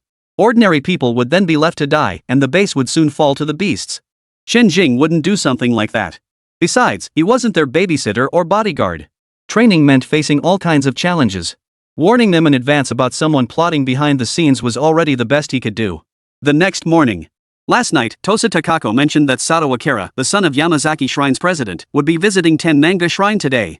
At this moment, the sacred maiden Tsukimi Ryan was sent to greet him at the base entrance. Chen Jing blended into the crowd. After changing his gear, he suppressed his aura and stood inconspicuously among the people. The holy maiden has arrived. At this announcement, all eyes turned toward the entrance, even Chen Jing's gaze shifted. A tall, slender girl stepped out of the SUV first. It was Tsukimi Ryan, whom Chen Jing had seen the previous night in the conference hall atop the skyscraper. Unlike last night's traditional Cherry Blossom Nation attire of a white blouse and red skirt, today she wore a pure black battlesuit bearing the Tenyu Shrine emblem on her left chest. Beneath her long black hair, her exquisite features were as expressionless as solid ice, radiating an aura that kept others at arm's length. Her Highness the Saintess has personally come to retrieve someone from the Yamazaki clan. Of course. She is the daughter of the Yamazaki Society's leader and the future heir to the Yamazaki Society. And she's a formidable powerhouse who reached mid-6th tier at just 27, truly young and accomplished.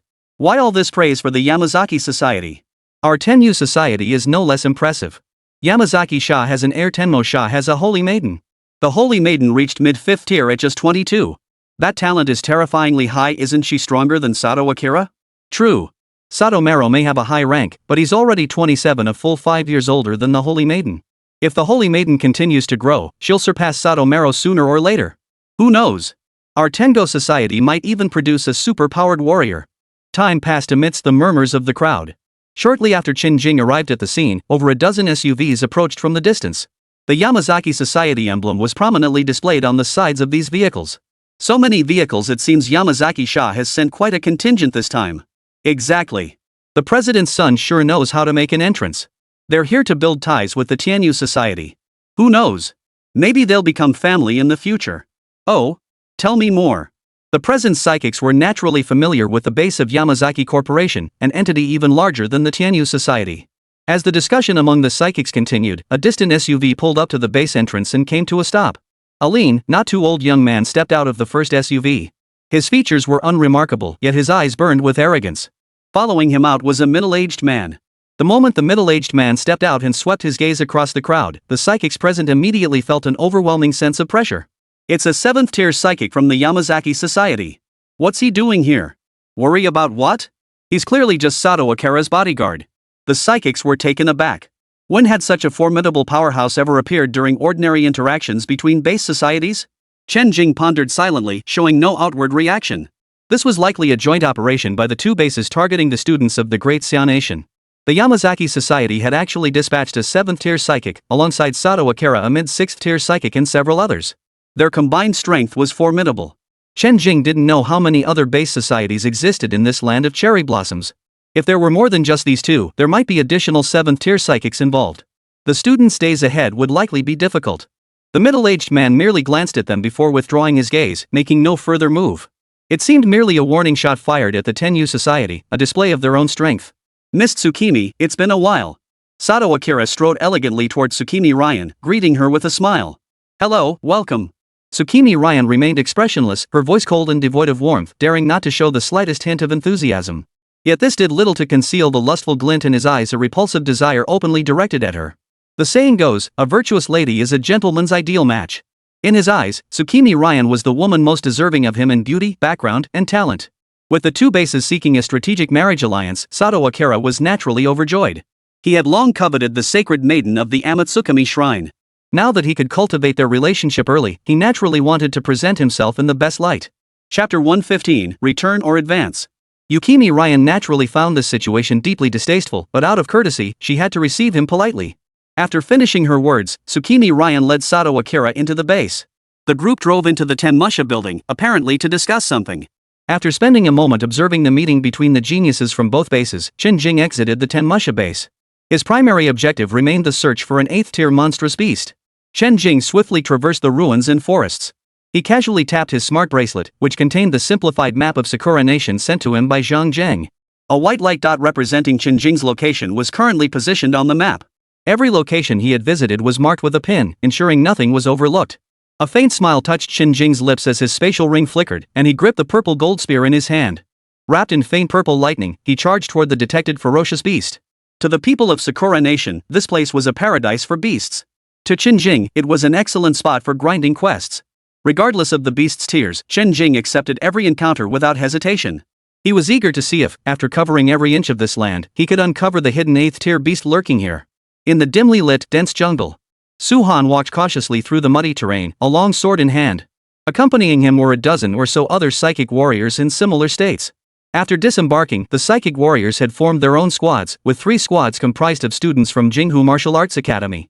Zhang Jiang and Yinli concealed themselves in the shadows, keeping a watchful eye on all 3 squads. Fortunately, all 3 teams had set off in roughly the same direction, keeping within close proximity to one another. At the very least, if a distress signal was sent, Zhang Jiang could hold out for a moment and arrive in time to rescue them. Based on the strength of the beasts scouted on this stretch of land, as long as they didn't court death, they shouldn't be unable to hold out even for a short while. Su Han's ice-type abilities were only marginally stronger on land than ordinary psychic powers, lacking the amplification effect they gained underwater.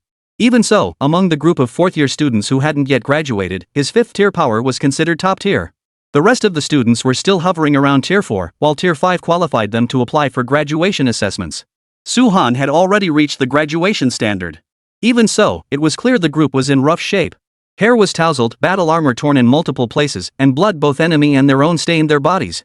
The team of psychics had ventured deep into the jungle, where beasts were far more formidable than those found elsewhere, rarely exceeding Tier 2 or 3, with Tier 5 being the absolute maximum.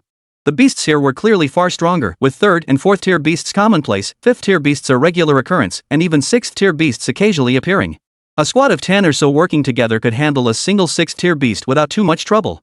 But there was clearly more than one 6th tier beast here. Even a single 4th tier beast was a match for one of them. A 5th tier beast required several people working together to kill. Su Han could handle one alone, but there were only 1 or 2 others at his level. Snap! Suddenly, one of the psychics lost their footing and snapped a piece of dead wood beneath them. The crisp sound echoed out, carrying far into the distance. The dozen or so people immediately halted, bodies tense, eyes darting warily around them. They feared attracting another formidable beast. After maintaining this state for several minutes without any sign of beasts, they finally relaxed slightly. If I'd known this Sakura country ruin was this treacherous, I never would have ventured so deep. Just loitering around the outskirts would have been enough. The psychic who had stepped on the branch muttered under his breath, a hint of regret in his voice. Most of the others nodded in agreement. The school had never set high expectations for this training expedition to the Cherry Blossom Country ruins. Rating was determined solely by performance during the journey, with credits awarded based on tier. Simply setting foot on Sakura country soil guaranteed the lowest rating. The better one performed upon arrival, the higher the rating. Ambitious prodigies naturally sought to venture deeper and excel. Every beast they hunted was recorded by their loggers. Wouldn't the credits just pour in? Initially, things went smoothly. The challenges seemed manageable, boosting the psychic's confidence considerably. But the deeper they ventured, the more the quality of the beasts skyrocketed, making their struggles increasingly intense. Now, after only 5 or 6 days, things had already reached this state. Many in the group had already considered turning back. Although the elders were observing from the shadows, ready to intervene if they encountered danger beyond their capabilities. But if they did intervene, regardless of the final rating achieved, the credits would be halved immediately. What if we turn back? We've come far enough. But we've come this far, isn't it a shame to give up now? Our smart bracelets only show a B grade rating now, but we're so close to an A grade. If we push a little further, we could get an A grade. That would multiply our credits several times over. Exactly. We're so close now. Giving up would be such a waste. Yeah, even if they dock half the points, we'd still come out ahead. But it's far too dangerous. Even with the elders, there's no guarantee we'd survive if we ran into trouble. After confirming the surroundings were clear of danger, the members of the psychic squad hesitated to proceed further. Instead, after that psychic uttered those words, the others voiced their own thoughts, launching into a hushed discussion. Their initial bold charge into the depths had been deceived by the fierce beasts lurking on the periphery. It was only through teammates' persuasion and encouragement, along with the carrot of higher ratings dangling ahead, that they'd reached this point. The depths of the ruins weren't just home to 4th tier beasts, 5th tier creatures lurked around every corner, and even 6th tier monsters had suddenly appeared. If it weren't for their numbers, they would have died countless times over. Thankfully, we're all in groups. Surely no fool would go solo, right? Soloing below tier 6? That's suicide. Should we push forward or turn back? Make a call. I want to go back. I want to push forward and give it my all. And me. In the end, only 4 were prepared to press on, while the rest were ready to turn back. After returning, they could either wander around the landing area or head straight back to the ship to rest. Neither option would affect their scores. Zhang Jinghan naturally joined the small group of 4 who pressed on. Those returning no longer needed to worry, the path they had come was already cleared. Even if some obstacles were missed, they would surely handle them. Among the 4 fearless risk-takers, Su Han was naturally present. Chapter 116, 2 Wolf-like Monsters. Among the 4 who pressed onward, Su Han was at the early 5th tier. Of the other 3, 1 was also at the early 5th tier, while the remaining 2 were both at the late 4th tier. All were confident in their abilities, daring and determined individuals. Now, as they pressed deeper, they encountered their first ferocious beast. Gale wolves. Upon spotting them, the swift-winged wolf did not immediately attack. It likely sensed that the four ants together would be difficult to deal with. The four also detected the swift-winged wolf's presence almost simultaneously. As both sides stood in a standoff, the four exchanged words.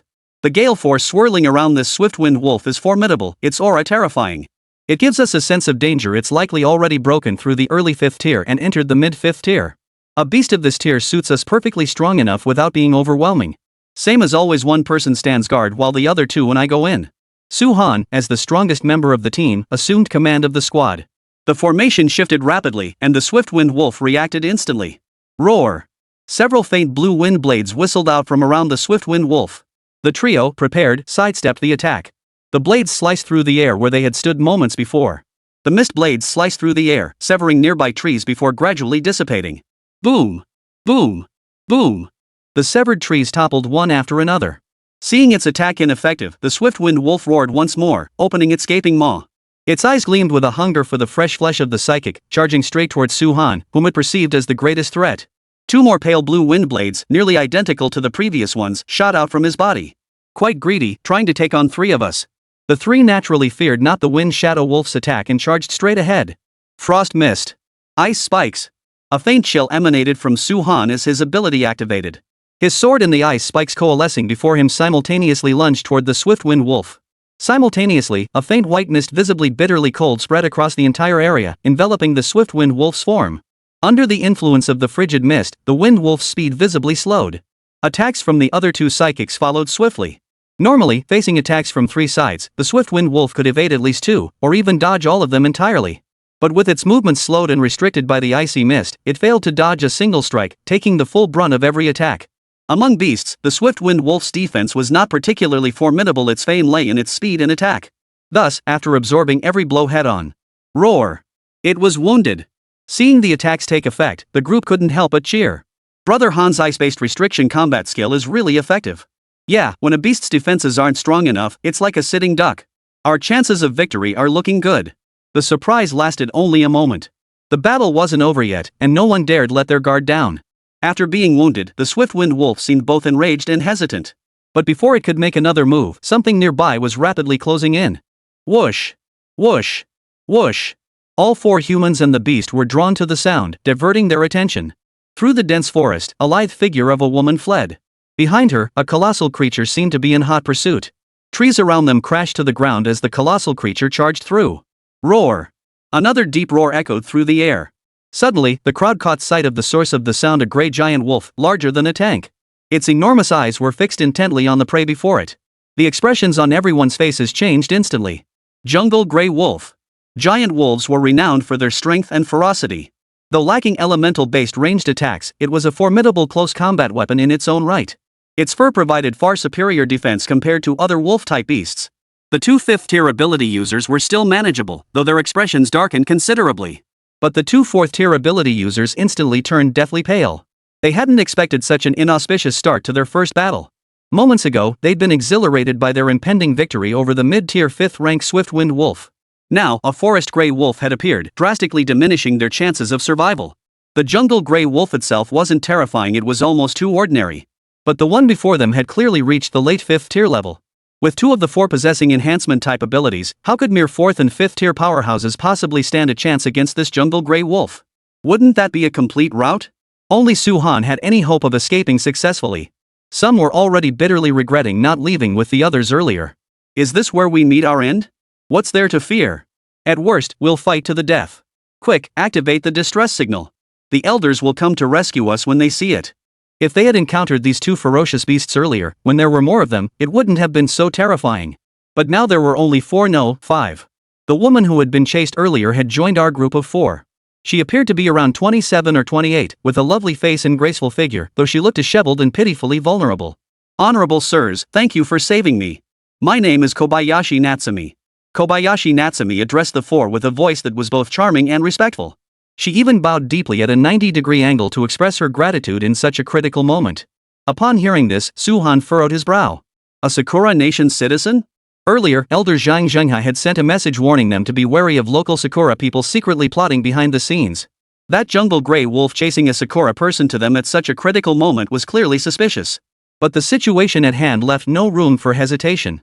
When two ferocious beasts met, especially both belonging to the wolf lineage, they naturally united against an external threat first. They could handle a mid-tier 5th-rank Swiftwind wolf alone, but adding a late-tier 5th-rank jungle grey wolf to the mix would be utterly impossible. And there was a mid-stage 5th-tier Sakura Nation psychic lurking nearby, watching them like a hawk. Su-Han decisively activated the distress signal on his smart bracelet. The battlefield dynamics shifted instantly with the arrival of the jungle grey wolf and the Sakura Nation woman. The Swiftwind wolf, previously cornered by the psychic squad, instantly formed an alliance with the jungle grey wolf.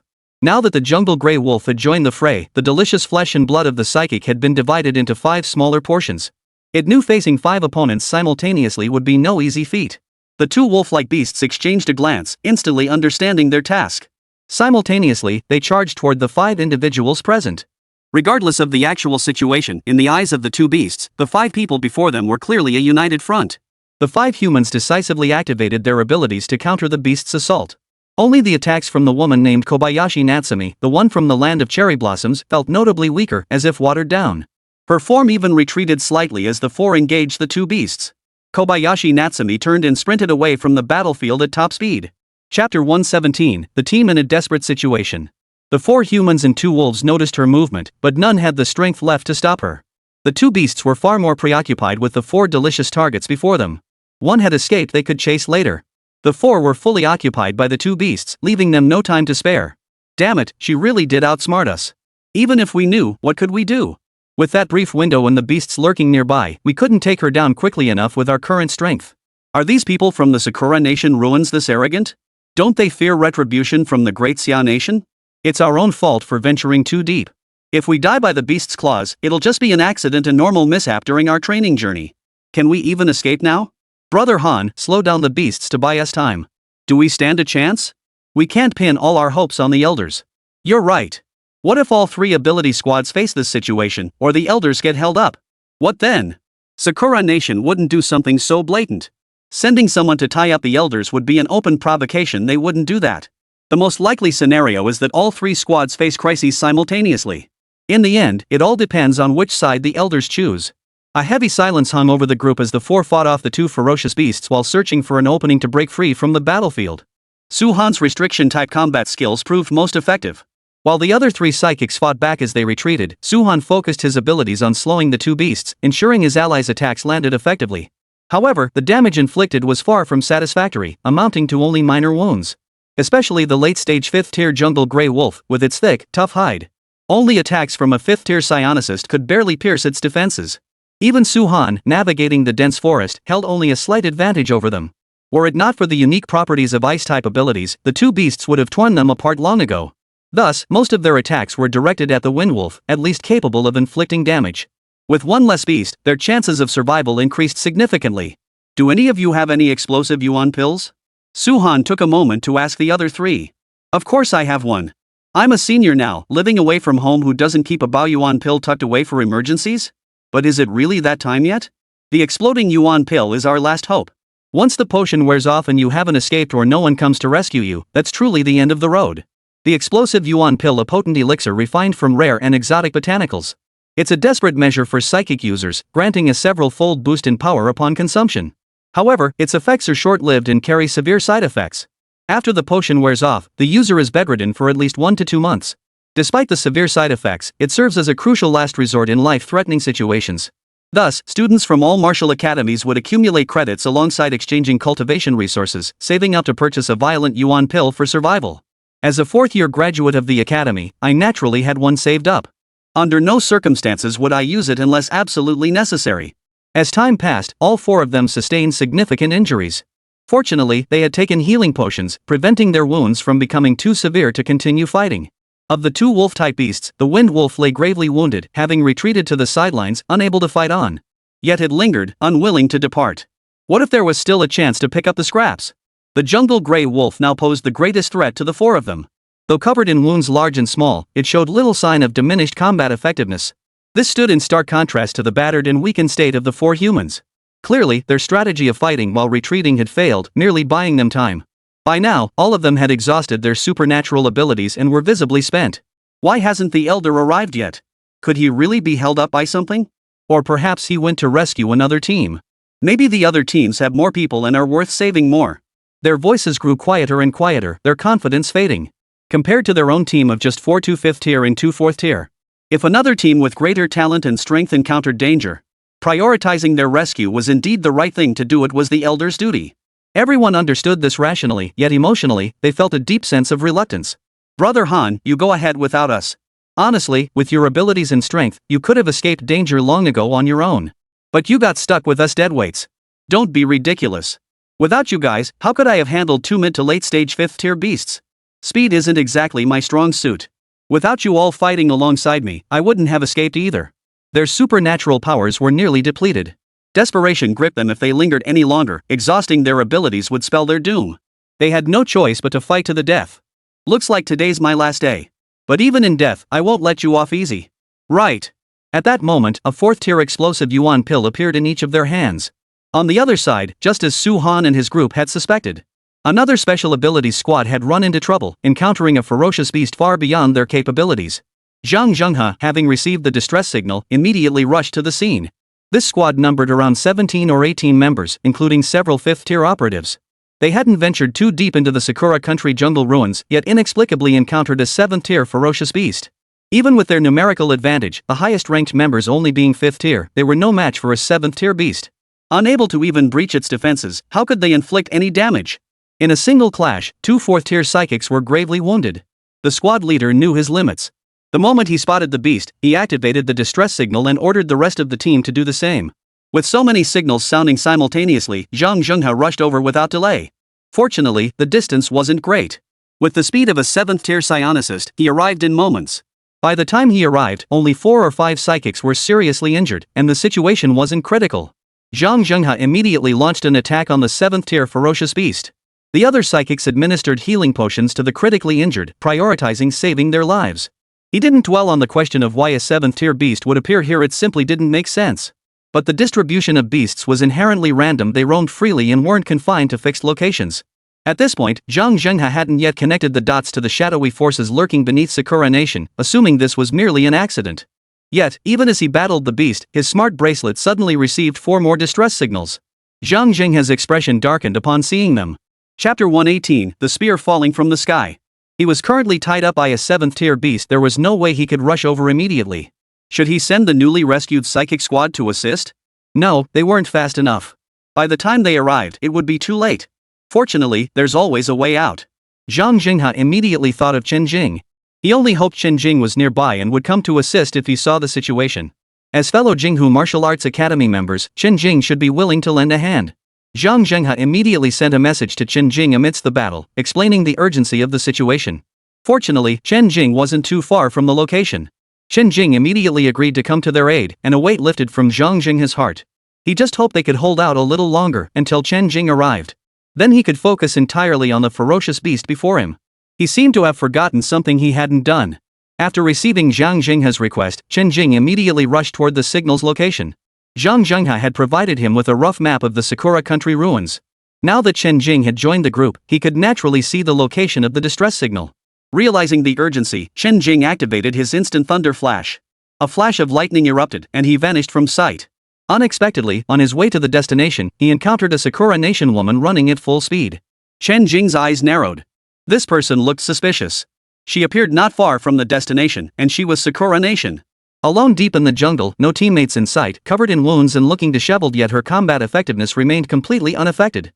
Whether she posed a threat or not, he'd capture her first and ask questions later. There was little to lose with them. The thought flashed through Chen Jing's mind as his body shifted direction, lightning flashing in his wake. Kobayashi Natsumi was currently delighted that her mission was complete. The mission assigned to her was the easiest and simplest. These great Xia nationals were utterly foolish. When it came to familiarity with their own jungles, who could compare to the natives? After pinpointing the direction of those psychics, they headed out ahead to stake out positions along the route. Different levels of personnel were assigned tasks of varying difficulty. And hers was the easiest within the 5th tier, well worth the effort she'd put into pleasing her superiors. Before Kobayashi Natsumi could return triumphantly to report her success, a flash of lightning erupted before her eyes. A searing pain instantly gripped her abdomen, spreading throughout her body. Darkness engulfed her vision as she lost consciousness. After Chen Jing delivered the punch, he performed a soul-searching technique to extract the desired information. His expression darkened as he blocked out the useless, nauseating memories. Chen Jing swiftly disposed of the Sakura Nation woman, reducing her to charcoal. Sure enough, his hunch was correct. These Sakura people were responsible for the misfortune that befell the squad, at the same time being attacked by ferocious beasts beyond their capabilities. The girl before him, Kobayashi Natsumi, had deliberately lured a gray wolf from the forest. They deserved to die. Chen Jing turned and continued racing toward his destination. If he arrived too late, it might all be for nothing. The four-person squad didn't plan to have all members take the power essence pills. They kept one fourth-tier psychic ability user behind. 3 would take the power essence pills together. If they managed to defeat the gray wolf or drive it away, with 1 member remaining, they would still have a chance to survive. If all 4 of us eat it, once the effects wear off, we'll just be waiting to die right here. Even if 1 more person ate it, it wouldn't seem to make much difference. Whoa. Just as they prepared to swallow the explosive yuan pills for their final battle, a purple gold spear, crackling with lightning, instantly pierced through the jungle gray wolf's skull. The jungle gray wolf, charging toward the 4 once more, abruptly lost its life. It crashed to the ground. In a swift follow-through, the purple gold spear curved mid-air, streaking toward the swift-wind wolf trailing far behind. Simultaneously, the swift-wind wolf also lost its life. The group was still processing the scene, staring at the purple gold spear piercing the jungle gray wolf for several seconds. Then they recognized it as Chen Jing's weapon and his signature attack style. It's Brother Chen! It's Brother Chen! The group cried out in surprise, then felt a wave of relief wash over them. Their injured bodies, which they had been forcing to stand, suddenly went limp and they collapsed to the ground. They were saved. Moments later, Chen Jing appeared before them. Brother Chen, thank goodness you arrived in time. Otherwise, we'd have been done for. Brother Chen, you saved us again. Brother Chen, did you spot our distress signal nearby? Brother Chen, you must be exhausted from rushing over. Come rest for a bit. Brother Chen. Su Han and the others, having regained their composure, began showering Chen Jing with warm words once more. Mainly because Chen Jing was immensely powerful, having rescued them from dire situations multiple times, yet remained kind-hearted. He never displayed an overbearing aura or put on airs around them, which shaped their attitude toward him. Beyond their respect and admiration, he was warm and friendly, their big brother. There was no generation gap between them and Chen Jing. Elder Zhang has been delayed by a 7th-tier ferocious beast and cannot come to your rescue. After you contacted me, I happened to be nearby. I encountered a woman from Sakura country on the way and used some methods to obtain information. This jungle gray wolf was indeed deliberately lured here by her to ambush and kill you. Chen Jing explained the recent situation to them. So it was them. Those vile creatures, resorting to such despicable tactics. These words instantly ignited fury among the group. Chen Jing continued. Their primary target was you. There aren't that many 7th-tier beasts in this area. Late-stage 5th-tier beasts pose a threat to you, but not to that larger squad. The 7th-tier beasts are closer to them. Once Elder Zhang is lured over, barring any surprises, you'll meet your end at the hands of this jungle gray wolf. 3 base societies are participating in this operation: the Tianyu Society, the Yama Society, and the Chaoyang Society. That Kobayashi Natsumi only knows which bases are involved in the mission details for her specific team. As for the exact number of personnel deployed and their capabilities, she doesn't have that level of detail. Chen Jing laid out all the information obtained through soul searching, organizing it and sending it to Zhang Zhenghe. Despicable. Bastard. I'll get revenge. I won't rest until I do. That cherry blossom countrywoman dying like that was far too easy for her. 3 base societies were involved? After hearing Chen Jing's words, the 4 instantly grasped the entire plan. In a few short sentences, they erupted in furious complaints. What are you planning to do next? Chen Jing asked Su Han and the others. After a moment of silence, Su Han spoke first. In our current state, what else can we do? We'll just have to return to the warship and rest. It's just a shame about those who chose to separate from us. If only we'd known this would happen, we should have turned back with the others earlier. Yeah, sigh. Life's full of twists and turns. Chapter 119, Preparing to Seek Them Out. They'd come to their senses without strength. It was better not to take risks. Better to retreat back to the port and wait for the elders to return, ending their trial. Chen Jing saw their dejected expressions and offered some comfort. There's a reason for this: someone sabotaged us on purpose. If we appeal to the elders, maybe we can get the credit penalty waived. The 4 listened, but their spirits didn't lift much. Sigh, it's our own fault for being too weak. Facing a mid-stage 5th-tier ferocious beast and a late-stage 5th-tier ferocious beast appearing simultaneously, we were forced into this situation. Yeah, even without the Sakura Nation's deliberate provocation, we might have encountered such danger anyway. We can't blame anyone else. We accept it, but it still feels like a raw deal. One of them casually opened the trial rating system, then his expression brightened. Check the rating system. We already hit a rank when we fought those 2 beasts together. What? Really? Let me see. It's true. This is great. Even if they deduct half, it's still way better than AB. All that suffering wasn't for nothing. And we even got to keep our lives. Ha ha ha, we got pretty lucky. Seeing the conspicuous A-grade rating, the group rejoiced. Suhan retrieved an alloy dagger from his spatial ring and began harvesting materials from the jungle grey wolf's carcass, while the others approached the swift-wind wolf. After all their hard work, besides the credits, wasn't the rest all about these valuable items? After consulting Chen Jing, he indicated he didn't need any. With the task complete, Suhan and the others prepared to head back. Continuing further served no purpose. After bidding farewell to Chen Jing, they headed back the way they came. Upon learning the group had been rescued, Zhang Zhenghe finally breathed a sigh of relief. However, those from Sakura Nation who dared to ambush them would pay the price for their actions. Chen Jing continued slaying beasts while meticulously exploring every corner of this land. Now, the map showed few unexplored areas left. Chen Jing had covered roughly 7 or 8 out of 10. This had drastically reduced the number of beasts in the Cherry Blossom Kingdom ruins. Given their reproduction rate, it would take at least several months, if not over a year, for their numbers to recover. Chen Jing's mission progress bar surged forward significantly. He opened the interface in his mind. Quest progress, demon slaying.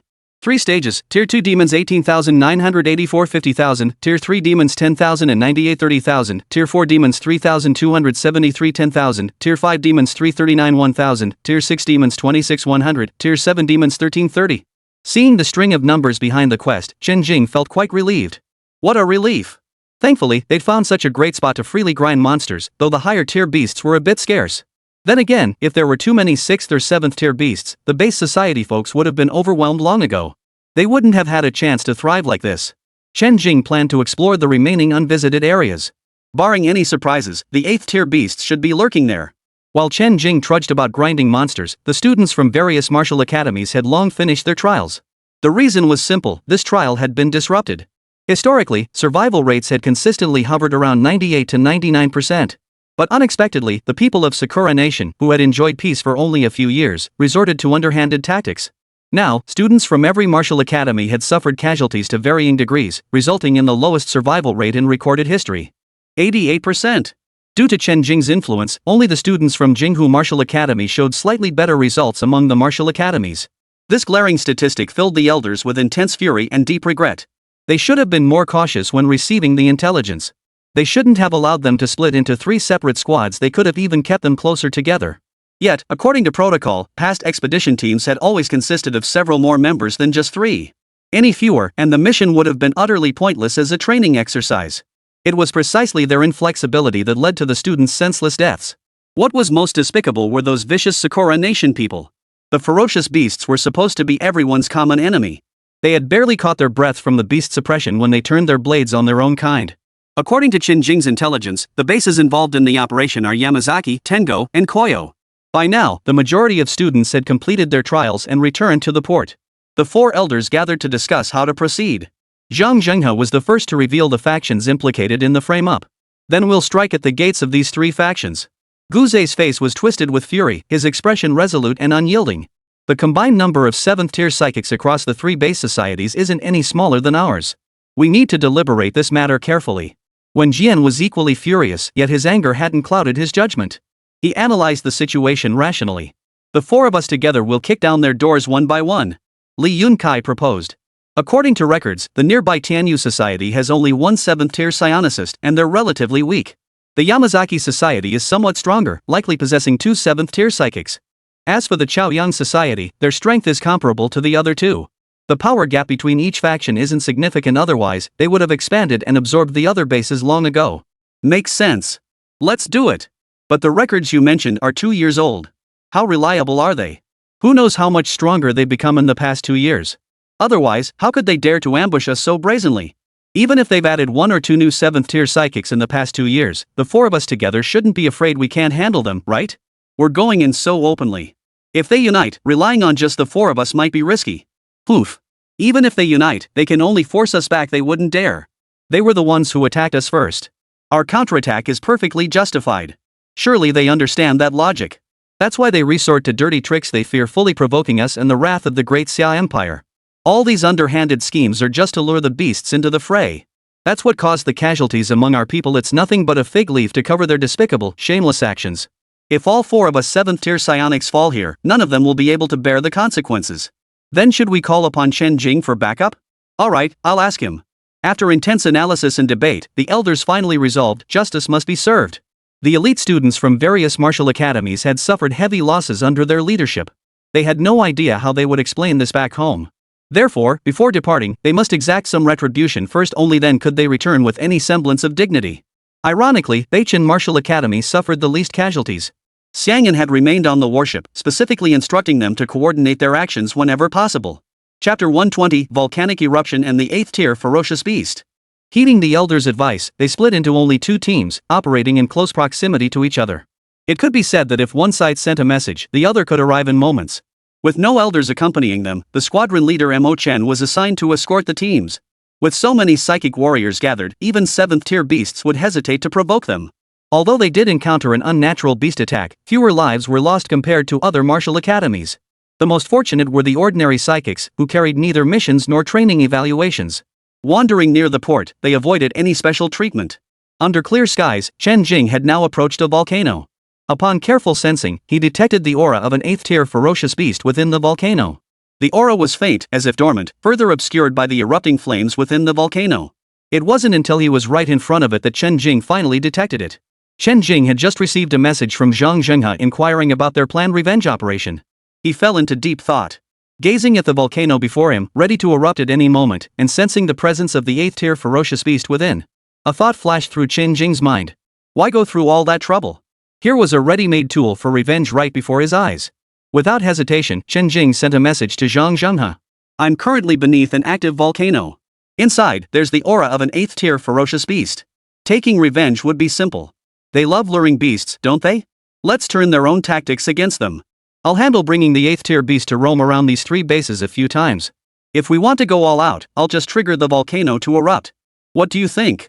Chen Jing's plan immediately drew repeated praise from the others. This plan is brilliant, simple, swift, and effective. Yeah, it's way more sophisticated than us just showing up at their doorstep. If that still doesn't satisfy us, we could watch it live or even broadcast it live so students from all martial arts academies can see that no one can bully us so easily. The idea of luring an 8th tier ferocious beast was acceptable, but the part about detonating the volcano left them hesitant. Guze, Zhang Zhenghe, and Xiang'an discussed it heatedly. But isn't detonating the volcano a bit too cruel? Besides the psychics involved in the operation, there are countless ordinary people unaware of this and other bases not participating. This would severely impact the living environment of ordinary people. The scope of the damage would be too vast, inevitably resulting in heavy casualties. Since when did you become so compassionate? They showed no mercy. First, they shouldn't blame us for being ruthless. In today's society, blame should fall on their leaders for making the wrong decisions. Those who seek the protection of psychics must bear the corresponding risks. You're absolutely right. Then pack up, get everyone aboard, and launch the Wenzhou to depart this area immediately to avoid collateral damage. Understood. After speaking with the others and receiving their agreement, Chen Jing naturally began to act. It wasn't that Chen Jing was heartless possessing memories from another world, he felt no burden whatsoever in doing this. In fact, he felt a sense of relief knowing he had the power to do so. Once again, he felt fortunate to have come to Blue Star and encountered the system. Chen Jing silently soared into the sky, gazing distantly at the volcanic crater. An 8th tier ferocious beast, possessing a beast core, exhibited a qualitative leap in power compared to those below the 7th tier. Its physical prowess far surpassed that of the so-called orange tier celestial clan. Facing it with Chen Jing's offensive capabilities was no easy task. Fortunately, he could first use his skywalking technique to toy with it, then head to the base to vent his destructive urges. Ideally, he could lure a 7th tier psychic into action, making the final harvest easier. Chen Jing's expression remained impassive, yet his gaze held a cautious resolve. The purple gold spear swung through the air as he cast a spell. Thunderstorm Spear Array.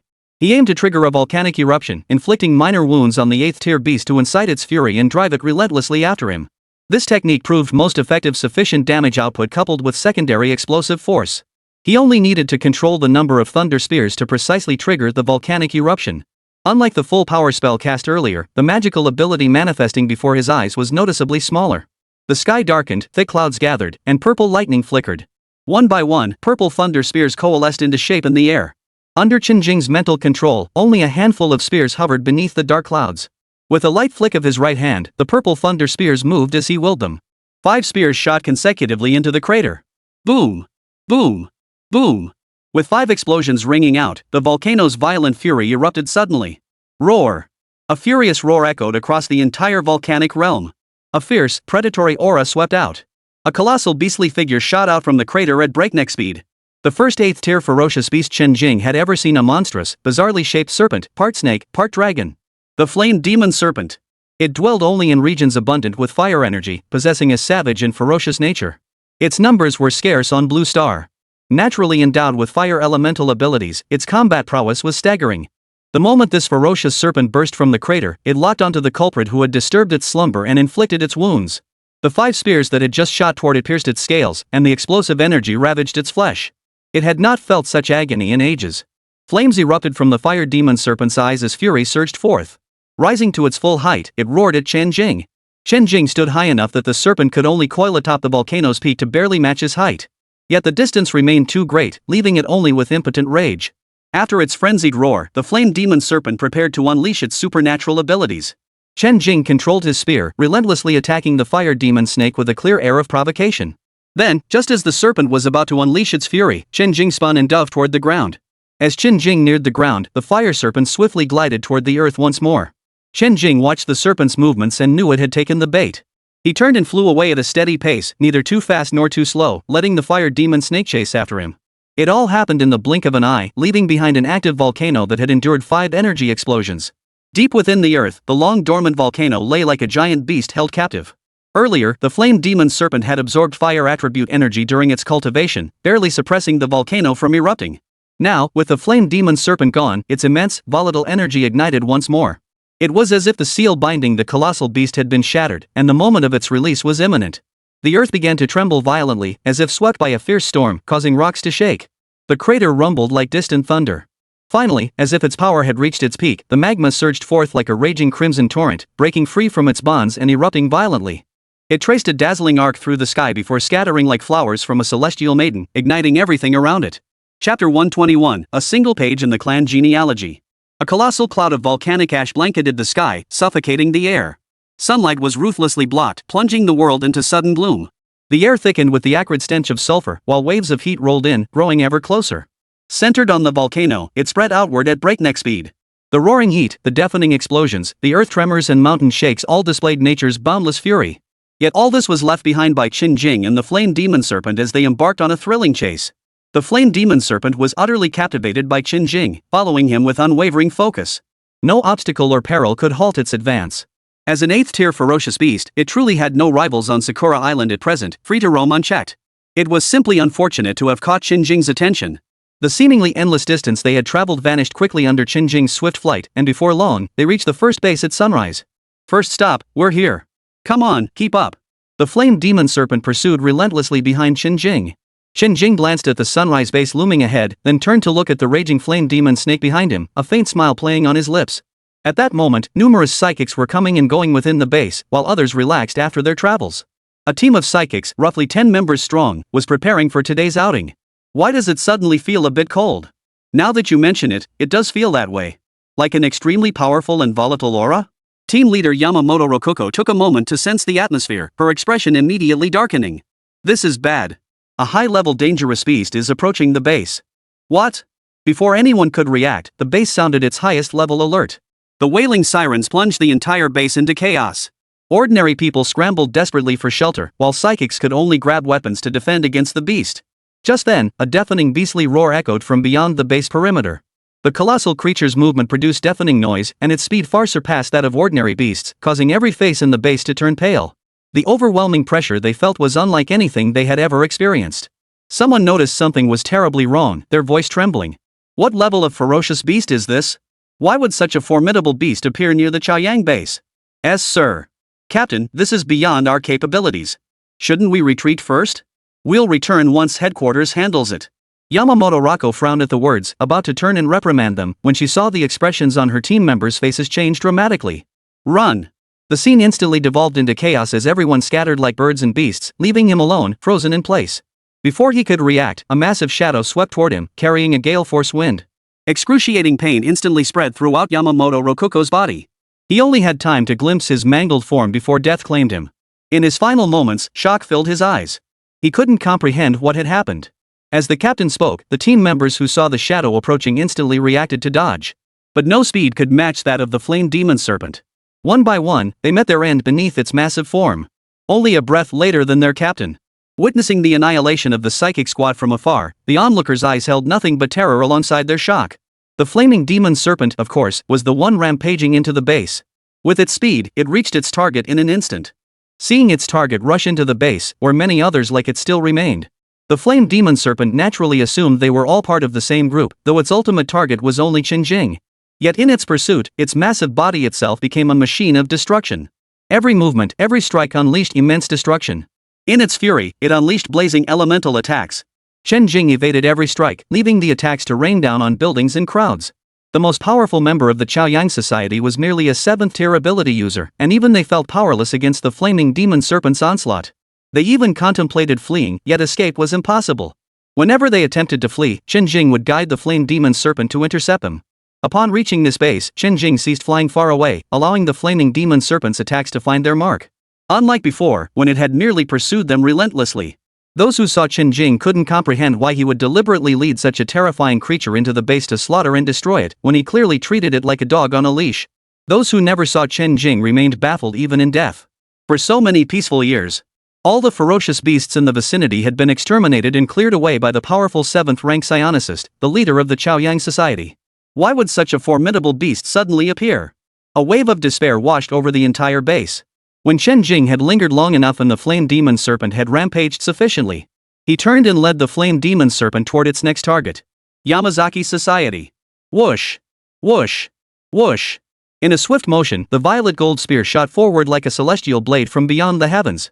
In an instant, it pierced through several heads, instantly killing the surviving 6th and 7th tier psychics. Some never understood, even in death, why this had happened. Who had they offended? All that remained was the devastation and sorrow of the Sunrise base. At this moment, the survivors were still immersed in the grief of losing their homes, and countless lives were lost in the terror of the 8th-tier beasts. No one had the heart to relay the news to other bases. Chen Jing watched the groups of Yamazaki Society psychics gathering in the distance, a faint smile spreading across his face. What rotten luck! Instead of staying home, they had to come out and rush to their deaths early.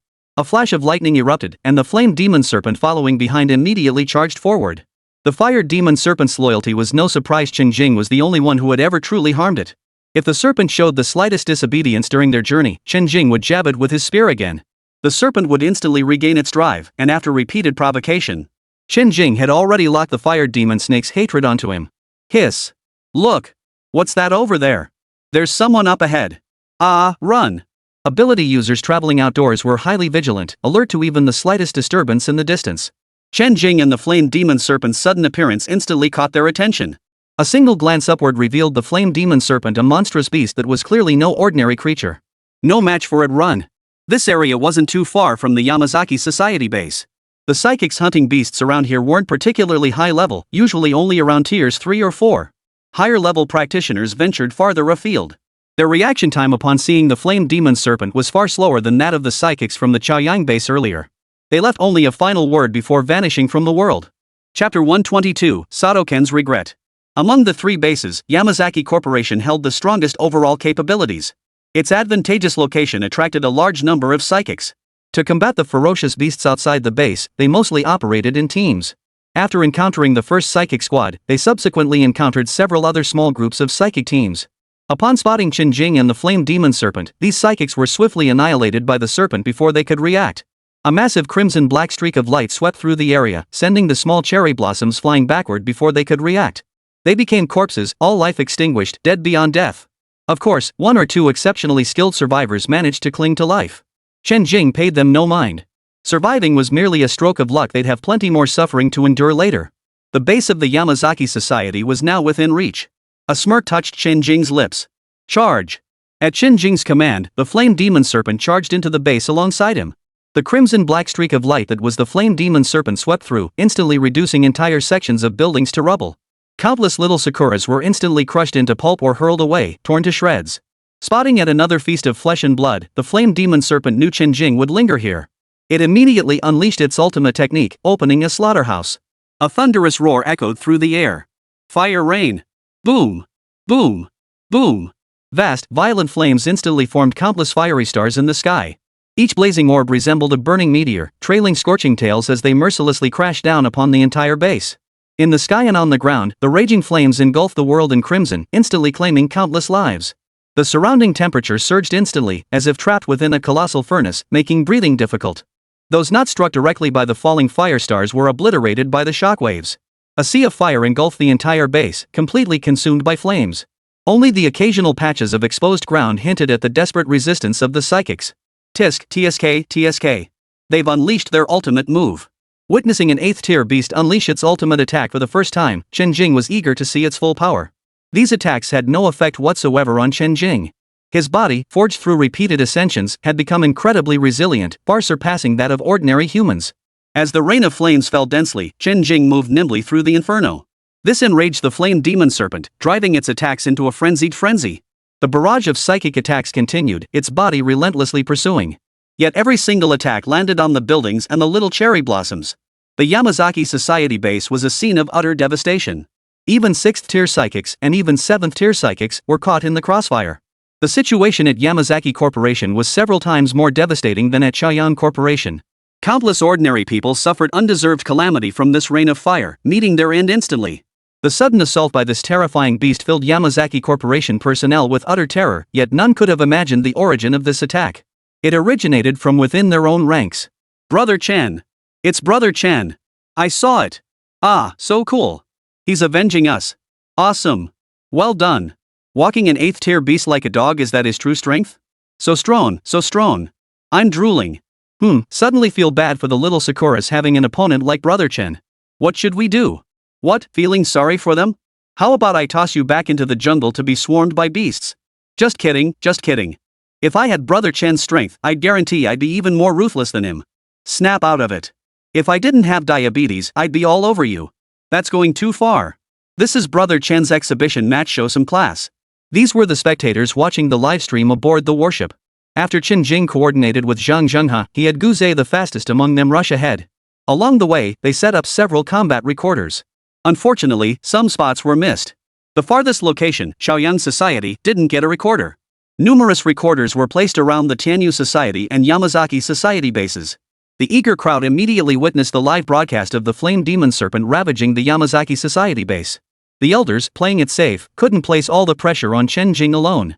Guze, the strongest and fastest among them, was tasked with the critical role of supporting Chen Jing. They observed from a distance along the route they must take, ready to immediately evacuate Chen Jing should any abnormalities arise. With the Yamazaki Society base destroyed, Chen Jing prepared to lead the flame demon serpent toward its next target. He didn't truly intend to exterminate them all. Whatever survived would survive. Sato Ken, president of the Yamazaki Society, was a 7th tier psychic. His son, Sato Akira, was a prodigy blessed with exceptional talent, the perfect heir in his father's eyes. Only the sacred maiden of the Amaterasu shrine was worthy of his exceptional son. Upon learning that a prodigy from the Great Xia Kingdom had come to Sakura Kingdom for training, his heart twisted with nothing but rage and jealousy. The outside world declared Sakura Nation fallen, now referred to as the ruins of Sakura Nation. This notion stirs a burning refusal to accept defeat. Collapse is only temporary. Sooner or later, Sakura Nation will rise again. Generation after generation, his son Sato Akira embodies hope, while the sacred maiden of the Amaterasu shrine gilds that hope with a golden edge. Regardless of how other base leaders might feel, in the end, they would always follow his lead. The alliance formed to counter the geniuses of the Great Xia Empire was merely interest collected on their oppression and humiliation of the land of cherry blossoms. Yet unexpectedly, before they could rise to prominence, they faced this devastating blow. He never knew this land harbored such a formidable beast, one that inexplicably attacked his base. Everyone was powerless to resist, falling one by one. He saw the mastermind behind it all. A figure was guiding this terrifyingly powerful beast, luring it like a dog on a leash to unleash indiscriminate attacks. He had witnessed it all, yet he could only feign ignorance. The opponent was far too powerful, both the man and the beast. He knew nothing. He was merely a father, worried for his child, who had sent word for his son to flee before dying. He relayed everything that had happened at the base, along with his arrangements for his son, to Sato Akira. Before leaving the base, Sato Akira took with him a squad of psychic guards and a 7th tier powerhouse. He believed that once his message was relayed, their group would be able to escape this place swiftly. With the protection of a 7th tier psychic, combined with his own strength, he hoped to preserve his life. He suspected this individual wasn't from Sakura Nation, judging by their physique and combat prowess. That left only the Great Xia Nation, whose people had recently arrived here. The actions of this individual seemed strikingly similar to his own covert plans. He sensed this was the Great Xia Empire's retaliation. To his surprise, the Great Xia Empire's retaliation came so swiftly and fiercely that it was utterly overwhelming. It was entirely unlike the Great Xia Kingdom's usual style. He seemed to be regretting it now. Chapter 123, Not One Shall Escape. Chen Jing watched Sato Ken's actions without intervening. Spreading the news would make things more entertaining and thrilling, wouldn't it? Let those people live in constant fear, awaiting death's arrival. Or the desperation of frantic flight, knowing escape is impossible. Far more torturous than a sudden attack, a death that comes in an instant. After all, not a single big fish would escape. He had seen with his own eyes the ridiculous, venomous expressions on the faces of those gathered in the conference hall. Only the saintly maiden had maintained a somewhat decent demeanor. She was the only one among them whose aura remained relatively pure, untainted by malice. But she was weighed down by a bunch of useless teammates. Satisfied with the outcome at Yamazaki Society, Chen Jing turned and departed, setting off on a new journey with the flame demon serpent. Chen Jing soared out of the sea of flames, leaving only the sky filled with flames stubbornly burning within the base. That's it? They're wiped out? They couldn't even hold out. Brother Chen is awesome. Let's go, let's go. Next one. As news of Sato Ken spread, Sato Akira and his group instantly panicked. Uncle, what should we do? Sato Akira turned to the middle-aged man beside him. The man was named Sato Yasushi, the younger brother of President Sato Ken and a 7th-tier psychic. Both brothers were fortunate to possess formidable power in these harsh times. Even more fortunate was the fact that no one could be closer or more trusted than the two brothers. With Sato Akira's presence, the brothers made protecting him their foremost priority. Thus, the younger brother, possessing slightly greater power, guarded Sato Akira throughout. His sole focus, aside from cultivation, was protection safeguarding Sato Akira's growth. Upon receiving Sato Ken's message, Sato Yasumitsu was gripped by anguish and dread. Run! Gritting his teeth, he answered his nephew Sato Akira's question, making his final decision. Based on his elder brother's description and speculation, the opponent possessed strength at least on par with an 8th-tier ferocious beast. The power of whoever guided that 8th-tier beast was even more terrifying and unfathomable. A single man and beast had effortlessly annihilated the entire Yamazaki Society base. Even as a 7th-tier psychic, he stood no chance against them. Facing them head-on would be futile. For now, escape was the only option. He didn't know where his escape would end. If necessary, he could even take a boat out to sea. These people from the Great Xia Empire would eventually leave. He could always return later. Survival was paramount now. What about the Tianyu Society? What about Tsukimi Ryan? Should we inform them? There's no time. Besides, we need people to buy us time. After we leave the base, inform the head of the Tianyu Society and have them prepare. Tsukimi Ryan, if she survives, she'll still belong to you. If she doesn't survive, I'll find another. No one matters more than you. All right. Sato Akira nodded resignedly. After Sato Yasushi finished speaking, he immediately led their group away from the Tenyu Society base at a rapid pace. The Tenmya Society members were left puzzled. What could they possibly be rushing off to do? Only after Sato Yasushi and his group had disappeared into the distance did they relay the information they'd obtained to Tensho Society's president, Tosa Takako. Tosa Takako had already harbored doubts and dissatisfaction regarding Sato Akira and the others' departure. Now, upon receiving this shocking news, the other Tenmya Society members present also learned of it. Chaos erupted on the scene. That was an 8th rank. Bastards! They abandoned us and fled when trouble hit. He didn't even bother to tell us until he was already far away. What good is this news now? Can we even escape now? Tosa Ryuko seethed with anger, but she refused to let it cloud her judgment. Quiet. Stop arguing. It's too late to flee now. With an 8th-tier beast accelerating at full force, it should arrive very soon. Yamazaki Society was wiped out without putting up a fight because they failed to prepare defenses in advance. Even their base had only 2 7th-tier psychics left. They stood no chance against an 8th-tier beast either. But we at the Tenmiko Society have 3, and we prepared in advance. I believe we can hold out and force that 8th-rank beast to retreat. Tosa Ryoko's words rang out with conviction, quickly calming the restless members of the Tenyu Society. In truth, Sato Yasushi had withheld crucial details in his message to Tosa Takako. Everything he conveyed was factual, except for the identity of the person who had lured the flame demon serpent to attack the base. That person was from the Great Xia Nation. Upon learning that Sato Yasushi and his group were preparing to leave Sakura Nation, Guzei immediately instructed the 2 elders aboard the warship to dispatch personnel to intercept them. With combat recorders deployed along the route, they had complete knowledge of Sato Yasushi's group's movements. Chen Jing had already provided them with such favorable conditions. If they allowed one of the 2 masterminds to escape, they wouldn't have the face to show themselves. Several speeding off-road vehicles slammed on their brakes and came to an abrupt halt. Sato Yasushi stared grimly ahead. 2 7th-tier psychics and 2 6th-tier psychics now blocked the road ahead. Forcing their way through was impossible. If they tried, their vehicles would surely be destroyed by the roadblockers, and everyone inside would be injured or even killed. Everyone in the SUVs got out. Without a word, the tension between the two sides erupted. An invisible shockwave rippled out, causing the surrounding vegetation and air to tremble slightly. The battle was about to erupt. Xiangyan raised his wolf tooth club, channeling his enhancement type ability, and charged toward Sato Yasushi first. This was still Xiangyan's first battle upon stepping onto this land. The moment his opponent activated their ability, he knew they were a power-type ability user just like him. A worthy opponent perfect for him. Two enhancement-type melee fighters collided, igniting the prelude to battle. The others swiftly engaged their respective targets, leaving only Sato Akira searching for an opening, poised to break through at any moment. This was the plan his uncle had devised. They would all hold the enemy back while Sato Mairi gave his all to escape. As for eliminating the enemy, they were no match for them. With only two 7th-tier psychics, it was only a matter of time before they wiped out the entire group. This thought brought another wave of grief to Sato Yasushi's heart, his elder brother. Trying to run? Think you can get away? When Jian instantly detected Sato Akira's movement and a water-like chain shot toward him. Their martial academy students had also suffered heavy losses, and now, seeing these Japanese invaders filled them with utter loathing. With Chen Jing and Guzei currently wreaking havoc to everyone's delight, they couldn't afford to hold back. His pent-up fury had nowhere to vent when he spotted a clever bastard trying to escape. He eagerly volunteered to pursue them, determined to make them tremble with fear and regret.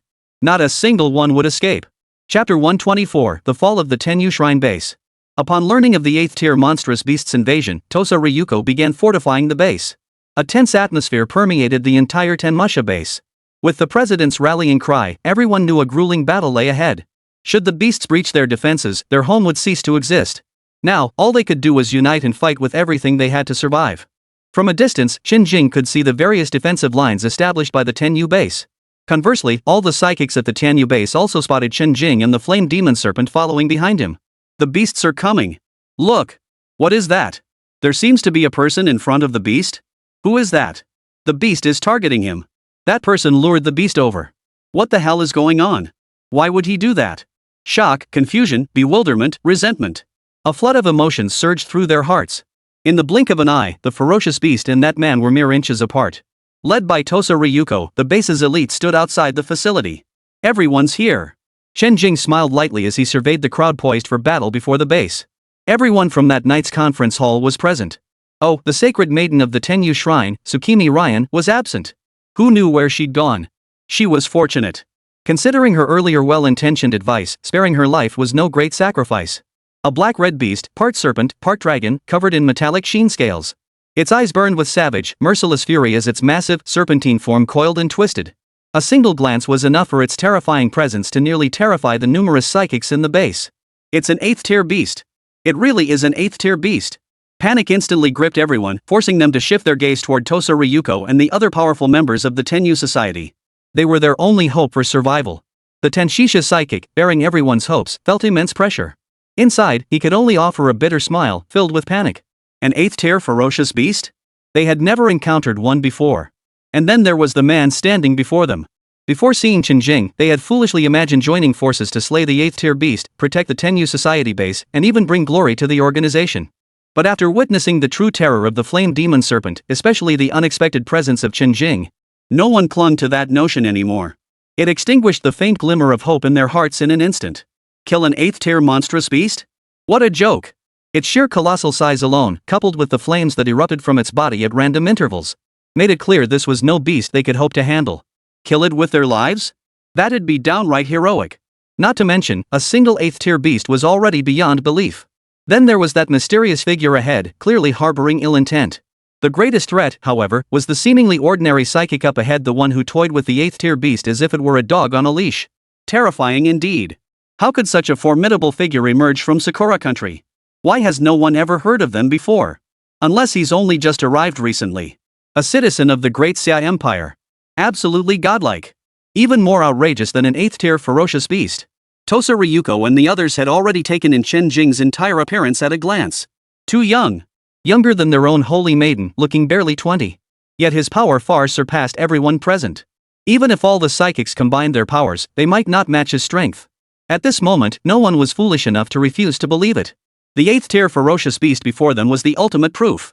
Now, upon learning the truth, the members of the Tenyu Society were overcome with despair. Could this be retribution? They knew about this ambush operation, and now they were being struck back at in the same manner. Regret filled their hearts. Some timid souls, lacking any sense of unity, The psychics who had initially been reassured by the society leader and stayed behind to prepare for battle. Now, upon truly witnessing the entity they were about to confront, they too were terrified stiff. They had long since lost their resolve to fight and were preparing to slip away quietly. But their complex emotions didn't last long. Chen Jing appeared before them in an instant, accompanied by the flame demon serpent. Every psychic present instantly unleashed their full powers. They poured every ounce of hope into their attacks against Chen Jing and the flame demon serpent. Chen Jing flickered, exposing the flame demon serpent entirely to their barrage. Fireballs, water dragons, wood vines, metal spikes, and all manner of cold steel and firearms. They pelted the flame demon serpent relentlessly, as if they were worthless. The flame demon serpent never expected that besides this one before its eyes, the one who kept attacking and fleeing would dare to attack him. A flicker of contempt passed through the serpent's cold vertical pupils. With a thunderous roar, searing flames erupted from its body. Instantly, all attacks were intercepted outside its body, melting away into the air in an instant. Only the attacks from the 3 7th-tier psychics held firm for a moment longer before being scorched away by the flames. A moment of silence hung over the scene. Tosa Ryuko hadn't expected that even the combined, all-out attacks of all the psychics couldn't even come close to the flame demon serpent's body. The only attacks that achieved any effect were his own and those of the other 2 7th-tier psychics, which held out a moment longer. Had they unleashed their ultimate combat techniques, perhaps they could have breached its defenses. The other psychics watched their attacks prove utterly useless, like a breeze brushing past the ferocious beast before them. They shook their heads in disbelief, muttering over and over, "We can't beat it. We can't beat it." After that wave of attacks, the sheer ferocity of the 8th-tier beast had completely shattered their resolve. Their legs felt as if lead weights were strapped to them, unable to move a single step. Even the will to flee had drained from their bodies. Yet their terror lasted but seconds. As the flame demon serpent charged forward, these psychics were instantly obliterated. Even those quick-witted enough to flee immediately after their failed attack could not escape their fate. The strongest among them, like Tosa Ryuko, swiftly retreated backward as the flame demon serpent attacked. They gave their all to evade the demon snake's deadly charge. As the flame demon serpent's body advanced toward the base, more and more Sakura from the Tenyushin defense line fell dead. Some were crushed into pulp, others torn to shreds beyond recognition, while still others were scorched into charcoal by the flames. Run for your lives. An 8th-rank monstrous beast is too terrifying. No one can stand against it. Not even the president and the others? The president's being chased like a dog. My god, over 10,000 psychics from the Tanyu Society can't handle a single 8th-tier beast. The heavens are against us. Not all of them were at the base. If I'd known, I'd have gone out hunting beasts too. Maybe I could have dodged this disaster by not coming back. Some who remained behind at the base watched helplessly as events unfolded at the entrance. The survivors suddenly went mad, desperate to flee the base.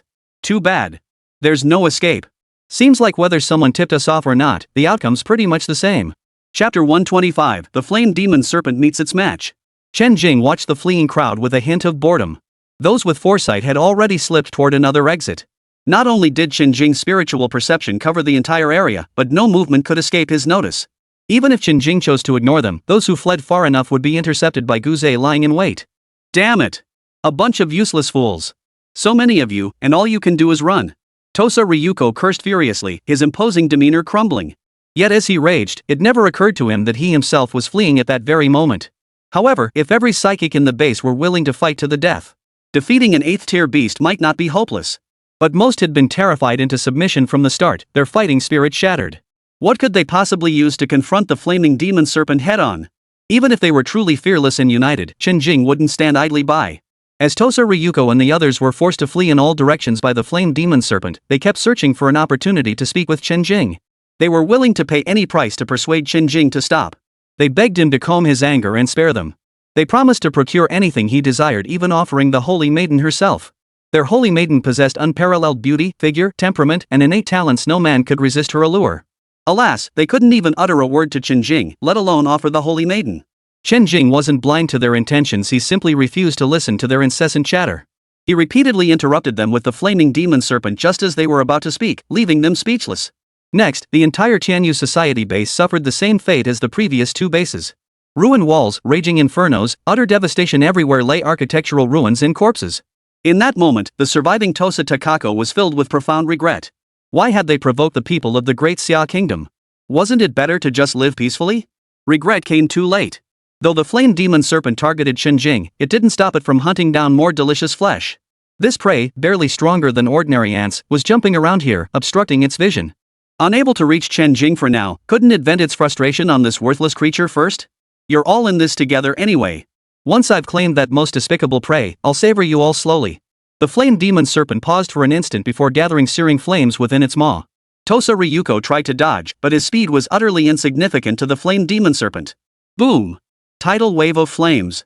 Thick crimson pillars of energy erupted from the flame demon serpent's maw, hurtling toward Tosa Ryuko. Vast swaths of crimson flames devoured Tosa Takako's space. In an instant, everyone within the flames was reduced to charcoal.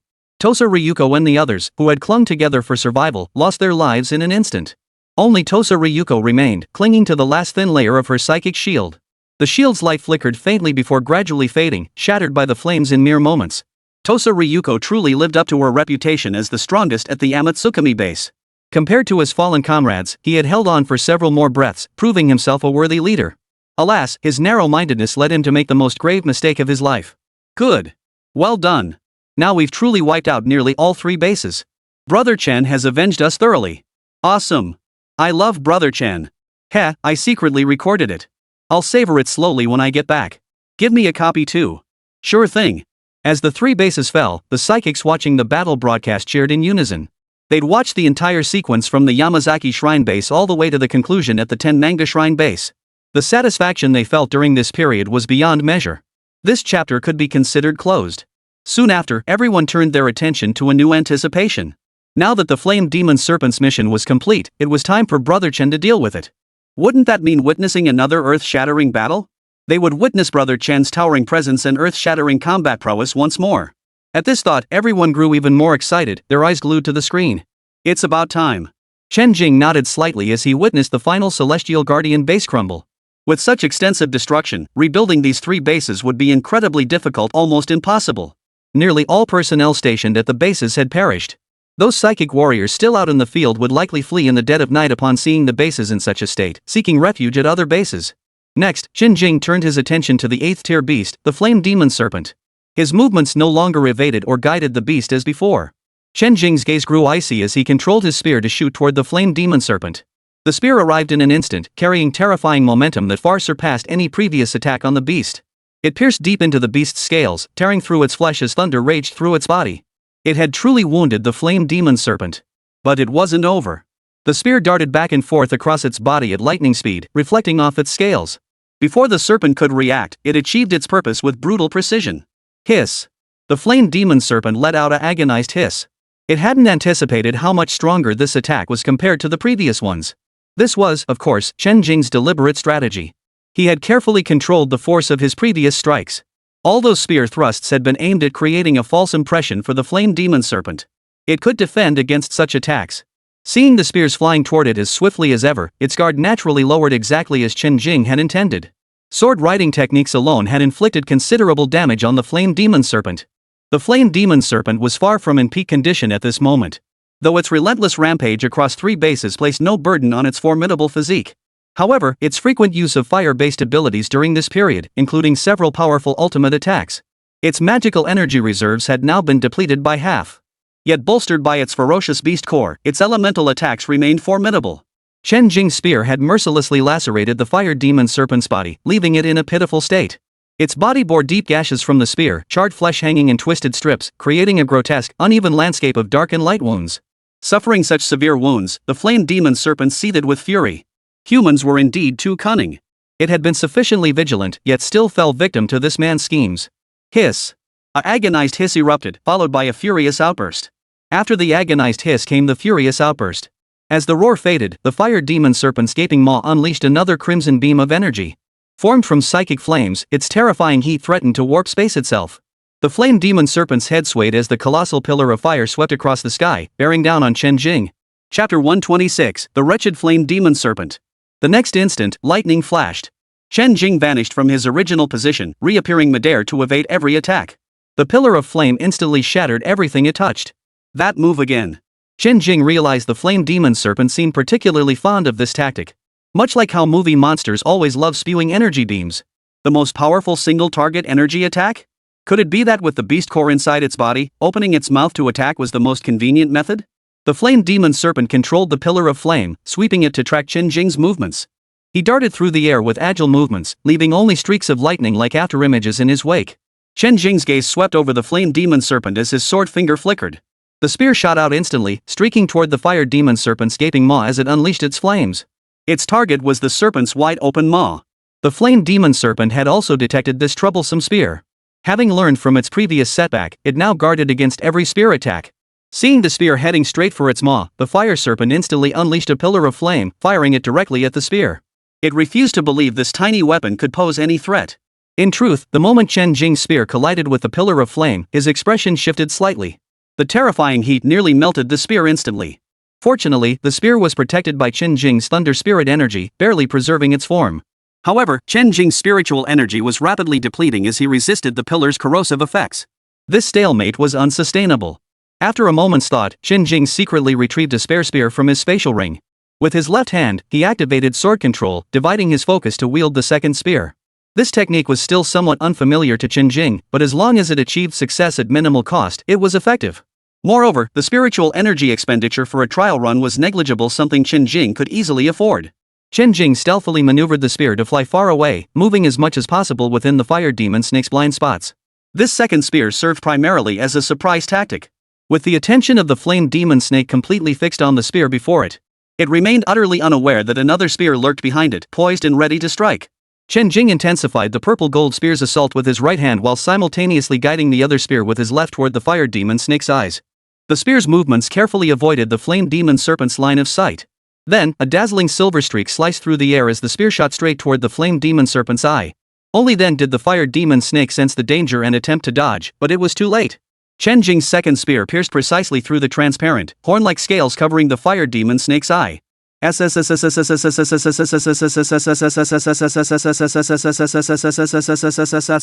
fire demon serpent let out a deafening roar, its body convulsing violently. The spear pierced deep into the serpent's eye, refusing to be shaken loose by its violent struggles. Moreover, the thunder spirit energy attached to the spear inflicted continuous damage upon the serpent's body. Severely wounded, the fire demon serpent was forced to halt its flame-based attack against the purple gold spear. Chen Jing raised his hand, summoning the purple gold spear back to him.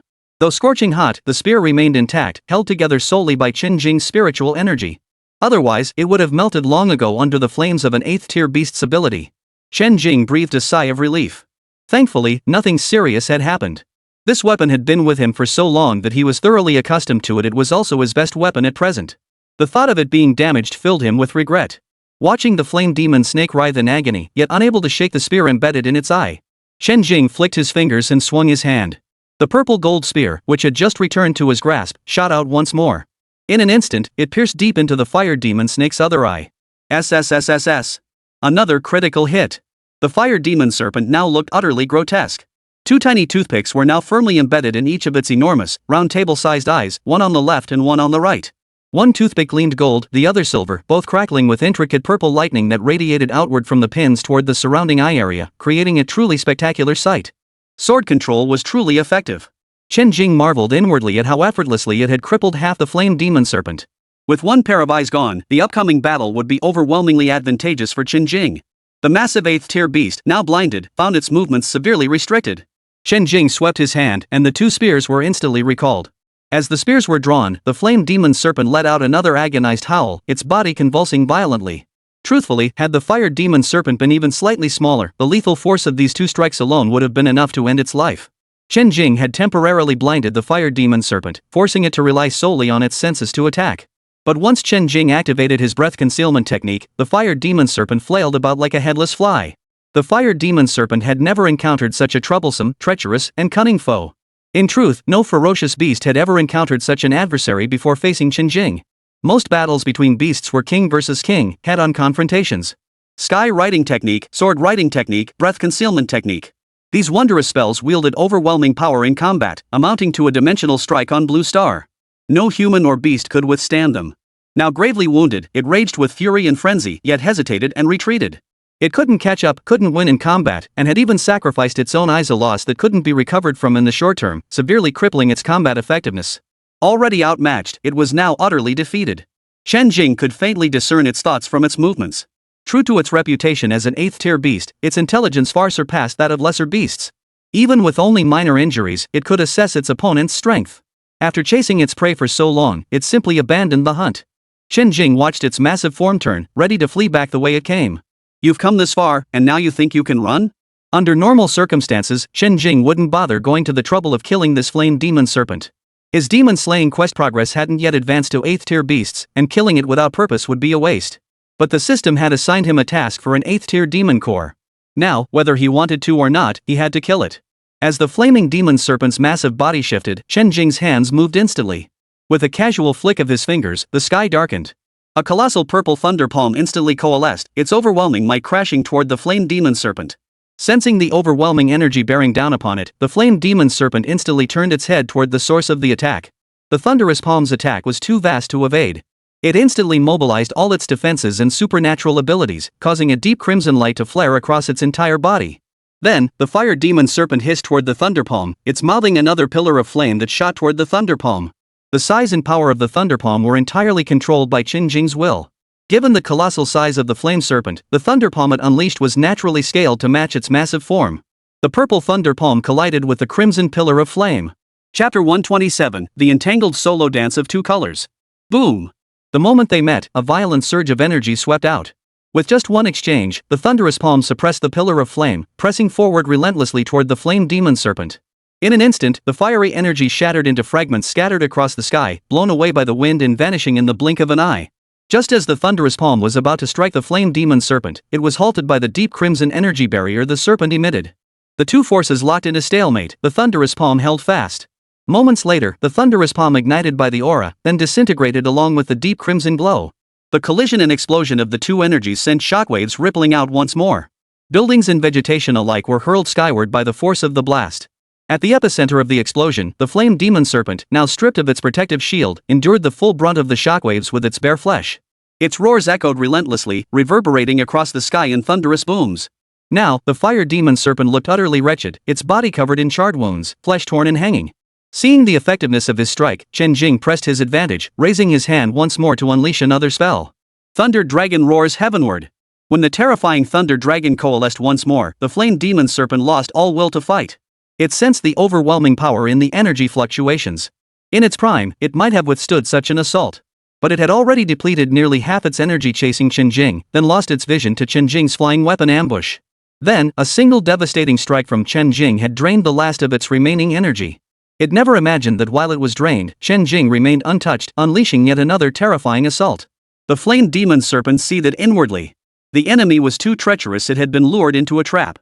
Perhaps if it hadn't been so impulsive earlier, sweeping the base with its powers, it wouldn't have ended up in this predicament? Its earlier arrogance now contrasted starkly with its current misery under Chen Jing's relentless assault. Its had long been depleted, leaving only a shattered physical form. How could the flame demon serpent withstand this assault? To endure it with only its physical form would surely leave it gravely wounded. If Chen Jing knew the flame demon serpent's thoughts now, he would surely sneer in agreement. Earlier, he had restrained his momentum, merely dodging the flame demon serpent's attacks. His occasional strikes were deliberately feigned, with their power held back. This had created a false impression for the flame demon serpent. This man possessed little true strength, relying only on his speed. Each attack was easily parried. This allowed the fire demon snake to unleash its abilities without restraint, failing to maintain the necessary vigilance against Chen Jing. Had Chen Jing displayed strength equal to its own from the start, the serpent might have conserved its power for the confrontation. But Chen Jing's thunder dragon roar to the heavens was precisely that extra bit of spiritual power the flame demon serpent lacked. This was the decisive factor in Chen Jing's victory. Otherwise, even if Chen Jing had defeated and killed the flame demon serpent at its peak, he himself would have suffered greatly. His spiritual energy would have been depleted, and sustaining injuries would have been inevitable. Now, however, a single thunder palm had drained the flame demon serpent's supernatural abilities, and a single thunder dragon roar had left it gravely wounded. Chen Jing's remaining spiritual energy was more than sufficient to dispatch the flame demon serpent with ease. Killing two birds with one stone, the flame demon serpent had foolishly and obediently carried it out. A formidable 8th tier beast, yet it proved less clever than that 6th tier old goat. But the old goat was an exception. Besides its advanced age, it had consumed rare treasures that enhanced wisdom. Chen Jing smiled again, finding the world rather fair after all. Beasts of prey already possessed formidable physiques, and those with high innate talent possessed special abilities. If they were also granted human intelligence, what would become of the world? While their intelligence did increase with rank, possessing intellect didn't mean they understood such schemes. Otherwise, wouldn't humanity's millennia of development have been for naught? If beasts were fully equipped, even matching humanity's strengths, this world would have long been conquered and taken over by them. The thought flickered through his mind before vanishing. Chen Jing watched intently as the purple thunder dragon roared toward the flame demon snake. The purple thunder dragon moved with blinding speed, closing the distance to the flame demon snake in an instant. No matter how the flaming demon serpent tried to flee, it was inevitably caught by the purple thunder dragon, with no escape possible. This is too much. With no escape possible, the flame demon serpent steeled itself, gritted its teeth, and turned to face the purple thunder dragon, rearing its body upright. Two massive, serpentine forms instantly became entangled. One dark red and heavy, the other blue-purple and dazzling, they twisted together like a braided rope, creating a strange beauty. As the thunder dragon's coils wrapped around the entire body of the flame demon serpent, it let out a piercing, agonized scream. Endless and drawn out. The flame demon serpent was a living, breathing creature, protected only by a layer of hard scales. The thunder dragon was a corrosive, volatile force of lightning energy. Upon contact with the fire serpent's body, it began its relentless assault. The fire serpent seemed enveloped entirely by thunder, its entire being subjected to excruciating agony. Its scales charred and shattered, flesh slowly numbing under the relentless, corrosive agony until it gradually lost all sensation. The moment the thunder dragon coiled around it, the fire serpent began thrashing violently, its massive body lashing out wildly, destroying untold vegetation and land. Boom! Boom! The resulting commotion was immense. Chen Jing remained far away, suspended in the sky to observe. The spectators watching the battle livestream stared in stunned silence, their expressions gradually shifting to fervent adoration. Aha! Holy crap! How can a human be this fierce? Beating up an 8th-tier ferocious beast. Is Brother Chen really the same age as us? Or is he some ancient monster pretending? How did he amass such terrifying strength in just 20 short years? He must have started training in his mother's womb. Bull. Talents can only awaken as early as 16. If scientists hadn't developed devices to stimulate early awakening, it'd be even later. Only a sufficiently strong body can withstand the shock of talent awakening. He was still a helpless infant in the womb. How could he possibly awaken any talent? Brother Chen's combat techniques are incredible too. I've never seen anyone use anything like them. And those flight-type combat techniques? Brother Chen's a lightning-type talent, yet he can actually fly through the air. That's nothing. That remote weapon control, isn't that supposed to be a mental ability? Could Brother Chen be dual element? Why not? I already looked into it. Brother Chen went through an ability mutation before. Awakening another psychic ability isn't impossible at all. Those lightning combat techniques you've never seen? Brother Chen might have invented them himself. Holy? Invent combat techniques? Chapter 128, The Lucky Tsukimi Ryan. All the psychics who heard this theory swallowed hard in unison. They thought to themselves, Brother Chen truly wasn't from the same world as them. Truly gifted beyond compare. This had nothing to do with rank or level. Without sufficient innate talent and insight, how could combat techniques be created so casually? Watching the writhing, struggling flame serpent on the screen, Chen Jing floated effortlessly in midair, his movements casual and utterly carefree. Unbeknownst to them, Chen Jing's towering figure had left an indelible mark upon their hearts. As the thunder dragon's energy gradually dissipated, the writhing movements of the flame serpent grew fainter and fainter. At that moment, Chen Jing's hand moved again. The violet gold spear shot forth once more, aiming straight for the fire demon serpent's eyes. By now, the flame demon serpent could no longer see, and even its formidable body was barely clinging to life. Chen Jing's spear, guided with precision, pierced through as if encountering no resistance, easily sinking deep into the serpent's eye. With the opening already breached, this spear thrust penetrated even deeper, nearly vanishing entirely within the eye socket. Thunder essence surged along the spear, violently corroding the fire demon serpent's skull. The fire demon serpent's defenses were no longer what they once were, leaving it helpless as the spear and thunder tore through its fragile internal organs. The excruciating pain drove the fire demon snake to struggle with its last ounce of strength. It did not wish to struggle. It was utterly beyond its control. It knew this final struggle would only hasten its demise. As Chen Jing relentlessly guided the spear to strike the fire demon serpent, this 8th-tier beast soon ceased all signs of life. Chen Jing watched as the flame demon serpent breathed its last, finally letting out a sigh of relief. His current strength was barely sufficient to handle an 8th-tier beast. Fortunately, he had managed to weaken the flame demon serpent beforehand, allowing him to finish it off smoothly. Chen Jing approached the corpse, sensed the location of the beast's core, and sliced through its flesh with his spear. As the serpent's body split open, a basketball-sized, crimson orb emerged, emitting faint energy ripples. Chen Jing extracted the beast core and stored it within his spatial ring. At that moment, a system notification sounded in his mind. Ding! Congratulations, host, on acquiring an 8th-tier demon beast core. Reward obtained, Soul Butterfly Food. Chen Jing's eyes lit up upon hearing the reward notification. However, he didn't immediately retrieve the reward to inspect it. The surroundings weren't suitable. Gu Zhe, who had been watching nearby, now approached Chen Jing. What should we do with the corpse? Chen Jing asked Gu Zhe. He usually left the corpses behind after slaying beasts. But the flame demon serpent was an 8th-tier beast. Chen Jing had already secured its most valuable part, the beast core, and the rest of its body parts weren't worthless either. If you have no other use for it, leave the disposal to me.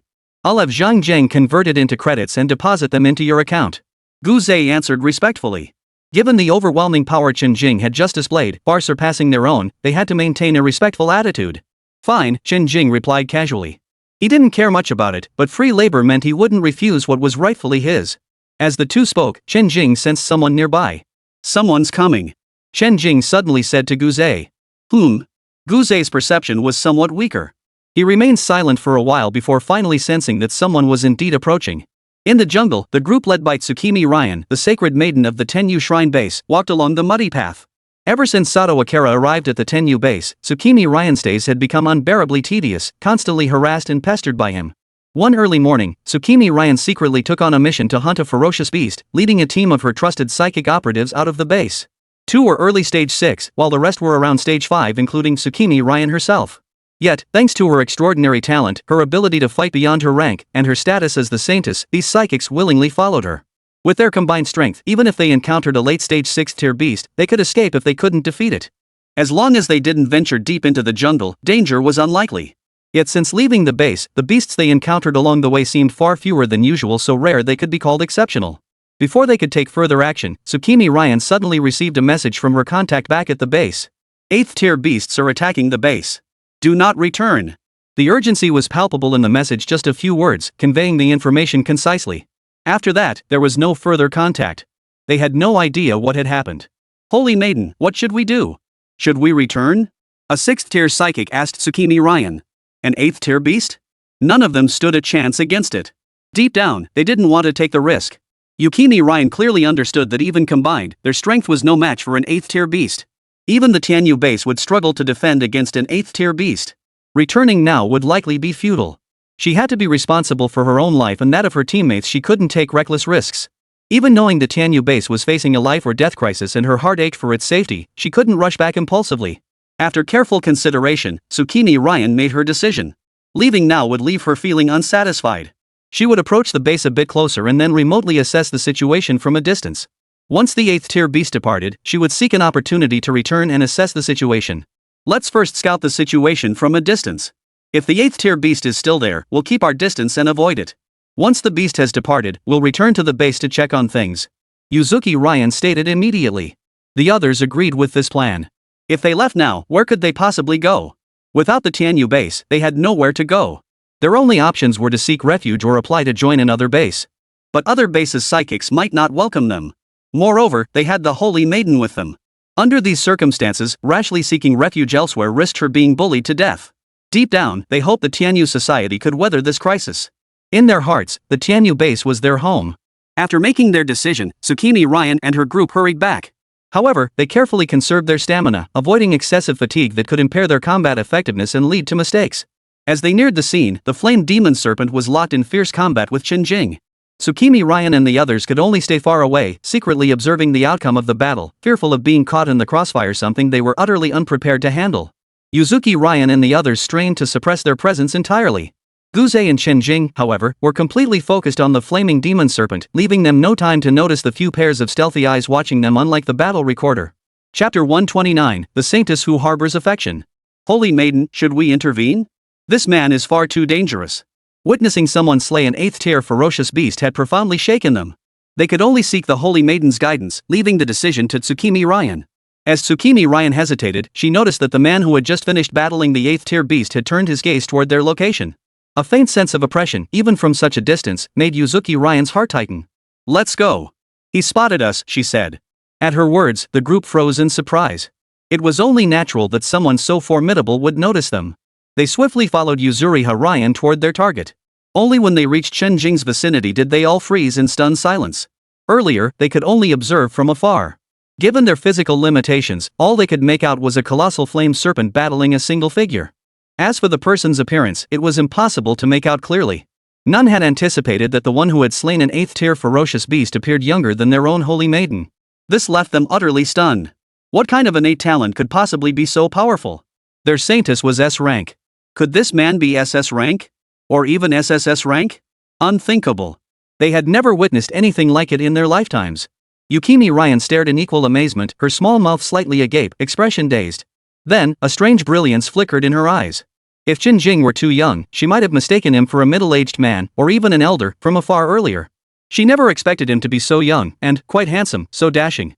Not just his looks, but also his tall, graceful stature and that otherworldly aura of a celestial being descended to earth. All of it made Tsukimi Ryan's heart race. She wasn't a shallow woman, she would never be moved by someone's looks alone. But today, something seemed to shatter her long-held beliefs. She thought that even if the man before her were just an ordinary person, incapable of anything, she would still be willing to support him. Chen Jing knew the moment he saw Yu Jianlian's gaze that the woman before him had secretly developed feelings for him. He didn't feel much resistance to it, such feelings were far too common. However, judging by the emotions he sensed through his now keen perception, hers felt pure and genuine. Far more so than those women who admired and adored him solely because of his formidable strength. The one before him was indeed far purer. Could it be simply because of his looks? Greetings, senior. Tsukimi Ryan stepped forward first to pay her respects. Her crimson lips parted, her voice cool yet faintly tinged with gentle charm. Unlike her traditional cherry blossom nation attire at the Tianyu base, she now wore a pure black battlesuit, adorned with the purple Tianyu Society emblem on her chest. Her graceful figure was displayed to perfection, complemented by her exquisite, cool features, truly a masterpiece of beauty. Not only did her voice carry that allure, but her usually aloof face had softened, radiating her unique gentleness. Chen Jing smiled faintly, his eyes flickering. What a stark contrast to her tone and demeanor that night. I know who you are, the sacred maiden of the Tianyu Society. Chen Jing spoke calmly, his tone gentle. It was as if he hadn't wiped out 3 base societies, showing not a trace of the ruthlessness that had claimed countless lives. Truthfully, Chen Jing didn't give those little cherry blossoms a second thought. Destroying a few more bases wouldn't stir his sympathy. After all, cultivators held themselves above mortals, viewing them as mere ants. Though Chen Jing wasn't a true cultivator, he'd absorbed some of that mindset. Beside him, Guzei's expression froze upon hearing Chen Jing's words. His gaze sharpened as he fixed it on the others. If they were ordinary humans or common psychics, it wouldn't matter. But the fact that they included the holy maiden of the Tianyu Society meant he couldn't let them off. He was about to act, intent on cutting off the problem at its root. No need for violence. They're not aligned with the group that ambushed us. In fact, they even tried to stop those attackers. But they failed. They were likely forced to leave the base temporarily, which just happened to save them from this disaster. Chen Jing's words eased Guzei's expression, halting his murderous intent. He turned to deal with the corpse of the flame demon serpent. With Chen Jing here, they wouldn't be able to stir up much trouble. Since Chen Jing didn't intend to kill him, he wouldn't be the one to play the villain either. Yuzuki Ryan and the others had initially paled at Guzei's sudden movement, bracing themselves for his next strike. In truth, they stood no chance against either of the 2 men before them. Then, seeing the young man speak on their behalf and dispel Guzei's killing intent, they instantly relaxed. Thankfully, their lives were spared. Listening to the conversation between the 2 men, Tsukimi Ryan began to understand certain things. Senior, are you from the Great Xia Kingdom? Yuzuki Ryan swiftly knelt on the ground, hands pressed together before her forehead, her posture exuding extreme humility and respect. Tsukimi Ryan of the Tenyu Shrine humbly apologizes to you on behalf of those who secretly attacked the Great Xia Kingdom. Seeing her kneel, the others behind her immediately followed suit, their movements identical. Under normal circumstances, they wouldn't have obeyed Tsukimi Ryan so readily, kneeling without hesitation. But the opponent before them was overwhelmingly powerful and clearly hostile. From the Holy Maiden's words, it seemed these individuals had been provoked by other high-ranking members of the base? People from the Great Xia Kingdom? No wonder. At that moment, they cursed those reckless Tianyu Society leaders in their hearts, sparing not even their ancestors.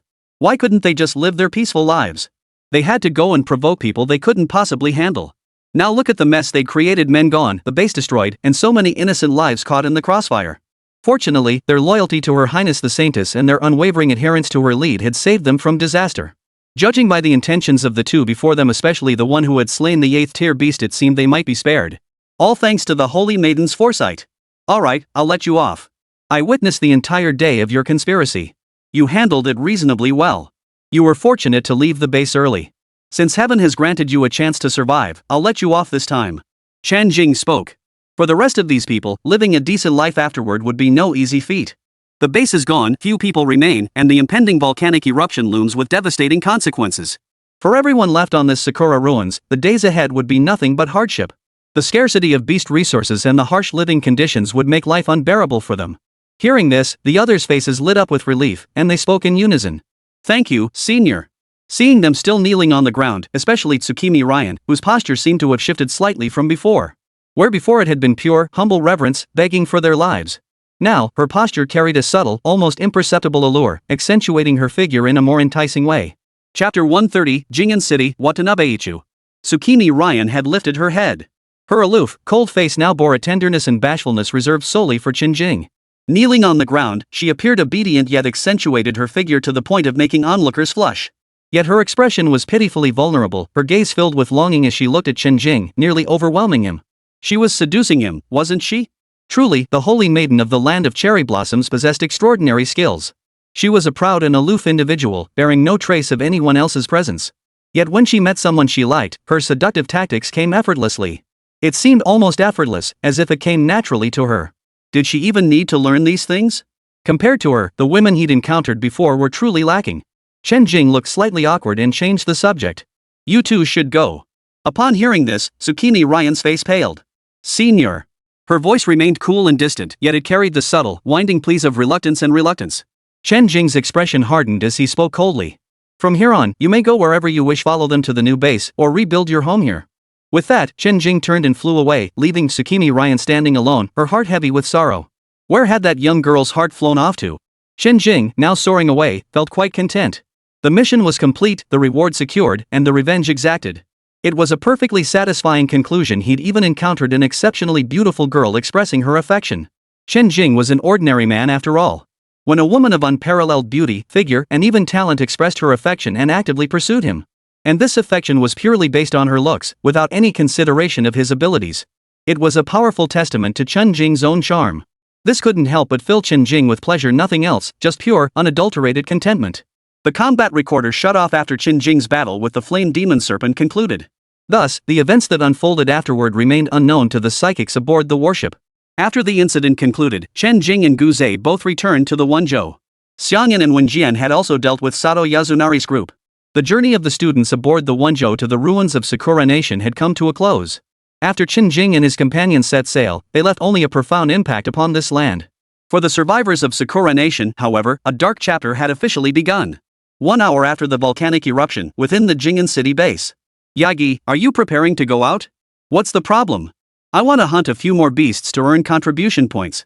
I told you to pay attention to the rumors, but you wouldn't listen. I just woke up. What good does reading rumors do besides wasting time? I'm not going far, just hunting a few low-level beasts nearby to improve my family's life. Poof. A massive earthquake just hit not long ago. Many areas haven't recovered yet. We're worried about aftershocks. Look at the sky now, it's dark and gloomy, and the air smells off. Some speculate that the current situation closely resembles the characteristics of a volcanic eruption. What? How could a volcano erupt out of nowhere? What's the current situation? Has the city lord sent anyone to investigate? Of course we have, but it's not that quick. With beasts everywhere, the scouts are easily endangered. The city lord will certainly issue an announcement when the time comes. For now, it's best to stay put and await further notice. An hour after the volcanic eruption, conversations like this could be heard everywhere in Jingen City, amplified by the immense commotion. Jingen City stood as the largest base across the entire ruins of Sakura Nation and the only one named after a city. The rest were small survivor bases established by powerful individuals unwilling to submit to authority. There were 6 such small base communities in total. Shortly after the volcanic eruption triggered an earthquake, the city lord dispatched scouts to investigate. They sought to determine whether it was an ordinary earthquake or something more sinister, but most importantly, they feared the emergence of new crises or formidable beasts. Those dispatched were psychics specializing in speed and stealth. After an unknown period, the scouts finally relayed their findings. Lord, the volcano has indeed erupted. We suspect it was triggered by an 8th-tier beast. Initially, we thought it was a sudden eruption, but we later discovered traces of a large ferocious beast passing through. The eruption's impact is immense. The surrounding area is completely uninhabitable now. Lava continues spreading outward in all directions. It's estimated to reach Jingen City within about 2 hours. What? Lord Watanabe Ito was stunned upon hearing his subordinate's report. What about that 8th-tier beast? Where did it go? We're still tracking it. The priority now is the spreading magma. Understood. I'll make arrangements immediately. Continue your investigation. Yes, sir. After giving orders to the reconnaissance team leader, Watanabe Ikiru cut the communication and began making arrangements with a grave expression. The magma would reach Jingen City in 2 hours. The urgent task now was to evacuate personnel immediately. Suzuki Miko. Your lordship. Hearing the summons, the assistant waiting outside the door hurried in. We've just received word of a volcanic eruption. Lava will reach Jingen City in 2 hours. Issue the evacuation order immediately. Prepare all vehicles. Bring essential supplies, weapons, training resources, critical research materials, and technical personnel. Allow only half an hour for packing. Once the time is up, depart immediately, no matter what. Yes, sir. Suzuki Miko was momentarily stunned upon hearing this, but her strong sense of duty made her obey the city lord's orders. She immediately went out to relay the message. Everyone learned that the evacuation would commence in half an hour. Instantly, the entire city of Gingen was plunged into a tense atmosphere. Having all endured life and death ordeals, the people moved swiftly and efficiently without needing to be urged. Watanabe Ito, having completed his preparations, gazed out the window in deep thought. Where could they possibly go? Half an hour later, all vital supplies and personnel were prepared. A long convoy of various vehicles formed a line, steadily heading in one direction. The city lord ultimately selected a base as their destination. It was the base farthest from the volcanic eruption's epicenter and closest to the coast, the Tenyusha base. Among the 6 bases, the Tenmusha base was not weak, but compared to the resources of Jingen City, it was clearly inadequate. If the forces of Jingen City truly reached the Tianyu base, its change of hands would be inevitable. The proximity to the sea offered a crucial escape route should the lava flow reach that far. According to Watanabe Ichu's intelligence, the Tenmusha base had constructed a warship hidden in a secret location, their last lifeline. En route to the Tenmusha base, the reconnaissance team leader contacted the city lord once more. Chapter 131, The Impact of the Volcanic Eruption. The 8th tier beast has made its way to the Chaoyang, Yamasaki, and Tianyu bases. All 3 bases were destroyed by this 8th rank beast, with countless casualties. What? Is that 8th tier ferocious beast still there? We're currently en route to the Tianyu base. Should we change course? The 8th tier beast has been killed. Who? Could it be someone from the Tianyu society? Impossible. They couldn't possibly have that kind of strength. Watanabe Ito first speculated, then dismissed the idea. According to intelligence gathered by my subordinates, it was likely killed by agents from the Great Xia Kingdom. Those Great Xia students who come here for training every now and then? Watanabe Ito was even more shocked, unable to believe it. Could mere trainees, accompanied by a few guardians, truly slay an 8th tier beast? The city lord felt a wave of exhaustion wash over him at this realization. Despite being Sakura Nation's largest surviving city, its strongest defenders were merely peak 7th rank, not a single 8th rank powerhouse remained. All the true powerhouses had perished long ago during previous beast assaults on the city, taking all the high-tier beasts with them. Thus, only weak psychic users remained to eke out a meager existence. Whenever a high-tier psychic emerged, they invariably perished at the beast's claws. Fortunately, through their relentless efforts, no beasts on the other side had managed to ascend to the 8th tier. This allowed the survivors to establish the city amidst the beast-infested land of Sakura Nation. This shows just how terrifying 8th tier beasts are in Sakura Nation. All psychics sacrifice themselves relentlessly to prevent any 8th tier beasts from emerging. Now you tell me that a random group sent out for training could easily take down an 8th tier beast? What does that make all the people we lost before? Why would a beast suddenly traverse such a vast distance to attack the 3 major bases? The city lord pressed further. Rumor has it the 3 great bases secretly framed the Great Xia's psychics, luring the beasts to kill them. Many perished. What? How dare they be so audacious? Don't they fear the wrath of the Great Xia Kingdom? No, they've already faced retribution. That 8th tier beast was their doing. The base's annihilation is their just reward. That's what you call turning the tables on them. Bastards! Those bastards! They're brainless and dragged us all down with them. The thought that this catastrophe stemmed from the foolish actions of 3 base members filled Watanabe Ito with fury. Where are you now? All our reconnaissance teams are positioned near the Tenyu Shrine. The reconnaissance team reported back. Are the Great Xia agents still here? None remain. They've all left. When we arrived, this place had already been destroyed. We didn't see anyone from the Great Xia Kingdom either, just a shattered base. This information comes from survivors who narrowly escaped. We also inferred details from clues along the route. The reconnaissance team reported truthfully, even sharing conclusions based on their own inferences with the city lord. Since there's no one left over there, our destination remains unchanged. Continue observing the vicinity and find a new base of operations. Report any developments immediately. Watanabe Ichiro issued his orders with unwavering composure. Given the circumstances, they had no choice but to press forward. Apart from the Tenyu Shrine base, nowhere else was particularly favorable. Yes, sir. The reconnaissance team obeyed the order and began surveying the area. Tsukini Ryan pondered the information that powerful individual had shared with her before departing. Her heart was filled with shock, a tinge of bitterness, and a hint of joy. She had no time for sentimental musings.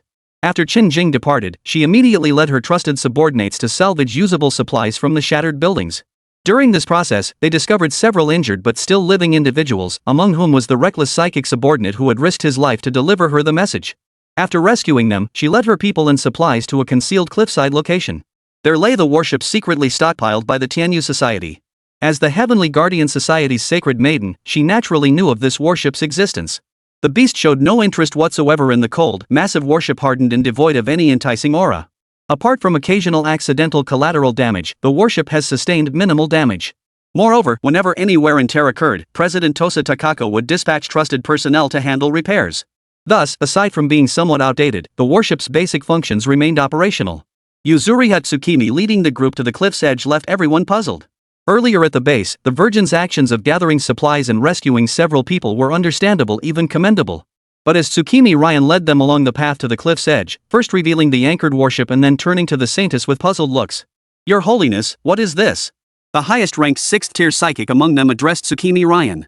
With the destruction of the Tianyu base, the deaths of Tianyu Society's high-ranking psychics, and the departure of the Great Xia Kingdom's strongest fighters, among all present, only 2 6th-tier psychics remained as the strongest. Though Tsukimi Ryan possessed S-rank talent, she was only at mid-tier level 5. Even if she could unleash power to match a 6th-tier psionicist, she stood alone, a stunningly beautiful young woman. Though these psychics hadn't yet harbored any ill intentions, the absence of Tianyu Society's high-ranking members to restrain them, coupled with the departure of that powerful figure, all that remained of the Tianyu Society were the people before him. Their current deference and obedience stemmed solely from habit, a long-standing routine of following orders. Yukimi Ryan knew all too well that once they snapped out of it, her days would be far from easy. First came the power grab, then the covetousness. Once they united, even she would be no match for 4 hands against 1 fist.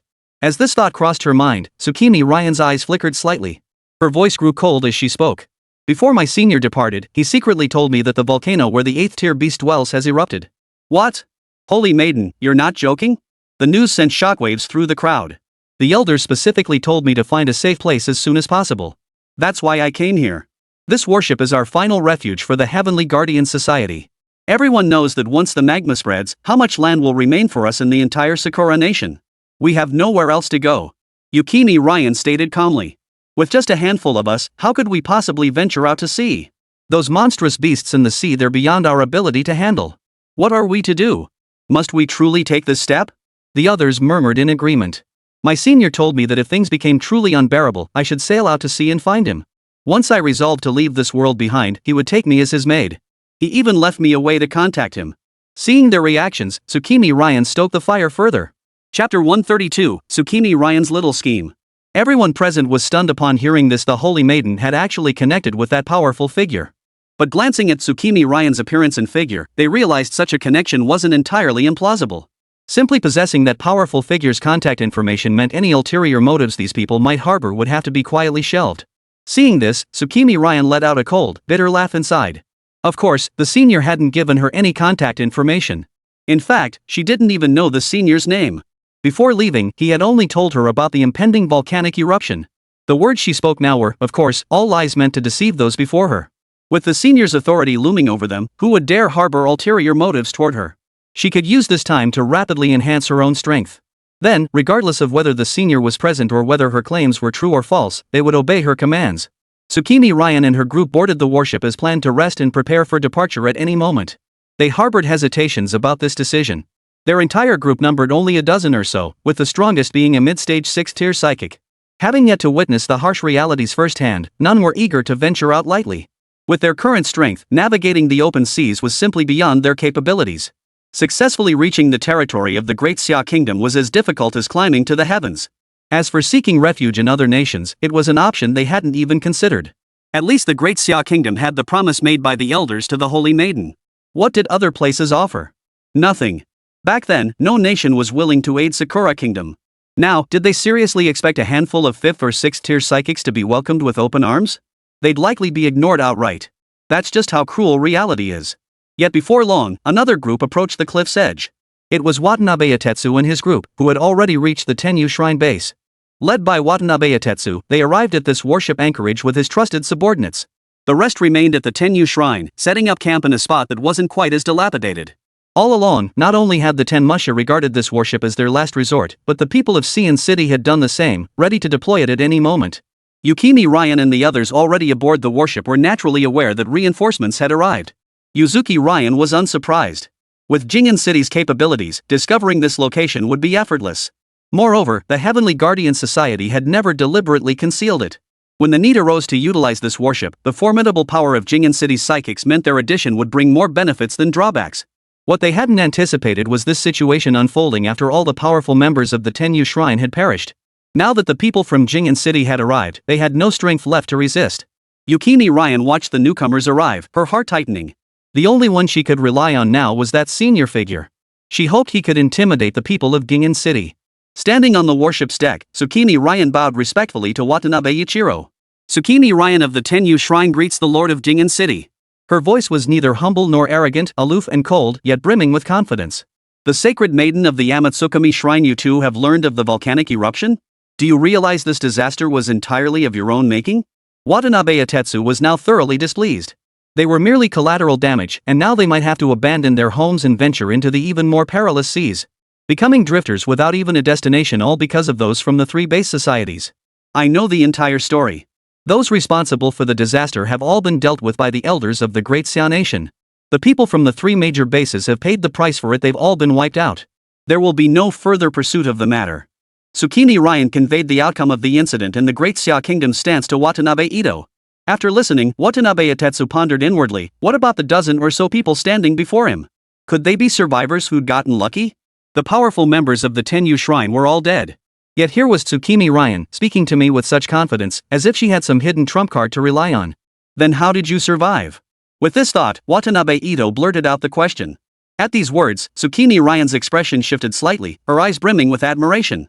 The people behind her also looked as if they shared in her pride. Watanabe Ichiro's confusion deepened. Something seemed to be unfolding beyond his expectations. It was the Great Xia Nation's predecessors, the ones who destroyed the three major bases and exterminated the 8th-tier beasts who spared us. Tsukini Ryan's words astonished Watanabe, but she continued. The senior not only knew exactly who we were, but also knew we hadn't participated in persecuting the Great Xia people. After we killed the beast, they didn't pursue the matter and let us go. Not only that, but before leaving, they informed me about the impending volcanic eruption, allowing us to arrive here in advance. Could this powerful figure from the Great Xia Kingdom truly be so merciful? Watanabe Ichiro wondered. He just let you go? And then left? Watanabe Atetsu asked incredulously, his voice tinged with doubt. Hearing Watanabe Ito's words, a flicker of bashfulness appeared on Tsukini Ryan's face. She didn't immediately explain, allowing Watanabe Ito to catch the expression perfectly. At that moment, a 6th-tier psychic behind Tsukini Ryan stepped forward and offered an explanation. His face bore a respectful expression, yet his tone carried a hint of pride. That powerful individual seemed to take quite a liking to our holy maiden. Not only did he spare our lives, but he also informed us of the impending volcanic eruption. He paused briefly before continuing. Finally, he gave our holy maiden his contact information, instructing her to seek him out once she made her decision to take her as his handmaiden. The man finished with an air of smug satisfaction, as if his future path lay clearly before him. Upon hearing this, Watanabe Atetsu was instantly stunned, followed by a deep sense of apprehension. He had assumed that without the protection of the powerful figures of the Tenyu Shrine, this shrine maiden would be easy to manipulate. But now it turned out she had climbed onto such a high branch. Intending to take her as a maid? Given Tsukini Ryan's looks, she's hardly an ordinary maid. And to possess that noble's contact information, that means she can report matters at any time, whispering sweet nothings in his ear. Seems I should be a bit nicer to these people in front of me. With this thought, Watanabe Ichiro softened his stance, no longer as forceful as when he first arrived. Congratulations, holy maiden. To be favored by such a powerful figure, your future is bright indeed. Watanabe Atetsu offered his congratulations with a smile.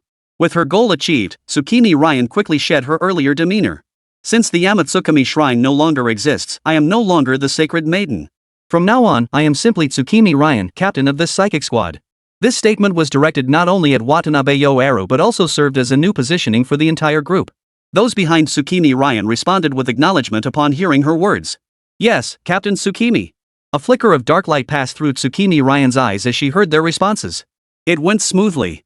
Chapter 133, Chen Jing's Assets. As the people from Jing'an City boarded the ship, the once sparse warship, which had only held a dozen or so people, suddenly came alive with activity. These were the elite forces from Jing'an City, assembled by Watanabe Ito according to the ship's capacity. They were primarily Watanabe Ito's trusted psychic operatives, along with some of their family members. Yukimi Ryan's psychic squad secured a small section for themselves, while the rest of the ship was divided among the Jing'an City personnel. After a long wait, they encountered several powerful individuals from other bases who were fleeing in all directions. Due to their limited overall strength and having missed the crucial opportunity, few had managed to reach the edge of the cliff. Most were 6th or 7th tier powerhouses from various bases, or individuals of critical importance. Under pressure, Watanabe Ito had no choice but to accept them, carving out another small section from their territory to accommodate the latecomers. Watanabe Itsuki remarked that this wasn't entirely disadvantageous. At the very least, they were all elites from major bases, adding another layer of security for their maritime operations. The remaining survivors, even if they managed to endure the land ravaged by lava, would face a future of enduring harsh conditions indefinitely. For those who departed aboard warships, their future path remained shrouded in uncertainty. Would they meet an unfortunate end, perishing at the hands of advanced sea beasts? Or would they be fortunate enough to reach a new nation, only to struggle for survival after being taken in? Everything was unknown. They deeply envied the people of the great nations. If their own country faced such a life or death crisis, spatial artifacts crafted by spatial system ability users would surely facilitate their evacuation. Unlike them, who could only stake their lives to explore the unknown path ahead. Of course, for Tsukini Ryan's group, their only concern was the terrifying sea beasts. Yet with the arrival of numerous high-tier psychics, their hearts found some measure of calm. If those from the Great Xia Kingdom could cross the ocean to reach them, there was no reason they couldn't reach the Great Xia Kingdom. Yes, that was right. With Tsukini Ryan among them, they naturally prepared to seek refuge in the Great Xia Kingdom. Meanwhile, the people from Jing'an City planned to head first to the Great Xia Kingdom's border, then look for a way to detour and seek refuge in whichever powerful nation they could reach. Thus, everyone's initial destination was the same, and for now, there was no disagreement. As for what happened after they arrived safely, Tsukini Ryan believed that things would work themselves out once they got there. They just needed to get through the immediate crisis first. Given these people's intelligence and her own strength, a little manipulation would suffice. Finally, the lava spread before them just as predicted, forcing everyone to marvel at the unprecedented severity of this volcanic eruption. It truly engulfed the entire land. Watching the molten lava flow slowly before them, everyone aboard the ship resigned themselves to their fate. They turned the warship around and set course toward the new, unknown path ahead. Chen Jing, Guze, and the others knew nothing of the subsequent events in Sakura Nation, nor did they care. Chen Jing certainly had no idea that someone was now fraudulently using his name to deceive others and secure their own survival. At that moment, all the psychics aboard the warship were either resting soundly in their cabins or seizing the opportunity to slay oceanic beasts for points. Some even lounged leisurely on deck chairs, basking in the sunlight. After the trial concluded, many students relaxed considerably during the return voyage. After watching the live broadcast of Chen Jing slaying an 8th-tier beast, the tense atmosphere vanished entirely from the entire Wenzhou. Gone was the enemy before us tension from departure, when everyone held their breath, terrified of dying out there. With such a formidable figure aboard the Wenzhou now, they no longer worried about encountering powerful beasts that could wipe out their entire fleet. Thus, students from various martial academies were free to rest when needed and hunt beasts when the opportunity arose, their minds unburdened by apprehension or crisis. Guze and the others felt this hardly resembled a trial. It was far too relaxed. But recalling the myriad hardships and perils they'd endured along the way, this year's trial had brought more dangers than several previous years combined, with losses several times greater than usual. They were all scared. If something else happened on the way back, they wouldn't even have a place to cry about it. Well, so be it. As long as they could return safely, that was enough. Meanwhile, the pillar of stability they all relied on was in his room, organizing his assets and beginning his cultivation. Chen Jing silently recited to himself. Personal panel. Name, Chen Jing. Level, Foundation Establishment Stage 4. Skills, Thunderstorm Spear Array, Thunder Dragon Roars Heavenward, Thunderous Might, Instant Lightning Flash, Thunder Palm, Galloping Thunder Spear Technique, Basic Spellcasting, Soul Searching Technique, Basic Alchemy Formulas, Rejuvenation Pill, Antidote Pill, Chi Gathering Pill, Body Tempering Pill, Mind Focusing Pill. System Tasks. Long-Term Quest, Teach and Guide. Reward, 10-fold increase in cultivation speed and spell proficiency during lectures. Each lecture lasts 1 day. Ongoing mission, Shatter the Conspiracy. Use overwhelming power to dismantle the evil organization. Progress, 33%. Completion reward, Heavenly Thunder Trio. 3,000 mid-grade spirit stones. Ongoing quest, Show Your Edge. Subjugate fellow disciples with overwhelming might. Progress, 20%. Quest reward, Purple Sky Thunder God Record Golden Core Chapter, 100 high-grade spirit stones. Quest in progress, Slay demons and monsters. 3-stage objectives, Tier 2 demons 18,984 50,000, Tier 3 demons 10,098 30,000, Tier 4 demons 3,273 10,000, Tier 5 demons 339 1,000, Tier 6 demons 26 100, Tier 7 demons 1330. Quest rewards, 5 bottles of True Spirit Pills, 2 bottles of Spirit Fusion Pills. The long-term quests displayed at the top made Chen Jing's mouth water. He then glanced at his system inventory, filled with crucial resources produced by the system. 3 top-grade spirit stones. Various high, medium, and low-grade spirit stones. Spirit gathering array discs. Spirit fire cauldrons. Several true spirit pills. Soul butterfly food. The space wasn't large, mostly filled with spirit stones. He then glanced at the spatial ring. The one Chen Jing currently used had been personally delivered by that archbishop from 1,000 miles away. It possessed the largest capacity among his rings, currently holding Spirit Appraisal Manual, Colorful Soul Marrow, Earth Spirit Milk, Golden Pollen Jade Dew, Gingjin Spirit Fruit, and an 8th tier Ferocious Beast Demon Core. Various exotic flowers and herbs. Various spiritual plants and fruits. Plus spare weapons, battle armor, and daily necessities. As Chen Jing took stock of his current resources, he felt a deep sense of satisfaction. Unbeknownst to him, he had accumulated such a wealth of resources, establishing himself as a minor asset holder.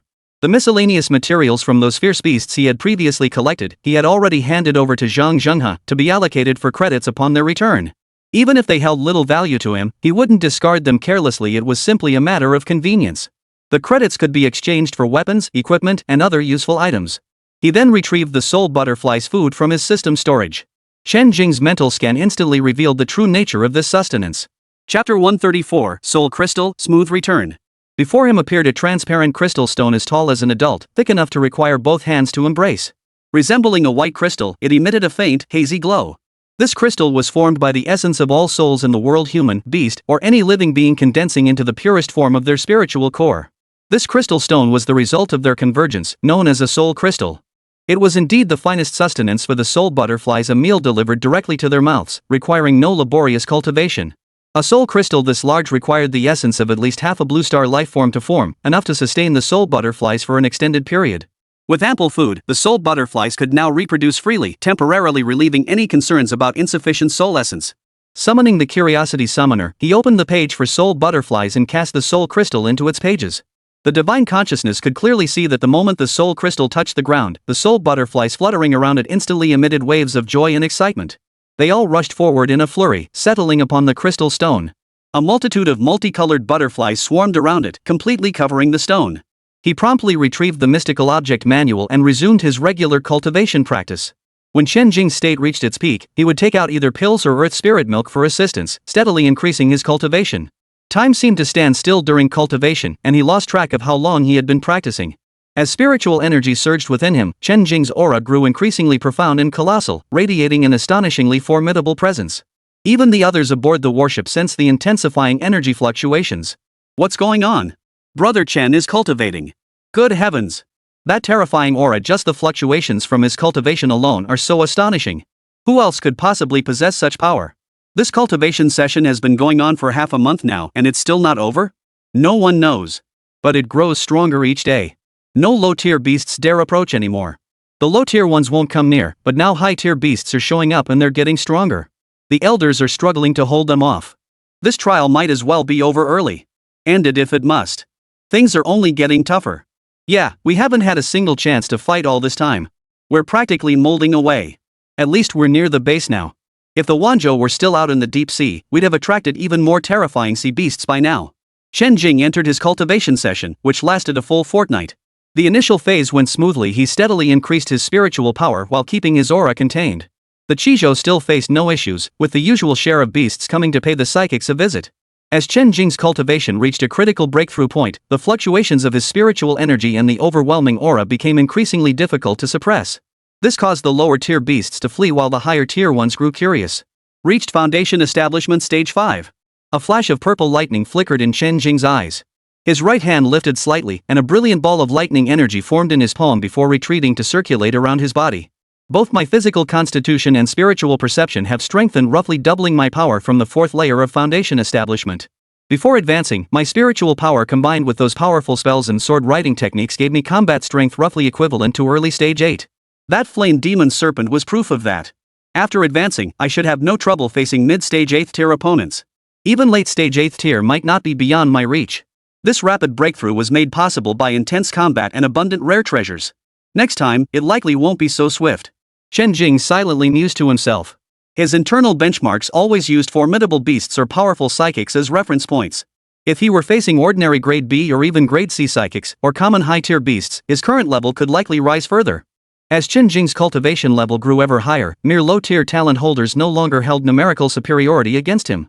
Unless it was a swarm like the S-rank Antide, even Chen Jing wouldn't want to tempt fate if he encountered that level of threat. Too bad the color soul essence can only be used once a month. It'll be a while before I can use it again. I might as well wait until I return for a rest and recuperation. Chen Jing remained highly anticipating its effects. I just wonder when resistance will develop. If cultivators in the cultivation world learned of resistance to the color soul essence, they'd likely be stunned speechless. Possessing a treasure like the color soul essence was already a stroke of immense luck. Resistance? Would anyone even live long enough to see resistance develop? Only a freak like Chen Jing, who could breed soul butterflies after receiving a system reward, could even consider such a thing. Don't think this is unfair. Fairness is earned through talent and strength. Everything Chen Jing possesses now is talent, strength, and treasures is earned through his own relentless effort and struggle. Right, system? After breaking through, Chen Jing immediately began regulating his breath to solidify his new realm. As his aura gradually retracted, the psychic users who had been under its oppressive weight all breathed a sigh of relief. It felt as though a mountain pressing down on them had been lifted, and the sky itself seemed to brighten. Phew. Finally over. If it hadn't ended, I swear I'd have thought I was dying. It's okay, just hang in there a little longer. We're almost there. If it's still not over when we get off, we can just run away like we're getting off the train. It won't make a difference. True. Ha. After finishing his cultivation session, Chen Jing stepped out of his cabin and onto the deck. Gazing at the familiar scenery in the distance, he felt a mix of emotions. 3 months had passed since he first stepped out of the Linhai base. His cultivation had now reached the 5th layer of foundation establishment, making him unafraid of any opponent below the 9th tier. He had completed numerous missions and amassed a wealth of rare treasures. This journey had been well worth it. We're almost there. From the deck of the warship, Chen Jing and the other psychics could already make out the eastern harbor pier in the distance. Everyone felt the joy of returning home. Compared to the ocean, land undoubtedly felt less dangerous, and having solid ground beneath their feet brought a greater sense of security. This voyage is about to arrive at Donglin port. Passengers, please gather your belongings and prepare to disembark. This voyage is about to arrive at Donglin dock. As the Wenzhou approached within 100 meters of the dock, the voice announcement echoed over the ship's intercom, repeated several times to ensure no one engaged in other activities missed it. Woo woo. Within a minute, the Wenzhou warship formally docked at Donglin port outside the coastal base. The psychics aboard the warship swiftly streamed out through the gangway lowered from the vessel. Brother Chen, heading back together? Brother Chen, any plans for next? Brother Chen, any thoughts about heading back to school first? Want to carpool? Brother Chen. Chen Jing, who disembarked alongside the others, received a flurry of invitations. Students from Jinghu also approached him to ask about teaming up for the trip back. Brother Jing, I plan to stay here a while longer. Want to find a place to rest up together? This time, the one asking was Su Han, who had no immediate plans to return to campus. With his current abilities, he had already met the graduation requirements. Chapter 135, The Watchers at the Gate. Su Han planned to accept the graduation assessment task on the Academy's official website, which meant he needed to stay at the coastal base for a while longer. He asked Chen Jing with a hint of longing in his voice.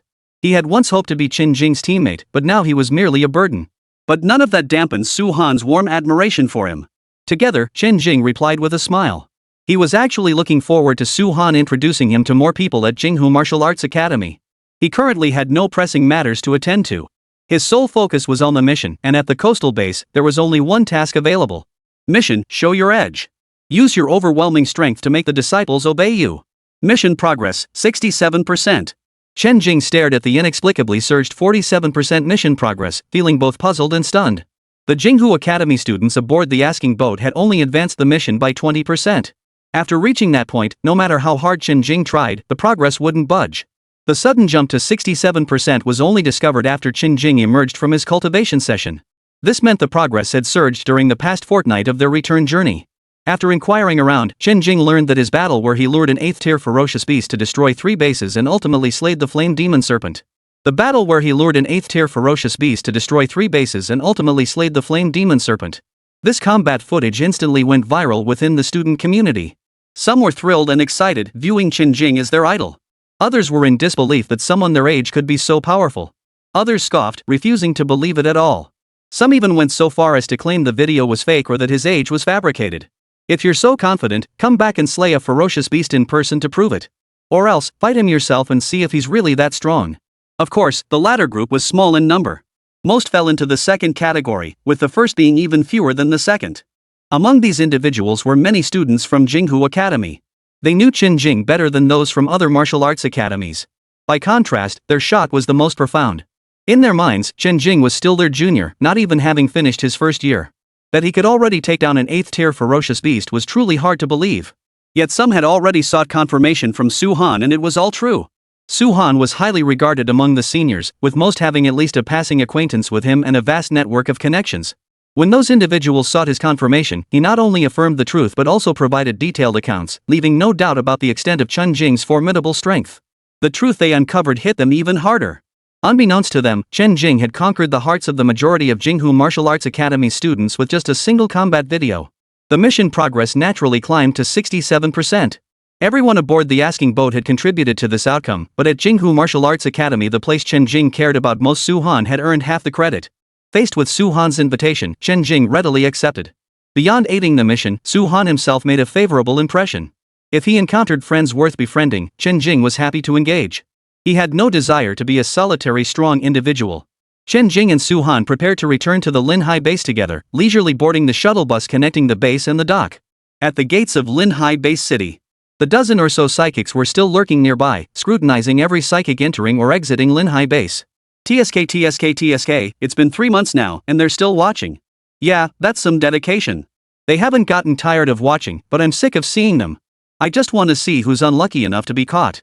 The passing psychics had gone through a range of reactions to this stakeout: initial anger and patience, then mild discomfort, and now complete indifference. In the past, no one would have willingly endured such surveillance-like scrutiny. Now they completely ignored this disrespectful behavior towards psychics. Some curious onlookers, drawn by the spectacle, would drop by to gawk and gossip, gathering to savor the juicy details. Today marked the arrival of the Wenzhou vessel, making the entrance to the coastal base unusually bustling. Numerous returning psychics streamed in, eager to rest and recuperate. 3 months of stationary surveillance had left the psychic squad deeply impatient. Even with shift rotations, not a single psychic volunteered for this monotonous, tedious task day after day. As time slowly passed, it was now past 10 in the morning. Just as the squad members resigned themselves to another dull, uneventful day, a tall, slender young man in black combat gear stepped off the shuttle bus. His appearance was clean and tidy, his eyes showing no trace of fatigue but instead radiating energy. Combined with his handsome features and unique aura, he stood out in the crowd like a luminous beacon. Among the psychics returning from their routine outings, who among them could maintain such a clean and tidy appearance? It was utterly abnormal. Take his companion beside him, for instance. Though equally handsome, he radiated the weariness of a long journey. His eyes were bloodshot, his face worn with exhaustion, and every fiber of his being radiated the hardships of his journey.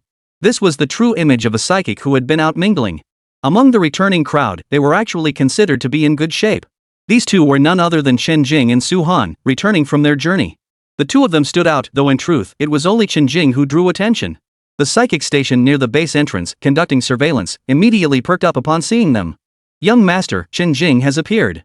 The captain reached out and opened the contact list on his smart bracelet. Hold him off. I'm on my way. Yi Chenxian responded immediately from the other end. Chen Jing's eyes instantly darted in their direction, his keen senses detecting their unusual behavior. Hearing his name spoken by others demanded his attention. Brother Jing, what's wrong? Su-han observed Chen Jing's reaction and asked with concern. Nothing. Just heard someone mention my name. Chen Jing replied. Hey, Brother Jing, you have no idea how popular you are among students across all martial arts academies. It's perfectly normal to occasionally run into fans who recognize you. Su-han dismissed it upon hearing the explanation, shrugging it off as the usual celebrity effect. Is that so? Let's go then. Chen Jing felt it didn't quite add up, but there was no need to dwell on it. As long as they didn't bother him, who cared? As their conversation ended, they started walking toward the base entrance. Noticing their movements, the pair of psychic ability users instantly perked up, closing in on Chen Jing and Su-han. They subtly formed an encircling formation, poised to block their path. Chapter 136, Yi Chenxuan's Demise. Chen Jing narrowed his eyes at their movements. Su-han also noticed the shift in the situation, reacting even more sharply than Chen Jing. His aura instantly solidified, pressing down upon the psychic squad. The ambushing psychic squad, seeing this, refused to be outdone. How dare a mere individual challenge their entire team? The clash of auras sent shockwaves through the air. Those nearby reacted instantly, scrambling to the sides to clear a space for the standoff. The psychics didn't leave either. Instead, they gathered around to watch the unfolding drama. Among them were those who had watched the squad stakeout day after day. Not only did they eagerly gather to observe, but they also hurriedly sent messages to their friends, urging them to come see. The Yi family's relentless surveillance over the past 3 months had long piqued their curiosity. They were all eager to see just who this unlucky soul was. Who are you? What do you want? Chen Jing remained silent. It was Su-han who spoke, his voice icy cold and accusatory. He could tolerate it happening to himself, but he couldn't stand seeing Brother Jing treated this way. Our target is Chen Jing. This has nothing to do with you. If you know what's good for you, leave now. Otherwise, don't blame us if you get dragged into this. The captain of the psychic squad cut straight to the chase. Brother Jing is your target? You're not worthy. Su-han laughed at the arrogance in their tone, his eyes filled with pity as he looked at the psychic users surrounding them. Who gave them the nerve to ambush Chen Jing? It was nothing short of suicide.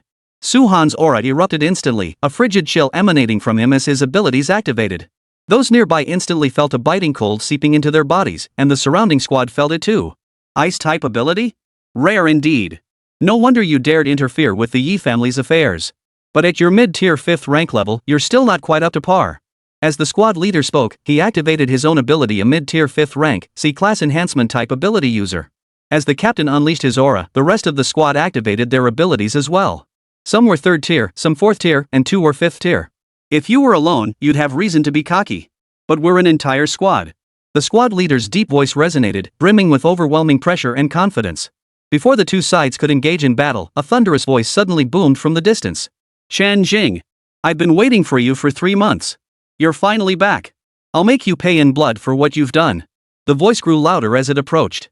As the words faded, a lean, muscular young man charged toward them from the distance. Chen Jing looked up toward the source of the voice and instantly understood. The arriving youth bore a striking resemblance to Yi Fei, wearing a dark blue battlesuit and wielding a long spear.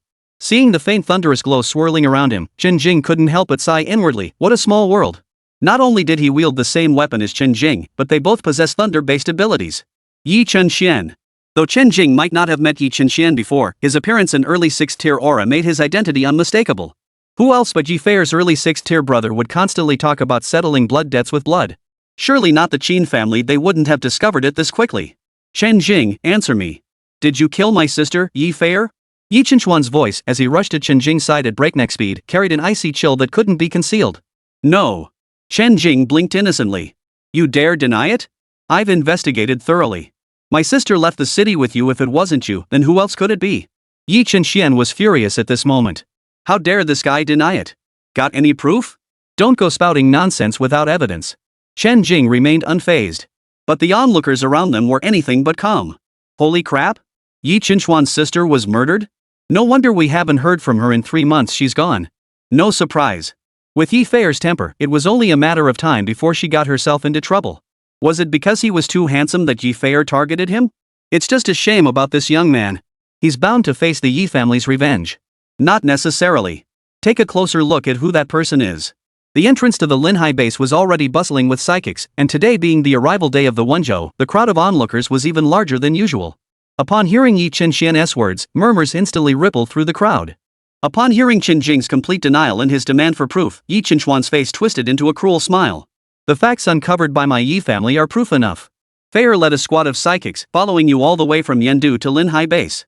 She even left the city right after you. The person who killed her and her escort team possessed the same lightning-type psychic abilities as you.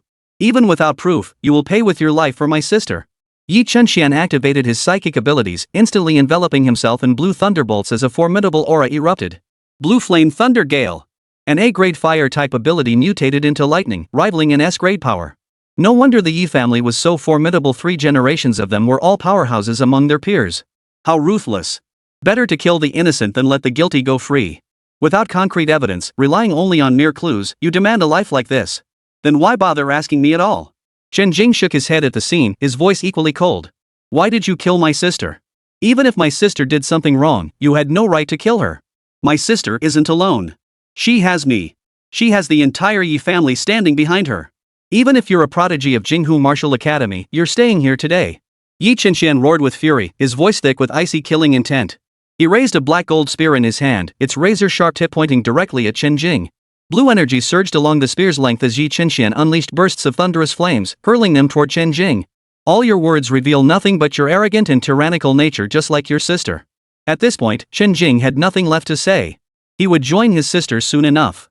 Without even drawing his spear, Chen Jing raised his hand to form a miniature thunder palm, which shot toward Yi Chenxian in an instant. Ah! Before the crowd could react, a piercing scream was swallowed by the colossal purple thunder palm. The violet thunder slowly dissipated, leaving only faint black ashes where it had struck. The wind swept them away, leaving nothing behind. The onlookers were all stunned. What had just happened? Didn't I prepare some snacks? What about the promised battle? Where'd everyone go? One by one, their mouths fell open in utter shock. Young master. As Yi Qinxian dissolved into a wisp of ash, a heart-wrenching cry erupted from the rear of the crowd. Then, an overwhelmingly powerful aura surged skyward, crushing straight toward Chen Jing. Chapter 137, Yi Wuya's Rage. I'll kill you. Accompanying this murderous shout was a figure lunging forward, an elderly man radiating a terrifying aura.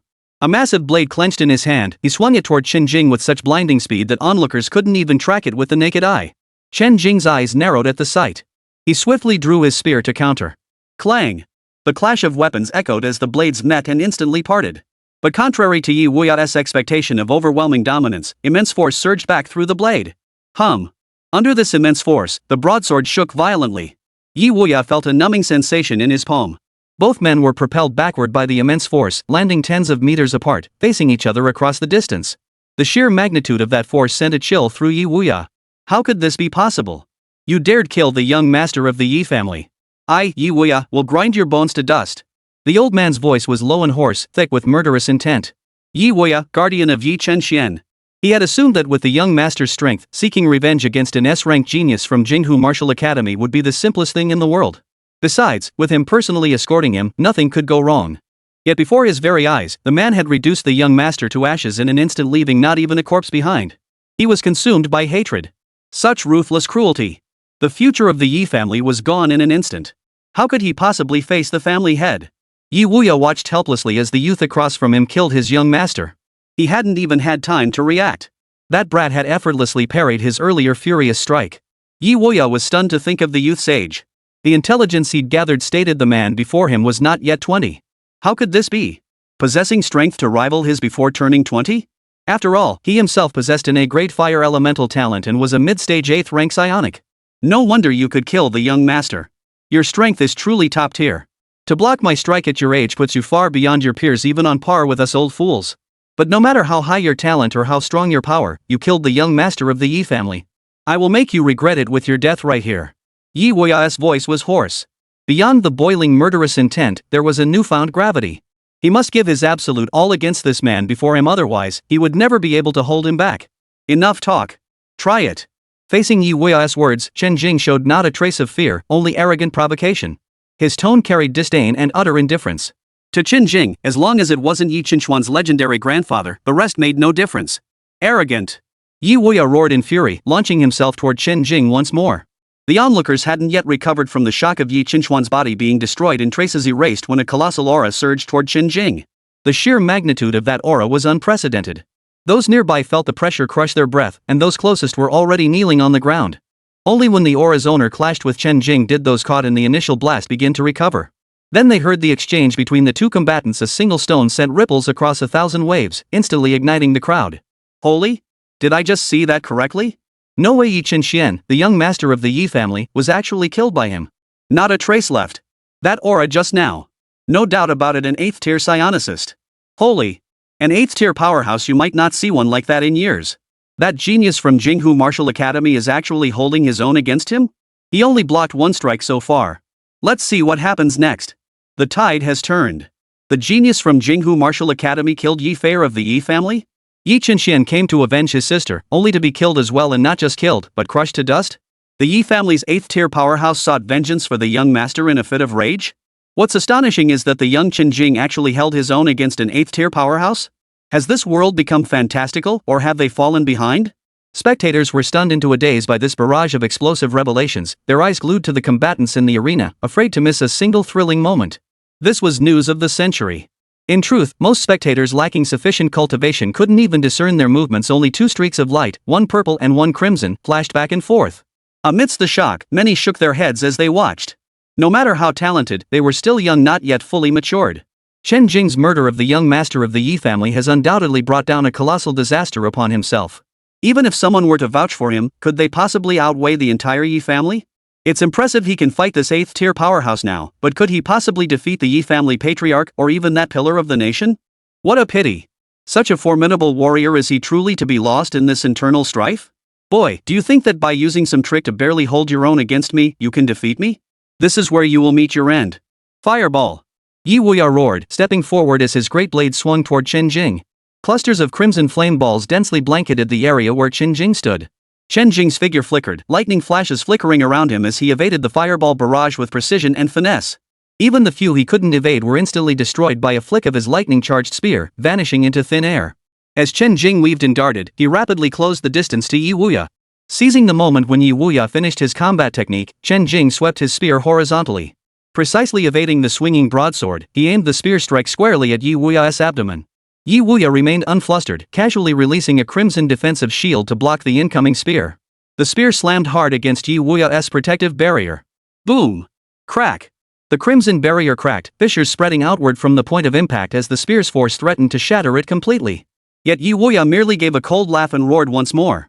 Endless sea of fire. Instantly, a vast expanse of flames erupted around Yi Wuya. From near to far, the surrounding area was instantly engulfed in a sea of fire, even the air thick with flames. Even the onlookers who had retreated far away could feel the terrifying heat radiating from the inferno. This was Yi Wuya's signature technique, a name that suited him perfectly. Heaven and earth, inescapable with this move, no one dared approach him. Those who came near were doomed to die, or at best, be crippled. The moment he saw Chen Jing steadily closing in, Yi Wuya had already prepared to unleash this move. Come what may, no matter how gifted the opponent, they would perish beneath his flames. Die!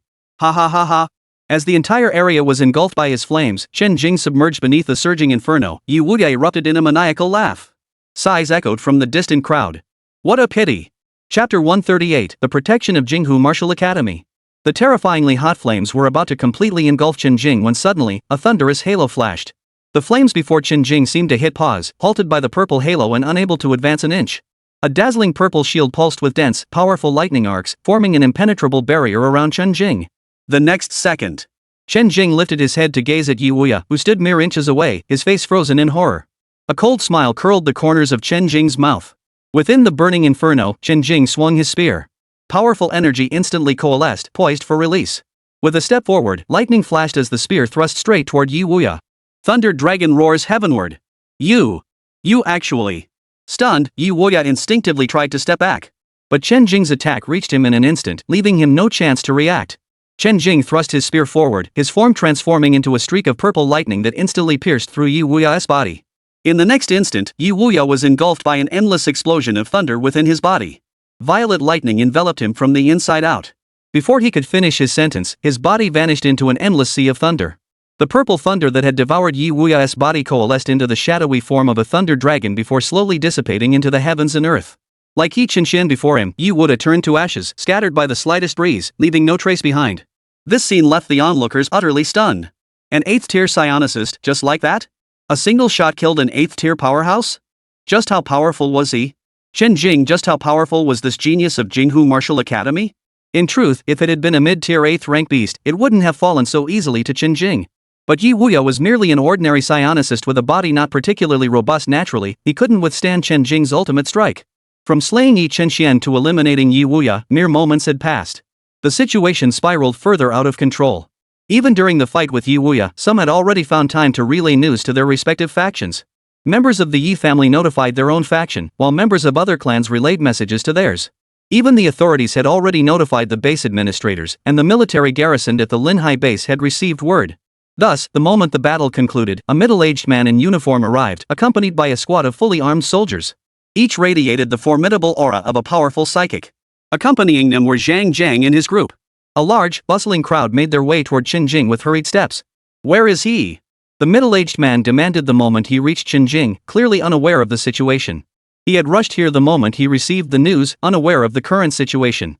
But seeing the scene of utter chaos and finding only Chen Jing remaining, a sense of foreboding settled in his heart. They're dead, Chen Jing said with a faint smile. Before the middle-aged man could speak, Zhang Zhenghe addressed him first. Chen Jing, are you okay? I rushed over as soon as I got the news. They happened to be with me. When they heard the Yi family was causing trouble for you, they insisted on coming along to see what was happening. Rest assured, we won't let the Yi family bully you for no reason.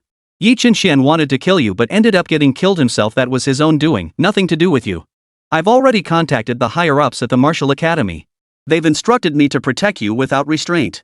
Our Jinghu Martial Academy isn't without powerful backing. We won't tolerate those shameless old fools bullying the young. If those old fools think they can bully the young, Jinghu Martial Academy won't stand for it.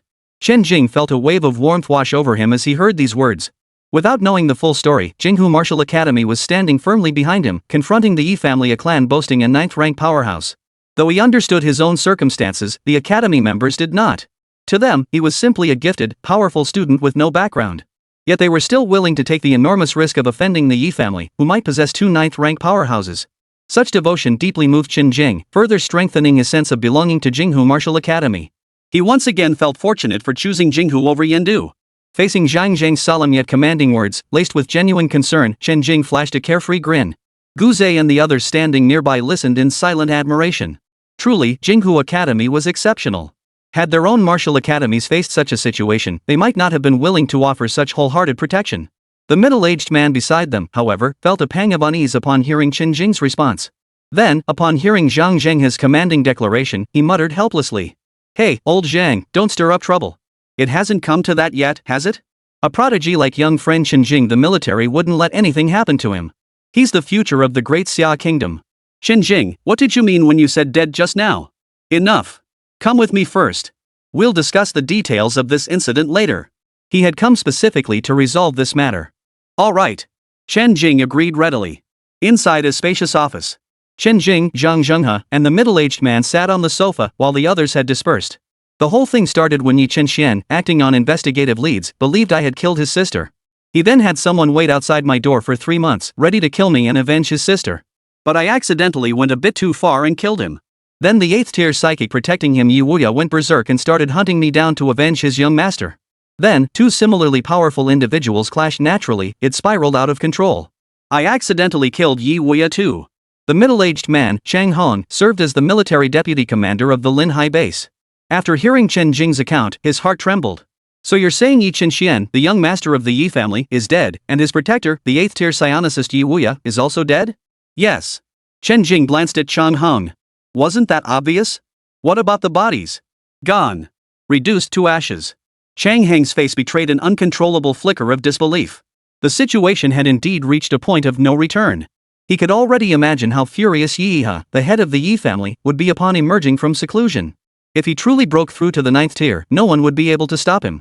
And then there was Yi Qinxuan's grandfather, General Yi, a man who had devoted his entire life to the great Xia kingdom. Now, in his twilight years, his grandson had been murdered, leaving not even a body behind. The thought suffocated Chang Hong. And then there was this kid before him. Not even 20 years old, yet he had slain Yi Wuya, a mid-stage 8th-rank cultivator. He had already firmly established himself among the ranks of the powerful. He was a dazzling prodigy, a towering figure destined to dominate an entire era. Chang Heng's gaze fixed intently on Chen Jing. Such prowess at such a young age, could there be some secret hidden within him? Chapter 139, Invitations from Both Sides. Chen Jing felt uneasy under his intense stare. Though he had no intention of hiding anything, he wouldn't reveal everything either, nor did he feel compelled to explain his methods. He met Chang Heng's gaze with open honesty, instantly making the office atmosphere feel strangely tense. Chang Hong showed no intention of pressing the matter. At this level, who didn't have their own hidden cards and secrets? He promptly averted his gaze and offered an apology. My apologies for losing my composure. I was simply too shocked. If he continued to grow at this rate, Yi Yihe and General Yi would soon be no match for him. By the time they reached his age, he would have surpassed them by a wide margin. Understandable, Chen Jing nodded slightly. Chang Hong dismissed his wandering thoughts, bringing the matter back to its core. On one side stood a future 9th tier, perhaps even 10th tier powerhouse. On the other, 2 present-day 9th tier psychics. This left Chang Hong in an incredibly difficult position. This matter was truly beyond his ability to handle. Punishing Chen Jing was something he simply couldn't bring himself to do, nor could he. Persuading General Yi and the Yi family patriarch to accept reality? He simply couldn't bring himself to say it. After all, Chen Jing had severed their very foundation, a foundation brimming with boundless potential and extraordinary talent. Perhaps offer more compensation, suggest the Yi family patriarch have another child? Of course, all this hinged on one crucial condition: Chen Jing must be willing to join the military and contribute to the extermination of the monstrous beasts. At this thought, Chang Hong glanced at Zhang Zhenghe beside him. Poaching talent in front of him, especially an old friend, made him feel somewhat awkward. Zhang Zhenghe's stance had been crystal clear. Jinghu Martial Academy stood firmly behind Chen Jing. What could possibly drive Jinghu Martial Academy to pay such a heavy price to protect Chen Jing? The answer, of course, was Chen Jing himself. Chang Hong cleared his throat, his expression turning serious. Chen Jing recognized the shift in demeanor and knew the main event was about to begin, his own expression turning solemn. Chen Jing, Chang Hong began, I now formally invite you, on behalf of the military, to join us for the future of our great Xia nation. Chen Jing paused, startled. While he had a general idea of their intentions, he hadn't expected Chang Hong to be so direct. Chang Hong continued. Once you join, the military will spare no effort to resolve any complications arising from this matter. Of course, even if you decline, we'll still assist you. But with the Yi family and General Yi still present, without this military affiliation, protecting you will never be as legitimate. Chen Jing, are you willing to join us? Chang Heng's invitation was sincere. Chen Jing could sense that his promise to protect him even without joining was genuine. Chen Jing could clearly tell Chang Hong wasn't comfortable with this kind of thing. He glanced over at Zhang Zhenghe. Hearing Chang Hong reveal his purpose so abruptly, Zhang Zhenghe grew flustered and quickly interjected. Chen Jing, I also formally invite you on behalf of Jinghu Martial Arts Academy to join our Elders Council. Would you be willing? Beyond their regular faculty and staff, major martial academies maintain their own elite combat forces, the Elders Council. Every member of the Elders Council was at least 7th tier, invited after graduating from their respective academies. Graduates who accepted the invitation but lacked sufficient strength initially joined the council's reserve ranks. Only after breaking through to the 7th rank would they formally become full members. Zhang Zhenghe followed this path himself and is now a member of the Elders Council, though his strength is considered average. Every invited candidate undergoes meticulous selection. Talent, character, and a deep sense of loyalty and belonging to the academy are all indispensable. It wasn't necessarily about having the highest talent, the other two criteria took precedence, making talent relatively less important. After all, anyone who graduated from the Martial Arts Academy was already among the most gifted. But Chen Jingshan's abilities were simply too extraordinary. Though he had only been enrolled for a year, he was already capable of eliminating 8th-tier psychic users and even 8th-tier ferocious beasts. This alone demonstrated his strength was at least 8th tier or higher, fully meeting the Council of Elders standards, and he was barely 20 years old. Judging from his conduct since enrollment, Chen Jing also possesses commendable character. He never bullied the weak among ordinary people. Against enemies, he adhered to the principle of no provocation, no retaliation. He fiercely protected his own people. When facing ferocious beasts, he was as ruthless and bloodthirsty as a whirlwind sweeping away fallen leaves. He was the very embodiment of the perfect warrior in the eyes of everyone at Jinghu Martial Academy, not to mention his heroic rescue of numerous academy members at sea. Upon learning of his conflict with the Yi family, the elders of Jinghu Martial Arts Academy unanimously passed a resolution instructing Zhang Zhenghe to convey their support. They also instructed Zhang Zhenghe to find an opportunity to invite Chen Jing to join the Academy's Elders Council. He had intended to wait for a more opportune moment to propose it himself, but Chang Hong nearly beat him to it. Without hesitation, he followed suit and extended the invitation to join the council. After hearing this, Chang Hong shot Zhang Zhenghe a glare but remained silent, waiting for Chen Jing's decision. I'm not one for too many constraints. Chen Jing glanced at the two men. Joining either faction held little significance to him, and the troubles concerning the Yi family they mentioned had no bearing on his life. Zhang Zhenghe understood immediately upon hearing Chen Jing's words. Our Elders Council isn't bound by many rules. Beyond enjoying the perks of an elder, you're free to do as you please the rest of the time. When free, we take on resource-based missions to earn extra rewards. As long as we lend a hand during major events at the academy, it's remarkably flexible. Chen Jing felt somewhat tempted by this. Given his fondness for Jinghu Martial Academy, he would certainly lend a hand if the academy truly needed him.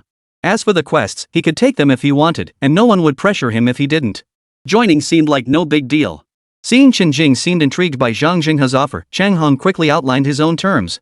Chen Jing, I know you haven't undergone military-style training, so our terms are also quite flexible.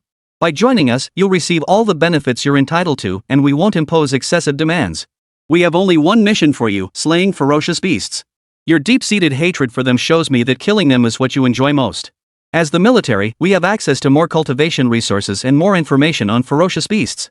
We can share all of this with you, providing you with more intelligence. We possess intelligence on formidable beasts unknown to most ordinary psychics. Oh? Chen Jing found the last point particularly intriguing. With access to shared intelligence, he could pinpoint the locations of more high-tier beasts. This would greatly aid his missions. Otherwise, hunting down all those high-tier beasts one by one would take an eternity. Chen Jing glanced at Chang Hong and Zhang Zhang before speaking slowly. Actually, I have a proposal. I wonder if you'd be open to it. Chapter 140, Latecomers surpasses the early light of the righteous path. What is it? Chang Hong and Zhang Zhenghe asked in unison. Just as Chen Jing was about to speak, a system notification sounded in his mind. Ding! At such a young age, you have already surpassed most of the senior masters within the sect. Your strength has grown tremendously. You may now strive for greater advancement within the sect. Seek a higher position within Jinghu sect and become a shining star in its ranks. Task issued, Latecomers surge. Join the Jinghu sect Elders Council as a member and contribute to the sect's glory. Quest reward, high-grade magical artifact Starflame Spear. 500 high-grade spirit stones. Before the system could pause, another notification chimed. Ding! The new generation surpasses the old. You have now become a vital force in the human alliance's defense against demonic beasts. Help the alliance forces launch a counteroffensive. Quest issued, Light of Righteousness. Join the forces of the Righteous Alliance, become one of them, and contribute to humanity's defense against demonic beasts. Quest reward, Secret Art Thunder Shadow Clone. 800 high-grade spirit stones. Holy crap? What's going on? Just as Chen Jing was about to voice his decision, the system announced the mission and its rewards. Even with Chen Jing's remarkably strong resilience, he couldn't help but pause for a moment, his hand holding the teacup momentarily frozen. This slight movement did not escape the notice of the two men, whose attention was entirely focused on him. What's wrong? Zhang Zhenghe couldn't help but ask. Chen Jing had originally intended to join the Elders Council of Jinghu Martial Arts Academy, and he genuinely valued the vast information resources provided by the military. While Jinghu Martial Arts Academy possessed some of this intelligence, it couldn't match the military's organizational reach. Moreover, they had extended goodwill before he had fully matured. Now, that 7th-tier powerhouse, Zhang Dao, was likely still protecting his mother. All these factors made it difficult for Chen Jing to outright refuse. He had just been contemplating whether to join both sides, merely holding a nominal position. Chen Jing knew his demands were indeed excessive, but he could settle for being an unofficial member. He didn't seek fixed resources or benefits. If Jinghu Martial Academy faced any difficulties, they could turn to him. If the military needed assistance within his capabilities, they could also seek him out as long as they shared information with him. He thought this arrangement would suffice, but before he could voice it, 2 mission notifications blasted him into a daze. He already felt his demands were excessive. Both factions wanted him to join, even if only nominally. But the system proved even more unreasonable, simultaneously issuing 2 missions. Faced with the system's coercion through mission rewards, Chen Jing had no choice but to accept them with tears in his eyes. Most people would compare the rewards and abandon one. But in Chen Jing's eyes, he wanted both rewards and he wanted them badly. Wasn't the system forcing him to be a scumbag? Couldn't he just refuse to choose? Ahem. Chen Jing cleared his throat twice, trying to hide his unease. The calm, confident expression that had been on his face moments ago was instantly replaced by a flicker of guilt. There was no way around it. While he could have casually spoken his mind about the previous decision, how could he possibly justify this next, more advanced choice? Closing his eyes, he steeled himself. Can I join both? The moment the words left his mouth, the room fell into an almost palpable silence. It was utterly unexpected. They had prepared themselves for him choosing either one, but Chen Jing wanted to join both. But given his age and strength, it wasn't entirely impossible. As long as he could join and step up when needed, that would be good enough. What did it matter if another faction gained an ally? Chang Heng and Zhang Zhenghe didn't reject him outright. Instead, they paused to consider. Personally, I find this proposal acceptable. I will consult with the other elders and give you my answer later. Zhang Zhenghe spoke first. I need to seek approval from our leadership. Chang Heng added from the side. This was a major decision, and he didn't have the authority to make it on his own. Understood. Chen Jing nodded slightly, aware that his demands were somewhat excessive. This wasn't merely a matter of lending one's name.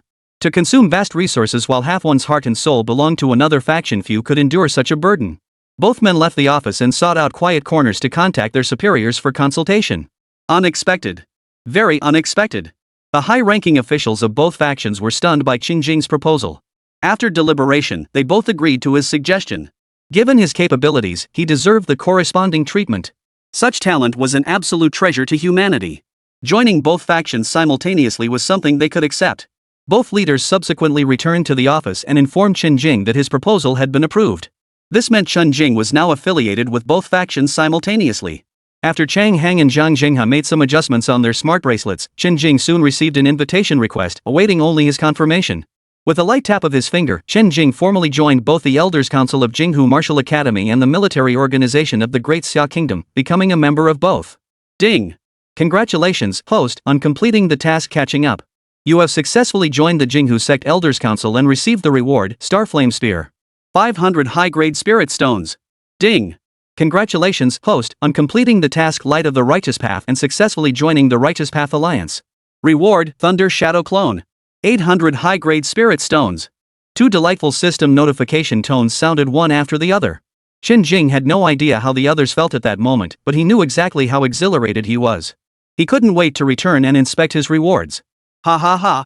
Now that both Jinghu Martial Academy and the military have your back, let's see what the Yi family can do to you. Zhang Zhenghe roared with hearty laughter upon seeing Chen Jing accept both invitations. Exactly. Once you join, our military protection becomes entirely legitimate.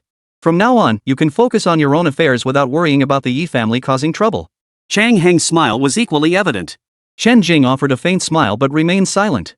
He'd only intended to be a nominal member, yet unexpectedly found himself formally joining both factions. "I'm fine on my own. Just make sure my family and friends are protected." He could only accept the goodwill offered by Jinghu Martial Arts Academy and the military. "I'll see to it. Rest assured, the trouble won't reach my family." "What are your plans now?" Chang Hong asked Chen Jing. "First, I need to find a place to rest properly.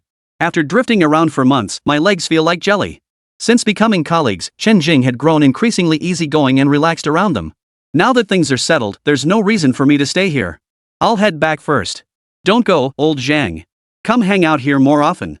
"Hang out my ass, I'd just be getting roped into your schemes." "How could that be?" "Enough. This trip on the Wenzhou really wore me out. I need some rest. I'm off."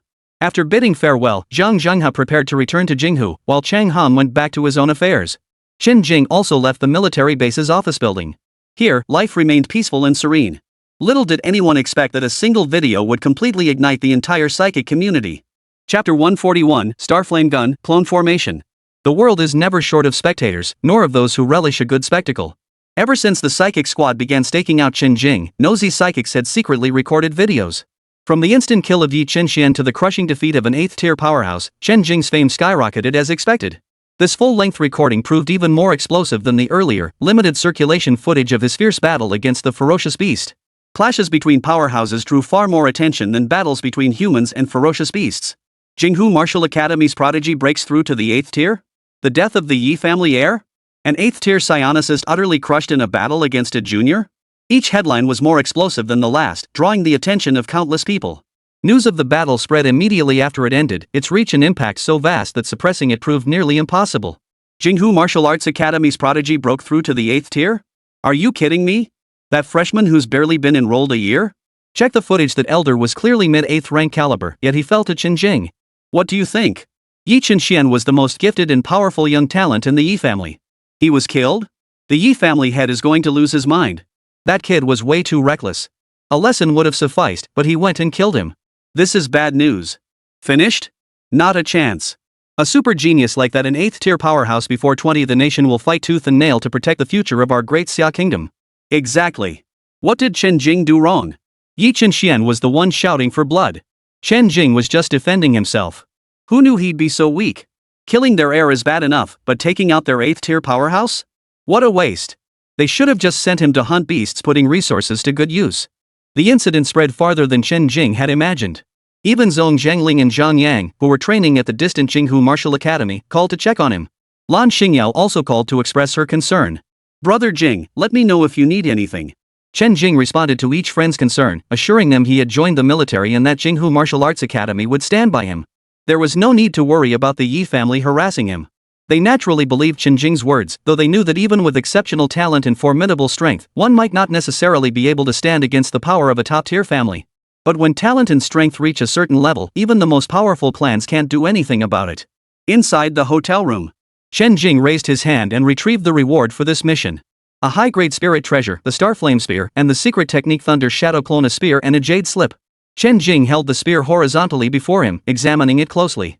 Approximately 2 meters long, its body radiated a deep purple hue, shimmering like endless starlight. Intricate patterns were engraved upon it, its form blending elegance with a commanding presence, its extraordinary nature evident at a glance. Chen Jing's consciousness swept over it.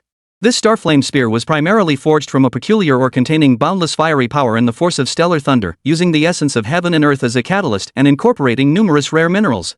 An upper-grade spirit treasure, it could only unleash its full potential in the golden core stage. For now, Chen Jing could only wield it with some difficulty, yet it was already sufficient to significantly boost his combat prowess. Chen Jing gazed fondly at the Starflame Spear in his hands, now possessing a weapon worthy of being his ultimate trump card. He then calmly took the jade slip, pressed it to his forehead, and probed with his divine sense. Suddenly, a vast flood of information poured into Chen Jing's mind. He finally understood the true nature of this secret technique. Thunder Shadow Clone, harnessing the power of thunder. This technique uses divine sense to create multiple clones for simultaneous combat. Unlike spells that require continuous spiritual energy to sustain, Thunder Shadow Clones could be pre-charged by consuming spiritual energy stored in the Dantian. They would dissipate once their stored energy was depleted. The number of Thunder Shadow clones one could store depended on the master's cultivation level and the strength of their divine sense. Chen Jing would experiment with this later. The immediate priority was refining the high-grade spiritual treasure, the Starflame Spear. While weapons forged from various metals on Blue Star could be wielded immediately, spirit treasures bearing the character spirit required refinement to achieve perfect synchronization to move as swiftly as an extension of one's arm. Chen Jing sat cross-legged in the room, his eyes flickering.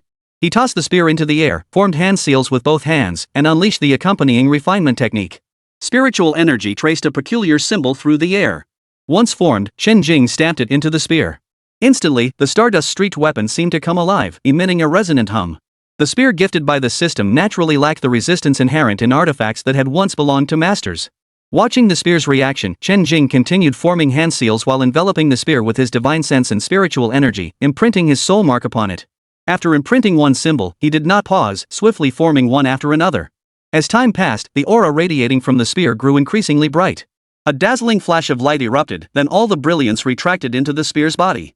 The spear now glowed with a warm, jade-like radiance, suspended before Chen Jing. Chen Jing felt a surge of excitement.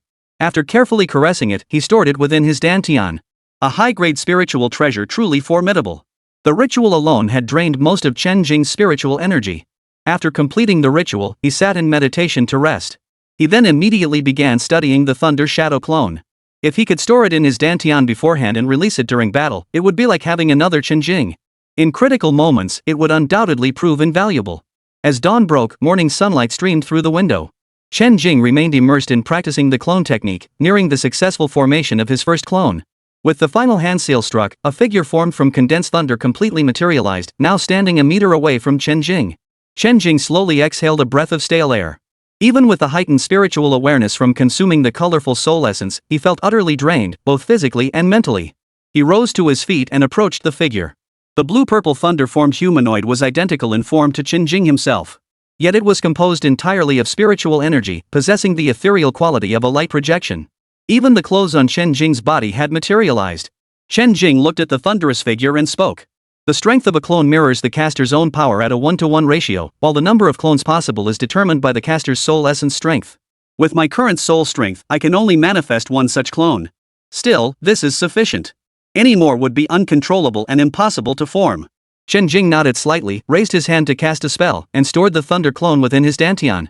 Another trump card added to his arsenal. Excitement surged through him. Now, even a 9th-tier powerhouse was someone Chen Jing felt ready to challenge. Just then, Chen Jing's expression shifted as his smart bracelet buzzed with a message. He tapped it open. "Brother Jing, wanna grab a bite? Meet some fellow Jinghu students who've been dying to meet you for ages." Chapter 142, Gathering of Jinghu Students.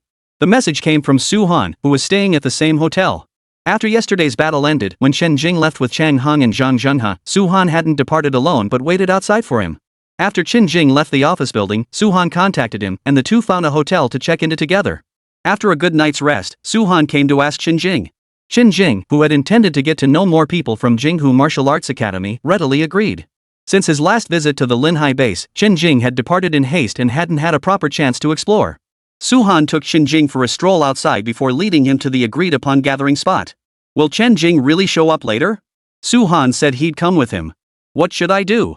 I'm so excited I'll get to meet my idol soon. You're clueless, huh? I've been traveling with Brother Chen the whole way.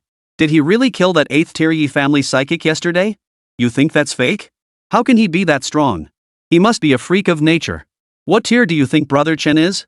Inside a hotel's entertainment complex, which offered a variety of services including dining, recreation, and leisure. The speakers were graduates from Jinghu Martial Arts Academy who had made plans with Su Han. Upon learning Chen Jing had agreed to join them, they arrived at the meeting spot well ahead of time. They were now chatting amongst themselves, with 8 out of every 10 sentences revolving around Chen Jing. Most of them didn't know much about him personally. But the sensational news about him, each story more astonishing than the last, had long fueled their desire to meet this legendary figure. Some had witnessed Chen Jing's prowess firsthand and already idolized him, naturally boasting about him to others. Besides, Chen Jing's immense power meant cultivating a relationship with him could be advantageous. A strong individual commanded respect wherever they went. If he were in a good mood and took them along to hunt beasts, it would be like manna from heaven. But these were merely fantasies. Regardless, the prospect of meeting Chen Jing moments later filled each of them with undeniable excitement. Their eyes kept darting toward the lobby entrance. Su Han had already arrived at the hotel lobby with Chen Jing. The Linhai base has actually built such a lavish entertainment complex. Chen Jing marveled at the massive, ornate building before him. If the psychics risk their lives hunting beasts every day only to return and not even get to relax properly, what's the point? After each mission, everyone looks forward to these simple pleasures to unwind. Su-han knew full well this was a favorite spot for many psychics. Whether for personal relaxation or social gatherings, it was everyone's top choice, the most exclusive entertainment venue in Linhai Base.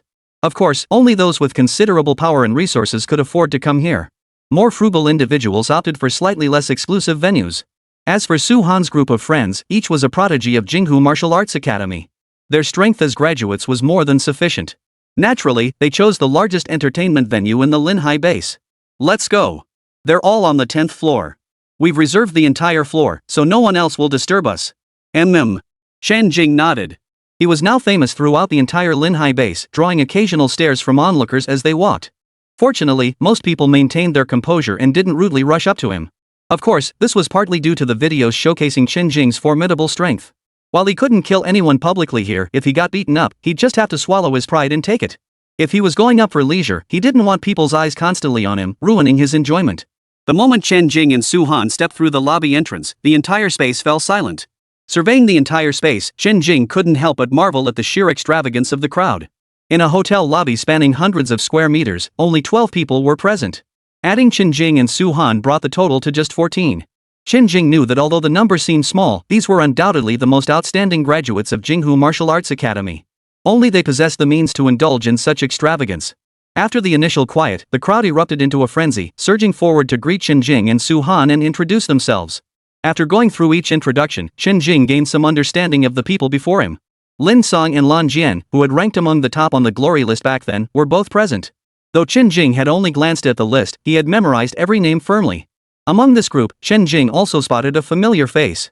It was Zhong Zhengfeng, the cousin of Zhong Zhangling, whom he had briefly encountered during enrollment. Long time no see, Chen Jing. Never imagined you'd possess such prowess now. Zhong Zhengfeng bore a striking resemblance to Zhong Zhangling. Both were strikingly handsome and possessed an air of refined elegance. Chen Jing had a good relationship with Zhong Zhangling, and since they were old acquaintances, his attitude was naturally more familiar. Brother Zhongzheng, it's been a while. Both men exchanged a slight smile. Those around them hadn't expected Zhong Zhangling to know Chen Jing, and the conversation flowed naturally as they began chatting. The most striking figure in the crowd was a woman clad entirely in dark green. Even in such a leisurely setting, she clutched a long sword in her arms. Sheathed, it measured 3 feet in length, its scabbard exquisitely crafted with ornate patterns. Only the scabbard was visible, a vivid emerald green, carved with overlapping scales. After introductions, Chen Jing was taken aback upon learning her identity. She was none other than Lan Jian from the glory list. Judging by the name alone, Chen Jing never imagined it would belong to a woman. Her features were exquisite, her long hair simply tied back. A casual glance from her eyes carried a cold, piercing sharpness, radiating a bone-chilling aura that deterred anyone from approaching. As for her special ability, it astonished Chen Jing even more. Jinghu Martial Academy had classified her awakened ability as enhancement type. Yet, like the psychic type, it was intangible. She didn't enhance any physical ability, but rather the sword in her hand. Without her sword, her combat prowess was merely average, offering no distinct advantage over ordinary ability users. Yet, wielding her blade, she could hold her own against a 6th-tier powerhouse. This made her combat effectiveness fluctuate far too wildly. Chen Jing thought to herself, could this be the legendary innate sword saint physique? On Blue Star, where cultivation systems had gone awry, such a physique was overlooked. Only the sheer power of the Lan sword itself made her a true prodigy. Such a physique, if placed in the cultivation world, would likely be fiercely contested by sword cultivation sects. Lan Jian's sharp gaze softened slightly upon meeting Chen Jing's, the chill in her eyes transforming into astonishing fighting intent. Chen Jing felt a chill run down his spine. Chapter 143, Chen Jing's Vision. Good grief, those eyes were filled with nothing but battle intent directed squarely at him. This Lan Jian seemed like a battle maniac. The moment he spotted someone formidable, he'd charge in for a duel without a second thought. No way was he getting dragged into a fight with her. He didn't have the time for that nonsense, and surely no one would be that inconsiderate. Brother Chen, now that you've killed Yi Chenxian, won't the Yi family come looking for trouble? Once young people got comfortable with each other, they could talk about anything. What intrigued him most was how the Yi family would react after Chen Jing killed Yi Chenxian. No idea. Doesn't matter if they do or not. I'm not scared of them. Chen Jing's lips curled into a slight smile. He wasn't bragging. Brother Chen, you've avenged us. You did what we've wanted to do for ages but couldn't pull off. One of them couldn't help but remark. What do you mean? You guys had beef with Yi Chenxian too? Chen Jing was genuinely curious. Not Yi Chenxian, it's Yi Feier. That woman's heart is as black as coal, and she acts like she owns the place. She acts so arrogant out there because, besides her privileged background, she has an older brother who spoils her rotten. Yi Fair has clashed with us countless times, either chasing us away when we crossed paths, or snatching whatever valuable items we found. With her bodyguards and her brother Yi Chen protecting her, we had no choice but to back down. The last time, she even tried to forcefully take brother Lin's song. Luckily, she vanished soon after. Turns out you, brother Chen, took care of her. In just a few exchanges, Chen Jing grasped the full extent of their conflict with Yi Fair and Yi Chen. In short, Yi Fair acted arrogantly and tyrannically outside, relying on Yi Chen protection. Since Yi Chen was among the strongest of their peers, these geniuses could only endure Yi Fair's tyranny. Yet Yi Fair's misdeeds weren't earth-shattering crimes. Bullied as they were, they had no recourse. They couldn't defeat Yi Chen. That's quite Yi Fair's style. Upon hearing that Yi Fair intended to forcibly take Lin's song, Chen Jing's lips twitched slightly. Right, brother Chen. Wait, hold up, brother Chen, how do you know all this? I heard Yi Fair left the base right after you before she died. Could it be? The man studied Chen Jing's appearance, his figure as ethereal as a celestial being, his features flawless, and fell deep in thought. Could it be that Yi Fair also tried to forcefully take brother Chen? The moment those words left his mouth, shock and curiosity spread through the crowd. Could it be true? If true, Yi Fair was incredibly bold. She deserved her fate. Chen Jing's face darkened instantly at the implication. To be targeted by that venomous woman and have her make her advances so blatantly was a stain on his reputation. Seeing the fleeting expression on Chen Jing's face, the crowd instantly understood. Brother Chen is handsome and powerful. That woman didn't fancy him. Yi Fair wouldn't even be on his radar. Chen Jing felt a little better upon hearing the consolation. Brother Chen, do you have a girlfriend yet? With your looks and strength, your future wife will be so lucky. He seized the moment to change the subject. Yes, she's also from Jinghu Martial Arts Academy, a fellow student in my class. Oh, bring your wife along next time we hang out. Sure. Chen Jing thought of her sweet, lovely figure as he agreed. The group ate their fill, chatted about everything under the sun, and enjoyed the entertainment facilities: sauna, card room, billiards, video games, and more. By the time the gathering dispersed, night had fallen. After 3 months of wandering, Chen Jing felt it was good to finally relax properly. But that relaxation was limited to just today. Although Jinghu Martial Arts Academy and the military had promised to negotiate peace with the Yi family, but Chen Jing understood that even if they agreed to everything on the surface, they would surely play dirty behind the scenes. Pinning all hope on others was unwise. Now was not the time for him to rest. The stronger he became, the greater his chances against the Yi family's 9th-rank powerhouse. Then there was the ticking time bomb of the Qin family. He had killed the heir of the first family, and he didn't believe this matter could be concealed for long. Facing the combined assault of 2 great clans, plus the heavy responsibility of the Heavens Will sect weighing on his shoulders, striving to grow stronger was the only path forward. Such leisure was sufficient only once in a while. Moreover, his ultimate goal was merely to become the leader among all Jinghu Martial Academy students. Interacting with them was essential. After getting to know them, the folks at Jinghu Martial Arts Academy seemed pretty decent. Chen Jing exchanged contact information with everyone at the gathering and even created a group chat specifically for them. This group chat was a crucial piece of Chen Jing's mission. He planned to establish an exclusive faction for Jinghu Martial Arts Academy students, rallying them under his own strength. Previously, students had primarily formed teams based on their abilities. Now, he would establish the Jinghu Guild, recruiting all current students. Of course, not just anyone would qualify for membership. Character was non-negotiable. Once the vast majority of current students joined, becoming their leader would pose no problem. The group gathering tonight would form the core founding members of the Jinghu Guild. With combat prowess rivaling an 8th-tier powerhouse, Chen Jing was establishing an organization among students capped at 5th tier. With him as its backing, the Jinghu Guild was bound to attract many. Moreover, joining the guild would not prevent them from joining special ability squads. It would simply grant them an additional, legitimate opportunity for a powerful ally to protect them. No one could resist such an enticement, and his prestige among the students would reach its zenith. As for the guild's management and development, he wouldn't need to lift a finger. He'd delegate all that to the new recruits he'd just taken under his wing. As for Chen Jing himself, he would simply serve as the anchor, the formidable pillar ensuring no one dared to bully the members of the Still Lake Guild. Chen Jing would serve as the guild leader, essentially a figurehead. For the position of deputy leader, his choice fell on Su Han. However, he wouldn't make the decision outright. He could let the guild members discuss it among themselves first. During the gathering, Chen Jing had already shared his vision with them. Most agreed on the spot, while others felt graduation was imminent and saw no need to take on additional burdens. Chen Jing immediately clarified that even after graduation, they wouldn't have to leave the guild entirely. They could remain as honorary members, using their abilities to assist younger students whenever they needed help or faced difficulties.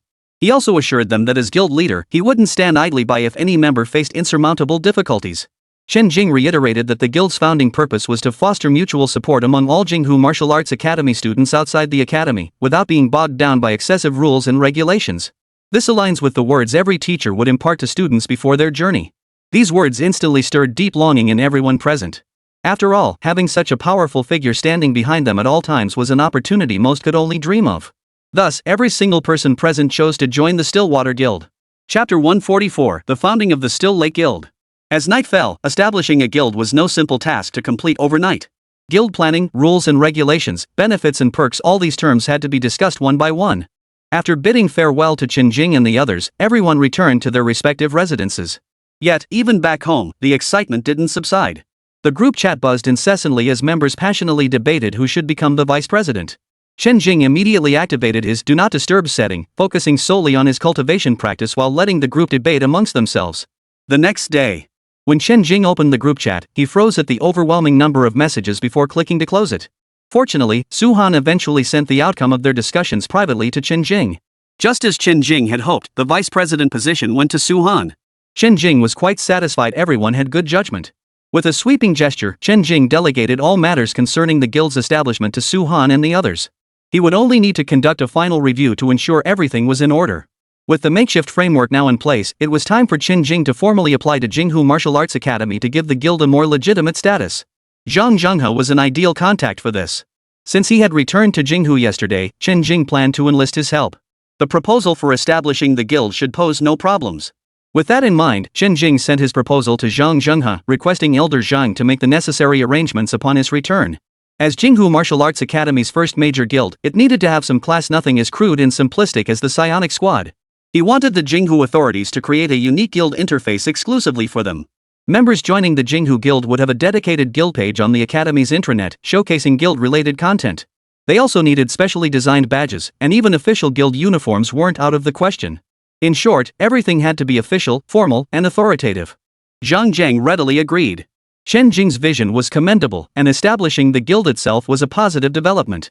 Previously, no one had pursued this because no one possessed strength vastly surpassing their peers, no one with the formidable power to guarantee the guild's foundation. If the older generation had intervened, it would have become elders competing with students, corrupting the spirit of mutual support.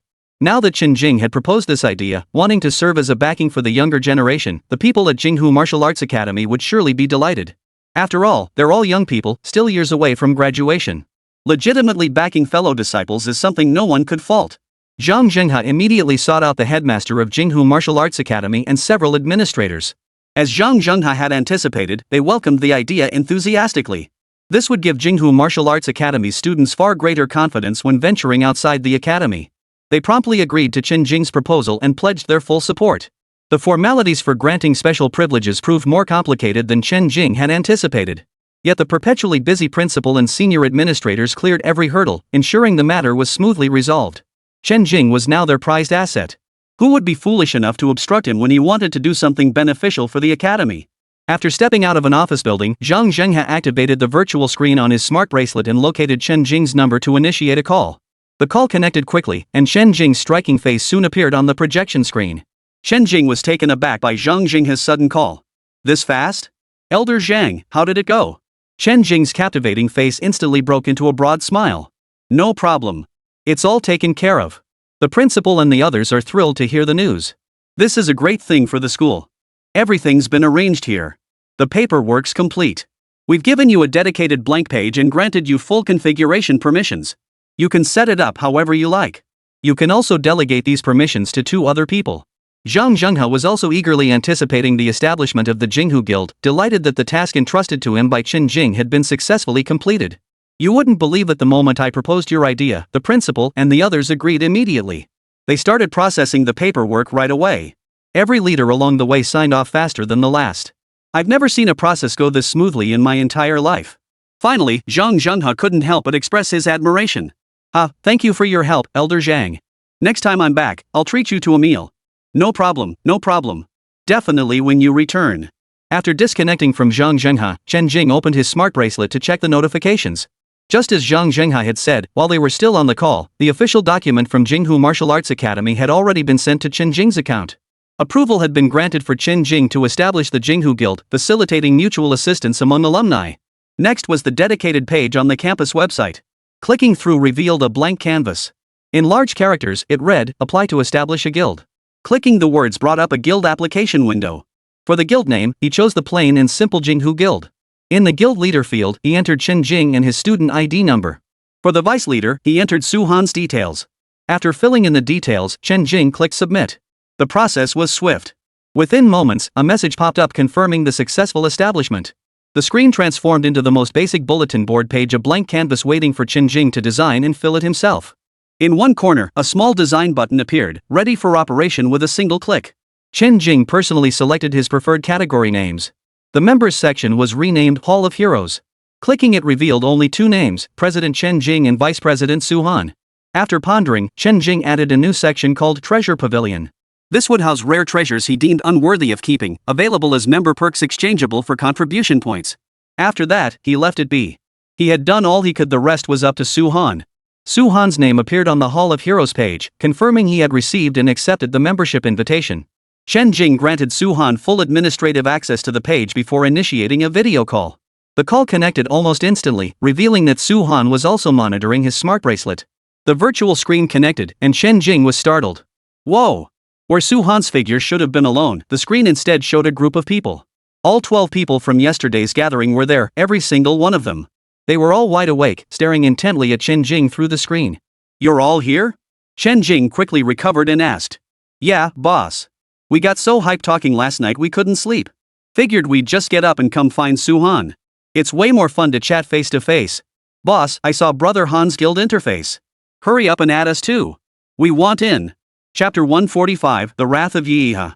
The others started chattering away all at once. "Boss, you're so fast. You got everything set up in just half a day? There's even a dedicated interface for us on the official website. So impressive." This group had been playing since yesterday afternoon, chatting excitedly all night, and had even made a special trip to Su-han's room. Judging by the looks of it, they'd been hanging around here all morning. To still have such boundless energy now truly befitting the constitution of a psychic. Impressive indeed, not even a hint of dark circles under their eyes. "I've already shared permissions with Su-han. He'll invite you all to join the guild later. I only tweaked the guild page a little, the rest of the content will need your input to design and fill in." Chen Jing entrusted them with this major task, and their excitement visibly surged. "Woohoo, we get to design it ourselves. This is so cool. This feels so participatory. Every word and line in there will be our heart and soul. Boss, you're the best. Love you." In their excitement, they bore no resemblance to the decisive, powerful psychics they usually were. Instead, they resembled vibrant college students more than ever. Watching their vibrant energy on the screen, Chen Jing couldn't shake the feeling that he was getting old. No, he was just a bit more level-headed than them. It certainly wasn't because his mental age was older. The guild interface's Hall of Heroes quickly gained 12 new members. Seeing the name Treasure Pavilion, they instantly understood Chen Jing's vision. They might not have the capability now, but they would in the future. As the guild interface gradually took shape, Chen Jing couldn't help but marvel at their remarkable initiative. Chen Jing kindly ordered lunch for them and had it delivered to their rooms, which immediately sparked another wave of raucous cheers. "The boss is so awesome. The boss is so thoughtful. The boss cares about us." Unaware of this commotion, Chen Jing had already slipped back into his cultivation state. "I can use the color soul essence again, how wonderful." Several more days passed, and everything proceeded in an orderly fashion. Yet within a villa in Yendu, an unusual aura permeated the air. An immense and astonishing aura now permeated every corner of the villa's surroundings.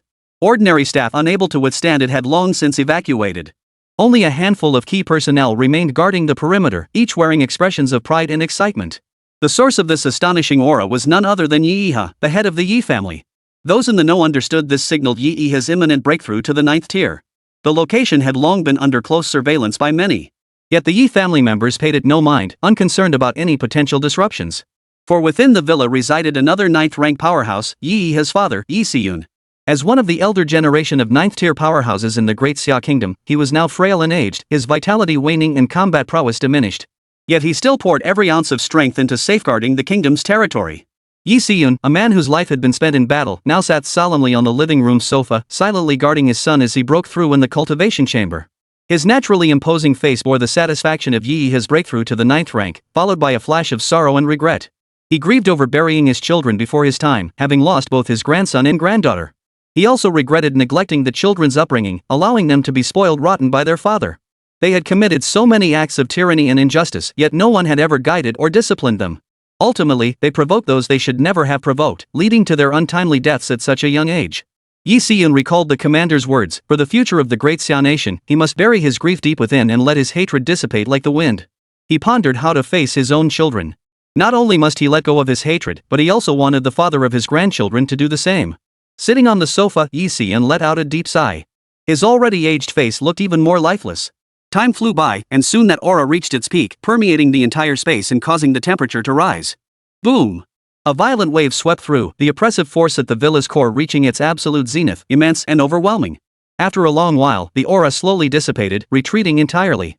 As the aura faded, the door to the cultivation room swung open. A tall, bald middle-aged man appeared in the doorway. It was none other than the newly ascended 9th-tier psionicist, Yi Iha.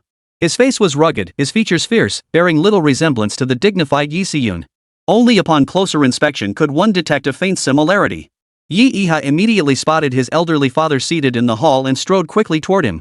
"Dad, I've broken through to the 9th rank now, haha." Yi Xiyun praised him repeatedly. "Excellent. Excellent. Our great Xia kingdom now has another 9th-tier powerhouse. Even if I were to pass away tomorrow, I would have no regrets." "Dad, what nonsense are you talking? 9th-tier psychics can live to 200 years old. You're only 170 now, you've got plenty of time left. 200 years is the ideal scenario. In reality, constant battles and injuries take a toll on one's lifespan." Enough, enough. Let's not talk about this. Where are Xian and Fei? Where did they go? They're still out playing at such an important moment? Unacceptable. Yi has scolded with words, but his face was filled with doting smiles. Yi Xiyun watched his son like this, unsure how to broach the subject. Yi had truly lived up to his reputation as the head of the Yi family. Though he appeared carefree and acted with a rough-and-tumble, bold manner, he was also remarkably observant, immediately detecting something amiss with his father. "What's wrong, Dad? Did something happen?" Yi Iha asked anxiously. He had only 2 children, Xianer and Feier, whom he had doted on since childhood. 1 son and 1 daughter would be considered sufficient in an ordinary family, but within a prominent clan, his lineage was rather sparse. Seeing his elderly father looking so shaken now, he couldn't help but feel worried. At this point, Yi Xiyun could no longer conceal the truth. "Xianer and Feier are gone." "What did you say?" Yi Iha's voice cracked with shock. He couldn't believe it, he'd merely closed himself off to break through his cultivation. How could both his son and daughter be gone the moment he emerged? "What do you mean gone? How could they be gone?" "Dad, you better explain this to me clearly." Yi Iha's voice trembled as he pressed Yi Xiyun for answers. "Xianer and Feier, they provoked some powerful people outside and were killed." Boom! The moment Yi Xiyun finished speaking, a terrifying aura erupted from Yi Iha, violently overturning the surrounding furniture. Fierce fire element abilities swirled around him, spreading faintly into the surroundings, causing the very space to warp. His eyes blazed crimson with overwhelming fury as he spat out each word. "Who did this?" Chapter 146, Suppressing the Hatred Within. A terrifying wave of overwhelming pressure erupted from the villa's center. The remaining Yi family members present were instantly crushed by this full-force display of might, gasping for breath. Some weaker individuals collapsed to their knees. Everyone stared toward the villa in terror. What was happening? The quicker-witted among them began to suspect whether the family head had learned of the young master's death. Inside the villa, Yi Xiyun recounted the entire sequence of events to Yi Iha. As Yi Xiyun finished his account, Yi Iha let out an agonized roar. "Xianer, my son. Chen Jing of Jinghu, he dared to kill both my children. This is utterly intolerable." Yi Iha's eyes blazed crimson, his rage reaching its peak. He had joyfully broken through to the 9th tier and emerged from seclusion, intending to celebrate with his children. Instead, he was met with this devastating news. Seeing his equally anguished old father, his blood boiled with fury. After murdering his 2 children, he dared to use the combined might of the military and Jinghu Martial Academy to intimidate others. "Chen Jing, you shameless brat. You may hold the future of Great Xia and humanity in your heart, but I, Yi Iha, will avenge my sons." Yi Iha shouted furiously at Yi Xiyun. He never imagined that after both his children were dead, his father would actually tell him not to harm Chen Jing. What kind of grandfather does that make him? Yi Iha immediately turned to contact his contacts, intending to track down Chen Jing's current location. Unexpectedly, Yi Xiyun's roar echoed. "Yi Iha, what do you think you're doing?" With his back still turned to Yi Xiyun, Yi Iha replied in a low, firm voice. "What I'm doing? That's none of your concern. Yi Iha, listen to me. You cannot harm Chen Jing.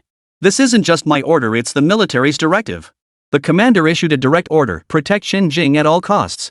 Do you really think a 9th-tier psionicist like you can stand against the military's elite forces? The moment you make a move, word will spread, and they'll send elite forces to intercept you. Yi Yiha's expression shifted slightly upon hearing this. Though intense reluctance churned within him, he turned back and halted all movement. Dad was right. Even though he had now broken through to become a 9th-tier psionicist, he still didn't have the strength to take on both Jinghu Martial Arts Academy and the military at the same time. He would still be easily suppressed. Yi Yiha suppressed his aura, standing still as he gazed at Yi Siyun with sorrow-filled eyes.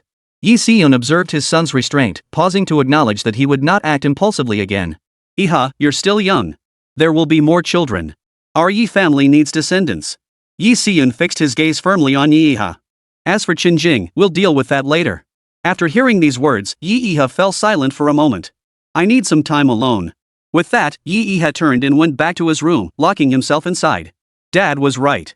Jinghu Martial Arts Academy and the authorities were fiercely protecting Chen Jing. He couldn't exact revenge now, he could only wait patiently for the right moment. The Yi family members waiting outside the villa breathed a huge sigh of relief as Yi Yiha's overwhelming aura receded. Even the psychics who had stubbornly refused to kneel earlier now found their legs weakening as the pressure receded.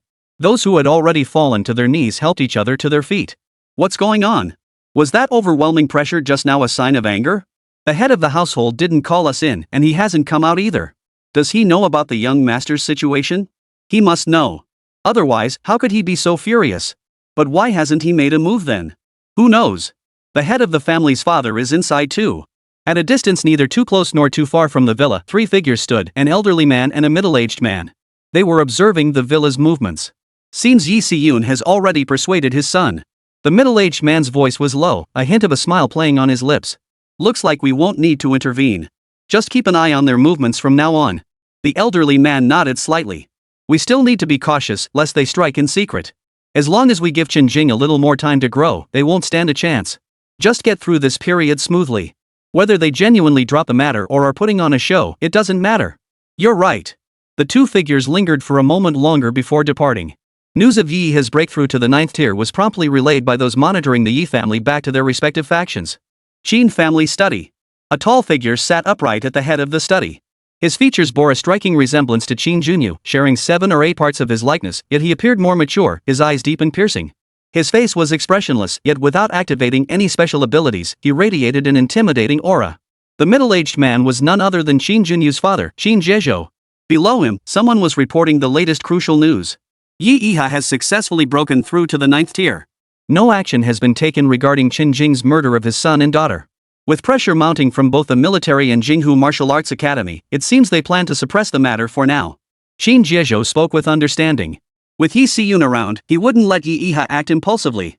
Otherwise, Yi Yiha would already be blinded by rage. I recall this Chen Jing also had some grudge against Yuer. But never mind, none of that matters now. It's been over a month now. Still no sign of Yuer? His deep voice echoed through the study, and that single question alone made those seated below him tense. Master Qin, still nothing. Elder Qin Sun's signal is also missing. Both are unaccounted for. This outcome unsettled both the reporter and Qin Jiejo. The situation was looking rather dire. Over a month now. What about the signals of the other psychics I asked you to monitor? Which ones vanished over the sea? Don't bother mentioning those confirmed dead. Signal statistics indicate 18 confirmed deaths among psychics in the sea area where the young master's signal vanished within the past 2 months. 4 others experienced signal interruptions and disappearances, including the young master and Elder Qin Sun. Of the other 2 missing individuals, 1 has yet to reappear. The other resurfaced after a fortnight, but their life signals had already vanished. Qin Jiejo's anxiety peaked. Not a single clue. He rubbed his temples in frustration. Investigate further. Expand the time frame to 4 months. Bring me every single psychic whose signal went missing. Yes. The subordinate responded and exited the study. Left alone at the desk, Qin Jiejo leaned back, closed his eyes, and sighed. He had made every possible preparation for Yuer. With his abilities, his life-saving devices, and the elders pledging their lives to protect him, he should have been able to relax. Yet Yuer had been gone barely half a month before vanishing inexplicably. Could someone be targeting the Qin family? If Yuer had simply fallen victim to misfortune, that might be forgiven. But if he discovered someone had deliberately targeted him, he would make them regret it for the rest of their lives. The path of the strong was fraught with peril from the start. All she could do now was hope Yuer would return safely. Chapter 147, Returning to School. Heavens will Sect Headquarters. Inside a conference room, seated around a large table were a dozen figures clad in black robes, each bearing an orange moon emblem on their chest. 12 crimson-robed archbishops. Every individual present in this conference room possessed formidable power and held significant authority within the heavens will cult. Thud. The elder seated at the head slammed his palm down on the table in fury, his accusatory tone cutting through the air as he lashed out at another robed figure beside him. His once cloudy eyes blazed with intensity, his voice sharp as blades. And this is your foolproof plan? 2 entire orange-tier celestial humans, plus a full squad of purple-tier warriors all lost in the East Sea. How do you intend to explain this to His Holiness the Pope? The other crimson-robed archbishops reacted with varied expressions, some shocked, some grave, while the accused man's face twisted with panic. Impossible. That boy isn't even 20 yet. The intelligence we received stated his strength was at most 7th tier. How could he possibly? Impossible? The elderly man who had just been reprimanded spoke coldly, his voice as icy as steel. The life signals of 12 celestial clan warriors have vanished. And it's not just 7th tier strength at most. The latest intelligence confirms Chen Jing has already slain a mid-8th tier psionicist. Whoa! The conference room fell instantly silent. The crimson-robed archbishop sucked in sharp breaths. Was this Chen Jing's true strength? They never imagined he could reach such heights, especially since he wasn't even 20 yet. Even if Chen Jing possesses the strength of an 8th tier psionicist, he couldn't possibly take on 2 orange tier celestial clan warriors and 10 purple tier ones. It's not certain he killed them. Their signals disappeared over the East Sea. What if they encountered a formidable beast or a powerful warrior from the Great Xia Kingdom? They just organized a training expedition not long ago. Another cardinal archbishop spoke hesitantly. It was understandable he doubted it. Even the most formidable individual couldn't fight 4 opponents alone at the same level. You're right, but Chen Jing returned with them. We did hear that Chen Jing slaughtered a group of celestial clan warriors along the way. The moment those words left his mouth, all traces of hope were crushed within everyone's hearts. If we let him grow any further like this, not only will the heavens will sect be wiped out by him, but even the ferocious beasts won't escape his deadly grasp. As if envisioning some future scene, everyone swallowed hard in unison. What's the panic? Even if he grows stronger in the future, that's yet to come. It hasn't happened yet, has it? At least for now, there are plenty stronger than him. Then what do we do next? We can't send anyone else. It'd be suicide. Besides, Chen Jing has returned to headquarters and will undoubtedly receive full protection from the Great Xia government. Let's hold off for now. His Holiness the Pope is still in seclusion. We should wait for him to emerge. What about His Holiness the Holy Sun? Without the Pope's orders, the Holy Sun won't pay us any mind. Sigh. After entrusting all matters of the Jinghu Guild to Su Han and the brothers, Chen Jing felt a weight lifted. In his spare time, he tapped his smart bracelet to monitor updates on the guild's official website at any moment. After several days of cultivation, Chen Jing ultimately bought a ticket and rushed back to the Jinghu Martial Arts Academy. He now stood at the academy's entrance. Fame brings trouble, so to avoid attention, Chen Jing wore oversized sunglasses. Along the way, aside from his somewhat captivating aura, he drew little attention from others. Recalling the class schedule he'd inquired about last night, a mischievous grin spread across Chen Jing's lips. It was now the end of morning classes, and students were streaming out from beneath the teaching building. Chen Jing casually leaned against a tree trunk near the building, his wide-rimmed sunglasses perched on his nose, obscuring most of his face. Though he was merely leaning casually against the wall, the unique aura radiating from him seemed to draw spotlight attention, causing many passing girls to steal glances at him. Conversely, some guys shot him disapproving looks. So pretentious. Suddenly, as if he'd spotted something, he moved. He walked slowly to a girl and stopped in front of her. She wore a blue uniform, a pink ribbon tied in her hair fluttering lightly in the breeze. Her delicate, sweet face bore no expression. He's going for Lan Xingyao? That guy's got some nerve. She's the new campus beauty, not only stunningly gorgeous, but incredibly talented too. Plus, she has a great personality. A lady of grace is a gentleman's delight. Though rumors say Star Yao is Chen Jing's girlfriend, they're rarely seen together. Still, some bold souls dare to approach her. Every single one who dared to hit on her got rejected. The more polite ones got off easy. Goddess Xingyao is actually quite gentle. But if you dare to pester her relentlessly, just wait for Goddess Xingyao's challenge. She'll beat you so badly your own mother wouldn't recognize you. Goddess Xingyao is no ordinary fighter. She may not match Chen Jing's freakish talent, but she far surpasses ordinary students. Don't be fooled by her freshman status. She already possesses the strength of a third-year senior in their second semester. Even graduating seniors might not stand a chance against her. TSK Tisk, I'm just waiting to see this poser make a fool of himself. Flirting with Goddess Xingyao is fine, but don't overdo the act. Even goddesses can't stand pretentious people. Chen Jing came to a halt before Lan Xingyao, his voice deliberately hushed and low. Excuse me, classmate. Could I have a few minutes of your time? The attention of those around them had already been drawn to the pair, eager to witness the classic scene of Lan Xingyao rebuffing an approach. Such scenes weren't uncommon.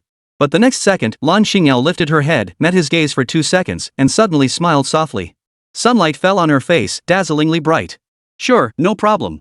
The moment those words left her lips, the surrounding crowd gasped in unison. Holy crap, what's going on? Has the goddess really been charmed by this poser? Just looking at his aura and appearance, he seems pretty handsome. It's only natural for Goddess Xingyao to give him a chance. A female onlooker stepped forward to speak up for fairness. Don't think they didn't know these guys were just jealous. Chen Jing heard Lan Xingyao's response and a mischievous grin spread across his lips. Goddess Xingyao, you're giving me such face, aren't you afraid I'll take you and sell you off? Lan Xingyao shook her head, her tone brimming with arrogant confidence. Not afraid at all. My boyfriend is Chen Jing, the one who can suppress an 8th-tier psychic. If you dare bully me, I'll have him teach you a lesson. The words exploded like thunder, instantly amplifying the gasps around them. The campus rumor had just been confirmed by the person herself. Did I hear that right? Chapter 148, Sweet Daily Life with Yao Yao. The rumors are actually true? My youth is over. Before Chen Jing could respond, Lan Xingyao folded her arms and continued. So? Scared yet? Scared. So are you still coming with me? Chen Jing's lips curled into a sly grin. Oof. I'll give you the courtesy. Lan Xingyao snorted. Then, Goddess Yao, let's go. With that, Chen Jing extended his arm, waiting for hers to link through his. Lan Xingyao said nothing, but walked over with a smile, wrapping her arm around his. Those few words, coupled with the final arm linking gesture, sent shockwaves through the crowd. Wait, wasn't she just called Chen Jing's girlfriend? Why is she linking arms with another guy now? But this guy's got some nerve, trying to steal her away from Chen Jing. We've never seen the goddess look or sound like this before. She's usually so gentle and distant. Who is he anyway? Who could possibly compare to Chen Jing? He's the top player among the younger generation, already competing in the senior division. Now that you mention it, this guy's build kinda resembles Chen Jing. He's back at school? A single stone sent ripples across the pond. Suddenly, everyone's eyes gleamed like spotlights, their feet itching to move. As soon as Lan Xingyao reached out to take his arm, Chen Jing noticed the unusual tension in the air. This was no longer mere spectatorship. Let's go. Chen Jing's voice returned to normal as he whispered in Lan Xingyao's ear. Since you want to talk to me, shouldn't you take me somewhere quiet, senior? After all, I don't like discussing things while being watched by a crowd. Lan Xingyao wore a sweet smile, yet her words carried a hint of misdirection. Senior? Isn't it Chen Jing? So the goddess is putting a hat on Chen Jing? Chen Jing glanced sideways at the remark. Oh, so you're digging a hole for me. He nodded and said. Alright, let's find a quiet place to talk.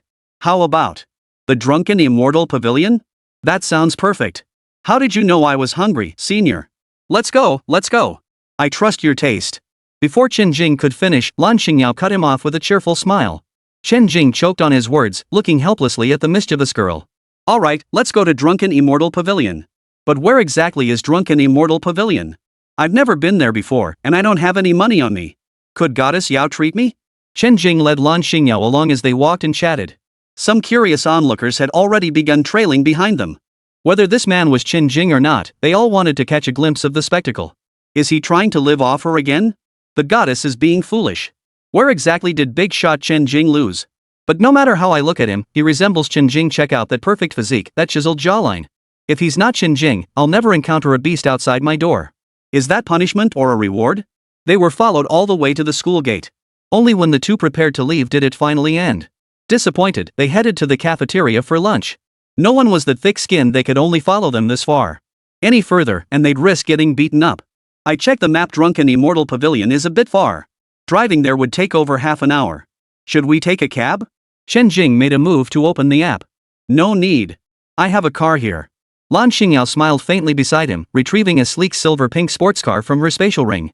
She pressed the car key lightly. The vehicle before them roared to life with a deep engine growl as its scissor doors slowly slid open.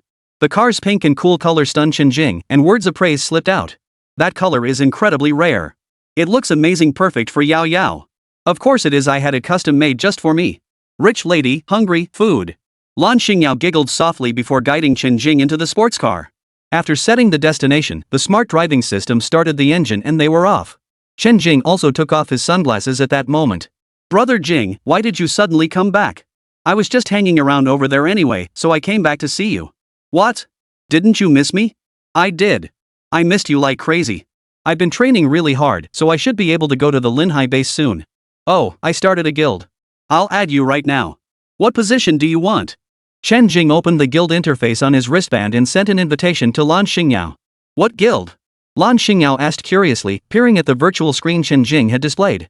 Chen Jing granted her permission to view the screen clearly. I started it a few days ago.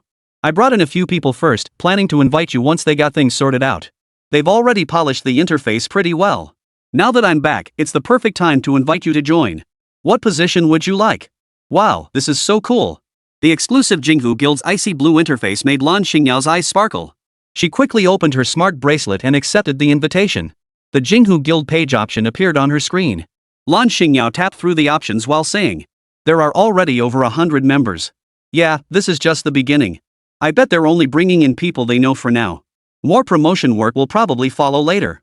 You're doing a pretty good job as a hands-off guild leader. What's your position?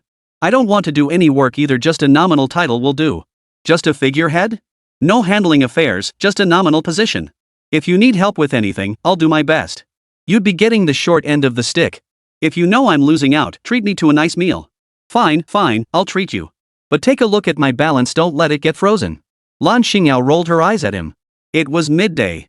As mealtime approached, the already bustling city center grew even livelier. The streets were filled with people searching for food, including quite a few psychics. Boom! Amidst a low rumble of air pressure, a silver-pink sports car sped toward them from the distance, drawing the stares of passers-by. Such a bright pink and sleek sports car was an undeniably eye-catching sight. Those who knew cars recognized its value, their eyes widening in astonishment. Amidst waves of envious and intense stares, the silver-pink sports car pulled into a roadside parking spot. A young man stepped out first. A guy? That's such an unusual taste. But he's so handsome. And he loves pink, he must be really gentle too. Yeah, handsome, gentle, and rich, go for it. Get lost. Before the onlookers could finish their thoughts, the other door opened. A slender, sweet-faced young woman stepped out. Case solved. Chapter 149, a little fun, handled. Her silver hair was gathered up with a pink ribbon, making her stand out strikingly. That beautiful color and shine couldn't possibly be achieved with dye. There was only one explanation, an abnormal mutation caused by overwhelmingly powerful supernatural abilities.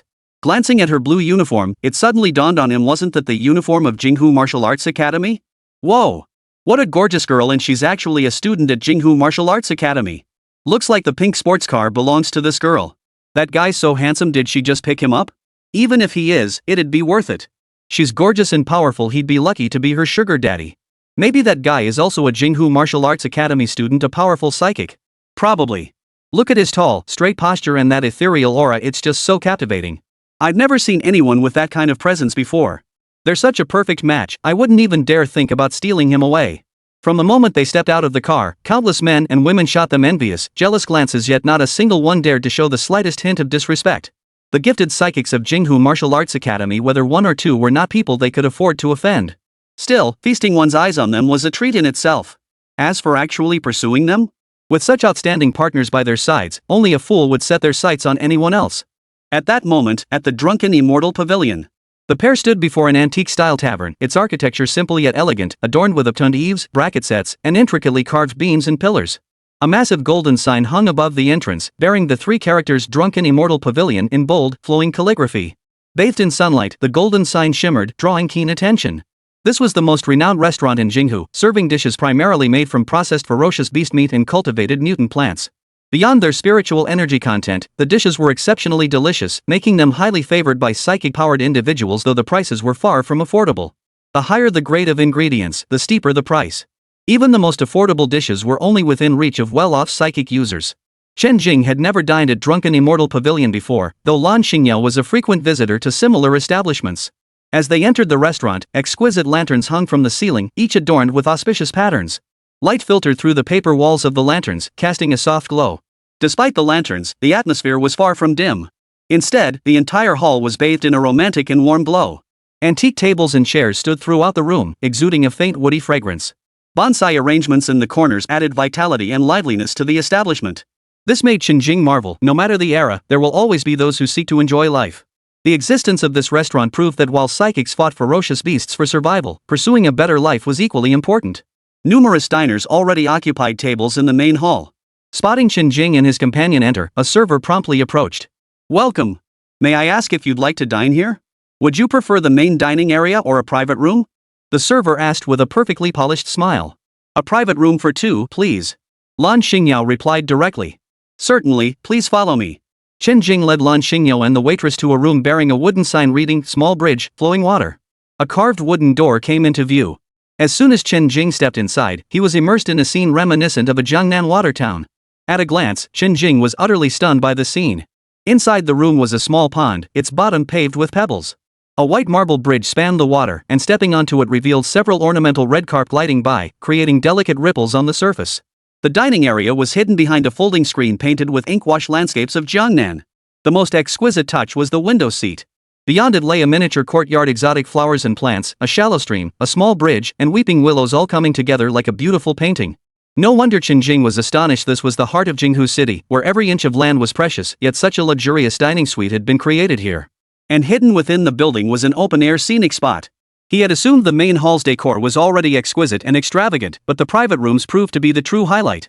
For someone like Chen Jing, accustomed to a more rugged lifestyle, this excessively elegant environment was a novel experience. He had just glanced around outside and noticed several more rooms with wooden nameplates hanging on them. Chen Jing and Lan Xingyao sat down at a table as the waiter approached with the menu. "She'll order." Chen Jing gestured to the server. Chen Jing wasn't particularly interested in the food, since Lan Xingyao had come all this way. Upon hearing this, the waiter handed the menu to Lan Xingyao. Lan Xingyao took the menu and smiled. "Don't worry, brother Jing, I can't eat too much." Chen Jing gave a cold nod, not believing a word of it. The next moment, Lan Xingyao glanced at the menu and pointed to two dishes. "This one and this one." Chen Jing froze. Only 2 dishes? Was she really being so frugal for him? He wasn't quite used to this. Lan Xingyao snapped the menu shut and declared boldly, "Forget the 2 dishes you just pointed out. Bring everything else, all of it." Chen Jing was dumbfounded. "Wait, didn't you just see my balance?" His heart felt like it was dripping blood. The waiter was equally bewildered, asking uncertainly, "Ma'am, are you serious?" "Of course." Lan Xingyao replied with a beaming smile. "Big shots treating today, money's no object." The waitress glanced at Chen Jing as if seeking confirmation. Chen Jing sighed helplessly and nodded. Seeing this, the waitress wasted no time. She crossed out the 2 boldly flavored dishes Lan Xingyao had pointed out earlier. Then, in bold, enlarged letters, she wrote across the menu. "Except for the 2 crossed out items, bring everything else." After writing this, the waiter confirmed once more. "Are you sure? If so, we'll have the kitchen start preparing everything." The waiter wasn't worried they couldn't pay. Not only was it unheard of for anyone to dine and dash a drunken immortal pavilion, but Lan Xingyao's affiliation with Jinghu Martial Arts Academy served as the best guarantee of credit. "Alright, get it started." Chen Jing took a deep breath, then finally waved his hand at the waiter. The waiter nodded and exited the private room. "Lan Xingyao." Chen Jing muttered the name under his breath. This was clearly a deliberate provocation. He narrowed his eyes and asked, "How much is this private room?" 1 million per session, Lan Xingyao replied slowly. Chen Jing choked. His balance was sufficient to cover the private room fee. He glared at Lan Xingyao with resentment. "You're trying to keep me as your mistress again." "That's right. The renowned big shot Chen Jing out there has been charmed by this humble lady today." He. Lan Xingyao wore a look of proud arrogance. "Just for today? How about a few more days?" "Depends on your behavior." "Ugh, class wore me out, my shoulders ache." Chen Jing sighed helplessly, cursing himself for not gathering more beast materials to sell. He then walked behind Lan Xingyao and slowly placed both hands on her shoulders. Chapter 150, The Classic Red-Haired Man. "Does that feel good?" "Gently, more gently." "That's too hard." Chen Jing stood behind Lan Xingyao, applying just the right amount of pressure as he massaged her shoulders, asking as he worked. Lan Xingyao, of course, was thoroughly enjoying this long-awaited intimacy. Hearing her words, the pressure from Chen Jing's fingertips softened further. Moments later, Chen Jing applied a firm pressure with his hands. "Ah. You bastard, Chen Jing. You look like a gentlemanly scholar, pure as a breeze after rain, but you have such wicked thoughts inside." Lan Xingyao opened her eyes, her face flushed crimson as she blurted out her complaint. "So, how was it, little rich girl? Did you enjoy the free meal?" Chen Jing sat down beside her with a broad smile. Just okay. Your technique needs work." "Then maybe I should practice more," he said, preparing to continue. "No thanks." Lan Xingyao shot Chen Jing a glare, but it held no trace of anger, only an irresistible cuteness that made Chen Jing feel utterly charmed. Before long, waiters brought out dish after dish of visually stunning, fragrant, and delicious food. Chen Jing couldn't help but be captivated by the exquisite array of dishes. Good heavens, this smells incredible. Why did I ever subject myself to that monk-like existence, eating nothing but coarse grains? Cultivation was hard enough, why not treat myself properly? If not for Yao Yao bringing him here, he'd have lost the joy of savoring good food long ago. It wasn't just him. Lan Xingyao's eyes lit up too. For so long, her days had been spent either training relentlessly at school or leading her team on hunts for ferocious beasts in the wilderness. Whether at school or in the wilderness, where could she find such meticulously prepared dishes? She ate cafeteria food at school and energy bars in the wilderness, all to get to the Linhai base sooner. But now that Brother Jing had unexpectedly returned, it was time to relax and savor a proper meal. Lan Xingyao's eyes curved into crescent moons with delight. As the waiter brought out the final dish, the table was completely filled. Ready to dig in? Chen Jing asked tentatively. Let's dig in, Lan Xingyao declared, picking up a pair of chopsticks. Let's eat. Wait. Just as the two were about to eat, a figure suddenly burst in. It was a boy with fiery red hair and a defiant expression. Behind him followed the waiter who had just stepped out, now looking thoroughly embarrassed. The waiter gave an apologetic smile and said, "My apologies, both of you. I failed to stop him from barging in, ruining your dining experience. We'll escort him out immediately and provide compensation after your meal." The waiter first apologized to Chen Jing and Lan Xingyao, then shouted into the communicator, "Security." Just as the waiter was about to call security, the red-haired youth grabbed the communicator and stopped him, saying, "We all know each other. No need to call anyone, right, Xingyao?" The server froze. Acquaintances? But why force their way in? He could only turn his questioning gaze toward Lan Xingyao and Chen Jing. Lan Xingyao replied impatiently, "I don't know him." Chen Jing watched silently from the side. Since Yao Yao said she didn't know him, he wouldn't interfere. "Xingyao, how could you say you don't know me? I'm your cousin. Did we stop being related after the new year?" Chen Jing raised an eyebrow at this. The waiter looked slightly surprised they were actually relatives. Lan Xingyao took a deep breath, composed herself, and focused her mind. "You may leave now," she said to the waiter. The waiter could only smile broadly as he stepped out of the private room, thoughtfully closing the door behind him. The red-haired man, seeing the attendant leave, turned to look at the seated pair. First, he looked at Lan Xingyao and smiled at her. Then, his gaze shifted to Chen Jing beside her, and his expression abruptly changed. His eyes narrowed slightly, his expression darkening as a menacing glint appeared in his gaze. He scrutinized Chen Jing from head to toe. "Little Xingyao, what a coincidence. You're here for dinner too? I saw someone who looked like you outside earlier. I never imagined it would be you. And who is this?" By the time he uttered the last question, his tone had turned distinctly unpleasant. Chen Jing, who was being stared at by the red-haired man, felt a surge of excitement. Finally, it had arrived. Being with the school beauty protagonist always brings these moments of being challenged by all sorts of sycophants. As the protagonist, it took me hundreds of thousands of words to encounter this kind of scene. This is downright unprofessional. Maybe it's because I haven't spent enough time with Yao Yao. The author absolutely needs to throw in more mindless clichés. Ignoring the red-haired man, Lan Xingyao addressed Chen Jing. "He's my aunt's nephew from her hometown. We met once during the new year, and I never expected him to follow me all the way here." As she spoke, Lan Xingyao picked up her chopsticks and began her meal. Chen Jing listened, a thought striking him. So that's how it was. Yao Yao disliked this redhead, but due to her uncle's connection, she could only manage a few polite exchanges. This redhead was persistent and had no sense of boundaries. Even after she'd made it clear she wasn't interested, he kept pursuing her relentlessly. At this thought, Chen Jing deliberately flashed him a defiant grin: 4 parts disdain, 3 parts pride, 2 parts smugness, and 1 part showmanship. Fanchart JPG. He then picked up his chopsticks as well. Such unpleasantness couldn't dampen their dining mood. The red-haired man's fake expression nearly cracked. Was this a provocation? His gaze toward Chen Jing grew increasingly hostile. "Xingyao, you haven't introduced who this gentleman is yet?" The red-haired man persisted. "This is my boyfriend." Hearing this reply, the red-haired man's expression darkened. A cold, murderous intent flashed in his eyes, mixed with a hint of disdain and arrogance. "Boyfriend? Xingyao, you really need to be more careful about the people you associate with. Don't go around making friends with just anyone. Who knows, maybe he's only after your status and position." Chen Jing was genuinely shocked upon hearing this. There really were people in the world who could utter such mindless nonsense. Truly, fiction draws from life. With an author's touch, this man could become a classic character. Too bad he ran into Chen Jing before he could unleash the pressure of a cultivator. Chen Jing's gaze sharpened. His expression remained calm and composed, yet the aura of a cultivator had already silently descended upon the red-haired man. Boom! A thunderous crash echoed. Lan Xingyao startled, turning toward the source of the sound. The red-haired man had been forcibly pinned to his knees by some unseen force. She glanced at the kneeling figure, then shifted her gaze to Chen Jing, narrowing her eyes slightly, clearly pleased with his actions. She'd long wanted to teach this man a lesson, but he'd always clung to her, relying on his seniority and higher psychic ability level, constantly pestering her and bringing up her uncle whenever he could. She usually stayed hidden at school, but the moment she stepped out, he found her again. The red-haired man had been forced to his knees before he could react. Even after being fully subdued, he still attempted to activate his abilities to resist. But no matter how hard he strained, he couldn't break free from that immense pressure. Instead, it only intensified the pressure. The redhead looked at Chen Jing in terror. Who the hell was this guy? Chapter 151, Cousin Treats. Aren't I just Yao Yao's boyfriend? Chen Jing swallowed his food and said with a condescending look. With people like this, there was no point pretending to be kind or nonchalant. He wouldn't take you seriously. Only by acting even more arrogant and overbearing than he was. Truly sting him to the core. Then, by demonstrating overwhelming strength, you could absolutely break through his defenses. Chen Jing then asked Lan Xingyao, "Is this your admirer?" Lan Xingyao nodded with a troubled expression.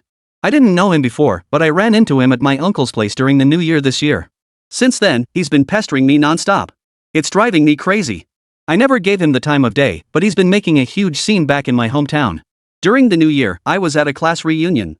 One male classmate showed me a little extra attention. Somehow he found out about it and, using his influence, made things really difficult for that guy. Even though I later found out and made it up to him, the damage was already done. Chen Jing raised an eyebrow and nodded. From the looks of it, this redhead was the most despicable type of clingy, aggressive, and relentless creep. He thought about it and intensified the pressure, crushing the redhead until he was gasping for breath, unable to utter a single word.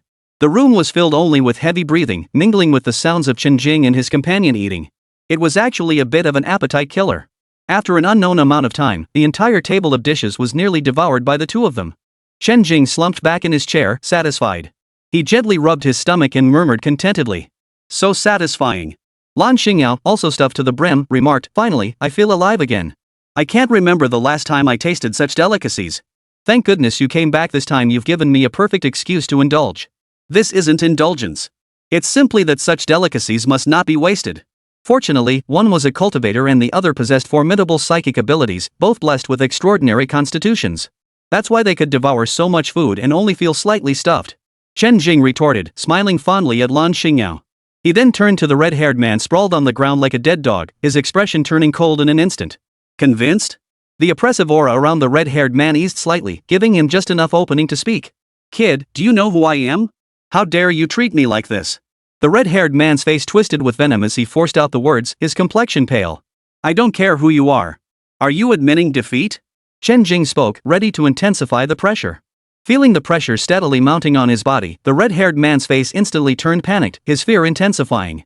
He hurriedly replied, "I surrender. I surrender." Chen Jing curled his lip slightly. "What a weakling. Since you've surrendered, how do you propose we handle the fact that you barged into our private room and disrupted our meal today?" Chen Jing stared at the red-haired man cowering on the floor, his eyes flickering.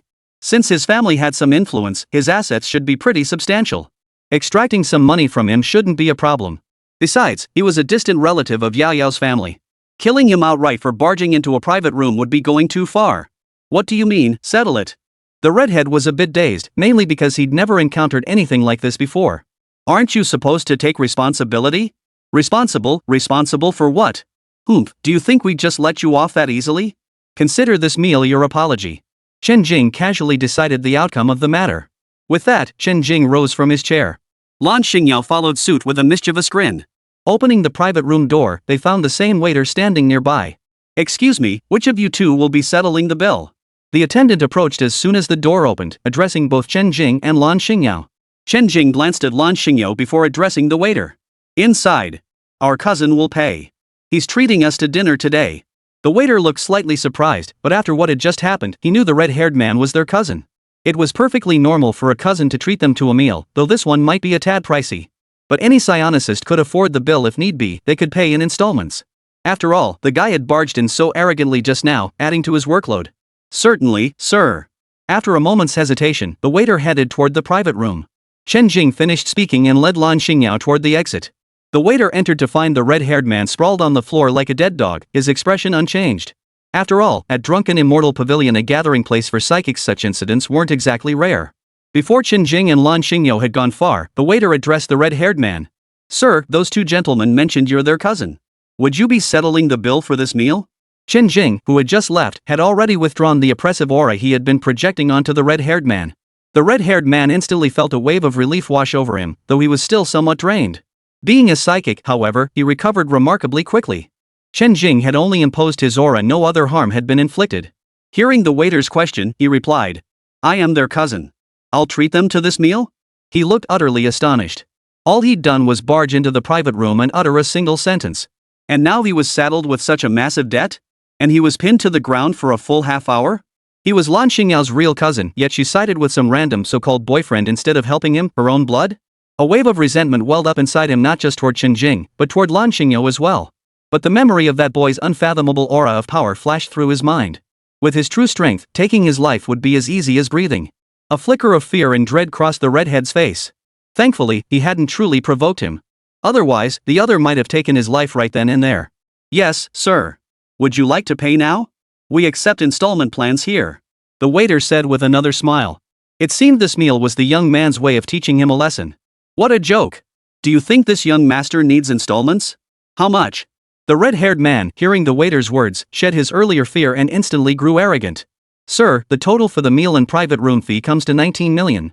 How would you like to pay? But. Cough cough, what? Sir, it's 19 million. We've already rounded down the change for you. How would you like to pay? Credit card or bank transfer are both acceptable. If you're short on cash, you can also settle with rare beast materials or exotic herbs. Did they eat gold or something? The red-haired man muttered under his breath. Card. He reluctantly handed the waiter a card. The attendant swiped the card lightly through the machine. Beep beep. Sir, insufficient funds. Impossible. Swipe it again. Beep beep. It really is insufficient. Chapter 152, Training Companion at Green Bamboo Courtyard. The waiter's smile stiffened. If you can't afford it, just sign up for an installment plan. Keep swiping like this, and your balance won't magically increase. The red-haired man's face darkened further. Me, the esteemed young master of the Han family, having to take out an installment plan just to eat out? The thought made him want to tear that guy limb from limb. Boyfriend, huh? I'll find out who you are. I'm no match for you, but I can still call for backup. The red-haired man gritted his teeth and snapped at the waiter. Charge whatever you can. The rest can be paid next month. As for settling the debt with other items, that's the least advantageous option. Certainly, sir. The waiter felt a wave of relief wash over him. This guy actually had some clout.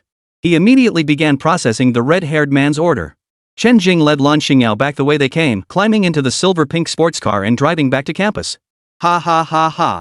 You actually got me to treat you to a big meal for free. Lan Xingyao couldn't help but laugh the moment she got in the car. Who knew she'd been holding it in since leaving home? Laughing like this on the street would have been too embarrassing. What do you mean freeloading? Shouldn't we call it an apology? He interrupted our meal and spoke so rudely. If it weren't for your face, he wouldn't have gotten off so easily.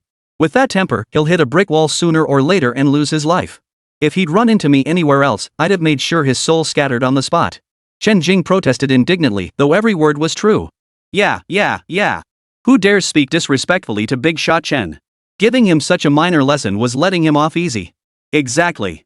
Come on, do you have class this afternoon? Or anything else you need to do?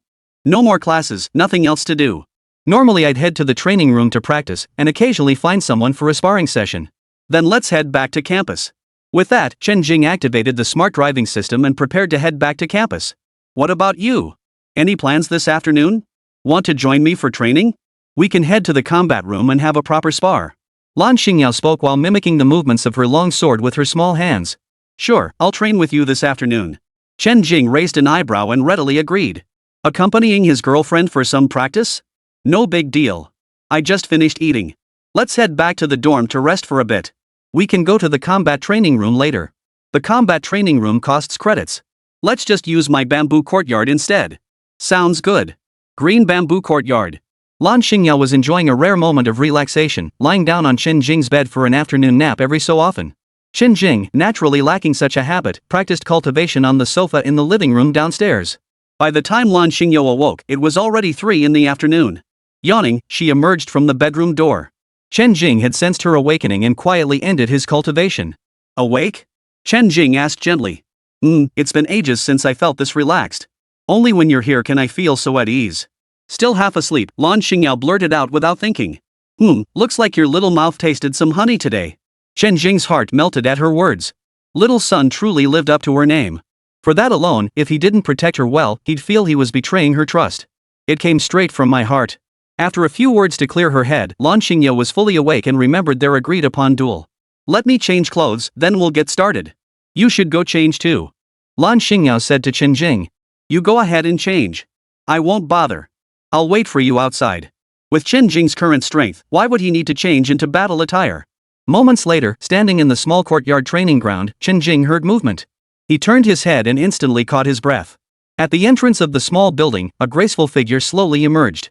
Lan Xingyao stood there wearing a light pink battlesuit. Chen Jing noticed that Yao Yao's battlesuit seemed to be a bit tighter than usual.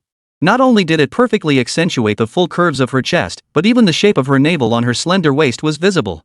Brother Jing, I bought this new combat suit a few days ago.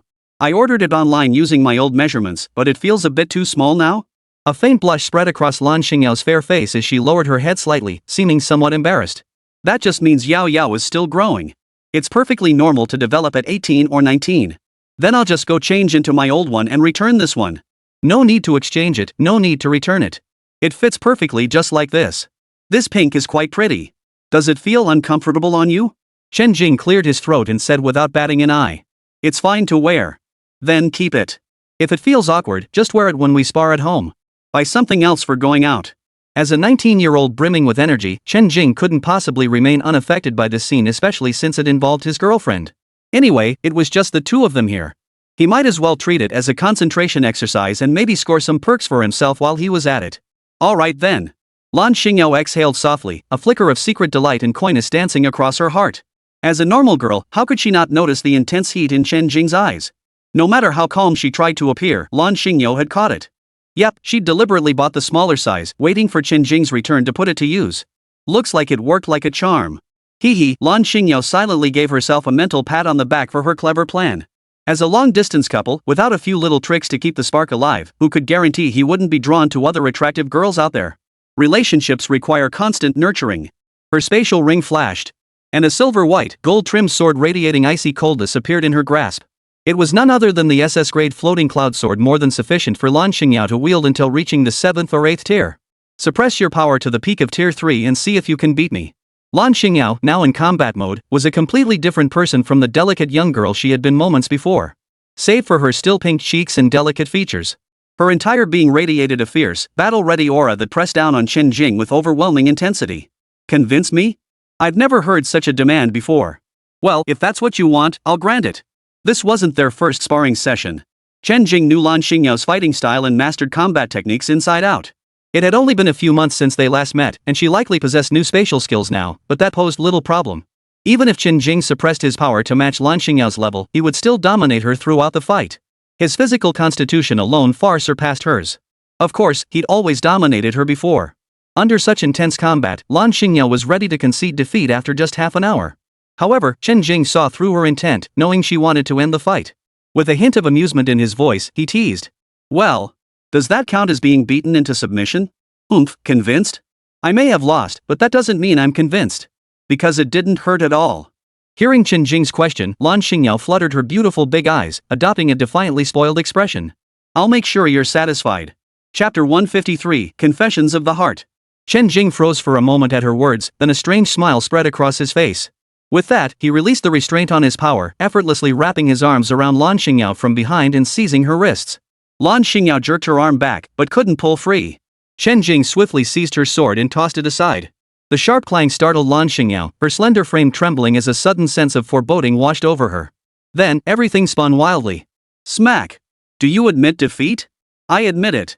I admit it. I admit it. Lan Xingyao's body trembled as the words of surrender slipped from her lips. Smack! Does it hurt? Ow. It hurts. It hurts. I'm sorry.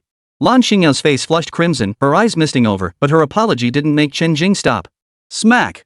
Children need discipline, a good spanking will do the trick. Afterward, Chen Jing carried Lan Xingyao back to their room in the small building, using his spiritual energy to soothe the reddened, swollen areas where he'd struck her. Her cheeks flushed crimson as she buried her face in the pillow, silent. It's 4:30. You must be exhausted after fighting all day. Get some rest. Want to go out for dinner tonight? Chen Jing stood up, looking at the motionless figure on the bed as he asked. Lan Xingyao turned her head, revealing half her face. The flush had faded considerably. Sure, let's go tonight. Her reply was brief and to the point. Chen Jing clenched his fist and cleared his throat. He'd gone a bit too far just now. But hadn't Yao Yao been the one to provoke him with such audacity? His expression turned serious as he headed downstairs. Time to practice for a bit and calm his nerves. Turning, Chen Jing headed straight for the cultivation chamber and sat cross-legged. Night fell like a curtain, the evening breeze rustling through the air as soft moonlight bathed the world. After dinner, Chen Jing and Lan Xingyao strolled through the school park. Her arm was tightly wrapped around his, nestled against a soft embrace. Lan Xingyao's voice was sweet and filled with laughter. Jinga, I like you so much. Will you always like me? Chen Jing felt utterly overwhelmed with joy.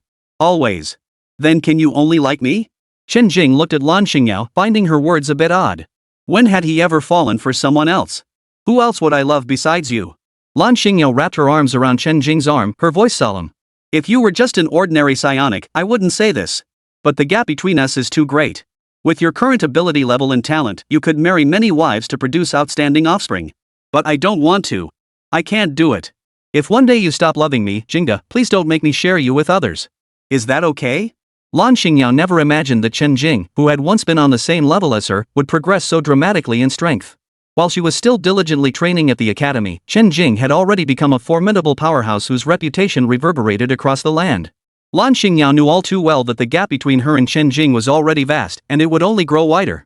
Even if they could stay together now, as Chen Jing's power grew and his status rose, would she still be the only one by his side? Thoughts she'd never entertained before began to surface quietly.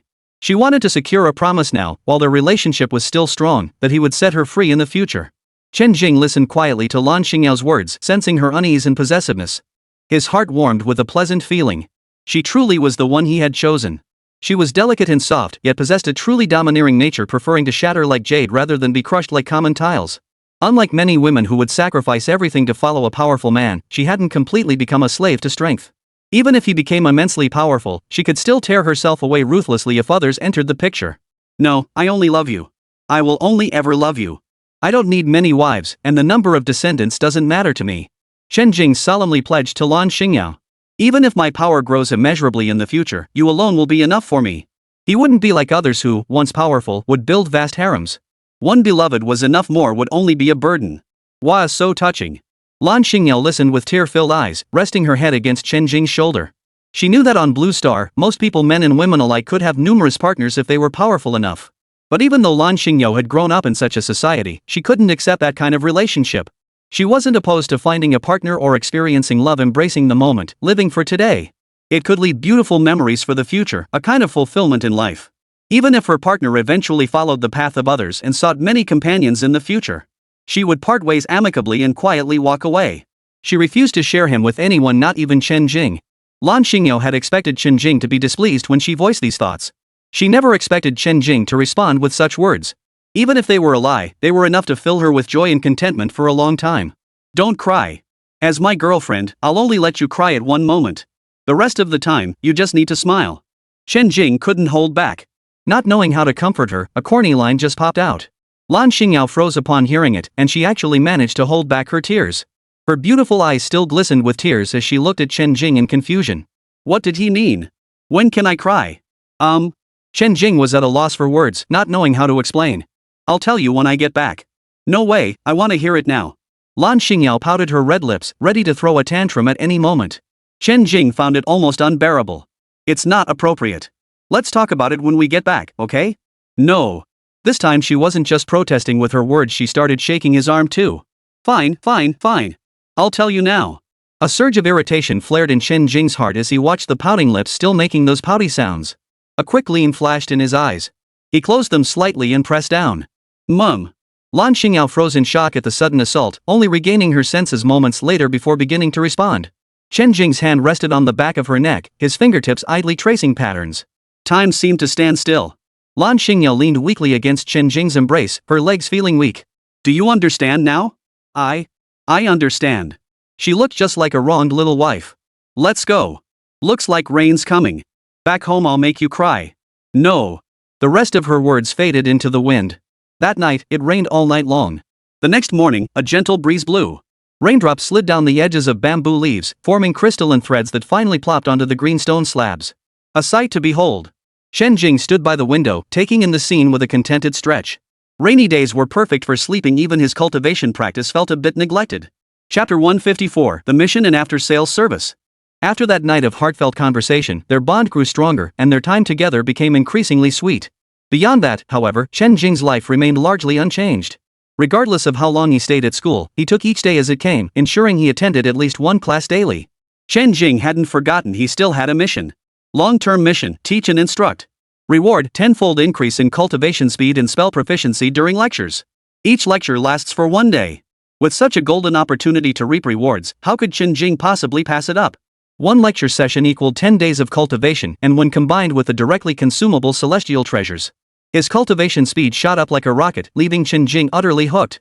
Even with only a few days left, he clocked in daily, feeling like he'd returned to his early days. His days revolved around lectures and cultivation, with only half an hour set aside for his girlfriend. Each day was packed to the brim. During this time, he also met with friends like Zhang Yang and Zhong Zhengling. Knowing he'd returned after so long, everyone wanted to catch up and hang out. Chen Jing had sent them guild invitations, and to his surprise, Zhong Zhengling was among the first to join. This was only natural. His cousin, Zhong Zhengfeng, was already in that small group chat, so Zhong Zhengling was naturally among the first to be invited. And so, the days passed one after another until a month had gone by. Chen Jing was currently cultivating in the bamboo courtyard. Ding! Congratulations, host, on completing the quest. Show your true colors. Demonstrate your absolute strength to make all disciples obey you. Quest progress, 100%. Congratulations, host, on obtaining the reward Purple Thunder God's Record Golden Core Chapter, 100 High-Grade Spirit Stones. Chen Jing's eyes snapped open, brimming with delight. Ever since entrusting the development of the Still Lake Guild to Su Han and the others, Chen Jing only paid attention when he had free time. The guild's establishment and growth now relied entirely on Chen Jing's strength as the guiding force. Chen Jing had only one goal, to complete the quest. Everything else was up to them. To his surprise, they had been remarkably proactive. In just a single month, they had propelled his mission progress to the very top. Rather than rushing to check the mission reward, Chen Jing activated his smart bracelet. A virtual screen materialized before his eyes, revealing the interface dedicated to the Still Lake Guild. Clicking on the Heroes Hall tab, the number of guild members exceeded Chen Jing's wildest expectations. He knew the numbers wouldn't be small, but he hadn't expected it to be this massive, a full 70 to 80% of the entire school's population.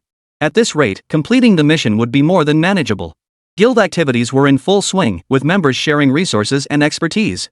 The gains were indeed far greater than what the previous ability squads had achieved. Moreover, the special abilities squad still existed, with Chen Jing holding the fort behind the scenes. When out in the world, people became more friendly upon hearing they were from the Still Lake Guild. The only caution was needed around those from the Yi family. After admiring the progress of the Still Lake Guild, Chen Jing retrieved the golden core cultivation technique he had just acquired. It was a jade slip that looked luxurious at first glance, emitting a warm purple glow and encircled by a golden border. It was far more ornate than the previous chi refining and foundation establishment jade slips. These days, even jade slips came with tears. Chen Jing swept his divine sense over it and immediately sighed. It required at least peak foundation establishment cultivation to access. It seemed he'd have to stash it away for now. He placed it in his system storage, knowing he could only examine it when he was ready to break through to the golden core stage. Chen Jing glanced again at the 100 pieces of high-grade spirit stones. Though not as dazzling as top-grade spirit stones, the pile of stones shimmering with a warm, gentle glow was still pleasing to the eye. They were clearly superior to mid-grade and low-grade spirit stones, their value immediately apparent. The inferior spirit stones beside them were also no small number. This was Chen Jing's savings, his foundation for venturing into the cultivation world. Even now, on Blue Star, nothing could dampen Chen Jing's ambition to rise. Ding! Host's sense of responsibility is off the charts. For the sake of the junior disciples in the sect, you've willingly established a supportive mutual aid team. As the team leader, to ensure the team's healthy development, it is necessary for the host to regularly assist the junior disciples with their difficulties. Assignment issued, be helpful. Complete at least one team assistance request per month. Each successful request rewards 100 low-grade spirit stones. Failure to complete will deduct 100 spirit stones. Host, take responsibility for your team until you fully ascend and shed your disciple status. Task progress, 01. What? I just finished one task, and now another one pops up. This task is essentially after sales service for the previous one. And it's a monthly recurring task like a salary. Complete it and get 100 credits, fail and lose 100 credits. Back and forth, he'd end up losing 200 bucks. If he left this task undone, Chen Jing's meager savings would be drained in no time. Naturally, Chen Jing wouldn't let a task go undone. 100 low-grade spirit stones a month, even a mosquito was meat. With that in mind, Chen Jing began browsing the activity section of the guild page. Lin High Base, Blood Wolf Squad seeks 1 support psionicist. Healing or control types acceptable. Requires late 3rd tier level. Contribution points, 10. Yang City Base, Tier 3 Ferocious Beast Raid Team. Leader is Tier 3 mid-stage. Seeking 5 teammates for perimeter security. Interested parties may apply. Contribution points, 20. Yuan City Base, Yen Capital Martial Academy's brats are running rampant here, constantly clearing out areas. Just got kicked out again. They have 2 Tier 4 psychics and 6 Tier 3 psychics. Need backup now. Contribution points, 50.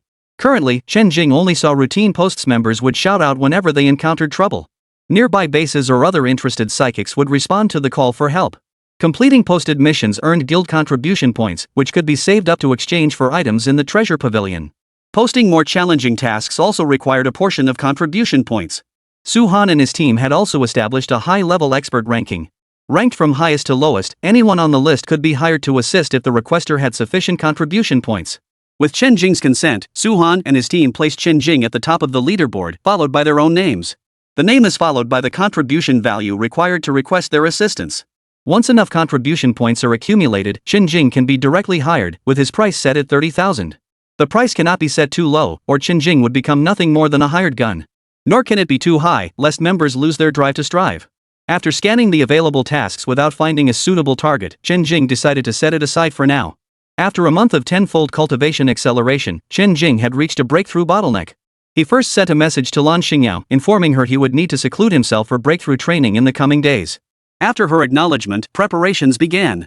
He gathered earth spirit milk, true spirit pills, spirit stone array discs, and other essentials before commencing his cultivation. Chen Jing adjusted his state to peak condition, circulating his cultivation technique over and over. His spiritual energy gradually increased, his aura climbing layer by layer, the fluctuations growing stronger, and his spiritual pressure becoming ever more formidable. Chapter 155, Accepting the Assistance Request. Time flowed by as the sun rose in the east and set in the west, its passage lost to the passage of days. Finally, the fluctuations within the green bamboo courtyard seemed to reach a certain peak. Boom! Then it gradually subsided. Only after consolidating his cultivation realm did Chen Jing open his eyes. Personal panel, Chen Jing called in his mind. Name, Chen Jing. Level, Foundation Establishment, 6th layer. Skills, Lightning Shadow Clone, Thunderstorm Spear Array, Thunder Dragon Roars Heavenward, Thunderous Might, Instant Lightning Flash, Thunder Palm, Galloping Thunder Spear Technique, Basic Spellcasting, Soul Searching Technique, Basic Alchemy Formulas, Rejuvenation Pill, Antidote Pill, Chi Gathering Pill, Body Tempering Pill, Mind Focusing Pill. A wave of satisfaction washed over him. The teaching quest was practically a bug. His cultivation session concluded, Chen Jing rose and stepped out of the meditation chamber. It was now broad daylight, precisely 8 o'clock in the morning. Chen Jing fetched a lounge chair from the living room and placed it in the courtyard. He stretched out on it, basking in the gentle breeze and warm sunlight. He raised his hand to activate his smart bracelet, and a virtual screen appeared before his eyes. He scrolled through the activity feed of the Still Lake Guild. Lin High Base, Hunting Squad for 5th Tier C Beast needs one more high damage DPS. Any enhancement or elemental specialists willing to lend a hand? Contribution points, 10. Lin High Base, a late-stage 5th Tier Psychic is causing trouble, trying to force himself on our squad's female members. Need some heavy hitters to keep the peace. Contribution points, 20. Baichen Base, a few psychics from other nations have arrived here, seeming rather unfriendly. Seeking several powerful teammates. Contribution points, 10 inch. Scrolling through the posts, Chen Jing suddenly perked up. He'd spotted a promising mission. Yunqing Base, our squad seems to be under surveillance. Every time we venture into the wilderness zone, we get ambushed. All our loot gets stolen, and people get injured. Need a Tier 4 plus expert for backup. Contribution points, 50. Yunqing Base, an old acquaintance. The closest supply base to Jinghu. It was also the wilderness zone most favored by students from Jinghu Martial Arts Academy. The abundance of low-tier ferocious beasts drew many psychic ability users to the area. The requester must have encountered bandits who were strong enough to avoid hunting beasts themselves. This was a legitimate request for help. Chen Jing set his identity to confidential and clicked to accept. Checking the time, he estimated he could drive there and arrive around noon. Chen Jing sent Lan Xingyao a message informing her he was heading to Yunqing Base. She had wanted to accompany him, but Chen Jing declined. This wasn't a leisure trip. After completing the request, he planned to make significant progress on the beast-slaying mission while there. At that point, Chen Jing would need to eliminate a large number of beasts in a short time frame and wouldn't be able to spare any attention for her. After accepting the mission, the person who posted the request sent a message. Big shot, our squad consists of 2nd and 3rd year students, all around Tier 2 to Tier 3 strength. 6 of us total. 3 of our members specialize in ambush tactics, all late-stage Tier 3. Boss, does this pose a challenge for you? If not, I can find a few more people to join. Chen Jing replied immediately upon reading this. No problem. After a moment's thought, he added another line to prove he was indeed up for the task. I'm ranked on the elite list. The other party was clearly stunned. Big shot. Is that true? We've hit the jackpot. A string of messages conveyed his shock and delight. Whether it was true or not didn't matter, what counted was his attitude. He'd taken on the task to help out, that alone deserved gratitude. Boss, text me when you arrive. I'll pick you up and explain everything in detail then. Got it. With that, Chen Jing began purchasing tickets.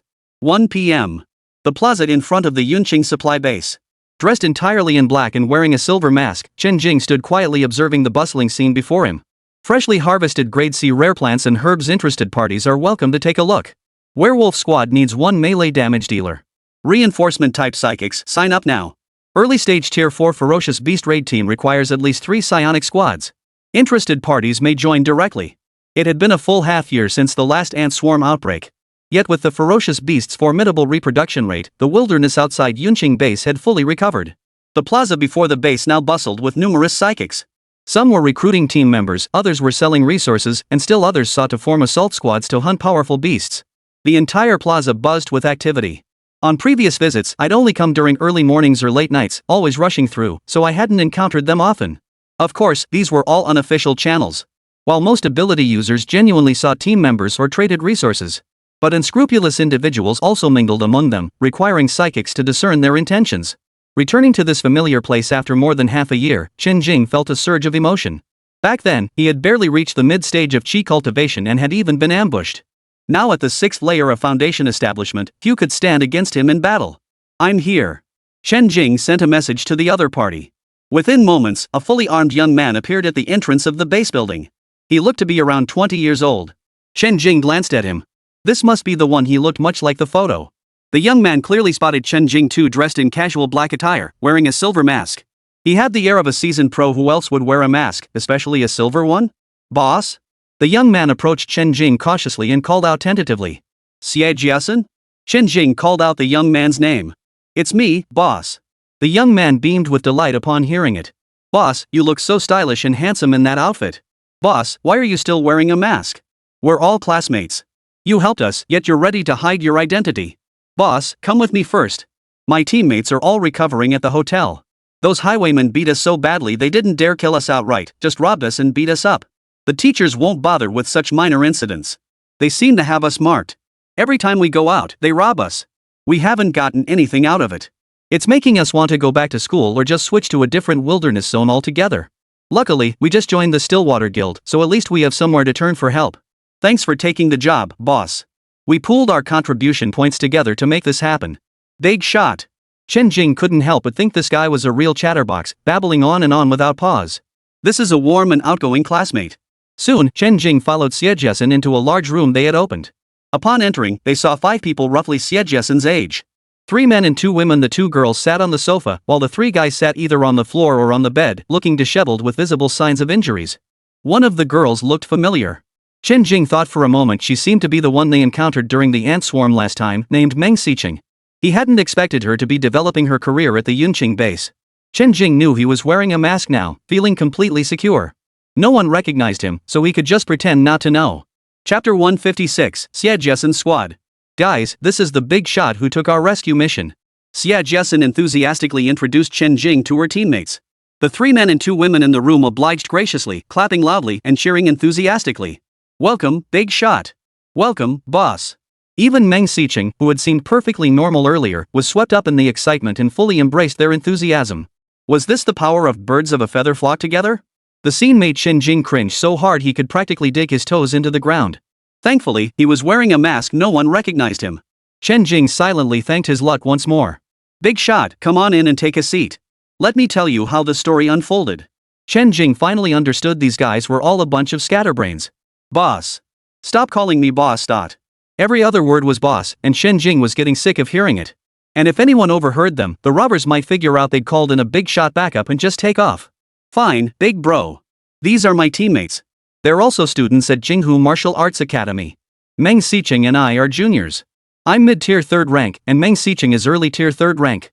As Xie Jiasen spoke, he gestured toward Meng Xiqing. Meng Xiqing gave Chen Jing a gentle smile. Big brother. The other 4 are sophomores. The 3 guys Zhao Xianyang, Lu Ping, and Wang Weijie are all late stage too. The 3 boys simultaneously flashed goofy grins. Hey, big bro.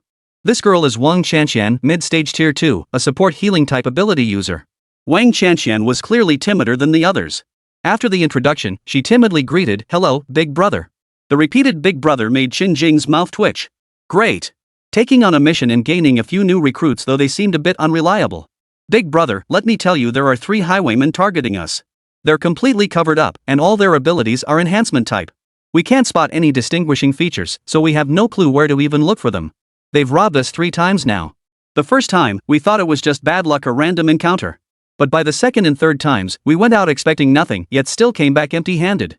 That's when we realized someone was definitely targeting us. All 3 are late-stage tier 3 fighters perfect for maximizing their gains by taking us down. Brother, what do you suggest we do? After laying out the basics, Xie immediately recounted the entire sequence of events to Chen Jing from their first robbery encounter to the latest incident that morning. He even specified the exact dates of each robbery and listed the items stolen in detail.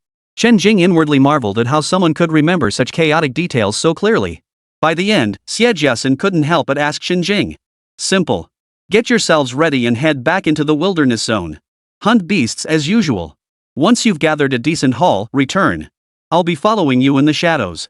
If they're still targeting you, they'll strike again on your return journey. That's when I'll be able to take them down.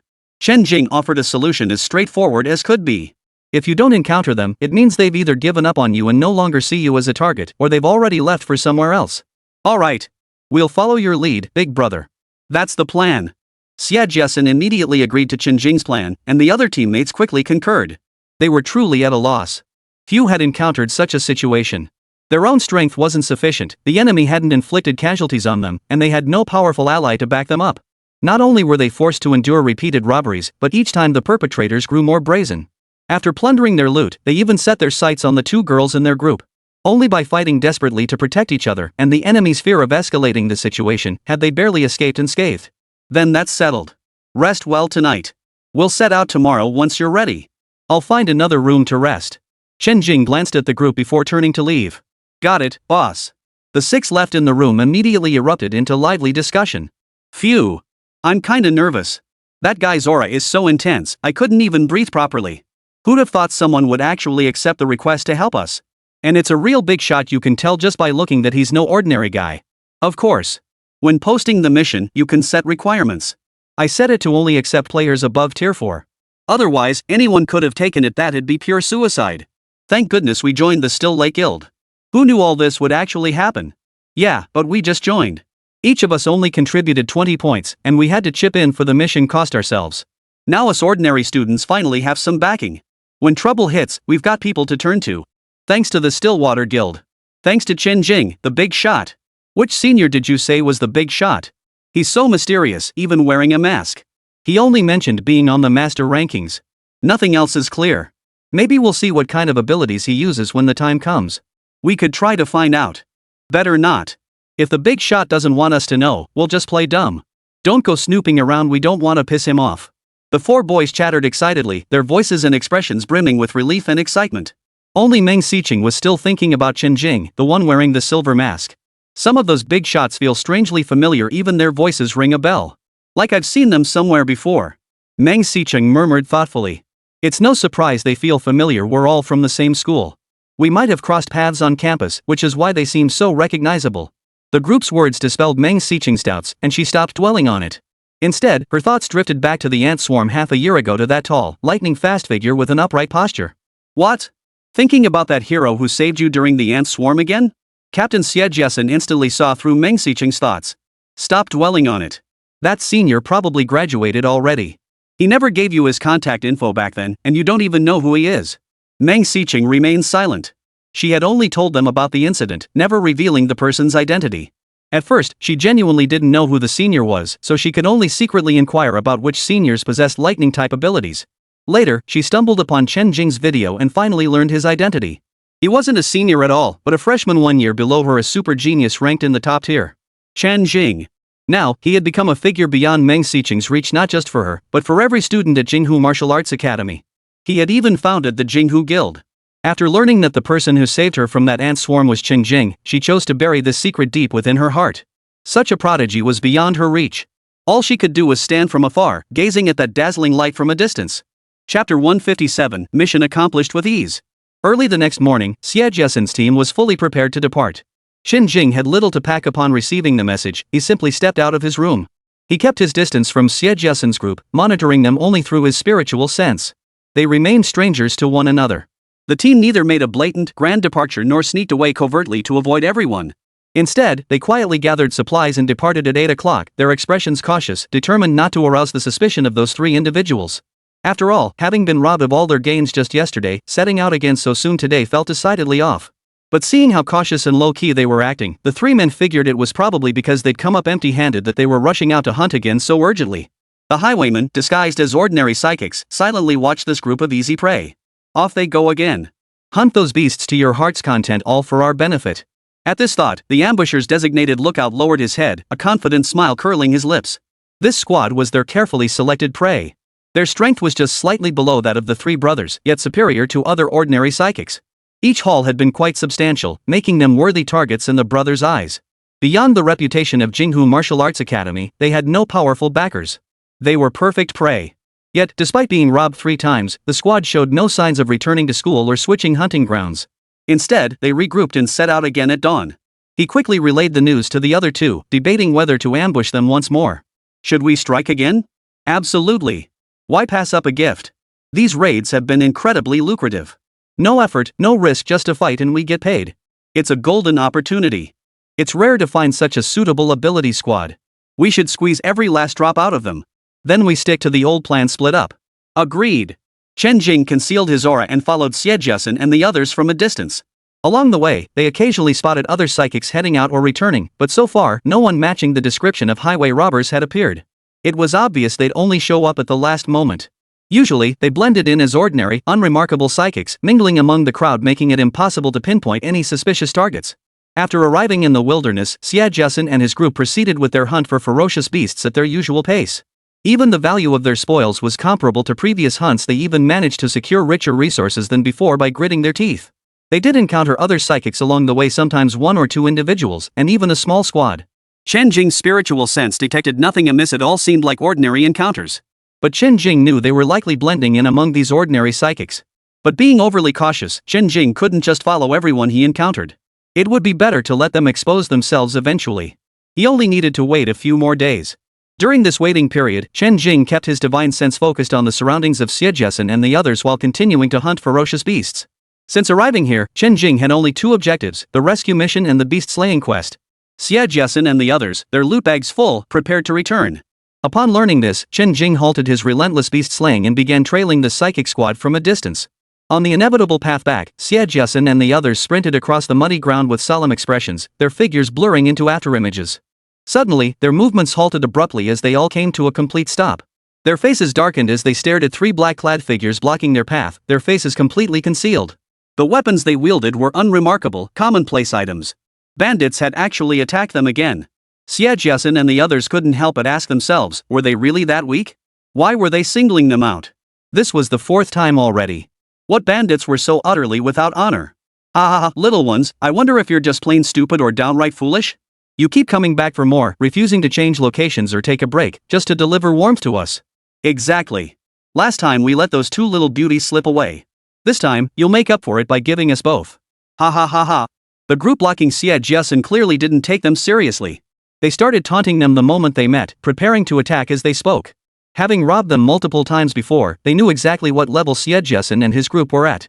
They watched as the 3 men across from them charged forward, weapons drawn. Xie and his companions looked tense on the surface, and they were genuinely nervous inside. Though their boss followed behind, he hadn't intervened yet. They couldn't be sure if they could truly defeat these men. At worst, they could just hand over everything and make a quick escape. Xie and the others couldn't help but try to activate their abilities, preparing to resist. Suddenly, a dark shadow flashed before their eyes. Before they could make out what it was, the sound of spears piercing flesh echoed through the air. Thud! Thud! 3 sounds rang out almost simultaneously as the dark figure materialized before them. Thud! Thud! 3 heavy thuds echoed in succession. Chen Jing, clad entirely in black and wearing a mask, now stood before them. The long spear in his hand dripped with fresh, crimson blood. To deal with these few opponents, Chen Jing hadn't even resorted to his thunder spirit power. He had killed them all using only his physical strength. To avoid drawing attention, he'd even wielded an ordinary B-grade spear. The 6 men stared at the scene, their jaws dropping in shock. Brother, they're just dead like that? Xie stammered. Yeah, dead. You guys handle the bodies. This matter is settled. I've got other business to attend to, so I'll be heading out now. Chen Jing vanished in a flash, disappearing from their sight. Alright, take care, brother. Only after the words left their mouths did Xie and the others snap back to reality, their response to Chen Jing lagging a beat behind. Guys, is this the big shot? No, not just a big shot, this is a mega boss. He said he's on the master rankings, I believe it. We actually managed to bring in someone this formidable? Am I dreaming? Snap. Whoa. This isn't a dream. Stop daydreaming. Come check out who these three punks are. See what gear they're carrying, maybe we can get some loot. Coming. The problem that's been plaguing us for days is finally solved. Thanks to big shot Chen Jing, thanks to the Still Light Guild. Meanwhile, after Chen Jing finished off the three black-clad figures, a system notification chimed. This time, it sounded surprisingly eager. Chapter 158, Group Looting. Ding. Congratulations, host, on completing the Helping Others quest. Reward, 100 low-grade spirit stones. 1-1. Upon hearing the notification, Chen Jing set the matter aside for the moment. He was racing against time, hunting as many ferocious beasts as possible. Having spent the past few days confined to this area, he had nearly wiped out all the beasts here. There weren't many high-tier beasts left, mostly lingering at the second and third tiers. With the matter resolved, he naturally intended to venture deeper for continued hunting. However, this time Chen Jing also intended to explore the very edge of the wilderness zone. Chen Jing raced forward without bypassing any beast-infested zones, arriving directly at the edge of the Yunqing wilderness. So this is the end of the Yunqing wilderness zone. What appeared before Chen Jing's eyes was a barren hilly region, completely devoid of any vegetation. Contrary to his expectation that the jungle would grow denser the deeper he ventured, after passing through the territory of formidable high-tier beasts. What lay beyond was such a barren expanse. With not even a blade of grass for the beasts to eat, their traces were nowhere to be seen. Though beasts possessed formidable vitality and, like humans, were omnivores, without sustenance, they could not survive.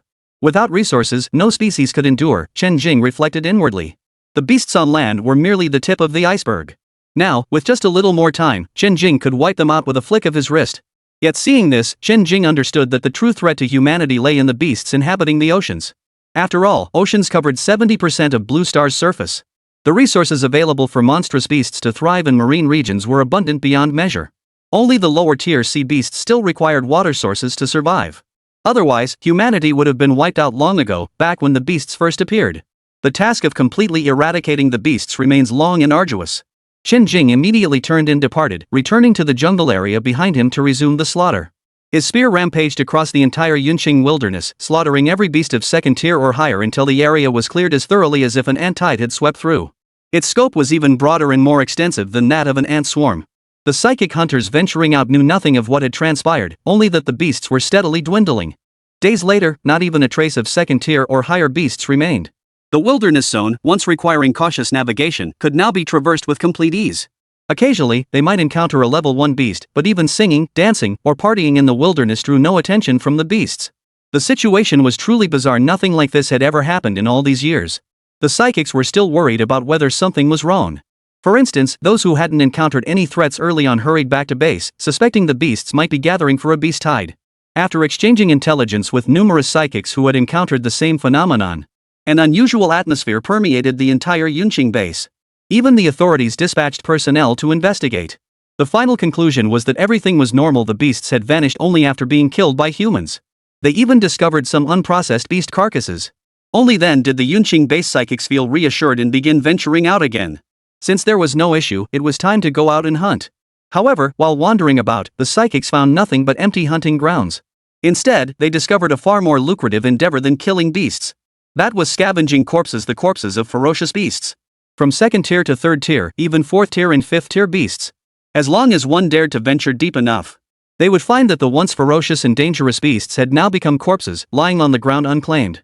They also discovered that every beast carcass bore wounds inflicted by the same type of weapon. This forced them to acknowledge a harsh truth: a powerful figure was indeed doing good deeds in the Yunqing wilderness. This figure was ruthlessly slaughtering all the beasts, yet leaving their materials untouched, effectively gifting them to ordinary psychics like themselves. The psychic users of Yunqing base were so excited their eyes glowed green with greed for money. One by one, they charged forward like madmen. Who wouldn't love a risk-free job that paid for itself? Even Xie Jessen's team, still stationed nearby, joined the frenzy. Who wouldn't want free loot? With luck, even low-tier psychics could snag high-tier beast corpses without being spotted. However, it was inevitable that some beast carcasses would be coveted by multiple parties, leading to fierce disputes. The situation grew too heated. Despite the psychics' desperate attempts to conceal the truth, news of the corpse scavenging inevitably leaked out. Yet, the psychics who rushed to the scene upon hearing the commotion could only pick up scraps in the end. But none of this concerned Chen Jing anymore. After slaughtering every last soul in Yunqing base, he prepared to leave. As Chen Jing departed the Yunqing wilderness zone, his mission progress had advanced significantly. Mission in progress: slay demons and monsters. Mission stages: Tier 2 demons 32,984 50,000, Tier 3 demons 18,456 30,000, Tier 4 demons 3,973 10,000, Tier 5 demons 358 1,000, Tier 6 demons 28 100, Tier 7 demons 1330. These past days beyond the wilderness, we slaughtered vicious beasts in vast, unchecked waves, killing wherever we went. Regrettably, only 2 6th-tier beasts were encountered, and not a single trace of 7th-tier beasts was found. Truly the wilderness zone favored by ordinary psychic users. When I first came here during my chi cultivation stage, I thought the beasts in Yunqing base were numerous. Now that I'm back, it's nothing special. Last time, I was forced to flee by a swarm of gold-devouring ants. This time, I wonder where they've hidden themselves. Chen Jing quietly exited the wilderness zone, silently musing to himself. Looks like I'll have to try a few other wilderness zones. Preferably ones with more high-tier beasts. Once I've covered every wilderness zone in the entire Great Xia Kingdom, the task should be complete. If it's still insufficient, I'll supplement it in the ocean. Consider it a good deed. After all, I kill the beasts and leave their carcasses behind, sparing nearby cities from their threats. The plaza before the base entrance was noticeably livelier than usual. Supernatural beings came and went in a constant stream, each hurrying about their business. Those returning carried substantial quantities of beast materials. They hurried toward the base building, likely keeping the staff inside swamped for days. Chen Jing spotted the most extravagant sight: the entire carcass of a 5th-tier ferocious beast, being carried by several members of a squad working together. Other members carried various other precious beast materials. The squad's haul was clearly impressive, drawing envious glances from many surrounding psychics. Chen Jing seriously doubted whether that 5th-tier ferocious beast carcass would even make it through the base gates. Finally, he saw them head toward a side entrance of the base building, where staff were waiting to assist them. Chen Jing only collected the prime cuts from the carcasses of 2 6th-tier ferocious beasts. He had no choice, his balance was running low.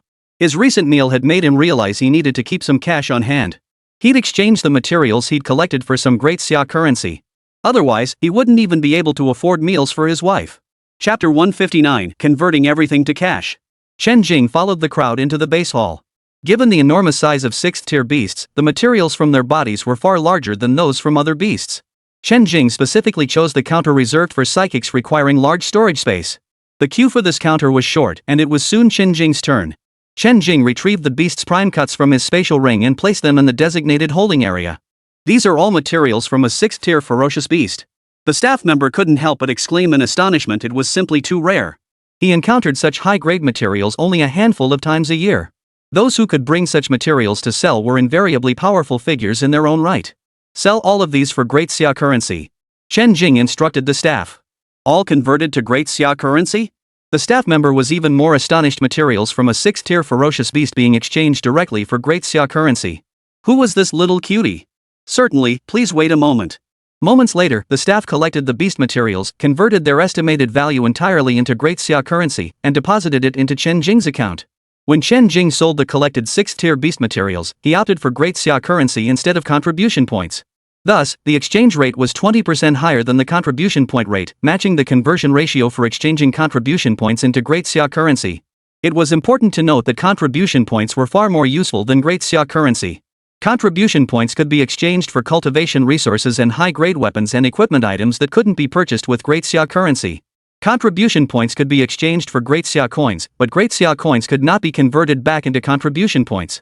Who knows what this person was thinking? Both the staff and the people waiting in line silently complained to themselves. Even exchanging part in contribution points and part in Great Xia coins would be better. Chen Jing needed D-Xia coins only for essential activities. Contribution points held little value for him.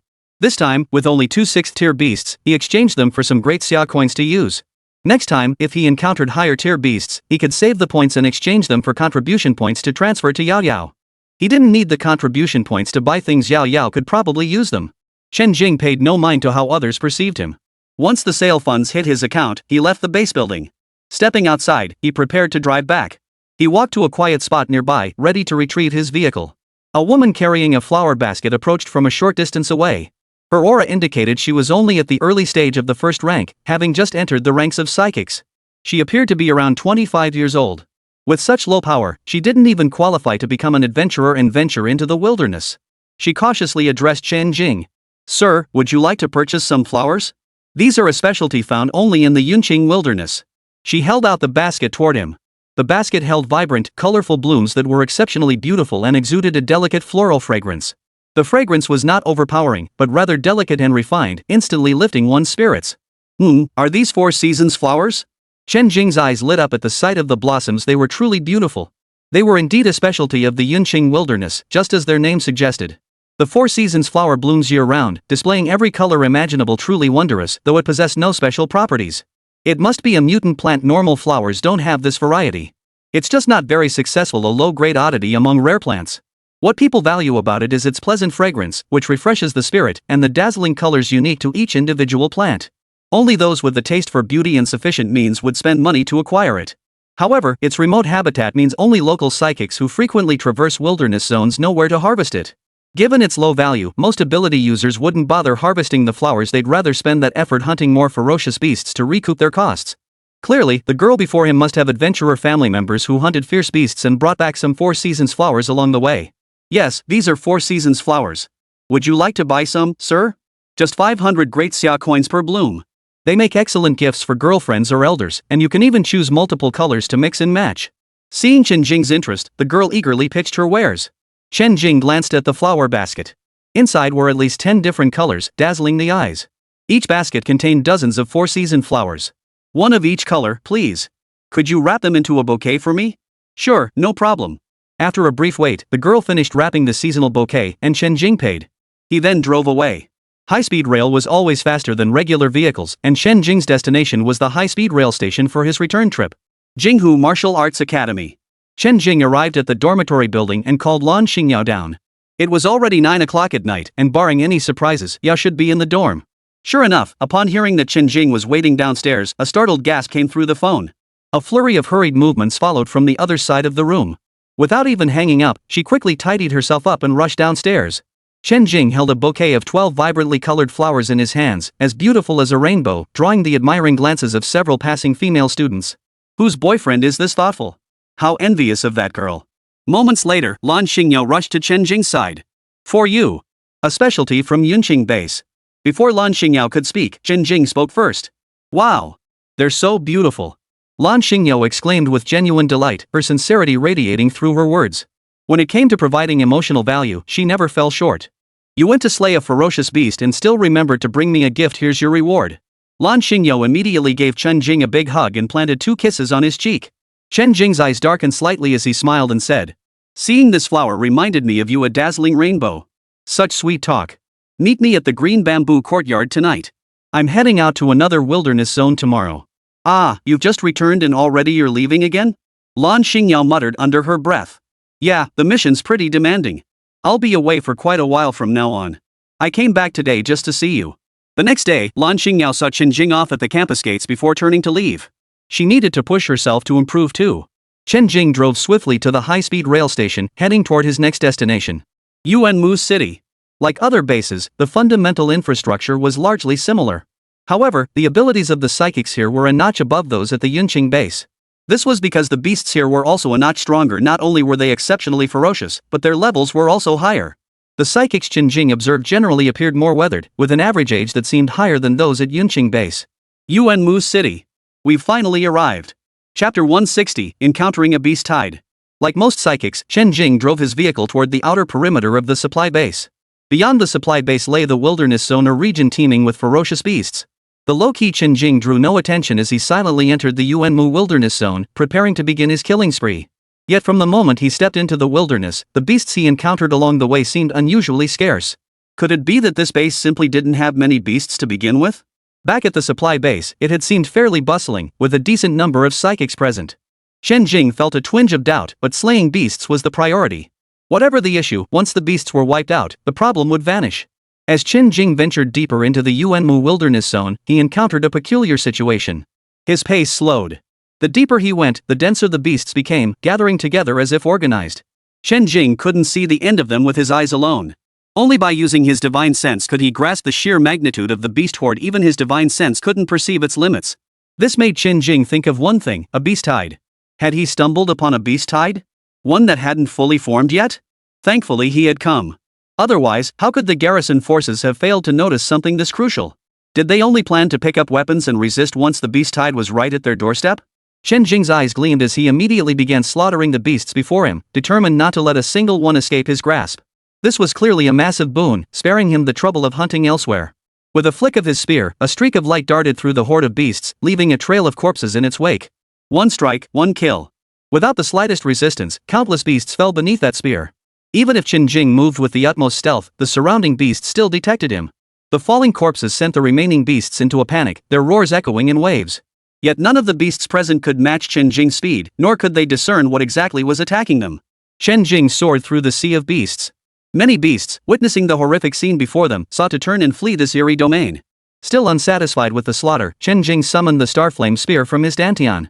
The Starflame Spear instantly replaced the ordinary spear he had been holding moments before. He'd possessed it for so long without letting the Starflame Spear taste blood. "Brother, today I'll let you have your fill of fun." Hearing its master's voice, the Starflame Spear trembled slightly, as if excited. Chen Jing immediately resumed his slaughter with the Starflame Spear. He had no idea how much time had passed, nor how long he had been killing. The beasts scattered in all directions, yet none could outrun Chen Jing's speed. One by one, they met their end. Only a field of beast corpses remained. However, the sheer number of beasts was overwhelming. Many had slipped away, and even the suppression from the high-tier beasts proved ineffective. Their sheer numbers left Chen Jing nearly exhausted from the relentless slaughter. Finally, as he reached the end of his killing spree, Chen Jing encountered a minor setback. His killing spree finally came to a halt. With over half his minions slaughtered, the beast leader could no longer sit idly by. These were beasts it had painstakingly gathered over a long period in this wilderness zone. It had been planning to make a move on human territory. But now, before it could even set out, most of its minions had been slaughtered. Now, 2 7th-tier beasts appeared before Chen Jing, accompanied by over a dozen 6th-tier beasts and thousands of 5th-tier beasts. They charged toward Chen Jing with overwhelming momentum from behind the beasts. With the high-tier beasts providing cover, the lower-tier beasts that had been fleeing began to steady themselves. They began following their leader's lead, charging forward with murderous intent. Roar! The deafening roar echoed across the sky, faintly audible even to those far away at the Yuanmu base. They were all astonished. What was happening? Why had the high-tier ferocious beast gone berserk? Chen Jing watched the ferocious beasts charging toward him with some surprise. The quality of the beasts here was indeed superior to those at the Yunqing base. Over there were only 2 6th-tier beasts and a few dozen 5th-tier ones. High-tier beasts were but a fraction of the quantity found here. This Yuanmu base must require at least several 7th or 8th-tier psychics to defend it, right? The thought flashed through Chen Jing's mind. Beneath the towering forms of over 1,000 ferocious beasts, Chen Jing's figure appeared exceptionally small. His expression showed no fear. With a flick of his spear, he met the charging beasts with a faint smile, his form flickering as he moved. No matter how numerous beasts of this tier were, they would only tire Chen Jing slightly in battle. They posed no real threat. Killing 5th and 6th tier beasts was no different from slaying 2nd and 3rd tier ones. Then, stamping his foot, he charged forward like lightning. Swish! The spear swept through the air, trailing a trail of light, while his body flickered continuously. Thud! Thud! The spear plunged into the beast horde. Wherever Chen Jing passed, the ferocious beasts fell like dominoes, one after another. Countless death throes echoed from the beast's final roars. In an instant, the charging horde was reduced to just 2 7th-tier beasts and a handful of 6th-tier survivors from the carnage. Before them lay over 1,000 5th-tier beasts, and beyond that, the corpses of all the beasts below 5th tier that had been dealt with long ago. The field was strewn with corpses. Were any psychic beings to witness this scene, fear would likely overtake excitement. The mass death of their kind did not instill fear in the beasts' leaders before them. Instead, it only fueled their rage and fury. Their roars shook the heavens once more. Before they could charge forward, Chen Jing's figure had already materialized before the remaining 8 high-tier beasts. Then, a purple glowing spear flashed through the air, slaying a 7th-tier beast with a single strike. His figure flickered repeatedly, leaving beautiful afterimages of purple light in the air. Bang! Bang! The remaining high-tier beasts fell one after another. Only then did the other beasts react. But Chen Jing was already dancing wildly among them, weaving through the chaos and thrusting his spear. Where the gun's shadow passed, a field of beast corpses remained. Regardless of rank, every single one met its end with a single shot. Roar! Roar! The beast horde could only unleash furious roars, unable to advance any further. Instead, they began to retreat. In terms of cohesion, the horde of beasts, though numerous, lacked the fearless, self-sacrificing tenacity of ant swarms or rat swarms. No matter how many fell, they would never retreat a single step. The remaining half of the low-tier beasts halted their charge and turned to flee. You won't escape. Chen Jing smiled, then soared into the air, casting a spell with his hand. Thunderous might. Crackle pop crackle pop. In an instant, a dense net of lightning bolts spread out, engulfing the fleeing low-tier beasts. The range expanded relentlessly. With his greatly enhanced divine sense, Chen Jing unleashed this technique once more, effortlessly enveloping and devouring the endless horde of beasts stretching as far as the eye could see. Only the agonized screams of countless beasts echoed as they vanished into the air. Chapter 161, The Commander with Fingers as Thick as a Finger. Moments later, the thunderous network dissipated. Only charred corpses of beasts littered the ground. It was indeed a bit wasteful. Chen Jing remarked calmly as he surveyed the scene. His complexion was less than ideal at this moment, his spiritual energy struggling to keep pace with the range of his divine sense. Maintaining such an expansive attack range was proving rather taxing. But hunting them down one by one was slow, exhausting, and allowed many to escape. Without their high-tier beasts leading the pack, these beasts would scatter farther than the initial ones they'd killed. There was no guarantee they wouldn't let many slip away. Then he'd have to go searching for them one by one, which would be far too time-consuming. Not far away, a squad of psychic operatives stood frozen, staring at Chen Jing's figure and the countless beast corpses strewn about. The entire squad was dumbfounded. Not long ago, they had received orders from the military command center at Yuanmu base to investigate the beasts' movements. Numerous psychics had already noticed a decrease in the activity of ferocious beasts around the base. This unusual situation had caused some unease, prompting the dispatch of a squad to investigate. They had just uncovered traces of a large beast presence and were forming a hypothesis.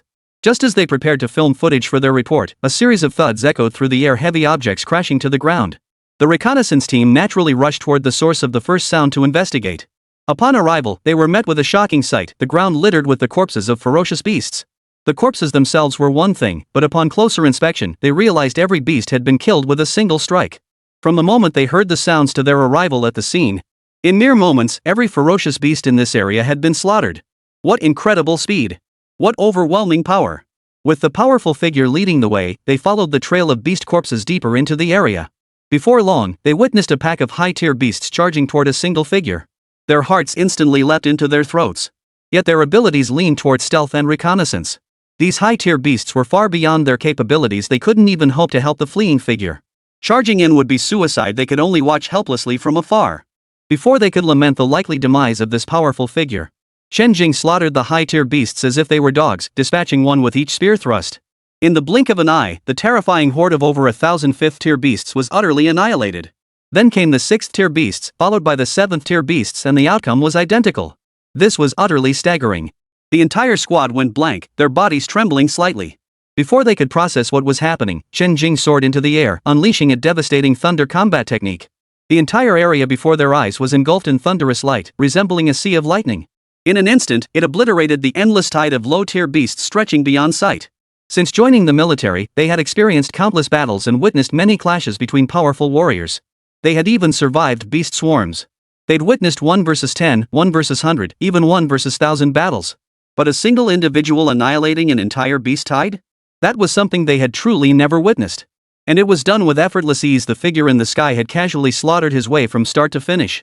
From the moment they heard the commotion and arrived until the complete annihilation of the beast tide, the entire ordeal had lasted barely an hour. Who on earth was this? Wiping out a beast tide in an hour.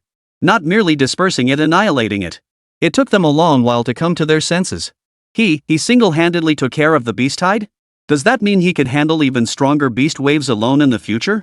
Who is he? What level has he actually reached? At that moment, their emotions were perfectly in sync. Chen Jing was already selecting valuable parts from the beasts to collect. As for the few watching from afar, they seemed utterly stunned by him. Watching the formidable figure meticulously sifting through the beast carcass, the reconnaissance team cautiously edged closer. Given his strength, he must have spotted them long ago. Having observed him for so long without any reaction, they concluded he likely harbored no ill will. To simply leave now would be downright rude. It might even incur the elders' displeasure. "Senior." The group approached Chen Jing and bowed respectfully. Chen Jing saw that the others were indeed approaching, so he ended the collection operation. "Senior, I'm Su Peng, captain of the reconnaissance squad stationed here by the military." The leader introduced himself first. Upon hearing military reconnaissance squad, Chen Jing immediately opened the military rank verification feature on his smart wristband to show Su Peng. Su Peng was startled upon seeing it and immediately rendered a standard military salute. "Commander, good day." Seeing their leader salute, the rest of the reconnaissance team followed suit, saluting and greeting him.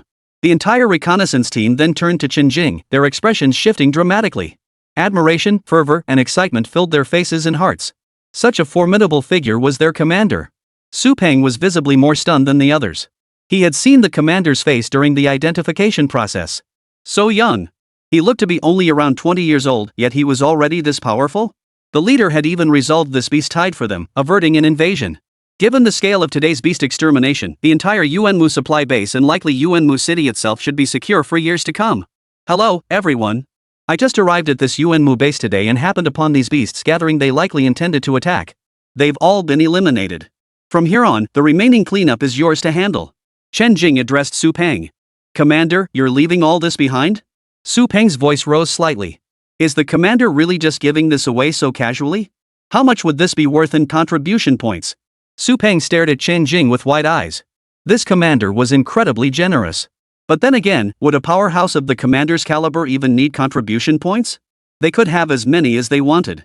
No wonder Su Peng was so excited. With so many beast corpses, most of them intact, only those struck down by thunder leaving little residual value. This could secure a massive amount of funding for the garrison at Yunmu base. Now that the commander had handed them all over to handle, it was like manna from heaven. First, they'd been spared the cost of a single soldier in resolving the impending beast tide. Then they handed over these valuable beast carcasses for them to process. This commander was simply too good. Su Peng and the others wanted to burst into tears right then and there, but they had to hold it in. They couldn't lose their composure. I've gathered everything I need. The rest is yours to handle. Chen Jing observed the group, their eyes brimming with emotion, his tone gentle. I'll be leaving now. You guys find someone to clean up. With that, Chen Jing prepared to leave. This was undoubtedly the fastest jungle clear he'd ever done. The beasts had been incredibly kind, gathering together in one spot. Now all that remained was to exchange the gathered materials for contribution points. This journey to Yuanmu would be perfectly accomplished. Chapter 162, The Commander-in-Chief's Ambition. Never mind the shock Chen Jing caused when selling the ferocious beast materials or the staggering amount of contribution points he exchanged. Consider the repercussions after Su Peng's reconnaissance team reported the situation to the military command center. Particularly concerning the batch of ferocious beast carcasses assigned to Su Peng and his team for disposal. Nearly every ferocious beast in this entire Yuanmu wilderness area had been reduced to corpses and gathered here. Only a few scattered, weak beasts remained easily dealt with by any low-level psychic. Not long after the news was relayed back, they awaited the arrival of the garrison troops. The jungle terrain of the wilderness zone was notoriously uneven, rendering vehicle passage nearly impossible. Upon receiving the report, the commander was so eager to see the situation firsthand that he insisted on coming personally. He boarded the fastest helicopter with a squad of psychics and rushed over. Not long after Chen Jing departed, the roar of helicopter engines filled the air. The commander-in-chief has arrived. Su Peng looked up at the large military aircraft, his expression solemn. This helicopter belonged to Commander Luo Zhiheng, the commander-in-chief of the Yuanmu base garrison. As it approached, the helicopter found an open area to land. One by one, figures leapt out and landed steadily before Su Peng and his companions. Last to descend was a middle-aged man. Though not particularly tall, his presence commanded respect, like a mountain looming before them. Commander Luo, the squad members addressed him respectfully, saluting in unison. Luo Zhiheng nodded, glancing at the beast carcass on the ground before lifting his gaze to survey the vast expanse of beast corpses strewn across the distant landscape. Realizing he couldn't see the end of the field, his pupils instantly contracted. Watching it on video was nothing compared to the sheer shock of witnessing it in person. Even with his experience witnessing countless grand spectacles, nothing compared to the sheer intensity of this scene. And this was all caused by one man. Even an 8th or 9th tier psychic would likely be exhausted to death facing such a beast tide. Yet alongside the awe in his eyes, there was also delight and confusion. The delight stemmed from the fact that all this had been left behind for them by that unknown, powerful commander. What an immense resource this was. The confusion stemmed from the fact that such a formidable figure had emerged in their ordinary city, a presence he had been completely unaware of until now. Sir, that commander's name is Chen Jing. His rank is Major General, and his position is National Inspector.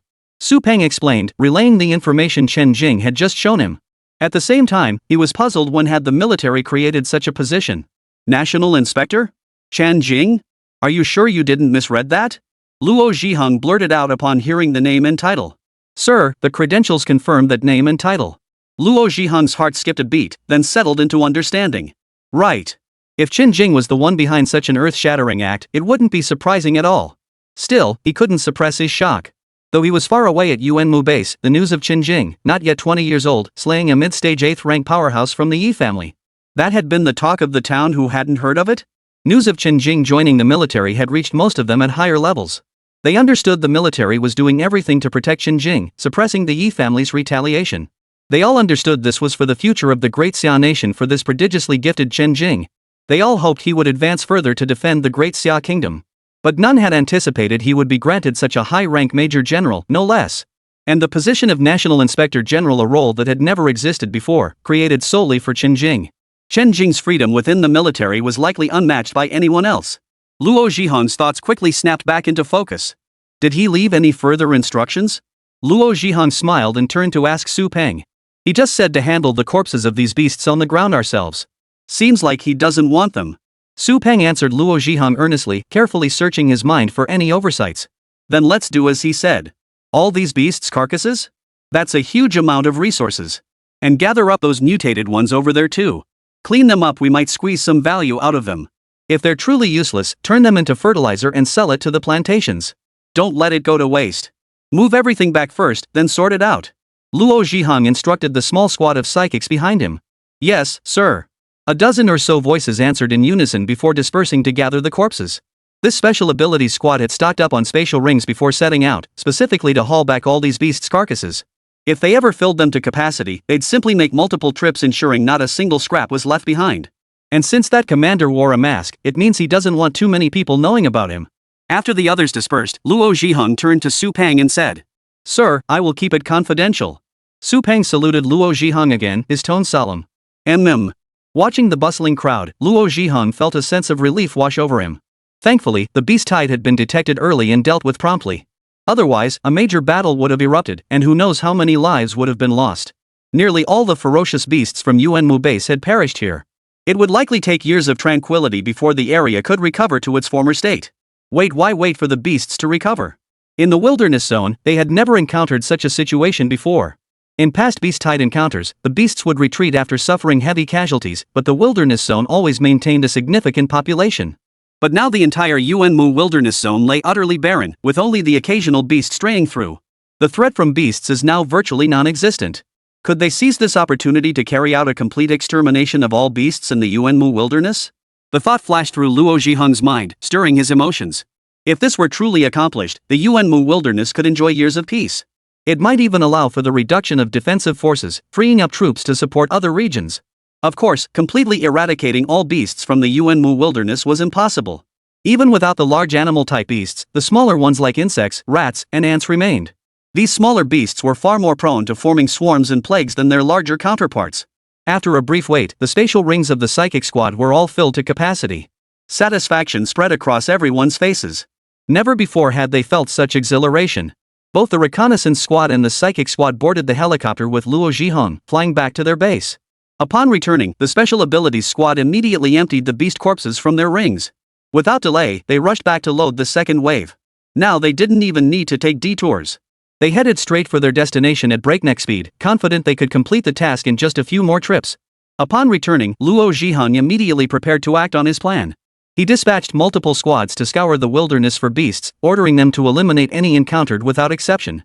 As for the ordinary psychics living off the base, they were free to hunt the scarce beasts in the wilderness or venture into other wild areas to hunt.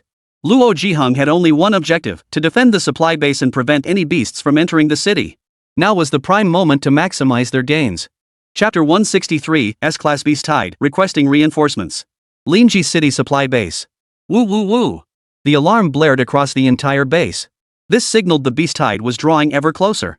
The garrison troops and psychics at the Nyanki base had already received word, a massive wave of beasts was charging toward the base. Compared to other ordinary bases that faced beast waves once a year or even once every few years, the Linji base endured them with alarming frequency. Though not as frequent as the coastal bases, they still occurred every few months. The scale of these waves depended entirely on luck, which is why a large military force and numerous psychics were stationed here year-round. Even high-tier psychics were present, as the greatest fear was that reinforcements might arrive too late, allowing the ferocious beasts to breach the defenses and cause heavy casualties. At this moment, all psychics and garrison troops formed layer upon layer of defenses, standing ready for battle. Yenihai's expression was grave. Commander Yen, intelligence from the front indicates it's not an A-class beast tide, it's an S-class beast tide. A messenger stepped forward to report. What?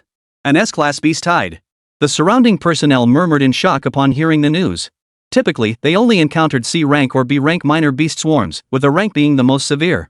A grade beast tide was already rare enough, let alone an S-grade one. It was something they might not encounter for years. If encountered, it would inevitably result in massive casualties. We currently have 2 8th tier psychics and 10 7th tier psychics. I believe we can hold out for a while. I've already requested reinforcements from higher-ups. They should arrive shortly. That's good. Hearing Commander Yan's words, the group finally breathed a sigh of relief. Reinforcements were coming. Otherwise, with the base's current strength, holding off an S-rank beast tide would be far beyond their capabilities. After resolving the situation with the ferocious beasts in Yuanmu City, Chen Jing wasted no time. He immediately set off for the next wilderness supply base. Just as he was about to purchase tickets, he received a communication from Changheng. Chen Jing, where are you now? Your location shows up near Yuanmu City. Changheng spoke urgently as soon as the call connected. Yes, I'm preparing to leave Yuanmu City. Chen Jing raised an eyebrow. What could be so urgent? An S-class beast tide has erupted at the Lingji base. They're requesting backup from headquarters. Chen Jing, you're relatively close to the Lingji base, so I thought of you. Other nearby bases will also be dispatching some psychics. Are you willing to assist? Shang Hong inquired of Chen Jing. Earlier, they'd agreed not to assign Chen Jing any tasks. Now, with the beast tide, sending him to hunt the beasts served two purposes at once. He figured Chen Jing wouldn't refuse, given his temperament. An S-class beast tide? Alright, I'm heading over now. Chang Hong smiled. Chen Jing's willingness to augment his strength would make a significant impact. After accepting the mission, Chen Jing ended the call with Chang Hong. He immediately boarded the high-speed train bound for Lingji Base City. The Lingji base, located on the western frontier, was far less dangerous than the open sea. It was still the most perilous wilderness zone on land. Beyond the ruins of breached cities, the entire area consisted of jungle-covered mountains and vast wilderness territory entirely dominated by ferocious beasts. It was immeasurably larger than ordinary wilderness zones. In ordinary wilderness zones, those with sufficient strength could reach the end and potentially slaughter every ferocious beast in the area. But attempting such a feat in the Lingji base would be laughable. To date, no one has ever successfully traversed the jungle mountains beyond the Lingji base. Chen Jing found himself intrigued by the thought of seeing it for himself. Just then, the system alert sounded. Ding! Cultivators battling invading beasts at the distant border are in dire peril. Host, please rush to their aid immediately. Mission issued, defense battle. Host, aid the human alliance in repelling the beast tide. Mission reward, thunder war armor. 500 high-grade spirit stones. Chen Jing perked up at the sight of it. Defensive battle armor. Finally, powerful defensive gear. With this thunder war armor, his strength could rise to a whole new level. Chen Jing's eyes gleamed. An S-rank beast tide, huh? Just you wait. The beast tide gave Lingji base little time to prepare. From the distant forests, a teeming horde of ferocious beasts surged forth. Buzz buzz buzz. The ground trembled, dust swirling upward before settling back down under gravity's pull. The rush of the beast stirred up a whirlwind of dust, engulfing the entire horde in a cloud of grit. It resembled the charge of ancient cavalry. Only the beast's exaggerated size made their charge far more imposing than any ancient cavalry. The psychics at the base were now on edge, their nerves stretched to the breaking point, teetering on the brink of release. And that point was when the first wave of beasts entered the attack range.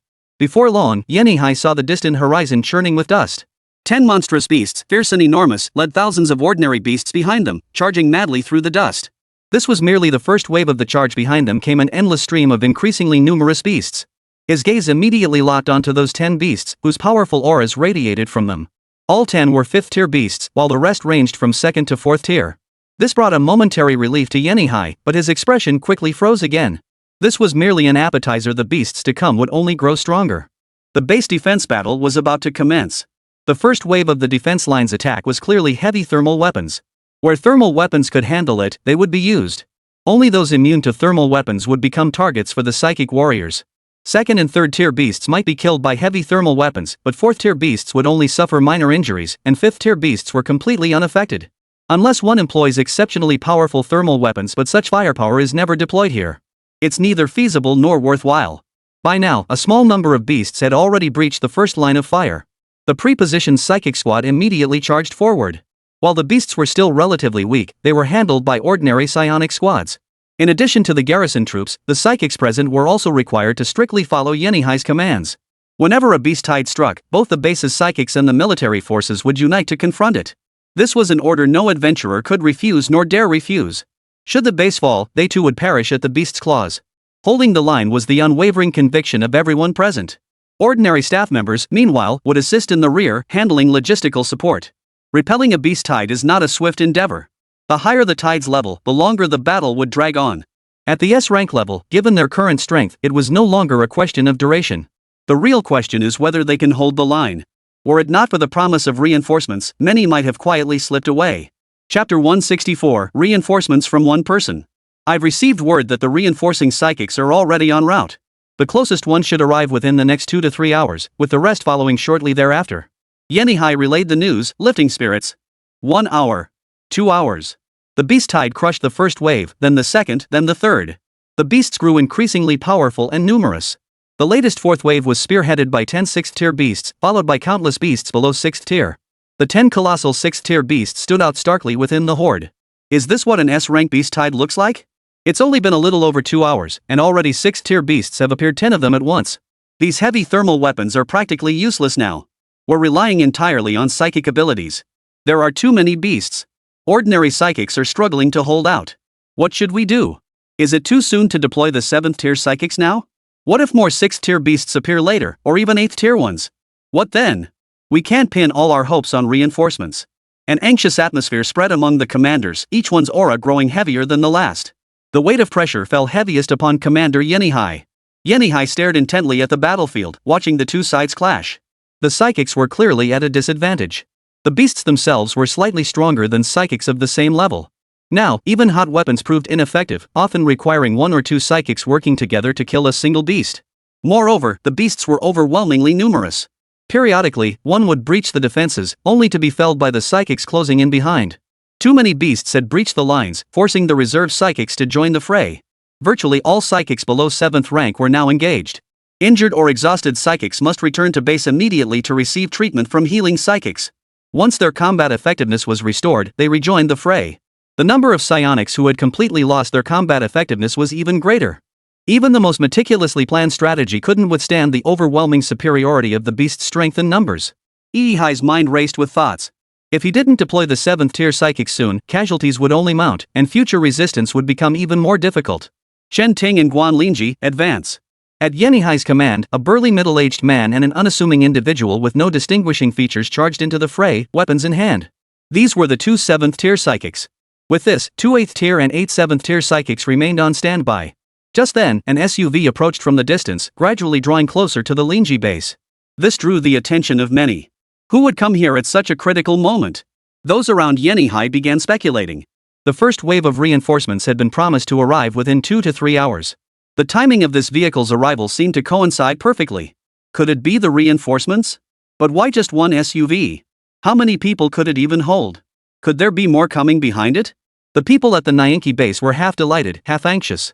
As the vehicle pulled into the Lingji base, all eyes were fixed on the doors. The door opened, and a figure clad in black combat gear and wearing a silver mask stepped out. The door slammed shut. Bang! Yenihai and the others, filled with anticipation, froze instantly. Why only one person? Was this a random psychic passerby, or reinforcements sent from another base? Yenihai felt a pang of disappointment.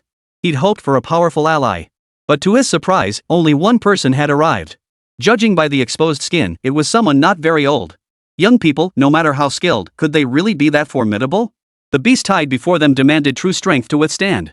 As Chen Jing approached Yenihai, the others could no longer deny that this was indeed the promised reinforcements. Disappointed gazes fell upon Chen Jing. You're the commander here, right? Ignoring the varied expressions, Chen Jing addressed Yenihai directly. The figure at the center of the crowd exuded an extraordinary presence, clearly no ordinary man. I am. And who might you be? Yenihai nodded upon hearing the inquiry, then countered Chen Jing's question, a flicker of hope rising within him. He hoped Chen Jing was just an occasional visitor or a passionate young volunteer. I was sent by Chang Hong to assist. The words shattered Yenihai's hopes and sent the mood of everyone present plummeting. What? Immediately, a hot-tempered individual widened his eyes, his thunderous voice echoing the stunned question. Yenihai's brows furrowed in frustration as he stared at Chen Jing. Everything about Chen Jing, including his voice, screamed that he was a young man. On a battlefield like this, a lone individual below the 7th or 8th tier simply couldn't make a difference. How dare the High Command act so recklessly amidst an S-rank beast tide? Yenihai demanded angrily. This was nothing short of disregarding the lives of those fighting the beast tide. Child's play? Chen Jing hadn't expected Yenihai to say such a thing. But it made sense. Anyone in such an urgent situation, seeing that he was the only one coming to their aid, would feel anxious. Whether it's child's play or not, we'll find out soon enough. Chen Jing addressed Yenihai and those around him. What are you doing? Yenihai's question had barely left his lips when the rest of his words abruptly halted. He turned his head following the flash of lightning, his eyes suddenly narrowing. The people around Yenihai, including 7th and 8th tier psychics, all looked in the same direction. In a flash, the young man wearing a silver mask appeared before them all, facing the oncoming tide of beasts.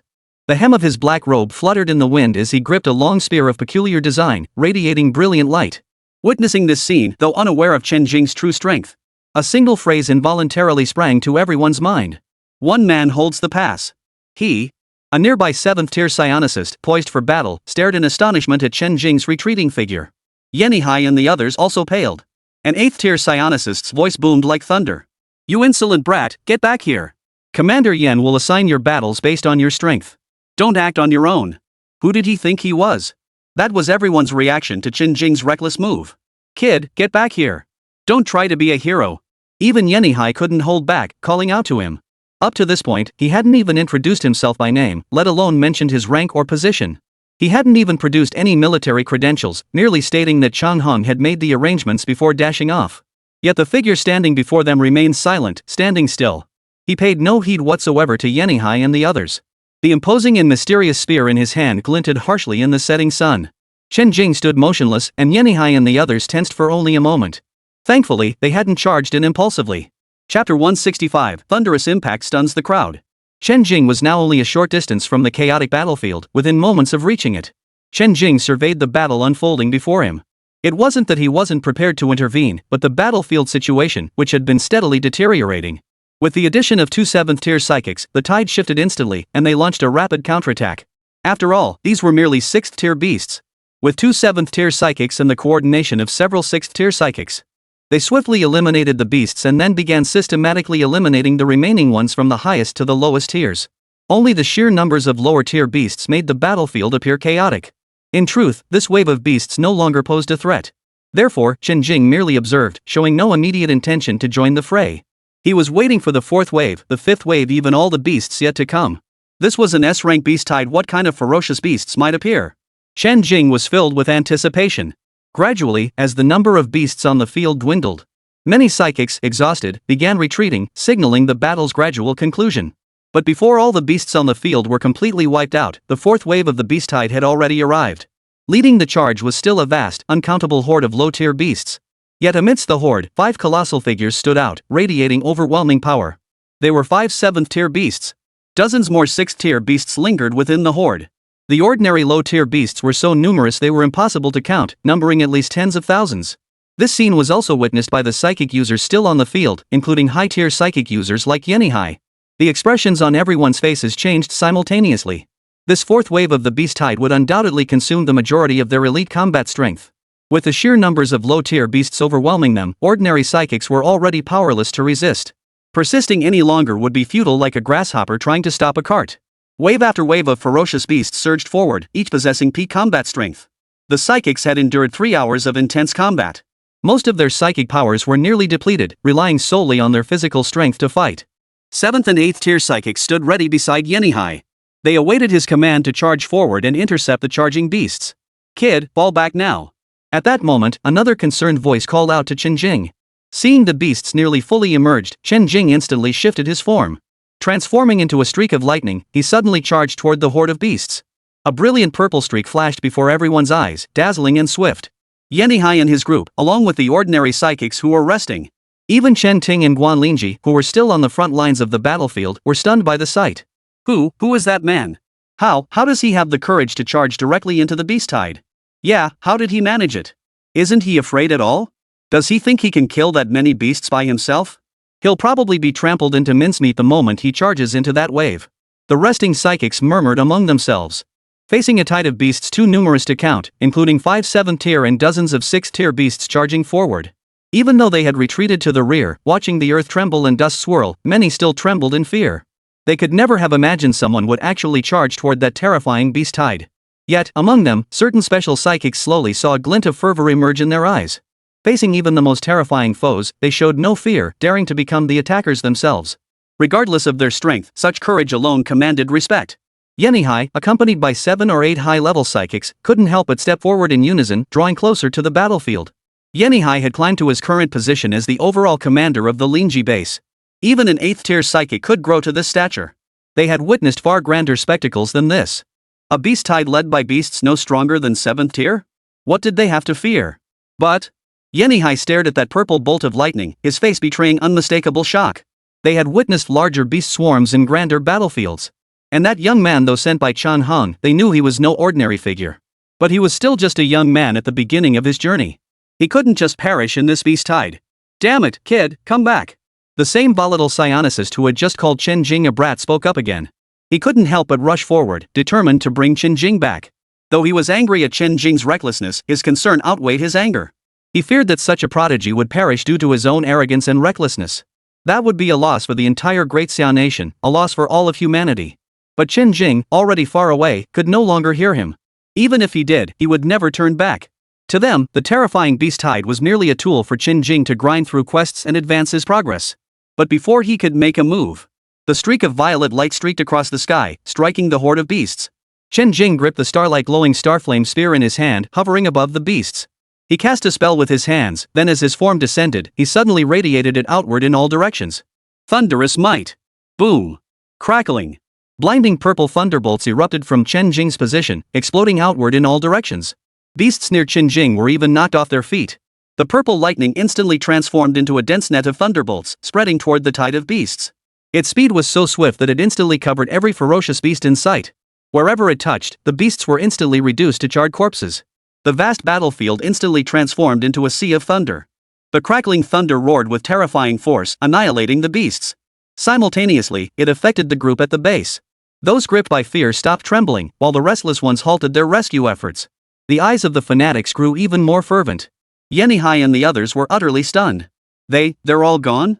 He's just one man. What tier is he? Are the reinforcements this powerful? Is he really just a young man? No wonder he disagreed with Commander Yen back then. This move proves him right. Moments later, the raging sea of thunder dissipated. The beast tide annihilated. Not a single survivor remained, including those 5 7th-tier beasts. Chen Jing sensed the spiritual energy within his body, then began circulating his cultivation technique where he stood. Thankfully, he had only depleted about 50 to 60% of his spiritual energy. A little recovery would suffice. After a moment of stunned silence, Yenihai swiftly dispatched men to clear the battlefield. The corpses of beasts littered the ground, hindering future combat. Chen Jing remained rooted to the spot, motionless, awaiting the next wave of beasts. People came and went, seizing this lull to hastily clear the ferocious beast corpses from the battlefield. After his initial shock, Yenihai began speculating about this man's identity. A young man with lightning-based abilities who could easily match an 8th-tier powerhouse. Chang Hung. Could it be Chen Jing? Chapter 166, A Star Shining in the Night. Yenihai seemed to have realized something, his gaze fixed intently on the distant figure as if trying to see right through Chen Jing. That person, possessing such power at such a young age, it must be Chen Jing, right? Truly beyond imagination. Their imagination was limited, while his power knew no bounds, right? Every person clearing the battlefield who passed by Chen Jing stole admiring glances at him. Yet they did not delay their actions, hauling the beasts' corpses away at breakneck speed. This brief window had been earned only by instantly slaughtering countless beasts. The beast tide could fill the void at any moment. Indeed, the high-tier beast striding the onslaught from the rear never anticipated such a freak among humans. Moments later, a fresh wave of beasts surged forward. The psychics still on the battlefield prepared for battle at any moment. The scene repeated itself, mirroring the earlier spectacle.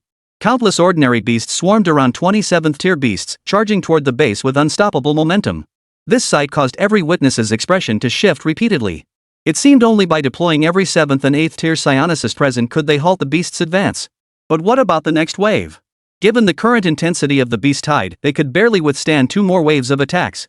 Though Chen Jing had just injected them with a shot of confidence. But he was still just one person.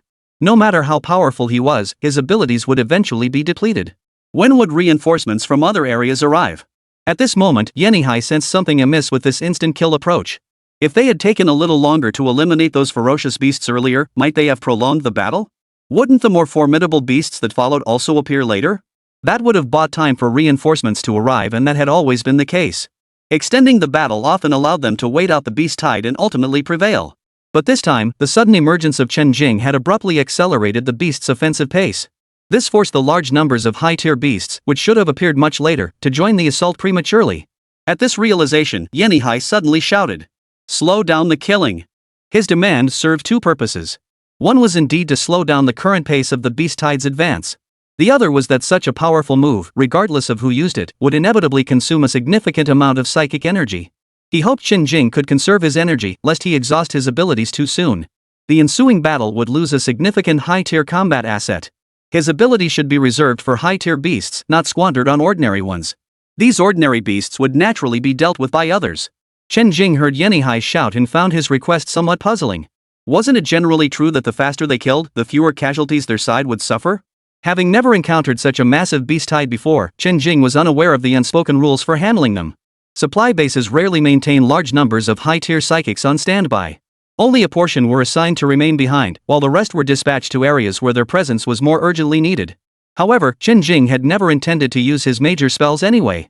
With his current spiritual energy reserves, he couldn't sustain spellcasting for more than a few rounds. So when this wave of beasts arrived, purple lightning gathered upon his spear. The starflame spear shimmered with starlight, resembling a dazzling meteor under the night sky. Accompanied by the purple thunder, Chen Jing, clad in black battle armor, charged fiercely into the beast tide. Everyone watched in disbelief as Chen Jing once again charged at breakneck speed into the swarm of ferocious beasts. He can still come? Should they advance or not? In the blink of an eye, the beast tide which had charged with terrifying ferocity. The fifth wave of beasts, which had brought immense peril to the Lingji base, was instantly thrown into chaos. Chen Jing plunged into the beast tide like an unstoppable spike, driving deep into its heart. Fourth and fifth tier beasts crumbled before him like paper, indistinguishable from one another. A casual sweep of his spear claimed one beast after another, scarcely requiring the use of spiritual energy. As for the weak, ant-like second and third tier beasts, they were merely collateral damage as Chen Jing swept through the horde. His primary target, however, was the very heart of this wave of beasts. The sixth and seventh tier high-grade beasts weren't quite so fragile when facing Chen Jing's spear. Yet with a spear thrust infused with thunder spirit energy, they were pierced clean through. Now, with both his physical body and spiritual power reaching the sixth layer of foundation establishment, facing these sixth and seventh tier beasts, it was truly a matter of a casual strike, differing only in the amount of spirit power channeled into it. That move just now was merely to demonstrate my strength, injecting a shot of adrenaline into the psychics present. A figure moving with the purple lightning streaked through the beast horde. One by one, 5th tier, 6th tier, and even 7th tier beasts fell lifelessly to the ground, becoming corpses. Behind them, Yanihai, 2 8th tier powerhouses, and 10 7th tier powerhouses witnessed this scene. None exchanged glances, yet all stood in stunned silence. Wiping out tens of thousands of beasts with a single move was understandable. His abilities must be extraordinary. But now, none of them had seen any ability release, and the beasts hadn't put up the slightest resistance? It seemed as though no matter the level of the ferocious beast, it made no difference when faced with Chen Jing. Is this Chen Jing? This was the prodigy whose fame had skyrocketed at the Linhai base? Yanihai murmured under his breath. What? He's Chen Jing? That 19-year-old 8th tier genius. He joined the military? And was sent to support the beast tide? Yanihai's muttered words were overheard by the powerful figures around him, each of them stunned. Even if they weren't fully privy to the official recruitment efforts, they knew about the 8th tier psionicist killed at the gates of Linhai base. That battle had made Chen Jing infamous among psychics. Now, they witnessed firsthand just how overwhelmingly powerful he was capable of crushing an 8th tier psionicist.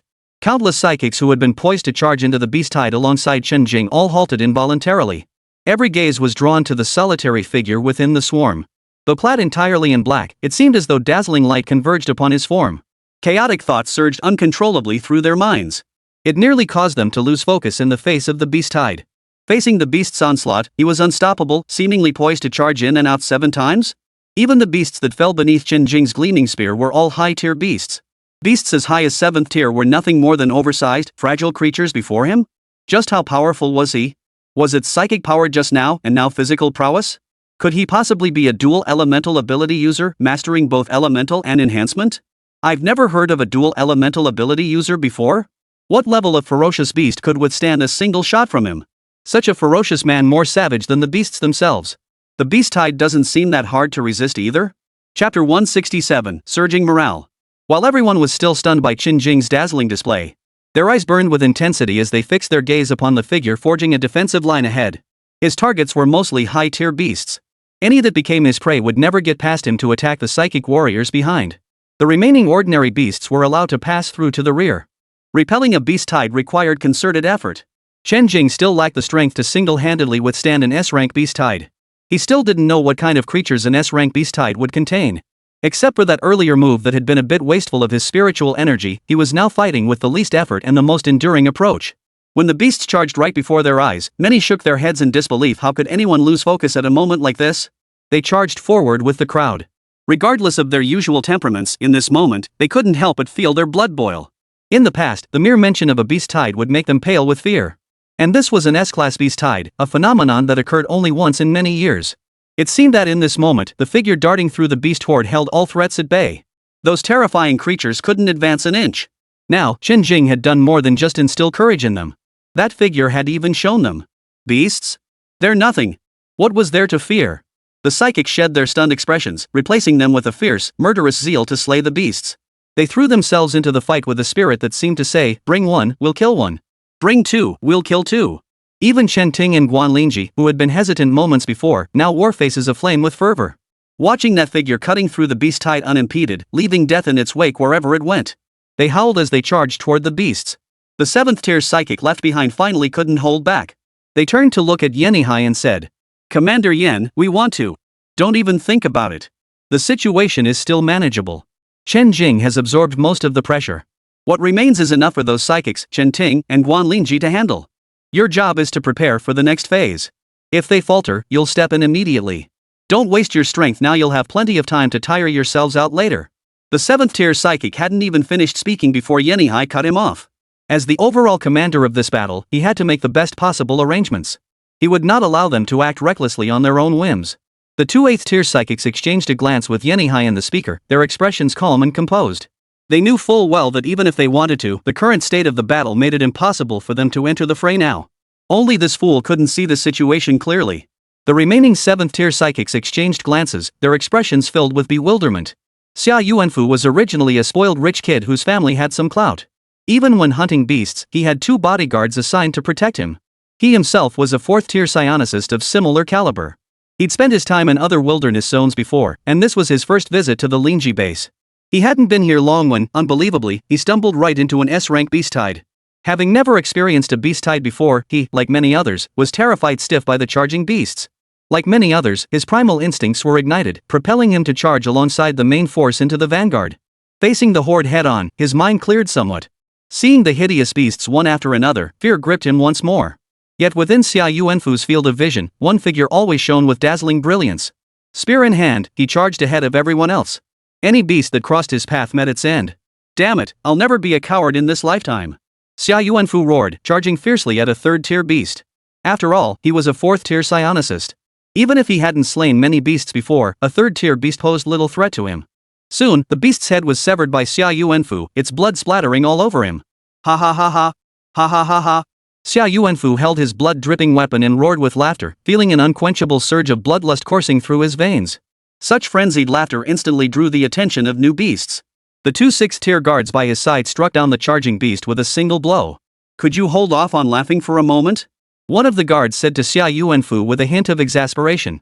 Oh, right. Got it. I'll slaughter every last one of you bastard beasts. Xia Yuanfu, feeling a bit embarrassed, turned and cursed furiously, then charged headlong at another 3rd tier beast. This same scene was playing out for many others at that moment. But the others were seasoned veterans, without backup guards to support them. Naturally, they wouldn't let their guard down in such a perilous situation. After all, the Lingji base had experience dealing with beast waves. They encountered it several times a year. That's defense. Moreover, this was an exceptionally rare S-class beast tide. Though military personnel and psychics appeared unfazed on the surface, fear inevitably lurked in their hearts. They, too, had families and loved ones. No one wanted their loved ones to hear news of them only when it was their death. Yet, to protect their homeland and shield their loved ones from the beast's ravages, they must fight on the front lines. Fear? That was merely a temporary reprieve, a reason to press forward without retreat. But now, watching that figure bathed in purple light, spear in hand, charging ahead of everyone else. Chen Jing, single-handedly repelling the mightiest beasts from breaching the gates. Chen Jing, whom no beast could defeat in a single strike. Every single one of them felt the fear deep within their hearts vanish completely. They felt that this horde of vicious beasts, those damned creatures, didn't seem quite so terrifying after all. Look at that figure slaughtering 6th and 7th tier beasts as easily as butchering chickens and dogs. Not a single high-tier beast could get past Chen Jing. What was there left to fear? Follow the thunder god. Kill. Someone shouted the command. Kill. A deafening battle cry erupted from the crowd, its momentum even more overwhelming than the beast tide before them. Yenihai glanced in horror, but his gaze ultimately fixed firmly on the figure at the very front. Is this his influence? Yenihai watched the dazzling purple radiance belonging to Chen Jing, the fervor deep within his eyes concealed. How fortunate for humanity to have produced such a true powerhouse. May he hold out a little longer. When his strength wanes, you must all go and rescue him. He absolutely cannot fall in this beast tide. The latter words were directed at the two 8th tier psychics. The two 8th tier psychics exchanged a glance and nodded solemnly. They would protect him at all costs. Chen Jing had no idea what the people behind him were thinking at that moment. Even if he did, he would only thank them for their kindness. As for relying on others to save him, that was simply not going to happen. Chen Jing would never allow such a situation to occur. Chapter 168, The Deep Mountain Conference. Ding! Congratulations, host, on completing the 3 stages of demon slaying. 6th tier demonic beasts 100 completed, 7th tier demonic beasts 30 completed. Ding! Congratulations, host, on receiving your reward, 5 bottles of true spirit pills and 2 bottles of spirit fusion pills. Chen Jing's hand paused mid-strike against the ferocious beast. He hadn't expected to complete the 3rd stage task after only 2 waves of beasts. He casually fired another shot, piercing the body of the beast before him. Ding! Stage-based quest now activated, Demon Slaying and Monster Extermination Stage 4. Hunt 200,000 Tier 2 Demonic Beasts, 100,000 Tier 3 Demonic Beasts, 50,000 Tier 4 Demonic Beasts, 20,000 Tier 5 Demonic Beasts, 5,000 Tier 6 Demonic Beasts, 1,000 Tier 7 Demonic Beasts, 100 Tier 8 Demonic Beasts, 3 Tier 9 Demonic Beasts. Completion reward, Golden Core Formation. Phase progress, Demon Slaying. Tier 2 Demons, 0 200,000, Tier 3 Demonic Beasts, 0 100,000, Tier 4 Demonic Beasts, 150,000, Tier 5 Demonic Beasts, 0 20,000, Tier 6 Demonic Beasts, 1 5,000, Tier 7 Demonic Beasts, 0 1,000, Tier 8 Demonic Beasts, 0 100, Tier 9 Demonic Beasts, 0 3. New phase mission unlocked. Chen Jing's hands trembled slightly as he stared at the long string of zeros. His spear strikes against the ferocious beasts were slightly off angle, yet the creatures still met their demise. Deep within the swarm of beasts, no one noticed Chen Jing's momentary distraction. Nor did anyone know what he had just endured. As the majority of high-tier beasts fell, only ordinary ones remained. Chen Jing withdrew his movements, stepping into the edge of the beast horde using his skywalking technique. After such prolonged combat, he needed to rest and replenish his spiritual energy. Even if Chen Jing did not act again, the remaining psychic warriors present would find nothing amiss. The high-tier beasts were all wiped out. The answers were handed to you on a silver platter. How could you possibly fail? With Chen Jing stepping aside to hold the rear, the psychic warriors on the field fought with renewed vigor. The most dazzling performers were undoubtedly the two 7th-tier psychics, Chen Ting and Guan Lingji. After Chen Jing stepped back, these two became the new focal points of the battlefield. The psychics surrounding Yanihai watched them with envy, tinged with a hint of resentment. They're fighting so fiercely, but they're all second-rate trash. Just wait until it's our turn to fight. By then, you'll be too exhausted to do anything but watch us do the killing. Damn it, if we let him keep this up, we're screwed in this beast tide. Deep within the jungle, at the edge of the beast tide, 5 8th-tier ferocious beasts exchanged glances, their eyes reflecting deep-seated terror. They were stunned that Chen Jing, a mere lone figure, dared to charge into the beast tide unaccompanied. They were equally terrified by his overwhelming power. They had witnessed every move he made on the battlefield. Even they, as solitary beasts, might not have escaped unscathed if caught in such a swarm. Even if they managed to escape, they would be severely wounded. Let alone annihilate them all. They reckoned that if they truly measured his strength by cultivation realm, he would have to be at least 9th tier. That person was clearly a cut above them all. Individually, they could only match him, or might even fall short. Therefore, they could only resort to a coordinated assault. No matter what, this beast tide must succeed. Exactly. We've been preparing for years, waiting for this day. Since the assault has begun, proceed according to the original plan. First we wear them down, then we strike together. The 8th-tier giant wolf, as massive as a mountain, revealed cunning and treachery in its eyes. The colossal flame lion growled deeply. The coiled, purplish-black serpent hissed menacingly. A black bear, taller and more robust than the giant wolf, pounded its chest with a mighty roar. And at the very center stood a golden tiger-like beast. It wasn't the largest in size. In fact, compared to the other beasts, the tiger might even be considered small. Yet wings had grown from its back. The great beasts roared in unison, communicating with all their might. Finally reaching a decision, they all lifted their heads. A whoa! A wolf's howl rang out first, sounding like the trumpet call for the ferocious beast's attack. High-tier beasts possessed an innate bloodline dominance over their lower-tier counterparts. Their commands could not be refused or resisted. Thus, even those beasts still locked in battle felt a tinge of fear toward the humans before them. Their eyes still turned bloodshot as they charged forward, heedless of their own lives. The unyielding command crushed their minds, driving them into a frenzy, robbing them of reason. Even if charging forward meant certain death, they plunged ahead as if life itself no longer mattered, intent on tearing apart everything in sight. Then, a thunderous roar erupted, like the bellow of a lion. The roars of high-tier beasts echoed from deep within the mountains, reverberating throughout the entire horde. After several roars, the beasts completely lost their minds, charging forward in a frenzied, fearless assault. Those in the front fell, only to be replaced by those behind them. This is the most terrifying aspect of the beast tide. As long as the high-tier beasts continue issuing commands, they will stand their ground to the very end without retreating. But few high-tier beasts ever do. When the lower-tier beasts had suffered heavy casualties and capturing the human city remained unlikely, they would cease their assault. After all, they must preserve the beast lineage. If they all perish, they'll have no followers left, and even their prey will soon be extinct. Low-tier beasts charged relentlessly toward the psychics. After faint roars of beasts echoed from deep within the mountain ranges, their attacks grew even more ferocious. As if oblivious to pain and utterly reckless, they charged forward, trading wounds for wounds, lives for lives. This left the battling psychics utterly exhausted. The beasts seemed to have lost their minds. The pressure suddenly multiplied several times over, making prolonged skirmishes impossible. Yenihai watched the frenzied actions of the beasts on the battlefield with a grave expression. He understood it was due to the faint beast roar he had heard earlier. As a commander who had faced beast waves year after year, he knew precisely that these were the high-ranking beasts controlling the charge from the rear. These beasts were the ultimate controllers of this wave and the most formidable foes to contend with. That roar had come from 3 of them. This meant there were at least 3 high-tier beasts of rank 8 or above controlling this wave. And likely more at a conservative estimate, at least 4 or 5. Damn it, why hasn't backup from the other bases arrived yet? And those people at headquarters, is it really that hard to activate a teleportation array and send over a few experts? Yenihai cursed under his breath, but the psionicist beside him, Wu Xian, focused intently on the battlefield, seemingly oblivious to his rant. Under normal circumstances, after reporting an S-rank beast tide and requesting reinforcements, headquarters would inevitably dispatch powerful fighters to counter the tide and activate a teleportation array to handle emergencies. Yet after all this time, not a single word had come through. Only Chen Jing had arrived.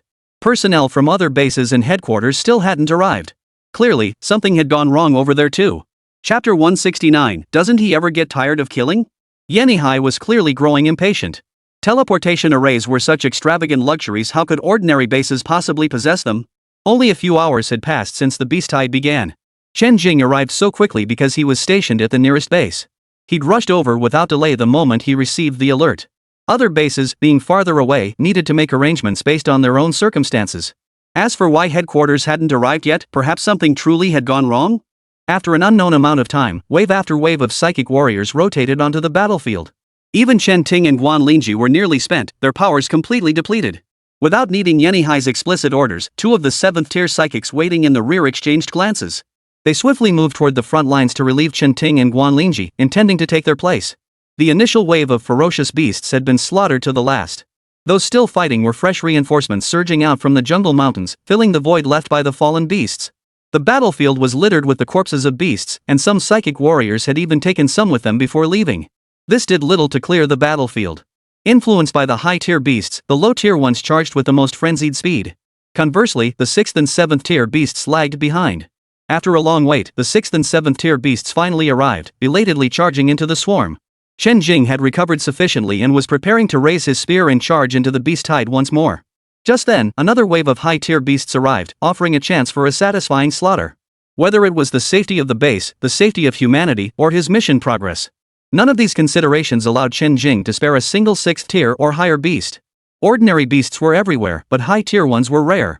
The 2 who had replaced Chen Ting and Guan Lingji now spotted the newly emerging high-tier beasts. 37th-tier beasts, hundreds of 6th-tier beasts. Gritting their teeth, they glanced at Chen Jing, each preparing to select a 7th-tier beast as their opponent. However, Chen Jing glanced at them and spoke in a calm, gentle tone. "I'm afraid I'll have to trouble you 2 elders. Just focus on the beasts charging right at you. As for those big ones, I'll handle them." The 2 exchanged glances, both their eyes widening in surprise. Hadn't they been fighting for so long? Weren't they tired? He had just finished resting on the sidelines after the previous battle, yet barely any time had passed. Now, with these new beasts appearing, he wanted to take them all on himself. But recalling Chen Jing's extraordinary combat prowess, they didn't press the issue. Against 7th-tier beasts, they could only eliminate 2 at most. Against lower-tier beasts, however, their contribution would be immense. With them holding the rear, the casualty rate among ordinary psychics would drop dramatically. Both men nodded deeply. Be careful. Hesitation only wastes time. Chen Jing wasn't a child. He knew his own strength and had his own judgment when it came to ferocious beasts. On the battlefield, facing a tide of beasts, the greatest pitfall for an exceptional warrior was arrogance. And they believed Chen Jing was not that kind of person. Rather than wasting time here, it was better to slay more beasts and hasten the end of the onslaught. Or at least reduce the number of beasts, easing the pressure on the other psychics. Upon hearing this, Chen Jing hoisted his spear and charged once more into the beast horde. The others witnessed that purple meteor-like figure rejoining the fray.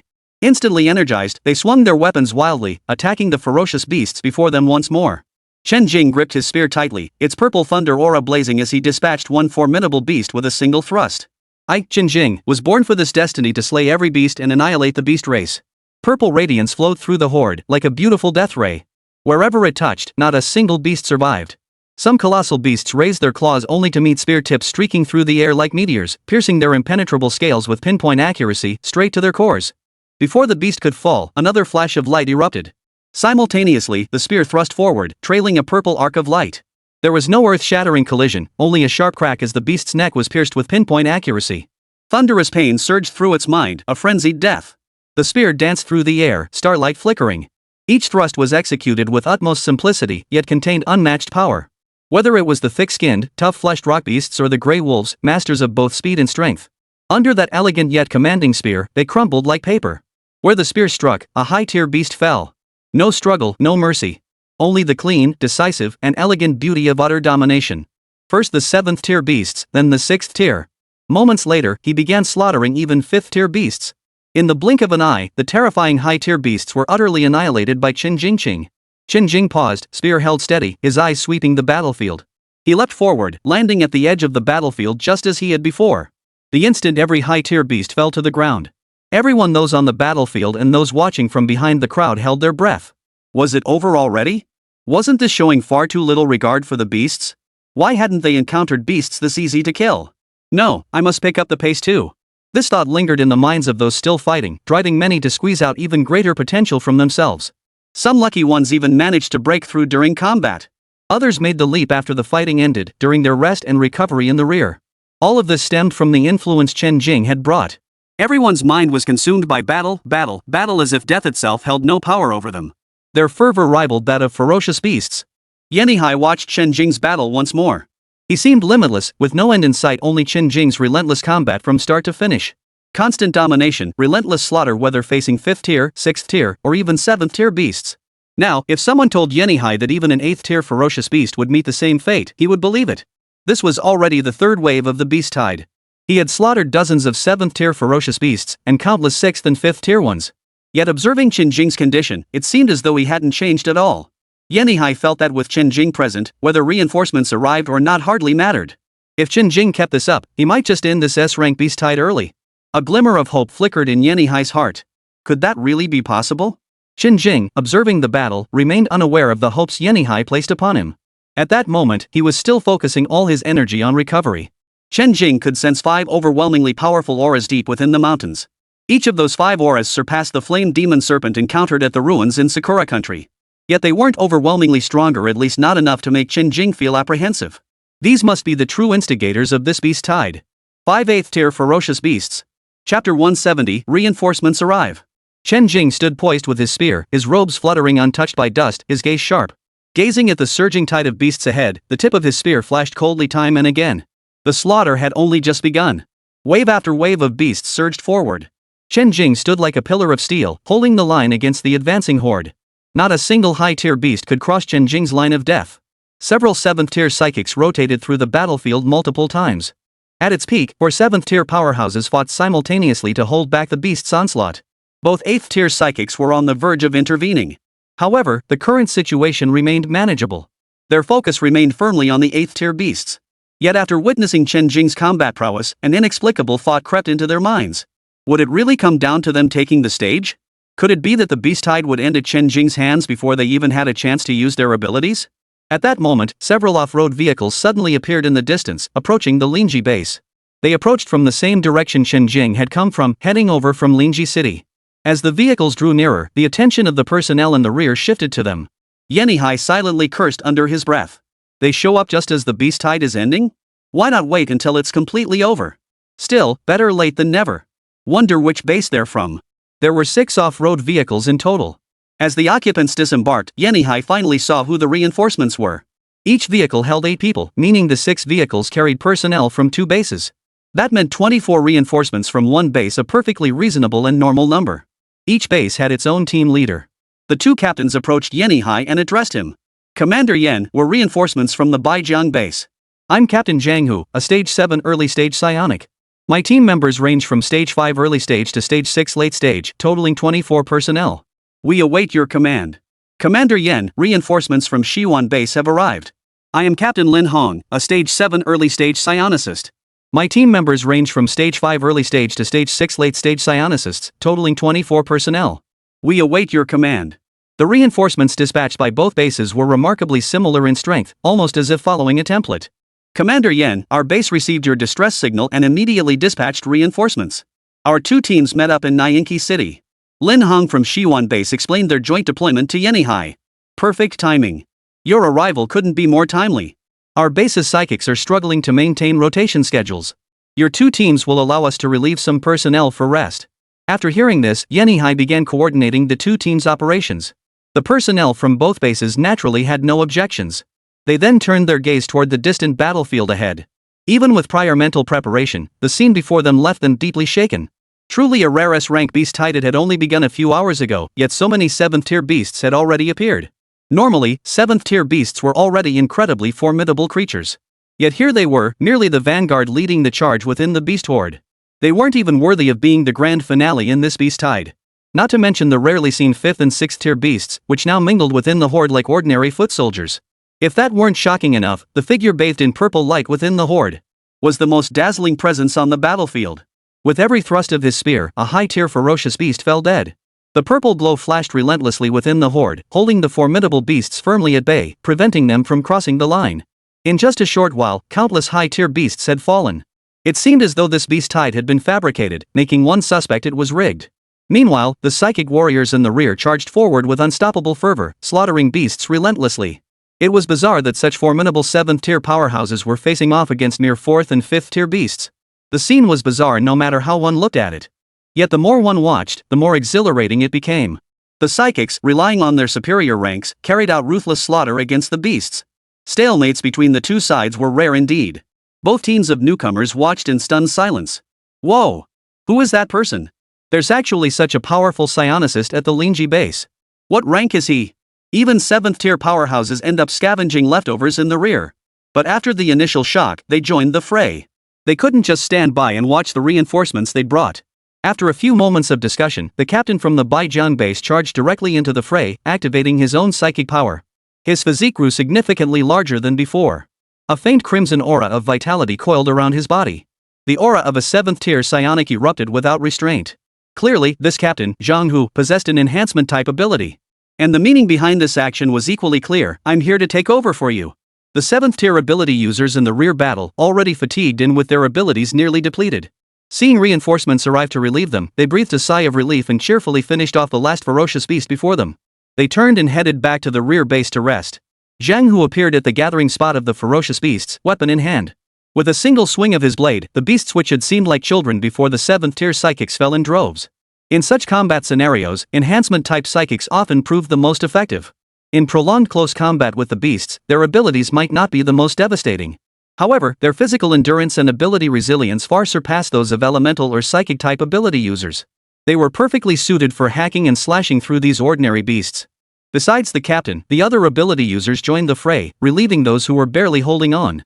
Some fought alone, slaying the beasts. Others worked together in teams, turning the slaughter into an assembly line. Since these were all ordinary beasts posing no threat, they simply focused on slaughtering them relentlessly. Roar! Just as Chen Jing was reveling in the thrill of the kill, a deep, menacing beast roar suddenly echoed through the air. The roar was deep, seemingly possessing astonishing penetrating power, causing Chen Jing to raise an eyebrow. Which 8th tier beast couldn't resist making an appearance? For ordinary psychic users, merely hearing this roar would cause their chi and blood to surge violently, their heads to grow dizzy, and their eardrums to ache sharply.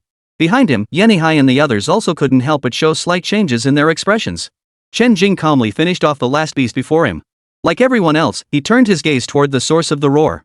A monstrous beast, towering as high as a small mountain, emerged from the depths of the mountain range, appearing before Chen Jing and the others. Its form resembled a lion, yet its fangs were sharper and more protruding than those of an ordinary lion. Its flowing coat was a vivid crimson, like flames burning, and a dense aura of fire elemental energy swirled around its massive form. Mid-stage 8th rank ferocious beast, the Crimson Flame Mad Lion. Chapter 171, Spear strikes like a dragon. The moment the Crimson Flame Mad Lion appeared, its enormous eyes locked onto Chen Jing. Among the 5 great 8th tier ferocious beasts, its temperament was the most violent and impulsive. Even as Chen Jing slaughtered its minions with reckless abandon, it had been on the verge of losing control, desperate to charge forth. So what if Chen Jing was formidable? After all this slaughter, surely he must be exhausted by now. It refused to believe that after such a prolonged battle, Chen Jing could still be more formidable than it. Burning with rage, the Crimson Flame Mad Lion was the first of the 5 beasts to charge forward. Its eyes blazed with bloodlust and murderous intent, yearning to tear Chen Jing to shreds at once. Their offensive plan had nearly been ruined by this damned human. If he kept killing like this, they wouldn't even breach human territory before their vanguard was wiped out. The beast tide they had painstakingly assembled would lose its purpose. The psychic warriors on the battlefield felt a flicker of panic upon seeing the Crimson Flame Mad Lion emerge. After all, they would likely never encounter an 8th tier ferocious beast more than a handful of times in their entire lives. Soon, they had no choice but to refocus their minds and bodies on the battle against the beasts. The appearance of the 8th tier ferocious beast, the Crimson Flame Mad Lion, not only failed to slow the beast's advance. Instead, it only made them more frenzied, their assault growing even more ferocious. Yanihai and the 2 other 8th tier psychics beside him could no longer spare a thought for Chen Jing on the battlefield. Their expressions turned grave as they stared at the beast. The 8th tier beast king had finally arrived. It could be a blessing, or it could be a curse. The emergence of an 8th tier beast king signaled that the beast tide was nearing its end. But with the current personnel on the field, their strongest combatant was Chen Jing, along with himself and the 2 other 8th tier individuals. Chen Jing had already fought long enough. How much combat strength remained within him now was unknown, though it seemed the prolonged battle hadn't significantly affected him before. But no one could say for certain how much strength he had left to face an 8th tier beast now. A mid-stage 8th rank beast is already difficult to kill, let alone one of such exceptional quality. Its strength should not be underestimated. It would be difficult for even one of you to handle it alone. Yanihai addressed the 2 8th tier powerhouses. Difficult or not, we must proceed. We can't deploy 2 8th tier experts just to deal with one beast. What would we do for the next one? I see that young friend Chen Jing possesses considerable strength. Perhaps he could assist me from the sidelines. Then Yanqingyu, you go. Your level matches that of the Crimson Flame Lion, but your water-type ability is precisely what counters it. Alright, I'll handle it. Yanqingyu heard Yanihai's arrangement without surprise. He turned and charged toward the Crimson Flame Lion. Before he could get close, Chen Jing suddenly called out to him. Senior. Now that you're here, young friend Chen Jing, would you be willing to join me in battling this Crimson Flame Mad Lion? Hearing Chen Jing's call, Yanqingyu halted and turned to look at him. Senior, just watch my back from the sidelines. I can handle this alone. Chen Jing offered Yanqingyu a faint smile. Yanqingyu's brow furrowed slightly. It wasn't that he was unwilling to provide backup. Rather, he feared Chen Jing was overconfident in his own strength. Facing a mid-stage 8th tier ferocious beast alone was not the same as confronting an ordinary 8th tier psychic. He feared Chen Jing might be injured by underestimating the 8th tier beast. A single lapse in attention could even cost him his life. He couldn't let such a prodigy fall because of his momentary arrogance. Chen Jing, I know you've killed an 8th tier psionicist, but that's vastly different from an 8th tier ferocious beast. Especially after fighting for so long, it's not advisable. During the fight, I'll focus on the Crimson Flame Mad Lion. You can stay nearby and assist me at any moment. Yanqingyu pleaded earnestly with Chen Jing. Time was already tight, and they'd already exchanged quite a few words here. The Crimson Flame Mad Lion was already charging toward them at full speed. Chen Jing clearly understood this too. He glanced at the Crimson Flame Mad Lion, took a few steps forward. With his back to Yanqingyu, he stated. Senior, whether it's an 8th tier ferocious beast or an 8th tier psychic, it makes no difference to me. I know my limits. With those calm words, Chen Jing transformed into a streak of purple light and shot toward the Crimson Flame Mad Lion. Yanqingyu stood rooted to the spot, watching Chen Jing's receding figure. He hesitated, wanting to say something more. But after opening his mouth, he could only shake his head helplessly. Youthful impetuosity, indeed. Since you're so confident in your abilities, go ahead and try. I'll do everything I can to support you. With that, he followed Chen Jing, his pace slightly slower. For someone like Chen Jing, no amount of persuasion would change his mind. Yanqingyu positioned himself not far from Chen Jing and the Crimson Flame Mad Lion, ready to intervene should Chen Jing be overwhelmed. Chen Jing soared toward the Crimson Flame Lion, hovering midair as he stared levelly at the colossal beast before him. The fiery lion's massive beastly face was twisted with fury. It roared loudly, its foul stench threatening to overwhelm Chen Jing. Chen Jing's expression shifted slightly as he channeled his spiritual energy to shield his nose and mouth. The Crimson Flame Lion let out a furious roar, channeling its flame-based ability. It condensed fireballs the size of basketballs and hurled them toward Chen Jing. Whoosh! Whoosh! Whoosh! The fireballs rained down like arrows, densely packed together, creating an overwhelming sense of pressure. This attack bore some resemblance to the fireball assault unleashed earlier by the Flame Demon Serpent. However, the Flame Demon Serpent's attack was a wide-area skill. The Crimson Flame Lion's release was far more concentrated in power. Oomph! Facing this assault, Chen Jing let out a cold snort as a layer of spiritual energy instantly coalesced around him. He executed lightning flash and sky riding technique, effortlessly evading the terrifying hail of fireballs. Boom! Boom! Boom! After Chen Jing dodged, the fireballs all landed in the open space behind him. The battlefield between man and beast had long been cleared of the ferocious beasts by the Crimson Flame Lion. To prevent collateral damage, a vast open area had been cleared around them. The ground was pockmarked with massive craters from the fireballs, dust flying everywhere, trees snapped and burning, the ground charred black. After evading the hail of fireballs, Chen Jing's figure appeared ethereally above the Crimson Flame Lion's head. Thunder Dragon roars to the heavens. As the words echoed, the Starflame Spear, already primed, gripped Chen Jing's hand. Boiling purple thunder coalesced into a violet dragon, coiling around the starlight glittering spear. Die! Crackle pop! Then, the dazzling purple dragon swept toward the Crimson Flame Mad Lion before him. The Crimson Flame Mad Lion's eyes widened in terror and horror. The Crimson Flame Lion's expression changed drastically. He never imagined Chen Jing's strike would send a chill down his spine. What was this feeling, as if death itself were approaching?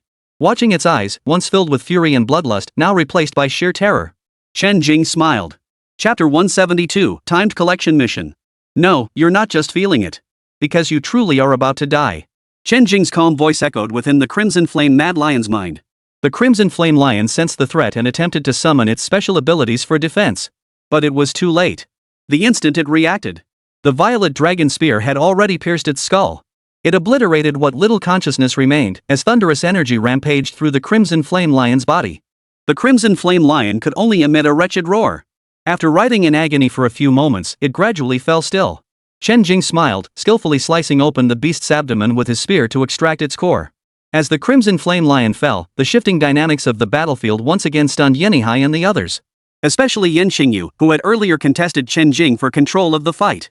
His eyes widened as he stared fixedly at the spot where Chen Jing and the Crimson Flame Mad Lion lay. The Crimson Flame Lion had been taken down in a single strike? Yan Xingyu swallowed hard. So everything Chen Jing had just said was true. How dare he compete with Chen Jing for dominance? Was he even worthy? Yan Xingyu swiftly approached Chen Jing, staring at him as if he'd seen a ghost. At that moment, everyone understood.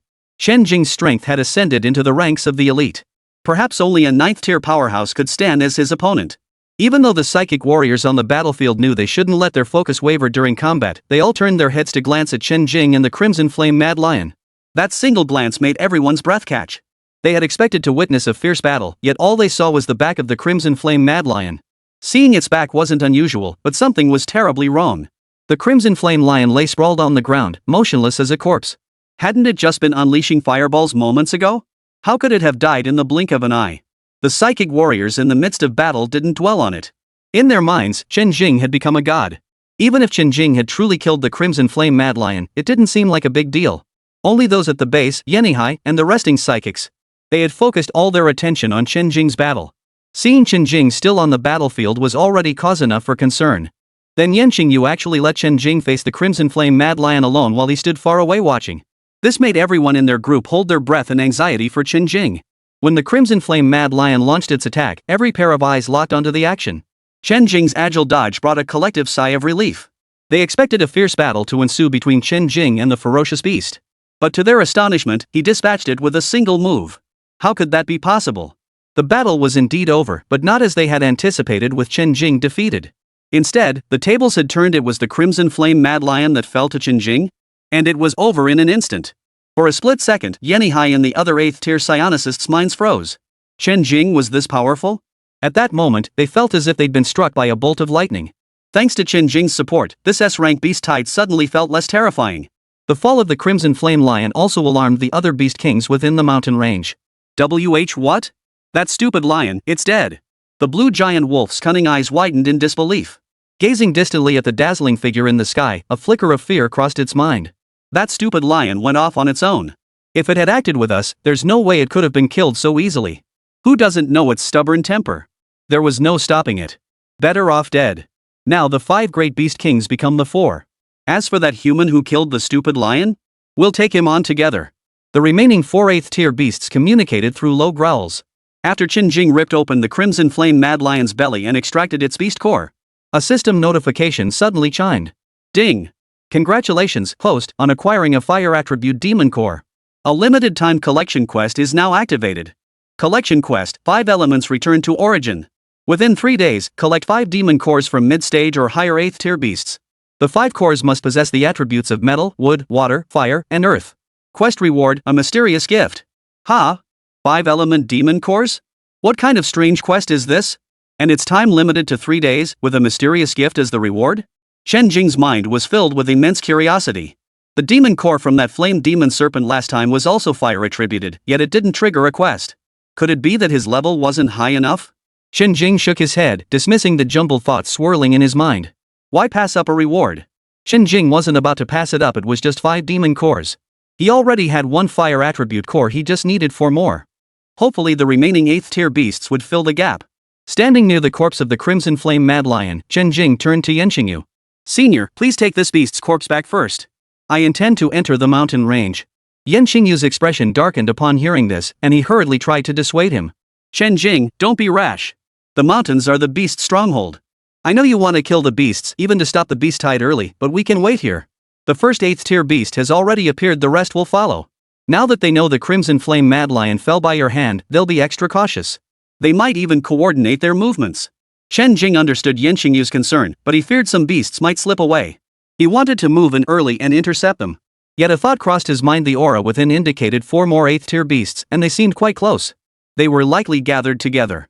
If he charged in to kill them directly, he might still let one escape under a group attack. If any managed to hide within the vast 10,000 mountains, they'd be nearly impossible to track down. Alright, senior, let's wait for them to emerge first and assess the situation. Chen Jing paused for a moment before addressing Yanqingyu. Alright, let's see how things go. Yanqingyu exhaled in relief, raising a hand to wipe the cold sweat from his forehead. He'd take the advice.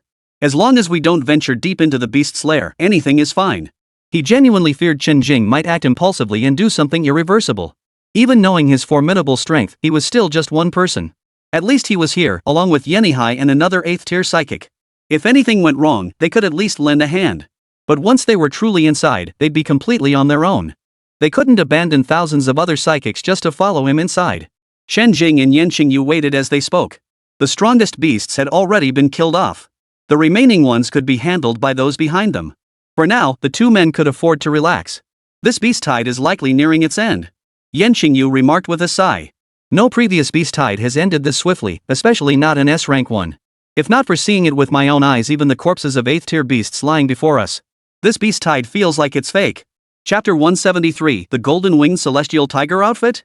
Yet Yanqingyu knew it wasn't. Everything before his eyes was real. All because of the young man standing beside him at that moment. It's ending this quickly? Chen Jing wasn't very familiar with large-scale beast surges, having never experienced one firsthand. Hearing it was already drawing to a close, he felt a hint of regret. This was a rare opportunity to grind quests. Killing beasts on solid ground was far easier than battling them in the ocean. When hunting sea beasts, one must simultaneously wield aerial techniques and water manipulation spells. The spear just didn't feel as smooth and responsive underwater as it did on land. Moreover, the sea beasts were simply too massive. Though they appear in vast, swarming groups, their actual numbers are surprisingly small. Yeah, only a handful of beasts appear as the finale. The first one has already shown up, so the others can't be far behind. Based on past experience, the beasts that appear later are always stronger. But given the Crimson Flame Mad Lion's strength, it shouldn't be the weakest. It might be the most impulsive and volatile one. Chen Jing cut straight to the heart of the matter. Right, that's possible. Chen Jing, if I may ask, what rank are you currently at? Yanqingyu was genuinely curious about Chen Jing's strength. It was simply too formidable. Could he be 9th tier? Chen Jing glanced at Yanqingyu and replied indifferently. I'm not sure. This answer startled Yanqingyu. Not sure? Yeah, I don't know what level I am anymore. Before, I could tell what rank I was. But now? I just don't know. Only when facing an enemy does my instinct tell me whether I can defeat them or not. Yanqingyu was stunned by this revelation.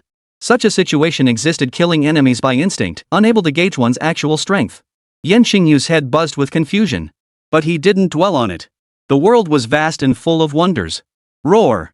Woo woo! Just as the two were deep in conversation, a series of ferocious beast roars suddenly echoed from the distant mountains. Immediately after, several massive figures burst forth from the thicket. Accompanied by the explosive surge of overwhelming predatory aura emanating from their bodies, they swept forward. Chen Jing and Yan Xingyu's conversation halted instantly as both turned to stare at the colossal beasts.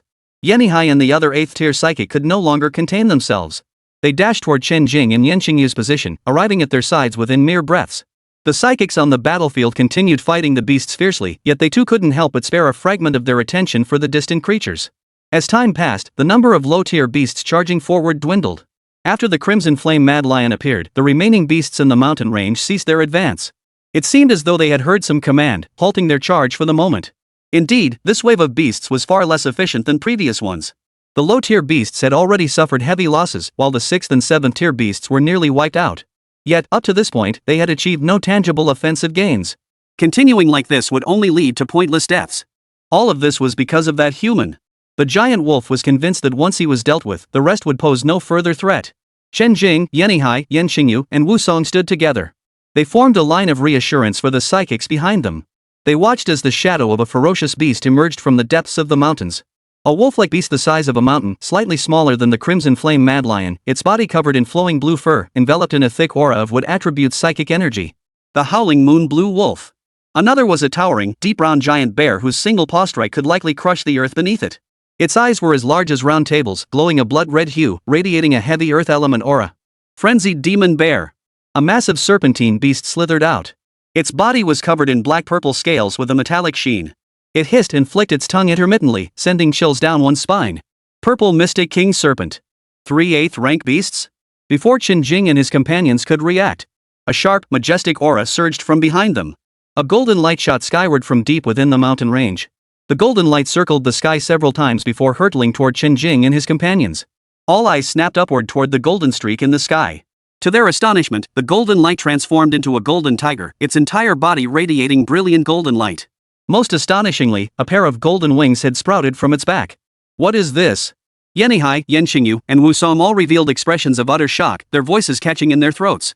Golden Wings Celestial Tiger. Chen Jing found the name unfamiliar, perhaps he hadn't studied it yet. Or perhaps it was an extremely rare, mutated species of ferocious beast. A tiger that could fly, and one that was golden in color.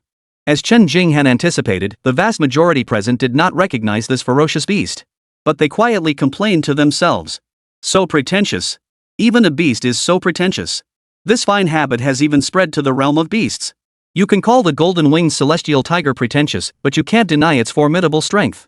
Merely stepping onto the stage, it instilled an overwhelming sense of pressure upon everyone present. Even Yanihai and his 2 companions felt their hearts skip a beat.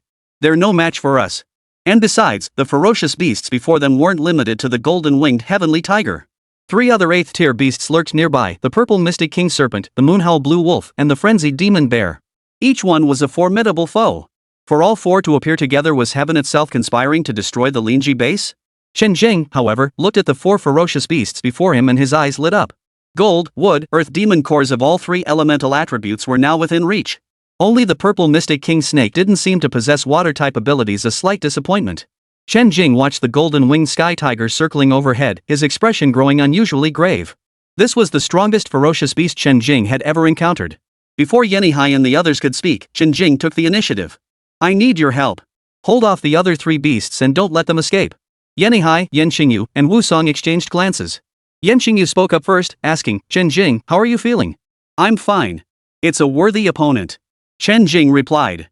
His tone carried no heaviness, clearly confident in his battle against the golden-winged celestial tiger. Yan Xingyu then turned to Yanihai and Wu Song. Then the 3 of us will each take one. Yanihai and Wu Song both exchanged solemn glances with Chen Jing before turning to charge at the ferocious beasts they had each chosen. As a water-type ability user, Yan Xingyu selected the purple Mystic King Snake as his opponent. Yanihai charged toward the Howling Moon Wolf, while Wu Song opted for the frenzied Demon Bear. Watching them scatter toward their respective beasts, he turned and soared into the sky, leveling with the golden-winged heavenly tiger. Chen Jing's gaze fixed on the golden-winged heavenly tiger not far away. Man and tiger stood facing each other from afar, their auras radiating like rainbows. The battle was about to erupt. Chapter 174, Fierce Battle with the Golden-Winged Celestial Tiger. The morning sun glowed like a dreamlike glow. The pre-dawn sky was already tinged with flecks of golden light. Yet all eyes were fixed upon the dazzling golden-winged heavenly tiger. And Chen Jing, standing opposite the ferocious beast, radiating an equally formidable presence.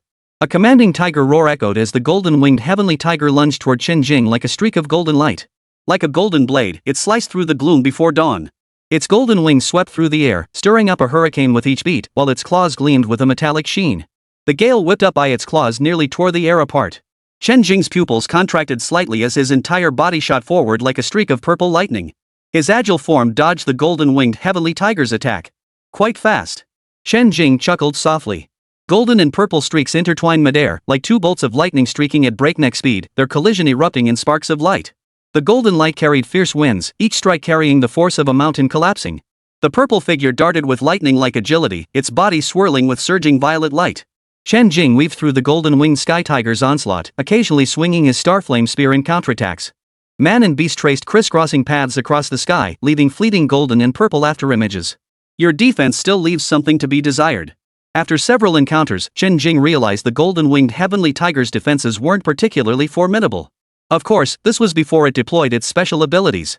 Gold elemental ability users specialized in offensive attacks, though their defenses were also respectable. Though not as formidable as Earth-type abilities, they still ranked among the top tier against most other powers. Let's try this. Flying through the air, Chen Jing formed seals with one hand as deftly as weaving through flowers. In an instant, the clouds churned violently. Countless purple lightning bolts danced like silver serpents, weaving into a colossal thunderous palm strike that crashed down. The colossal thunder palm engulfed the golden-winged celestial tiger, which now found its size advantage rendered meaningless. Yet the golden-winged heavenly tiger stood unflinching, its wings beating fiercely. Across the boundless heavens and earth, the golden-winged celestial tiger's roar echoed across the sky. A golden light shield flared around its body as it charged head-on toward the thunderous palm. As they clashed, a deafening boom echoed. The golden light shield on the golden-winged heavenly tiger shattered, while the thunderous giant palm nearly exploded. Only a faint remnant of the thunderous palm remained. The golden-winged celestial tiger lunged forward once more, its sharp claws tearing through the palm imprint shrouded in thunder. Crackle pop. The thunderous sky vanished into thin air. The strike yielded no result. After tearing apart the thunderous palm, the golden-winged celestial tiger stood poised in the sky. Another tiger roar echoed as the golden-winged celestial tiger spread its wings wide. Golden light burst forth from its pair of golden wings. Then, with a flap of its wings, whoosh, whoosh, whoosh, countless slender golden light arrows formed, shooting toward Chen Jing. Dense and thick, like a golden rain of light. They pursued him relentlessly. Seeing he couldn't dodge like before to conserve spiritual energy, Chen Jing's hands flashed in rapid succession, instantly weaving a dense net of thunderous electricity. Under his control, the originally white area group attack spell contracted to match the range of the golden light rain. Its density and thickness far surpassed anything before. Chen Jing intended to use this thick barrier woven from purple thunder to block the golden light rain. As he cast the spell, Chen Jing reflected. His defensive capabilities were still too weak, he hadn't even mastered a single defensive spell. The golden light rain reached Chen Jing in an instant, crashing heavily against the purple thunder barrier. The golden light exploded violently, scattering into countless tiny golden fragments that dissipated. The thunder barrier crackled and popped. The tiny pits blasted by the golden light rain quickly filled in, restoring the surface to its original state without a trace of change. The golden light rain continued for quite some time before finally ceasing. Sustaining such a powerful ability for an extended period took a significant toll even on the golden-winged celestial tiger. Chen Jing was equally drained, both sides having endured prolonged exertion. As the golden light rain ceased, under Chen Jing's control, the purple barrier in his hand transformed into an impenetrable net of thunder, crashing down toward the golden-winged heavenly tiger. Once a spell was unleashed, it could not be wasted. The golden-winged heavenly tiger had no time to react, having just finished unleashing the golden light rain. It was caught in that vulnerable moment between the dissipation of its old power and the buildup of new. Seeing the thunder net descending, it could only brace its body to endure the impact. The golden-winged celestial tiger let out a deafening roar. Crackle! The golden-winged sky tiger's claws slammed into the thunder net, attempting to tear it apart as before. But this thunderbolt was far more potent than the fading attack before.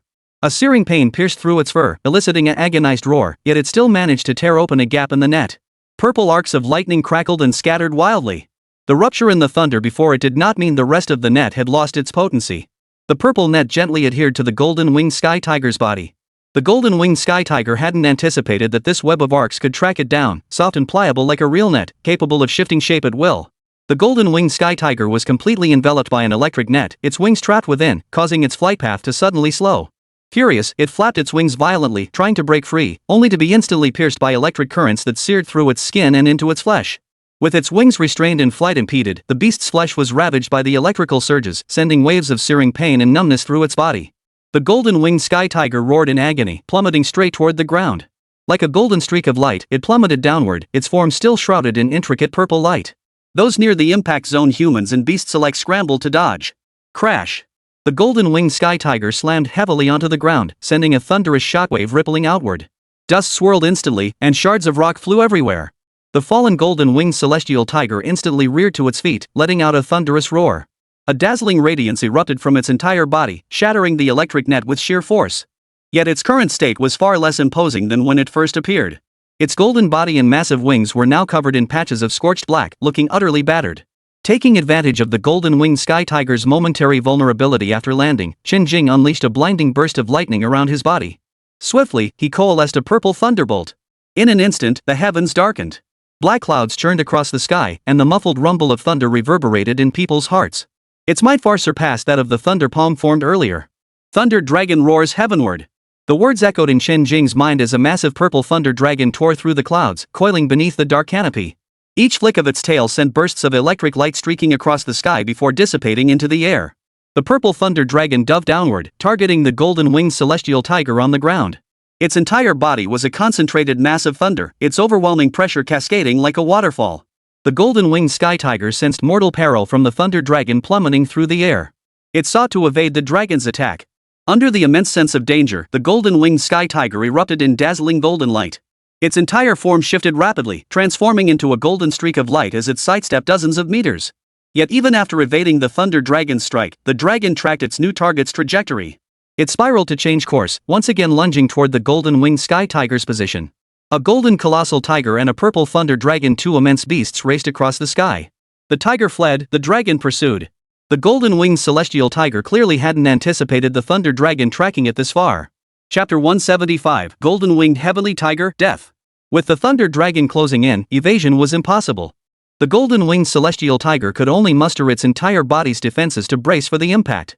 Furious, it flapped its wings and roared, erupting in dazzling golden light. The golden gale collided with the purple thunder dragon, erupting into a blinding burst of light. The golden-winged heavenly tiger and the purple thunder dragon collided. Boom! A tremendous explosion echoed, sending massive energy ripples sweeping outward from their center. After the attack, Chen Jing's aura seemed slightly unstable. Summoning the thunder dragon had taken a heavy toll on Chen Jing.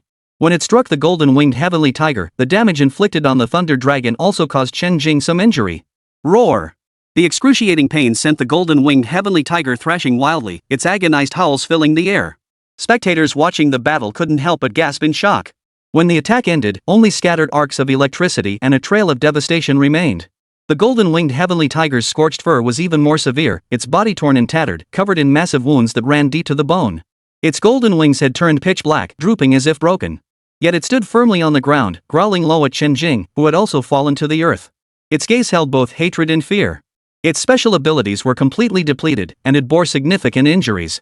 How could this human still be unharmed? Was he that powerful? It stared at the spear in Chen Jing's hand and his unwaveringly steady stance. And the unwavering fighting spirit in Chen Jing's eyes. Finally, it let out a roar of frustration. The golden-winged sky tiger turned and charged toward the mountains. Its wings were useless now, forcing it to flee on legs alone. But at this point, Chen Jing would never let it escape. You think you can run? Chen Jing roared, stomping his foot hard against the ground. Using the recoil to propel himself forward, he charged toward the golden-winged heavenly tiger. Chen Jing swiftly closed the distance, wielding his spear with his last reserves of spiritual energy as he launched an attack at the ferocious beast before him. His toes caught hold of a protruding rock, propelling his body upward as he spun the spear in a series of dazzling flourishes. Each strike carried the force to shatter mountains and rend rocks. Faced with Chen Jing's relentless assault, the golden-winged heavenly tiger's rage boiled over. Even after fleeing like this, you still won't let me go. Facing the icy tip of Chen Jing's spear, the golden-winged heavenly tiger charged forward instead of retreating, its sharp claws slamming down toward him. Without that terrifying thunderous power, I refuse to believe your human flesh can still match my 8th-tier ferocious beast. Facing the golden-winged heavenly tiger's counterattack, Chen Jing abruptly redirected his spear tip. Like a serpent darting from its hole, it pierced toward the weakest gap in the claw's scales. With a sharp hiss, the spearhead pierced the scales, drawing a trail of blood beads. The entire front paw of the golden-winged heavenly tiger was pierced through. In agony, the beast lashed out with its massive tail like a steel whip, the gale it generated nearly tearing Chen Jing's clothes to shreds. Chen Jing spun violently, evading the tail strike while the starflame spear traced an arc through the air. The spear tip swept upward, aiming for the golden-winged heavenly tiger's belly. The golden-winged heavenly tiger roared furiously, attempting to flap its wings and soar skyward to evade this deadly strike. but it forgot its wings were already injured, unable to fly. Chen Jing thrust his spear toward the beast's soft underbelly, channeling spiritual energy into the shaft until the tip glowed with a purple radiance. Chen Jing's figure flashed like lightning as he violently thrust the spear upward. Thud! The sound of metal-piercing flesh echoed as the thunder spirit energy invaded the golden-winged sky tiger's body, wreaking havoc. The golden-winged sky tiger roared in agony, its body struggling violently before rolling swiftly, finally shaking off the dreaded spear. Chen Jing closed in instantly, his spear striking like a dragon emerging from the sea. Spearhead, shaft, and butt alternated in a relentless assault. It formed a swift lightning bolt, each strike targeting the golden-winged heavenly tiger's vital points. Chen Jing and the golden-winged heavenly tiger fought fiercely back and forth, the beast's body accumulating numerous severe wounds. Without the destructive force of the thunder spirit energy, the golden-winged heavenly tiger lost a great deal of blood, making its injuries even more severe. Crimson blood stained vast patches of land. Chen Jing breathed lightly, his grip on the spear slightly numb, yet his gaze grew ever sharper. His spiritual energy was nearly depleted from the battle with the golden-winged heavenly tiger. Chen Jing now relied solely on his physical strength and weapon to battle the golden-winged heavenly tiger. Though a Thunder Shadow clone remained dormant within his dantian, he had no intention of summoning it. This was the perfect opportunity to truly test himself against a fierce beast. From the start of his cultivation to now, Chen Jing had enjoyed overwhelming victories, dispatching even slightly tougher opponents in just 1 or 2 moves. At the very least, he had always defeated his opponents before his spiritual energy was depleted. In truth, Chen Jing had rarely experienced truly evenly matched combat. This had done little to hone his combat experience. Finally, he encountered a formidable opponent like the golden-winged heavenly tiger, which was excellent in every aspect. With both their spiritual energy and special abilities exhausted, Chen Jing now intended to use the golden-winged heavenly tiger's body to hone his skills. The golden-winged heavenly tiger could only think, "Are you being polite?" In the open field, the charred and barely alive golden-winged sky tiger struggled to stand. Roar! After the roar, it took a step forward, intent on charging toward the despicable figure before it. Between it and Chen Jing, the situation had reached a point of no return. Escape was no longer an option. Its sole purpose now was to tear Chen Jing apart with every ounce of strength it possessed. Yet before its first foot could move, Chen Jing's spear struck out. The Starflame spear blazed with radiant light, tracing a magnificent arc through the air. The spear's shadow pierced the golden-winged sky tiger's skull with pinpoint accuracy, extinguishing its last breath. The golden-winged heavenly tiger's roar gradually faded. Then, its massive body swayed and crashed heavily to the ground. Truly worthy of its peak 8th tier status. Such a rare and ferocious beast actually withstood my full combat power before being slain. My spiritual energy is depleted now. If it weren't for the Thunder Shadow clone as my trump card, even one more 8th tier beast would have forced me to flee.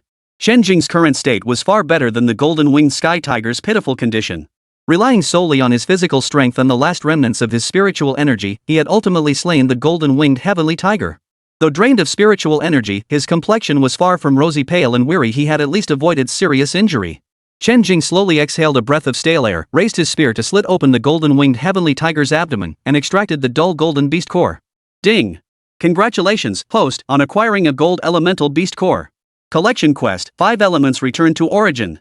Gold 1-1, Wood 0-1, Water 0-1, Fire 1-1, Earth 0-1 countdown, 3 days. At that moment, the system notification sounded in his mind. All his efforts had been for this demon core. Chen Jing glanced at the golden-winged heavenly tiger's corpse. It was so mangled it was hard to look at, and he couldn't tell what parts might hold any value. Never mind. He'd deal with it once they dragged it back. Next up, it's time for the other ferocious beasts.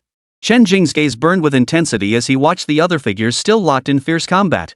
Chapter 176, Slaying the Purple Shin King Snake. Before the howling moon blue wolf, Wusong's body blazed like a human torch. He unleashed attacks with all his might, yet the giant wolf forced him back repeatedly, sparks flying everywhere. Yenihai's blood boiled as he wielded a massive axe with fierce, powerful swings, trading blows back and forth with the raging demon bear. The purple mystic king snake flickered its tongue, entangled in a battle of water element abilities with Yan Qingyu. As for killing enemies? That was impossible. Yan Qingyu and Yenihai fought the beasts to a standstill, but their endurance couldn't match the monsters. Given enough time, defeat was inevitable. While Chen Jing battled the golden-winged celestial tiger, Wusong, fighting the howling moon blue wolf, was being pushed back relentlessly. He could barely keep himself alive, and holding off this giant wolf was already pushing his limits. As for the other two, they were utterly unable to spare any help for him. A 2-on-1 fight might have yielded victory, but in 1-on-1 combat, none of the three held an advantage. Though the howling moon blue wolf was the lowest ranked and smallest of the 3 ferocious beasts, it proved exceptionally resilient. It possessed no weaknesses in any aspect. Its speed, strength, and special abilities were all among the finest for a ferocious beast of its realm. Only Wusong, relying on his fire-type abilities to counter the wood-type, could barely hold his ground against the howling moon blue wolf. Anyone else would have been defeated long ago. The berserker demon bear, on the other hand, relied purely on brute strength, lacking any technique. It had weathered countless attacks with its formidable defense, though at a significant cost. The clash between the purple mystic king snake and Yanqingyu produced less commotion than the other two battles. Hiss! The purple mystic king snake suddenly expelled a strange, dark purple aura from its mouth. Yanqingyu's pupils contracted as he swept his left hand forward, conjuring a wall of water that completely blocked the deadly poison-based ability. The scattered dark purple aura struck the ground, corroding it into pitted craters. Chen Jing surveyed the land around the purple mystic king snake, now pockmarked with craters, not a single patch of undisturbed soil in sight. The pits were filled with water stains. Chen Jing's eyes flickered as he observed them. After blocking the purple mystic king snake's poisonous ability, the water wall did not dissipate. Yanqingyu clenched his left fist, and the water in the pits suddenly surged upward, transforming into countless sharp water blades that shot straight toward the purple mystic king snake. Not even a trace of the water wall before him went to waste, transforming into blades of water as well. The purple mystic king snake darted sideways with agile movements, like a flash of dark purple lightning. The water blades sliced past its scales, sending up fine droplets and sparks. After striking, the blades fell to the ground, reforming into pools of water once more. Beneath the purple mystic king snake, the ground was covered in such pools. The purple mystic king snake lashed out with its tail, but Yanqingyu executed a combat maneuver to dodge nimbly. Before Yanqingyu could recover, the purple mystic king snake lunged forward with its gaping maw, its fangs gleaming coldly, as if intent on swallowing Yanqingyu whole. Chen Jing's heart tightened at the sight, and he prepared to summon his Thunder Shadow clone to assist. At the critical moment, the water pool beneath the purple mystic king snake suddenly boiled. It transformed into a dense mist that instantly enveloped the purple mystic king snake's body. Disoriented within the mist, the serpent's movements visibly slowed. Yanqingyu seized the opportunity to gather his abilities, condensing them into an exquisite blade in his palm. Fine sparks of electricity danced across its surface, the reaction produced when water-type abilities were compressed to their absolute limit. Now! Yanqingyu's eyes sharpened as the exquisite water blade shot forth like lightning, striking the purple mystic king snake's vital point with pinpoint accuracy within the mist. A dull thud echoed as the strike made the purple mystic king snake hiss in pain, its body convulsing violently. As the mist cleared, several patches of the snake's black-purple scales could be seen peeling off its body. What exquisite mastery of elemental control! Chen Jing couldn't help but exclaim upon witnessing Yanqingyu's battle. In the mere moments he watched Yanqingyu battle the purple mystic king snake, he witnessed such exquisitely masterful ability control and a battle design where every move interlocked seamlessly, without a single wasted motion. Yanqingyu's combat style gave Chen Jing profound inspiration. It dawned on him that combat could be approached this way. Only after witnessing Yanqingyu did Chen Jing realize how crude his own fighting style had been. Pressing the purple mystic king snake relentlessly step by step, perhaps this approach could actually lead to victory. However, Chen Jing could tell that after such a prolonged battle, Yanqingyu had already suffered considerable exhaustion. Yet the purple mystic king snake too bore considerable wounds by now. If someone had stepped in to assist Yanqingyu at that moment, the purple mystic king snake would have met its end at his hands. Before the purple mystic king snake could react, Yanqingyu manipulated the scattered water droplets. Instantly, they transformed into chains that coiled around the purple mystic king snake's body. No matter how violently the purple mystic king snake thrashed, the chains tightened relentlessly as if possessed, ultimately pinning it firmly to the ground. Yanqingyu wiped the sweat from his forehead, panting heavily, his face pale. This was the absolute limit of what he could achieve. The purple mystic king snake still possessed the formidable physique of an 8th-tier ferocious beast, along with its venom-based abilities intact. It was only through his cunning that he had managed to trap it temporarily. Now, he could only suppress the purple mystic king snake with his last shred of power, but he had no way to kill it. If the purple mystic king snake truly faced a life-threatening danger, it would fight to the death, and even his chains would be unable to hold it. Chen Jing watched as the purple mystic king snake remained trapped by Yanqingyu's abilities, unable to break free. His eyes lit up. Perfect timing. Chen Jing's lips curled upward. With a flick of his star flame spear, he charged toward the purple mystic king snake with lightning speed. Now it's your turn. Before the purple mystic king snake's horrified eyes, the silver tip of the spear flashed coldly. Before it could react, the icy light pierced its skull starting from its eye, twisting and wreaking havoc within its brain. With its head destroyed, the purple mystic king serpent's aura gradually faded, its life force slowly extinguished. Yanqingyu watched as Chen Jing transformed into a bolt of lightning, thrusting his spear deep into the purple mystic king serpent's skull, utterly extinguishing its life force. With the withdrawal of his water element ability, the chains binding the purple mystic king serpent instantly dissolved into flowing water. Slithering off the purple mystic king snake's body, it pooled on the ground. The battle ended, leaving the surroundings in utter disarray, the ground littered with traces of corrosion from the venomous abilities. The air still carried the faint, diluted scent of venom. Yan Qingyu stared at Chen Jing, his eyes filled with shock. He had actually slain the golden-winged celestial tiger all by himself. In such a short time. Unfortunately, he had been fully focused on battling the purple mystic king snake and couldn't spare a single thought to watch Chen Jing's fight. He had no idea what kind of battle Chen Jing had endured. Yet now, he still had the strength to aid him, striking down the 8th tier purple mystic king snake in a single blow. Truly, the new generation surpasses the old. Seeing Chen Jing's current state, with scarcely a scratch on him, was truly astonishing. Could that psychic really fight such a fierce beast without a scratch? Chen Jing, you take the beast core of this purple mystic king snake. Yan Qingyu said as he followed Chen Jing. Chapter 177, Clone Battles the Beast. Yan Qingyu's implication was clear. By instructing Chen Jing to retrieve the beast core, he was effectively granting it to him. Chen Jing understood his meaning and was about to speak. Yan Qingyu cut him off and continued. Without you, I could never have slain the purple mystic king serpent. Without me, you could still defeat it. This is what you deserve. Yan Qingyu's words carried an unwavering resolve that brooked no refusal. Chen Jing sighed and accepted Yan Qingyu's offer. Since a 5 Elements Return collection quest had appeared, who knew what other special quests might arise in the future? This venomous demon core, valuable to the system, was something Chen Jing truly didn't want to miss out on. Keeping it might prove useful someday. After securing the purple mystic king snake's demon core, Chen Jing turned his gaze toward Yanihai and Wu Song, who were still locked in combat. The heat radiating from Wu Song's body lashed at the air like a raging serpent, raising the surrounding temperature. Wu Song swung his flame-covered broadsword, hacking at the thick vines surrounding them. The howling moon wolf's fur glowed with a greenish-blue sheen. Wherever its paws touched the ground, thick vines instantly shot up, coiling toward Wu Song. The vines sizzled as Wu Song's flames scorched them, his blade severing them completely. Yet they regenerated relentlessly amidst the howling wolf's low growls. The howling moon wolf always seized the moment when Wu Song was preoccupied with fending off the vines to charge at him.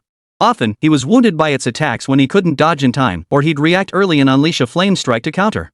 Though he managed to temporarily drive the howling moon wolf back, it was clear Wu Song was now fighting on borrowed time. The howling moon wolf forced him back step by step. The howling moon wolf raised its head and let out a wolfish howl. Layers upon layers of leaves suddenly burst forth from the deep green vines. The edges of the leaves glinted coldly, like countless tiny blades piercing through the flame's blockade, rushing straight toward Wu Song's face. The collision of flames and foliage exploded in the air, filling the atmosphere with the acrid scent of burning and the pungent smell of scorched grass. Wu Song's toes touched the ground, narrowly evading the leaves' assault. Then came the howling moon wolf's claw attack. Wu Song had no time to react, certain he would be gravely wounded by the claws. Yan Qingyu watched helplessly as the howling moon wolf launched its attack, unable to aid Wu Song. His heart tightened. But suddenly, he caught sight of a figure that shouldn't have been there. A purple thunderous aura enveloped it, resembling a human form. Yan Qingyu whipped his head around to see Chen Jing still standing beside him. Exclamation point. Perhaps Yan Qingyu's horrified gaze was too unmistakable. Before he could speak, Chen Jing turned to explain. That's one of my combat techniques. Whose combat technique involves splitting off a clone like that? Yan Qingyu turned his gaze back to where Chen Jing's clone had been. The violet figure held a dazzling purple gold spear in its hand, its brilliance almost blinding. Yan Qingyu examined it closely. This purple gold spear was different from the one Chen Jing held. His eyes flickered toward the spear in Chen Jing's grasp, clearly a rare divine weapon. Then he looked again at the spear in the clone's hand. The clone could wield a weapon. And an S-grade weapon at that. Chen Jing was truly generous. For an ordinary psionicist to possess an S-rank weapon was already rare. And he'd equipped one for his clone? Who knew what grade the spear in his own hands was? A flash of purple light. The clone lunged forward, spear raised, appearing before the howling moon wolf. The attack came suddenly, catching the howling moon blue wolf off guard. The spirit-infused spear pierced through its fur, carving a deep gash. Under Chen Jing's control, the clone deliberately restrained its power, preventing the wound from being charred black by electricity. Bright red blood spattered onto the ground. The howling moon wolf let out a roar in pain. Wu Song was stunned by the scene unfolding before him, still unable to comprehend what had just happened. However, he was already badly injured and couldn't continue fighting. He tilted his head back and swallowed a bottle of healing potion. He turned and moved away from the howling moon blue wolf's vicinity. Glancing around, he immediately spotted Yan Qingyu and Chen Jing. A look of relief spread across Wu Song's face as he rushed toward them. He recognized the figure formed by the purple lightning he had just witnessed, still clutching a long spear in its hand. He understood that it must be Chen Jing's doing. Seeing Chen Jing and Yan Qingyu standing safely there, and then glancing at the corpse of the purple Xin King snake beside them, he felt a surge of relief. Excellent. Their 2 8th-tier beasts had been dealt with. Wu Song raced to their side, collapsed onto the ground, and asked urgently. Xingyu, Chen Jing, what was that thing that just saved me? It was a combat technique clone of Chen Jing's. Yan Qingyu answered calmly, with the air of someone who'd been there before. Exclamation point. I recognize every single word, but when put together, I don't get it. Combat technique no problem. But what the hell is a clone? Alright, I can grasp the concept of a clone. But this clone can wield weapons just like the real person? That's taking it too far. Wusong exchanged equally shocked glances between Chen Jing and the Thunder clone locked in fierce combat with the Howling Moon Wolf. He felt a mix of bewilderment and acceptance. Geniuses always have unconventional methods. It's understandable. Wusong turned his attention back to the battle between the Howling Moon Wolf and the clone. The purple figure's spear hummed incessantly, its tip coiled with faint violet electricity. Every movement of the clone sent crackling sparks of electricity dancing around its body. The battle between them erupted suddenly. Seeing his opponent had unexpectedly changed, Xiao Qinglang's eyes flashed with sharpness. His form flickered, transforming into a green shadow as he lunged toward the clone.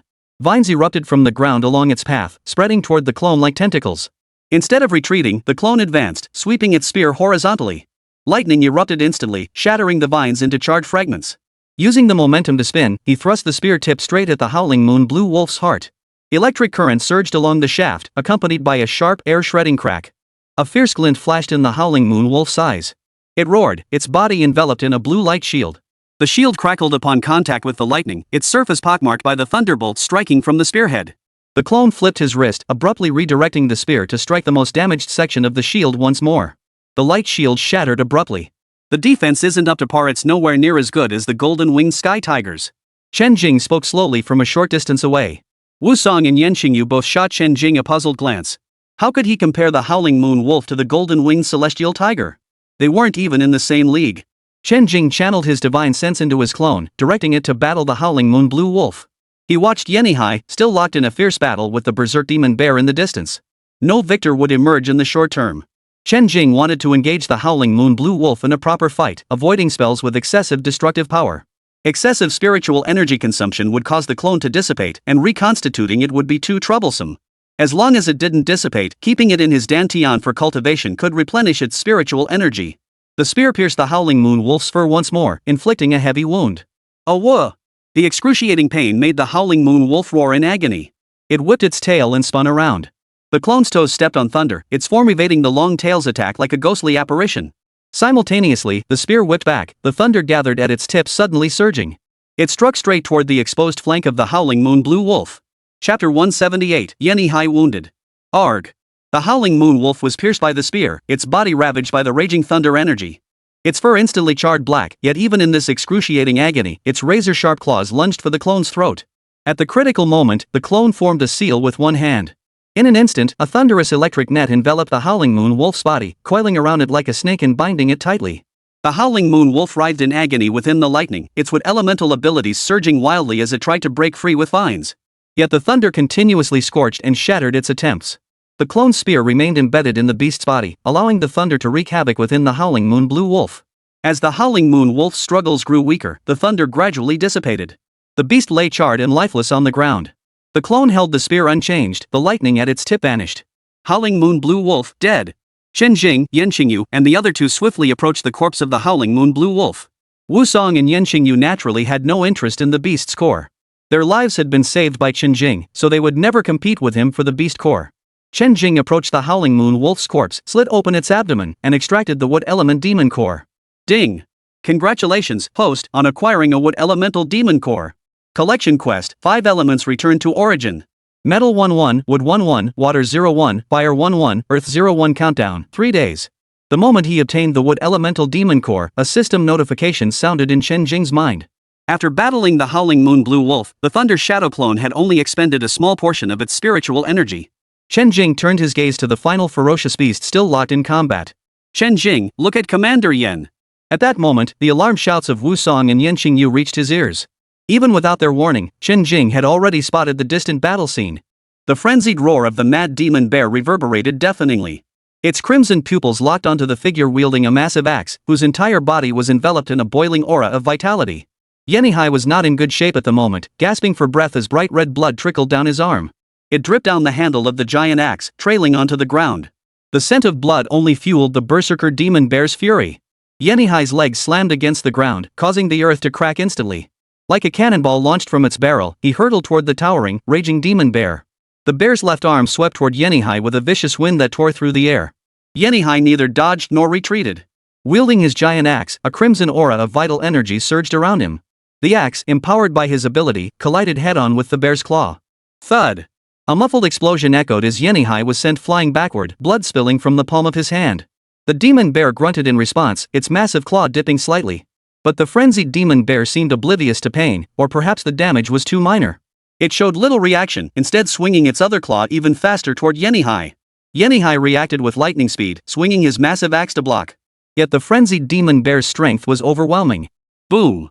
A thunderous crash echoed as Yenihai flew backward like a. He finally came to a halt after crashing into a large tree nearby, a metallic taste filling his throat. Put! Yenihai spat out a mouthful of blood. Wiping the blood from his lips, he took a deep breath, his gaze sharpening. Damn tough skin and immense strength. Just as he prepared to unleash his full power, a figure shimmering with purple light suddenly flashed before him, standing with its back to him. The sudden appearance of the clone nearly made him swing his axe in terror. Fortunately, his mental fortitude held firm, and he managed to restrain his actions. This purple humanoid figure was enveloped in a thunderous purple glow, a spear clutched in its hand. Instead of attacking him, it faced the direction of the raging demon bear. Yenihai instinctively scanned his surroundings upon seeing the purple figure.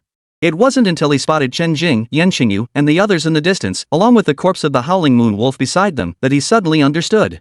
The figure formed from the thunder before him must be Chen Jing's doing. Yenihai felt a wave of relief wash over him. All three of them were gathered together now. That meant 3 of the 4 8th tier beasts were already dead, leaving only the raging demon bear before them. This was good news. Once they dealt with this raging demon bear, the beast tide would finally come to an end. Yenihai prepared to step forward and join the battle alongside that purple figure. But he was called back by Chen Jing and the others, who had slowly caught up. Commander Yen, just watch from the sidelines. Yenxingyu advised with the air of someone who'd been there before. Wu Song nodded repeatedly in agreement beside him. Yenihai felt somewhat puzzled, but he was already seriously injured. Hearing their words, he decided against pushing himself. Still, he couldn't help but wonder what exactly was happening. Who was that figure battling the berserk demon bear? Could it possibly be one of those legendary clones? Yenihai's gaze turned to Chen Jing and Yenxingyu with curiosity, seeking to understand the truth. Chen Jing, did you create that? Chen Jing nodded in response to Yenihai's question. It's one of my combat techniques. It allows me to manifest a clone with strength equal to my own. This simple explanation instantly stunned Yenihai. Even Yenxingyu and Wu Song, who had long known about this clone, couldn't help but express their astonishment. Previously, they only knew it was a combat technique, a doppelganger that could even wield weapons. Now, hearing Chen Jing state outright that the clone possessed the same strength as the original body. That meant there were 2 Chen Jings fighting. One Chen Jing was already terrifyingly powerful and now there were 2. A clone. With combat power equal to the original. Yenihai's eyes gleamed as he looked at Chen Jing, his voice brimming with astonishment. This was no small matter. Yenihai couldn't help but ask, driven by his curiosity. Clone combat techniques? I've never heard of such a thing. His tone carried a hint of inquiry, subtly prompting Chen Jing to reveal where he'd learned it. I created it myself. Chen Jing offered no further explanation. There were already too many inexplicable aspects to him. Those spells were infinitely more powerful than combat techniques, and this clone's secret art made everyone envious. However, once his strength and the value he brought reached a certain level, such covetous glances became insignificant. Self-taught? Truly a genius to create such combat techniques. Mastering this clone technique alone could double one's combat power. And it's not just that simple. Using the clones doesn't drain the main body's stamina, making it incredibly valuable in actual combat. Chen Jing understood what Yenihai meant, but he had no intention of revealing such a secret technique. Besides, not just anyone could master it. Even with his spiritual awareness strength, he could barely manifest just one clone.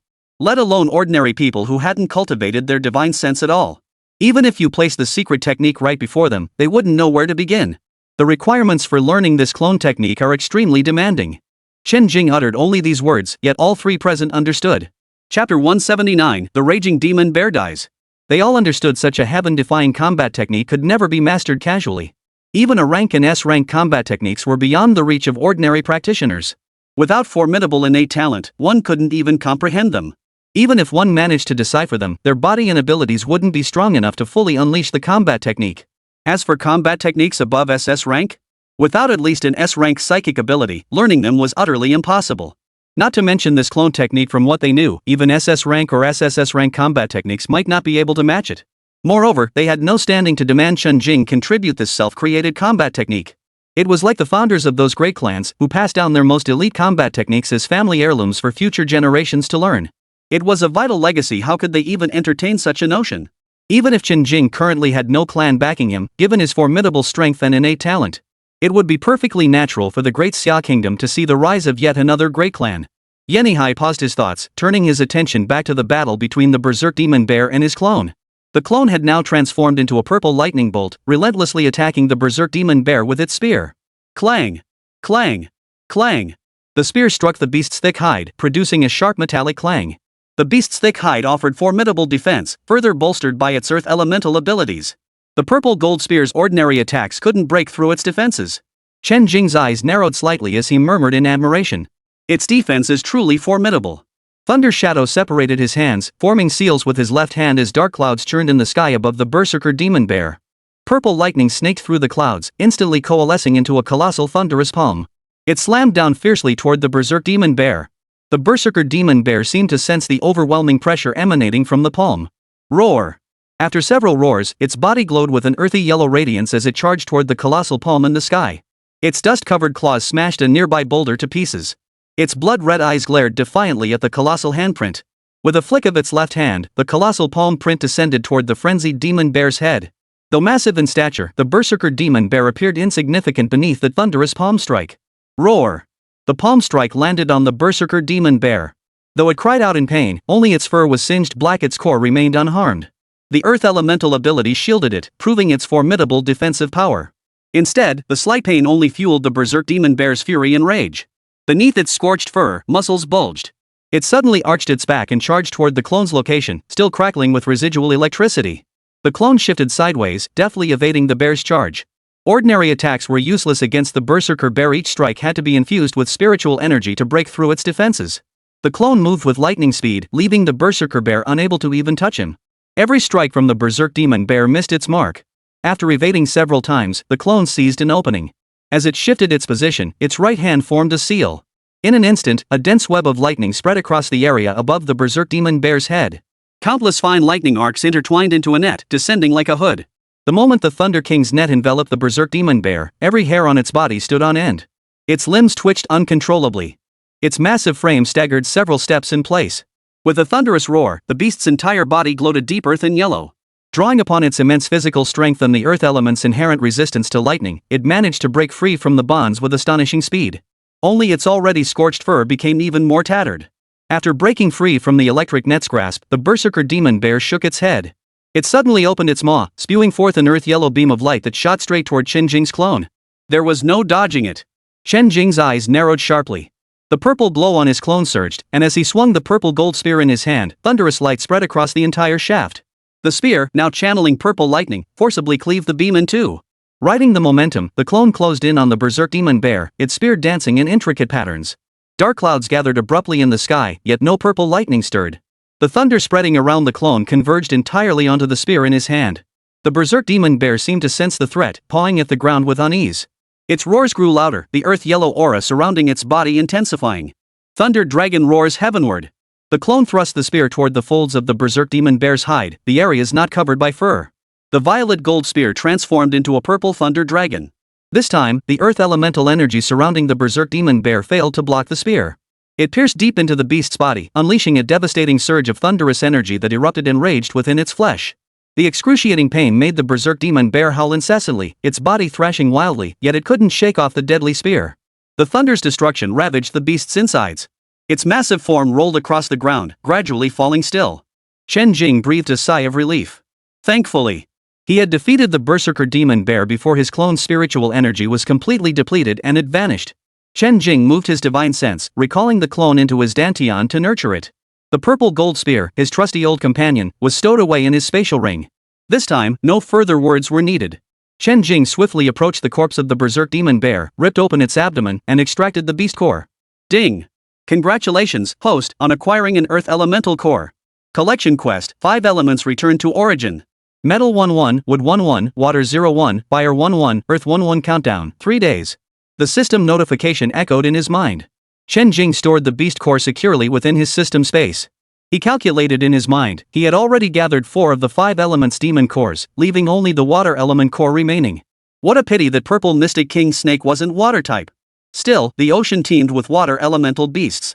He would simply have to venture back into the ocean to search again. After Chen Jing secured the beast core, Yanihai, Yanqingyu, and the other two exchanged glances. The final boss of this beast tide was it all taken care of just like that? The three of them found it hard to believe.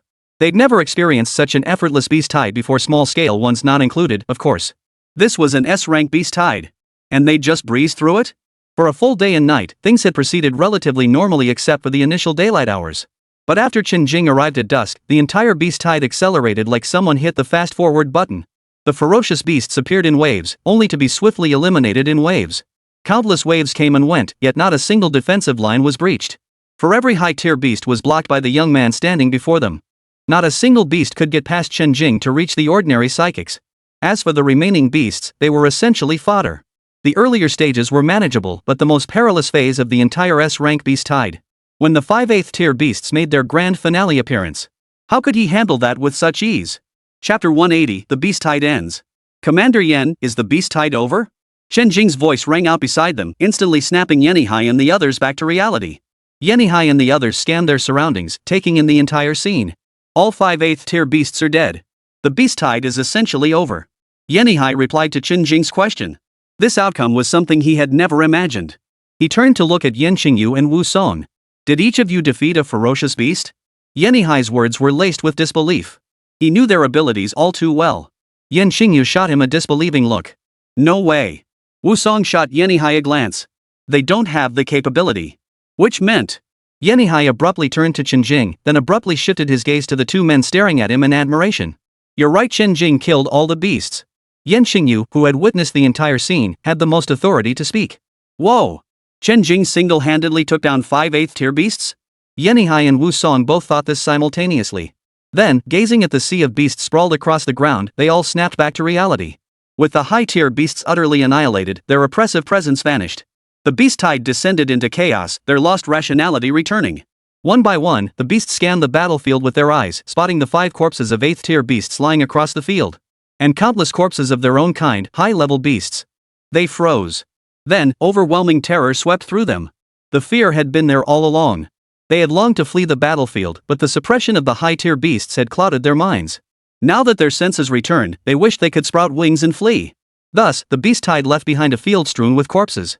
Every creature capable of movement fled like mad, utterly beyond restraint. A vast expanse of open ground lay behind them, even the fleeing beasts had deliberately bypassed this area. This was where the berserker demon bear had fallen. Chen Jing and the other 3 Yanihai, Chen Jing, and the others still stood rooted to the spot. Chen Jing stood there, his spear planted at his side.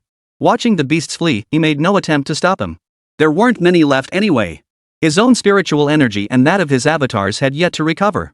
He naturally had no desire to exhaust himself further by slaughtering these remaining beasts. Chen Jing surveyed the devastated battlefield. The casualties among the Linji base psychics in this battle were still devastating. Facing wave after wave of the beast tide's assaults, Chen Jing single-handedly slaughtered nearly all the beasts above the 5th and 6th tiers. Yet even the ordinary low-tier beasts, overwhelming in sheer numbers. Many psychic warriors were overwhelmed and killed before help could arrive. Now, with the beasts retreating, support personnel began rushing onto the battlefield to tend to the wounded. Chen Jing's gaze sharpened slightly as his breathing deepened. This was his first experience facing a truly massive beast tide. Even though this battle was a major victory for the Linji base, the S-rank beast tide that had originally posed a severe threat to the Linji base had now been completely annihilated. Even if a small fraction had escaped, the sheer number of beast corpses left behind was staggering. What else could this be but a great victory? Yet beneath this resounding victory, countless psychic warriors still lay dead or wounded. One could only imagine how devastating the battle would have been had he not arrived to provide support. This battle made Chen Jing fully realize. Unless every last one of these beasts was exterminated, such a catastrophe would inevitably recur. And how much longer would it take him to achieve that? Chen Jing pondered deeply. Behind the Linji base defenses. After handing over the corpse of the 8th-tier ferocious beast to the recovery team, Chen Jing, Yanihai, and their 2 companions returned to the square. At that moment, all the psychic users present turned their gaze toward Chen Jing. The group of 7th-tier psychics who had also retreated to rest in the rear followed suit. Only they mustered the courage to approach, their eyes still betraying unmistakable shock. Yet not a single one dared activate their perception abilities to probe Chen Jing's cultivation level. Ridiculous. With so many 8th-tier beasts already dead, who would dare be so presumptuous? Those psychics fully immersed in combat might not yet grasp the full picture. But those watching from the sidelines had witnessed every moment of Chen Jing's entire battle, from start to finish. Even those who hadn't seen the entire thing had friends to share the details with after the beast tide ended. Some even went so far as to record videos. Granted, the distance might have made things a bit blurry, especially with the combatants moving so fast. Still, it was enough to grasp the entire sequence of events. And the fundamental reason this beast tide had ended. How did he manage to slay countless high-tier beasts before consecutively taking down 5 8th-tier beasts? Among them was that terrifying, astonishing golden-winged heavenly tiger? How on earth did he manage it?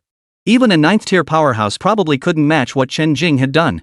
A group of 7th-tier psychics approached Chen Jing, surrounding him and Yenihai's group.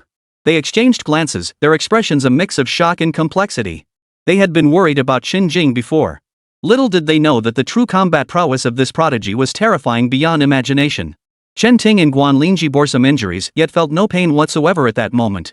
Not only them, but even Yenihai and Wu Song couldn't hide their astonishment. Through their conversation, they had learned of every battle Chen Jing had fought. Yan Xingyu remained discreetly in the background. He was the first among the three to learn of Chen Jing's consecutive slaying of 8-tiered ferocious beasts. Chen Jing, we owe this victory entirely to you. If it weren't for your backup, we'd never have fought such an easy beast wave. What a prodigy. Yeah. That battle against the golden winged sky tiger, we were all in awe. Everyone gathered around Chen Jing, showering him with praise. Chen Jing responded with a smile to each compliment. Chen Jing, you single-handedly took down 5 8th-tier beasts, not to mention the countless ordinary beasts you've slain. The combined value of those beasts' carcasses is a fortune. Is there anything you want from these materials?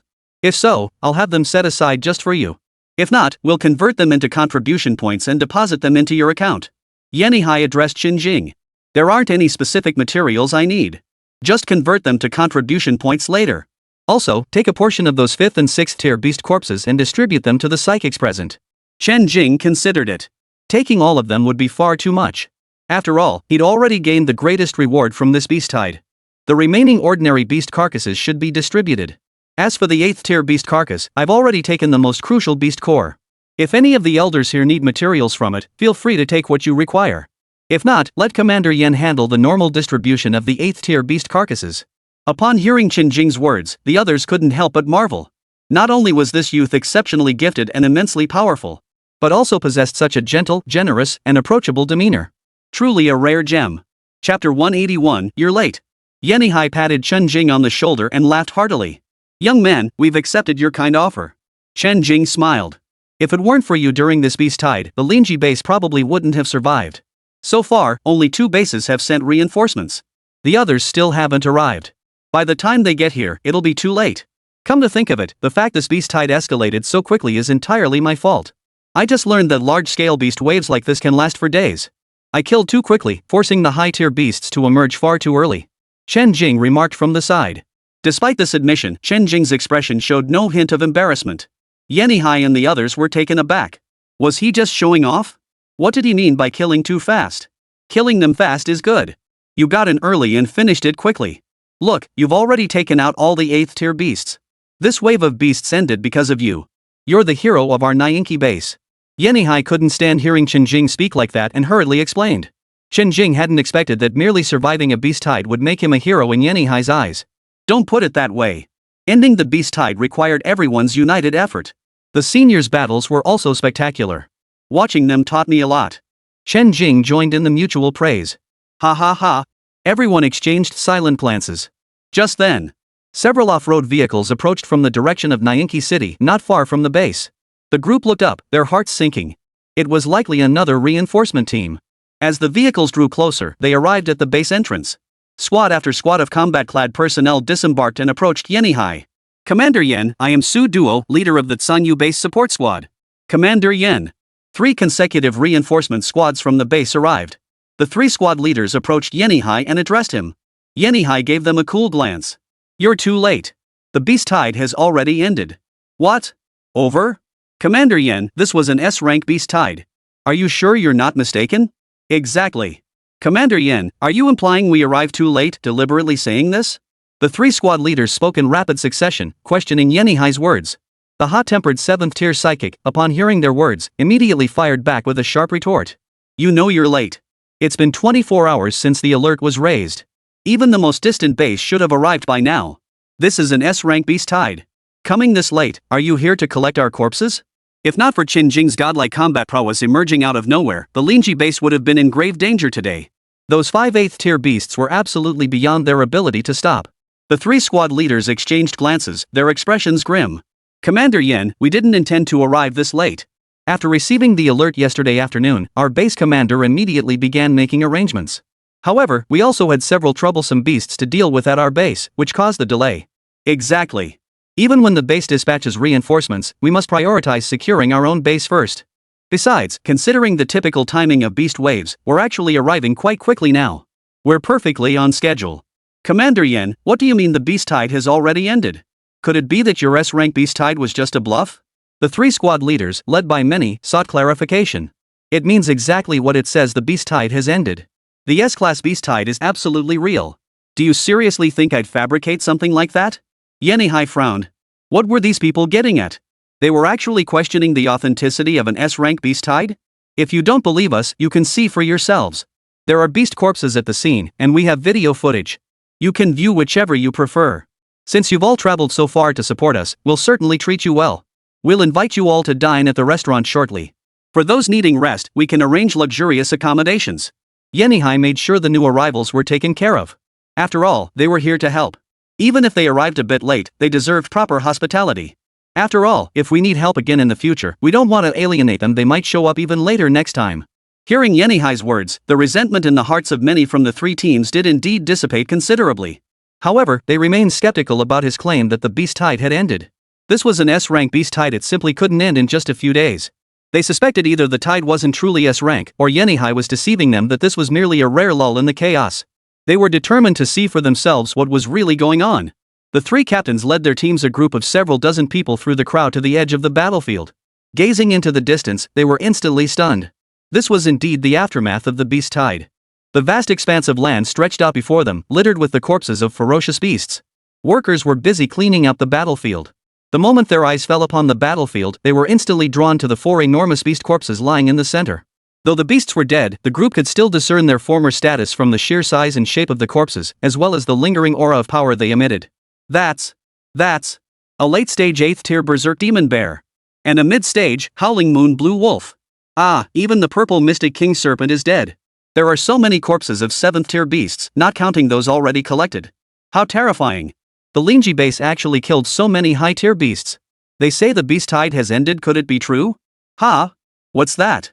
Just as the reinforcements were counting the beasts' corpses scattered across the battlefield, everyone's gaze was drawn to that phrase. Following a team member's gesture, all eyes turned in that direction. It was a spot far removed from the center of the battlefield, sufficiently distant. Had the beast's corpse not been enormous in size and radiating a dazzling golden glow, it wouldn't have stood out so immediately among so many other beast corpses. Though the corpse, once gleaming gold, was now charred black, dimming much of its radiance. But patches of pristine, golden fur still shone through the scorched hide. Many psychic users couldn't identify the species of that beast. Yet its appearance alone, with its rare pair of wings growing from its back and a residual power surpassing even that of a berserker bear. It was clear this beast had once been formidable and extraordinary. What kind of beast is that? I've never seen one like it before. Do you know? I don't know either. Let's ask the captain. Captain, what kind of beast is this? That golden color, I know it must be a gold type ability. Many others who had also seen the beast's corpse chimed in. It is indeed a gold elemental beast, an 8th tier gold elemental beast at that. Chapter 182, Thunder War Armor. So what breed is this beast? Naturally, someone curious asked. Golden-hued, with twin wings on its back and a tiger-like form, if I'm not mistaken, it should be a golden-winged celestial tiger. Golden-winged heavenly tiger? Sounds pretty formidable just from the name. Did the people from the Lingji base kill all these? Are they that strong? If they have that kind of capability, why would they need any support? Someone nearby couldn't resist butting in, eager to show off. You guys don't know, but all these high-tier beasts were taken down by one person. What? Impossible. Absolutely impossible. Everyone who heard this nodded in deep agreement. No sane person could utter such words. High-tier ferocious beasts, all slain by one person? 5 8th tier beasts' corpses lay on the scene, along with over 100 7th tier beasts. Could all of these really have been taken down by one person? Even a 9th tier powerhouse might not be able to manage that. They must have heard some falsehood. See how clueless you are? Come on, let me show you the video. The enthusiastic spectator then pulled the reinforcements over to watch the short clip. What? It's all real. 5 8th tier ferocious beasts, all slain by a single person.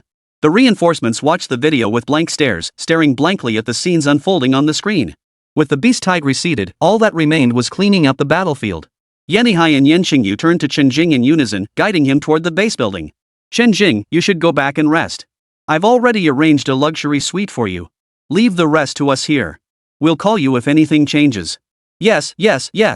Go back and rest. Get some proper sleep. We'll have meals sent to your room. Get some proper rest.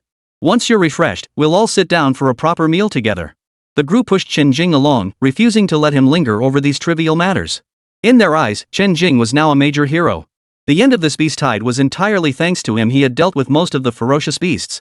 Chen Jing found it hard to refuse such warm hospitality. After battling all night, his spiritual energy was depleted, and he genuinely needed rest. He nodded and entered the luxury hotel within the base building. Guided by staff, he arrived at a lavish suite to rest. After sitting on the bed, Chen Jing crossed his legs and sat in meditation. Only then did he glance at the mission prompt. Ding! Congratulations, host, on completing the defense battle mission and successfully annihilating the beast tide. Rewards obtained: Thunder War Armor. 500 high-grade spirit stones. Ding! Congratulations, host, on completing the 3-stage demon slaying quest. Rewards: 5 bottles of true spirit pills, 2 bottles of spirit fusion pills. Ding! Stage 4 demon slaying mission activated. Hunt 200,000 tier 2 demons, 100,000 tier 3 demons, 30,000 tier 4 demons, 10,000 tier 5 demons, 3,000 tier 6 demons, 1,000 tier 7 demons, 50 tier 8 demons, 5 tier 9 demons. Completion reward: Golden Core Formation. Phase progress: Demon Slaying. Tier 2 demons 78 200,000, Tier 3 demonic beasts 309 100,000, Tier 4 demonic beasts 645 30,000, Tier 5 demonic beasts 806 10,000, Tier 6 demonic beasts 647 3,000, Tier 7 demonic beasts 387 1,000, Tier 8 demonic beasts 550, Tier 9 demonic beasts 05. Seeing the freshly posted quest, Chen Jing's pupils contracted. It was to form a golden core. This system's quest clearly intends for me to exterminate every last one of these beasts. These numbers, these rewards, they're designed to wipe out the entire beast population. He set this monumental task aside for now. Chen Jing began examining the rewards for this beast tide. Thunder War Armor. 500 high-grade spirit stones. 5 bottles of true spirit pills, 2 bottles of spirit fusion pills. 7 bottles of pills were nothing special, all essential for Foundation establishment cultivators.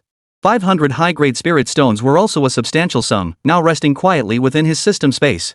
Chen Jing retrieved the most crucial reward from this beast tide, the Thunder War Armor. After so long, Chen Jing finally possessed a formidable defensive weapon. Before Chen Jing's eyes stood a solemn and imposing suit of armor, predominantly silver and gold in color. The full body armor covered him from head to toe. Purple crystalline patterns overflowed from its surface, accentuated by streamlined contours and aggressive triangular spikes, radiating an overwhelming sense of pressure. Powerful thunderous energy pulsed through the armor, its surface dotted with sparkling flashes of light. Chen Jing was instantly captivated by this imposing armor, his eyes gleaming as he stared at it. Unable to resist, he reached out to touch it. As his divine sense swept over it, he instantly recognized its immense power, rivaling that of the Starflame Spear. Its defensive capabilities were exceptionally high, scaling with Chen Jing's spiritual power. At his current Foundation establishment's 6th-layer cultivation, it could withstand any attack below the Golden Core stage. If he channeled his entire spiritual power, even a Golden Core cultivator might not be able to withstand it entirely. In other words, from this moment onward, Chen Jing was unmatched below the Golden Core stage. Previously, as the sole cultivator on Blue Star, he had little grasp of the power gap between himself and cultivators on the Xiantian continent. But this suit of armor had instantly granted Chen Jing the confidence of invincibility against all opponents below the Golden Core stage. Chen Jing took a deep breath and began restoring his body's spiritual energy with all his might. He now urgently wanted to refine this Thunder War Armor, just as he had refined the Starflame Spear last time. Yet his spiritual energy reserves were depleted, insufficient to sustain the forging process. His primary goal now was to replenish his spiritual energy. Chen Jing closed his eyes and began circulating his cultivation technique within the dense spiritual energy of the Spirit Gathering Array. Time passed slowly. Chen Jing slowly opened his eyes. A flash of thunderous purple light flickered in their depths as he exhaled a breath of stale air. Now, he had fully recovered. It was time. Chen Jing concentrated his divine sense, formed hand seals with both hands, pointed his fingers like swords, and began inscribing runes. The thunder armor trembled faintly, beginning to emit a soft glow.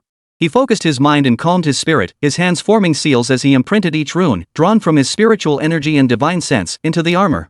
Divine consciousness and spiritual energy continuously poured into it. It flowed along the patterns, permeating every inch of the thunder armor. After an unknown span of time, the thunder armor suddenly burst into a soft purple glow. A wondrous connection formed between Chen Jing's mind and the armor. With a mere flicker of his thoughts, the armor automatically donned itself upon Chen Jing's body. Chen Jing felt the formidable defensive power of the thunder armor, along with the reassuring sense of security it provided. Though imposing and heavy in appearance, the refined armor did not hinder Chen Jing's combat movements in the slightest. It felt as though it had grown onto his body, becoming an extension of Chen Jing himself. Excellent! Chen Jing couldn't help but utter a word of praise. At last, he too possessed formidable defensive power. Gone were the days of relying solely on offensive tactics, devoid of any defensive gear or spells. With another thought, the armor enveloping his entire body vanished, retreating back into his dantian. It transformed into a scaled-down version of the armor, nestling beside the miniature pole starflame spear. This would become another of Chen Jing's trump cards. Besides the miniature armor and spear, Chen Jing's dantian also held a tiny, ethereal thunder clone. As the clone retracted into the dantian, it was already on the verge of dissipation. At this moment, spiritual energy from the sea of spiritual energy was steadily and slowly flowing in, nourishing the clone. Its condition was significantly improved compared to its previous state of near dissolution. After handling all matters, Chen Jing lay down on the bed and began to rest. Moments later, Chen Jing suddenly snapped his eyes open. Overwhelmed by the excitement of obtaining the armor, he had nearly forgotten one crucial matter. Chapter 183, Deep Sea Giant Turtle. He opened the system task prompt. Collection quest, 5 elements return to origin. Metal 1-1, Wood 1-1, Water 0-1, Fire 1-1, Earth 1-1 countdown, 3 days. 5 elements demon pills. He had already gathered 4 of the 5 elements, metal, wood, fire, and earth. Only 3 days remain, and the water element is still missing. Chen Jing glanced at the time. Since the quest began, a full day had already passed. Restoring spiritual energy and refining the armor had indeed taken some time. An 8th tier water elemental beast. Chen Jing pondered this as he tapped his smart bracelet, opening the military database shared with him. Chang Hong had granted him extensive access. Chen Jing could view 99% of the database's contents. He searched for information on 8th tier water type beasts, and a long list appeared. It contained all the water type ferocious beasts currently known to the military. The number of 8th tier beasts wasn't large, but it wasn't small either. No 8th tier water type beasts had yet appeared in the wilderness zones within the country. Other countries did have a few. However, the greatest concentration was found in the oceans. The oceanic beasts in the seas? 8th tier water type ones? There are far too many of those. While not exactly a dime a dozen, they are far from rare. Based on the information above, they are rarely seen in areas like the East China Sea, mostly congregating in the deep ocean. Clicking on the deep sea region's beast data revealed an extensive list. 7th and 8th tier oceanic beasts are countless, and even some 9th tier ones can be spotted. There was even a beast emperor marked as unknown grade, predicted to be 10th tier. Chen Jing's pupils contracted at this revelation. 10th tier? How powerful could that be? Chen Jing lay on his bed, momentarily stunned. Then, a flicker of light passed through his eyes as anticipation began to stir within him. Upon receiving news that the beast tide in Linji had ended, Chang Hong immediately initiated a video call with Yenihai. Old Yen, what's the situation over there? Chang Hong asked with a puzzled look. Yenihai sat leisurely on the sofa, pouring himself a cup of tea. You didn't know? After you sent me such a big treasure, how could you not know what happened? Yenihai gave Chang Hong a knowing look. Chang Hong relaxed visibly, relieved it was good news. He shook his head, pointed at Yenihai, and teased him with a laugh. Old Yen, don't try to fool me. Yenihai chuckled as he recounted yesterday's events to Chang Hong, thoughtfully sharing the video with him. As he spoke, the smile slowly faded from Yenihai's face, replaced by a look of profound shock. Mirroring Yenihai's expression was Chang Hong on the other end of the video. So he single-handedly stopped the S-rank beast tide. He slaughtered so many beasts so quickly that the tide ended prematurely. He actually took down all 5 8th tier beasts by himself. Chang Hong was momentarily speechless. After finishing his conversation with Yenihai, Chang Hong ended the video call and sat quietly in his office. He never imagined that simply sending Chen Jing to provide backup, he had actually ended the entire beast tide ahead of schedule. The casualties among the psychics were the lowest ever recorded in a major beast tide. Judging by Yenihai's account and the prowess demonstrated in that video, it seemed few in the world could currently match Chen Jing in combat. Chang Heng's expression was both complex and stunned. Back then, he had merely recognized Chen Jing as exceptionally gifted and powerful, never wanting such a future pillar of the nation to be harmed. That was why he had brought Chen Jing into the military organization, hoping to offer him protection. Yet who could have imagined that in such a short time? It seemed like only a month or so had passed, yet he had already grown to this level? Or perhaps he had always possessed such formidable strength, fearing no one at all. From this day forward, Chen Jing's reputation is bound to reverberate throughout the entire military. Though Chen Jing wore a mask, those surrounding Yanihai likely recognized him. His heroic feat this time couldn't be concealed, nor did it need to be. After all, his power had reached such formidable heights. He no longer needed to worry about anyone harming him. Moreover, he was now a legitimate member of the military. Possessing such combat prowess was a blessing for the military and for the great Xia kingdom. Chang Heng's breathing grew heavier. Linji City. Early that morning, Chen Jing drove to the Linji City transit hub. That very night, Yanihai had converted the beast's corpse into a substantial sum of contribution points and deposited it into Chen Jing's account. Eager to hunt the water-type ferocious beast, Chen Jing bid farewell to Yanihai and his companions before hurrying away. He sped to the coastal base and boarded a ship bound for the deep sea. Wearing his silver mask, he passed through the coastal base unrecognized. He boarded a warship discreetly and set sail. Time was tight, so he pushed the small warship to its maximum speed, augmented by spiritual energy for propulsion. The warship's speed reached its absolute limit. Breaking through the already high speed saved far more spiritual energy than direct flight, yet achieved even greater velocity. In the cold, pitch-black depths of the ocean. Surrounded by numerous high-tier ferocious beasts in these depths, Chen Jing suppressed his aura. With a spear in hand, he strolled leisurely through the underwater world. He refrained from openly revealing his aura, which would have drawn the attacks of numerous ferocious beasts. After suppressing his aura, no beasts troubled him unless they happened to be nearby. His most urgent task now was to locate a water-type beast of at least the 8th rank. As for the others, he would deal with them after completing his mission. Along the way, Chen Jing encountered numerous beasts, all of which he quietly avoided. Until he came upon a massive turtle-like beast. Sensing the aura emanating from the giant turtle, he determined it was mid-stage 8th rank, its body enveloped in a dense aura of water-type energy. In the next instant, Chen Jing transformed into a streak of light, charging toward the colossal turtle. As he approached within dozens of meters of the colossal creature, he leapt high into the air, moving so swiftly the beast couldn't react. He leapt onto its thick, bony shell. Chen Jing's diminutive form now stood atop the giant tortoise's back, not even reaching the height of the sharp spikes protruding from its shell. The giant turtle remained utterly unaware that a deadly threat was brewing upon its very back. Standing on the turtle's back, Chen Jing gently raised both hands, casually grasping one of the spines protruding from the shell. Spiritual energy surged through his body. Snap! The explosive spikes on the giant turtle's back snapped clean off. Arg! A deep, muffled cry echoed from the beast. It wasn't feeling pain, merely sensing provocation. The shattered spikes on its shell caused it no harm. But Chen Jing now knew, its shell's defenses he could break them. The next instant, the massive turtle body beneath Chen Jing's feet suddenly sank. The giant turtle lifted itself out of the area, leaving Chen Jing suspended in midair. And the giant turtle saw the culprit who had dared to touch its shell. Chapter 184, Overkill. A deep growl erupted from the giant turtle's maw. Its eyes blazed crimson as its monstrous head snapped open wide, lunging toward Chen Jing in an instant. Chen Jing stared at the gaping maw. Instantly, he swung his starflame spear, thrusting it toward the turtle's mouth. The spear blazed with thunderous purple light, radiating immense power. It seemed poised to pierce the giant turtle's mouth, dealing devastating damage. Whether sensing the threat from the spear or not. At the critical moment, the giant turtle snapped its jaws shut, its head retracting backward. It managed to retract its entire body into its shell, which then plunged rapidly toward the ocean floor. Chen Jing followed its descent, the light fading gradually in the depths of the ocean thousands of meters below. The immense water pressure of the deep sea began to affect Chen Jing, causing his water-repelling technique to consume more spiritual energy. Quite clever.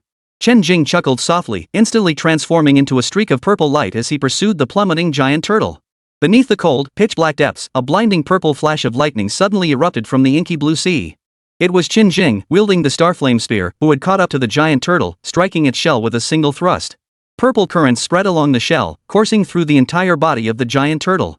The 8th-tier water-type giant turtle, as large as a small mountain, was now covered in purple currents. It transformed the giant turtle into a small mountain aglow with purple light, illuminating the pitch-black sea around it. Struck by the violet thunder, the giant turtle instantly felt excruciating pain. In the water, the thunder's power transmitted instantly, proving even more devastating than usual. It let out an involuntary wail, its deep roar echoing through the ocean depths. The dazzling purple light and the deep, agonized cries. This was enough to attract the attention of many curious beasts. Chen Jing knew he had to speed up. The giant turtle, severely wounded, rolled away from the source of the attack. It suddenly opened its gaping maw, unleashing a vortex of immense water-based energy that erupted from its mouth. Wherever it passed, seawater condensed, carrying immense force as it slammed straight toward Chen Jing's face. Chen Jing's eyes narrowed. The attack's range was too vast. Evasion alone was clearly insufficient. Perfect. Time to test the battle armor's effectiveness. Chen Jing growled softly, instantly summoning the Thunder War Armor to envelop his body. If your shell is hard, I'll shatter it. With that, Chen Jing, clad in his battle armor and wielding a spear, charged straight into the whirlpool of seawater unleashed by the giant turtle. With a single hand seal, Chen Jing instantly wove a vast net of purple lightning that enveloped the entire whirlpool. Crackling. The crackling of electricity filled the air as purple light flashed. The entire vortex, formed by condensed supernatural energy, was instantly shattered by the thunderous strikes, reverting to gentle currents. Only faint traces of flickering lightning remained on its surface. The thunder's power was amplified several times over by the seawater. It spread along the currents, sparking chains of sparks across the giant turtle's carapace. After Chen Jing shattered the vortex with thunder, he charged straight through the area where it had been. The Starflame spear, guided by the lightning, aimed precisely at the weak point of the turtle shell and thrust forward. Purple lightning spread across the giant turtle's entire body. The giant turtle, in agony, violently thrashed its limbs, shaking off Chen Jing's spear and sending up a wall of water dozens of meters high. Within the wall, countless water arrows coalesced, pouring down densely like a torrential downpour. Instead of retreating, Chen Jing advanced, allowing the water arrows to strike his armor. Each arrow struck his body, only to dissolve into a spray of water droplets that merged back into the sea. Chen Jing's eyes lit up at the sight. The defensive power of this battle armor was truly formidable. Without expending a shred of spiritual energy, the water arrows struck him without causing the slightest sensation. However, Chen Jing did not intend to endure every single water arrow. His form transformed into a streak of lightning, weaving through the barrage of water arrows. To the ferocious beast, Chen Jing's minuscule form made evading these gap-filled attacks remarkably easy. While broadly evading the water arrows, Chen Jing rapidly closed in on the giant turtle's body. The Starflame spear flashed brightly as it plunged deep into the giant turtle's body once more. With its head retracted into its shell, the giant turtle proved far more challenging than those sea beasts whose heads remained exposed. To kill it, one must eliminate its entire body. Thunder erupted instantly from the spear, raging within the giant turtle's body. This time, Chen Jing unleashed his thunder spirit power to its absolute limit. The devastating thunder freely tore through the giant turtle's flesh and blood.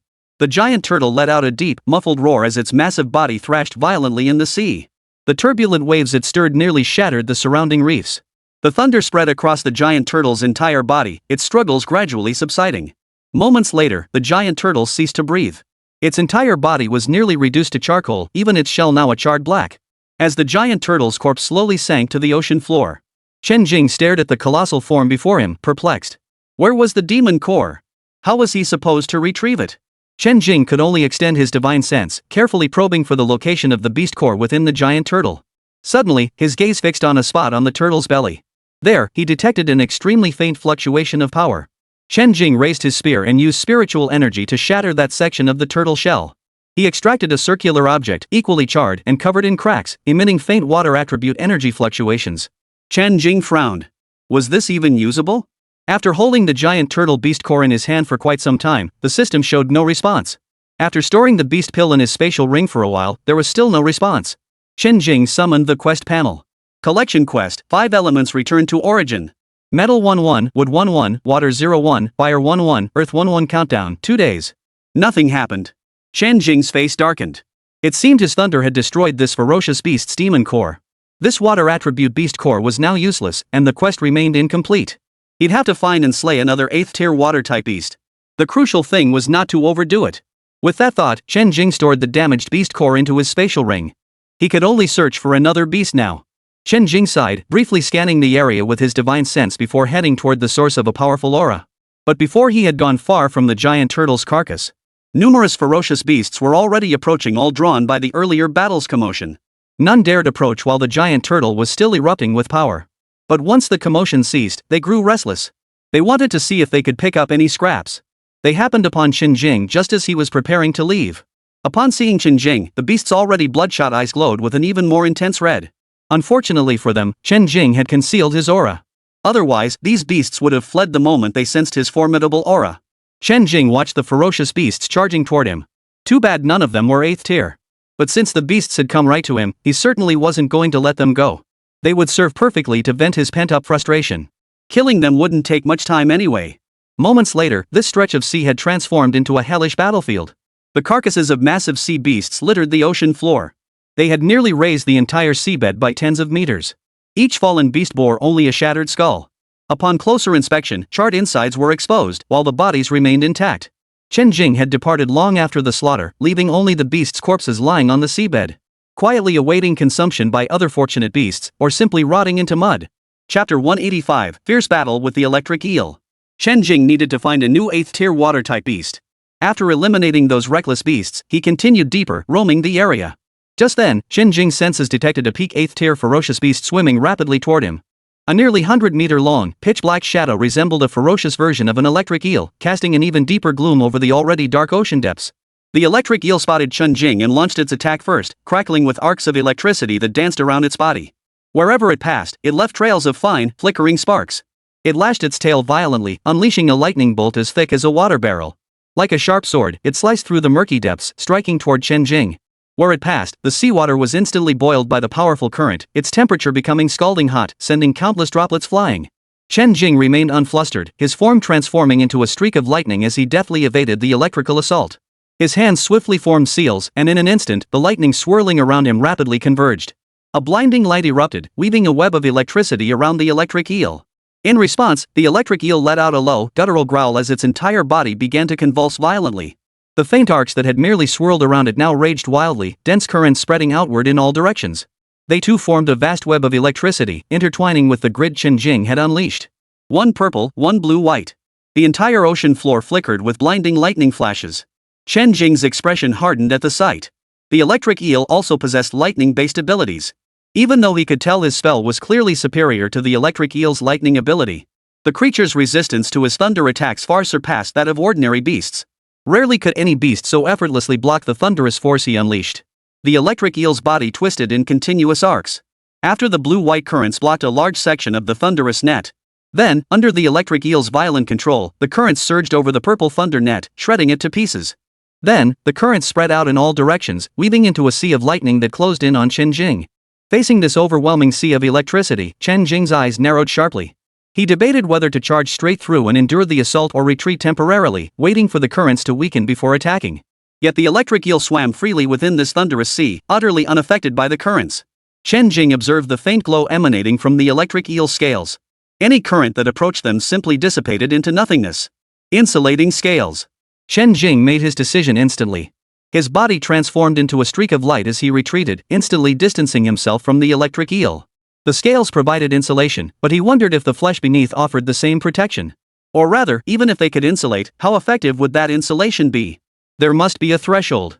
It seemed he'd have to test it out to see how to inflict effective damage. An electrical attack covering such a large area must consume a significant amount of psychic energy. The best course now was to wait for the right moment. As Chen Jing had anticipated, the electric eel couldn't sustain such a large-scale electric attack for long. The electric eel pursued Chen Jing, trailing a massive current. Chen Jing, however, stepped on the instant lightning flash, his figure moving like a ghostly apparition as he skillfully evaded the electrical attacks. Each time, he hovered precisely at the edge of the electrical zone, driving the electric eel into an increasingly frenzied rage. The electrical discharge grew increasingly violent, its range constantly expanding. Several unfortunate beasts, unable to flee in time, met their end within the electric eel's current field. Moments later, Chen Jing distinctly felt the electrical currents before him gradually weakening. It seemed the electric eel's energy reserves were running low. This amused Chen Jing. Marine beasts were all body and no brains, clearly far less intelligent than their terrestrial counterparts. He'd never encountered a high-tier beast that would exhaust its powers merely upon catching a glimpse of an enemy. As the current weakened, Chen Jing seized his chance. Gripping the Starflame Spear, he unleashed the Thunderbolt Spear technique, firing it toward the massive electric eel. The electric eel's massive size meant Chen Jing could easily land a direct hit with any shot. And this was no casual strike, it was a deliberate, targeted assault. Chen Jing's spear pierced precisely into the gill slit on the electric eel's head. The spear, carrying immense destructive force, instantly pierced through the electric eel's defenses. However, this strike, which would normally severely wound an ordinary ferocious beast, merely caused the electric eel to thrash violently for a moment. After shaking off Chen Jing's attack, it recovered within moments. Yet the electric eel now appeared even more agitated. This strike had clearly provoked it. Chen Jing thrust his spear forward once more. This time, the electric eel was prepared. Refusing to back down, it unleashed its full electrical charge. Its body shimmered with dazzling electric light, each convulsive twist accompanied by intense currents and crackling sounds. Chen Jing could only leap backward, swiftly swinging his spear to form a seal. A colossal dragon, formed from condensed lightning elements, lunged toward the electric eel with claws and fangs bared. The collision between the thunder dragon and the electric eel's attack triggered a series of violent explosions. Each detonation unleashed terrifying energy ripples, sending waves crashing outward and boiling the seawater. Though the electric eel's electrical abilities were formidable, the thunder dragon was ultimately a spell cast by Chen Jing. The Thunder Dragon broke through the electric eel's energy barrier like a knife through butter, slamming heavily into its body. The Thunder Dragon coiled tightly around the electric eel as their fierce battle raged on. The electric eel struggled desperately, trying to break free from the thunderous assault. But the Thunder Dragon clung tightly, its powerful currents raging between them. At first, the electric eel's scales managed to withstand the corrosive force of the thunderous lightning. Gradually, however, as the thunder's destructive force persisted, the scales' defense proved insufficient. The once insulating scales began to vanish whenever the thunder approached. Now, the relentless force gradually charred the scales black. The thunder current exceeded the threshold, and the scales could no longer withstand it. Finally, with a faint crackling sound, a series of cracking sounds followed. Deprived of its scales' protection, the electric eel's flesh was instantly ravaged by the thunder. A low, wailing cry echoed through the depths of the ocean. Chen Jing seized the moment, thrusting his spear forward with a sharp jolt. The spear pierced straight through the electric eel's body. Under the dual assault of the Thunder Dragon's spell and Chen Jing's spear strike, the electric eel finally collapsed. Its body gradually dimmed, the electricity within slowly fading. Its once smooth, lustrous scales turned charred and parched, covered in countless fine cracks. Its flesh, repeatedly pierced by the spear, turned to charcoal, utterly worthless. Finally, the massive form sank slowly to the ocean floor. Chen Jing tore open the electric eel's body and located the beast core. He extracted the beast core, which was infinitely superior to the damaged core of the giant turtle. Thanks to the electric eel's superior lightning resistance, this beast core remained completely intact. This was also because Chen Jing had concentrated all his attacks on the electric eel's head. A lightning-type beast core. I wonder what use it will be. I'll just keep it for now. After muttering to himself, Chen Jing stowed the beast core away and then said, "We need to hurry." Chapter 186, Deep Blue Demon Shrimp. Chen Jing now glided silently through the ocean depths, his presence undetectable. Until he arrived at a location dotted with black holes. In Chen Jing's perception, at least 100 ferocious beasts of 6th tier or higher were gathered here, including several 7th tier beasts. The dominant energy signature among them had reached the level of a mid-stage 8th tier ferocious beast. But that wasn't the most important thing. What caught Chen Jing's attention was the water-type energy fluctuations swirling around that 8th tier beast.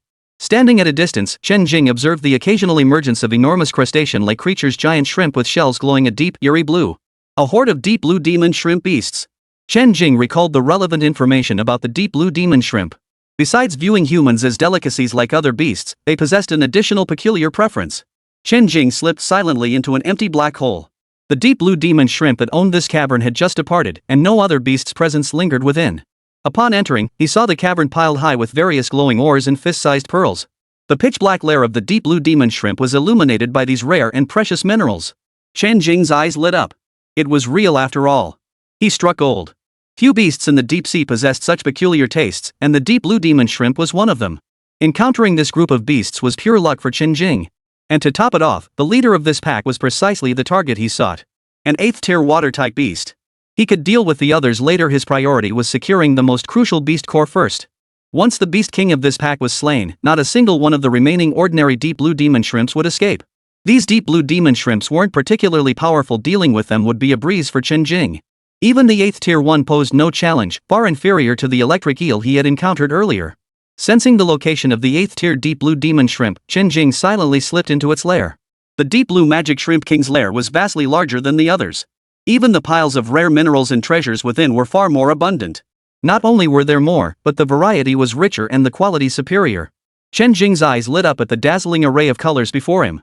He nearly overlooked the deep blue demon shrimp king itself. A giant shrimp, shimmering with a ghostly blue phosphorescence. Chen Jing had entered its lair. If it hadn't noticed him by now, it would be downright stupid. The massive dark blue demon shrimp fixed its gaze on Chen Jing, the intruder in its lair. Instantly, it unleashed the overwhelming aura of an 8th tier ferocious beast, lunging viciously toward Chen Jing. Chen Jing's toes pushed off the ground. He raised his starflame spear, transforming his entire body into a streak of light as he shot toward the deep blue demon shrimp king. The spear's tip aimed precisely at the gap between the deep blue demon shrimp king's head and body armor, plunging in with brutal force. The lightning energy channeled within the spear surged forth, obliterating the creature's cranial interior. The deep blue demon shrimp king perished without even a scream. Under Chen Jing's control, the lightning stopped after obliterating only the most vital core within the skull. Only the enormous shrimp body remained, twitching uncontrollably on the ground. The deep blue demon shrimp king lay dead before him, its body twitching unconsciously. This was because death had come too swiftly. The residual nervous system still produced involuntary reactions. The deep blue demon shrimp king's death was so sudden that, aside from the earlier burst of 8th tier aura stirring some agitation among the other deep blue demon shrimps, it caused no further commotion. Chen Jing raised his spear and sliced through the connection between the deep blue demon shrimp's head and body. Near the body, he found its water-type beast core. Having died without any resistance, the deep blue demon shrimp yielded the most pristine water-type beast core to Chen Jing. As Chen Jing acquired the aqua blue beast core before him, a system notification suddenly sounded. Ding! Congratulations, host, on acquiring a water elemental beast core. Collection quest, 5 elements return to origin. Metal 1-1, Wood 1-1, Water 1-1, Fire 1-1, Earth 1-1. 1-day countdown completed. Congratulations, host, on completing the 5 elements return to origin quest. You have obtained a mysterious reward, a boundary stone. A boundary stone? Chen Jing's expression shifted. This sounded like an extraordinary treasure. But now wasn't the time to ponder it. Chen Jing swept his divine sense over the area, then waved his hand to gather all the ore and treasures within the cave. Once gathered, the once brightly lit cave instantly dimmed, plunging back into pitch darkness. Chen Jing hesitated for a moment as he looked at the deep blue body of the demon shrimp king before him, then proceeded to store the entire shrimp body as well. Taking it back for processing might make for a delicious meal. Such a ferocious beast, existing only in the deep sea, was not something one could easily come by. After collecting the deep blue demon shrimp king's corpse and the cave's minerals, the entire cavern was left utterly devoid of light. There was nothing else of value left inside. Chen Jing turned and left the cave. Across the entire deep blue demon shrimp territory, not a single beast had sensed that their king had been slain, their home destroyed along with it. Emerging from this largest cavern, Chen Jing repeated the process. He visited each of the other deep blue demon shrimp caves one by one, exterminating them all. Not even the deep blue magic shrimp king escaped Chen Jing's shot, falling silently to his blade. Needless to say, the ordinary deep blue magic shrimps didn't even manage to make a splash. After each kill, he severed the heads and stored the bodies in his spatial ring. He also collected every ore and treasure within the caves. He plucked every last feather, a stark contrast to his previous disregard for the corpses of those fierce beasts. By the time he had slaughtered every deep blue demon shrimp, Chen Jing's spatial ring was nearly bursting at the seams. After all, he was carrying 2 rings with large capacities. As you can imagine, the haul this time was quite substantial. As for the items collected, they would have to be sorted and appraised upon returning. Occasionally, some caves contained no deep blue magic shrimp likely out foraging, which spared them from their fate. After Chen Jing had thoroughly ransacked their caves, he saw no need to hunt down the few stragglers. With this major task completed, Chen Jing departed the area. Finding a secluded spot free of dangerous beasts, Chen Jing focused his mind. The quest interface materialized before him. For stage quest progress, slay demons and monsters. Tier 2 demonic beasts, 78 200,000. Tier 3 demonic beasts, 309 100,000. Tier 4 demonic beasts, 721 30,000. Tier 5 demonic beasts, 976 10,000. Tier 6 demonic beasts, 798 3,000. Tier 7 demonic beasts, 399 1,000. Tier 8 demonic beasts, 850. Tier 9 demonic beasts, 05. The past 2 days were spent searching for 8th tier water type beasts, with little progress made on other tiers. 8 8th tier beasts had been slain, while 6th and 7th tier counts saw a slight uptick thanks to the recent encounter with the deep blue magic shrimp swarm. Chen Jing stared at the string of zeros, his vision going dark. Right now, he desperately wished for another beast hide. Beast swarms were his best path to wealth. Should he stay here to complete the quest or return first to tally his current haul? After all, both spatial rings were already full. If he stumbled upon any more treasures later, was he supposed to just watch helplessly? With that thought, Chen Jing decided to surface for a rest. After spending so long underwater, even with his water-repelling technique, prolonged immersion had become uncomfortable. Chapter 187, Mysterious Reward, the Boundary Stone. The minor spells Chen Jing had cast required constant maintenance. After relentless travel in these deep waters and successive battles, the toll on his energy was considerable. Chen Jing immediately shot toward the surface. Upon returning to the surface, it was now mid-morning. The sky was clear and cloudless. Chen Jing flew back across the sea surface and located the small warship he had left floating there when he entered the water. In the short span of a day, the lifeless warship had encountered no mishaps. It had merely drifted a bit farther with the currents, but Chen Jing located it with ease. Landing on the warship's deck, Chen Jing leaned back in a deck chair. He retrieved the task reward the system had just granted him, the boundary stone. It was a white, circular object, neither metal nor jade, neither stone nor wood, made of an unknown material. It felt smooth and warm to the touch, radiating a soft, luminous glow. As Chen Jing scanned it with his divine sense, his breathing quickened and his eyes lit up. What a treasure! This was a treasure usable only by those who had reached the Purple Palace realm after transforming their spirit. Though Chen Jing was still far from that realm, it could be cultivated in advance. The difference between a Purple Palace cultivator who had fused with a boundary stone and one who hadn't was like heaven and earth. After refining it with essence blood, he would store it in his dantian for nurturing, to be used when he broke through to the next realm. Until then, it can be stored within the dantian and also serve as a treasure for holding items. The boundary stone contains its own miniature world within.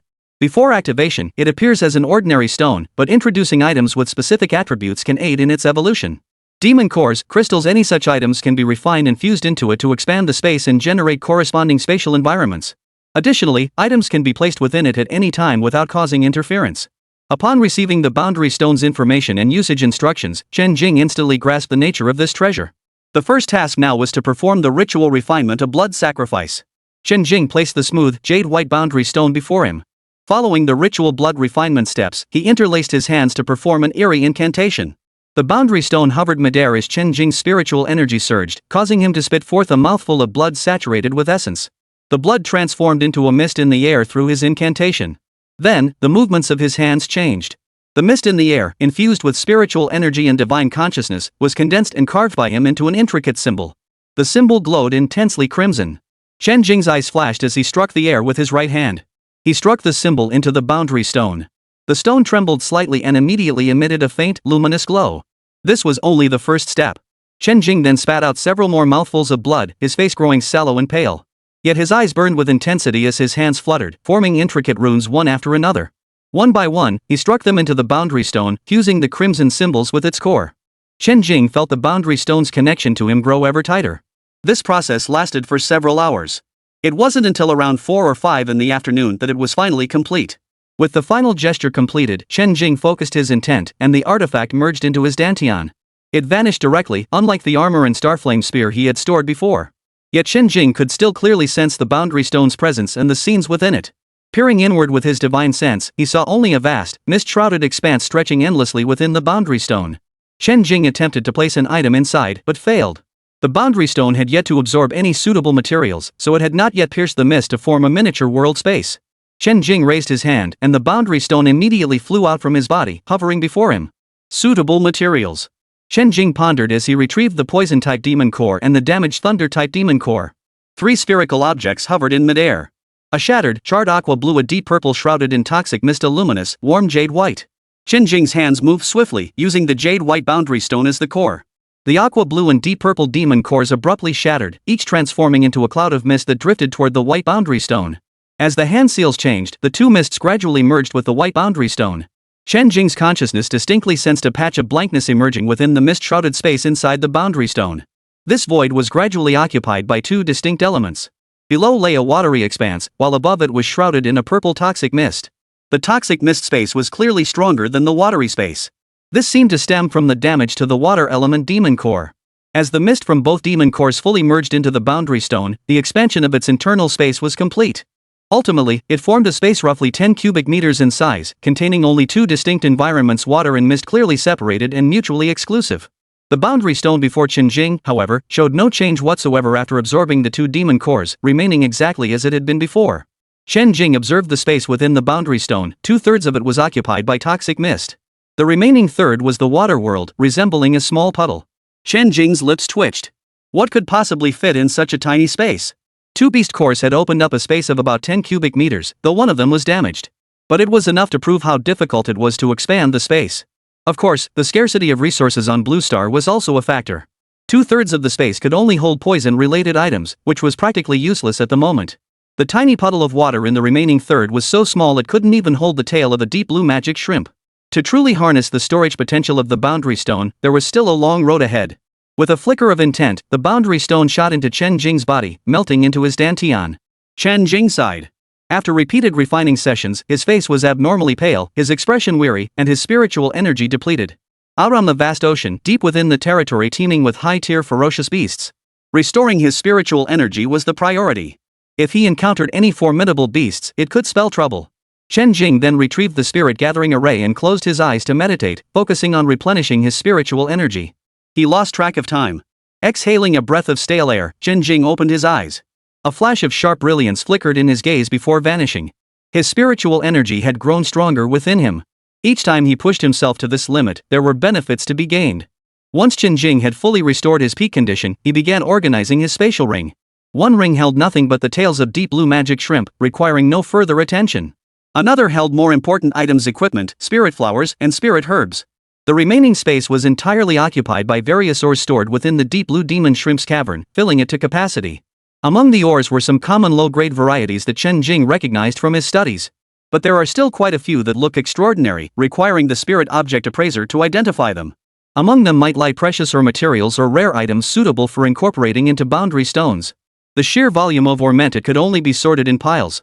The small warship might not be able to hold so much heavy metal or ore. Even a haphazardly placed pile would likely weigh the ship down, increasing its draft. Chen Jing now hoped to find a small island where he could sort things out in peace. Ideally, he'd discover useful items to expand the boundary stone storage space. Chapter 188, Taking Stock of the Harvest.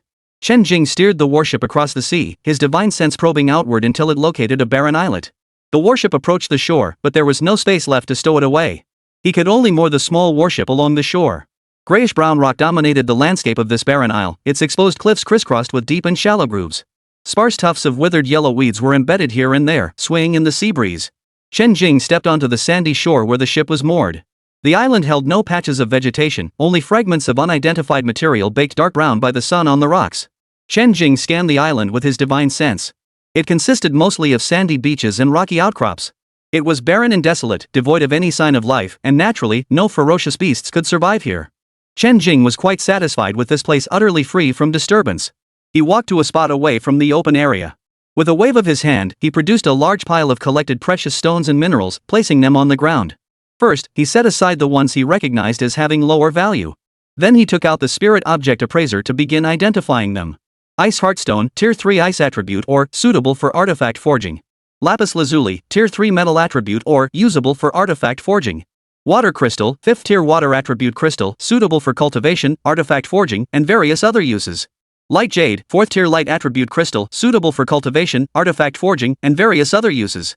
Chen Jing placed the valuable yet currently unused ores into the water world within the boundary stone. The remaining materials beneficial for enhancing the boundary stone were all placed within easy reach. The ordinary materials, minerals, metals, and the like were stored in the newly freed space ring. After countless cycles of this process, he finally finished organizing everything gathered from the deep blue magic shrimp cave. Eventually, even the small pools within the boundary stone overflowed with precious ore and materials. Chen Jing could only set them aside for the time being. After the sorting was complete, a portion of space was freed up within the spatial ring. The remaining spaces were packed with ordinary quality or materials. Some were simply ordinary items, exceptionally beautiful crystals or pearls, for instance. Chen Jing stored these away as well. Though ordinary, they would be priceless treasures if taken out into the world. They looked quite lovely and would make perfect gifts for Lan Xingyao. Only 2 small piles remained on the empty ground. One pile contained high-value minerals and other items too large to fit inside the boundary stones. The other pile contained precious materials that could be used to enhance the boundary stone. Chen Jing surveyed the pile of materials, which likely contained dozens of different types. Suppressing his excitement, he immediately summoned the boundary stone. He immediately began the process of infusing and nurturing it once more. The precious crystals and other items Chen Jing had just sorted out. Like stars clustering around the moon, they transformed into swirling masses of colorful mist, sequentially merging into the boundary stone.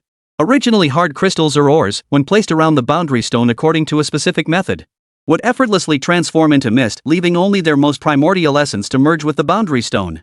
Receiving such a massive wave of nourishment at once, its internal space began to expand at a visible pace, growing larger and larger. The water world's distribution also visibly grew larger. Materials collected from the ocean floor were predominantly water attributed.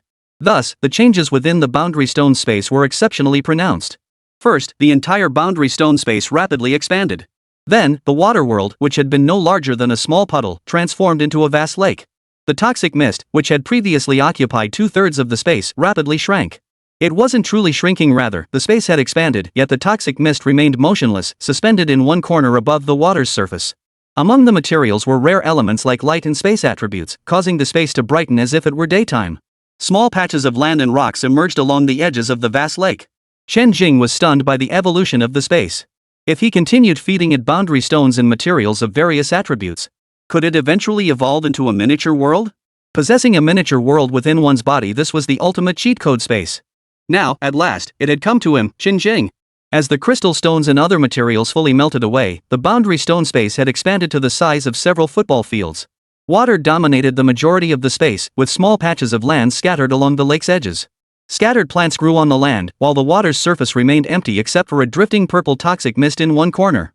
Beneath the water lay various metal reefs, resembling miniature oceans and coral formations. Chen Jing surveyed the boundary stone space with satisfaction. All his precious materials had been well spent. The space was finally beginning to take shape. Chen Jing transferred all the materials from his spatial ring into the boundary stone space. He also added the precious ores that had been piled on the ground earlier and hadn't been collected yet. The two types of ore were stored separately, as the space could now accommodate them both. The valuable ones were placed separately in a secure corner. The common ones were all piled at the bottom of the water. Since these materials had spent years at the ocean floor anyway, they could naturally be placed anywhere within the water world of the boundary stone space. After transferring the items, Chen Jing's spatial ring was finally empty. Only a few previously acquired spirit flowers, herbs, and some weapons and equipment remained, making it feel rather empty. Now, Chen Jing's system space held spirit stones, elixirs, and the crucial magical artifacts rewarded by the system. The boundary stone space was entirely filled with minerals and other resources cleared from the deep blue magic shrimp nest. Another spatial ring was filled to capacity with the tails of deep blue demon shrimp. With one spatial ring now completely free, Chen Jing didn't hesitate. He only wanted to return to the ocean depths to begin his rampage and complete his mission. Having ventured out, he certainly wouldn't leave after just a few days. This time, Chen Jing had no reservations. He would kill without restraint. With the spatial ring now empty, the small warship slipped inside effortlessly. Then Chen Jing plunged violently into the ocean depths, plummeting toward the seabed in an instant. Thousands of meters below the surface, Chen Jing suddenly released a trace of his aura. The ferocious beasts, sensing the delicious scent of Chen Jing, surged toward his location as if injected with stimulants. "I've been waiting for you." Seeing this, Chen Jing gave his starflame spear a sharp shake. His entire body transformed into a streak of light, shooting toward the ferocious beasts. Under Chen Jing's precise control, the spear slaughtered one ferocious beast after another. Yet not a single beast was scorched black by thunderous fury. Instead, Chen Jing's body was slashed open, spilling blood. Chen Jing did this deliberately. He then suppressed his own aura, relying solely on the bloodlust emanating from the beast's blood to draw more of them closer. Hordes of beasts surged forward, threatening to overwhelm him. Yet with each stroke of the spear slicing through their bodies, they plummeted toward the ocean depths. As they fell, streams of blood flowed from their bodies, mingling with the seawater. As countless beasts perished, the ocean floor became littered with the dense, sprawling corpses of enormous sea monsters. The sea in this area had been dyed red, permeated with a thick, bloody stench. On the system panel invisible to Chen Jing, the task progress meter flashed wildly. Regardless of the beasts' tiers, Chen Jing took them all on. From tier 2 to tier 8, he slaughtered them until the sky grew dark. Chapter 189, Heading to the Heavens will Sect Headquarters. Until a figure bathed in purple light suddenly burst through the sea surface and shot straight toward the sky. After circling a few times, it descended onto the sea surface. A small warship emerged from the sea, and Chen Jing landed lightly on its deck. Summoning the mission panel. For stage quest progress, slay demons and monsters. Tier 2 demonic beasts, 136,468 200,000. Tier 3 demonic beasts, 63,465 100,000. Tier 4 demonic beasts, 21,092 30,000. Tier 5 demonic beasts, 7,959 10,000. Tier 6 demonic beasts, 1,989 3,000. Tier 7 demonic beasts, 786 1,000. Tier 8 demonic beasts, 2950. Tier 9 demonic beasts, 15. Chen Jing had been roaming this deep-sea region for an unknown duration, finally grinding out significant progress on his quests. During his time drifting through the ocean depths, he also discovered a wrecked warship sunk to the seabed. The vessel bore the emblem of the Sakura Nation's Heavenly Guardian Society. Judging by its corrosion, it was clearly a recent wreck. Not a single trace of its crew remained, suggesting they had likely met a grim fate. Chen Jing merely glanced at it before moving on without further concern. It seemed those little cherry blossoms, having escaped the torment of the volcanic eruption, had not evaded the attack of the sea beasts and ultimately met their end in these waters. Tired from slaying sea beasts, Chen Jing took a mission from the Quiet Lake Guild's board. He hadn't forgotten the monthly mutual aid quest. He had no desire to lose spirit stones. But after slaying so many beasts, he once lost himself in the frenzy and encountered a 9th tier monster. Fortunately, the beasts weren't overly formidable, merely scraping the threshold of 9th tier. Chen Jing expended considerable effort to subdue it, naturally reaping the reward of a 9th tier beast core. After nearly 2 months of relentless hunting, Chen Jing had accumulated 28th tier beast cores. Add to that the single 9th tier core and several rare materials he'd stumbled upon. Chen Jing intended to use all of these items to nourish the world stone. Currently seated on the deck with eyes closed, he was regulating his breath before preparing to refine the materials. A day later, Chen Jing had exhausted all the materials in his possession.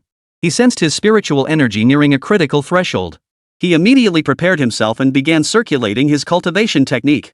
After over 2 months of relentless combat, Chen Jing's progress was nothing short of remarkable. He retrieved the elixir he had received as a mission reward and swallowed it in one gulp. It was time to break through this realm.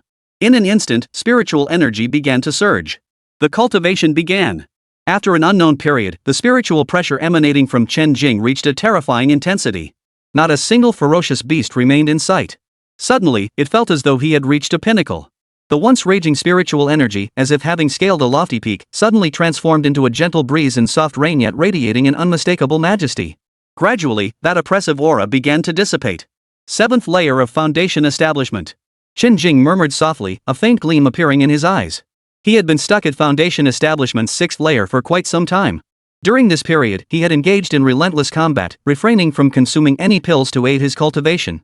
Now that he had touched the bottleneck of the seventh layer, with the aid of pills, he could break through in one go. System interface, Chen Jing called inwardly. Name, Chen Jing. Level, Foundation Establishment 7th layer. Skills, Lightning Shadow Clone, Thunderstorm Spear Array, Thunder Dragon Roar, Thunderous Might, Instant Lightning Flash, Thunder Palm, Galloping Thunder Spear Technique, Basic Spellcasting, Soul Searching Technique, Basic Alchemy Formulas, Rejuvenation Pill, Antidote Pill, Qi Gathering Pill, Body Tempering Pill, Mind Focusing Pill. Gazing at the information on the panel, Chen Jing couldn't help but feel a pang of emotion. After so long in this world, he could finally breathe a sigh of relief. His strength far surpassed what it had been at the 6th layer. With his current power, few could stand against him. Now, the most crucial tasks left by the system were slaying the ferocious beasts and destroying the Heavens Will cult. And now, it was time to make a move on the Heavens Will cult's headquarters. The Celestial clan members there are classified as ferocious beasts by the system.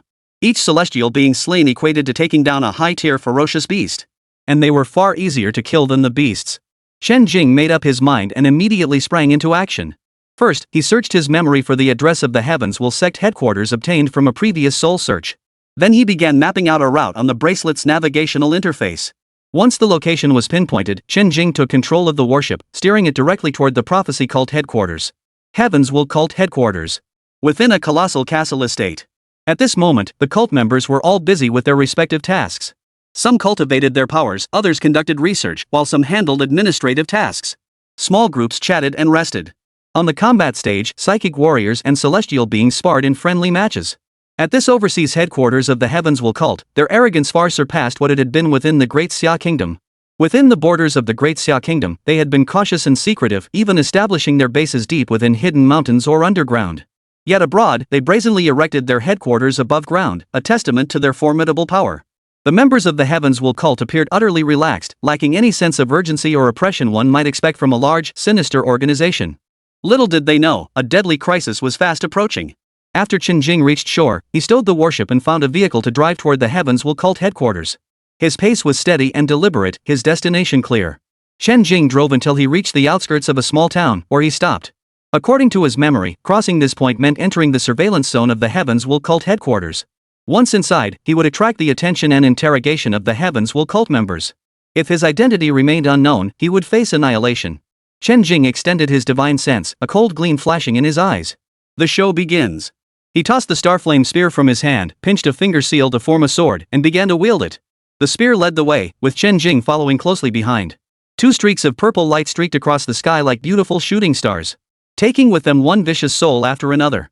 Every member present at the Heavens Will cult headquarters was elite among elites, the worst of the worst. Far more despicable than those in the sect's branches, they had committed every conceivable evil, not a single one was innocent. Patrolmen still faithfully performing their duties were suddenly cut down by a streak of beautiful purple light. Corpses littered the ground, ignored by all. Under Chen Jing's divine perception, not a single soul could escape. All perished beneath the Starflame spear. Chen Jing's speed was blindingly fast. Even as he slaughtered his way through the crowd, it did not slow his charge in the slightest. His spear moved far faster than he did. In mere moments, Chen Jing arrived at the estate housing the headquarters of the Heavens Will sect. Gazing upon the extravagantly opulent castle estate before him, a cold, ruthless gleam flashed in Chen Jing's eyes. These scum who defied humanity, he would purge them all. Chen Jing's toes touched the ground lightly, and his entire body suddenly soared into the air. His speed was so astonishing that not a single person noticed. Only a fleeting, inexplicable flash seemed to pierce the sky. Then, the once clear sky darkened with gathering clouds, and thunder began to crackle. Chapter 190, The Pope of the Heavens Will cult. Ha! What's going on? Just a moment ago it was bright sunshine, how come it suddenly started thundering? No, wait, there's an inexplicable sense of pressure. This doesn't feel like an ordinary weather shift. Could it be the legendary tribulation? Could His Holiness the Pope be undergoing the tribulation? You really have an imagination, a tribulation appearing in the world of supernatural abilities? Why not? What if it's a breakthrough to a higher realm? Isn't that perfectly normal? Look closely. There seems to be someone beneath the dark clouds. What? The sudden change caught the attention of some members of the Heavens Will sect. Yet others, absorbed in their own affairs, dismissed it as merely a weather shift. This state lasted only a moment as the oppressive aura in the sky grew ever more intense. Chen Jing, suspended beneath the dark clouds, was now visible. Finally, they realized the extraordinary nature of these thunderclouds. The vast expanse of dark clouds churned only within this specific region. Farther away, the sky remained clear and sunny. Members of the Heavens Will sect began to panic, gathering together, while others, overcome with fear, sounded the alarm. Chen Jing formed seals mid-air, releasing spiritual energy to stir the heavens and earth. This thunder palm was far more powerful than any he had unleashed before. Beneath the churning clouds, thunder gathered rapidly, coalescing into a colossal palm print. The palm print was absurdly large, making the Heavens Will cult members on the ground look as insignificant as ants. The oppressive weight of its aura was suffocating. Enemy attack! Enemy attack! Finally, someone noticed something was amiss. The shrill alarm sounded, and the cultists within the estate gathered together. Those in the underground base who had also sensed something amiss prepared to ascend and investigate. High-ranking officials had already begun organizing a counterattack, targeting Chen Jing, who had been spotted in the sky. Countless long-range psychic attacks were primed and unleashed toward Chen Jing. Meanwhile, Chen Jing in the air had already charged his thunder palm. Thunder palm! Chen Jing pressed his right hand downward, and the colossal palm formed from countless bolts of thunder slammed violently toward the ground. Boom! A dazzling palm strike descended from the heavens, exceptionally brilliant and utterly terrifying. It seemed capable of obliterating anything in its path. Even a ninth-tier powerhouse would tremble in fear, daring not to underestimate it. Sure enough, faced with this terrifying thunderous palm strike, the Heavens Will cult members on the ground began desperately trying to save themselves. Chen Jing glanced down and saw flashes of various supernatural abilities flickering everywhere. And cries of near despair. Why? Who is killing us? Holy Father, save us! But it was all in vain. The palm print pressed down toward the ground with cold, relentless force. So swift was the strike that any thought of resistance flickered only briefly in their minds. The members of the Heavens Will cult lost their lives. Under such an assault, they possessed not a shred of resistance, all reduced to ashes. Their colorful defensive abilities shattered like soap bubbles at the slightest touch. Boom! A long, rumbling roar echoed through the air. The entire castle estate fell into deathly silence. The palm strike left a massive, gaping crater. Nothing remained within the crater. Yet, despite the decisive blow, Chen Jing did not relax his vigilance as he turned and departed. That single strike had annihilated 99% of the Heavens Will cult. Yet beneath Chen Jing's divine perception, two faint traces of life still lingered. As the colossal palm vanished, the dark clouds in the sky began to dissipate, giving way to clear skies once more. Below, the once glorious headquarters of the Heavens Will sect lay reduced to a desolate, gaping pit. Chen Jing hovered mid-air, his gaze fixed upon the sources of life below. At the same moment, two powerful auras suddenly erupted from the ruins below. One surged from the earth, while the other shot straight into the heavens. It too transformed into a streak of light, soaring into the sky. It came to stand directly opposite Chen Jing. Chen Jing's pupils contracted. This was the first time he had ever seen another person hovering in midair like himself. Unlike other psychics who manifested wings from condensed abilities, or wind-type psychics enveloped in swirling air currents, Chen Jing detected no wind element abilities emanating from the figure before him. He only sensed a familiar psychic energy fluctuation. After observing, he reached a conclusion. The man before him was a spatial ability user. He had only encountered this peculiar energy fluctuation once before during Blue Star Yao's battles. Yet the difference in their auras was like that between a child and a giant. Facing such a formidable spatial ability user, Chen Jing dared not take it lightly in the slightest. He knew full well the formidable power of spatial abilities at this level. The slightest lapse in concentration could lead to a devastating defeat. This figure wore a black robe covered in golden patterns, with a blood-red moon emblem on the chest. A golden mask concealed their face, revealing neither gender, while terrifying psychic fluctuations radiated from their entire being. This must be the legendary leader of the Heavens Will cult, the Pope who ruled over the entire organization. Before the Pope in the sky could make a move, the figure on the ground, radiating a formidable aura, had already launched an attack toward Chen Jing. First, it transformed into a terrifying colossus, a monstrous humanoid creature stitched together from the limbs of ferocious beasts. Standing at a staggering height of dozens of meters, it nearly reached Chen Jing as he hovered mid-air. You dare destroy my holy sect? Death is no punishment. The humanoid monster let out a huge, eerie roar as it lunged toward Chen Jing. Shut up! Chen Jing's eyes flashed as his fingers twitched slightly. The purple gold spear within his spatial ring transformed into a streak of light, hurtling toward the humanoid monster. In this situation, Chen Jing absolutely could not engage the humanoid monster in combat. His greatest enemy was the Pope standing before him. The humanoid monster posed no real threat to Chen Jing. Swish! Swish! Swish! The violet gold spear streaked through the air, weaving a beautiful tapestry of light. Each beam pierced the humanoid monster clean through. As long as the humanoid monster's defenses couldn't withstand Chen Jing's spear, it would inevitably become the target for Chen Jing's sword control technique. As the spear delivered relentless, effective strikes, no matter how massive the humanoid monster's body or how formidable its vitality, it could only gradually succumb to defeat. As Chen Jing wielded the purple gold spear with increasing ferocity, the humanoid monster was nearly sliced to pieces by the dense beams of light. Yet each of the humanoid monster's attacks was deftly evaded by Chen Jing. Meanwhile, he had to defend relentlessly against the Pope's assaults. Had he not possessed the formidable divine perception as his trump card, enabling him to keenly detect spatial fluctuations, he would never have dared to engage the Pope across from him. Spatial magic was too unpredictable. Often, practitioners of this discipline are unmatched among peers of equal rank. Even when fighting opponents several tiers above, victory comes with ease. The threat emanating from the Pope before him was overwhelming. Yet he had never encountered an opponent this formidable before. Yet he remained suspended midair, making no move. He did not attack Chen Jing while the latter was engaged in combat with the humanoid monster using his spear. Perhaps he knew Chen Jing was constantly watching him, denying him any opening to strike. Or perhaps he possessed such overwhelming confidence that the humanoid monster held no significance, rendering it unworthy of his attention. Either way, this worked in Chen Jing's favor. Chapter 191, The Battle Ends. The humanoid monster was swiftly dealt with by Chen Jing. Now it was time to seriously confront this Pope. "You are Chen Jing?" These were the first words spoken by the Pope of the Heavenly Mandate cult. The deep, raspy voice confirmed to Chen Jing that this was a man. "You are formidable. You truly possess the strength to destroy my creation. However, you will pay the price for it." Before Chen Jing could respond, the Pope of the Heavens will cult continued, his tone utterly emotionless. Chen Jing felt a surge of apprehension. The man's aura was undeniably formidable. Chen Jing thrust his spear forward. With a crackling roar, his entire body transformed into a bolt of lightning. The spear in his hand, now covered in thunder, thrust straight toward his opponent. Yet the instant the spear neared its target, the space before him abruptly warped. Though seemingly within striking distance, he could not reach the figure. Spatial folding? Chen Jing swiftly retreated, his mind flickering with intent. The thunderous battle armor within his dantian instantly enveloped his body. This scene caused the Pope of the Heavens will cult to pause his movements, clearly taken aback. "What is this?" A faintly excited voice echoed, tinged with the thrill of discovering a treasure and the certainty of securing it. Such a miraculous technique would surely propel him to new heights. Chen Jing's mind stirred, and his spiritual energy surged around him. He vanished from his original spot in an instant. The next instant, the space where Chen Jing had just been standing abruptly shattered, covered in black patterns. Chen Jing's pupils contracted. Spatial skills were indeed bizarre. This ability to tear open space out of thin air was truly impossible to guard against. Had it not been for his powerful divine sense allowing him to sense it in advance, anyone would have fallen victim to the opponent. Chen Jing formed a seal with his left hand and casually struck out, sending a thunderous palm strike hurtling toward the Pope's location. Seeing this, the opponent swung his palm, sending a thunderous strike enveloped in spatial ripples toward Chen Jing.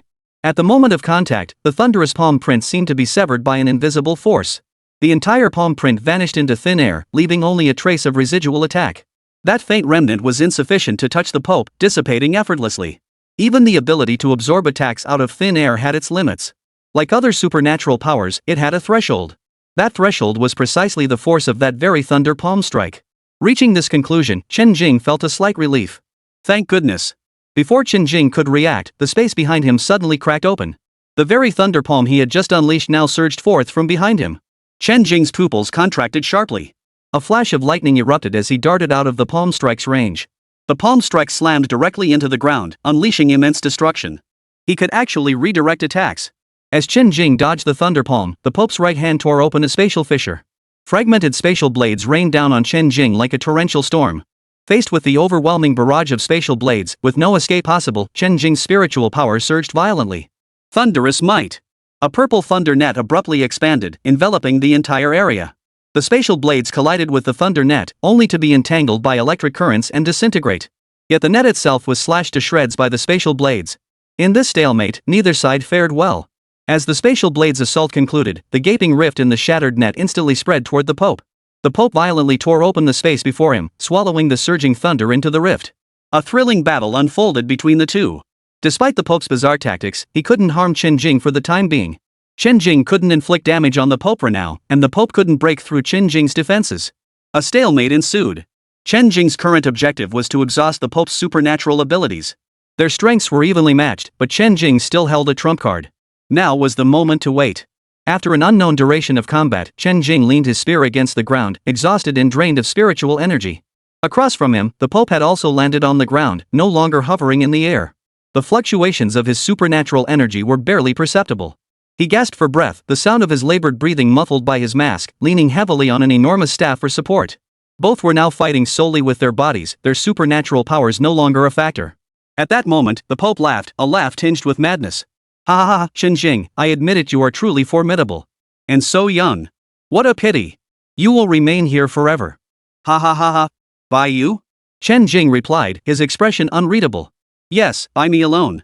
Our psychic powers and physical strength are both exhausted, but I still possess a physique as formidable as a ferocious beast. Though it pales in comparison to my supernatural abilities, it's more than sufficient to deal with you now. As the Pope spoke, his muscles began to shift violently, tearing through his black robes.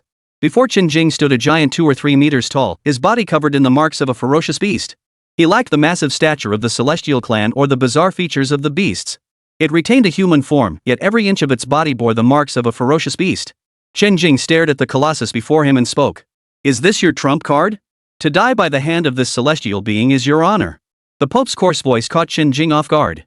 Previously, when celestial beings transformed, they would lose most of their rationality and become frenzied. Yet the Pope before him could still speak clearly after his transformation, truly astonishing. If that's your trump card, then you can go die. As he spoke, a burst of purple light erupted from Chen Jing's body. It was none other than Chen Jing's Thunder Shadow clone. The clone seized the Starflame spear from Chen Jing's grasp and hurled it with blinding speed toward the Colossus. The Pope clearly hadn't anticipated Chen Jing possessing such terrifying abilities. He actually had a clone hidden away. Now, he possessed only his mutated body, completely stripped of the enhancement from spatial abilities. The current Pope was no match for the clone possessing Chen Jing's full strength. Before long, he was slain by the clone beneath the Starflame spear. Before dying, Chen Jing searched his soul, uncovering the founding and development of the Heavens Will cult. The Celestial clan was nothing more than an experimental byproduct of his relentless pursuit of power. Had the Pope not exhausted his spatial abilities earlier, he might have escaped. Unfortunately, he'd been deceived by Chen Jing's appearance, believing him to be utterly cornered. So the Pope had accompanied Chen Jing until his own abilities were exhausted as well. He could still win this battle through sheer physical strength. He refused to let Chen Jing go. The young man was so powerful. If Chen Jing found him again next time, he might not be a match for him. A threat of fear in his heart drove him to stubbornly exhaust his abilities alongside Chen Jing. In the end, he perished at the hands of Chen Jing's clone. After recalling his clone, Chen Jing found a place to begin restoring his spiritual energy. Then he set out to explore every corner of Blue Star. Chapter 192, A Smooth Return Home. Half a year later. Using military intelligence databases and his soul-searching abilities, Chen Jing successfully eliminated the last member of the Heavens Will cult. Ding! Congratulations, host, on completing the mission, Shatter the Conspiracy. Use absolute power to dismantle the evil organization. Mission progress, 100%. Ding! Congratulations, host, on obtaining mission rewards, Thunderbolt Trio, Thunder Dispelling Illusion, Thunder Sea Annihilation, Thunder Punishment Cataclysm. 3,000 mid-grade Spirit Stones. Chen Jing scanned the system space with his mind. Sure enough, 3 brand new jade slips had appeared, along with a large pile of mid-grade spirit stones. Chen Jing lingered no longer and did not immediately inspect the mission rewards. During his search for Heavens Will cult members, aside from some Celestial clan members providing him with quest progress for slaying ferocious beasts, he hadn't actively hunted any additional beasts during this period, resulting in minimal progress over the course of a year. Instead, the tasks assigned by the higher-ranking Celestial humans proved immensely beneficial. System tasks, Chen Jing called in his mind. For stage quest progress, slay demons and monsters. Tier 2 Demonic Beasts, 156,468 200,000. 3rd Tier Demonic Beasts, 71,465 100,000. 4th Tier Demonic Beasts, 27,092 30,000. 5th Tier Demonic Beasts, 8,769 10,000. 6th Tier Demonic Beasts, 2,678 3,000. 7th Tier Demonic Beasts, 921 1,000. 8th Tier Demonic Beasts, 50-50. 9th Tier Demonic Beasts, 5-5. Staring at that string of numbers, Chen Jing felt immense gratitude toward the Heavens Will sect. The hardest to find 8th and 9th tier beasts had been completely wiped out by the Celestial clan. Only the gaps for common beasts remained. Chen Jing turned and headed toward the sea. Spear in hand, he plunged into the depths, commencing a fresh wave of slaughter. Half a month later, Chen Jing stood on the dark red sandy shore, gazing up at this familiar scene with eyes brimming with emotion. Linhai Base, I'm finally back. He composed his emotions and slowly walked toward the gates of the coastal base. In the hotel room, Chen Jing sat cross-legged, reviewing his mission. Ding! Congratulations, host, on completing the 4-stage demon slaying quest. 5th tier demonic beasts, 10,000 completed. 6th tier demonic beasts, 3,000 completed. 7th tier demonic beasts, 1,000 completed. 8th tier demonic beasts, 50 completed. 9th tier demonic beasts, 5 completed. Ding! Congratulations, host, on obtaining this mission reward, Golden Core Formation. Chen Jing stared at the notification, his heart racing with excitement. This was the Golden Core pill. He had finally obtained it. Even if he was still some distance from breaking through, it was always better to have this pill sooner rather than later. Ding! The Demon Slaying and Monster Extermination 5 stage is now activated. Each slain will grant spirit stones commensurate with its level, with no upper limit. Keep slaying, keep earning. Chen Jing stared blankly at the newly activated quest, his eyes widening in shock. Damn it! Doesn't this system fear I'll wipe out the entire species of fiendish beasts? Ding! Host has failed to complete the monthly Good Samaritan task. Deducting 100 low-grade spirit stones. Host is advised to take each task seriously. Ding! Host has failed to complete the monthly Good Samaritan task. Deducting 100 low-grade spirit stones. Host is advised to take each task seriously. Ding! Host has failed to complete the monthly helpfulness task. Deducting 100 low-grade spirit stones. Host is advised to take each task seriously. 12 consecutive system notifications about spirit stone deductions flooded Chen Jing's screen. Each notification represented a deduction of 100 low-grade spirit stones. 12 notifications meant a full 1,200 low-grade spirit stones. The deduction made Chen Jing's heart bleed. Damn it! That's brutal. He didn't even earn that much reward for completing a single quest. After cursing under his breath, Chen Jing waved his hand. 3 jade slips, radiant with flowing light, appeared in his hand. Dispel illusions with thunder, a technique forging thunder to its ultimate form, capable of shattering all illusions, magical arrays, and similar phenomena. Devastating Thunder Sea summons a thunderous expanse, transforming the entire area into a sea of thunder that obliterates everything. Cataclysmic Thunder Punishment summons thunder in the form of an overwhelming heavenly tribulation, unleashing punishing strikes. A mental scan revealed the precise effects of these 3 spells. Truly formidable. The first spell, which dispels illusions, might not be immediately useful now, but it would certainly prove invaluable in the immortal realm. He didn't possess any functional spells like this yet. Then there was the second spell for area of effect attacks. Though he already possessed Thunderous Might, its damage output was rather low. It was nowhere near as devastating as this devastating Thunder Sea spell. As for the third spell, it had become Chen Jing's ultimate trump card, even more terrifying than the Thunderstorm Gun Array. Having just returned to the coastal base, Chen Jing turned and headed back out toward the base's perimeter. Back above the sea, he couldn't wait to begin cultivating his new spell. Time passed unnoticed. As the entire sea was engulfed in a purple thunderstorm. The already immense power of the thunder, amplified and spread by the seawater, unleashed devastating destruction on an unimaginable scale. Countless ferocious beasts perished in that instant. Merely touching the purple sea of lightning turned them into charred, blackened husks. Only after the purple thunder sea had spread across an immense expanse did it slowly dissipate. Chen Jing's eyes burned with fervor and excitement. Truly, this was an immensely powerful spell. All 3 spells had now been mastered. Of the 3, the second was currently the most practical. The first was currently useless, and the third was far too powerful. After mastering it, nearly casting it had caused the heavens and earth to change color, nearly draining his spiritual energy dry. To unleash it fully? Who knew what consequences it might bring? It was far beyond what Chen Jing's current strength could control. Withdrawing his focus, Chen Jing turned and headed back toward the Linhai base. Everything was complete.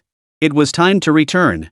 Chen Jing first visited his mother at home, then gathered with close friends like Lan Xingyao, Zhang Yang, and Zhong Zhangling for a proper reunion. Later, he accompanied Lan Xingyao home to meet her parents. Given Chen Jing's current status and formidable power, the visit proceeded without incident. He received an extremely warm welcome from the Lan family and smoothly discussed the date for their wedding. Only now did Chen Jing feel he had finally sorted out all matters. After a full year of relentless effort, he now desired a proper rest. Moreover, after a year of trials and tribulations, he had now touched the threshold of a breakthrough. It seemed only a matter of time before he could advance further. Now, he needed to carve out some time to enjoy a few peaceful days. After resolving all matters, Chen Jing began living a sweet, intimate life with Lan Xingyao. 2 months later. During a smooth cultivation session, Lan Xingyao successfully broke through to become a 5th-tier psionicist. By her 3rd year, she had already reached the level of a Jinghu Martial Arts Academy graduate. Without Chen Jing, she would be the top student among her peers. As a rare spatial type ability user, even most late-stage 5th-tier practitioners might not be her match. Brother Jing, I've broken through. I can go to the Linhai base now. Lan Xingyao was exceptionally excited after her breakthrough. Her boyfriend's talent was so extraordinary that he had long since left his peers far behind. As a girlfriend, she also faces immense pressure. Lan Xingyao strives to become better and better, training diligently. Of course, she couldn't compete with him, but she could strive not to hold him back. Chapter 193, It's over, preparing to head to the new world. Buzz buzz. Chen Jing's smart bracelet began to vibrate. He tapped it open. It was a message from Chang Heng. Over the past year, before leaving, Chen Jing had informed Chang Heng of his upcoming departure. He also knew about the matter he intended to undertake, though it was quite shocking. But he had never once disturbed Chen Jing. But he had only just returned, barely having rested, when this came looking for him again. The news arrived. Countless oceanic beasts were converging, poised to unleash an unprecedented, colossal beast tide. Those summoned were all rushing to the coastal base to prepare for the onslaught. Chen Jing was no exception. He had to get there. Accompanying him were Lan Xingyao and others whose strength was sufficient for the task. Chen Jing joined them in rushing toward the coastal base. After prolonged gathering, the waters beyond the beach were now teeming with beasts. The tide began to rise, gradually submerging the dark red sand inland. Spreading toward the base, some impatient beasts had already begun slowly advancing toward the shoreline. The base's defensive walls were bristling with personnel wielding thermal weapons, flanked by powerful psychics. Even the entrance to the base was heavily fortified with defensive lines. But to the beast tide, those outside the base were nothing more than the first wave of sacrifices. Chen Jing arrived at the base walls alongside the elders of Jinghu Martial Arts Academy. He walked over to Chang Heng's side. Standing alongside Chang Heng here were several others. Each was a formidable psychic, a figure of immense power and influence. Each face was familiar to Chen Jing. Though he had been with the military for over a year, he had rarely spent time at the base. Naturally, he had never encountered these high-ranking military figures before. Chen Jing, this is General Qin, this is General Yi, and this is General Lin. Chang Heng introduced the men to Chen Jing. Those present here possessed not only the highest status and standing but also formidable strength. Ordinary leaders without combat capability were confined to the command room. If they were accidentally caught in the crossfire, they wouldn't have the strength to resist. Those with special abilities, however, had no such worries. They could freely come and go, observing the battle at will. Chen Jing raised an eyebrow at the introductions and offered a warm greeting. Wow, the Qin family and the Yi family, he'd met them all this time. The Qin family patriarch had long been investigated. After his son vanished in that stretch of sea, no trace of him had ever been found. Chen Jing had experienced the same ordeal. To claim these two incidents were unrelated. He wouldn't believe it even if you killed him. Moreover, Yuer and this Chen Jing had prior conflicts. When he first received the news, he had intended to interrogate Chen Jing. Instead, he received news that Chen Jing had departed overseas to wipe out the Heavens Will cult, forcing him to temporarily shelve his plans. To his astonishment, Chen Jing had actually annihilated the prophecy cult's headquarters and eliminated their unfathomably powerful pope. Following that, he systematically eliminated every remaining member of the Heavens Will cult. When this news reached them, it sent shockwaves through everyone. Such a vast organization, a cancer on the world, had actually been wiped out by a single man. From that moment on, the head of the Qin family completely abandoned any thoughts of seeking out Chen Jing. His power had reached a level where the Qin family could no longer afford to provoke him. Having been missing for a year, Yuer was likely dead by now. Pursuing Chen Jing further would only invite his wrath. After all, their previous relationship had never been amicable, and there were lingering grudges. Beyond the Qin family, there was also the Yi family, who bore a blood feud against Chen Jing. They too had come to realize that Chen Jing was beyond their capabilities to confront. Any attempt to confront him would be futile, like hitting a stone with an egg. They could only bury their hatred deep within, daring not to make a single move. As Chen Jing watched the restless tide of beasts stirring in the distance, a system notification echoed in his mind. Ding! Monstrous beasts prepare to rampage against the human alliance. Host, assist the human alliance in uniting to repel the beast tide. Mission issued, Savior. Aid the human alliance in repelling the demon beasts. Slay at least 100,000 Tier 2 demon beasts, 100,000 Tier 3 demon beasts, 100,000 Tier 4 demon beasts, 50,000 Tier 5 demon beasts, 30,000 Tier 6 demon beasts, 10,000 Tier 7 demon beasts, 1,000 Tier 8 demon beasts, 30 Tier 9 demon beasts, and 1 Tier 10 demon beast. Reward for completing the mission, Teleportation Array. Chen Jing's gaze sharpened as he studied the newly posted mission. He felt a surge of pressure.